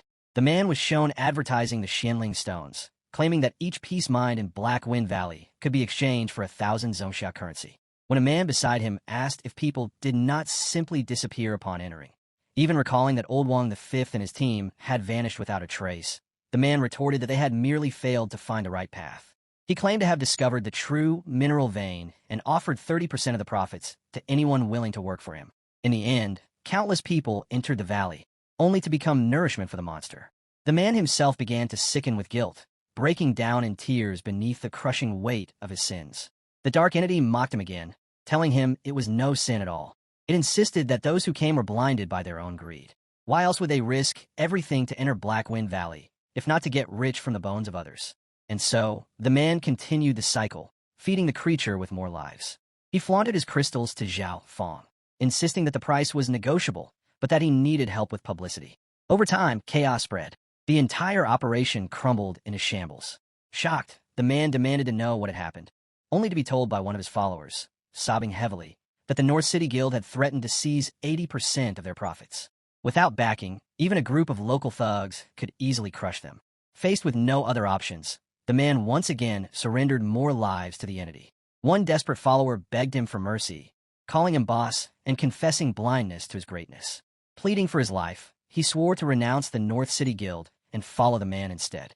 But the man's eyes were cold and merciless, even as the pleas continued. When all was finished, he turned back to the dark entity. Now fully resigned, he addressed it as his lord and declared his intention to establish a commerce guild on the surface. They would mine, sell ores, and conduct trade openly, while secretly screening qualified individuals to lure into the valley.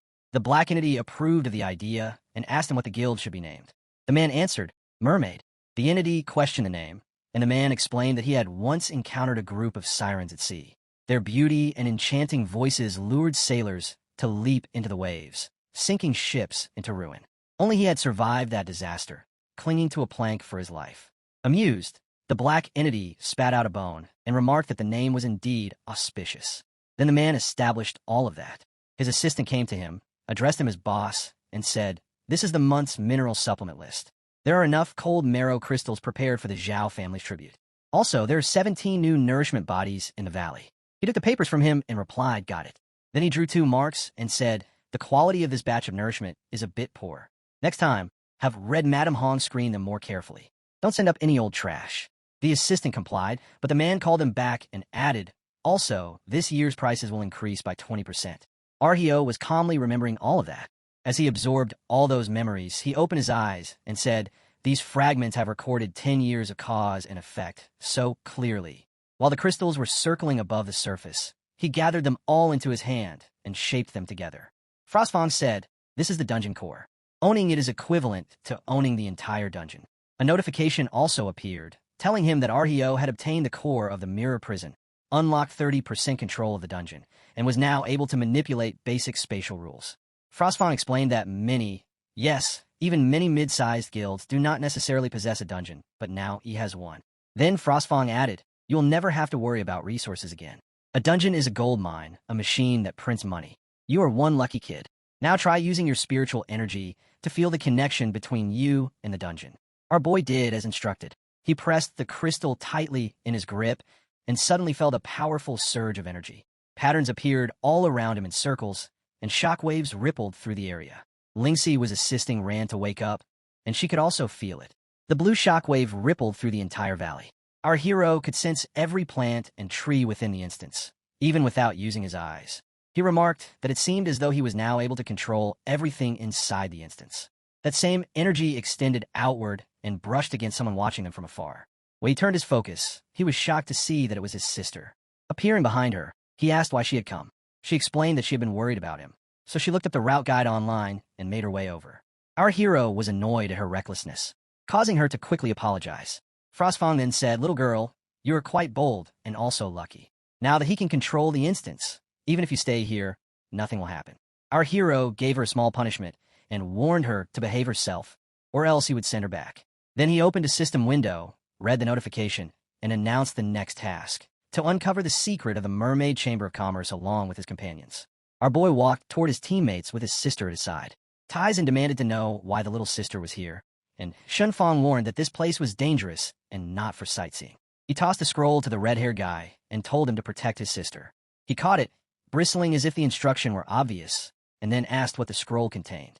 Inspecting the parchment, he realized it described a rage of bloodbath technique, a skill that siphons blood energy from enemies to form blood orbs.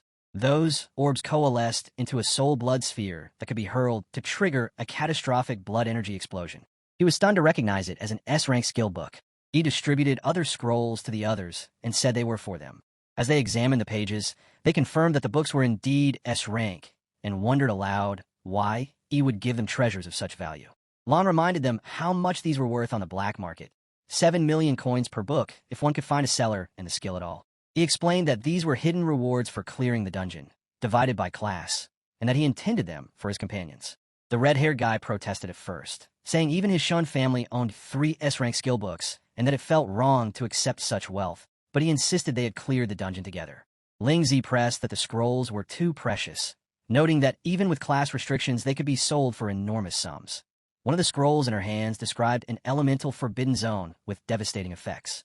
He packed Ling Zi's protest away with a simple question about priorities, what mattered more, money or their lives, and reminded them that the road ahead would only get harder. He could not let his teammates head into more danger empty-handed. Shunfang waved off the worry and called Yi a true friend, vowing that next time he would be the first to charge into any fight. Yi, exhausted, walked on while everyone else buzzed with excitement. Taixien announced that this was her first S-rank skill and that she would henceforth fight on the front lines in dungeons. Lon pledged to master the 3 Annihilation formation and vowed not to hold back. Lingzu agreed with them. Shunfang then demonstrated the mechanics of his new skill, explaining how it absorbed an enemy's blood energy and triggered an explosive release, marveling at how cool it was. Taixien countered that her own skill could instantly kill low-level foes and teased that his method required build-up, calling it lame. Her move, Raging Tide Earthquake, also carried devastating power. He smiled and called a truce. First, everyone would hone their skills, then they would confront the big shot hiding in the depths. Shunfang boasted that he would master his book in 10 minutes. Taixien shot back that she could master hers in 5. Lon urged everyone to prepare, unwilling to let them practice on live enemies. At that moment, Rand seized Yi by the shirt and praised his ability to unite people. He answered casually that perhaps it was simply because they were companions. He produced a small vial of mind-calming liquid and pressed it into Rand's hand, saying he had almost forgotten about it, and that her bloodline issue could be solved for now. She tucked the vial near her heart as he vowed to do everything in his power to keep her from falling into danger again. Tears welled in her eyes. She hugged him and, looking directly at him, affirmed that she believed in him.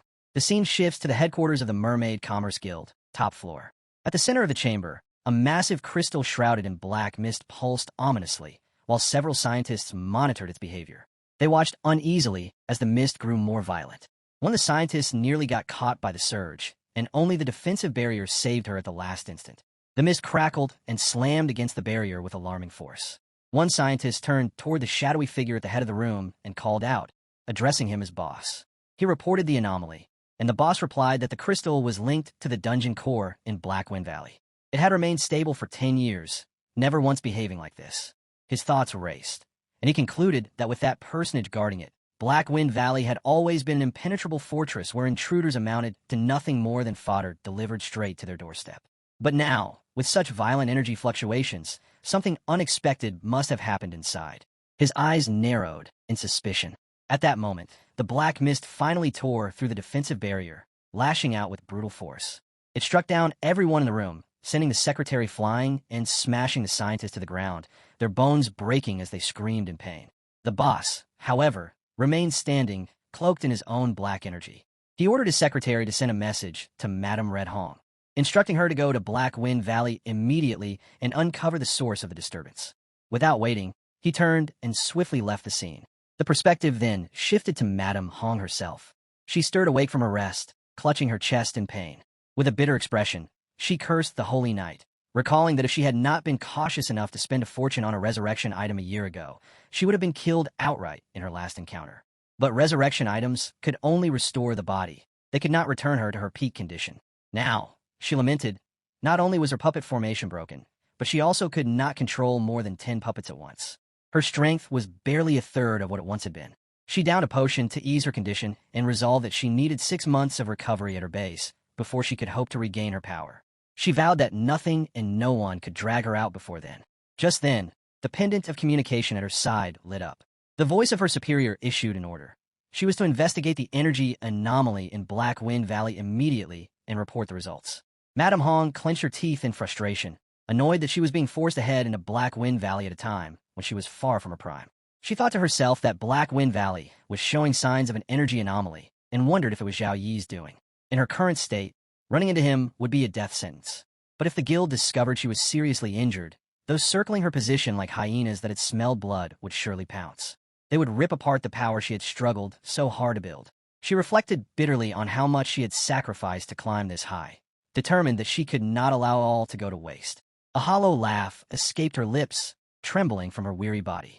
With a sharp motion, she tore the medicinal patch from her arm, resigned to the truth that her life was nothing more than a drift beyond her own control.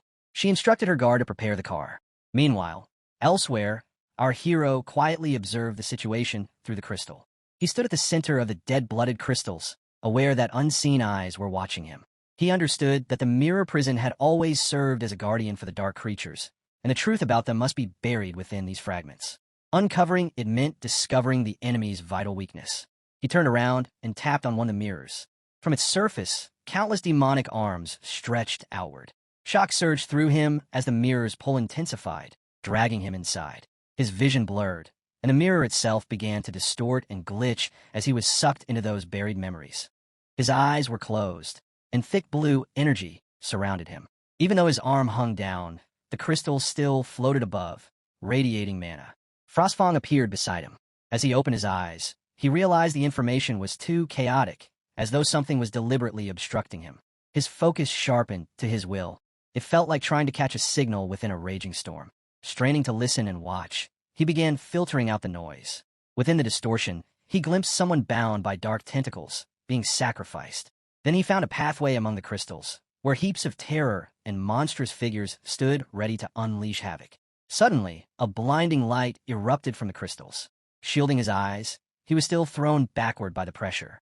When the light finally faded, he opened his eyes again, drenched in sweat and badly shaken. Frostfang noticed his state and asked what he had seen, remarking on how terrible he looked. Our boy answered that he had seen the pathway and understood now. No wonder the demonic energy within the cold marrow crystals felt so unfamiliar. Frostfang pressed him further, and our boy recalled that a few months ago, in the Gate Mountains, he had encountered the demon clan infiltrating through a medium-sized rift. The aura here was exactly the same as theirs. Frostfang understood and asked if he had seen the demon clan inside the core of the mirror prison. The answer was yes, and it was worse than expected. He envisioned a giant demonic entity far larger than Earth itself. From the memories of the mirror prison's core, he had discovered that the dark creature was actually an otherworldly gate taking form. Its purpose was to channel resources from another world to Blue Star, using the Commerce Guild to willingly deliver living people as so-called life supplies, when in truth, they were being sacrificed to open the Rel pathway. Once enough life energy was absorbed, a complete otherworldly gate, large enough for countless members of the demon clan to pass through, would fully open. Frostfang compared it to the events 100 years ago and asked if he was scared. Our hero admitted he was not scared but cautious. Rushing headlong into this would not solve the problem. Tai Sin and the others had just fought a brutal battle, and they were not yet familiar with their new powers. The conditions were not optimal. Going in rashly was not bravery, it was foolishness. The enemy was not unbeatable, but he and his companions needed more time to become stronger than they were now. Frostfang reminded him that caution was the first rule of survival for a hunter, then asked how he intended to help his companions adapt. After all, real skills could not be trained by sitting idle. Our boy agreed they would not sit around. He believed that this middle realm represented the perfect training ground. On a basic level, he could control it and perhaps generate simulated opponents. This way, everyone could fully experience their powers and techniques, pushing their S-rank skills to the limit in a completely safe environment. They could even undergo extreme pressure tests. Frostfang found the idea amusing and called it interesting. Our hero then turned to his companions and announced a change of plans. They would not be delving deeper for now. Shenfang was surprised and asked why. Shrugging him off, our boy explained that the entity inside was stronger than any enemy they had ever faced. He refused to let anyone get hurt due to being unprepared for something even worse. Before the final operation, they all required special training. Tai Xin was equally surprised and asked what kind of special training he meant. Shenfang repeated the question, pressing for clarity. Our boy explained that he would manipulate the dungeon's energy to generate simulated opponents, matching or even surpassing their strength. Combat had only one object that could come indefinitely close to reality, and through it, he would squeeze out their potential, ensuring they completely mastered the new powers they had obtained. Shenfang grew excited at the thought of simulated combat and volunteered to go first. Lingxi intervened, reminding him he had only just recovered from an injury. But Shenfang brushed it off as a minor wound, insisting he had long since healed. Our boy warned him that this was not a game. The pain and pressure of simulated battle would be real, and the difficulty would dynamically adjust based on performance. Death would likely happen many times over. Shenfang grinned, saying he could not ask for more. Our boy sighed and activated a crystal, which danced with yellow mana before pulling Shenfang into an entirely different place. There, a masked swordsman, a shadow stalker, attacked from behind. Shenfang transformed into his dragon form, launching a fiery punch, but the enemy vanished instantly. He created multiple clones of himself to strike from all sides, yet the shadow stalker continued to dodge and circle, effortlessly evading. His frustration grew as his attacks went to waste. Observing closely, our hero noted that the shadow type was elusive, difficult to pin down. He adjusted the simulation, perceiving the details of the fight, and modified the opponent and environment to increase interference. Shun, unfamiliar with shadow types, now faced rising difficulty as the adjustments intensified. At last, Shenfang exhaled flames, nearly smoking the shadow warrior to death. Standing cockily, Shen then found himself confronted by multiple warriors wielding giant swords, lunging at him together. He mocked them as disappointing for needing to attack in teams. Meanwhile, our boy turned toward the rest of his companions and asked if they were ready. Their expressions had grown more confident. Suddenly, mana-induced puppets appeared near his sister. She looked around with excitement, clearly eager to practice, but when she gazed at him expectantly, he warned her not even to think about it. Pouting, she turned away and began building a snowman instead. Frostfang glanced at him and asked how it felt to control the mirror core. Handling the fight from every angle, our boy admitted that it felt strange, like holding a key that was heavy yet fit perfectly.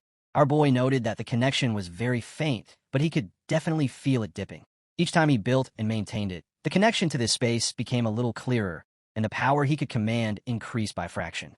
Frostfang acknowledged this, and supposed he had some talent, reminding him that this thing was like a new arm, one he must use often and practice with frequently until he could command it as he would his own limb.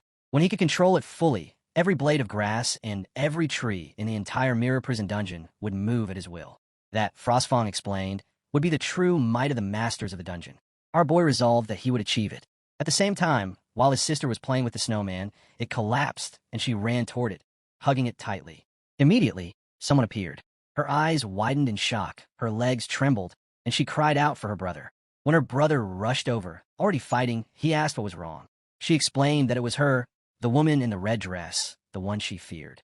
Lady Hong had entered the Black Wind Valley. She commanded her silk puppets to scout ahead stealthily without being discovered. As they moved through the mirror, she adjusted the plan, ordering 2 puppets to enter the valley from the front, 2 to circle around to the back and sneak in through the rear crevice, and the remaining 2 to stay and protect her.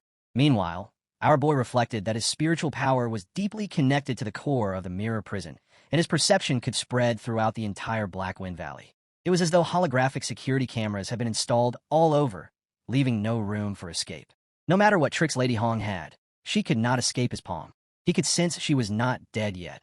Her aura was extremely chaotic, which meant she must have used a secret resurrection technique and had not fully recovered. He placed his hand on his sister's head and remarked that Lady Hong's condition was absurdly poor, and she was walking directly into a trap. He reassured his sister, telling her not to be afraid because Big Brother was going to show her a game. She asked curiously what kind of game, and he explained that it would be a game of cat and mouse. On the other side, Lady Hong herself was unsettled. She thought something was not right. The valley was too quiet. A pervasive feeling of being watched crept over her, as though the entire valley was monitoring her movements. She knew she had to find the source, so she could report back to her boss. She ordered her silk puppets to move stealthily in front. As they advanced, she noticed the first pass had been completely destroyed. It looked as if it had been split open with a single sword strike, and a faint, familiar trace of energy fluctuation still lingered. She placed her feet on the ground and recognized it. Holy light. While rushing forward, she thought that it had been him after all. Perhaps she should report to the boss and let him handle it. But she quickly countered her own thought realizing that doing so would expose her inability to complete the mission. She decided instead to first contact the hidden surveillance points in a valley to confirm the situation. If successful, she might even pinpoint Zhao Yi's exact location. Raising her sleeve, she activated her contact beads, but they failed. She considered the possibility of interference, though she thought it impossible. Even the Commerce Guild's highest-level secret communications were being blocked. She noted that puppet strings were powered by soul energy, and thus should not be affected by ordinary energy shielding. Yet there was a certain pressure present ever since she had entered the valley, and it had slowed the connection considerably. She forced out red energy from her finger and focused. She could still feel it. Suddenly, a blast of red energy erupted. She cried out as the connection vanished. Looking toward her puppets, she realized they had been hit mid-run, pierced through their ribs. She shouted again, and as she watched, the other two were struck as well. Her thoughts raced. Could Zhao Yi really have developed a partial skill, or was there more than one intruder? To take out 4 combat puppets in an instant without giving them even a moment to react was extraordinary. In her current state, she knew she had absolutely no chance of winning against him. Abruptly, a lady in a white dress appeared before her. The newcomer asked why her sister's face looked so pale. Lady Hong demanded to know what she was doing there. The woman replied that she was just passing through to collect the sex tribute. She reminded Lady Hong that when she had been better than before, it was she who had collected all the sex tribute in her place. She even offered to take care of this mission for her too. Lady Hong, furious, accused her of killing her puppets. The woman feigned confusion, claiming she did not understand what Lady Hong was talking about. It looked, she said, like Lady Hong had run into serious trouble, and she advised her to hurry back and recuperate. Perhaps, she added, there was more than one intruder, and Lady Hong should not risk dying again. Lady Hong snapped back that her sister was as sharp-tongued as ever. The woman countered playfully that maybe it was from spending so much time together, and that she must have picked it up from her. Lady Hong relented slightly and ordered her to go ahead and scout further. But while flying, she suddenly turned back toward the girl. The girl in the white dress was shocked. She realized that replicas stood before her and demanded to know how Lady Hong possessed puppets like this. She pressed her for an explanation, distressed. Lady Hong only looked toward the mirror as the girl wept, begging her to spare her life. They had been best friends, yet Lady Hong was willing to kill even her own people for the sake of status. The girl cried out that the replicas were growing stronger, unlike the puppets that had died earlier. She asked desperately what kind of powerful being Lady Hong had used to refine them. With no choice, she tried to escape. The white-dressed girl screamed as she stood in the center, surrounded on all sides by replicas of herself. She declared that they could even mimic her moves, and if she would be defeated by a few fakes, she could never show her face in the wild again. As she tried to fly upward, all the replicas lunged, dragging her back down. She shouted that the hardships she had endured were no less than those of Red Madam. The replicas swarmed her like bees, and her cries grew desperate. She pleaded not to be bound by money, reminding Red Madam of the days when they had shared a single cornbread bun in the slums. She begged for mercy, promising never to tell anyone, vowing she could leave right now and never return to that province again. Her voice broke as she accused Red Madam of being willing to kill even her own people for status, of valuing wealth and glory given by boss Lu more than 20 years of friendship. She recalled the moment when Red Madam had once told her, "Little one, you must be hungry. Wipe the blood from your face and come with me. From now on, your name will be Hong." That memory resurfaced painfully as the white-dressed lady reached out her hand toward Lady Hong. Lady Hong froze in shock, recognizing the gesture, and uttered the word godmother. But the white-dressed girl pressed forward, her blue eyes burning as she reminded her that she had thought her just stubborn back then. She had saved the best food and clothes for her, never imagining that the ungrateful wretch would one day use everything she had taught her against her. Lady Hong recoiled, screaming for her to get away, and raised her hand. Red strips of energy lashed out, binding her tightly. Lady Hong roared that she now lived in a house paved with gold bricks, with people kneeling to serve her bird's nest soup. The Hong who once ate cornbread in the slums had long since died in the black winds. Wealth and glory had not been gifts given to her, but achievements she had earned with her own mind and methods. They were far more real than any 20-year friendship. She spat that it had been the white-dressed girl who failed to keep up, who instead tried to drag her back into the mud. A sudden blast of red energy erupted, knocking the white-dressed girl backward. The energies spilled over the mirror, and then the scene twisted. The white-dressed girl appeared again, disheveled, crying out that she had almost been killed by those replicas, and now it was Lady Hong's turn to explain. She spread her strips and grappled Lady Hong, shattering her gloves. Staggering back, Lady Hong collapsed, gasping in disbelief that these memories were appearing here. Sadness overcame her, and she cursed the endless illusions. She realized she was trapped inside a mirror maze designed to break her mind. She bellowed that she would never give up and summoned her puppets. Level 35 god puppets appeared, smashing mirrors one by one with their blades. Yet as the mirrors shattered, black figures struck from within them, clashing with her puppets' weapons. Confused, she ordered them to stop, demanding to know what was wrong. She repeated the command, insisting that they obey. But the puppets continued striking, even hitting each other, and when she screamed again, they ignored her. She demanded an explanation, horrified, until she saw their eyes glowing red. One puppet grinned and slammed her to the ground. Shock overtook her as she realized this was not an illusion. It was control. Zhao, he could even seize her puppets. His dominance over Black Wind Valley was completely beyond her comprehension, and now she was utterly alone. She decided she had to escape, to report what had happened directly to the boss. He must surely have a plan. She ran frantically, only to feel the ground split beneath her. She was hurled down hard, barely able to rise. Her puppet strings were being interfered with, toyed with like a spider trapping an insect in its web. She cursed, realizing she was nothing more than a plaything in Zhao Yi's hand.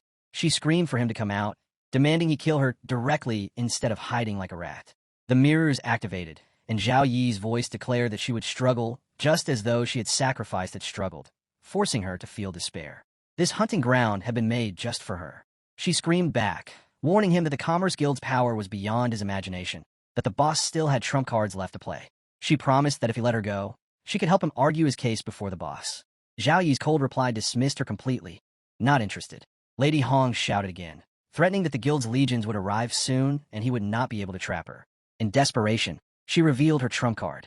This was an explosive puppet crafted by the guild's top artificers, the only one of its kind in the entire organization. Laughing madly, she declared that he thought he could control everything, but she would prove him wrong. Blue energy swirled around her as she howled her final threat. Even if she had to die, she would blow this place to smithereens. A sudden purple blast of energy erupted, slamming Lady Hong to the ground. Struggling, she barely managed to lift her body, forcing her limbs upward with effort. At that moment, Zhou Yi appeared, coldly remarking that she wanted to die, but he had not yet given her permission. Lady Hong spat that he was a devil and demanded that he kill her. Zhou Yi replied that watching prey struggle in despair was her favorite thing, so why was she so eager to die now? He mocked her as a hypocrite, saying it was her turn to feel the same torment. Lady Hong's face twisted with rage as she accused him of being the one who had killed the woman earlier, since he now controlled the Black Wind Valley. She sneered that many others wanted to take her position anyway, mentioning Zhou Hong and Zhou Xiaobai still at the Zhou residence. She even threatened his younger sister. As she spoke those words, a chain shot forward, binding her tightly. Zhou Yi appeared beside his sister and gently told her not to look, assuring her that her big brother would finish things quickly. Xiao Yun, however, kept her gaze fixed on Lady Hong. She spoke firmly, confessing that Lady Hong had tried to kidnap her, hurt him, and harm their sister Xiaoran. Fear still lingered in her voice, but she declared that if she continued to fear Lady Hong, that fear would haunt her forever. She refused to let this nightmare control her and begged her brother to let her face it. Zhou Yi placed his hand on her head and agreed, promising that he was right there with her. As the siblings stood together, Lady Hong snarled in fury. She taunted Xiao Yun, calling her a little wench and mocking how it must feel to be protected. She jeered, asking if Xiao Yun had come to kill her too, laughing cruelly as she asked whether she even dared. With her dress in tatters, Lady Hong rose into the air, unleashing a wave of black energy aimed directly at Xiao Yun. The blast struck Xiao Yun's cheek, but she turned her head sharply and stood her ground, declaring that the woman was evil and that she was no longer afraid. Energy flared around her as she summoned her strength. Lady Hong sneered at the sight, mocking her again, saying she had not forgotten how Xiao Yun used to cry behind her brother, hiding in fear, and now dared to point a weapon at her. Blue energy spread from Lady Hong as she screamed her fury, proclaiming herself as Madame Hong and declaring that the Zhou family and Zhou Yi should have belonged to her.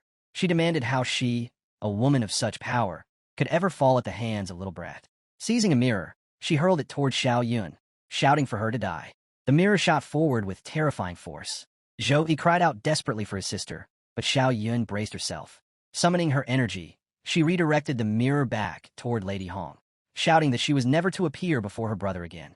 The power surged until Lady Hong's body shattered into fragments, dissolving into black energy. Her form tattered apart, her eyes turning blind as her strength drained, until nothing remained but fading darkness. A screen appeared before them, declaring that the instant's dungeon had absorbed Madame Hong's energy. The core of the mirror prison had increased to 30%, and a new guardian had been detected, Crimson Silk Phantom, now added to the dungeon database. Xiao Yin turned to her brother, voicing her resolve. She no longer wished to be used as a weakness against him. Zhou Yi reassured her, telling her it was over, that she had done well, and that she had grown. He acknowledged that she was no longer the little girl who always needed protection. Meanwhile, elsewhere, Lu was silently observing the battle unfold on the screen. He concluded that Lady Hong's value was nothing now, no more than a discarded piece. His attention shifted to a greater threat.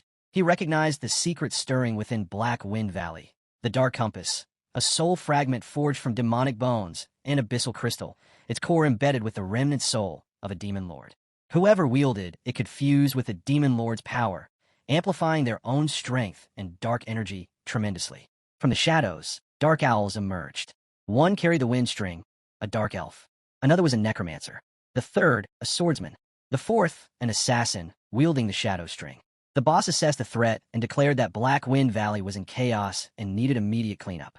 Their master was still sleeping and must not be disturbed. The intruder had to be annihilated with utmost speed. If needed, they were authorized to consume a blood marrow pill to unlock their full potential. One knight stepped forward confidently, vowing that Dark Owl forces would ensure the intruder never returned alive. The boss gave a final order: find the rat causing this trouble and crush them. As the scene opened in the boss's court, one man was punishing a captive. The air was thick with cries, and someone barked harshly that the chains binding their bodies could not be broken, while the brand seared straight into their limbs. Lady Hong stood nearby, her gaze cold, and she declared that rather than letting the man live and waste resources, it was better to turn him into nourishment for the master. She lay on the ground in submission, reporting that this month they had already offered 177 people to the master. On the other side, Zhou Yi observed quietly. He recognized the mark of the Mermaid Guild and thought back to the female assassin who had died earlier without her body being absorbed by the instance dungeon.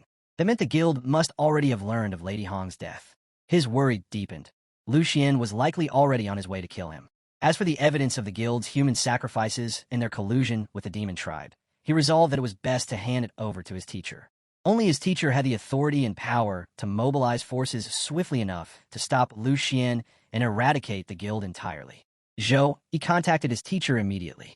The elder's voice was stern as he asked why his student was reaching out at this hour. Zhou Yi explained with urgency that he had uncovered the Mermaid Guild's dark secret in Black Wind Valley. The guild was feeding living people to a dark creature hidden within, and though he could not yet speak of the mirror prison's core, he attributed the discovery to Lady Hong. He confirmed to his teacher that the dark creature was feeding on sacrifices to accelerate the growth of the otherworldly gate. Once it matured, the demon tribe behind it would pour out endlessly, bringing the Zhongxia kingdom into the same calamity it had faced a century ago. The teacher's tone grew grave as he asked about the current state of the gate. Zhou Yi answered that it had absorbed too much energy and had entered the dungeon's dormant digestion period. This was their final deadline.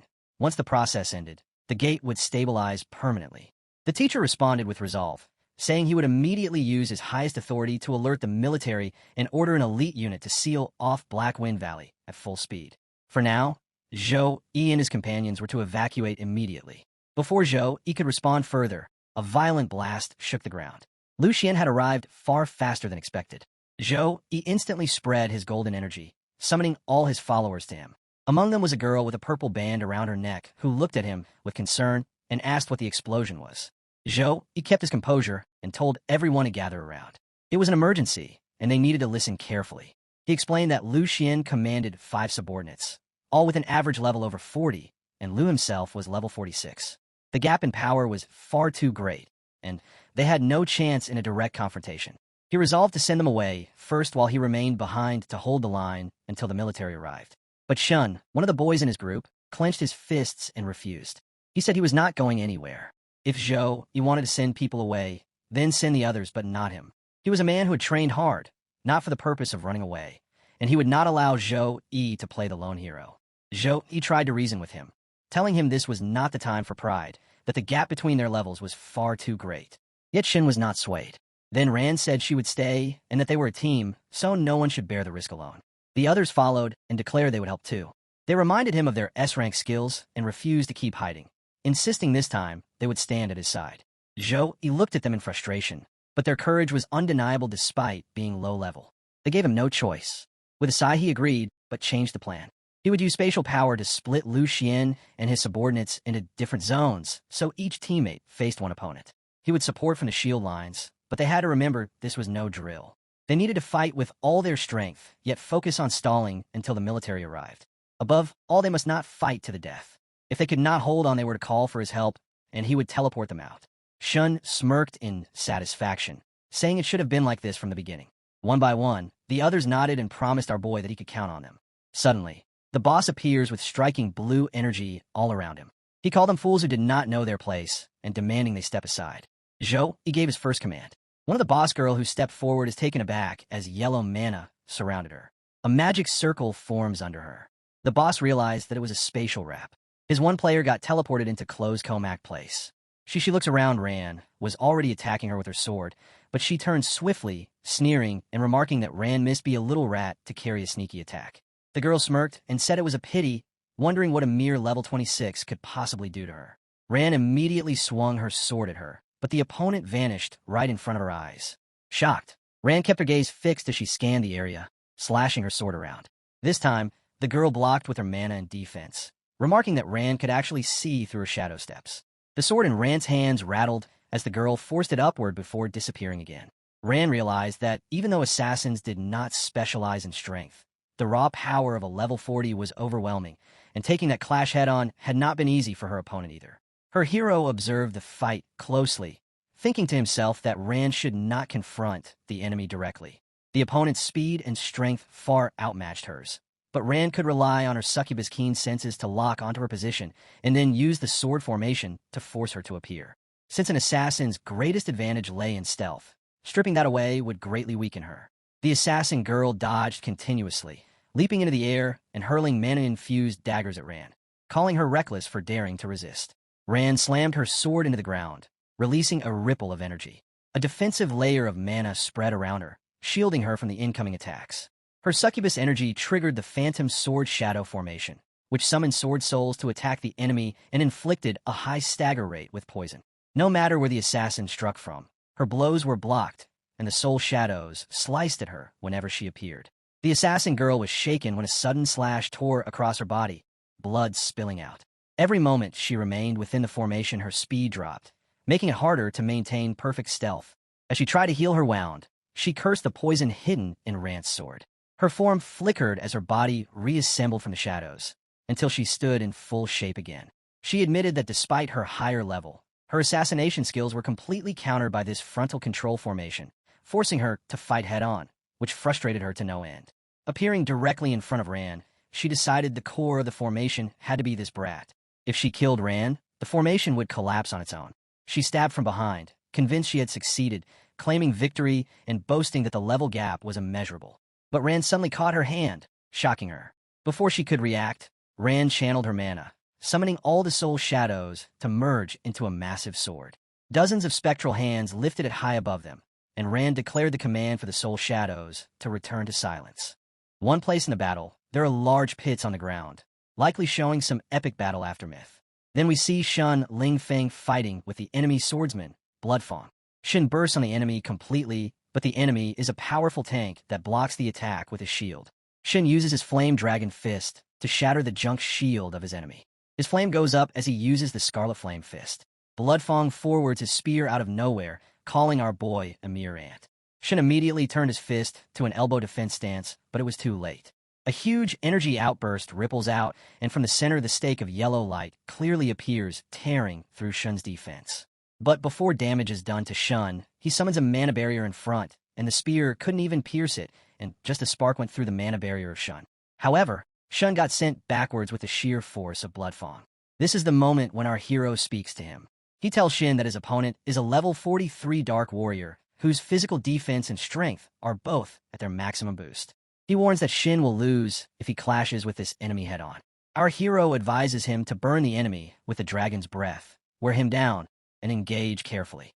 His chance will come in the brief opening that appears after the enemy goes berserk. Bloodfang smirks and remarks that it is his first time meeting someone rougher than himself. He notes that the opponent's moves are large and sweeping, yet without any clear opening. He then adds that reaching level 26 at such a young age is truly a pity. He slashes his weapon again and declares that when it comes to strength, he will not lose. At that instant, Shin slams his fist into the ground, shattering it, and shouts that he is not trading blows with his opponent. The Dark Warrior is taken aback and glances down to see what is happening. But that was a trap. Shin breaks the ground to throw him off balance, since he carries the weight of heavy weapons. Then Shin leaps upward, recognizing an opening, and unleashes the dragon's breath. A mana circle forms before his face, but before he can release the attack, Bloodfang thrusts his spear through the circle within seconds. Then the blood sword charges forward with both spear and blade, dashing with immense speed. Mana energy ripples around him as he shouts that the opening was a bait, asking if Shin really thinks a level 43 fight is that simple. He slams his spear into the ground. Not at Shin, but the strike proves far more devastating than it appears. The ground explodes, forcing Shin to leap back just in time to avoid the blast. Shin laughs at the attack, mockingly calling him an iron turtle. The warrior slashes his spear repeatedly, but Shin dodges with effortless grace. However, one sudden slash cuts Shin's arm, reminding him that as time passes, the gap in level and power becomes clear. He knows he must endure until the enemy's blood runs dry. Yet that sword strike sends him flying, crashing into the ground. Our hero watching realizes that while Shin has taken damage, there is an advantage. His strength will rise as his defense weakens. Wiping blood from his mouth, Shin looks at his opponent and laughs, saying with a crazed grin that the harder he is hit, the more excited he becomes. Bloodfang doesn't stand still. He charges again, weapons flashing. Shin's smile doesn't fade, for he has a plan. He extends his hand, releasing a burst of red energy, declaring that since Bloodfang wants to crush him with strength, today he will show what blood for blood truly means.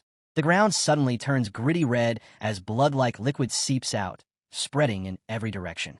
Shin directs the flowing crimson toward Bloodfang, who stares in disbelief as the slimy red fluid forms glowing spheres that drift toward him. He feels disgusted as the red slime clings to his armor, unaware that it's no mere distraction.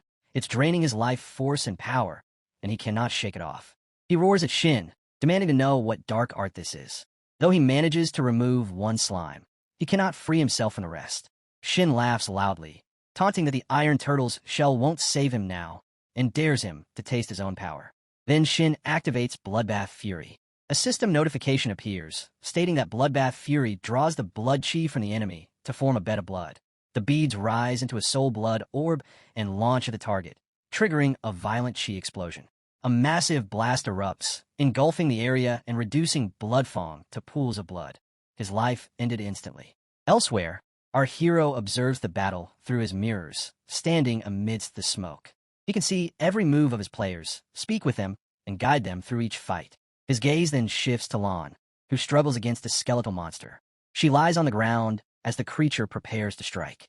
Our hero touches the crystalline ball hovering above his head, which connects to every mirror, and realizes that Lan is in danger. He acts swiftly as the orb emits golden light in all directions. Using that radiant projection, he creates a mana barrier around Lan. The skeletal beast slams its fists, but the blows bounce off harmlessly. It strikes again and again, yet Lan remains protected. Her eyes widen in shock, unable to believe that a mana barrier has appeared before her. She glances around and sees the skeletal monster crumble, leaving only its skull behind. With no enemy left, she realizes that Zhou Yi was the one who saved her, and she quietly thanks him for saving her life. Our hero realizes that maintaining control over 5 battlefields at once drains his mind far more than he expected. Fortunately, none of the others are in immediate mortal danger. He shifts his focus to Yun's side and sees that everything there remains stable and safe. With that confirmed, he turns his attention to the greatest problem that still needs his hand. Our hero turns toward one of the mirrors, where countless monsters are seen pouncing at a lone figure. But this man is no ordinary fighter. He cuts through the beasts like they are vegetables. None can stand before him for even a second. He is the enemy's warrior, Lu Xian. The hero activates his crystal ball to summon reinforcements. As soon as he speaks, waves of blue mana surge from the orb, making it tremble violently. Moments later, monstrous beasts burst from the earth, tearing through the ground within seconds. In less than a minute, these towering creatures rise above the battlefield, ready to strike down the enemy. Across the vast mountains, entire clans of monsters charge at Lu Xian as the hero commands them to intercept. From the ground, black strings suddenly sprout around Lu Xian's legs, coiling like tentacles. He glances at them with disdain, calling them nothing more than ants. Then, without warning, a massive shockwave erupts from him, shattering the bindings and obliterating everything nearby in an instant, while he remains standing still, completely unfazed. From the smoke, a woman emerges without warning. Her eyes gleam crimson, and her hair bears a striking resemblance to Hong's, hinting at a connection between them. She suddenly leaps toward Lu Xian, summoning her crimson-souled phantoms as countless spectral minions rush to attack him. Yet Lu Xian remains unfazed. He remarks that Hong never seems to stay dead, realizing at once that the protagonist must have revived Madame Hong for his own use. Extending his hands, he releases a surge of red energy that shoots toward her, wrapping tightly around her body in mere seconds, even before she can strike. The immense psychic force slams her violently to the ground, and as smoke rises, her fate becomes obscured. When she fails to reappear after a while, Lu Xian grows irritated. He commands her to stop hiding and to face her death directly. He then unveils a strange artifact from his possession. It oozes a red, slimy liquid that seeps into the earth before surging upward. In moments, the viscous substance forms into a towering red warrior.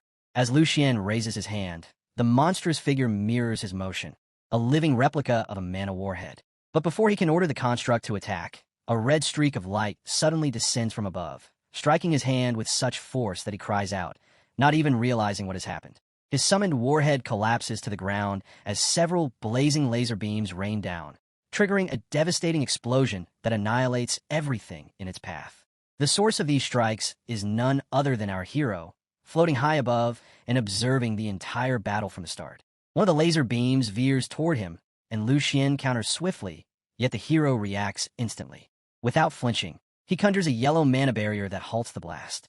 The effort appears effortless, though Lu Xian stares up in astonishment, remarking that a mere level 30 opponent can withstand half his power and that the secrets hidden within him are far more intriguing than he imagined. The hero gazes down silently, though he is even surprised to see cracks forming along his mana barrier. At that moment, Lu Xian ascends into the air until he hovers at the same height, his body radiating torrents of red energy as his berserk state takes hold. Yet instead of attacking, he abruptly slashes in a direction unknown, leaving the hero momentarily confused about his intent. Then Lu Xian turns back toward him, his sharp gaze unwavering. He declares that anyone capable of stealing the core of the mirror prison and wielding it to such an extent is either a once-in-a-century genius or a fool unaware of his own limits. At last, the hero responds, acknowledging the remark and addressing him as Boss Lu Xian. He states that compared to Lu Xian's grand act of using living humans as sacrifices to sustain the gate to another world, his own feat of tracing energy through the mirrors is insignificant. Yet in his mind, he knows the truth, that the demonic beasts he sent forth could never truly stop Lu Xian. Their only purpose was to buy him precious time. Lu Xian declares that the useless Lady Crimson had revealed far too much before her death. In response, the hero explains that a dying person will always try to trade secrets for even the slightest chance of survival. What Lu Xian does not seem to understand is that mastering the core of the mirror prison grants the power to witness memories of the past. Extending his hand, Lu Xian demands that the core be handed over, promising a quick death, or even an opportunity to serve him, since it would be a waste for someone so talented to die. The hero's aura flares as he enters his berserk state. Laughter echoes from him as he mocks Lu Xian for serving as a dog for so long that he has forgotten the pride and backbone of a true man. Lu Xian, unaffected by the insult, responds calmly, claiming that those who understand the flow of time are the wise. He warns that if he so chooses, he could awaken the demon race at this very moment, letting them devour the entire Black Wind Valley, ensuring that no one survives. The hero stands firm and accuses him of bluffing, reminding him that everything the Merchant Guild has done was only meant to distract and conceal his master's awakening. If the master remains unready, then his loyal hound lacks the courage to reveal himself to the world. Those words ignite fury in Lu Xian. Veins bulge along his neck, and his eyes burn with red fury. Raising his hand, Lu Xian gathers mana around him and swears to rip out Yi's soul, making him suffer a fate worse than death.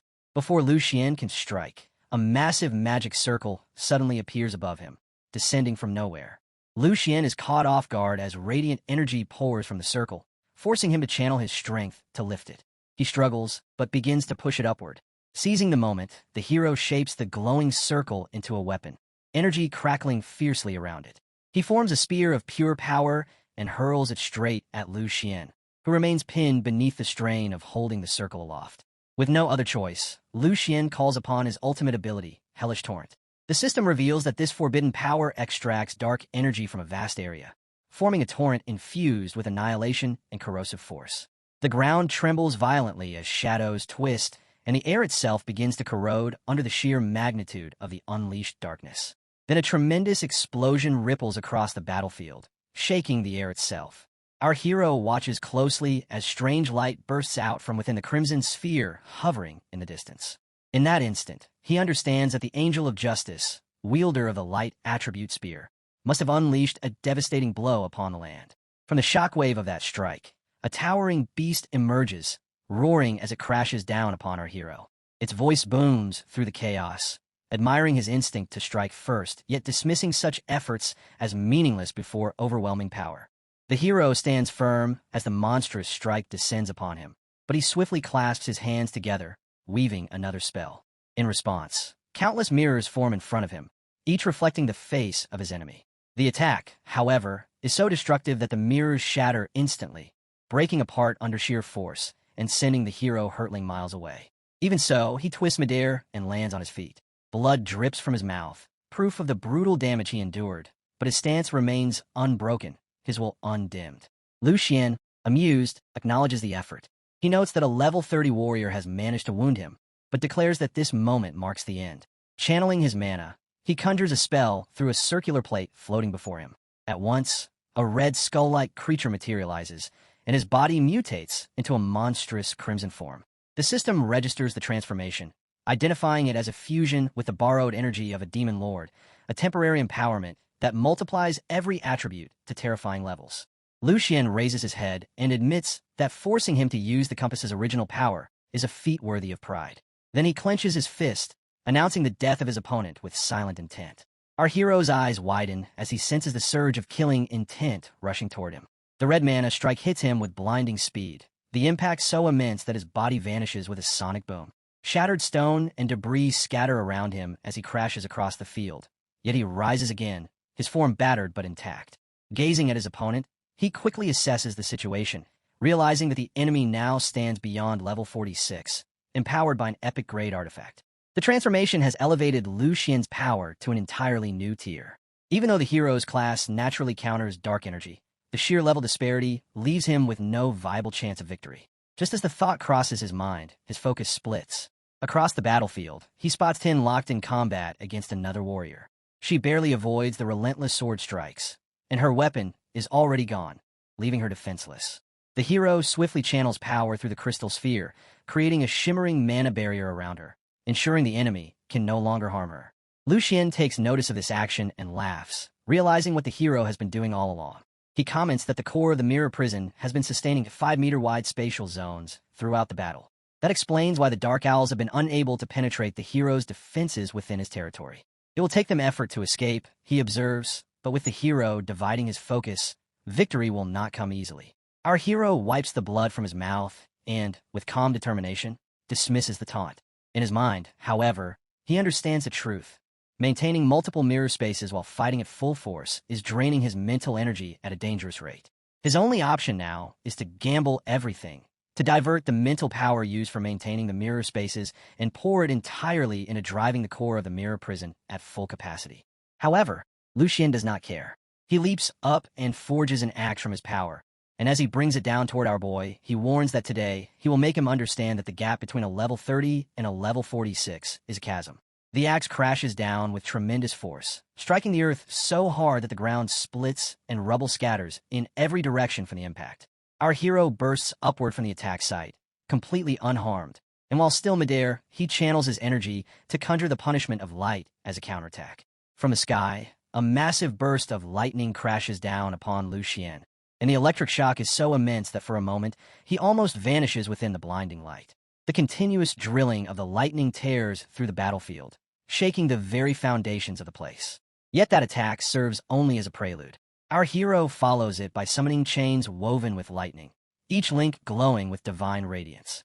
These mana-induced chains strike the ground and surge toward the enemy, binding him firmly in place. The system declares that the sacred thunder has been activated, the chains of the heavenly prison, sealing the opponent where he stands.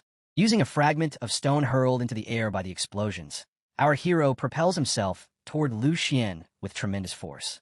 He swings his sword in a powerful arc, piercing through the enemy's defenses. But before he can press the advantage, a massive red explosion erupts toward him. He raises his hand and calls forth the hand of God to block the red mana sphere, though the power is so great that his hands begin to fracture under the strain. Blood sprays from his shattered fingers, and just then, Frostfang materializes in a flash of white mist. The dragon opens its jaws wide, preparing a devastating mana burst, declaring its arrival to aid its master. The unleashed mana collides with two incoming fireballs, meeting them head-on in an explosion that rivals a nuclear blast. The resulting detonation obliterates everything in its radius. When the dust settles, our hero has reverted to his human form, and Frostfang looms protectively above him.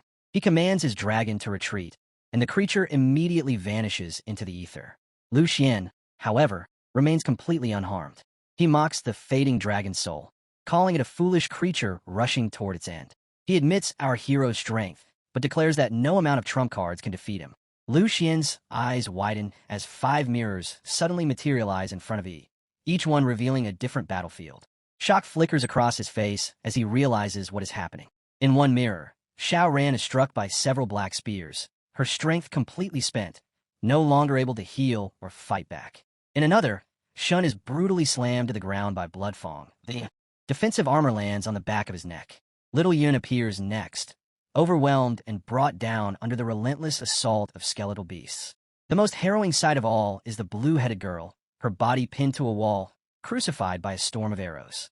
The last remaining member of Yi's team, the one clad in black, also falls, his body pierced by numerous blades until even his shadow trembles and fades. Watching this massacre, and seeing Yi still desperately channeling the mirrors to shield his fallen comrades, Lu Xian bursts into uncontrollable laughter, the sound echoing across the broken field. Amid his cruel amusement, he raises a massive rock and hurls it straight at Yi, slamming him violently into the ground. Dust and energy ripple from the impact. Yet even after taking blow after blow, Yi refuses to fall completely. Using the last reserves of his strength, he releases a surge of raw power so intense that the earth beneath him begins to quake. Energy streams from his hands, wild and unstable, as he lets out a furious, defiant roar that shakes the entire battlefield. Our hero is far from finished. Energy begins to radiate from his head, sending shockwaves across the entire battlefield. The air trembles as he unleashes a roar that triggers a system announcement. Sacred Thunder, Stance of Revelation. His resistance to abnormal effects surges by 60%, his lightning skill damage increases by 60%, and the stance duration locks at 15 seconds. His body expands with divine energy, transforming into a hulking warrior of light. He leaps toward Lu Xian, bringing down a slash so powerful that it nearly cleaves through the distant mountain ranges. Lu Xian dodges at the last instant, then cunningly catches the hero's wrist mid-swing, twisting it until the sword breaks free from his grasp. With a sinister grin, Lu Xian grabs the hero's face, shattering his helmet to reveal his expression of fury and pain. Lu Xian forces him to look into one of the mirrors, which shows the blue-haired girl pinned to the wall by arrows. He commands the hero to look, to watch, and to feel every moment of his companion's suffering, to savor the despair of helplessness. The mirror shatters suddenly. Every nerve in the hero's body tightens, his eyes blaze, and a strange, furious energy erupts from within him. Lu Xian reels back as the invisible force strikes his very soul, leaving him momentarily stunned. A suffocating killing intent floods the air, and Lu Xian's gaze locks on a crimson, ancient door forming in the mirrored realm. He senses something is wrong. The core of the mirror prison is destabilizing. While still clutching the hero's face, he watches a tornado of wild energy form above them. A streak of divine light descends from it, slamming into the ground. The shockwave hurls the hero backward, and even Lu Xian braces against the impact as he observes his opponent radiating eerie, jelly-like energy. Lu Xian realizes that this psychic surge is monstrous, pure, primal, enough to shake his soul. He stammers that such power belongs to a being of at least level 60. It should be impossible. The digestion period of the entity has not yet finished. Has it awakened early, triggered by the unstable energy from before? In fear, he pleads for his lord to calm his wrath, saying the sacrifices are not yet ready. Then, the crimson door bursts open. From within emerges a monstrous eye surrounded by pitch-black energy that spirals outward in chaotic waves. The darkness floods the valley, and countless red tentacles sprout in every direction, tearing through rock and stone alike. Our hero, trembling and drenched in sweat, realizes the truth. The spatial barrier of the mirror prison core cannot endure this magnitude of interference. Moments later, the dimensional spaces collapse, and every warrior who was fighting in their separate battlefields plummets into a single, unified domain. Our hero laughs weakly through the exhaustion, acknowledging Bloodblade's efforts, saying they finished their side too. From beneath the fractured ground, enormous red tentacles rise once more, pulverizing stone and reshaping the entire landscape. On one side stands Lu Xian, and on the other, the battered yet united team of the hero. The monstrous appendages thrash violently, their guttural cries echoing through the ruins. Hunger, food, energy. The team stands silent, eyes wide, as the tendrils hover above them like executioners. Then, from the distance, the source of the horror emerges. A colossal creature tearing through the earth, shattering boulders as if they were grains of sand. Even the enemy swordsman, Bloodfang, is taken aback by the sight of the monstrous being. With disbelief in his voice, he identifies the creature as the chilling marrow crystal. The tentacles begin their first move, writhing across the battlefield. The first to be captured is Fang Xian. She lets out a desperate scream for help as the tentacles coil around her and drag her helplessly into the darkness. Bloodfang shouts her name in anguish, his voice trembling, but neither he nor anyone else dares to take a step forward. The sheer pressure radiating from the creature freezes even the bravest in place. It is an enemy beyond comprehension. Meanwhile, something strange stirs within Lu Xian's mind. His eyes gleam with a mix of fear and reverence as he mutters that Shi Kai, to be chosen by the master itself, has received the highest form of blessing. Lu Xian steps back from the monstrous creature, his tone cold and dismissive as he declares that since they have already summoned the master, he will return to prepare a new batch of sacrifices. One of his subordinates shouts after him, demanding to know if he intends to abandon them in the face of this nightmare. Standing over a glowing circle, Lu Xian glares back and snarls that such insolence is meaningless, insisting that he is only leaving to gather more offerings to satisfy the master's hunger. Almost immediately, the warriors hear the creature's guttural voice echoing across the field, shrieking for more food. Lu Xian's final words before stepping into the portal are chilling. He commands them to slaughter the remaining humans and feed their bodies to the master. One terrified girl begs to follow him, pleading for escape, but he ignores her entirely and vanishes into the portal's light. Left behind and desperate, the remaining warriors hastily pull out the blood marrow pills. One of them swallows it, his body convulsing as he goes completely berserk. Fueled by madness, he charges at the creature with renewed power, but before his blade even lands, a massive tentacle smashes him into the ground with a bone-crushing blow. The monstrous being wraps its tentacles around the rest of them, lifting them effortlessly into the air as it calls them inferior energy and noisy insects unworthy of existence. From a distance, the hero and his exhausted teammates watch in grim silence, unable to do anything as the creature devours their enemies whole. Yet even after feeding, the creature still roars that it is starving and demands more delicious prey. Its attention shifts toward Ran, and in an instant, a massive tentacle shoots toward her like a red blur. Before it can strike, the hero appears, grabbing Ran and conjuring a radiant defensive barrier to protect them both. The tentacle slams into the shield and shatters it instantly with a single hit. Ran cries out his name, but he grits his teeth and braces himself, realizing that the tentacle's corrosive power is draining his holy energy at a terrifying rate. The creature becomes even more violent, accusing the hero of stealing its food and vowing to make him suffer 1,000 deaths over 1,000 lifetimes. Just as the beast prepares to unleash its wrath, the hero catches a faint shimmer in the sky. Barely able to breathe, he utters the word divine under his breath. A blinding blue light descends from the heavens, piercing through the tentacles like they are made of paper. More blue beams rain down from the sky, each one striking the monster with devastating precision until its body begins to disintegrate. The hero, wide-eyed and trembling, looks toward the smoke and finally understands. Reinforcements have arrived. Out of the haze, Zhou's voice echoes across the battlefield, announcing that the Demon Hunting Division of Longsha Nation, Northwest Theater Command, has taken command of the situation. He orders all military units to disarm hostile forces and suppress any resistance immediately. Beside him stand a man with a sharp, monkey-like face, his gaze unwavering as he issues tactical orders. Moments later, thick plumes of smoke rise as airships descend overhead. From their open hatches, squads of soldiers in full combat gear leap down, landing in perfect formation. They move with mechanical precision, rifles blazing as energy rounds tear through the battlefield. One soldier rushes toward the hero, urging him to cooperate and move to a safe evacuation point immediately. He tosses a device that bursts above them, forming a luminous barrier that expands into a spherical shield.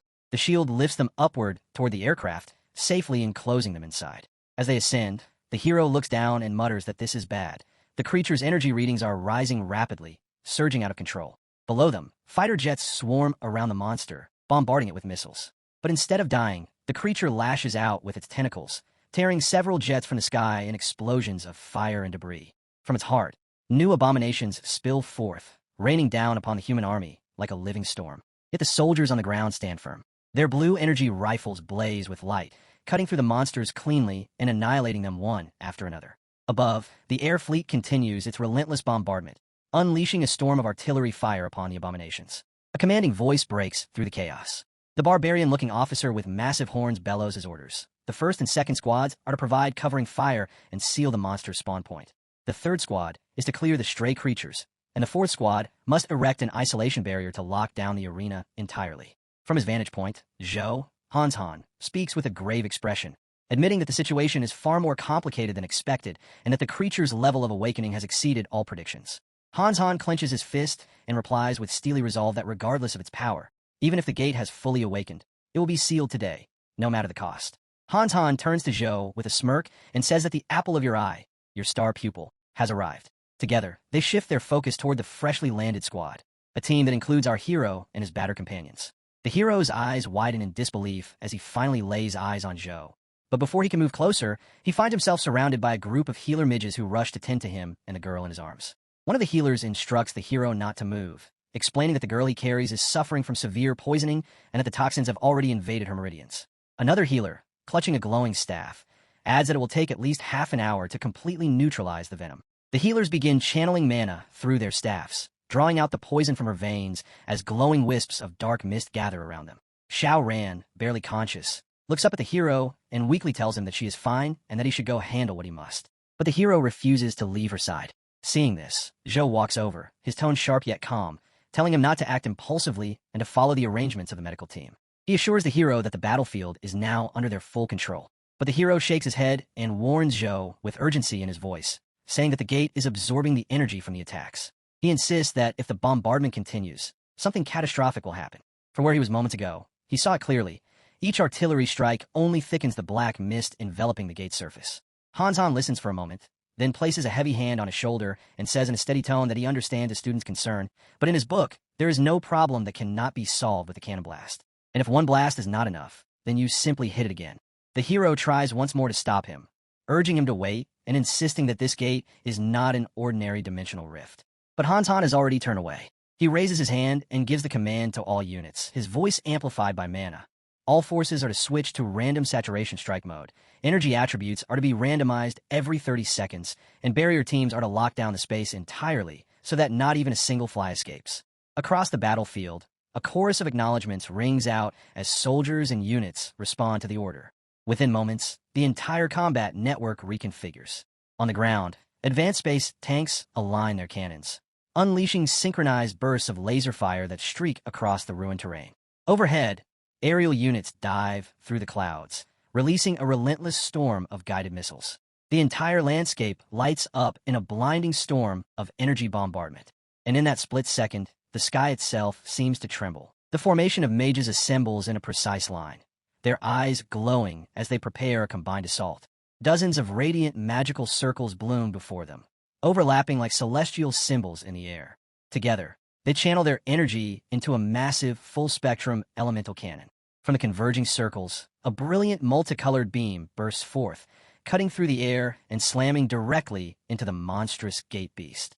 None of them truly understand what they are striking, yet every mage pours their entire will and power into the attack. The resulting explosion is colossal, a deafening shockwave that ripples through the battlefield and sends dust and smoke spiraling skyward. But instead of faltering, the beast only grows more enraged. Its colossal tentacles lash outward, extending beyond their usual reach and raining destruction across the lines of armored space tanks. One brutal strike is enough to crush several tanks into twisted metal, leaving soldiers scrambling in panic. Amid the chaos, Zhou descends personally from above, cutting through the beast's sinewy tendons with precise arcs of magic. As his boots touch the ruined ground, he looks up and sees the towering monster still standing tall and utterly unscathed. Their gazes lock for a brief, dreadful moment, and a sudden beam of concentrated energy erupts from the monster's eye, nearly vaporizing him on the spot. The same deadly energy ripples outward, reflecting the same frequency as the very attacks they have been firing. In that instant, the horrifying truth becomes clear. The creature is reflecting their own firepower back at them. Space jets fall one by one from the sky, consumed by returning blasts of blue energy. A searing beam cuts directly toward the hero's team, wiping out several soldiers in its path. Han clenches his teeth as realization hits him. The gate is mirroring and amplifying every single attack they unleash. A nearby soldier reports in panic that the gate's rate of evolution has surpassed all projected estimates, and that both its physical and energy resistances are rising continuously with no sign of slowing down. It turns out that Zhou, the one struck down moments ago, was merely an imitation created for combat projection. The real one steps forward now beside Han, his face grim, declaring that conventional firepower is useless. They must locate and destroy the gate's core before it evolves any further. Han nods heavily and recalls the grim history of their encounters with otherworldly gates. In the past, soldiers had to sacrifice themselves to probe such anomalies, attacking various points and observing reactions. Thousands would die before they could pinpoint the true location of the core. He then orders the 9th Squad to stand by, announcing that in exactly 1 minute they will commence a core-finding operation. The hero listens carefully, every word searing into his mind. He steps forward and asks whether this core they speak of is the point where energy fluctuations are the most intense and unstable. Zhou confirms that he is correct, explaining that the core of the Otherworld Gate is both the nexus and the weak point of its energy system. Once it is destroyed, the gate collapses. That principle has guided the military for over a century. But the hero reveals something that makes both Zhou and Han freeze. He produces the crystal core he obtained earlier, and explains that it had once absorbed the dark energy of the mirror prison. That energy left an imprint, and through it, he can faintly sense where the gate's energy converges. None of their external attacks affect that point, meaning it must be the true core. Han approaches, his expression serious, and warns that knowing the core's approximate position is not enough. A spatial distortion field encases the entire gate, deflecting every strike and making direct hits impossible. The hero remains silent, thinking quickly, before finally proposing that he could open a temporary pathway to enter the gate directly and locate the mark of the core himself. However, he would need the military to create a large-scale diversion to conceal his actions. Zhou immediately refuses, declaring the plan far too dangerous. But the hero insists that they have no alternative. The gate is evolving with every passing second, and delay means more lives lost. He tells Zhou that certain paths must be walked, and someone has to take the first step. Silence follows. Zhou exchanged glances, unable to refute his resolve. Moments later, Xiao Ran and the others rise despite their exhaustion, volunteering to join him. Zhou protests furiously, calling them reckless and forbidding their involvement, saying their levels are too low and entering the gate would be suicide. Han glares at the hero and demands whether he truly understands what he is getting into, warning that the dark energy within the gate will strip away his consciousness and turn him into a mindless killing monster. But the hero meets his gaze calmly. He knows the risk, yet he declares that they have no choice. Han stern face softens slightly, and a faint smile breaks through. He pats the hero's shoulder and says that he's got guts, and if he manages to return in one piece, this old soldier will treat him to the finest drink available. Before anyone can respond, multiple alarms light up across the battlefield displays. Han ignores them all and issues his command in a booming voice. On his mark, maximum firepower protocol will commence. Every main cannon, every fighter jet, is to unleash everything they have on the gate. Light mages are to employ advanced purification magic to suppress all demonic auras, drawing the gate's attention. The light battalion assembles at the front line, their combined chants resonating like a hymn. Together, they form a planetary-scale light formation and invoke the holy decree to purge all darkness, preparing for synchronized discharge. Meanwhile, the space cannons finish charging, locking onto the gate's presumed core. On Hanshan's signal, they prepare for simultaneous bombardment. But the water mages cry out over the comms, reporting that their shields can no longer withstand the tentacle strikes. They beg for reinforcements as dark mages join to hold the line, preventing the rays from breaking through. Inside the operation zone, the hero has already begun his ritual with the crystal core. Zhou assists beside him, focusing on replenishing and stabilizing his holy energy, urging him not to hold anything back. Brilliant blue light swirls around them as raw mana surges through the air, Every muscle in the hero's body tenses, veins glowing with power as sweat pours down his face. When he finally opens his eyes, they blaze with divine radiance. In that instant, he transcends his limits. His perception sharpens beyond mortal bounds. He can see through the monsters themselves. Then, with a single blinding motion, he launches forward at incredible speed. From the command post, Hanzon witnesses his movement streaking like a star across the battlefield and immediately shouts for activation of the Earth System Forbidden Spell, Aegis of Earth. A massive protective dome rises as the ground trembles. Within the gate, a grotesque landscape unfolds. Gigantic monsters and endless tentacles writhe in madness. The hero dives through the chaos, cutting straight through a colossal skull, obliterating it in an instant. He drives deeper, tearing through wave after wave of creatures until he finally reaches the inner sanctum. There, pulsating and grotesque, lies the true core, an enormous organ connected to veins of blood and shadow. And then, horror strikes as a monstrous eye opens upon the core itself and fixes directly on him. The hero realizes he has been discovered. Countless tentacles lash out toward him with lethal precision. He dodges with everything he has, narrowly avoiding the deadly strikes, while below, the monstrous horde turns its attention to him entirely. Outside, his physical body remains within the ship, surrounded by his allies who can only watch, helpless, as the battle between light and darkness unfolds in the heart of the gate. From below, monstrous flames surge upward toward the hero, but a crystalline barrier materializes before him, absorbing the inferno completely. The searing blaze collides with the translucent shield, sending ripples of light across its surface. Then, from above, the creature's tentacles whip down with brutal force, shattering the crystal formation into glittering fragments. The hero reacts instantly. His body moves with lightning speed as he evades the cascading debris, emerging unscathed. In a fluid motion, he raises his hand and releases a radiant mark that flies straight toward the monster's colossal eye. The sigil strikes true, searing into the target and disrupting its control. Energy veins along its body pulse violently as the hero drives his power deeper, piercing through the creature's inner structure and damaging its core pathways.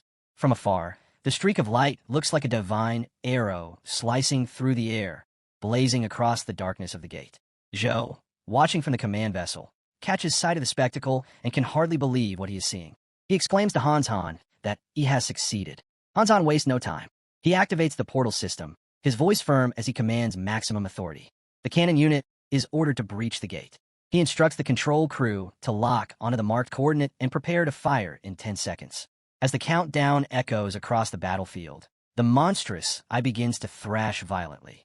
The entire structure of the gate trembles as it starts to draw in everything around it, devouring energy and matter alike. Soldiers shout over comms that the Otherworld gate is going completely berserk and warn all units to brace for impact. Suddenly, control panels flash red. The radar systems collapse, emergency stabilizers fail, and both power and steering units report catastrophic malfunctions. Crew members cry out that they are losing control and request the presence of priests for spiritual reinforcement, while frontline warriors are ordered to hold position because the mages are still channeling their spell for the ship's main cannon. Inside the control deck, Hanzon finishes the final countdown and gives the order to fire. The mages release their combined incantation, and a colossal burst of magical energy erupts outward, a beam vast enough to engulf the entire battlefield. The explosion strikes the creature head-on, smashing through its crimson core with divine precision. The impact shakes the entire realm, tearing the space around the gate apart. The monster writhes in agony as the beam rips through its body, and the hero, from within, sees it desperately consuming demonic entities in an attempt to heal itself and resist annihilation. Hanzon bellows across the comms, demanding all units to unleash their full power and strike while the creature is weakened. Ground and aerial forces respond immediately, unleashing a rain of laser fire that bombards the core from every angle. Zhou joins the assault, summoning his own devastating magic. His eyes glow golden, a sign that he has entered his berserk state. Another glowing projectile surges toward the gate, his legendary weapon, the Spear of Judgment. The hero recognizes it instantly, realizing that this is Zhou's ultimate technique and that the battle is reaching its endgame. Zhou stands firm amid the storm of mana, lifting his weapon as divine energy swirls around him. His voice rings out across the battlefield, declaring his oath as the guardian of order and the blade of judgment against evil. With a resolute heart, he channels the holy decree, invoking purification and final condemnation in the name of light. The radiant spear surges forward like a comet and pierces the core of the gate directly. A blinding explosion follows, light erupting from every crack and corner of the abyss.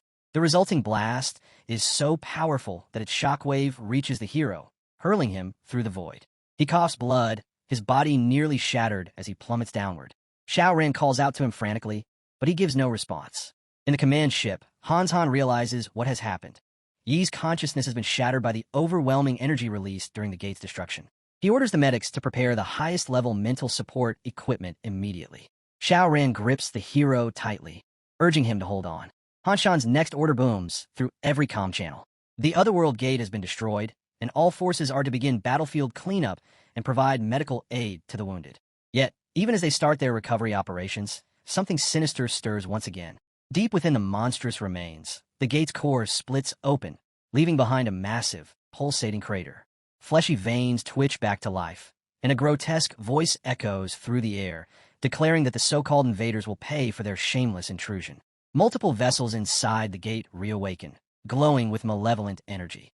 The hero, barely conscious, murmurs weakly that the creature is consuming the flesh and blood of demons to reconnect to another gate. Hearing this, Zhou immediately conjures the Domain of Punishment, an ancient purification spell that summons countless holy circles above the battlefield. At his command, the circles unleash beams of pure light, slicing downward in divine retribution. As the purifying light descends, the dying creature's voice rises one final time, filled with hatred. It calls the humans of the Blue Star arrogant and warns them that destroying one gate will never be enough. It promises that more rifts will open across their world and that vengeance will come for them all. But before it can finish, the final blast of holy light strikes, engulfing the entire entity in an apocalyptic explosion. The shockwave vaporizes every remnant of corruption, eradicating the gate completely. When the light fades, the battlefield falls silent. The tentacles, the monsters, and even the dark mist vanish without a trace. The air clears, leaving only wreckage and exhausted soldiers. Later, inside the medical bay, the hero lies unconscious within a recovery capsule. Xiao Ran approaches Zhou anxiously and asks about Yi's condition. Zhou assures her that under the blessing of the holy light and the support of the medical pod, the hero will recover soon. Moments later, Yi's eyes flicker open weakly. In a faint voice, he begins to utter the words it said, "We are," but before he can finish, Zhou completes the sentence for him, explaining that they were invaders. Zhou gently instructs the hero to close his eyes, calm his spirit, and leave the rest to him. He channels a warm light into his fist and places it over the hero's chest, transferring restorative energy. Then he turns to Xiao Ran and instructs her to remain and watch over him while he goes to assist with battlefield cleanup. She nods, promising she will not leave his side. Back on the surface, Han oversees the aftermath, scanning reports as medics tend to the wounded and engineers work to restore the damaged systems. The battle is won, but the cost is immense. Many soldiers lie dead or gravely injured. When Zhou joins him, Han gives a weary smile and says that they owe the victory to him. Zhou shakes his head and replies that it was Han Shan's leadership and determination that led them to the core, and he merely finished what needed to be done. With a heavy sigh, he then asks the question that hangs over them all. What is the final casualty report? Chapter 110. The air feels heavy as Han delivers the report, his voice low and bitter. 37 dead. More than 120 wounded. The mages took the worst of it. Yet despite the carnage, he adds one small mercy. The Otherworld gate is completely destroyed. No monsters made it through. A tiny light struggling inside a sea of loss. Captain Wang stares at the battlefield footage on the screen, jaw tight. He leans in, taps the display, and commands the system to record every fallen soldier's name. "I'll visit their families myself," he mutters, a promise weighed down by duty. Before the moment settles, a face flickers onto the screen. Someone calls urgently to Captain Wang and Captain Yeo. A medium-sized rift, energy spikes detected in the abandoned mining zone near Modu. Wang's eyes sharpen instantly. He asks whether monsters have emerged yet, how fast civilians are being evacuated. Roger answers at once. No monsters so far. The mining area was deserted long ago, and a 5-kilometer perimeter is already locked down. Han steps in, saying headquarters wants the captains to take an allied team and handle it immediately. Wang doesn't hesitate. "We leave now," he says. But Han calls after him again, bringing up Zhao Yi, this strange kid who senses dark energy clearer than any instrument. "If we just used him." Wang stops, glare sharp enough to cut steel. "No." Han pushes again, urging him to think. As they stride toward the damaged sector, engineers rush around them, repairing the wreckage. Wang suddenly asks why soldiers wear uniforms and carry weapons at all. Han Shan's answer is quiet but firm. So our kids can live peacefully. So they don't have to shoulder this madness when they're 19. He goes on. 20 years ago, he had a student like Zhao Yi, able to sense dark energy with terrifying clarity. The boy was 25. They used him as a living detector. In the end, they couldn't even find his full body. Wang shakes his head. Zhao Yi isn't a tool. He's someone who might change the entire war one day. And that's exactly why we can't burn him out before he's ready. If the sky is falling right now, then we adults are the ones who hold it up. Han exhales, curses under his breath, and nods. You're right. I got carried away.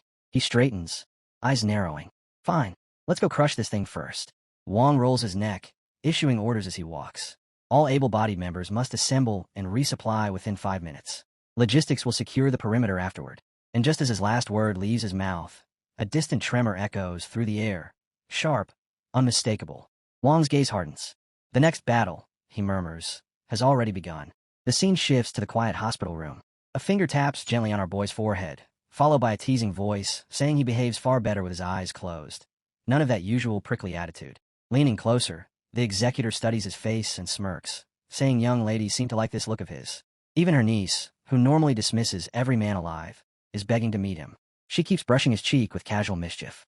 But the moment she turns away, our boy raises an arm and calmly says he already advised her niece to give up. He sits up slowly, meets her eyes, and calls her executor Wei. She nearly jumps out her skin.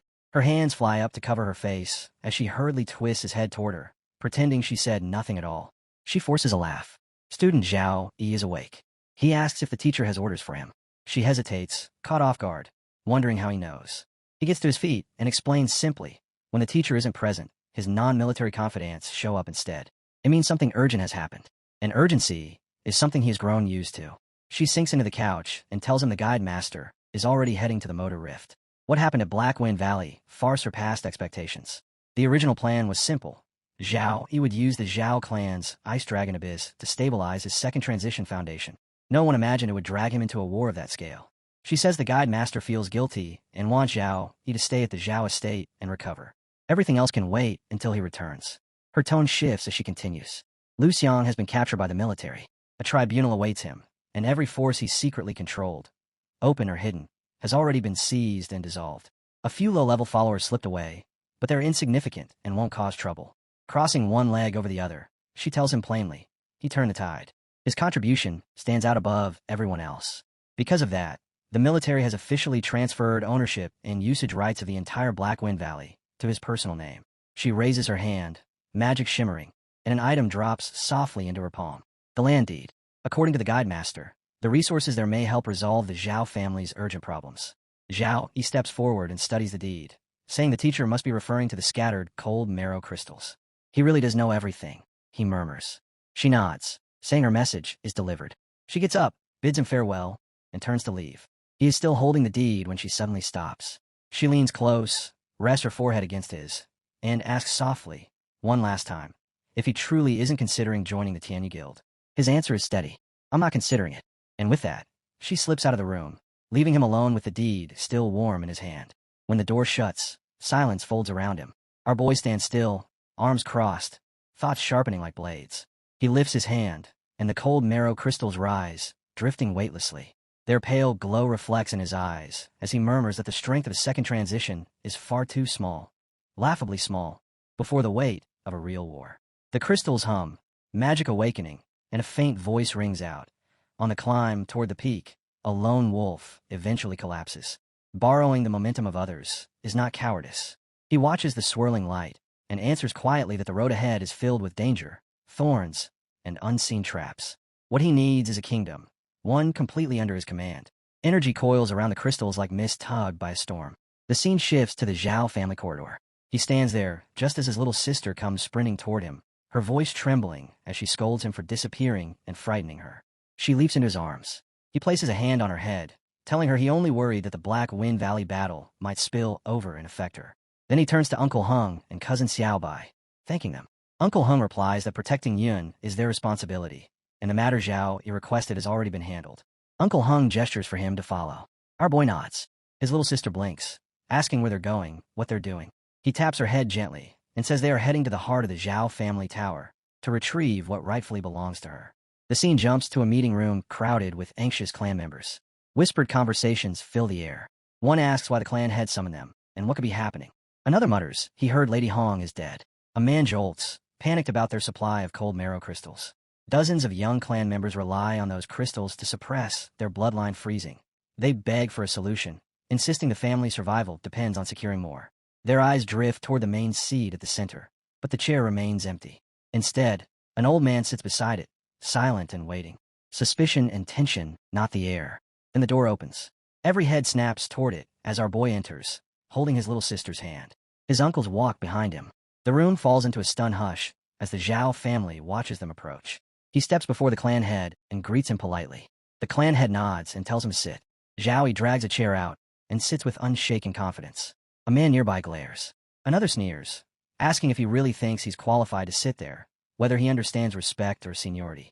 A third gives a shallow smile, but reprimands him anyway, saying that even a high-purity bloodline shouldn't make him act so brazenly. Our boy's gaze sweeps over them. Calm, cold, a blade dipped in frost. His eyes narrow, gleaming with warning. He says he did not come here for pleasantries. He doesn't circle around it. He states his demand clearly. The Zhao family must promise one thing. Zhao Yun will become the next heir. The clan will give her the best resources, full priority, and every advantage their lineage can provide.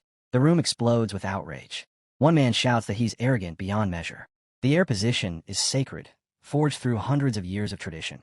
How can someone who refuses to return to the main house dare to make demands? Another slams his hand on the table, accusing him of exploiting their crisis and begging the clan head to uphold justice. A third rises angrily, yelling that a bit of talent has gone to Zhao Yi's head if he thinks he can hand their centuries-old foundation to a little brat. Uncle Hung rises at that moment, voice steady. He says he can prove Zhao Yun's bloodline concentration. It's 3 times greater than his own. With her, the Zhao clan might reclaim its former glory. Xiaobai follows immediately, saying Zhao Yun's talent is frightening. The ice-cold technique he taught her last week was mastered in a single day. Zhao Yi's gaze sweeps the room, calm and chilling. He states that Zhao Yun carries the ice bloodline. She is a legitimate Zhao descendant, and whether she becomes heir will depend on. The rest of the sentence dies as the energy around him bursts outward. An elder roars at him, calling him insolent for unleashing force inside the meeting hall. But the pressure only intensifies. Chapter 111. Frost-laden power erupts through the room, shaking the entire hall. Clan members instinctively raise their arms to shield their faces as the violent waves crash against them. Zhao Yi remains seated, hands loosely clasped, as unstoppable torrents of energy radiate from him in all directions. The force bounces from one person to the next, spreading wider with every pulse. One man takes a direct hit. Blood erupts from his mouth as he collapses, screaming. His eyes widen in terror as he sees the frost falling behind Zhao Yi, its pale eyes burning with blinding light. Shocked, he drops his guard, realizing that the force crushing him cannot belong to someone who barely passed the second rank. The pressure is closer to a level 40 powerhouse. The ice dragon. The posture he carries. The draconic aura drowning the hall. The man trembles and shouts that making Zhao Yun the heir is reckless. What about the other talented disciples? What about the clan's future? He refuses to accept it. He disagrees. But the pressure around him only tightens. Our boy reacts instantly. His voice cuts through the hall like a blade. This useless shouting ends now. If he doesn't shatter the old rules they cling to, they will never understand anything. He places a hand on his own chest, eyes cold, and declares that he is the new rule from this moment onward. The clan head watches silently. He can see every surge of power being controlled with precision, compressed, restrained, and unleashed at will. The boy's growth rate is monstrous, frightening even for him. As Zhao Yi points forward, the frost marrow crystals around the room begin to crack, splintering under the pressure. He speaks clearly. Every year, the Zhao clan pays a heavy price to the mermaid merchant Goyle to buy frost marrow crystals. But now that Goyle's old hunting ground, Black Wind Valley, belongs to him, the crystal reserves buried there surpass anything the clan has imagined. He says he will allow the Zhao family to station one absolutely trustworthy member there permanently to mine the crystals. With a steady stream of those resources, the Zhao bloodline can stay strong for generations. And this is only the beginning, the first step toward wiping out the curse entirely. He vows to end it. The clan head holds the fractured crystals in both hands. After a long breath, he tells Uncle Hung that they will follow Zhao Yi's plan. He orders Hung to choose 100 clan members today and send them to Black Wind Valley immediately to start transporting crystals home. Uncle Hung nods deeply, saying the heavens clearly have not abandoned the Zhao family. He calls Zhao Yi's generosity unimaginable, something the whole clan should be grateful for. Then another man steps out, frowning. He says this still feels like forced submission, letting the strongest dictate their future. He questions whether the young master simply wants obedience. Zhao Yi lifts his eyes, answering without hesitation. What he is offering them, no faction in the world could ever give. He gathers all the crystals from the table and turns to the third elder. He asks how much the clan spends every year purchasing dungeon access for their disciples. How many coins, how many favors they must beg for just to earn one secret realm entry. The third elder replies that this is the way things work for every family, even the greatest ones. Why is he asking? Zhao Yi looks straight at him and asks, slow and steady. What would the clan do if they owned their own private dungeon? One that could be upgraded, one that granted eternal rules approval to those who cleared it. The room freezes. Everyone stares at the crystals glowing in his hand. Then the third elder suddenly bursts out laughing. He calls the boy insane, saying youth has finally gone to his head. 90% of all dungeons in the Zhongxia nation are controlled by the military and the three great guilds, and he dares to dream of owning one. Families with private dungeons are almost mythical. Ancient noble houses guard them like crowns of their lineage. The third elder slams his hand down, furious, asking if Zhao Yi truly expects them to believe he owns one right now. Our boy raises a single crystal. You'll know soon enough whether I'm lying. The crystals in his hand rise, pulled together as though answering a silent command. Dozens merge into one shining mass, reshaping into a rotating sphere, a diamond-like globe spinning above the table. Light scatters in razor-thin beams as tiny shards burst outward, then snap back together. The sphere cracks open with a ringing hum. A screen unfolds in the air. Mirror prison, diamond grade. Normal/hard/nightmare. Level requirement, 15 to 35. Party size, 1 to 10. Guests fill the room. Zhao Yi announces calmly that he will install a permanent dungeon entrance inside the Zhao family's core grounds. From today onward, every Zhao disciple can enter and train whenever they wish. This, he says, is his second promise to the clan. Xiaobai is frozen, speechless. Even the highest-ranking noble families may not possess something like this. Uncle Hung feels his breath catch. Half their monthly income is spent buying dungeon entries for training. A private dungeon isn't just help. It's salvation, a stairway straight to the heavens. The frost marrow crystals were already a miracle, but this changes their destiny entirely. Zhao Yi sways, sweat dripping from his chin. He can barely stay upright. Yet he keeps speaking, saying that the Zhao clan now has limitless access to a training ground of its own. No more groveling for dungeon slots. No more bleeding their coffers dry. He folds his arms, breath unsteady, and challenges the third elder to test this madness himself. The third elder looks at the gate shimmering before him. He knows instantly. It's real. It's impossible to fake a presence like that. And in that moment, he understands. The boy isn't offering resources. He is rewriting the Zhao family's future at its roots. His true power is something far beyond their comprehension. Before the third elder can speak, another elder steps forward, refusing to challenge. He bows and admits he had been blind earlier. He agrees fully that Zhao Yin should become heir. Another praises Zhao Yi as a prodigy born once in a century, a blessing upon the Zhao line. A third elder echoes the same. The clan head stands and declares that with no objections remaining, Zhao Yun is officially the sole young master of the Zhao family. Zhao Yin freezes, panic flashing across her face. The clan head simply adds that seeing her is the same as seeing him, and her authority from this point onward is absolute. The scene shifts. Cold energy roars through the valley, mist swirling like living frost. Zhao Yi stands amid the icy wind, explaining that most Zhao disciples range from level 13 to 20. The basic monsters in the dungeon's easy mode should be manageable for them. With a final sweep of his hand, he adjusts the terrain, transforming it into a vast glacial field that suits the Zhao bloodline better than anything else. Energy streams from the crystal in his hand as he begins shaping the dungeon's structure. He describes the first stage, walls of ice crystals, level 10, mindless but numerous, shattering into frost zones upon death and slowing movement.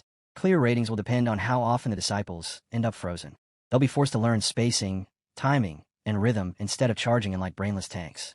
The energy spreads farther, melting into the forming walls as he continues explaining. The second stage becomes a shifting labyrinth of moving ice crystals. These ones have armor. Attacking head-on is pointless. His disciples will need to observe, reposition, and strike at the weak points. He calls this the perfect ending to the early training loop.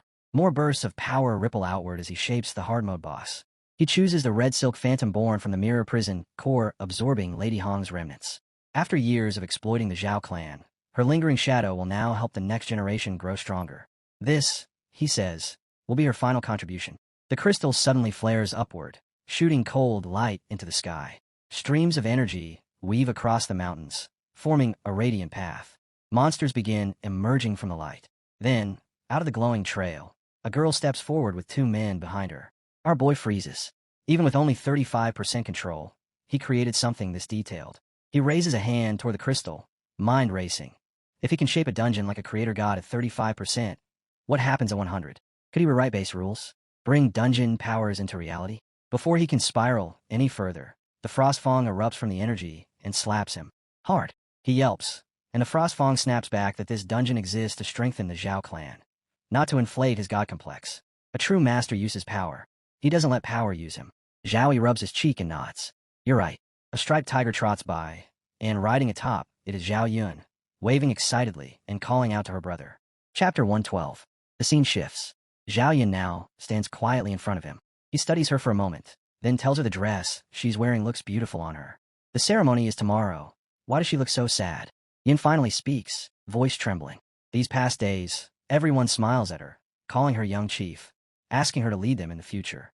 She confesses she doesn't know if she can carry such responsibility. She's afraid of disappointing him, or the Zhao clan members who now rely on her. He lifts a hand and gently cups her cheek, a soft smile breaking his usual cold composure. He calls her silly, telling her she has never disappointed him, and she never will. He asks her softly if she truly understands what the Zhao family is. Yin blinks and asks what he means. Our boy gazes toward the night sky and explains that the Zhao clan is like an ancient ship drifting through an old dream. From the outside it still looks magnificent, but inside, it's rotting, cracks everywhere, holes patched with desperation. They even bow their heads to enemies for frost marrow crystals, just to keep the ship afloat. But he says they shouldn't mock the Zhao family, because they, too, are passengers on this same aging vessel. And even if it wasn't this ship, it would only be another one. In peaceful times, people can survive without noticing the decay. But when he stood in Black Wind Valley, when he saw a real war, he realized something truthfully terrifying. All the competitions and tests he faced before were nothing but greenhouse games. When a true storm arrives, every passenger on an old, fragile ship is doomed. He leans closer to her, eyes steady. If they keep waiting, hoping some stronger force will protect them, then their fate will always be in someone else's hands. They cannot remain mere passengers. They need to be the ones steering the helm. One person's strength isn't enough. He needs a power base, a structure he can depend on. Yin quickly protests that building a power base from scratch takes time and immense resources. But the Zhao family already has a foundation. It's the best place to start. Her eyes widen as she pieces it together. Her brother chose to support the Zhao clan because he wants to turn it into their ship. He smiles, soft, warm, and says she's completely right. But to rebuild an old ship, to make it follow their course, it needs a powerful core. He touches her forehead gently. Golden energy flows from his fingertip as radiant zinc-colored light blooms from her skin, awakening her high-purity ice bloodline. He tells her that no matter how much the clan head or elders trust him, he will never change his class for the Zhao family. To them, he will always be an outsider, someone they must eventually question. But Yin is different. She is the perfect bridge, the only one. The rightful heir the clan accepts wholeheartedly. With her at the center, the Zhao family can unify completely and form the strongest alliance with him. Yun's eyes tremble with tears as she says she understands. If she stays only as the little sister he protects, someone he constantly has to look back for, then what is the point of awakening this bloodline? She swallows hard and promises him that she will become his most reliable right hand. She says she can bear this responsibility. He grins, pinching her cheek playfully, and tells her good, because from now on, they'll fight side by side as siblings. Yin wipes her tears, sniffing, and lifts her chin proudly. She reminds him that she's the young chief now, so he really shouldn't be pinching her cheeks anymore. He lifts both hands in surrender, giving her a dramatic nod. All right, whatever the young chief commands. Off to the side, the old-timer watching them rubs his chin, baffled. Did this brat secretly unlock some insane seduction-type skill? With just a handful of sentences, he fired the girl up enough to charge out and conquer the world. The old man silently whistles. Terrifying talent indeed. The scene shifts to the Great Hall. Voices echo as someone announces that Zhao family disciple Zhao Yun is to step onto the ceremonial platform. Two girls walk beside her, supporting her arms. Then young Chief Yun appears at last. A man in the crowd leans forward, muttering that this tiny girl is about to become their young chief. Another insists that although she's young, her presence is overwhelming. Someone else adds that her eye's bloodline purity supposedly reaches 70%. But the first man grumbles that bloodline purity alone won't magically grant her the ability to manage an entire clan. A third quickly shushes him, reminding him that her brother, the national high school tournament champion, is standing right there watching everyone. Another whispers that the outer sect claims Yun gained her position because she found an honorless dungeon and offered it to the clan. The murmuring grows impressed. If they had a dungeon, they'd be demanding a military officer rank instantly. Someone laughs and says that's because they're thinking far too small. The scene shifts again. Shenlin Feng stands nearby, gaze locked on Zhao Yi. He mutters that these people only dare whisper behind Yun's back, never in front of her. A girl beside him chuckles, saying she's noticed Yun is even more protective of little Yun than Brother Li is. The ceremony continues. Yun approaches the clan head, bows deeply, and speaks with clear determination. Zhao Yun pays respect to the clan leader. The clan head raises his voice and declares that as the head of the Zhao family, he now establishes Zhao Yun as the official young chief. Seeing her is the same as seeing him. All clan matters will follow her command. He instructs her to kneel before the goddess and offer sincere prayer. Yun kneels. Her voice is steady as she calls herself a descendant of the Zhao family. She repeats the decree that seeing the young chief is equal to seeing the clan leader, and all clan affairs will follow her decisions. She vows to carry on the ancestors' will, never disgrace her duties, never fail the trust of the clan members, never fear the dangers ahead, and never chase personal glory, only the prosperity of the Zhao family. She invokes heaven and earth as witnesses. If she breaks this oath, she accepts the punishment of ice backlash and permanent loss of her bloodline power. Then she rises and steps in the center of the platform. A sudden eruption of energy tears through the hall, violent, radiant, explosive. The clan head jolts to his feet, panic rushing across his face. What is happening? The clan head's face tightens. For a moment, he fears something has gone wrong, that the ritual failed, or worse, that the goddess herself rejected Yun. Someone beside Zhao Yi leans in quickly, telling him not to worry. This isn't misfortune. This kind of resonance only appears when a bloodline is exceptionally pure. It's a blessing from the goddess. A blinding radiance erupts. From within the swirling light, the goddess descends, ice, moonlight, and divinity woven into one figure. Her voice echoes through the hall as she addresses Yun, saying that with such a bloodline, she will freeze every obstacle and uphold her oath without faltering. Yun stands frozen in awe. The goddess then declares she will become Yun's scepter. She turns into a streak of shimmering light and shoots toward her. Yun flinches in surprise, but then steps forward bravely. Her eyes' bloodline flares violently, zinc-colored energy blooming like a second sun. Gasps break across the hall. Someone cries out that this is a divine miracle. Another shouts that this is the legendary divine grace baptism, something only mentioned in ancient texts. The awakening of an S-rank talent. The last of the energies settles like falling snow. The clan head immediately asks her talent level. A glowing screen appears. S-rank. Legacy of the Ice Goddess. The clan head explodes with joy. He shouts that this is the very same talent their ancestor possessed when founding the Zhao family. He says the ancestor's glory has returned, that the heavens are clearly lifting the Zhao clan. The hall erupts into thunderous roars, voices shouting that the heavens bless the Zhao family, that S-rank talent belongs to myths, and that the Zhao clan's revival has finally arrived. The scene shifts. Yun steps forward to the center of the stage, facing her people. She calls them fellow clan members. She introduces herself as Zhao Yun, acknowledging that she is young, inexperienced, and suddenly burdened with enormous responsibility, that her heart trembles with fear. But she continues. The goddess' blessing is not because she is special. It's because the Zhao family needs hope. It needs change. It needs a new future. She stands taller and promises that from today onward, she will walk beside every one of them. She says their resources, their strength, and their path forward are right here, beneath their feet. The hall shouts her title, chanting young chief until the walls tremble. Beside Zhao Yi, a girl wipes her eyes, saying Lil Yun has grown up so much. Zhao Yi smiles faintly and answers that she has always been brave. She simply needed her moment. Yin raises her hand. Energy sweeps outward. Frost forms at her feet, racing across the floor and rising into a towering structure. A great crystalline door forms, and a screen appears. Mirror prison, diamond grade. Normal/hard/nightmare. Level requirement, 15 to 35. Party size, 1 to 10. Yin declares that this dungeon will become the foundation of the Zhao family's future, their greatest sharpening stone. Then she gives her first command as young chief. From this day on, a point leaderboard will be created from Mirror Prison. The top 3 disciples each month, regardless of their rank, birth, or seniority, will enter the Trier Pavilion and choose any trial they desire. Yin continues, announcing that the top 10 will receive priority access to the purest frost marrow crystals for cultivation. Every resource, she promises, will go to those who fight for the clan. For a heartbeat, silence. Then the hall erupts. Shouts, cheers, buzzing voices, chaos in the best way. Whispers race through the audience like sparks catching dry grass. Some say they actually heard correctly for once, both inner and outer sections. Others laugh in disbelief, saying that in the past they had to bribe elders just to enter a single dungeon trial. But now anyone can try. More whispers rise. People thrilled that they won't need fathers, connections, or politics anymore. They can finally earn resources with their own strength. Someone recalls last year's Evil Wolf Guide's dungeon, where they fought with everything they had, only for 70% of the rewards to be seized by higher-ranking disciples. But now the Zhao family possesses its own diamond-grade dungeon. Chapter 113.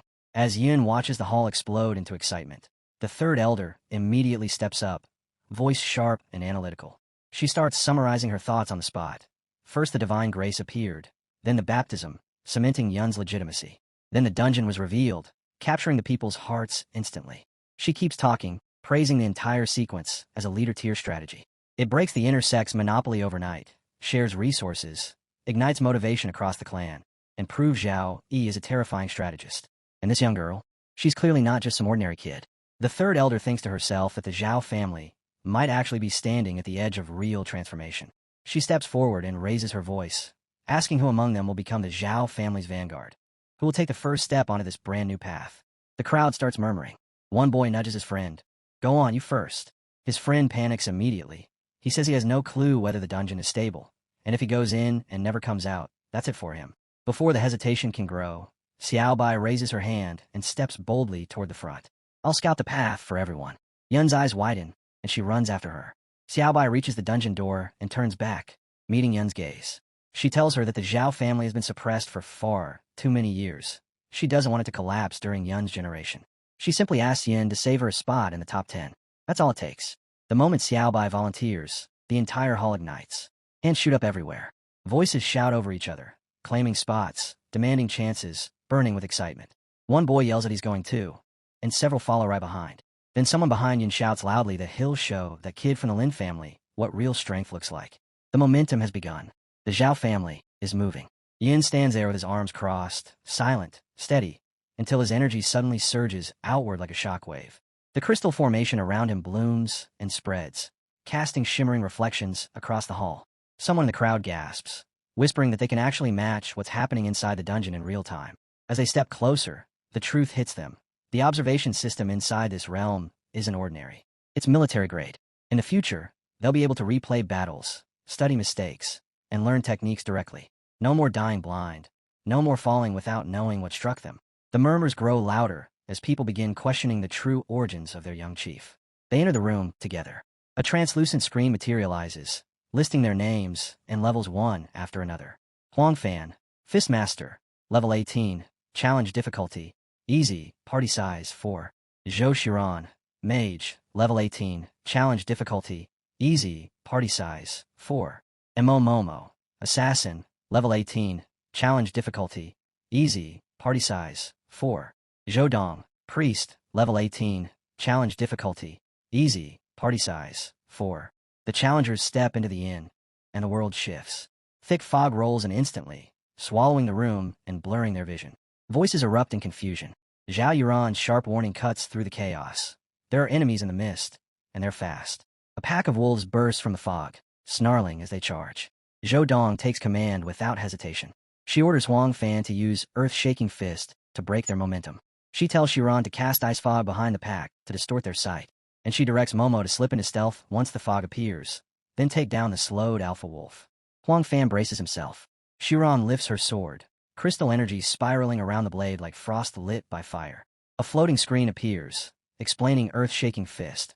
Ground shock, minor damage, heavy slow. The moment Huang Fan punches the earth, the ground quakes violently.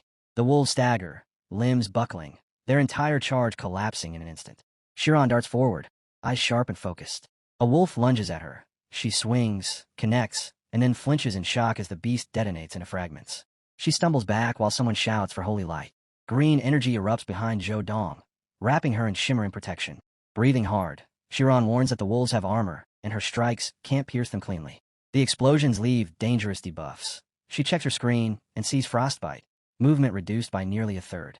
Zhou Dong shifts tactics immediately.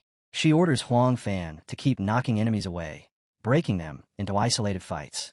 Shiran must freeze their legs with ice spikes to cripple their movement. Momo is to stay mobile, harassing the pack and eliminating low-health wolves before they can self-destruct. Outside, the crowd watching the projection starts whispering again. Sister Xiaobai might be a priest, they say, but her control over the battlefield is terrifying, and her reaction speed borders on monstrous. They whisper about how terrifying the wolves' self-destruction really is, the blast radius, the crippling slow, the way one mistake can snowball into death. Then they point at Momo, amazed. After taking just a single hit, she completely recalculated every wolf's movement path and positioned herself as if she already knew where each one would strike. Their teamwork doesn't just look good, it's flawless. Someone in the crowd finally understands the point of this stage. It isn't about raw strength at all. It's a trial of control, positioning, and perfect coordination.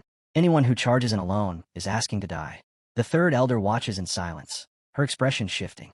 The dungeon design is brilliant. Ice armor wolves, death explosions. This isn't some easy power leveling trick. This is how real warriors are forged. Warriors who fight with their lives on the edge of a blade.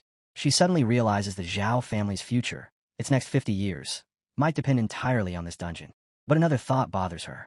Is Zhao truly selfless enough to give away something this valuable just for the title of young chief? Was she wrong about him?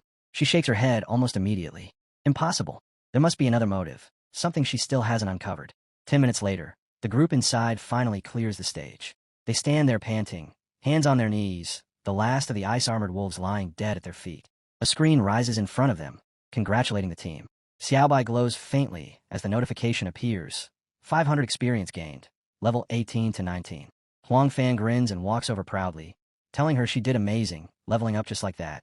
Shiran grumbles that she's still 1,000 experience short and needs to deal more damage in the next round. Xiaobai shakes her head and says she only leveled because everyone worked together.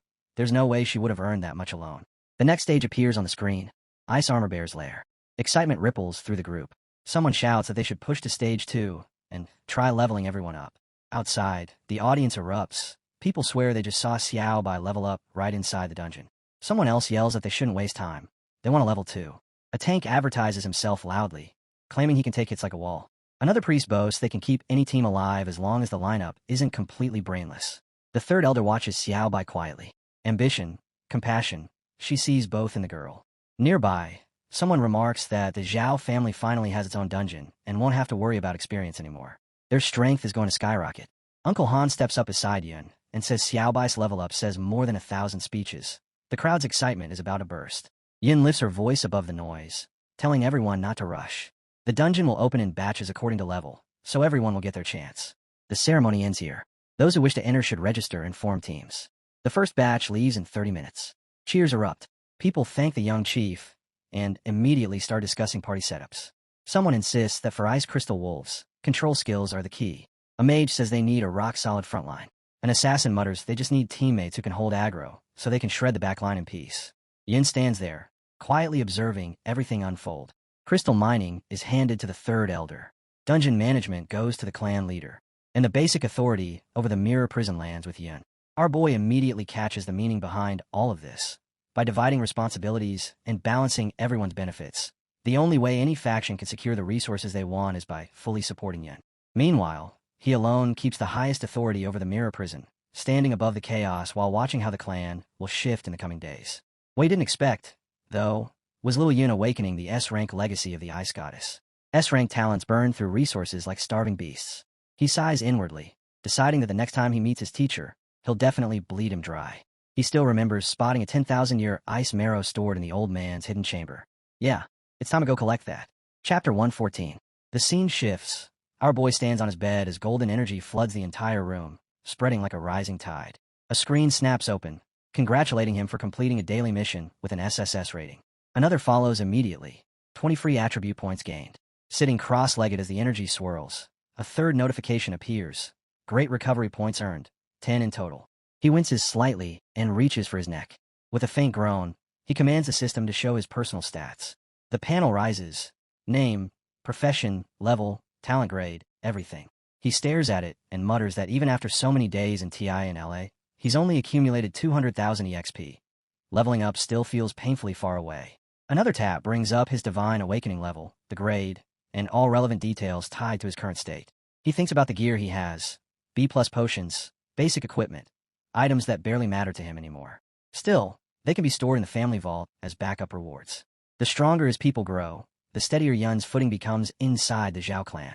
As he continues meditating, a wave of zinc-colored energy erupts around him. Frostfang appears out of thin air, chuckling at how emotional our boy sounded earlier. He mocks him, saying this sibling affection was so touching he almost believed our boy had become the true core of the Zhou Yin family. Our boy snorts and replies that Yin needs prestige, and the Zhao clan needs someone who can give people hope. He only gave Yun manager-level authority anyway. The real power remains firmly in his own grasp. Another screen flickers into existence. 30%. Our boy's eyes narrow. He calls out a Frostfang, asking if he noticed it too. His own strength just rose by 5%. He lays out his guess. The mirror prison might not be complete. It could be an unfinished creation, one that needs to devour powerful beings to perfect itself and amplify its own strength. On the surface, it looks like he's gaining tighter control over the mirror prison, but in truth, it's the prison's completion rate that's rising. With that thought, he sighs that it's a pity the mirror prison never got to devour the Dark Owls in Black Wind Valley, and especially Lu Xian, the strongest opponent he's faced so far. If the prison had consumed him, the gains would have been unimaginable. Frostfang reminds him that although Lu Xian's level wasn't high, he could borrow a demon lord's strength. If the military hadn't interfered, that fight might have gone either way. He warns our boy not to let his hunger for power turn into greed. Our boy stands tall, confidence radiating off him, and declares that the one capable of defeating him hasn't even been born yet. Frostfang scoffs and calls him an arrogant brat. Our boy starts recalling the final words spoken by the Otherworld Gate in Black Wind Valley, but he's cut off by a knock at the door. A voice calls out, addressing him as young master, announcing that a steward from the Jiang family has arrived, and Miss Jiang Chuan wishes to see him. He finds it odd for a Jiang family steward to appear this late. The scene shifts to Chuan, who immediately questions Uncle Fu about why he came. Uncle Fu bows respectfully, saying the young miss has been pushing herself hard in the Zhao family, and he heard she just finished her training. Chuan, towel over her shoulder, says training daily is good for the body and asks whether his journey tired him, offering tea or rest. Removing his mask, Uncle Fu explains that the mistress misses her and that the family's grand competition is approaching, so several matters require Chuan to return and prepare. The mistress personally ordered him to escort her back to the state. Chuan frowns, saying she remembers the competition, but she spoke to her mother just yesterday, and her mother said nothing about returning. Uncle Fu insists that perhaps the mistress wanted to surprise her. With so many clan affairs piling up, he asks her to understand and return quickly. Just then, our boy enters and asks Chuan if this elder is from her clan. She nods, explaining that Uncle Fu watched her grow up. Our boy greets him politely, introducing himself as Zhao Yi and asking the reason for the visit. Inwardly, he notes the man's strength, hidden but immense. Chuan tells him she needs to return home briefly to see her mother. He nods, saying that's good, and asks her to pass along his greetings, since she's helped him so much lately. Uncle Fu praises Zhao Yi for being thoughtful. Our boy places a gentle hand behind Chuan, golden energy flowing from his palm as he tells her softly, thanking her for always staying by his side. Uncle Fu turns and notices the faint shimmer running through Chuan's hair, startled for a moment. She laughs softly, saying drying her hair with holy light is exactly the kind of thing Zhao Yi would casually do. He tells her to stay cautious, and if anything happens, she should contact him immediately. Uncle Fu then asks where the young miss wishes to depart from. Chuan nods, saying she'll go change, and they can leave right away.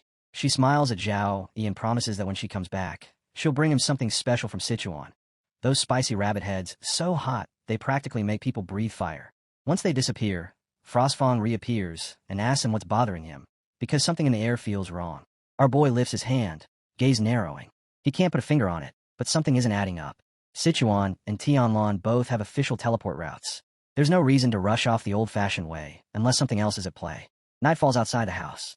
Frostfang brings up what he meant to ask earlier. The Otherworld Gate, right before it shattered, claimed that Blue Star humans are the invaders. Our boy asks Frostfang, who has lived over a century, if he knows anything about that. Frostfang shakes his head, saying his memories before the Eternal Advent are a chaotic blur of screaming, grief, and rage. He can't distinguish whose memories they even are. A voice suddenly answers the question, one that has been studied for decades. Our boy turns and sees his teacher, and immediately asks if he's hurt. The teacher explains that the Modu Rift has been temporarily sealed, but at a far greater cost than expected. The light system mages suffer the most, because their holy light naturally suppresses demonic energy, making them the demon's first targets. The teacher lifts a blue stone toward him, cold, glowing faintly. He says it's the core of a level 48 demon lord from the Moda Rift, and tells him to feel the energy within. Our boy grips it, and freezes. His eyes widen, as he recognizes the shape of the energy. It matches something he's witnessed before, something that once distorted the very lenses of his eyes. Suddenly the world shifts. A ring of flame, cliffs rising like broken teeth, and everyone standing on scorched stone. He tightens his hold on the demon core. Instantly, the energy blasts outward, reacting to the light in his eyes. Golden power erupts from the ground and gathers around him like a living tide. He hurls the stone down, and slowly the storm of power fades. When the last ember dies, he looks to his teacher. The teacher tells him the truth. This energy is the same demonic power found in Wild Wind Mountains and in Black Wind Valley. All of them come from the same otherworld, perhaps even the same faction. The teacher gazes up at the moon, voice heavy.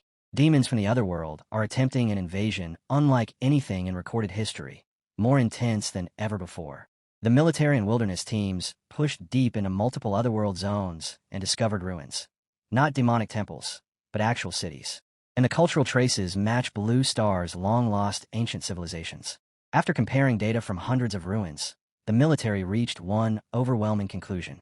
In an era so ancient it might as well be myth, a transcendent civilization from Blue Star launched a colonial war. Our boy asks quietly what the eternal game even is then. Was their current world born from an accident, or shaped by a plan set in motion ages ago? The teacher answers that no one knows why the eternal game descended. They're still too weak to uncover the truth. The only certainty is that they inherited a legacy weighed down by sin and hatred. The teacher turns toward him and says he must prepare himself. This world needs him, the new Lord. Chapter 115. The scene opens with his teacher standing beside him, calm, yet carrying the weight of a man who has seen too many battlefields crumble. He lifts his hand, and a glowing word map blooms in the air, casting shifting light across the room. His voice stays steady as he explains that medium-sized rifts are normally dealt with by the military and the major guard units. But right now, those forces are stretched thin. Too thin. He mentions the southern region, where an entire mirror village was wiped out just last week, half the population torn apart by 3 demonic hounds crawling out of a minor rift. Their defense lines, he says, are being chewed away piece by piece. If this keeps up, the people won't wait for a medium rift to break through before falling into panic. That's why he called him here. As the map shifts, highlighting each region one by one, our boy asks what exactly the teacher wants him to do. The teacher explains that the Hidden Dragon platform is a restricted zone, reserved only for those with major military merit or those officially recognized as exceptional talents. He reminds him of Black Wind Valley, how he and his team erased minor rifts without hesitation. Then the teacher lifts a key shimmering with authority and says the military has decided to grant him access to the Hidden Dragon platform. Inside are missions crafted specifically for clearing minor rifts. The teacher looks him straight in the eyes and asks if he dares to accept. Our boy doesn't even blink. He snatches the key and answers with a tone that basically says dare or not. Who cares? The teacher grips his shoulder firmly, telling him all his academy leave has already been approved. He just needs to return before finals. And if he runs into a rift he can't handle, he must contact the military immediately. Our boy gives a confident nod, promising they won't disappoint him. Night falls. A single lamp glows inside a quiet room. Our boy sits cross-legged on his bed, a mysterious stone in one hand and the key in the other. Both pulse with strange energy. He studies them with focused intensity. A screen flashes. He has obtained the 10,000-year marrow. He closes his hand around the stone, and greenish, zinc-colored energy erupts outward, making him flinch. Immediately after, he activates identity verification. Another screen flickers. Verification passed. Welcome. Logged in. He shifts back onto the couch as a new prompt appears, asking him to set his code name. He enters it, watching his profile materialize in front of him. Minor rifts, more dangerous than ordinary dungeons, but with rewards far beyond them. To him, they aren't just threats, they're grindstones. Perfect whetstones for sharpening their blades before the real storms arrive. More importantly, he thinks these rifts might hold rare surprises. Treasures so potent they could practically feed the mirror prison a full-course feast. With a sharp tap on the screen, he declares that his hellish training regime officially begins. The scene jumps to another night. A giant tree looms in the shadows. Then the view shifts again, deep into a dense jungle where 4 of his comrades stand together. They all turn at once as something crawls out from behind them. A monster steps into the moonlight. One of them blurts out, stunned, asking what in the world that thing even is. Lingxi's eyes widen as she confirms it's definitely a monster. Right before it sprints at them, it leaps, but a streak of golden energy drops from above, slicing clean across its neck. The creature's shriek rattles the air. Lingxi freezes, unable to process what just happened. Then he steps out from the darkness. Our boy appears with the calm authority of someone who's already survived far too much. He tells them not to chase solo glory and to keep their focus on teamwork. And right on cue, an entire pack of monsters burst from the undergrowth. Shun steps forward, practically vibrating with excitement. He says he's been waiting for something real, because puppets inside the mirror prison are nothing compared to actual demons. Blood frenzy ignites around him, and his flaming dragon roars to life. He charges ahead, shouting for the monsters to perish as he unleashes his crimson flame fist. A girl wearing a hat sees waves of crimson fire ripping across the battlefield. She quickly calls upon the earth's power and summons a rock spear barrage.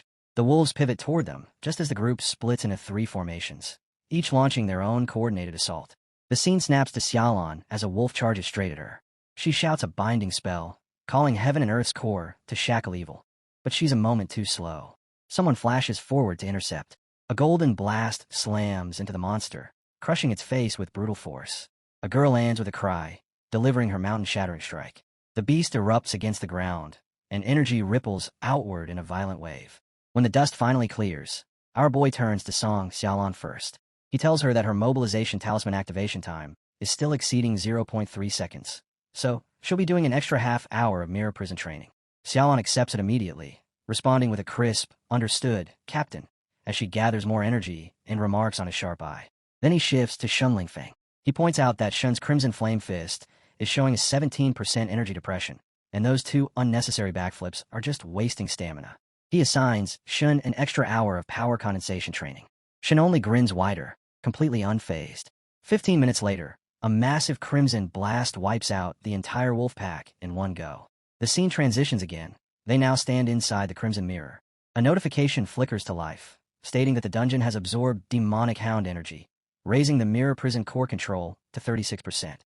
As they stare at the defeated hound corpses, our boy notes that new Guardian Infernal Demonic Hound data has been successfully added to the dungeon database.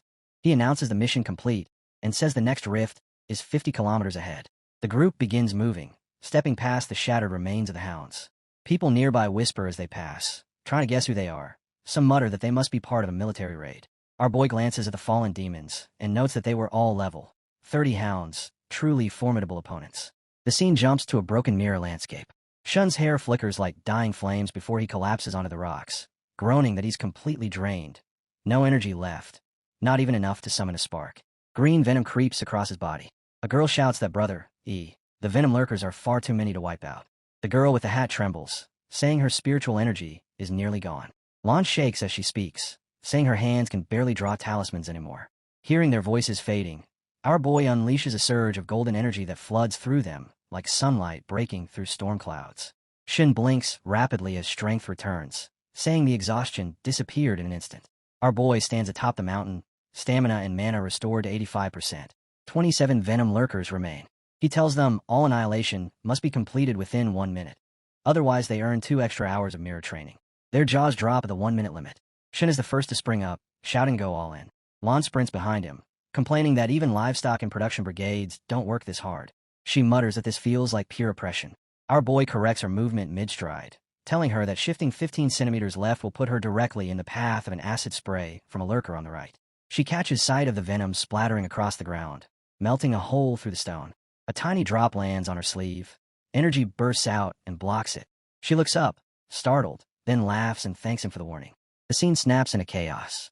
Venom drags across the battlefield like something crawling out of hell.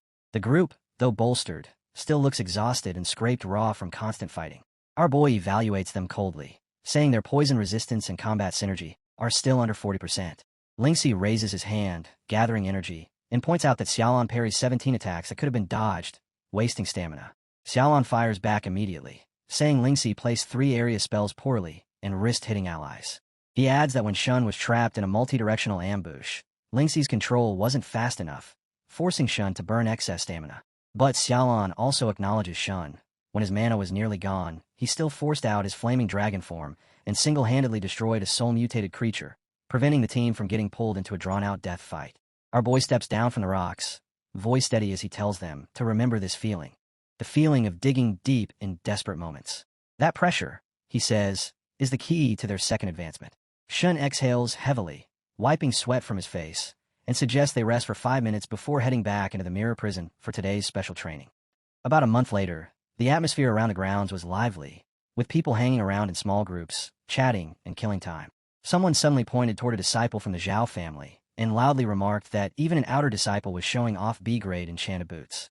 The comment instantly drew attention, and the crowd reacted as if it were some outrageous luxury. Right after that, a girl standing nearby added in a hushed but excited voice that she'd heard the Zhao family even possessed a diamond-grade dungeon, and that both inner and outer disciples were allowed to enter it. That single sentence lit a spark. A group of students close by immediately joined in. One of them boasted that during his latest run, he'd managed to shave an entire minute off his dungeon clear time, and because of that, the clan leader personally rewarded him with an enchanted ice skull short blade. Another person beside him nodded enthusiastically and said that if someone stayed inside that dungeon all day, they'd turn into an expert, even if they'd start out as a nobody. Someone else chimed in, saying that with momentum like this, the Zhao family was practically destined to rise. Just as the discussion was heating up, a boy suddenly rushed over, his voice filled with excitement. He claimed that as long as outsiders handed over 50% of the dungeon profits, they could also enter and farm the Zhao family's dungeons. He said it was far more cost-effective than dealing with the Hungry Wolf Guide, and urged everyone to hurry up and register while they could. But halfway through his pitch, his words cut off. His expression stiffened in confusion as a jeep came roaring in at high speed. The screech of brakes tore through the air, the tires skidding sideways, and the students nearby jumped back in shock. The jeep door swung open. A man stepped out first, followed by a group that clearly looked like his crew. One of them barked loudly, demanding that the Zhao family's manager come out immediately. The way he stood made it seem as if this place already belonged to him. At that moment, the girl stepped forward, frowning, and asked why the Hungry Wolf Guide had the nerve to show up on Zhao family territory. The leader of the group, that infamous Hungry Wolf, strode straight up to her with a mocking grin. He asked her what she thought she was doing and told her to stop playing dumb. With a cold voice, he declared that in Tianlan province, all dungeon business had always been under the control of the Hungry Wolf Guide. He accused the Zhao family of breaking the rules and stealing their customers right out from under them. His hand clenched into a fist as he demanded to know whether they didn't owe him an explanation.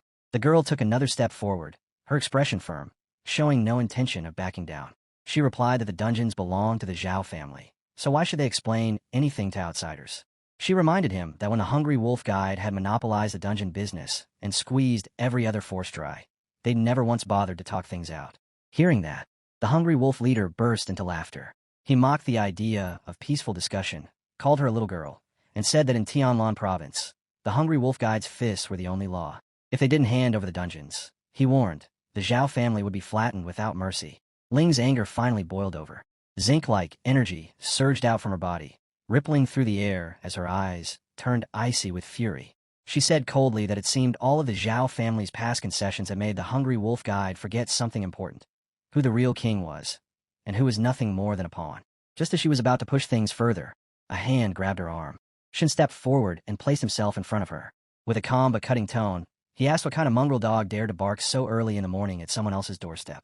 The Hungry Wolf leader shot him a sharp glare and sneered, calling him Little Shun. He mocked that Shun hadn't even grown his fur yet and still dared to interfere, asking if he even knew who his grandpa was, dripping sarcasm as he called him a little hero. Shun didn't react to the insults at all. He simply told them that he would count to 3, and that they and their dogs had better disappear from his sight. That sentence snapped the last thread of restraint holding the Hungry Wolf leader together. He roared that Shun was courting death, and immediately ordered his men to attack and cripple the brat. His subordinates rushed forward, purple energy swirling wildly around their bodies. Shun remained where he was. He stood firm, unmoving, not even lifting a hand to counterattack. But just as the charging gang was about to reach him, Tai Xen burst forward. The girl swung her axe with force, and Shin calmly reminded them that he had already given them a chance they chose to ignore. Tai Xen's axe erupted with violent red energy as it slammed into the attackers, tearing through them one after another. She announced herself as the immovable bastion, standing tall as the last body crashed to the ground, and her axe sank into the dirt beside her. The Hungry Wolf leader pointed straight at her, grudgingly admitting that she had some skill, before barking an order for everyone to go all out. His entire crew surged forward again, every one of them glowing with dense purple energy. Tai Xen raised her hand and began chanting, calling upon heaven and earth to establish the foundation of the 5 elements. She hurled out a gravity talisman, and golden energy exploded forward toward the charging enemies. Before it could strike, a deafening blast erupted. The explosion shook the ground, and both Tai Xen and her targets were thrown violently backward, slamming into the dirt right in front of the Hungry Wolf leader. He stared at them in shock, his mind racing as he wondered who these people really were. Before he could sort it out, something rolled between the fallen figures, spinning on the ground in a swirl of red energy. Flames ignited in Shun's hand as he shot up into the air, his gaze locking on a Hungry Wolf with terrifying intensity. The leader's eyes widened as he muttered in disbelief that Shun was only level 27. Shin dropped back down, fury pouring off him like fire. He charged straight toward Hungry Wolf, slamming his feet into the ground as a massive burst of energy exploded outward. He shouted back at him, repeating level 27, and declaring that level 27 was more than enough to deal with someone like him. The students watching from the sidelines were completely stunned by the blast Shun had just unleashed. A small girl whispered in disbelief that it was only one punch, just a single punch, and yet people were already murmuring about how the leader of a level 33 guild had nearly been wiped out by a level 27 kid in one hit. As the smoke cleared, Hungry Wolf suddenly transformed, his body swelling into a massive wolf-like form. He threw his head back and let out a savage howl before launching himself straight at Shun with terrifying force. He roared that the talk about one punch was nonsense, that the damage was nothing more than a tickle. Snarling, he called Shin a foul-mouthed rat and swore he'd tear his mouth apart. The students standing in front of the transformed beast watched in shock as Hungry Wolf raised his massive paws, trying to shield himself from the flames. But the fire only grew heavier and more intense. He began shouting that it was too heavy, struggling against the scorching heat, snarling through clenched teeth that he still had fangs, refusing to retreat. When the blazing assault finally subsided, Hungry Wolf opened his mouth again, stubbornly repeating that he still had teeth. Link, who had been observing closely, suddenly widened her eyes and shouted for a stone wall to rise. A thick rocky barrier surged up in front of Hungry Wolf. Agal stood straight, muscles tense, ready to react at any moment. At the same time, Shin leapt back into the air, calling Hungry Wolf out for being too accustomed to acting arrogant. He said that even back when he was a fallen noble, he wouldn't have bothered looking down on someone like him. Shin surged forward once more. Link, still stunned, hurriedly activated a fire attribute amplification. Lane reacted just as fast, eyes wide as she invoked 5 Thunder Body protection. A new wave of red fire exploded from Shun, crashing into Hungry Wolf head-on. The wolf let out a piercing cry as the energy engulfed him. Shin shouted at him, calling him nothing but a beast. The overwhelming power made Hungry Wolf's massive body tremble violently. He screamed, coughed up thick black blood, and was hurled backward, slamming hard into a wall. His body slid down until he collapsed against it, and his wolf form faded, revealing his human shape once more. Panting heavily, he stared at Shun and the others, muttering that they were monsters, that these people were definitely monsters. Shun and his team landed firmly on the ground, standing tall and unshaken. Shin looked down at the defeated Hungry Wolf and calmly asked how someone with such weak ability dared to come causing trouble with the Zhao family. He even mocked him, wondering aloud if he should praise Hungry Wolf for his childish innocence. Hungry Wolf didn't respond right away. He sat there with his head lowered, his thoughts racing. These people weren't ordinary level 27s at all.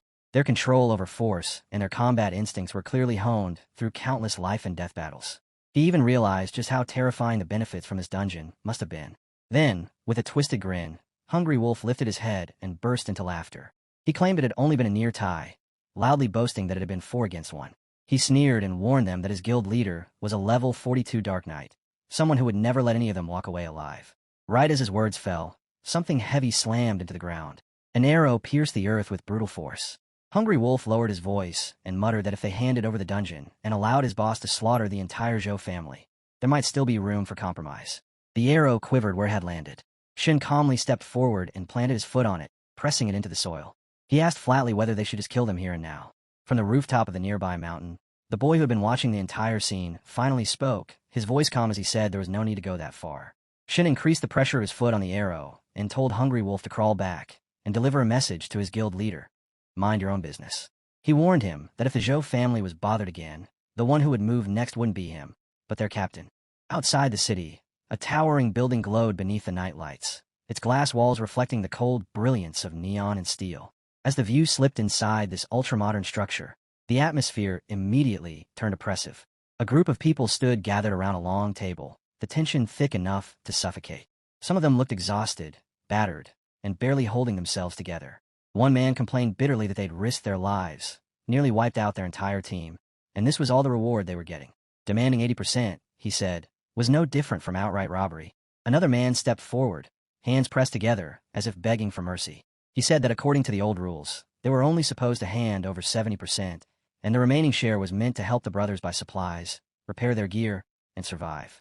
Before he could finish, the leader's foot lashed out. The kick sent him crashing hard to the floor. The leader coldly told him to shut up. The boy on the ground tried to speak, calling out Captain, but the leader cut him off without hesitation. He said the dungeon had been cleared by their guild's guards, and since it was their territory, their rules applied. Either they handed over 80%, or they'd be stuck in this place forever. Panic spread through the room. The man who had been kicked clutched his stomach, trembling in pain as he struggled to stay conscious. Someone nearby whispered that they should just accept it. Just last week, another captain had resisted, and ended up trapped inside a dungeon forever. At that moment, glowing butterflies began drifting through the air. They shimmered softly, releasing streams of golden energy that floated like dust. At the table, two men leaned close, speaking in low, sinister tones. One muttered that the crazy bastard who used fire should be torn apart. The other laughed quietly and said that when the timing was right, they'd kill the Zhao family's men, and the woman, and the dungeon would belong to them. Their laughter cut off abruptly. Both men collapsed where they sat, blood spilling across the table as a single golden butterfly fluttered upward, radiating the same mysterious golden light. The scene shifted to the left, where two more men stood frozen in shock. Without warning, a violent burst of golden energy detonated between them. The shockwave sent one of them stumbling as the other was forced back several steps, the pressure crushing down on them in silence. Outside, a different scene was unfolding. The Hungry Wolf Guild leader stood tall, a level 42 Dark Knight whose very presence carried an oppressive weight. His signature aura rolled outward as he coldly declared that making the Hungry Wolf Guild lose face was unforgivable, and that this matter would not end here. A level 2 curse wizard stepped forward cautiously, saying that based on the wise guild leader's judgment, the opponent's strength was no laughing matter, especially with the Zhao family involved. Right after that, a level 2 assassin added that they had just received word from Bloodblade. The contract had been rejected. The risk was simply too high. Then the level 3 heavy shield warrior spoke up, his voice firm. He suggested gathering everyone and raiding the Zhao family that very night, wiping them out without leaving a single survivor. The Dark Knight shook his head slowly and said a frontal assault wasn't the smartest option. If even Bloodblade was afraid, then they would contact Scorpion and Iron Hand instead. He ordered them to spread the news that the Hungry Wolf Guild was willing to share the enormous bounty tied to destroying the Zhao family. He wanted everyone to clearly understand what happened to those who dare defend Hungry Wolf. Hungry Wolf himself laughed and joined in, saying killing the Zhao family too quickly would be boring. He said that once their defenses were broken, they would capture the girl Zhou, then Xiao Bai, followed by Song and Tang, and Zhao Yi as well. He boasted that they would tie them all up, and that he would personally. He never finished the sentence. A flash of golden energy erupted behind him and sliced cleanly through his neck and upper body. One red-eyed man shouted in shock, but before anyone could react, Hungry Wolf began screaming in terror, blood pouring from his mouth as he collapsed. Above them, our boy and his group stood calmly, unmoved. One of them remarked that it seemed the lesson from earlier in the day had been far too light. Our boy stepped forward and issued a clear order. The core members outside were to be cleaned up. If the night grunts didn't resist, they would be knocked out. As for the stronger ones inside, he would deal with them personally. Shin immediately stepped forward, excitement flashing in his eyes, saying he'd been waiting for this moment. The Dark Knight roared and unleashed a violent wave of purple energy that swept across the area. He shouted that someone from the Zhao family, especially a mere level 30 nobody, had no right to trespass on his territory. But our boy didn't move. Golden energy surged around him, and his presence shifted completely. His form turned angelic as radiant wings of golden light spread wide behind him. The curse wizard broke down in panic. His staff slipped from his grasp as he screamed, crying that his curses were being suppressed. Holy power crushed down on him, far too overwhelming to resist. White energy burst from his body as he shouted in disbelief, unable to comprehend how such terrifying divine force could exist. At the same time, the Berserk Chargers and Iron Bastion fighters roared as they rushed forward, screaming for our boy to die. He didn't even look impressed. He simply raised one hand and released a sweeping wave of golden energy. With a single motion of his golden sword, a blazing sword flash tore through the air and cut down the man standing directly in front of him, killing him on the spot. Another attacker tried to ambush him from behind, swinging his weapon with everything he had. Our boy snapped his wings outward without even turning around, the impact smashing the man to the ground. Then he shot straight up into the air, rising toward the Holy Cross, his gaze locking onto it as radiant light poured from his awakened form. The figure hiding behind the Holy Cross was finally revealed as our boy descended. The Dark Knight stood there, staring at the corpse on the ground, his expression dark and rigid. Our boy hovered before him in his full angelic state, golden light cascading off his body. In response, the Dark Knight suddenly released a dark domain. Purple energy flooded the area as he stepped forward, declaring that he would take our boy's life. He roared a single word, "Die," and unleashed a soul-rending slash. Behind the attack, a massive distorted face formed, its enormous jaws opening wide as if to devour everything. Our boy didn't flinch. He stood firm and said calmly that it was all a futile struggle. Golden energy surged as he charged forward with his swords. His attacks came in an unbroken storm, completely suppressing the Dark Knight. The domain cracked and shattered under the assault. The Dark Knight froze, panic flooding his face as his body trembled uncontrollably. He stammered that it was impossible, that someone with this kind of power couldn't possibly be only level 30. Still in his angelic form, our boy raised his hand. Golden chains shot out instantly, racing toward the Dark Knight. He asked coldly if he had ever been given permission to escape. A judgment-like wave of justice erupted as the chains wrapped tightly around the Dark Knight's body. Our boy held firm as the man screamed in agony, tears streaming down his face while the golden energy burned him like holy fire. The chains constricted further, binding him completely. Then, as the light continued spreading across the battlefield, our boy returned to his human form. He caught a sphere filled with zinc-colored energy, and a torrent of information flooded into his mind. High-level energy had been absorbed. Mirror Purgatory Core control had increased to 30%. New dungeon guardians had been acquired. Dark Knight, Shadow Assassin, Curse Wizard, Heavy Shield Barrier. An unknown dungeon core had also been detected, asking whether he wished to merge. Our boy immediately focused on the merge. The zinc-colored sphere began blending with a sphere of green energy, and he frowned, trying to understand what was happening. Suddenly, the green sphere reacted violently. Blue energy burst out, enveloping everything, and from within it, Hungry Wolf emerged, his form reappearing as the strange energy continued to surge. The Hungry Wolf's form twisted violently, stretching into a pitch-black silhouette as the different energies fused completely. Our boy watched closely and realized that even after becoming an unknown entity, its resistance still hadn't vanished. His eyes flared into a brilliant gold once more, and waves of golden energy spread outward. The green sphere floated silently at the center as the golden light circled it endlessly, layer after layer, like an unending vortex. Golden energy coiled tightly around the purple energy stone. A screen abruptly appeared in the air. Merge successful. Dungeon Roaring Forest acquired. In the same instant, our boy grabbed the zinc stone as its energy erupted outward in all directions. He quickly began thinking things through. The Mirror Purgatory Core was powerful, but could only summon a single dungeon. Gaining a second dungeon was an enormous advantage. However, every dungeon had its own unique contents. If he released this one for the Zhao family to use, other factions would immediately assume the Zhao family had annihilated the Hungry Wolf Guild. That kind of misunderstanding would throw everything into chaos. Showing it off now would only drive the onlookers watching the Zhao families rise into a frenzy like rabid beasts. For now, this dungeon had to stay hidden. His gaze dropped to the ground where zinc energy continued to pour out. He leapt away from the glowing area and headed straight into the dungeon's basement. The moment he arrived, he froze. Shock flashed across his face as he instantly activated his appraisal skill. Every box lit up at once, information flooding his vision. S-grade potions, epic-grade equipment, a piece of gold equipment, and even S-grade medicinal treasures. Standing there with the zinc stone still pulsing in his hand, he realized just how outrageous this haul was. No normal guild would ever hand over resources like this. It was proof of how brutally low-tier professionals have been squeezed dry and exploited. As he stood there, another message appeared, prompting him to take the items. Golden energy spread across the boxes, bathing everything in light as he stepped forward. When he looked inside, dragons and beasts filled his vision. Then a golden dragon began to form, and before he could react, he found himself standing on its back. His eyes widened as the dragon surged forward and slammed into something, sending several pieces of armor flying through the air. He recognized one of the armor sets immediately, but before he could process it, a full golden armor set stepped forward. Several more armored figures appeared around it, crossbows raised and ready. Near the golden dragon, a massive beast suddenly emerged. The armored figures fired their crossbows in unison, but the beast shattered their weapons effortlessly, snapping them apart like twigs. Another screen flashed before him, asking whether he was willing to accept the Apocalypse Dragon Knight's inheritance trial, experience the true power of war, and confront the shadow of destruction. He only hesitated for a brief moment. The inheritance of the Apocalypse Dragon Knight was something he absolutely could not miss. He accepted without hesitation. The moment he did, a violent surge of energy slammed into him. His vision shook, his eyes blinking uncontrollably as the power flooded through his body. He slowly closed his eyes, and a deep, ancient voice echoed in his mind.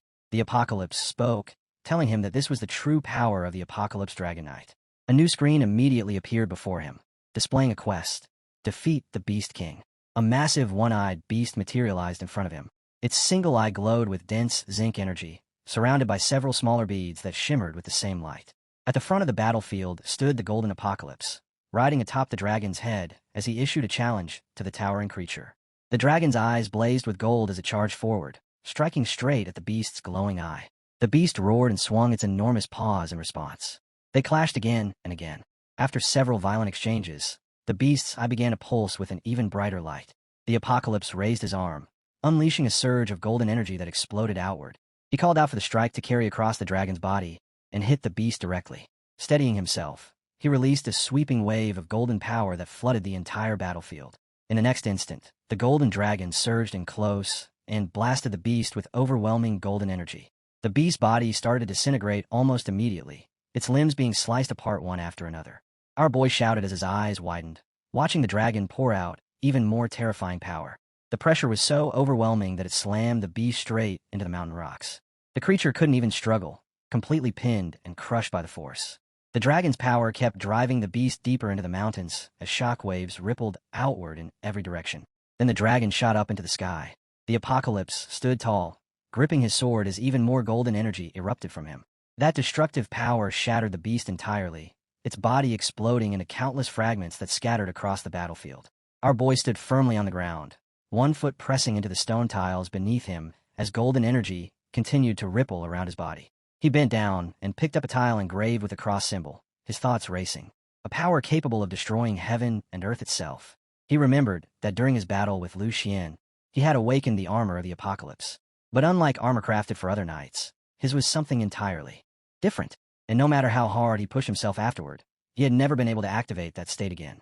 At that moment, a system screen appeared before him, announcing that a hidden quest had been triggered, the inheritance of the Apocalypse Dragon Knight. He lowered his gaze to the tiles once more, realizing that this was indeed a hidden quest. Every hidden quest he had encountered before had always rewarded top-tier resources. Whether this one was meant to grant the inheritance itself, or something else the system intended to bestow, his nerves tightened. In his heart, he muttered that no matter what, he had to obtain the Soul of War. The scene shifted as he walked deeper into the basement. Bodies lay scattered across the floor, some unconscious, others already lifeless. He continued forward until he reached his group. One by one, they turned their heads and looked at him in silence. Shin walked up to him and reported that everything had been handled. All the core members were eliminated, and not a single one had escaped. They had also collected a large amount of equipment and potions from the aftermath. Our boy didn't hesitate. He told them to leave all of it behind for the outer members and the professional fighters. Shin looked puzzled and said the equipment and potions weren't bad at all. But our boy shook his head and said easy gains like that weren't worth much.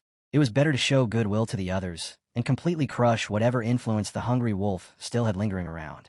Then he added that there was something more important he wanted them to see. Lai Xian stepped closer, curiosity clear on her face, and asked what it was. Our boy explained that he had found something inside the Trier Vault, but something about it felt wrong. He asked if any of them had ever seen anything like it before. At that moment, Lon suddenly froze. She stared at it, her expression shifting as if a distant memory had been triggered. She slowly walked closer and said she had seen something almost exactly the same. Our boy raised his hand and asked her when and where. Lon paused, thinking carefully, and then said it happened when she was about 6 years old.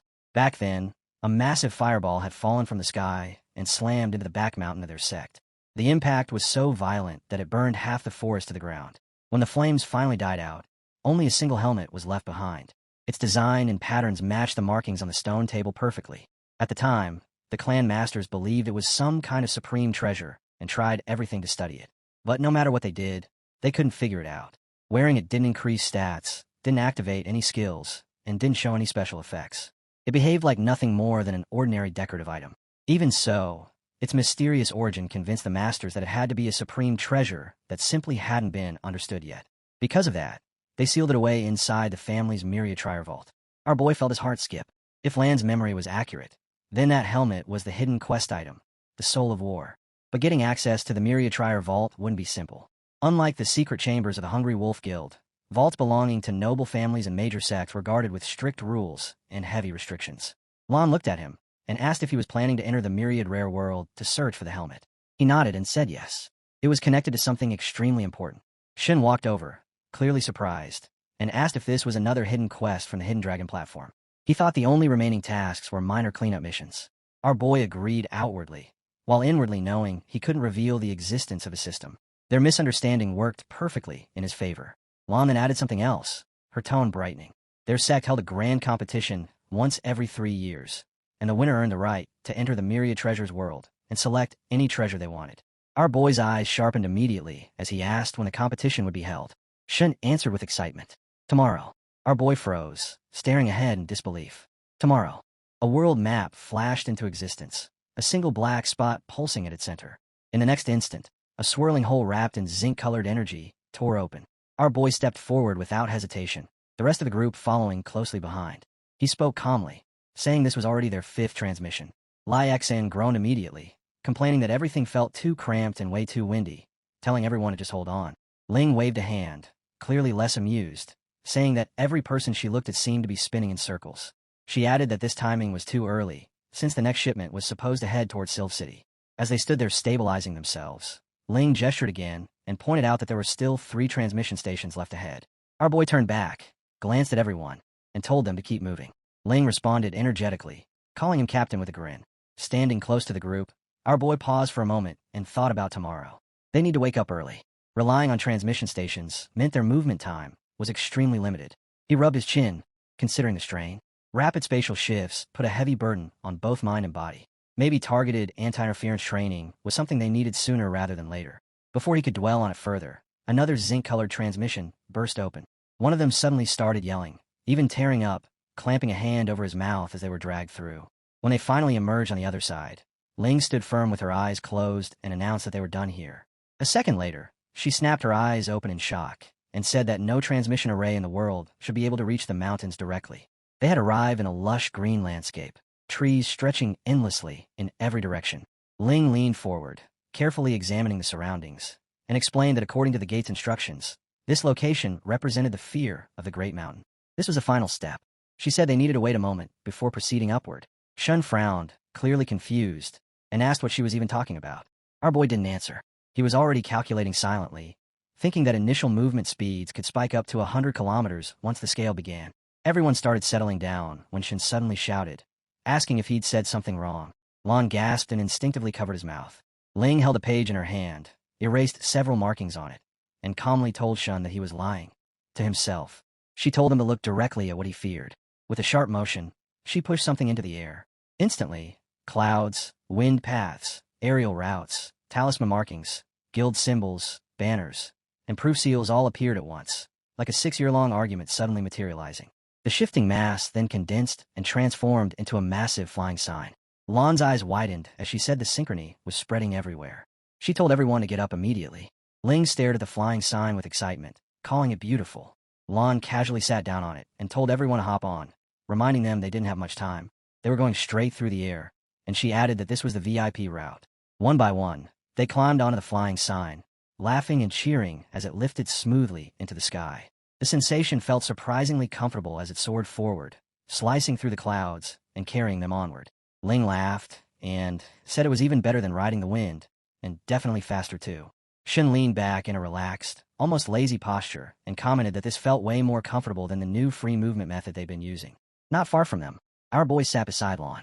He leaned in slightly and asked her if she really didn't want to return to the party. She turned her head toward him and teased him back, asking why he didn't go back to his old-school territory instead, laughing as she said it. He didn't laugh with her. Instead, he told her that ever since they started moving, she seemed more alive on the surface, but her smile felt forced. Every time someone mentioned the door, something heavy and grounded filled her eyes. He pointed out gently, saying it felt like she kept pouring oil over herself, pretending everything was fine. Then he asked her directly, what was she afraid of? Lon went quiet. After a moment, she admitted that he'd seen through her. In her thoughts, she called him Joe and quietly said nice to meet you. Shun, who had been listening the whole time, suddenly broke the silence. He said that the ultimate winner wouldn't just gain the ability to judge thousands of trailers worth of terrain, but would also earn the right to inherit the strongest ancestral secret technique, the Nine Heavens Thunder technique. As soon as the words left his mouth, he froze, shocked by himself, and asked Lon if she'd heard him correctly. Lon nodded calmly and said it was good. She added that it carried a low-level lighthouse effect on the mind. Even if the level itself wasn't high, the markers and dents were top quality. With unique items like that, one could dominate the oceans, restore resources, and become completely self-sufficient instead of endlessly searching for new paths. That was also why the philosopher was so respected among the world's great powers. Lon continued explaining while our boy stood quietly behind her. He finally spoke, saying that what they were seeing felt self-sustaining and unfathomable, strange in a way he couldn't quite describe. Lon nodded and continued, saying she had received her first one when she was 12 years old. Back then, everyone at the gate had surrounded her. The old man personally guided her before the gods of her grandfather passed down the law. Everyone believed she would become the wall of the next century. But during the final transmission process, right when all eyes were on her, she suddenly collapsed. The shock rippled through everyone present. She tried to explain that her grandfather's goddess had rejected her, that she couldn't inherit the 9-year-old rockets. All the elders investigated, but no one could find a reason. Her existence, she said, wasn't approved by her grandfather's transmission. In a single night, she went from being praised as a prodigy to becoming the disciple everyone whispered about. Her voice grew heavy as she spoke, but then she suddenly looked toward the group ahead. Panic had spread. People were shouting, and Ling was crying openly. Lon apologized again and again, saying she had been with them for so long, that she understood how hard things had been for everyone. She said that maybe her grandfather's god was no different from the old man. Both of them unable to see clearly, unable to understand that Ling was actually a good seed, the best one among them all. Lan's gaze softened as she looked more closely at Ling. Then she sighed and said it had been far too long. Apropos suddenly stepped in, his voice firm, saying that just because the road in the sky had broken didn't mean she should give up. He insisted that she should go to the big state and attend the University of Suzy. Lan's eyes lit up immediately. She said the place had given her a new chance, and more than that, it allowed her to meet everyone standing here today. Apropos crossed his arms and stood tall, saying that since they had given up on her back then, now was the time to truly see the sky for what it was, to stop looking backward and start looking ahead. The flying sign surged forward again, gliding smoothly through layers of mountains and clouds. As they climbed higher, butterflies and drifting flowers passed them, carried gently by the wind. Before long, they arrived at their destination and touched down. They had barely steadied themselves when a voice suddenly rang out, asking who they had brought with them. In the next moment, the apocalypse dragon descended from above. Someone riding on its back scoffed, saying that this was the so-called once-in-a-century talent of the Heavenly Taoist sect, yet she had been personally rejected by their own patriarch. He called her Song Xiaolan, junior sister Song. The speaker was Chun Lei, the sect leader's second disciple, standing there with a folding fan in hand. The sect leader spoke next, saying that Lan could not walk out of the field because the road had already been sealed. Lan calmly crossed her fingers and replied that it had been a long time since they last met. Chun Lei sneered and snapped back, telling her not to speak so familiarly. He said his grandfather never approved of her and questioned how she even dared to show her face again. He demanded to know if she planned to leave and whether she had returned only to reclaim resources. Shun, who had been quietly listening, froze in shock. He glared toward the sect leader as golden energy suddenly spread across the area. Chun Lei, seated atop the golden dragon, looked down and muttered in surprise as the pressure continued to build. Chun Lei shouted for Clear Spring to appear. In an instant, a golden slave burst forth, zinc-colored energy flooding the entire area. A violent blast of golden light exploded outward, mixed heavily with that same zinc energy. Shin glanced at Chun Lei and burst out laughing, saying he looked like a helpless chicken that had slipped into water. Chun Lei trembled, staring toward our boys' group as he shouted back through tears. Shin cut him off immediately, saying he wasn't talking to him at all, before calmly calling out another name. Jin Loi. Jin Loi locked eyes with Shun and silently assessed the situation. Aside from that one powerful guy standing on the left, the rest of the group looked like weaklings who hadn't even completed their second transfer. He couldn't understand where they got the courage to provoke him in the first place. If the set competition weren't so close, he would have already made them pay. Jin Loi straightened his back with forced confidence and called out to Song Xiaolan, telling her that with the path she was walking, she was heading straight toward her stubborn master. He warned her it was pointless, that if she went now, she wouldn't even find a single trace of him left behind. Lan snapped instantly, shouting and demanding to know what had happened to her master. Chun Lai barely reacted. He told her to go check for herself, saying he didn't have the patience to waste words. As he turned to leave, Lan shouted his name, but before she could move, our boy calmly stepped forward and asked if Chun Lai thought he had permission to walk away. Lan didn't say a word. She simply stood her ground. Chun Lai suddenly froze. Out of nowhere, golden chains burst into existence, wrapping tightly around his body. Panic flooded his face as he screamed and struggled, crying out in shock. Standing on his flying sword, our boy shoved him forward without mercy, sending Chun Lai crashing hard into the ground.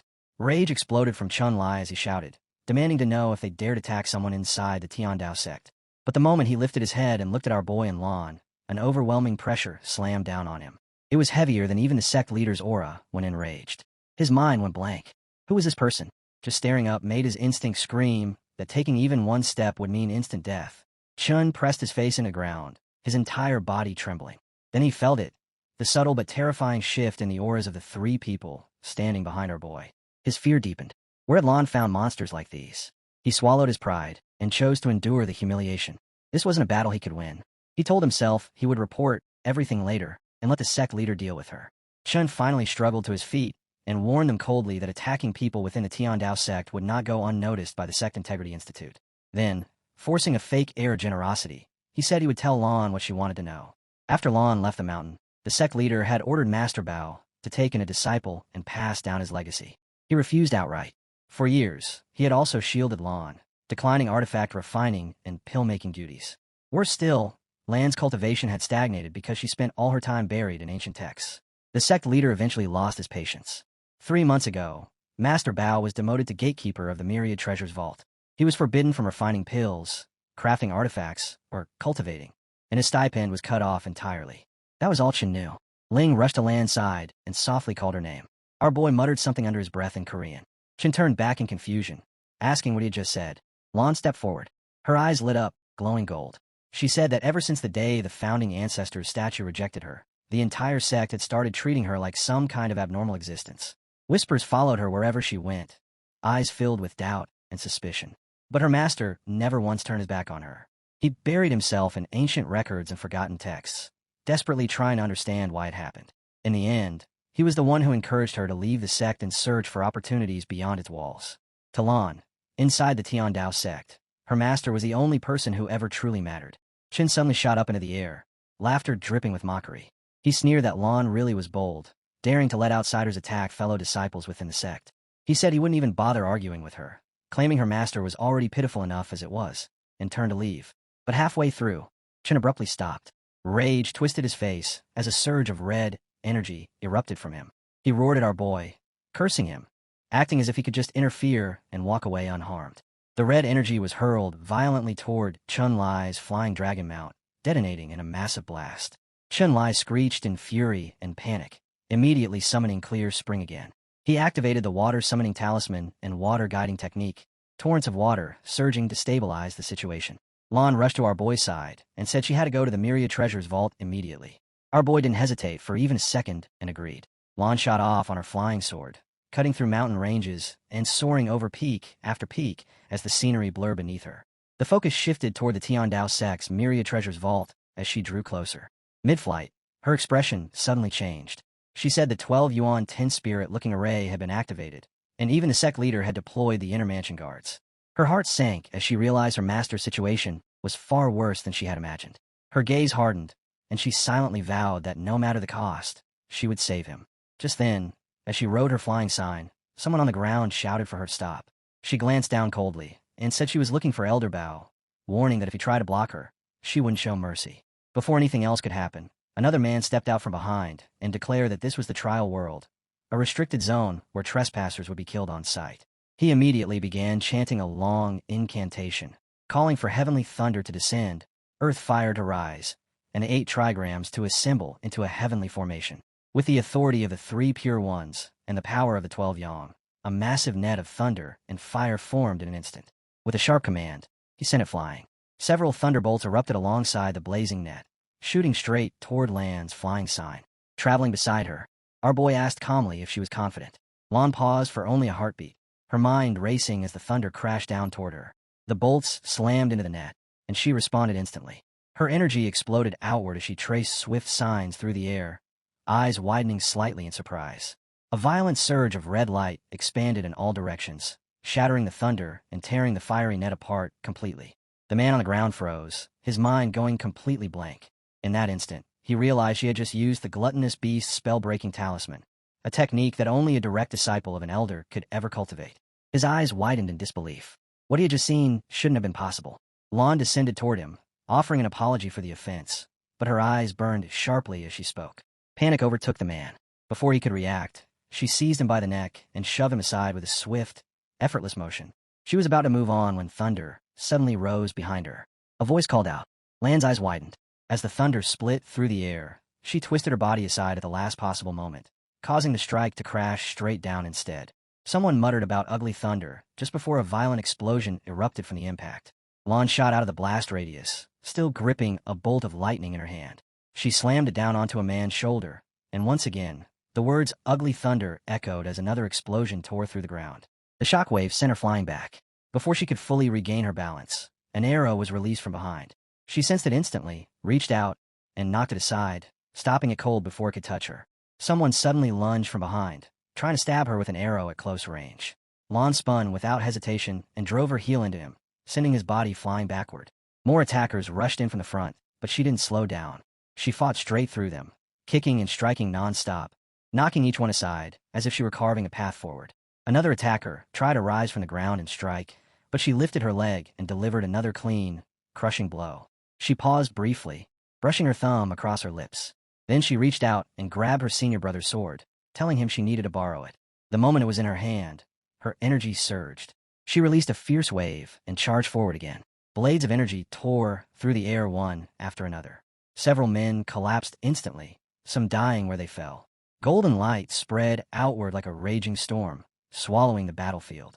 One soldier stepped forward and shouted that senior sister Lon was only anxious to see her master and had no intention of hurting anyone, urging everyone to stop blocking her.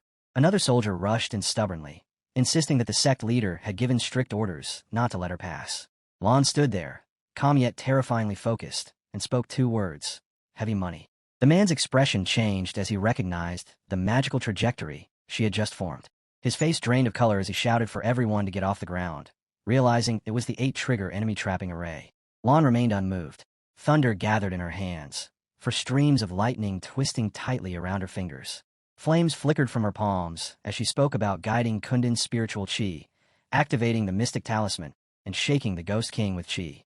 She released the power forward, and circles of golden light bloomed everywhere at once. One by one, bodies collapsed.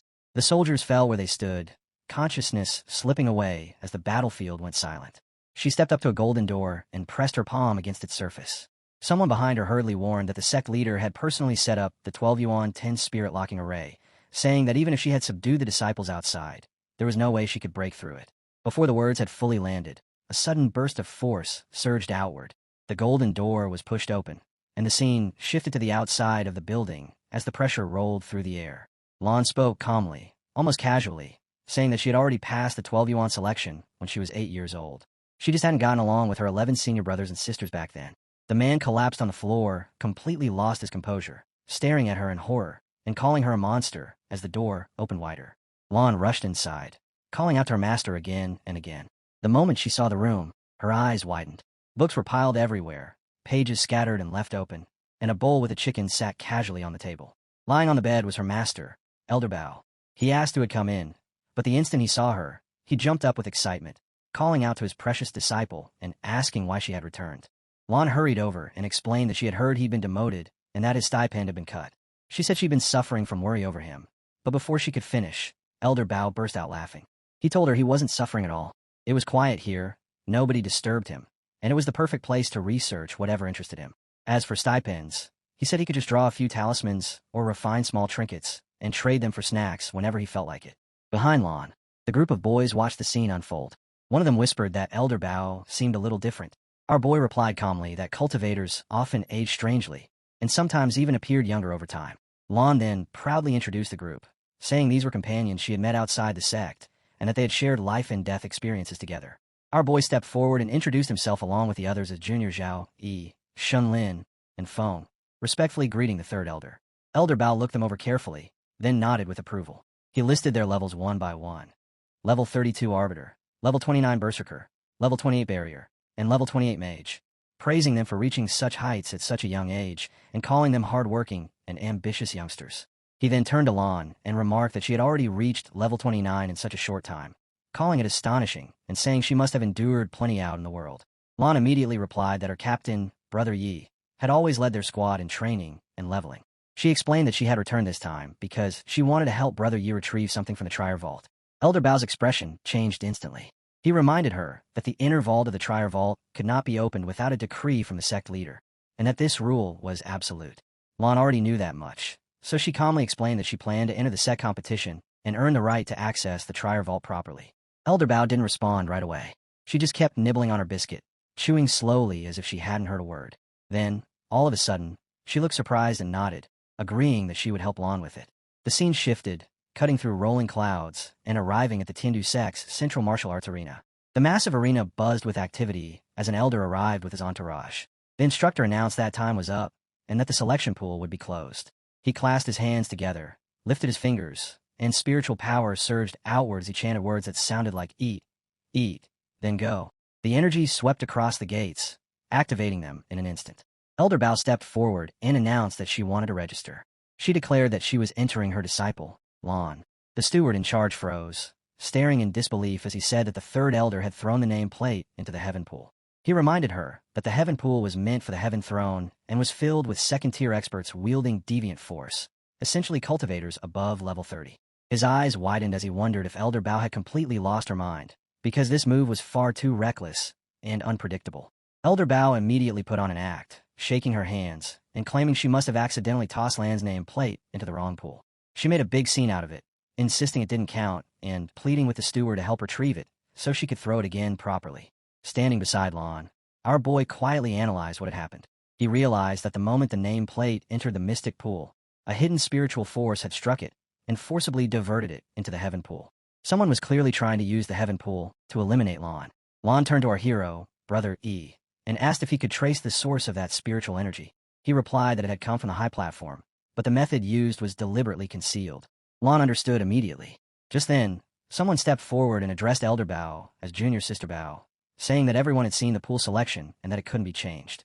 The speaker was none other than the Tian Dao sect leader, Xin Yangzi. He scolded Elder Bao sharply, asking how an elder could treat the sect's rules like a child's game. Elder Bao argued back, saying the rules only stated that destiny was decided by where the nameplate landed, not that slipping was forbidden. She insisted her hand had slipped. It was a complete accident, and therefore shouldn't count. She demanded another throw. Another elder stepped in, saying rules couldn't be twisted so casually. He ordered Junior Nisong to withdraw from the competition at once, warning that the heaven pool was filled with second-tier experts above level 30, and that entering, it would be no different from walking straight to her death. A second elder followed up, adding that those second-tier experts could draw upon the power of heaven and earth to amplify themselves, leaving Lan with absolutely no chance of winning. A third voice joined in, urging her to withdraw immediately before it was too late. Yangzi looked at Lan calmly and said that if she felt fear, the sect could allow her to quit. There was no need to suffer through a meaningless struggle. Elder Bao tried to speak, wanting to say something to Lan, but before she could finish, Lan stepped forward. She said that since her nameplate had already fallen into the heaven pool, then that was fate. She was willing to accept it and compete there. Deep down, her thoughts raced. Someone on the high platform had tried to harm her the moment she returned. Only the sect leader, the second senior uncle, and the fourth, fifth, and sixth senior uncles were seated there. One of them had clearly targeted her. She then asked the sect leader and all the senior uncles to witness with their own eyes whether she had wasted her years outside the sect. Yangzi stared at her in silence. In his mind, she had to be insane to agree so easily. To him, this looked like her throwing herself toward death just to save face, not caring about her reputation as someone once abandoned by the ancestors. In the end, he spread his arms and announced that since her resolve was firm, the decision would stand. The competition officially began.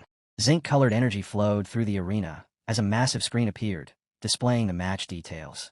The first battle of the heaven pool was revealed. Lei versus Song Xianluan. The moment the pairing appeared, the entire crowd erupted. Whispers spread instantly. Everyone talked about senior brother Lai, the sect leader's direct disciple, and almost unanimously decided that Lan was finished. Someone muttered that it was already over, that she had practically signed her own death note. Senior brother Lai's fights usually ended with opponents dead or crippled. In their eyes, there was no suspense at all. Inside the arena, Lai stared coldly at Lan, his gaze sharp and cruel. In his mind, he wondered how Song Lan planned to escape this situation, already looking forward to watching her struggle. The view shifted to our boys' group. Shun snorted, calling the spectators frogs trapped at the bottom of a well. Ling asked quietly if senior brother Lai was really that strong, but before anyone could exaggerate his reputation, Shun waved it off casually, saying he was just the strongest of the new generation and nothing worth fearing. At that moment, Ling's master walked over and told her go. Ling answered immediately and stepped forward. As she entered the arena, she stood firm, scanning the surroundings, as purple spiritual energy spread across the walls from Lai's aura. She glanced at him as he approached, power surging outward with every step. Lai told Song Lan that if she admitted defeat now, she could at least preserve some dignity. Lan dropped into the arena as thunder exploded around her, cutting him off instantly. She told him to stop spouting nonsense and start the fight. He didn't give her even a moment to prepare. The attack came instantly, forcing Lan to dodge as the blast slammed into the ground behind her. Purple energy flooded the arena again and again as Lai pressed forward relentlessly, while Lan continued to block and evade. Then she finally pushed back, releasing thunder of her own. Her lightning tore straight through his force. Yet Lai only responded by pouring even more energy into the battlefield. Our boy watched closely and quickly saw what Lai was trying to do. He was using wide-range attacks to shrink Lan's movement space, forcing her into a head-on clash. But the execution was sloppy. The spiritual energy output was far too wild, far beyond what was necessary. At least a third of his power was being burned on meaningless momentum and useless coverage. Ling watched anxiously, her heart tightening as she silently reminded herself that Lan had to stay careful. At the same time, our boy couldn't help wondering how someone at level 35 could still have such crude control over spiritual energy. He even suspected that Song Lan's presence had shaken Lai's composure and thrown him completely off rhythm. From the stands, Elder Bao crossed her arms with a pained expression, muttering under her breath about how her precious talismans were being wasted on this nonsense. Back in the arena, Lai continued firing off energy while gripping his sword tightly. He noticed that his speed had doubled, yet he still couldn't land a single clean hit. In his mind, he convinced himself that the Thunderlight manifestation technique Lan was using had to consume an enormous amount of mental energy, and that she wouldn't be able to maintain it for long. As he braced his feet against the ground, energy erupted from beneath him. Then he charged forward at insane speed, power spraying everywhere, determined to see exactly where she thought she could hide now. The spectators gasped in shock. They recognized the move instantly. It was senior brother Lai's ultimate technique, Frenzied Thunder Heaven Prison. People whispered in awe about how perfect the power, speed, and angle looked, like something straight out of textbook demonstration. Yangzi watched as well, his eyes narrowing slightly. To him, although the spiritual energy looked violent and the momentum terrifying, it still lacked proper cohesion. At least 30% of its power was still being wasted. As the massive wave of energy surged toward Lan, she calmly raised her hand and sent thunder forward. Her lightning shot straight ahead as Lai unleashed an enormous blast of his own force. Then, in an instant, everything changed. She suddenly channeled golden thunder energy and landed heavily, releasing a powerful burst as a lotus-shaped barrier formed around her. Elder Bao's eyes widened in disbelief. Crossing her arms tightly, she realized that Lan was deflecting energy with absolute mastery. She couldn't believe how sharp her disciple's mind had become after spending time outside the sect. Inside the storm of thunder, the dense spiritual energy was redirected by the spinning lotus petals, shattered into countless thin streaks of lightning, and released harmlessly outward. When the golden energy collided head-on with the purple force, both powers began collapsing into each other. The crowd reacted instantly. Someone watching blurted out that Lan's control was insane, but the way she smoothly operated her spiritual energy and dismantled the attack with pure technique was on an entirely different level. Another onlooker muttered in disbelief, wondering what kind of insane opportunities Lan must have run into while training outside the sect. Back in the arena, Lai refused to acknowledge anything remarkable. He sneered that her techniques were nothing more than cheap tricks, unworthy of a grand stage like this. Without hesitation, he began chanting his next art. Kuan-Yan, thick earth, heed my command. Bind spirits and lock forms, suppress. As his voice echoed, the energy across the arena suddenly sank deep into the ground. The battlefield went unnaturally quiet, leaving Lan standing there with no visible spiritual energy swirling around her. Then the earth exploded. A violent blast shot up beneath her feet, chunks of stone flying everywhere. Lan flinched for a split second as a massive stone hand erupted from the ground right in front of her. But she recovered instantly. Raising 2 fingers, she released red energy and calmly remarked that the flow of spiritual energy in this technique was sluggish and riddled with massive flaws. From the sidelines, Elder Bao narrowed her eyes and muttered that Lan was drawing a basic spirit-gathering talisman. She couldn't understand the point.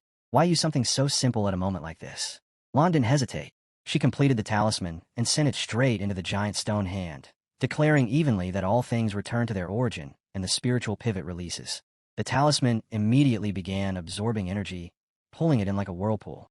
Power drained away at a terrifying pace. The stone hand trembled violently before collapsing into rubble. Elder Bao froze in shock.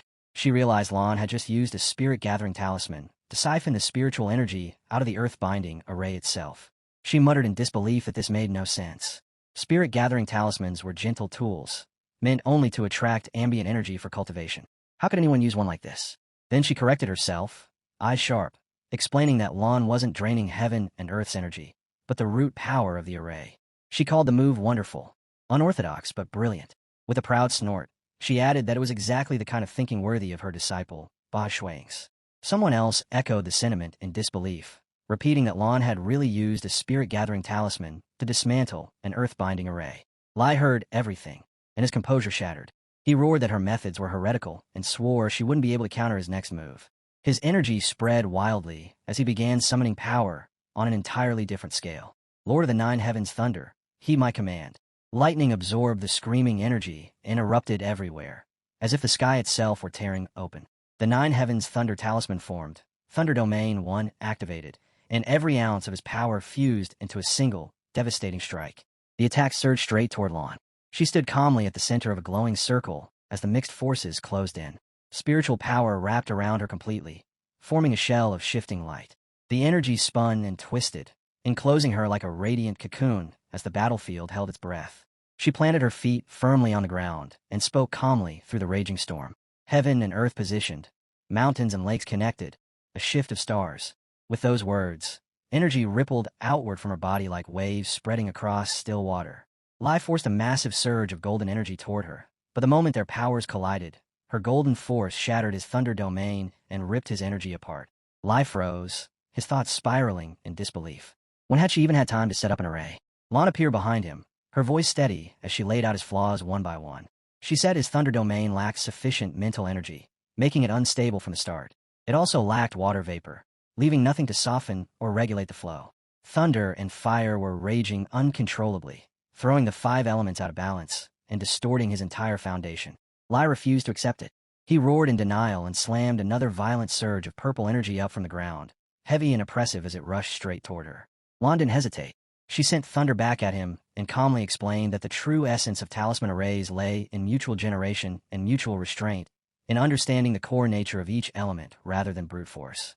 As the thunder spread, wave after wave, it wrapped around his attack instead of clashing head-on, forming a complete circle. Lai stiffened, panic creeping in as he shouted that the thunder domain's magic circuits were broken, that this shouldn't even be possible. Lan landed lightly on the ground and addressed him as senior brother Lei Zhe. She told him his thunder magic had form, but no spirit. Stepping closer, she said he had only ever chased raw ferocity, never truly understanding the talisman arrays that gave power its meaning. He stared at her, shaken, as memories flooded back. When she was only 12, she had already defeated a level 15 opponent. Back in the Yellow Pool Arena, her talent with talismans had been on an entirely different plane, far beyond anyone else, and everyone had said her future was dazzling. From the moment she entered the Tian Dao sect, all eyes turned to her instead of him. He trained relentlessly for 10 years, pushing himself to the limit, yet none of it could match the effortless brilliance she displayed. People called her the future pillar of the Tian Dao sect, the one destined for ultimate potential. She never even tried to take it from him, yet she claimed everything he believed should have been his: the attention, the cultivation resources, and even their master's expectations.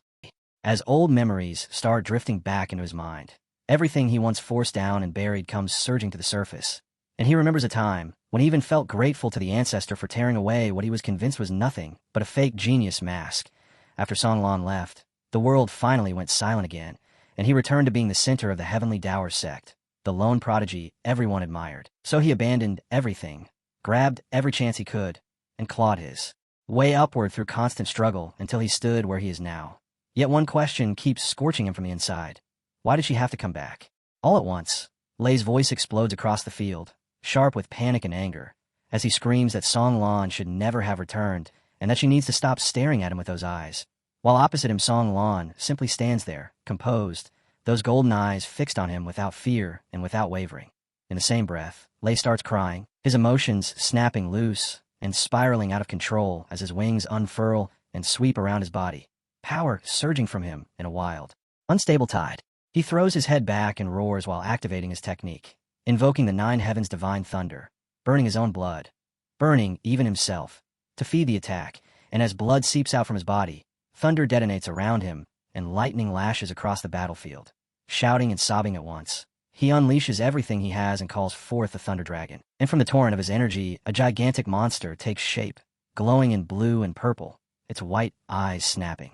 Onto Song Lan as it turns toward her. Far away, the spectators can only gape, one of them blurting out that this is the final form of the 9 heavens thunder art, the world-destroying Thunder Dragon, and that Brother Lei Zi has actually reached such a realm, while another person beside them speaks with a shaky voice and says he's gone insane, because if that power keeps escalating, someone is definitely going to die. Yet Song Lan doesn't retreat a step or show even a trace of panic, and from the distance her master watches in silence and thinks he's a fool, forcing an upgrade through sheer self-destruction, paying for it with severe damage, and leaving his foundation needing a long time to recover after such reckless madness. At the same time, one of Lei's fellow disciples yells himself hoarse, desperately ordering Lei Zi to disperse his energy right now unless he wants to completely cripple his cultivation. Base.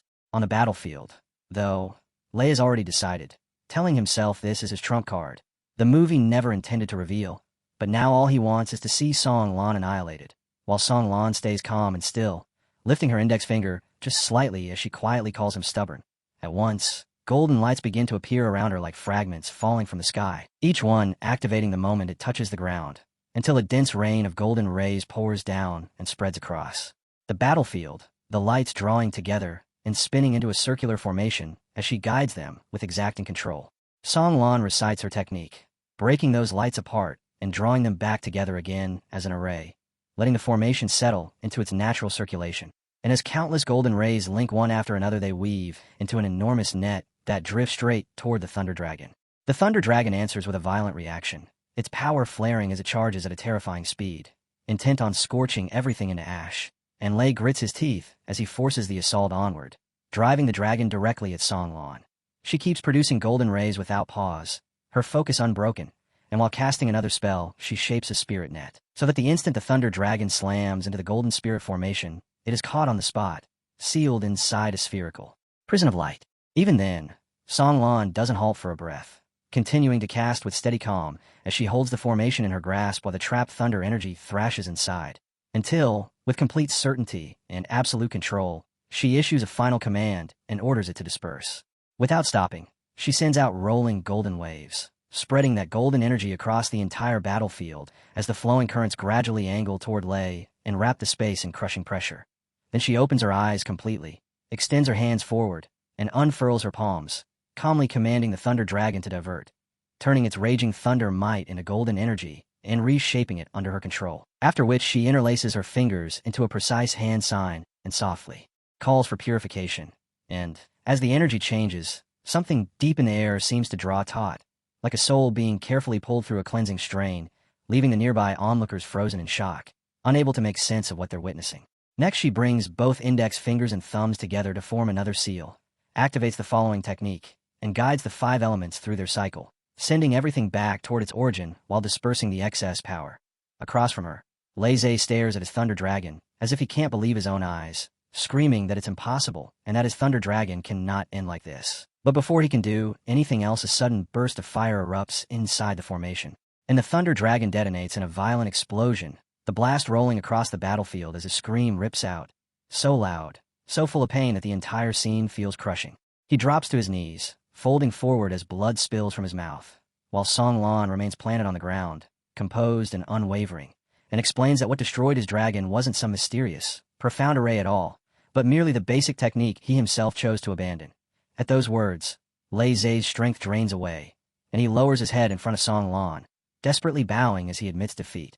The leader presiding over the match is plainly shaken by the result, and after a brief pause he starts to announce that this bout belongs to Song Xiaolan, declaring her the victor, only for his tone to turn icy as he continues, and says the win is void, reminding everyone that Song Xiaolan is the one the founder rejected with lightning before all eyes, calling it fate itself refusing to accept her.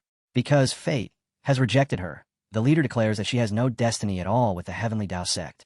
Song remains where she is, silent after hearing those words, plainly caught off guard. Yet she neither answers back nor argues, while the leader keeps going, saying that if it weren't for the Thunder Elder back then, a path-broken person like her would have been driven out long ago. Only then does Song finally lift her voice, calling out to the leader and insisting that the cause of that past incident is still uncertain, and that today she intends to prove the great Tao has 3,000 paths, not merely the single road left behind by the founder. But before she can finish, the leader cuts her off, brushing it aside as nothing more than slick talk, accusing her of relying on cheap tricks and unorthodox arts that harm foundations, claiming this alone shows she has taken a crooked route, and insisting the founder struck her down because he had already seen her true nature. Still standing there, the leader announces with icy finality that the Heavenly Tao sect will not acknowledge her victory in the slightest, and Song stays rooted to the ground, staring straight at him without moving. Then the leader adds that out of consideration for her master, her cultivation will not be crippled, but from this moment their connection is severed. Effective immediately, she is banned from Mountain Sage forever. The pressure abruptly surges, and she lets out a strangled cry as a thin line of blood slips from the corner of her mouth and thunder energy erupts around her body. She fights against the crushing force, only now understanding how terrifyingly heavy it truly is. And in that instant, Master Bao shouts toward Song Lan in alarm, calling to her disciple, while others nearby widen their eyes in shock as everything escalates. And Master Bao whips toward the leader in fury, demanding what he thinks he's doing. The leader answers evenly, telling her to calm down, saying they are merely carrying out the sect's will, and assuring her that Song Lan will not die.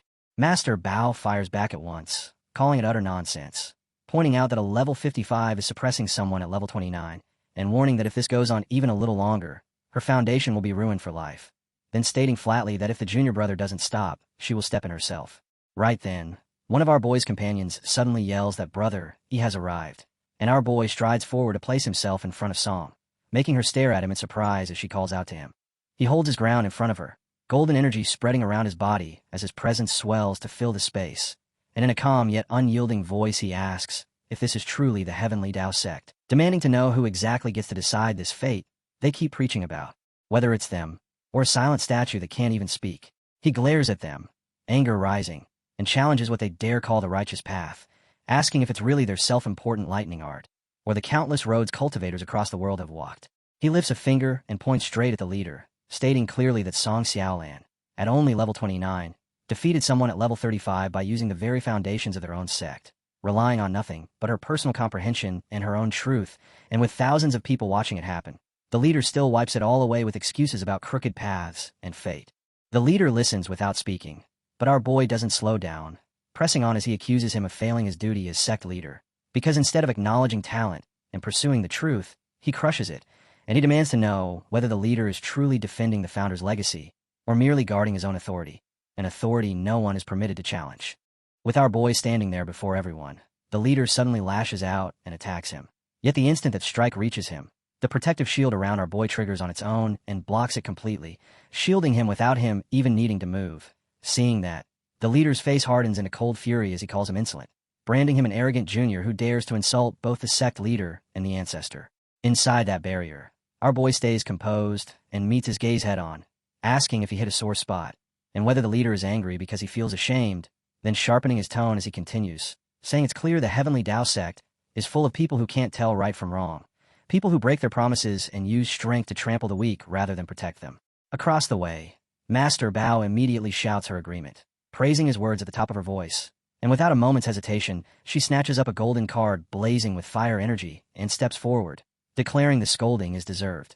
She surges ahead and springs into the air, slapping golden cards across the space as they begin to link up into a defensive structure. And as she moves, she declares that her disciple endured countless hardships outside the sect, carved out her own road through effort, and finally came back, only to be condemned without reason by stubborn old fools who open their mouths and try to sever her future. As she keeps placing those golden cards and building a wall of protection, a burst of white energy suddenly shoots toward her, and even as she braces and resists the hit, she continues speaking through her anger, calling this so-called fate pure nonsense. She demands to know whether anyone ever truly investigated what happened with the ancestor statue back then before passing judgment, and she accuses them of knowing only how to cling to the ancestors' past accomplishments while forgetting that the ancestors set rules to teach reason and foster natural talent, not to suppress others, not to wield authority as a tool to tighten control. That is when the leader's rage finally bursts loose, and he shouts at Bao, accusing her of repeatedly violating sect rules, showing no respect to elders, and slandering the ancestor, declaring her rebellion is now plain for all to see. Then he thrusts his hand forward, and a small temple-like structure condenses within his palm, radiating a crushing pressure as he announces that today he will use the 9 Revolution smelting tower to cleanse the house and impose discipline within the sect. When he flings the tower up into the sky, clearly about to activate it, someone nearby hurriedly calls out, urgently asking the leader's brother to think again before it goes too far. But the instant the tower rises and hovers there, its power begins to spill outward and spread through the surroundings, bearing down on everything beneath it. And our boy, Master Bao, and Song stand facing it as the pressure steadily intensifies. Song looks up at the tower and immediately understands what it is, thinking that the 9 Revolutions smelting tower of Zhuiyang is a life-bound treasure capable of melting gold and iron, refining all things, and even burning the soul itself. And she realizes in that moment that this is no longer mere suppression. This tower is being used to kill. Right then, Master Bao glances at Song and quietly sends a small thread of energy toward her as a signal to leave, and our boy reacts at once, stepping in to pull Song back and physically hold her in place so she can't rush forward. Song struggles and calls out to her master, but our boy tells her to trust Master Bao and not distract her at such a critical moment. Master Bao plants her feet, fury rising in her chest, and one golden card after another begins to appear around her, as she declares that if they think they can suppress her, it won't be so easy. Golden energy unfurls in all directions until she stands at the very center of it, forming seals and setting her array in motion, then calling out the formation as she invokes Xian and Kuan Sun, the four symbols rising to suppress the mountains, and with her energy gathered and driven toward the tower. An explosion suddenly detonates near it. The leader stares in surprise and mutters that these are nothing but petty tricks, yet almost immediately red energy erupts from the tower in a violent outward blast that shakes the entire area. A small scratch appears on the tower, and Master Bao catches sight of it, startled but still unsatisfied as she says it isn't over yet, then continues casting without pause, sending more talisman cards toward the tower, and calling out further techniques. She activates Lian, Qin, Dui, and Zhun to form the myriad manifestation defend, presses her fingers together, and once again drives a surge of golden power forward. Her attacks hammering the tower again and again, yet now the tower is completely shrouded in red energy, and her golden force keeps crashing into it as the two powers collide in violent bursts. The leader watches closely and openly acknowledges that her talisman path has reached perfection, saying that the interplay of the five elements and the emergence of countless forms come to her as something natural, and he even remarks that if she had committed to the orthodox road back then, she might already have been able to suppress him. Hearing that, Master Bao starts to feel a flicker of unease, and the leader continues, saying it's a pity, because the 9 Revolutions smelting tower is a hidden treasure that holds a trace of pure yang law, and no matter how many variations she creates, or how ingenious her methods are, they amount to nothing in the face of origin power. He lifts his hand and declares coldly that this is nothing but a mantis trying to stop a chariot. As he speaks, the red energy cloaking the tower thins for a brief moment, letting the tower's form show clearly, and at that exact instant the golden power slams into it again. Red lines immediately coil into place around the tower, and where gold and red meet, small explosions pop in rapid bursts, until the recoil finally flings Master Bao backward, and she cries out, blood spilling from her mouth, while Song, tears already brimming, screams for her master. And then, as if the injury means nothing, Master Bao forces herself upright and straightens as though nothing serious happened, turning her head slightly to smile and ask why the silly girl is crying. She says she is a 3rd transition talisman master, and that this old broken tower trying to refine her is still nowhere near succeeding. Then, standing tall again, she gathers golden energy once more and explains that during her years in the pavilion, she secretly read through every forbidden record and tested countless methods, until in the end she found the one item that quietly resonates with Song, something truly extraordinary, and she tells Song to keep it safe, to take her friends, and leave the Heavenly Tao sect, warning her never to return. Song refuses on the spot, crying and shouting that she won't leave her master behind, and our boy immediately seizes her arm again, dragging her back just as another explosion detonates near the tower. Even as he holds her, Song keeps sobbing and yelling toward her master, resisting with everything she has and refusing to move away. At the same time, the leader keeps his eyes locked on Master Bao, while our boy suddenly senses a shift, and in his awareness a notification flashes as a hidden mission advances, detecting the soul of war. In that instant, a beast-like presence surfaces, declaring this as its objective, the soul of war, and the beast plants itself on the ground, spreads its wings, and says it trembles with longing, not for a master, but for someone who can carry the will of war itself. Our boy answers by releasing golden energy, shaping the soul of war within that power as it expands outward, and he declares that from this moment on, he will be its bearer. The soul of war begins to form, floating in midair as energy gathers and compresses through the creation process, and everyone watching is stunned, unable to understand what he's doing, while Song, still wet-eyed with tears, turns to look at him too. At last the formation completes, and the soul of war fully takes shape, and the moment it's born, it pivots and shoots straight toward the red energy surrounding the tower. A huge golden blast erupts on impact, golden power spreading to cover the tower completely. Then one explosion after another rips through the area, shaking everything, until the leader shouts in disbelief, unable to accept what he's seeing as he demands what kind of power this even is. Right as the tower finally shatters into pieces. Across from them, Master Bao steps forward laughing, her presence calm and unwavering as she stands firm and declares that she, Bao Shuiying, has returned once again.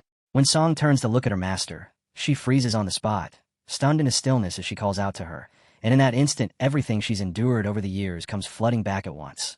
The cold looks from the people in the sect, the ridicule and the whispers thrown behind her back, the loneliness that followed being rejected by the ancestor statue, the nights drowned in self-doubt, helplessness, and confusion, until she's reliving how she questioned herself again and again, wondering if she'd lost the orthodox thunder path, wondering if the road she chose was simply wrong. And all of that emotion, all of that pain and uncertainty compresses into this single moment so violently that it feels like something deep inside her finally cracks and shatters. She stands there and slowly begins to draw energy again, her expression shifting as confusion drains away and clarity takes its place. And in a low voice, she says she finally understands.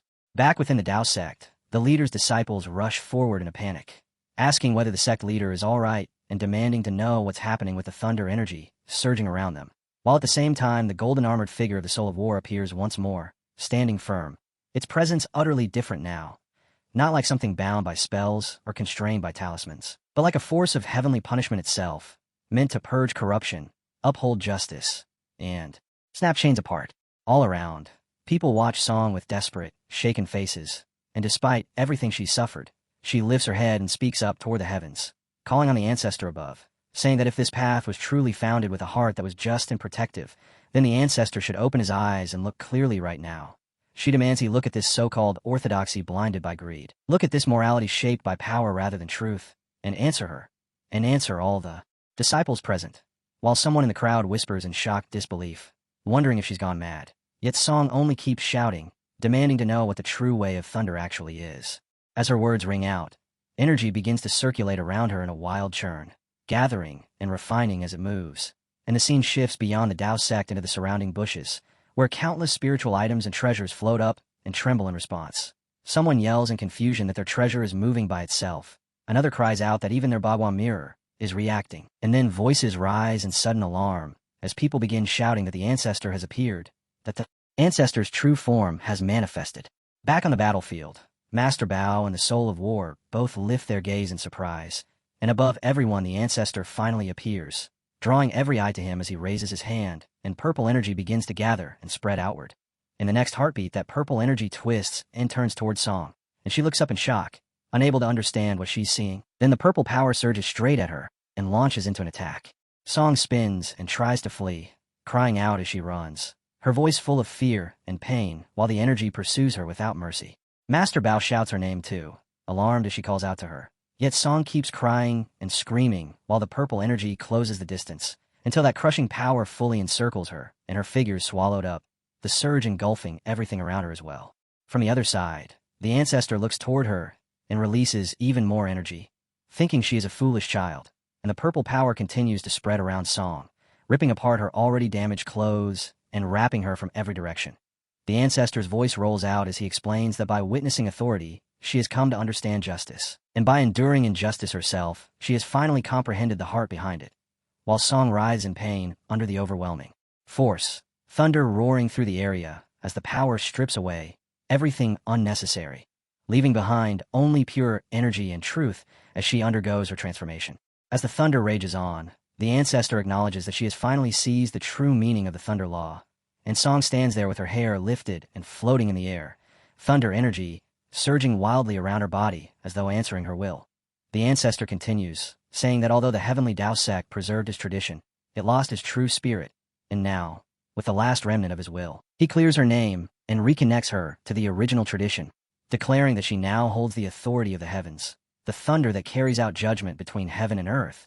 And suddenly an enormous burst of purple energy erupts outward, shaking everything as it tears across the battlefield with overwhelming force.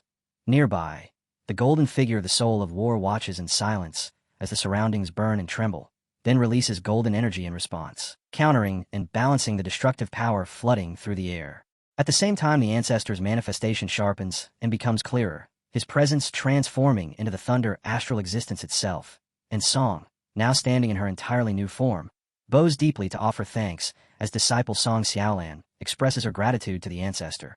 Her cultivation climbs as well, rising from a level 29 Spirit Taoist to a level 30 Thunder Astral Taoist. Behind the leader, someone speaks in stunned shock, realizing the ancestor has personally manifested to pass down inheritance.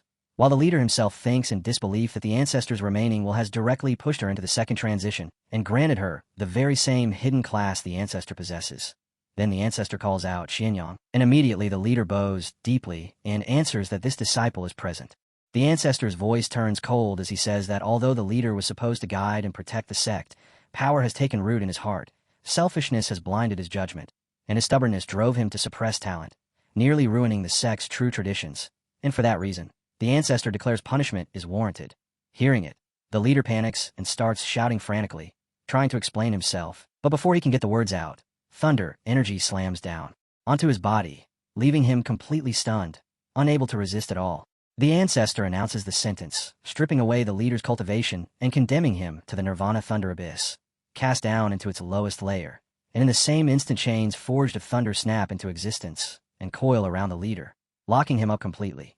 He screams in fear and regret, begging for mercy while admitting his faults, but the judgment doesn't pause, and the ancestor declares that 10 years of thunder cleansing will be required, and that without enlightenment, he will not be permitted to leave, leaving the leader hanging in midair. The leader's followers can only stare in shock, realizing that a level 55 celestial master is utterly powerless before even the ancestor's remnant will, while thunder energy keeps spreading and shaking the entire sect. Then the ancestor declares that from this day forward, major sect matters will be decided jointly by the elders, and that the approval of the Thunder Astral Taoist Song Xiaolan will also be required, adding that once her cultivation reaches level 50 and her heart is completely purified, her status will be firmly set. Song stands quietly in place, eyes on the ancestor as she listens to every word, and the ancestor continues, saying that when her Thunder Astral Path is fully completed, she will restore the heavenly Tao sect's lost glory and return its tradition to its true form. The leader's followers immediately lower themselves and bow, stating that they obey the ancestor's decree.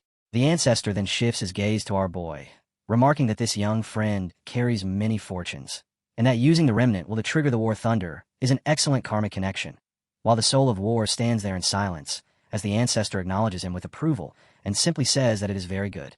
Then the scene turns as everyone gathers again, and their focus moves to Master Bao, and she turns to Song and pulls her into a tight embrace, bidding farewell to her good disciple, while telling her the ancestor has already approved her, and that she is now the true orthodox successor. Nearby, our boy's companions and followers burst into excited cheers, saying Lan was incredible and that she looked unbelievably cool just a moment ago. The scene opens with Lan suddenly shouting for Master Lingxi, her face lighting with excitement as the realization lands, and she says she finally understands that she has truly found her own path. Not far away, our boy stands with his companions watching her with a proud, excited expression, and at that moment a screen abruptly appears before him, showing information and stats tied to the hidden mission called Apocalypse Dragon Knight, along with detailed data about the apocalypse itself. Shun, now standing close at our boy's side, looks towards Song and asks in surprise how this Taoist girl has suddenly taken charge of such a massive sect, and instead of answering outright, our boy slowly closes his eyes and says calmly that she did well too.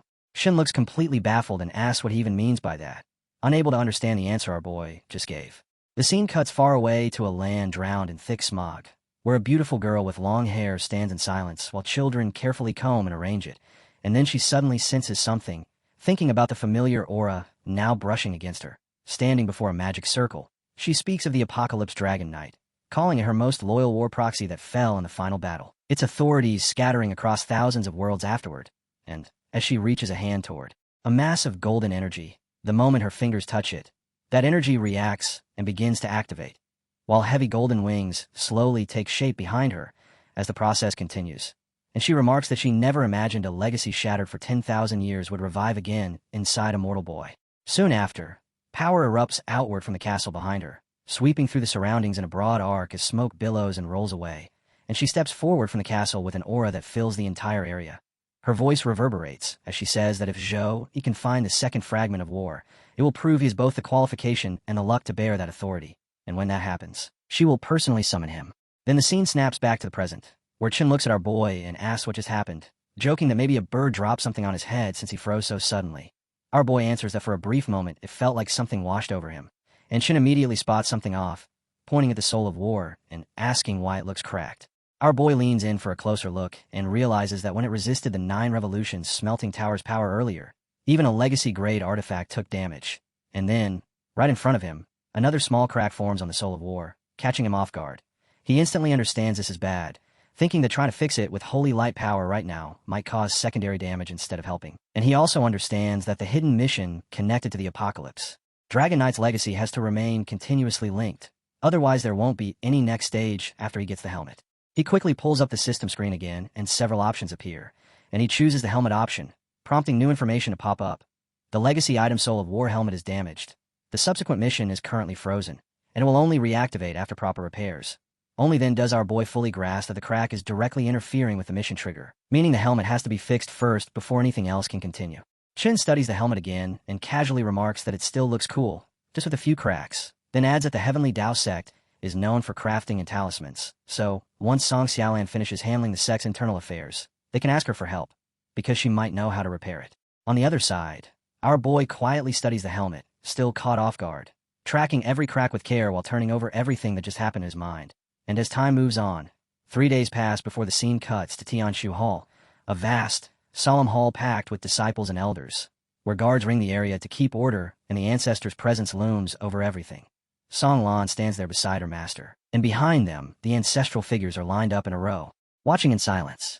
Song steps forward and begins in a steady, calm voice, explaining that since the ancestor has personally acknowledged the helmet and the matter tied to it, the Dao sect must return to its original rule that all methods return to the source, then adding that although more than 100 years have gone by, the sect has obviously strayed in the last 30 years, and that calling everyone here today is meant to restore order and purge the evils that have accumulated over time.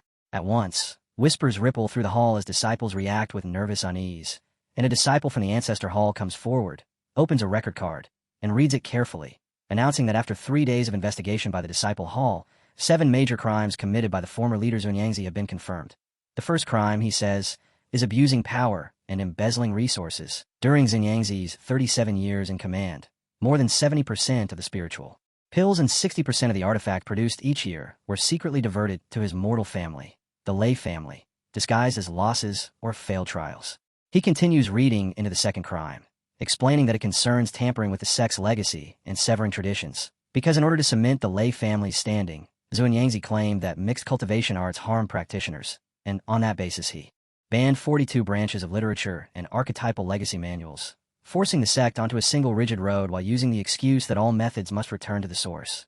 Hearing that, the hall stirs with fresh murmurs, and someone mutters that they once wanted to study feng shui, but could never find the books, and now it finally makes sense why the sect has focused only on lightning and alchemy for decades. Then Master Bao speaks with icy restraint as she adds the third crime, suppressing dissidents and persecuting members, and she explains that Song's rejection by the ancestor statue was never fate at all, but the result of Xuanyangzi secretly interfering with it, because he wanted to install his grandnephew Lei Zhe as the next leader, and he obviously couldn't allow a true genius like Song to block that plan.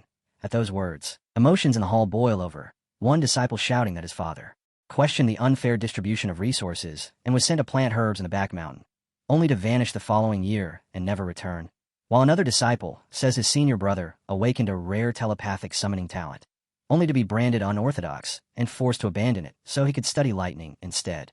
More charges pile on after that. Nepotism, stealing other people's achievements, and abandoning ancestral teachings. Each one written down and preserved in detailed records, until Song speaks again and says the third report will be posted publicly on the bulletin board for 3 days, so everyone can read it for themselves.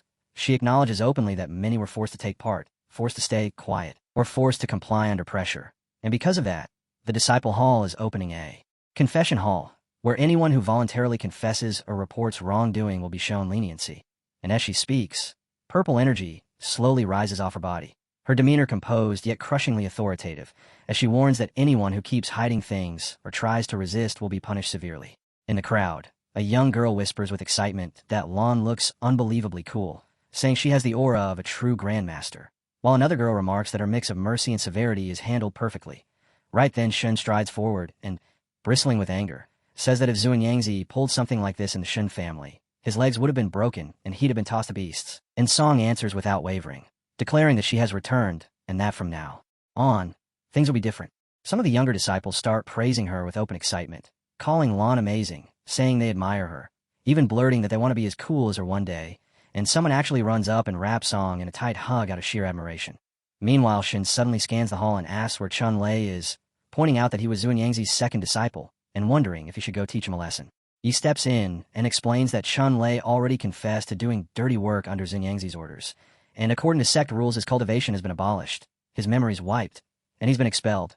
Then he pivots, saying that as for repairing the helmet, he's found useful information. Within the sect, The finest craftsman besides Xunyangzi once served as the artifact hall's head. But after opposing Xunyangzi 20 years ago, he resigned and went into seclusion in 3 days. Earlier, Yi informed Elder Makui about the damaged helmet, and today the reply finally arrived. Elder Makui believes they can attempt the repair using something called Earth Core Thunderfire. Because the Thunderfire furnace in the Forbidden Area requires 3 elders to keep it stable, Songlan explains that her master, her uncle, and she will take responsibility for maintaining it. Yet Elder Machue makes it clear that during the repair the helmet may resonate strongly with the Thunderfire, and that reaction could become unstable. So they need someone with powerful mental strength and a deep link to the helmet to remain close and steady its spirit throughout the process. Songlan then says calmly that the only person who can do that is Brother Yi, and Shin reacts with visible surprise, clearly thrown by how suddenly that decision lands.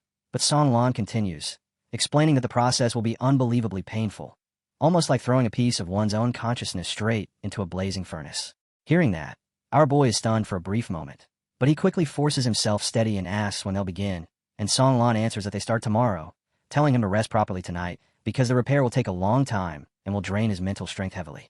After that, the scene jumps to the start of the repair, with energy already spreading through the area as the preparations come together. And a moment later, a man holding the helmet looks toward our boy and asks if he is Zhou Yi.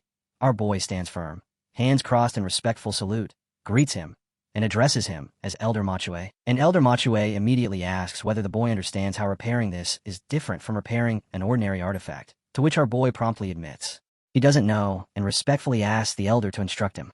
The elder explains that common artifacts are damaged only in form, and those can be fixed with materials and craftsmanship. But this helmet is not like that, because its injury lies in its intent and spirit, meaning it must be restored through thought and will rather than through simple physical materials. He goes on to say that each core Thunderfire holds pure yang energy, power great enough to annihilate everything, or refine even the laws themselves. And because Thunderfire is naturally fierce and unstable, it can't be applied directly. It must be guided, shaped, and balanced so it doesn't turn into pure destruction. And that is why this repair requires 4 steps. First, Elder Machue will activate a talisman array to block outside interference and re-establish the return-to-origin formation. Second, he will link the ley fire lines to guarantee a continuous, stable flow of spiritual power. Third, he will use thunder intent like a hammer, forging the Thunderfire's force straight into the helmet's cracks. And as he reaches that point, he signals Songlan to draw down the thunder. When Songlan steps forward, thick golden energy gathers around her, and purple power begins to rise from her body as she calls to the heavens, invoking the response of the 9 heavens and commanding the obedience of countless thunders. And in that moment, multiple colors of energy begin to appear in the air, all of them converging toward the red Thunderfire as the repair properly begins. The elder suddenly moves, shouting for them to start right now, and he lifts his hammer and brings it down in precise strikes on the helmet, sending sparks and surging energy scattering, while our boy stands firm at his side and summons his own power to stabilize the process. As he works, the elder calmly explains the 4th step, that he must use holy light as a medium to harmonize the violent clash between the Thunderfire and the helmet spirit, because a single mistake won't just risk cracking the helmet's outer shell, it could erase the inner spirit completely. The helmet begins to blaze with a fierce glow, and without warning the barriers around them shatter, cracks spidering rapidly across the walls, and our boy stares at the helmet in alarm and asks what's happening as those fractures widen. The elder keeps striking, sending wave after wave of energy outward, and barks at the boy not to move, leaving our boy frozen in place, stunned by the whirl of purple energy coiling around the helmet.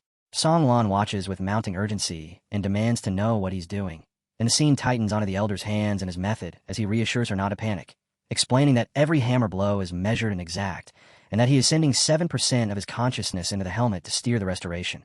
The helmet's spirit is resisting, he says, so someone has to enter its core and suppress it from the inside. Golden energy floods the space as Master Bao shouts in disbelief, warning the elder that this is a gamble with life itself. If the boy fails, his mind will be devoured, and then they're all finished. Yet purple energy detonates outward anyway, shaking everything, while our boy looks into that golden power and realizes this is the helmet's inner world, fractured and chaotic, and fighting him at every turn. He speaks directly to the helmet, telling it that resisting won't save it will only destroy it, and he promises he will fix it and make it whole again. As he drives his energy deeper into the helmet, the cracked outer shell splits apart, exposing a colossal figure within, and our boy holds his ground as that towering presence speaks down to him, challenging him and asking whether he dares profane the authority of war, whether he dares claim he is worthy to wield its power. Then the attacks begin, huge, relentless strikes, and our boy braces, and when the giant stomps down, he catches it with his arms through sheer force, standing firm and refusing to yield. Song Lan surges forward, shouting for our boy as she notices blood on him. But the elder snaps a warning not to interfere, explaining that if they interrupt now, his mind will be trapped forever and he'll become a living dead. He has to endure it himself, because the war ended when his old master fell, and our boy, battered and gasping, mutters that wars don't end with masters alone. Sometimes you have to carve your own path. The helmet and its shield lash out again and call him arrogant, and our boy's eyes flare fully gold, tears mixing with hard resolve as a system screen flashes before him with the words justice judgment. The black helmet's golden energy surges toward him, spilling chaos and striking from every direction, and our boy springs back just as the giant lunges with a massive blow, while the screen flickers again. Holy Light Cross, 5B rank. He gathers his golden power and meets the shield and helmet head-on, and in that clash he realizes, startled, that the force is Light Retribution, level 18, a rank, a light attribute spell that calls down lightning on a target, its strength depending on a user's light affinity. Yet the helmet answers by firing arrows of golden energy, and he's struck, blood bursting from his mouth as he slams into the ground hard enough to scatter stone and debris. Even through the pain, our boy glares up at the helmet and feels its eyes lock onto him, and the anger surges hot enough to fuel him as he transforms into his giant form, his energy exploding outward while he roars that he will force the helmet to submit to his war intent, refusing to be beaten by the spirit sealed inside. Our hero unleashed a sequence of techniques, Divine Storm, Holy Fist combo, along with several others, and his strikes hammered against the black helmet until fragments shattered away and scattered across the area around him. Up above the chamber floor, someone asked the elder why the fluctuations had suddenly grown so violent, since the surface beneath them was releasing waves of glowing energy. The elder answered that perhaps the boy inside had discovered some special method to stabilize it. Within the chamber, the black helmet stared straight into the boy's soul, where it seemed to witness something preserved and radiant, a ringed presence hovering above his head. The helmet sensed protection, judgment, purification, and even an unhealing force, multiple strands of powerful war intent existing together with overwhelming intensity. After observing this coexistence of forces, the helmet finally admitted that the boy truly possessed the qualification required to bear it. At the same time, the hero gathered the scattered fragments surrounding him and quietly calculated his next step. Then, in one swift move, he gathered the dark helmet's pieces and sealed them completely within a binding formation. When he stepped back outside, an aura condensed around him as he suppressed the arrogant beast and forced it into submission. The flower immediately began to shine with a different brilliance, and wing-like shapes resembling a helmet appeared above it. The elder watched the entire phenomenon unfold, fascinated, and murmured that it was working. The helmet was actively cooperating with the repair. Everything remained steady as the process approached its final stage, and then suddenly a burst of dazzling light shot upward, striking the roof and smashing straight through it. The crowd stared in shock as a pillar of white radiance surged toward the sky, and several people gasped at the strange signs forming overhead, as if the heavenly Tao sect had just witnessed the birth of a legend. The flower fully released the helmet's energy, and the helmet itself slowly rose into the air before drifting toward the hero. The moment he reached out and touched it, a system prompt appeared. The Soul of War helmet repair was complete, its rightful owner had been recognized, and Raid Thunderfire Infinity was now equipped. The item greatly increased resistance against thunder and fire damage, while also activating a hidden quest titled Apocalypse Dragon Heights Legacy Mission, along with a clue directing him to return to the Roach Mountain range along the Dragon Spine line. The elder looked at the boy with clear appreciation and said that not only had he restored the helmet, he had even made it acknowledge a master. After years spent forging and encountering countless extraordinary artifacts, this was still the first time he had witnessed something so strange. The little girl hurried over and asked whether he was all right after seeing him wipe away the bane marks. The hero replied that he was fine. His mental energy had been heavily drained, but the rewards were far greater, and that the successor had relied entirely on Elder Mo's full support. Then, turning toward the blue crystal, he admitted that his own forging ability was still immature and that leaving such an item in his possession would only waste it, so he offered it to Elder Mo as a gesture of gratitude. The elder was instantly stunned when he recognized the material as Star Sky Metal. He grabbed it in excitement and explained that a forging holy item was an S-rank divine object rumored to grant equipment self-evolving spirits. Amazed that the hero possessed such a massive piece of it, the elder declared that with something like this, the boy could practically be considered family. Ahio stated plainly that the item now belonged to the elder. Hearing this, the elder replied that if Ahios ever faced forging matters in the future, he should come directly to him for help. Ahios immediately thanked Elder Mo in advance. The elder then added that with the Star Sky material in hand, he would be able to stabilize the link between the helmet spirit and the hero, but the process required Gelsong's legacy Thunderfire to temper it continuously for half a month. Ahios was visibly surprised when he heard that the process would take half a month. Song then suggested that he remain at the Heavenly Tao sect for the time being. Ahayos explained that after completing the helmet's repair, he had received a clear guidance message pointing toward the location of its other parts. Song clarified that many high-level artifacts possessed resonance gating, meaning that once one piece was restored, it often led to clues about the next. She assured him that she would personally take responsibility for the helmet during the tempering process. Ahayos thanked her for the effort. She then explained that her master already intended for her to formally recognize the sect, so she would not be able to travel with him. After that, she revealed the location of the next objective. Aoyu stated that the destination was the Blackrock mountain range, specifically the Dragon Spine mine. She recalled that the area was known for producing abstain iron along with iron crystals. At that moment, another girl entered and immediately asked whether the hero was safe. Ling Feng then turned to Taizan and asked if she knew anything about the spine mine.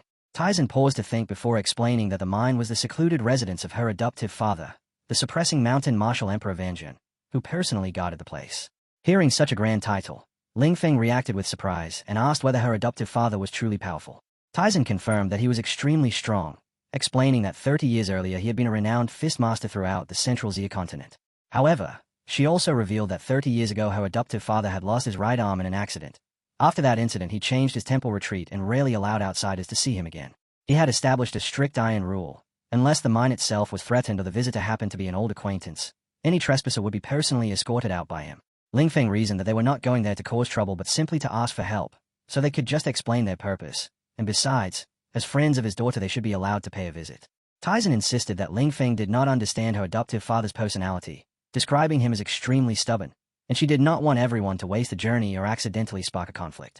The hero thanked her for considering his situation, but stated that he still had to go and meet the man. He declared that they would find a solution, and if the martial emperor refused to meet them, they would give him a reason he could not ignore. Ling Feng agreed with that thinking, saying that rules were rigid while people were alive, so they should head there first. In the end, Taizan had little choice but to agree.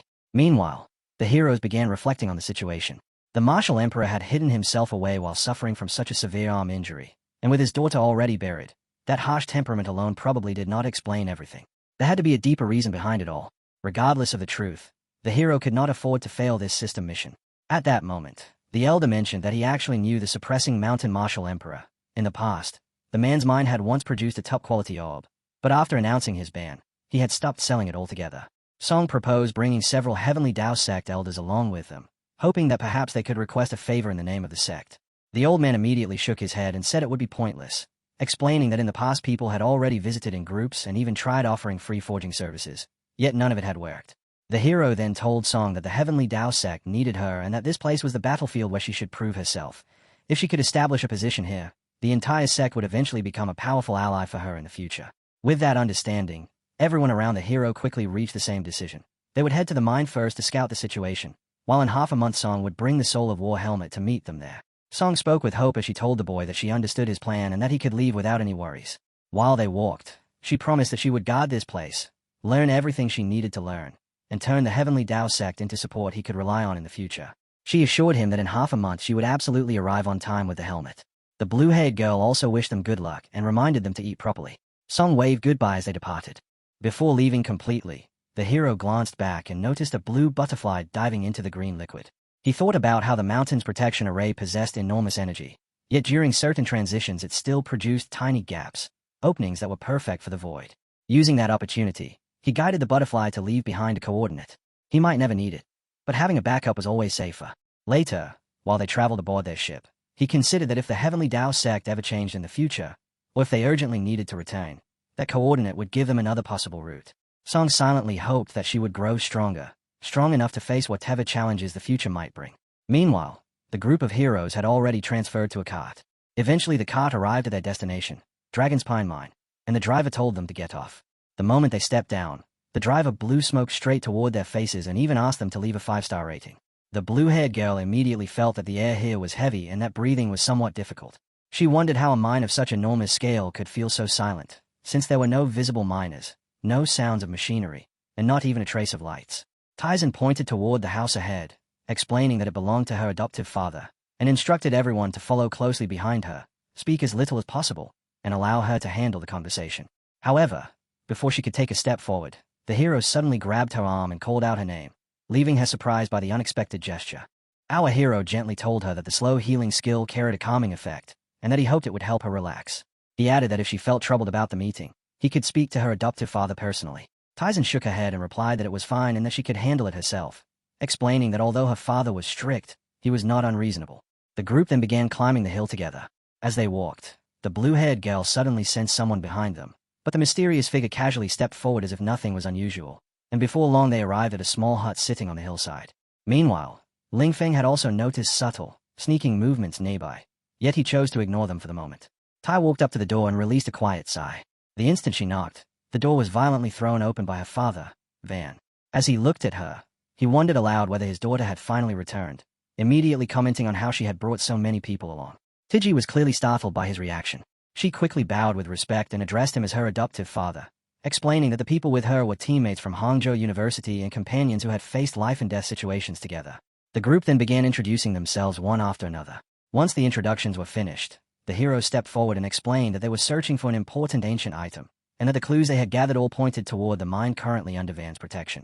With a respectful tone, he asked for permission to enter and search the mine. The moment those words were spoken, Van's anger erupted so fiercely that even the veins in his body trembled. He demanded to know whether they truly understood the name Shin, then abruptly turned away and declared that the mine was a restricted area where no one was allowed to enter without an invitation. Their talk of ancient item clues had nothing to do with him, he said, and he ordered Taijin to take her friends and leave immediately. The hero firmly insisted that the ancient item was extremely important to them. Ling Feng stepped forward at that moment and pointed out that they had traveled a long distance, yet they were being driven away before they had even been given the chance to properly explain themselves. Those words instantly enraged Van. He spun around and demanded to know what Ling Feng meant. Ling Feng froze for a moment as he felt his flame dragon body nearly activate on its own, and he wondered whether the old man actually intended to kill him. Van sneered at Ling Feng's red hair and arrogant-looking expression, accusing him of interrupting and talking back despite being so young, and dismissing him as nothing more than another ignorant noble's son. Taizi hurried forward to smooth things over, explaining that Ling Feng simply spoke in a straightforward manner and meant no offense. Then shouted that he had heard enough and ordered them all to leave. His aura surged outward as he warned that for Tenzai's sake he was only asking them to go this time, but if they continued speaking, he would not hesitate to treat them rudely. Just as he prepared to strike, the hero reacted instantly, erecting a barrier while telling everyone to stay alert. Facing the old man respectfully, he addressed him as Senior WAN and said that if they had caused offense, he was willing to take responsibility himself. However, releasing killing intent toward his friend without reason was not conduct worthy of someone with his status. He calmly asked the old man to take a moment and settle down. Van was stunned that such a young man had managed to steadily block his furious strike, though he remained wary. When the barrier gradually faded, the old man shouted that the boy had quite a sharp tongue. Tiexin's daughter immediately rushed forward, trying to stop her adoptive father from escalating things further. Yet at that exact instant, the hero made his move. In a flash he appeared behind the group, raised another barrier, and unleashed the holy chain. The chain shot outward, wrapping around his companions and pulling them backward. At the same moment a massive explosion erupted through the area. The old man quickly retreated into his house and slammed the door shut. The blue-haired girl trembled and admitted that she had been frightened out of her wits, muttering that Tiexin's father was terrifying and that she simply could not understand why he had reacted with such intense anger. Ling Feng, still seething, slammed his fist into a nearby stone, cracking its surface as frustration spilled over. He complained that the old man was completely unreasonable. He had done nothing wrong. Yet the man had clearly tried to kill him even though they had never met before. Unlike the others, the hero remained composed. He could sense that something about the situation was not right. The hostility Tiexin's father had shown toward Ling Feng had erupted far too suddenly, and felt strangely targeted. It was not the reaction of simple dislike. The red hair, the remark about a noble son, those details suggested they had stirred up an old memory buried deep within the man's past. Whatever grudge the old man carried was clearly far deeper and far more complicated than they had first assumed. Turning to Taishin, the hero told her that her father's reaction likely had a reason they did not yet understand and that she should not blame herself for it. For now, they would remain nearby and try to find another way to uncover the truth. She quietly nodded and agreed to follow his lead. As the group moved through the area, the hero began noticing another odd detail. The mine was far too silent. Even after work hours, a place this large should not feel so completely lifeless. He asked Taishin whether it had always been like this back when she had lived there. An eerie stillness hung across the entire site. Then, suddenly, a strange sound rang out from above, sharp enough to put everyone on edge. The door creaked open once again, and her father stepped outside with a deep frown, as if something troublesome had appeared at the worst possible moment. Focusing his senses, the hero traced the sound toward the large mining tunnels in the southeast. It did not resemble the cry of a beast. Instead, it sounded like a human voice, yet twisted and distorted in a way that felt deeply wrong. Ling Feng remarked that the sound felt evil. Taizan immediately asked her father what had happened inside the mine, but the man gave no reply. Instead, he suddenly leapt forward, heading straight toward the source of the noise. The hero quickly told the others to follow him. When they arrived near the tunnel, the old man slammed his foot into the ground, releasing a surge of power that instantly formed barriers sealing the mine entrance while thick purple energy began leaking out from inside. As the hero and his guru approached, he felt a chilling presence. Demon energy, pure abyssal power saturated with violent corrosive properties. Without warning, the energy burst outward in an explosive surge, shattering the surrounding rock. From the fractured opening, grotesque tentacles began slithering out, each one covered with twisted faces that writhed and snarled as they crawled into the open air. Tyson stared in horror, unable to comprehend what kind of monster she was witnessing. The hero explained that the creature had once been a miner but had been polluted by demon energy and transformed into a demonic being. Its swollen body had become grotesquely round and was covered in ghastly faces, poised to attack at any moment. The old man stomped heavily onto the ground, releasing a violent shockwave that blasted several of the creatures away and sent debris flying in every direction. Yet even that powerful strike failed to completely destroy them. Standing firm with one hand and one foot braced against the ground, he cursed the disgusting monsters and warned everyone to leave immediately if they valued their lives. The old man raised his arm as dense aura condensed around his head, crimson energy surging through his body before he drove the power forward in a violent strike that tore open a massive gap between himself and the others. His adopted daughter immediately panicked and shouted for him not to push himself any further, but the hero gently reached out and stopped her. He explained that her father clearly understood the monster's characteristics better than anyone present, and if they rushed in blindly they might disrupt whatever strategy he had already prepared. For now they would simply observe, and only intervene if the situation reached the point where he could no longer manage it alone. Hearing this, she forced herself to calm down and accepted the decision. The creature attacked. Grotesque figures burst out from the cracked sand and shattered ground surrounding the old man, crawling upward in waves until they surrounded him from every direction. Even with only one arm, he stood his ground as thick energy gathered around his body. His punches were strange yet incredibly precise, moving as though they warped the space around them. Every strike instantly crushed the diamond-hard demon bodies, while rings of force radiated outward from his fists to form invisible barriers that the creatures could not cross even by a few meters. Watching from a distance, the group finally realized how terrifying his strength truly was. Blow after blow landed without hesitation, each one eliminating another demon. Yet the old man's expression gradually tightened. The injury he had carried for years was beginning to flare again, and he could feel it clearly. Even so, he believed the final demon had just been destroyed. Then the situation changed. Behind him, the corpses of the fallen creatures began releasing a strange energy that slowly seeped into the air. The group stiffened at the sight. The blue-haired girl suddenly pointed toward the mountain, as the ground began trembling violently, as if the entire mountain itself had awakened. Stones and rubble cascaded down from above, and a massive scaled boulder shot directly toward the old man. With nothing but the raw strength of his single bare arm, he swung forward and split the enormous rock cleanly in half. But this time the shattered earth gave rise to even larger demons. They emerged together, surrounding him completely. His daughter cried out in fear, yet within moments the overwhelming swarm swallowed him whole. Then, from the writhing mass of bodies, a brilliant streak of light erupted outward. The hero had moved. He appeared at the exact moment needed, cutting straight through the demonic horde. Calmly, he told the old man to leave the rest to him. From the collapsing mountain, more enormous boulders hurtled toward him, but he immediately activated the holy sword heart. The sword sharpened his senses and amplified his sword intent, heightening both precision and power in a single instant. Leaping forward, he slashed through the incoming rocks as though they were nothing more than soft marble, reducing them to neat fragments that scattered through the air like shattered plates. One boulder after another broke apart beneath his blade until he carved a clear path leading directly into the cracked mine entrance. He had located the source. Inside, chaos awaited him. Twisted demonic creatures crowded the interior in a frenzy, ready to lunge again at any moment. Without hesitation, he formed a radiant ring in the air and summoned chains of holy light that whipped outward, binding the creatures tightly where they stood. They struggled violently but could not even scream, trapped beneath the suppressing brilliance that robbed them of the freedom to act. It was time to finish it. Just as he prepared to destroy them completely, a surge of overwhelming yellow energy erupted from deep within the mountain. The immense pressure shook the entire area, forcing several of the remaining creatures to scramble outward in panic. Outside, those waiting could only watch helplessly, unable to see what was unfolding within the mine. Moments later, the hero stepped back out. Calmly, he announced that the main culprit had been eliminated. In his hand he carried the severed head of the primary demon. Afterward, he produced a sword and said that it belonged to the old man. The father examined the weapon closely and quickly recognized it. It had been forged by Qijin of Qingjin. The blade was the holy radiant light sword that had been gifted to him long ago. His eyes narrowed as he studied the young hero far more carefully. A suspicion began forming in his mind. This youth was clearly no ordinary cultivator. If his guess was correct, the boy must have been one of the champions from that year's national freshman competition.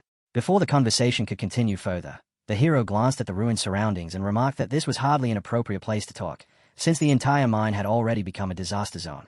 The old man followed his gaze for a moment, then turned his attention toward the red-haired warrior.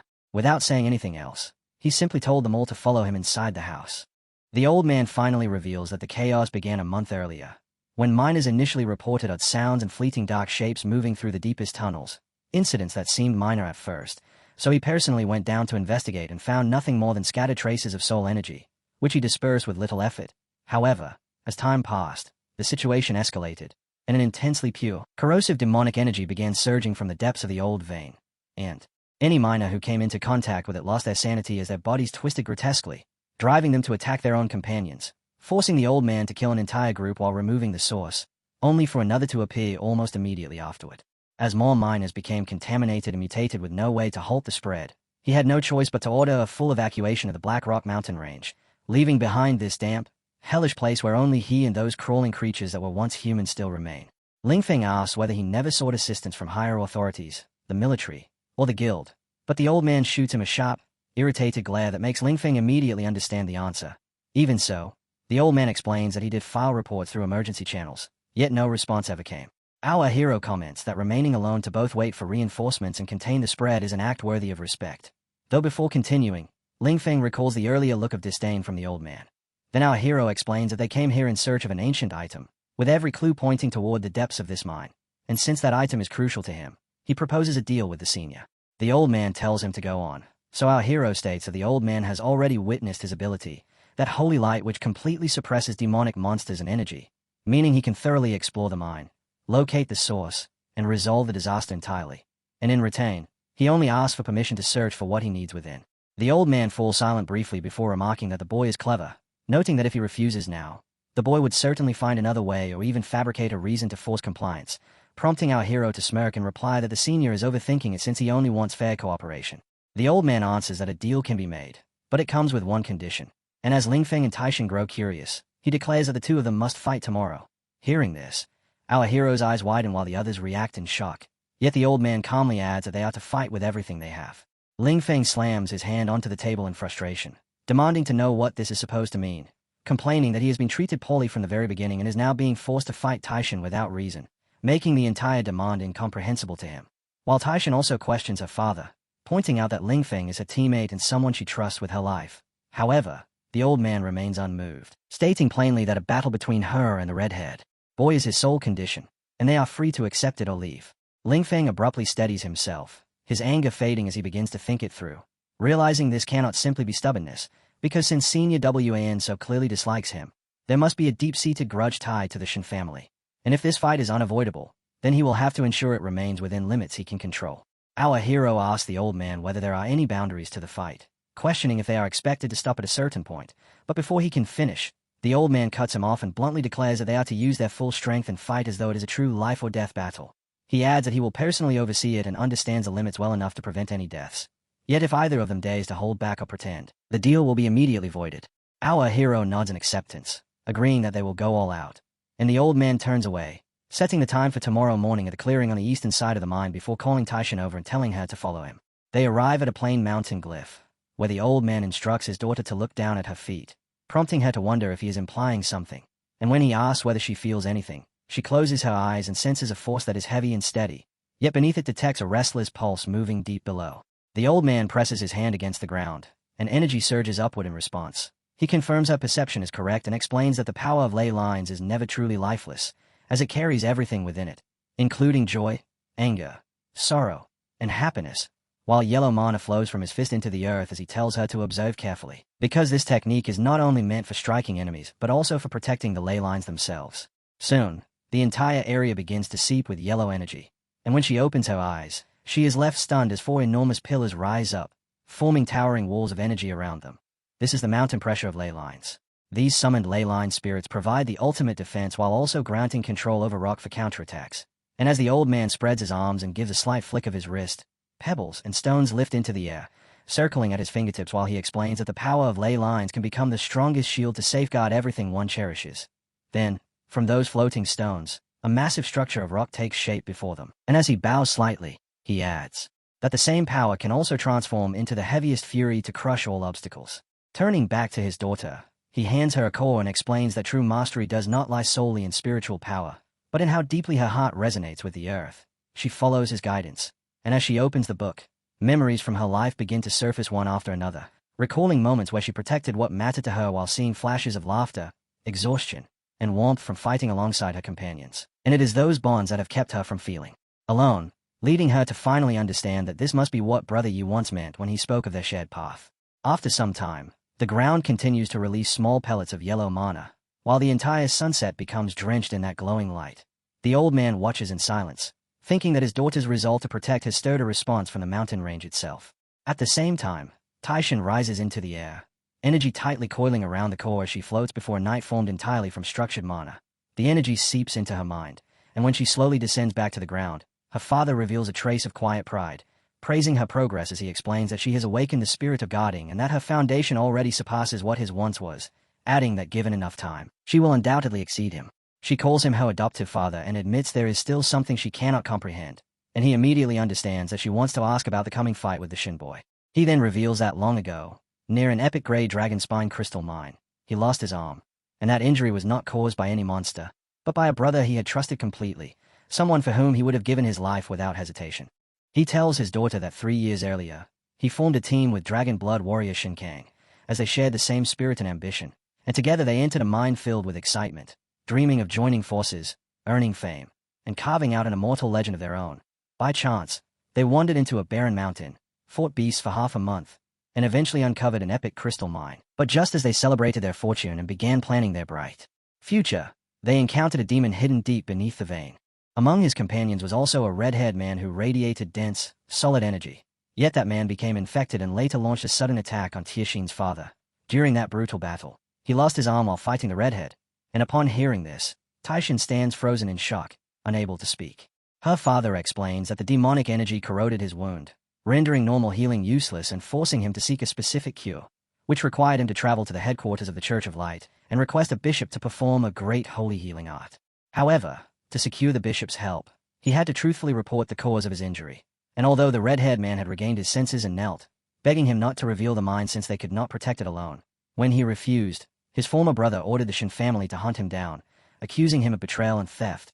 Heartbroken, he dragged his broken body away, concealed his identity, and fled into the desolate depths of the Black Rock mountain range, killing anyone sent to silence him.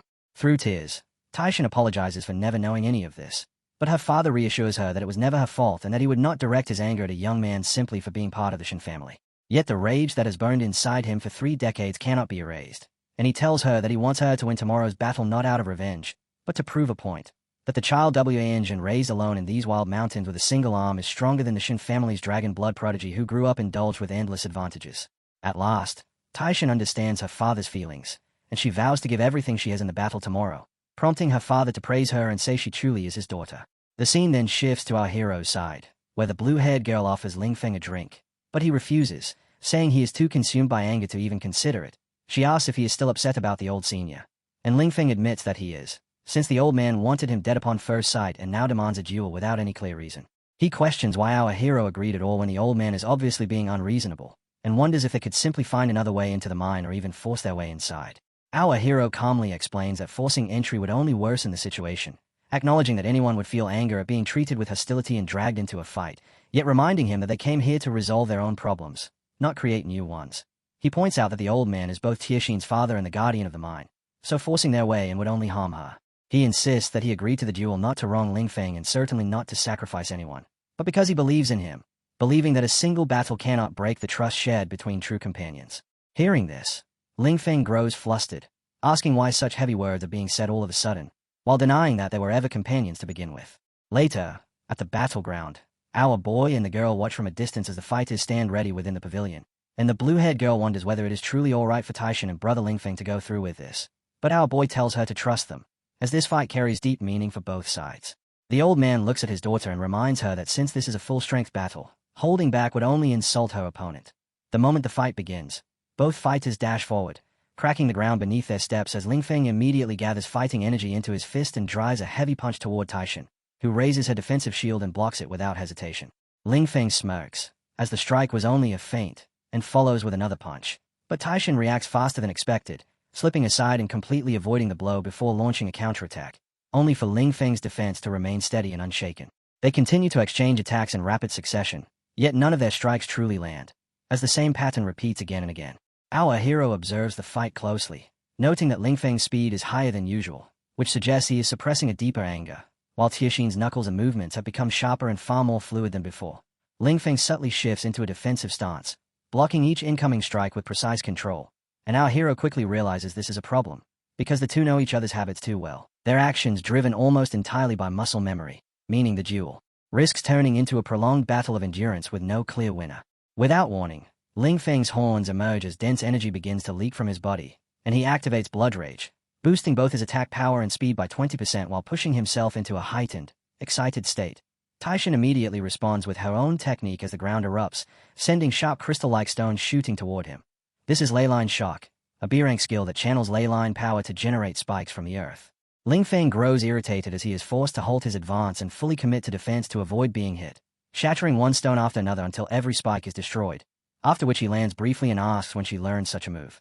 She tells him to look more carefully, reminding him this is not a friendly sparring match on a training ground, and while she acknowledges that her level, skill grade, and combat ability are all below his, this is still the full-strength battle they both agreed to.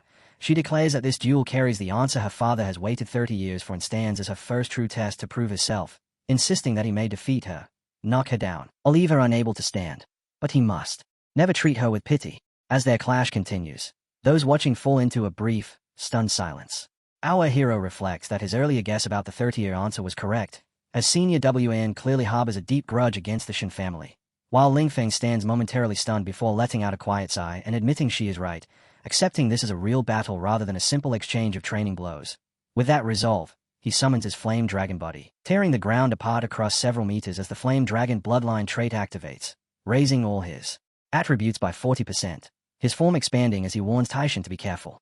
As the dust slowly settles, Old WN steps forward from within the drifting clouds with his fists tightly clenched, and at that moment, as he opens his eyes, the image of a red-haired fighter shouting fiercely appears in his mind. He recalls that figure with red hair whipping in the wind, dragon scales covering his body, and the unmistakable aura of the Flame Dragon, remembering how they once trusted each other completely, how they had placed their lives in one another's hands, and the memory causes his fists to tighten further, yet he forces himself to steady his resolve and remain calm. On the other side, our hero's expression turns completely serious as he thinks to himself that the complete Flame Dragon body places an immense burden on its user, something Ling Feng rarely dares to unleash, meaning Tixin's words must have struck deeply, and only now has the battle truly begun. Ahead of them, Ling Feng clashes violently with his opponent, the ground beneath his feet already shattered beyond recovery, and without warning, he launches a powerful strike, his hands blazing with intense crimson light as he closes the distance. Tixin is momentarily stunned, sensing that this attack is nothing like the earlier probing blows, as its power, speed, and killing intent carry an overwhelming pressure. She immediately shifts into an Oathvein Mountain suppression stance, compressing the strength of the ley lines into a defensive shield that pushes her protection to its current limit. And the moment the thought completes, she activates the skill, forming a barrier to intercept the strike. Yet the impact proves so terrifying that a massive explosion erupts, causing the surrounding mountains to begin crumbling. Seeing the destruction and overwhelming force, our hero quickly creates a protective barrier and retreats to a safer distance, while Old WAN reacts in the same way, shaping a shield around himself to withstand the shockwave.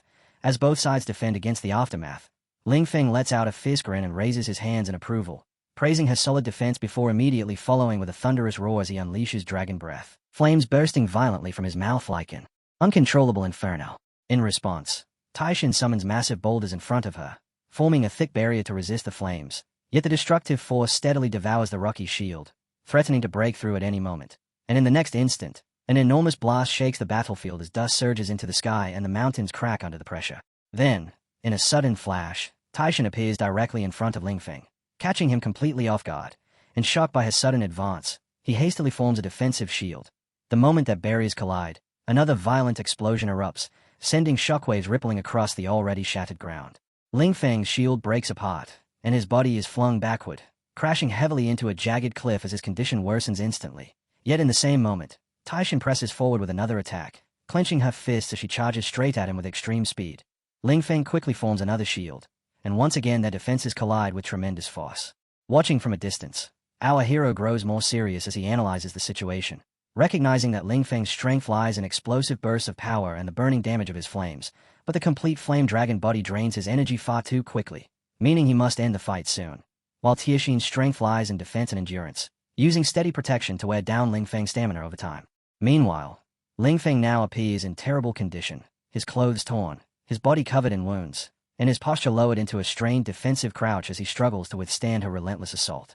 Yet as the battle drags on, Taixian also begins to tire. She comes to a stop, raises a hand toward her face, and fixes her gaze on Ling Feng with unwavering focus. In that moment, Ling Feng regains some strength, spreads his arms, and begins explaining that this technique, called Rage of Blood, is an S-rank skill once taught to him by a brother, noting that she has seen it before, but that just yesterday he spent all his saved skill points to raise it to level 5, causing it to transform completely, now allowing it to absorb blood energy from the battlefield by gathering scattered life force and the remnants of combat into a sphere of destruction. He adds that once detonated, it releases triple damage, and as soon as he finishes speaking, red droplets begin to fall from the sky.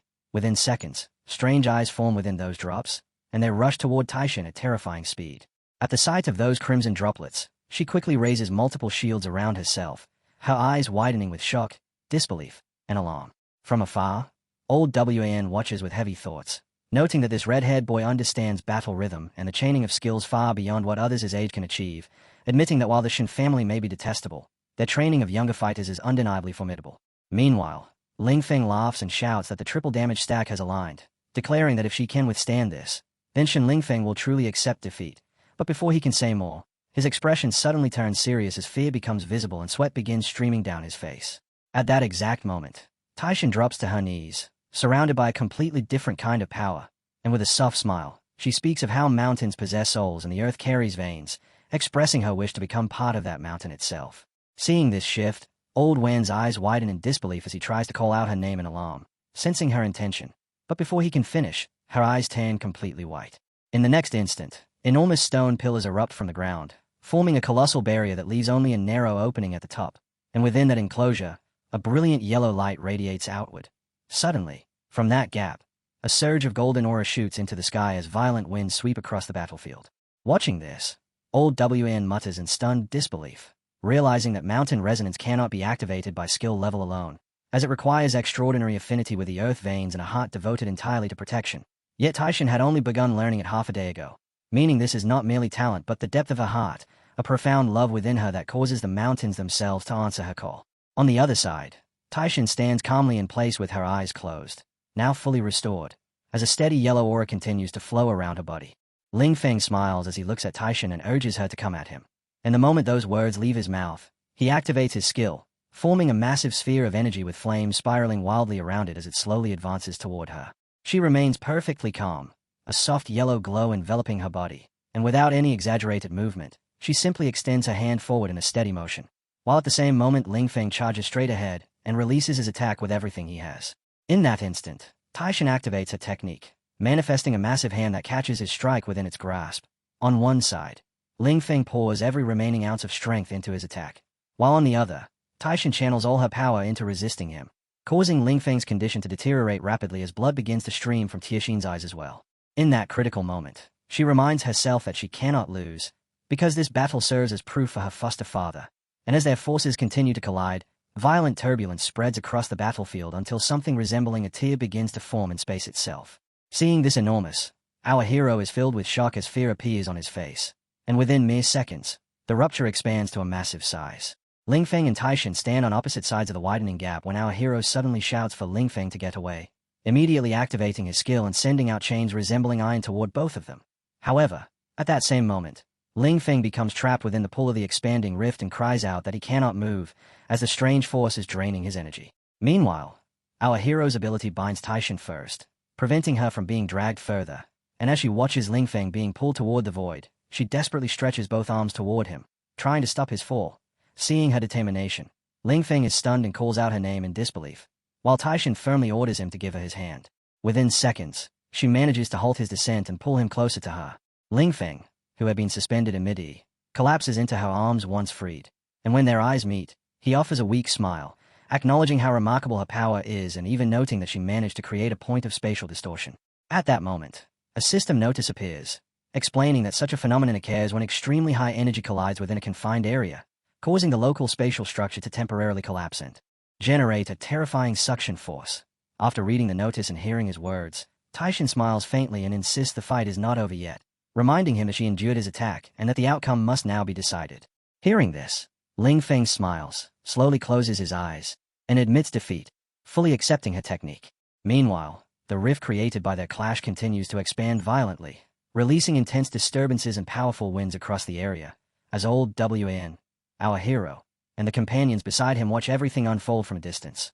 Suddenly, our hero's expression changes completely as a bright yellow glow appears before him, and at the same time, a liquid-like substance begins dripping from the rift, splashing onto the ground below, while the key tied at his waist starts shining brilliantly, leaving him momentarily stunned at the sight.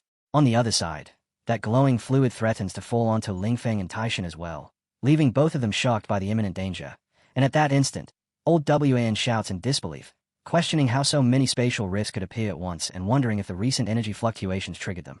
At the same time, a system notification appears on our hero's screen, warning that dense clusters of small spatial rifts have been detected across the Black Rock mountain range, with threat assessment still in progress and the current count already at 17 and rising.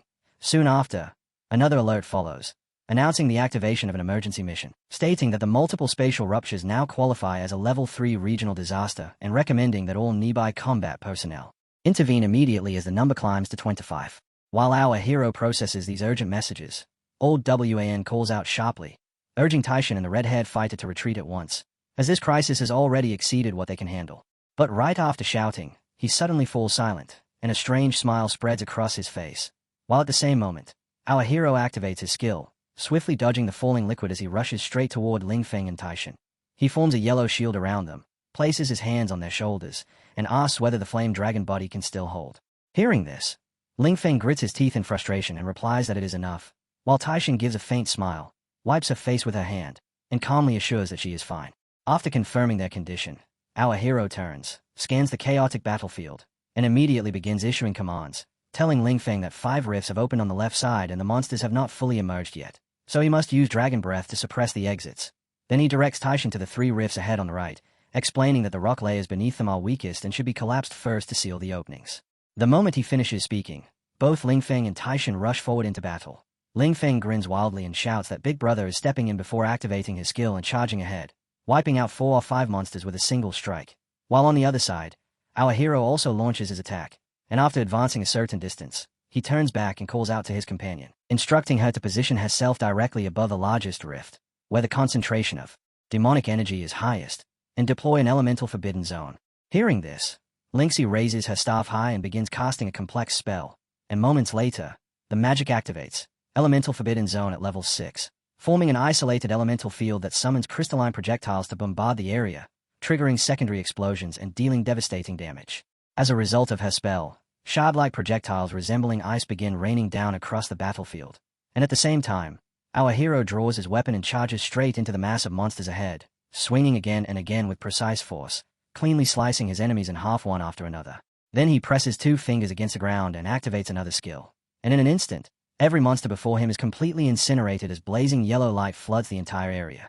Watching all of this from afar, old Wan stands utterly stunned, realizing that they never hesitated, because from the moment the rifts appeared to the launch of a full counterattack, barely 5 seconds had passed.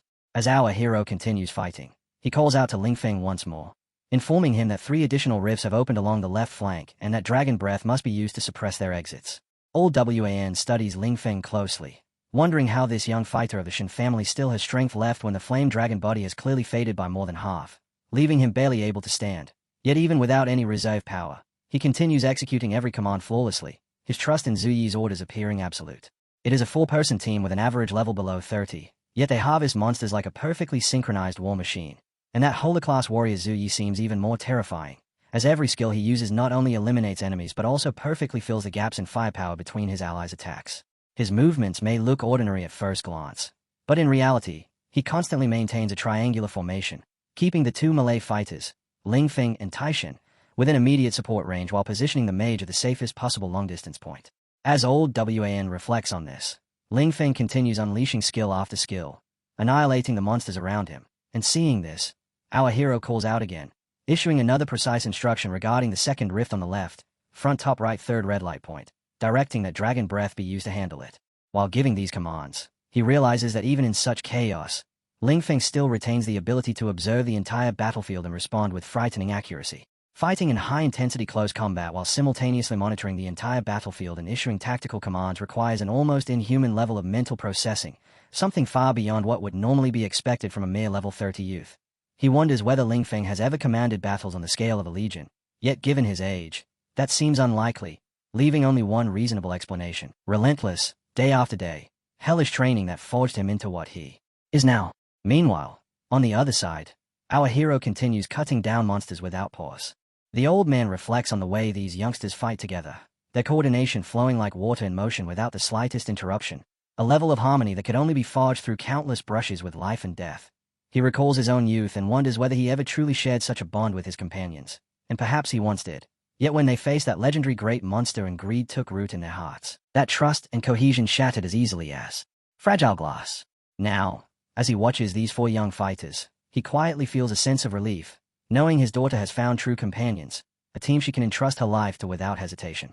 Before long, they begin clearing the chaos scattered across the battlefield, with our hero moving like a streak of yellow light as he swiftly eliminates the remaining black demonic creatures, leaving behind only a thin black line in his wake as he sweeps through, finally announcing that everything has been dealt with. Just as the ceiling above begins to repair itself, X suddenly shoots out from the opening and lands ahead, the impact erupting into a cloud of smoke, drawing stunned gazes from the rest of the team as a strange creature emerges from the cracked gap, its blue eyes glowing with an eerie light. The creature barrels forward along the path, leaving destruction behind it, prompting Ling Feng to curse at it and angrily question whether it thinks the group cannot see it, while our hero immediately identifies it as an abyssal demon of level 42, a monster belonging to the legendary class. The blue-haired girl asks in confusion why it is smashing the surrounding mountain peaks, and Taishan wonders whether it might be digging for something hidden beneath them. Our hero grows uneasy as he observes its behavior, realizing this does not resemble a random invasion, as the creature's actions clearly follow a specific purpose.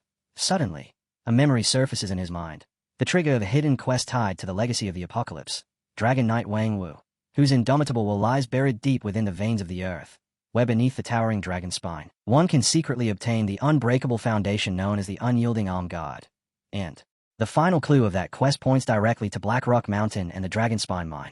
Another memory follows, recalling how the old man once mentioned that deep within the entire vein, a stream of extremely pure and highly corrosive demonic energy had begun leaking outward, and as these pieces come together, our hero realizes that whether it is this abyssal demon or the monsters within the mine, all of them are searching for the same thing hidden within the Black Rock Mountain range, the unyielding braces. He quickly informs the team that the creature is digging precisely where those braces are buried. Without hesitation, he grows his scales, summons his sword, and leaps toward the creature, striking again and again at the demon's shield. Yet no matter how many blows he delivers, not even the slightest dent appears. The defense proves far stronger than anticipated, bolstered by the protection of a legendary grade monster. So when brute force clearly fails, the hero immediately unfolds his domain, multiple rings forming above his head as he leans slightly forward, and in the same instant a complete dimensional barrier locks into place, freezing the creature where it stands. The demon thrashes in bafflement, unable to understand why its body no longer responds or why the very laws of existence seem to deny it, until realization slowly dawns that unseen threads of command are seizing control of the surrounding space, shaping a domain of order that suppresses enemies and rewrites the balance of everything within it. It can sense the presence of magic, yet finds that conclusion absurd, because it has already become a newly born demon. Unhurried, the hero tells it that within this domain it is nothing more than a stubborn rock that simply takes a bit more force to shatter, prompting the demon to tense every nerve and proclaim absolute loyalty to its god's will, insisting it cannot fall here and will never be defeated by a mere demon. And then, drawing on all its strength, it tears apart the dimensional barrier and bellows praise to the demon god. The resulting shockwave slams the hero's companions back into the stone walls, after which the demon turns toward the young fighter and demands to know what kind of trick a human used to make a low creature like him feel fear. And in answer the hero calls forth a radiant golden structure. This construct is, in fact, an immortal soul seal that shields the soul while continuously restoring energy, and its greatest advantage is that the longer the battle drags on, the more the wielder's power steadily increases. Yet before the hero can complete its activation, the monster lunges forward and brings its massive hammer crashing straight down toward him, causing the old father to cry out in shock, convinced that no young fighter could survive a full-force blow from such a beast.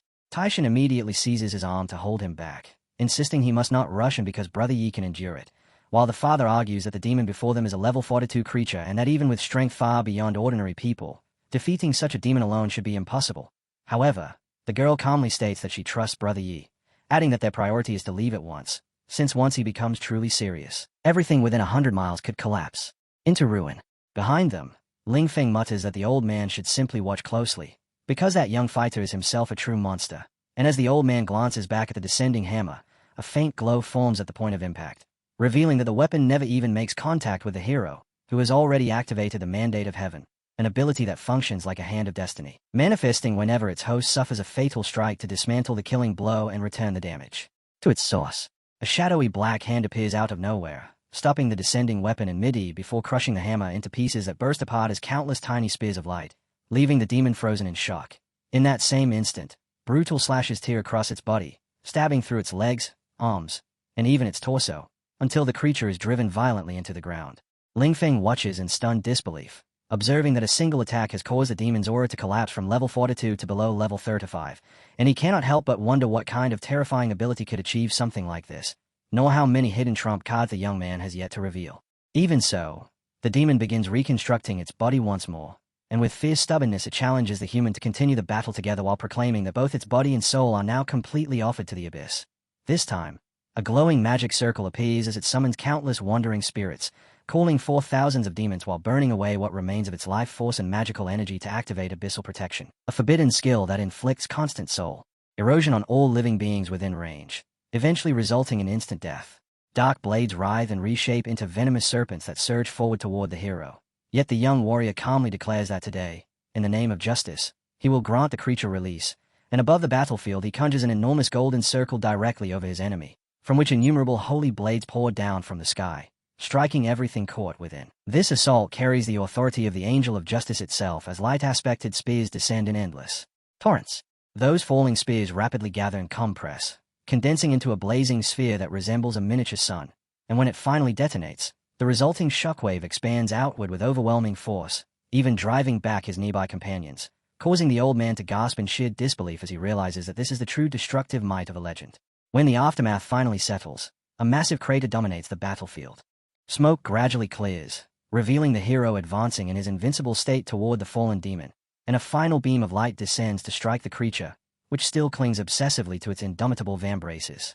Though it has been nearly reduced to nothing by the relentless assaults and searing shocks, the demon still dares to laugh, declaring that the descendant of peace has no right to question it, calling humans despicable while proclaiming that the demon god will lead the demon army to reclaim their lost lands and that all will become his followers.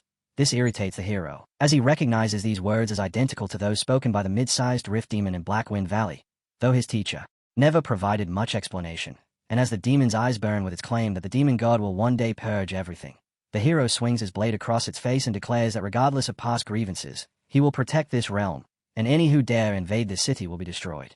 He suddenly disappears, rising higher and higher until, from that elevated vantage point, he sends a glowing yellow chain shooting downward and draws up a golden metal glove. At the same time, his companions move closer, curious about this newly obtained artifact, but a violent tremor abruptly strikes, knocking Ling Feng to the ground as his face turns pale under the crushing pressure, while the others struggle to remain standing amid the intense shaking. Confusion spreads through the group, and even the hero senses a lethal intent approaching from afar as ominous black souls gather, followed by an arrow that shoots straight toward him, and although he tries to block it with his wings, he immediately realizes it is useless, leaving him momentarily pinned and unsure how to respond, until a small hand appears just in front of the arrow, belonging to a little yellow-haired girl, and upon impact, the arrow dissolves into smoke. The hero questions her boldness, and the angelic girl calmly replies that, by order of the chief goddess, she is here to question the seventh monarch of the others, warning that such actions may violate the laws established by the Twilight of All Worlds Treaty, which forbids direct divine interference within the immortal realm. She further states that if he continues, her master will summon a council of gods to demand an explanation for his recent actions across boundaries. And with that, she vanishes, leaving the land calm for a single moment before it suddenly shatters into rubble as a voice declares that once fully returned, its first target will be her divine realm.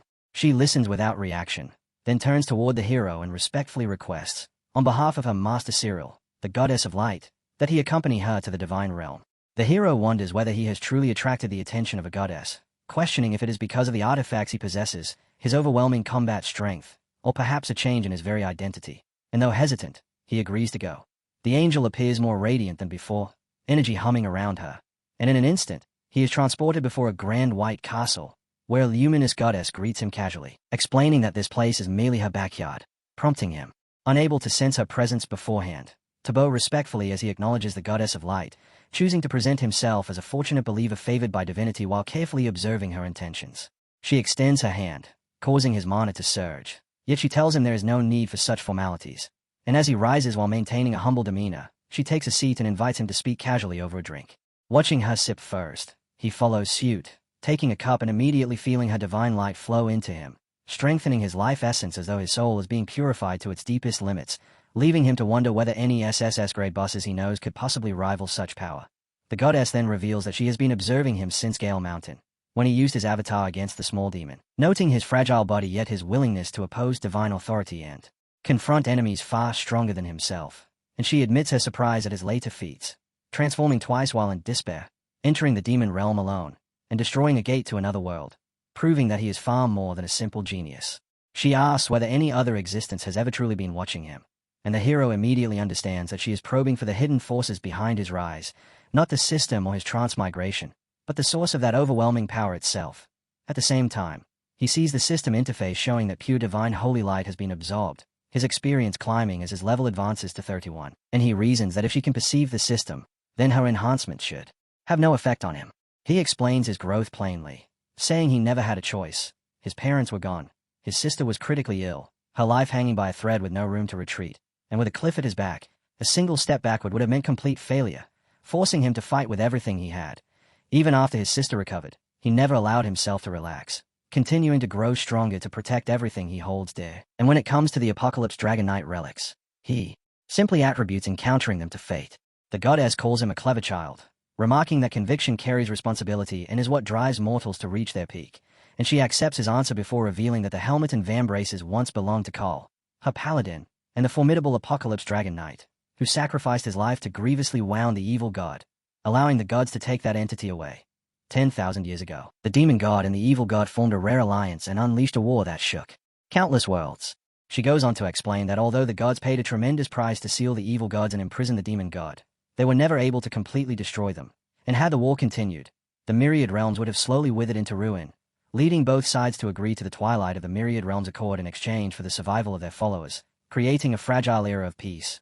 Now, however, as Carl's relics begin to resurface one after another, it signals that a second war spanning the myriad realms is approaching, with the authority of war choosing its new master, and she tells the hero that the relic has selected him, which catches him off guard.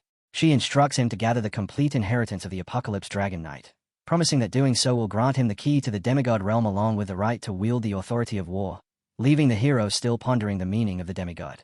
She then adds that two questions remain unresolved. First, why the demons are so intent on obtaining the indomitable braces, and second, why they consistently refer to humans as plunderers and thieves.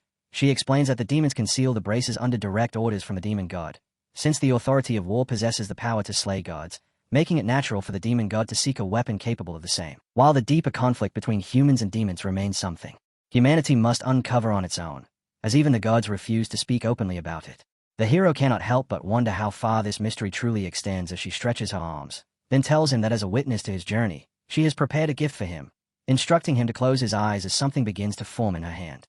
With his eyes closed, the system alerts him to a supreme origin intervention and the initiation of a divine grace baptism, while she explains that this blessing can only be received once in a person's lifetime, as its immense power flows through him. Lingering demonic traces, concealed battle wounds, and the unstable energy remnants from his second awakening are all cleansed and elevated, and the system confirms that the sublimation of his soul origin is complete, granting lasting and substantial strengthening while maximizing resistance against mind control, solid erosion, and demonic corruption, making him feel like iron placed within a blazing furnace as impurities are steadily burned away and his body becomes purer, tougher, and more translucent than ever before. The system then reports that the restructuring and reinforcement of his life foundation are complete, permanently increasing the growth potential of all attributes and boosting every attribute by 25%, as his body begins to emit a cosmic aura. Divine balance is achieved, and compatibility with higher-level energies is perfected. The hero realizes this is far beyond a simple increase in stats, as his entire being is undergoing a fundamental transformation, and when his level rises to 32, he understands that the real advantage lies in raising his future limits far beyond what any resource or skill alone could grant. Suddenly, he becomes aware that his hair has grown dramatically and that he stands naked before the goddess, who watches with quiet amusement, and with a casual flick of her wrist, she clothes him before declaring the baptism complete, stating that he is now one chosen by divine grace and reminding him that such blessings carry responsibility. The relics have selected him, and he must shoulder that burden, prompting him to bow with respect and promise he will not fail, after which she vanishes, leaving behind only a trace of smoke. The hero returns, and his companions immediately rush toward him, relieved and excited to see him unharmed, quickly noticing his longer hair and changed clothing as they ask why he disappeared. He calmly tells them that he went to see the god of light, which shocks them, leading them to question whether he truly means the supreme and benevolent deity who governs all laws of light and holy practitioners, suspecting instead that he might be delirious from exhaustion or injury, while he continues explaining, and the old man studies him closely, observing that in just a few minutes his aura has transformed into something pure and translucent, carrying a faint divine pressure that leaves him astonished, as a level 30 holy practitioner being summoned by deity is nearly unheard of, and with such divine favor, this child is certain to become one of the city's strongest experts within a decade. The hero then turns to the old man and asks about his condition, receiving the reply that he is fine, while the others stand behind him, quietly admiring his long hair.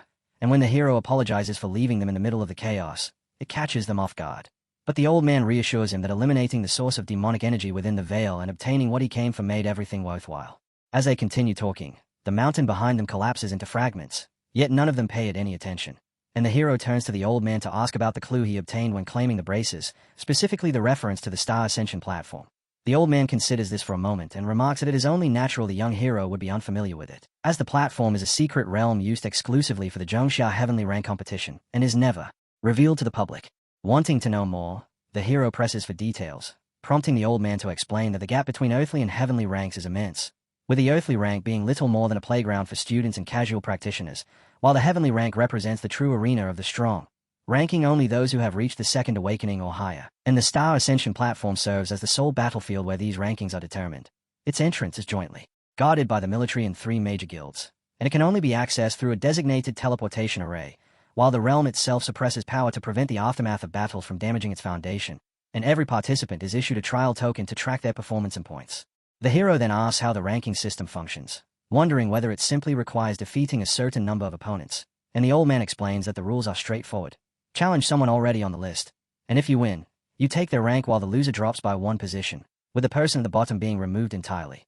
There are also 3 absolute rules: no sneak attacks, no killing blows, and no insults, and anyone who breaks them is permanently expelled. While the top 100 receive official rewards, and the top 10 gain access to deeper layers where even rarer resources are stored, which is likely where the equipment he seeks can be found.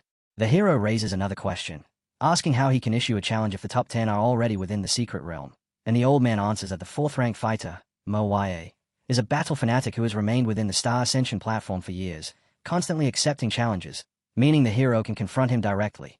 The hero expresses his thanks, and the old man replies that in truth, he has been the one receiving help, while Lingfeng excitedly suggests they leave at once, only to be reprimanded by the old man, who reminds him that entry requires reaching the second awakening, something only the hero among them has achieved, leaving Lingfeng startled.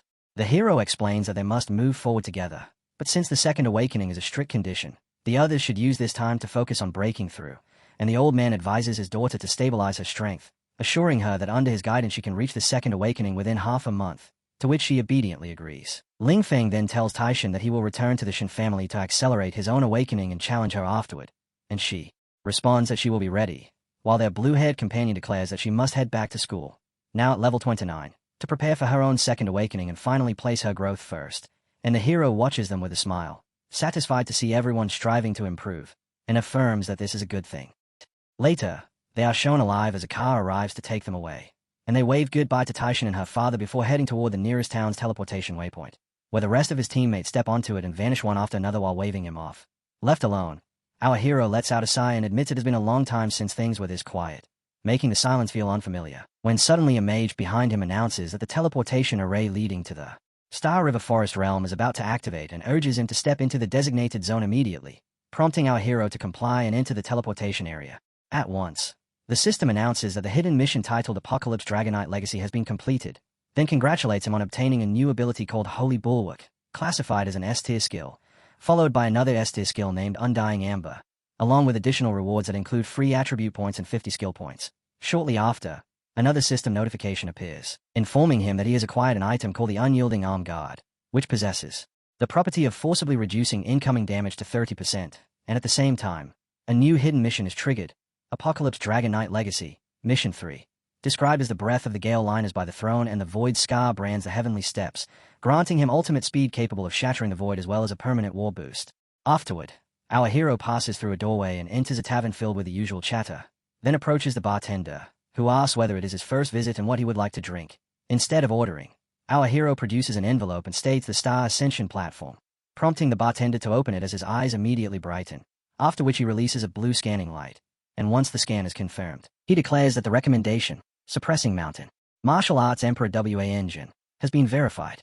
The next thing the bartender sees clearly surprises him, yet he maintains an oddly amused expression as he proceeds to ask for our hero's name, affiliations, main class, and level in order to register his details, and our hero provides all the information from the beginning. Upon hearing that he is level 31, the bartender is visibly shocked before returning to that same amused look, explaining that, according to the rules, a respected priest at level 31 does meet the minimum requirement to enter the Star Ascension platform, but he adds a cautionary note that the average level for placement matches and subsequent ranking challenges is level 35, meaning that entering now would likely subject him to double suppression in both level and experience, and although there is no penalty for failing the first challenge, the initial match rating would be recorded as low, which would later allow higher-rank fighters to reject his challenges due to insufficient rating, effectively shrinking his pool of opponents and making it much harder to climb the rankings. So most participants choose to prepare more thoroughly and return later to secure a first victory. And with that explanation, the bartender asks whether he is certain about registering at this time. A man nursing a drink overhears the exchange, and a blonde nearby casually advises that the kid should take the good advice and return in 3 to 5 years, while another patron mutters that young people nowadays have grown far too arrogant, believing themselves invincible the moment they complete their second transition. A third adds that he has likely never witnessed a true duel between experts and only feels impressive after defeating a few low-level monsters. Yet our hero listens without reacting and calmly states that he is certain, asking the bartender to proceed with the registration. And although the bartender agrees and gestures for him to follow, the onlookers remain unimpressed, remarking that he does not understand his own limits and that they will simply watch him lose miserably. As they walk, the bartender explains that the Star Ascension platform is a designated competitive secret realm officially recognized by the City Nation for second transition class holders, jointly operated by the military and the top 3 guilds through a dual system combining technology and magic. He continues by outlining that the realm is divided into 4 primary functional zones: the registration area, the arena, the rest zone, and the resource exchange sector, and includes a built-in combat power balancing system that suppresses any excessive strength above level 60 to maintain fairness. Then points out a massive metallic structure and explains that every day, thousands of elite participants arrive through designated teleportation arrays spread across the country, all pursuing a single goal: to inscribe their name onto the heavenly ranking, where a higher position brings resources, authority, and fame, which is why battles are constantly fought to secure or improve one's standing. When our hero reaches the platform, he is informed that his next step is to proceed to the Comprehensive Combat Power Assessment Hall for an initial evaluation of his abilities, the results of which will generate a preliminary potential report and determine the matchmaking range for his first placement match.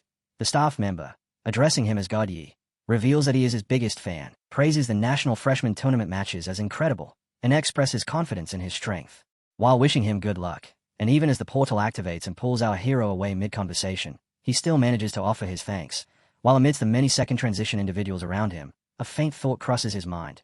Yet he remains firm in his resolve that this time he will climb back up, knowing well that the officials handle everything with strict seriousness, even down to a single coin.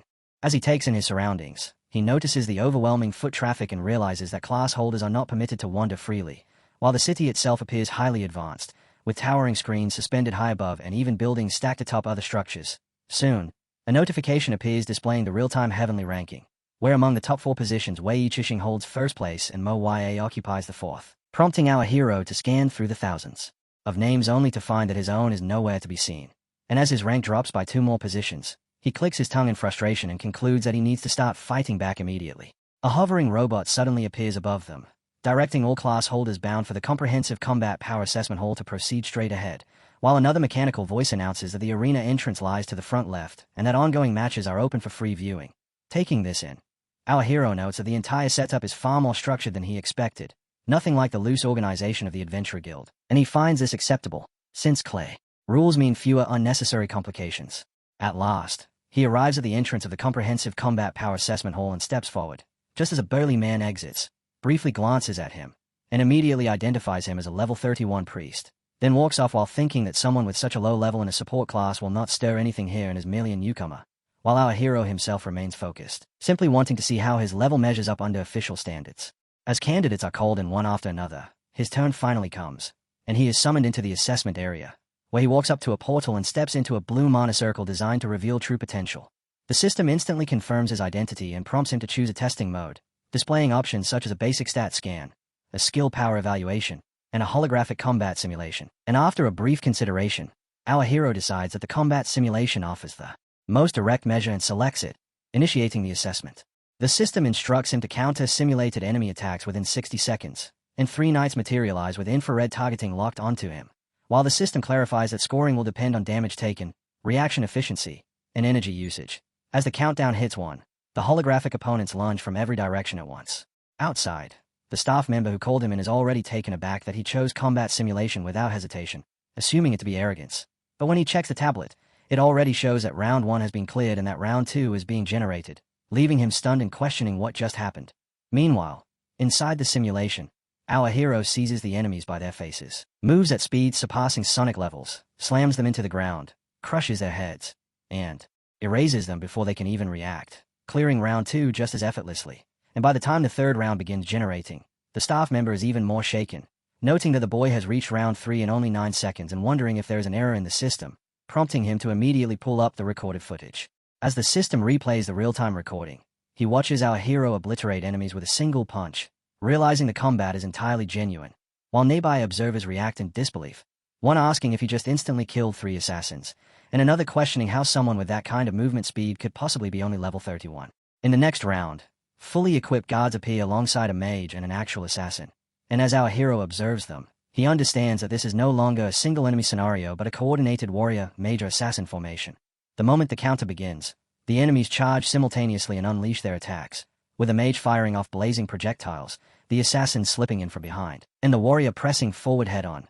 Yet our hero meets the warrior first, striking it directly in the face and completely shattering its weapon, while the assassin narrowly evades, twisting aside just in time to avoid direct contact with him.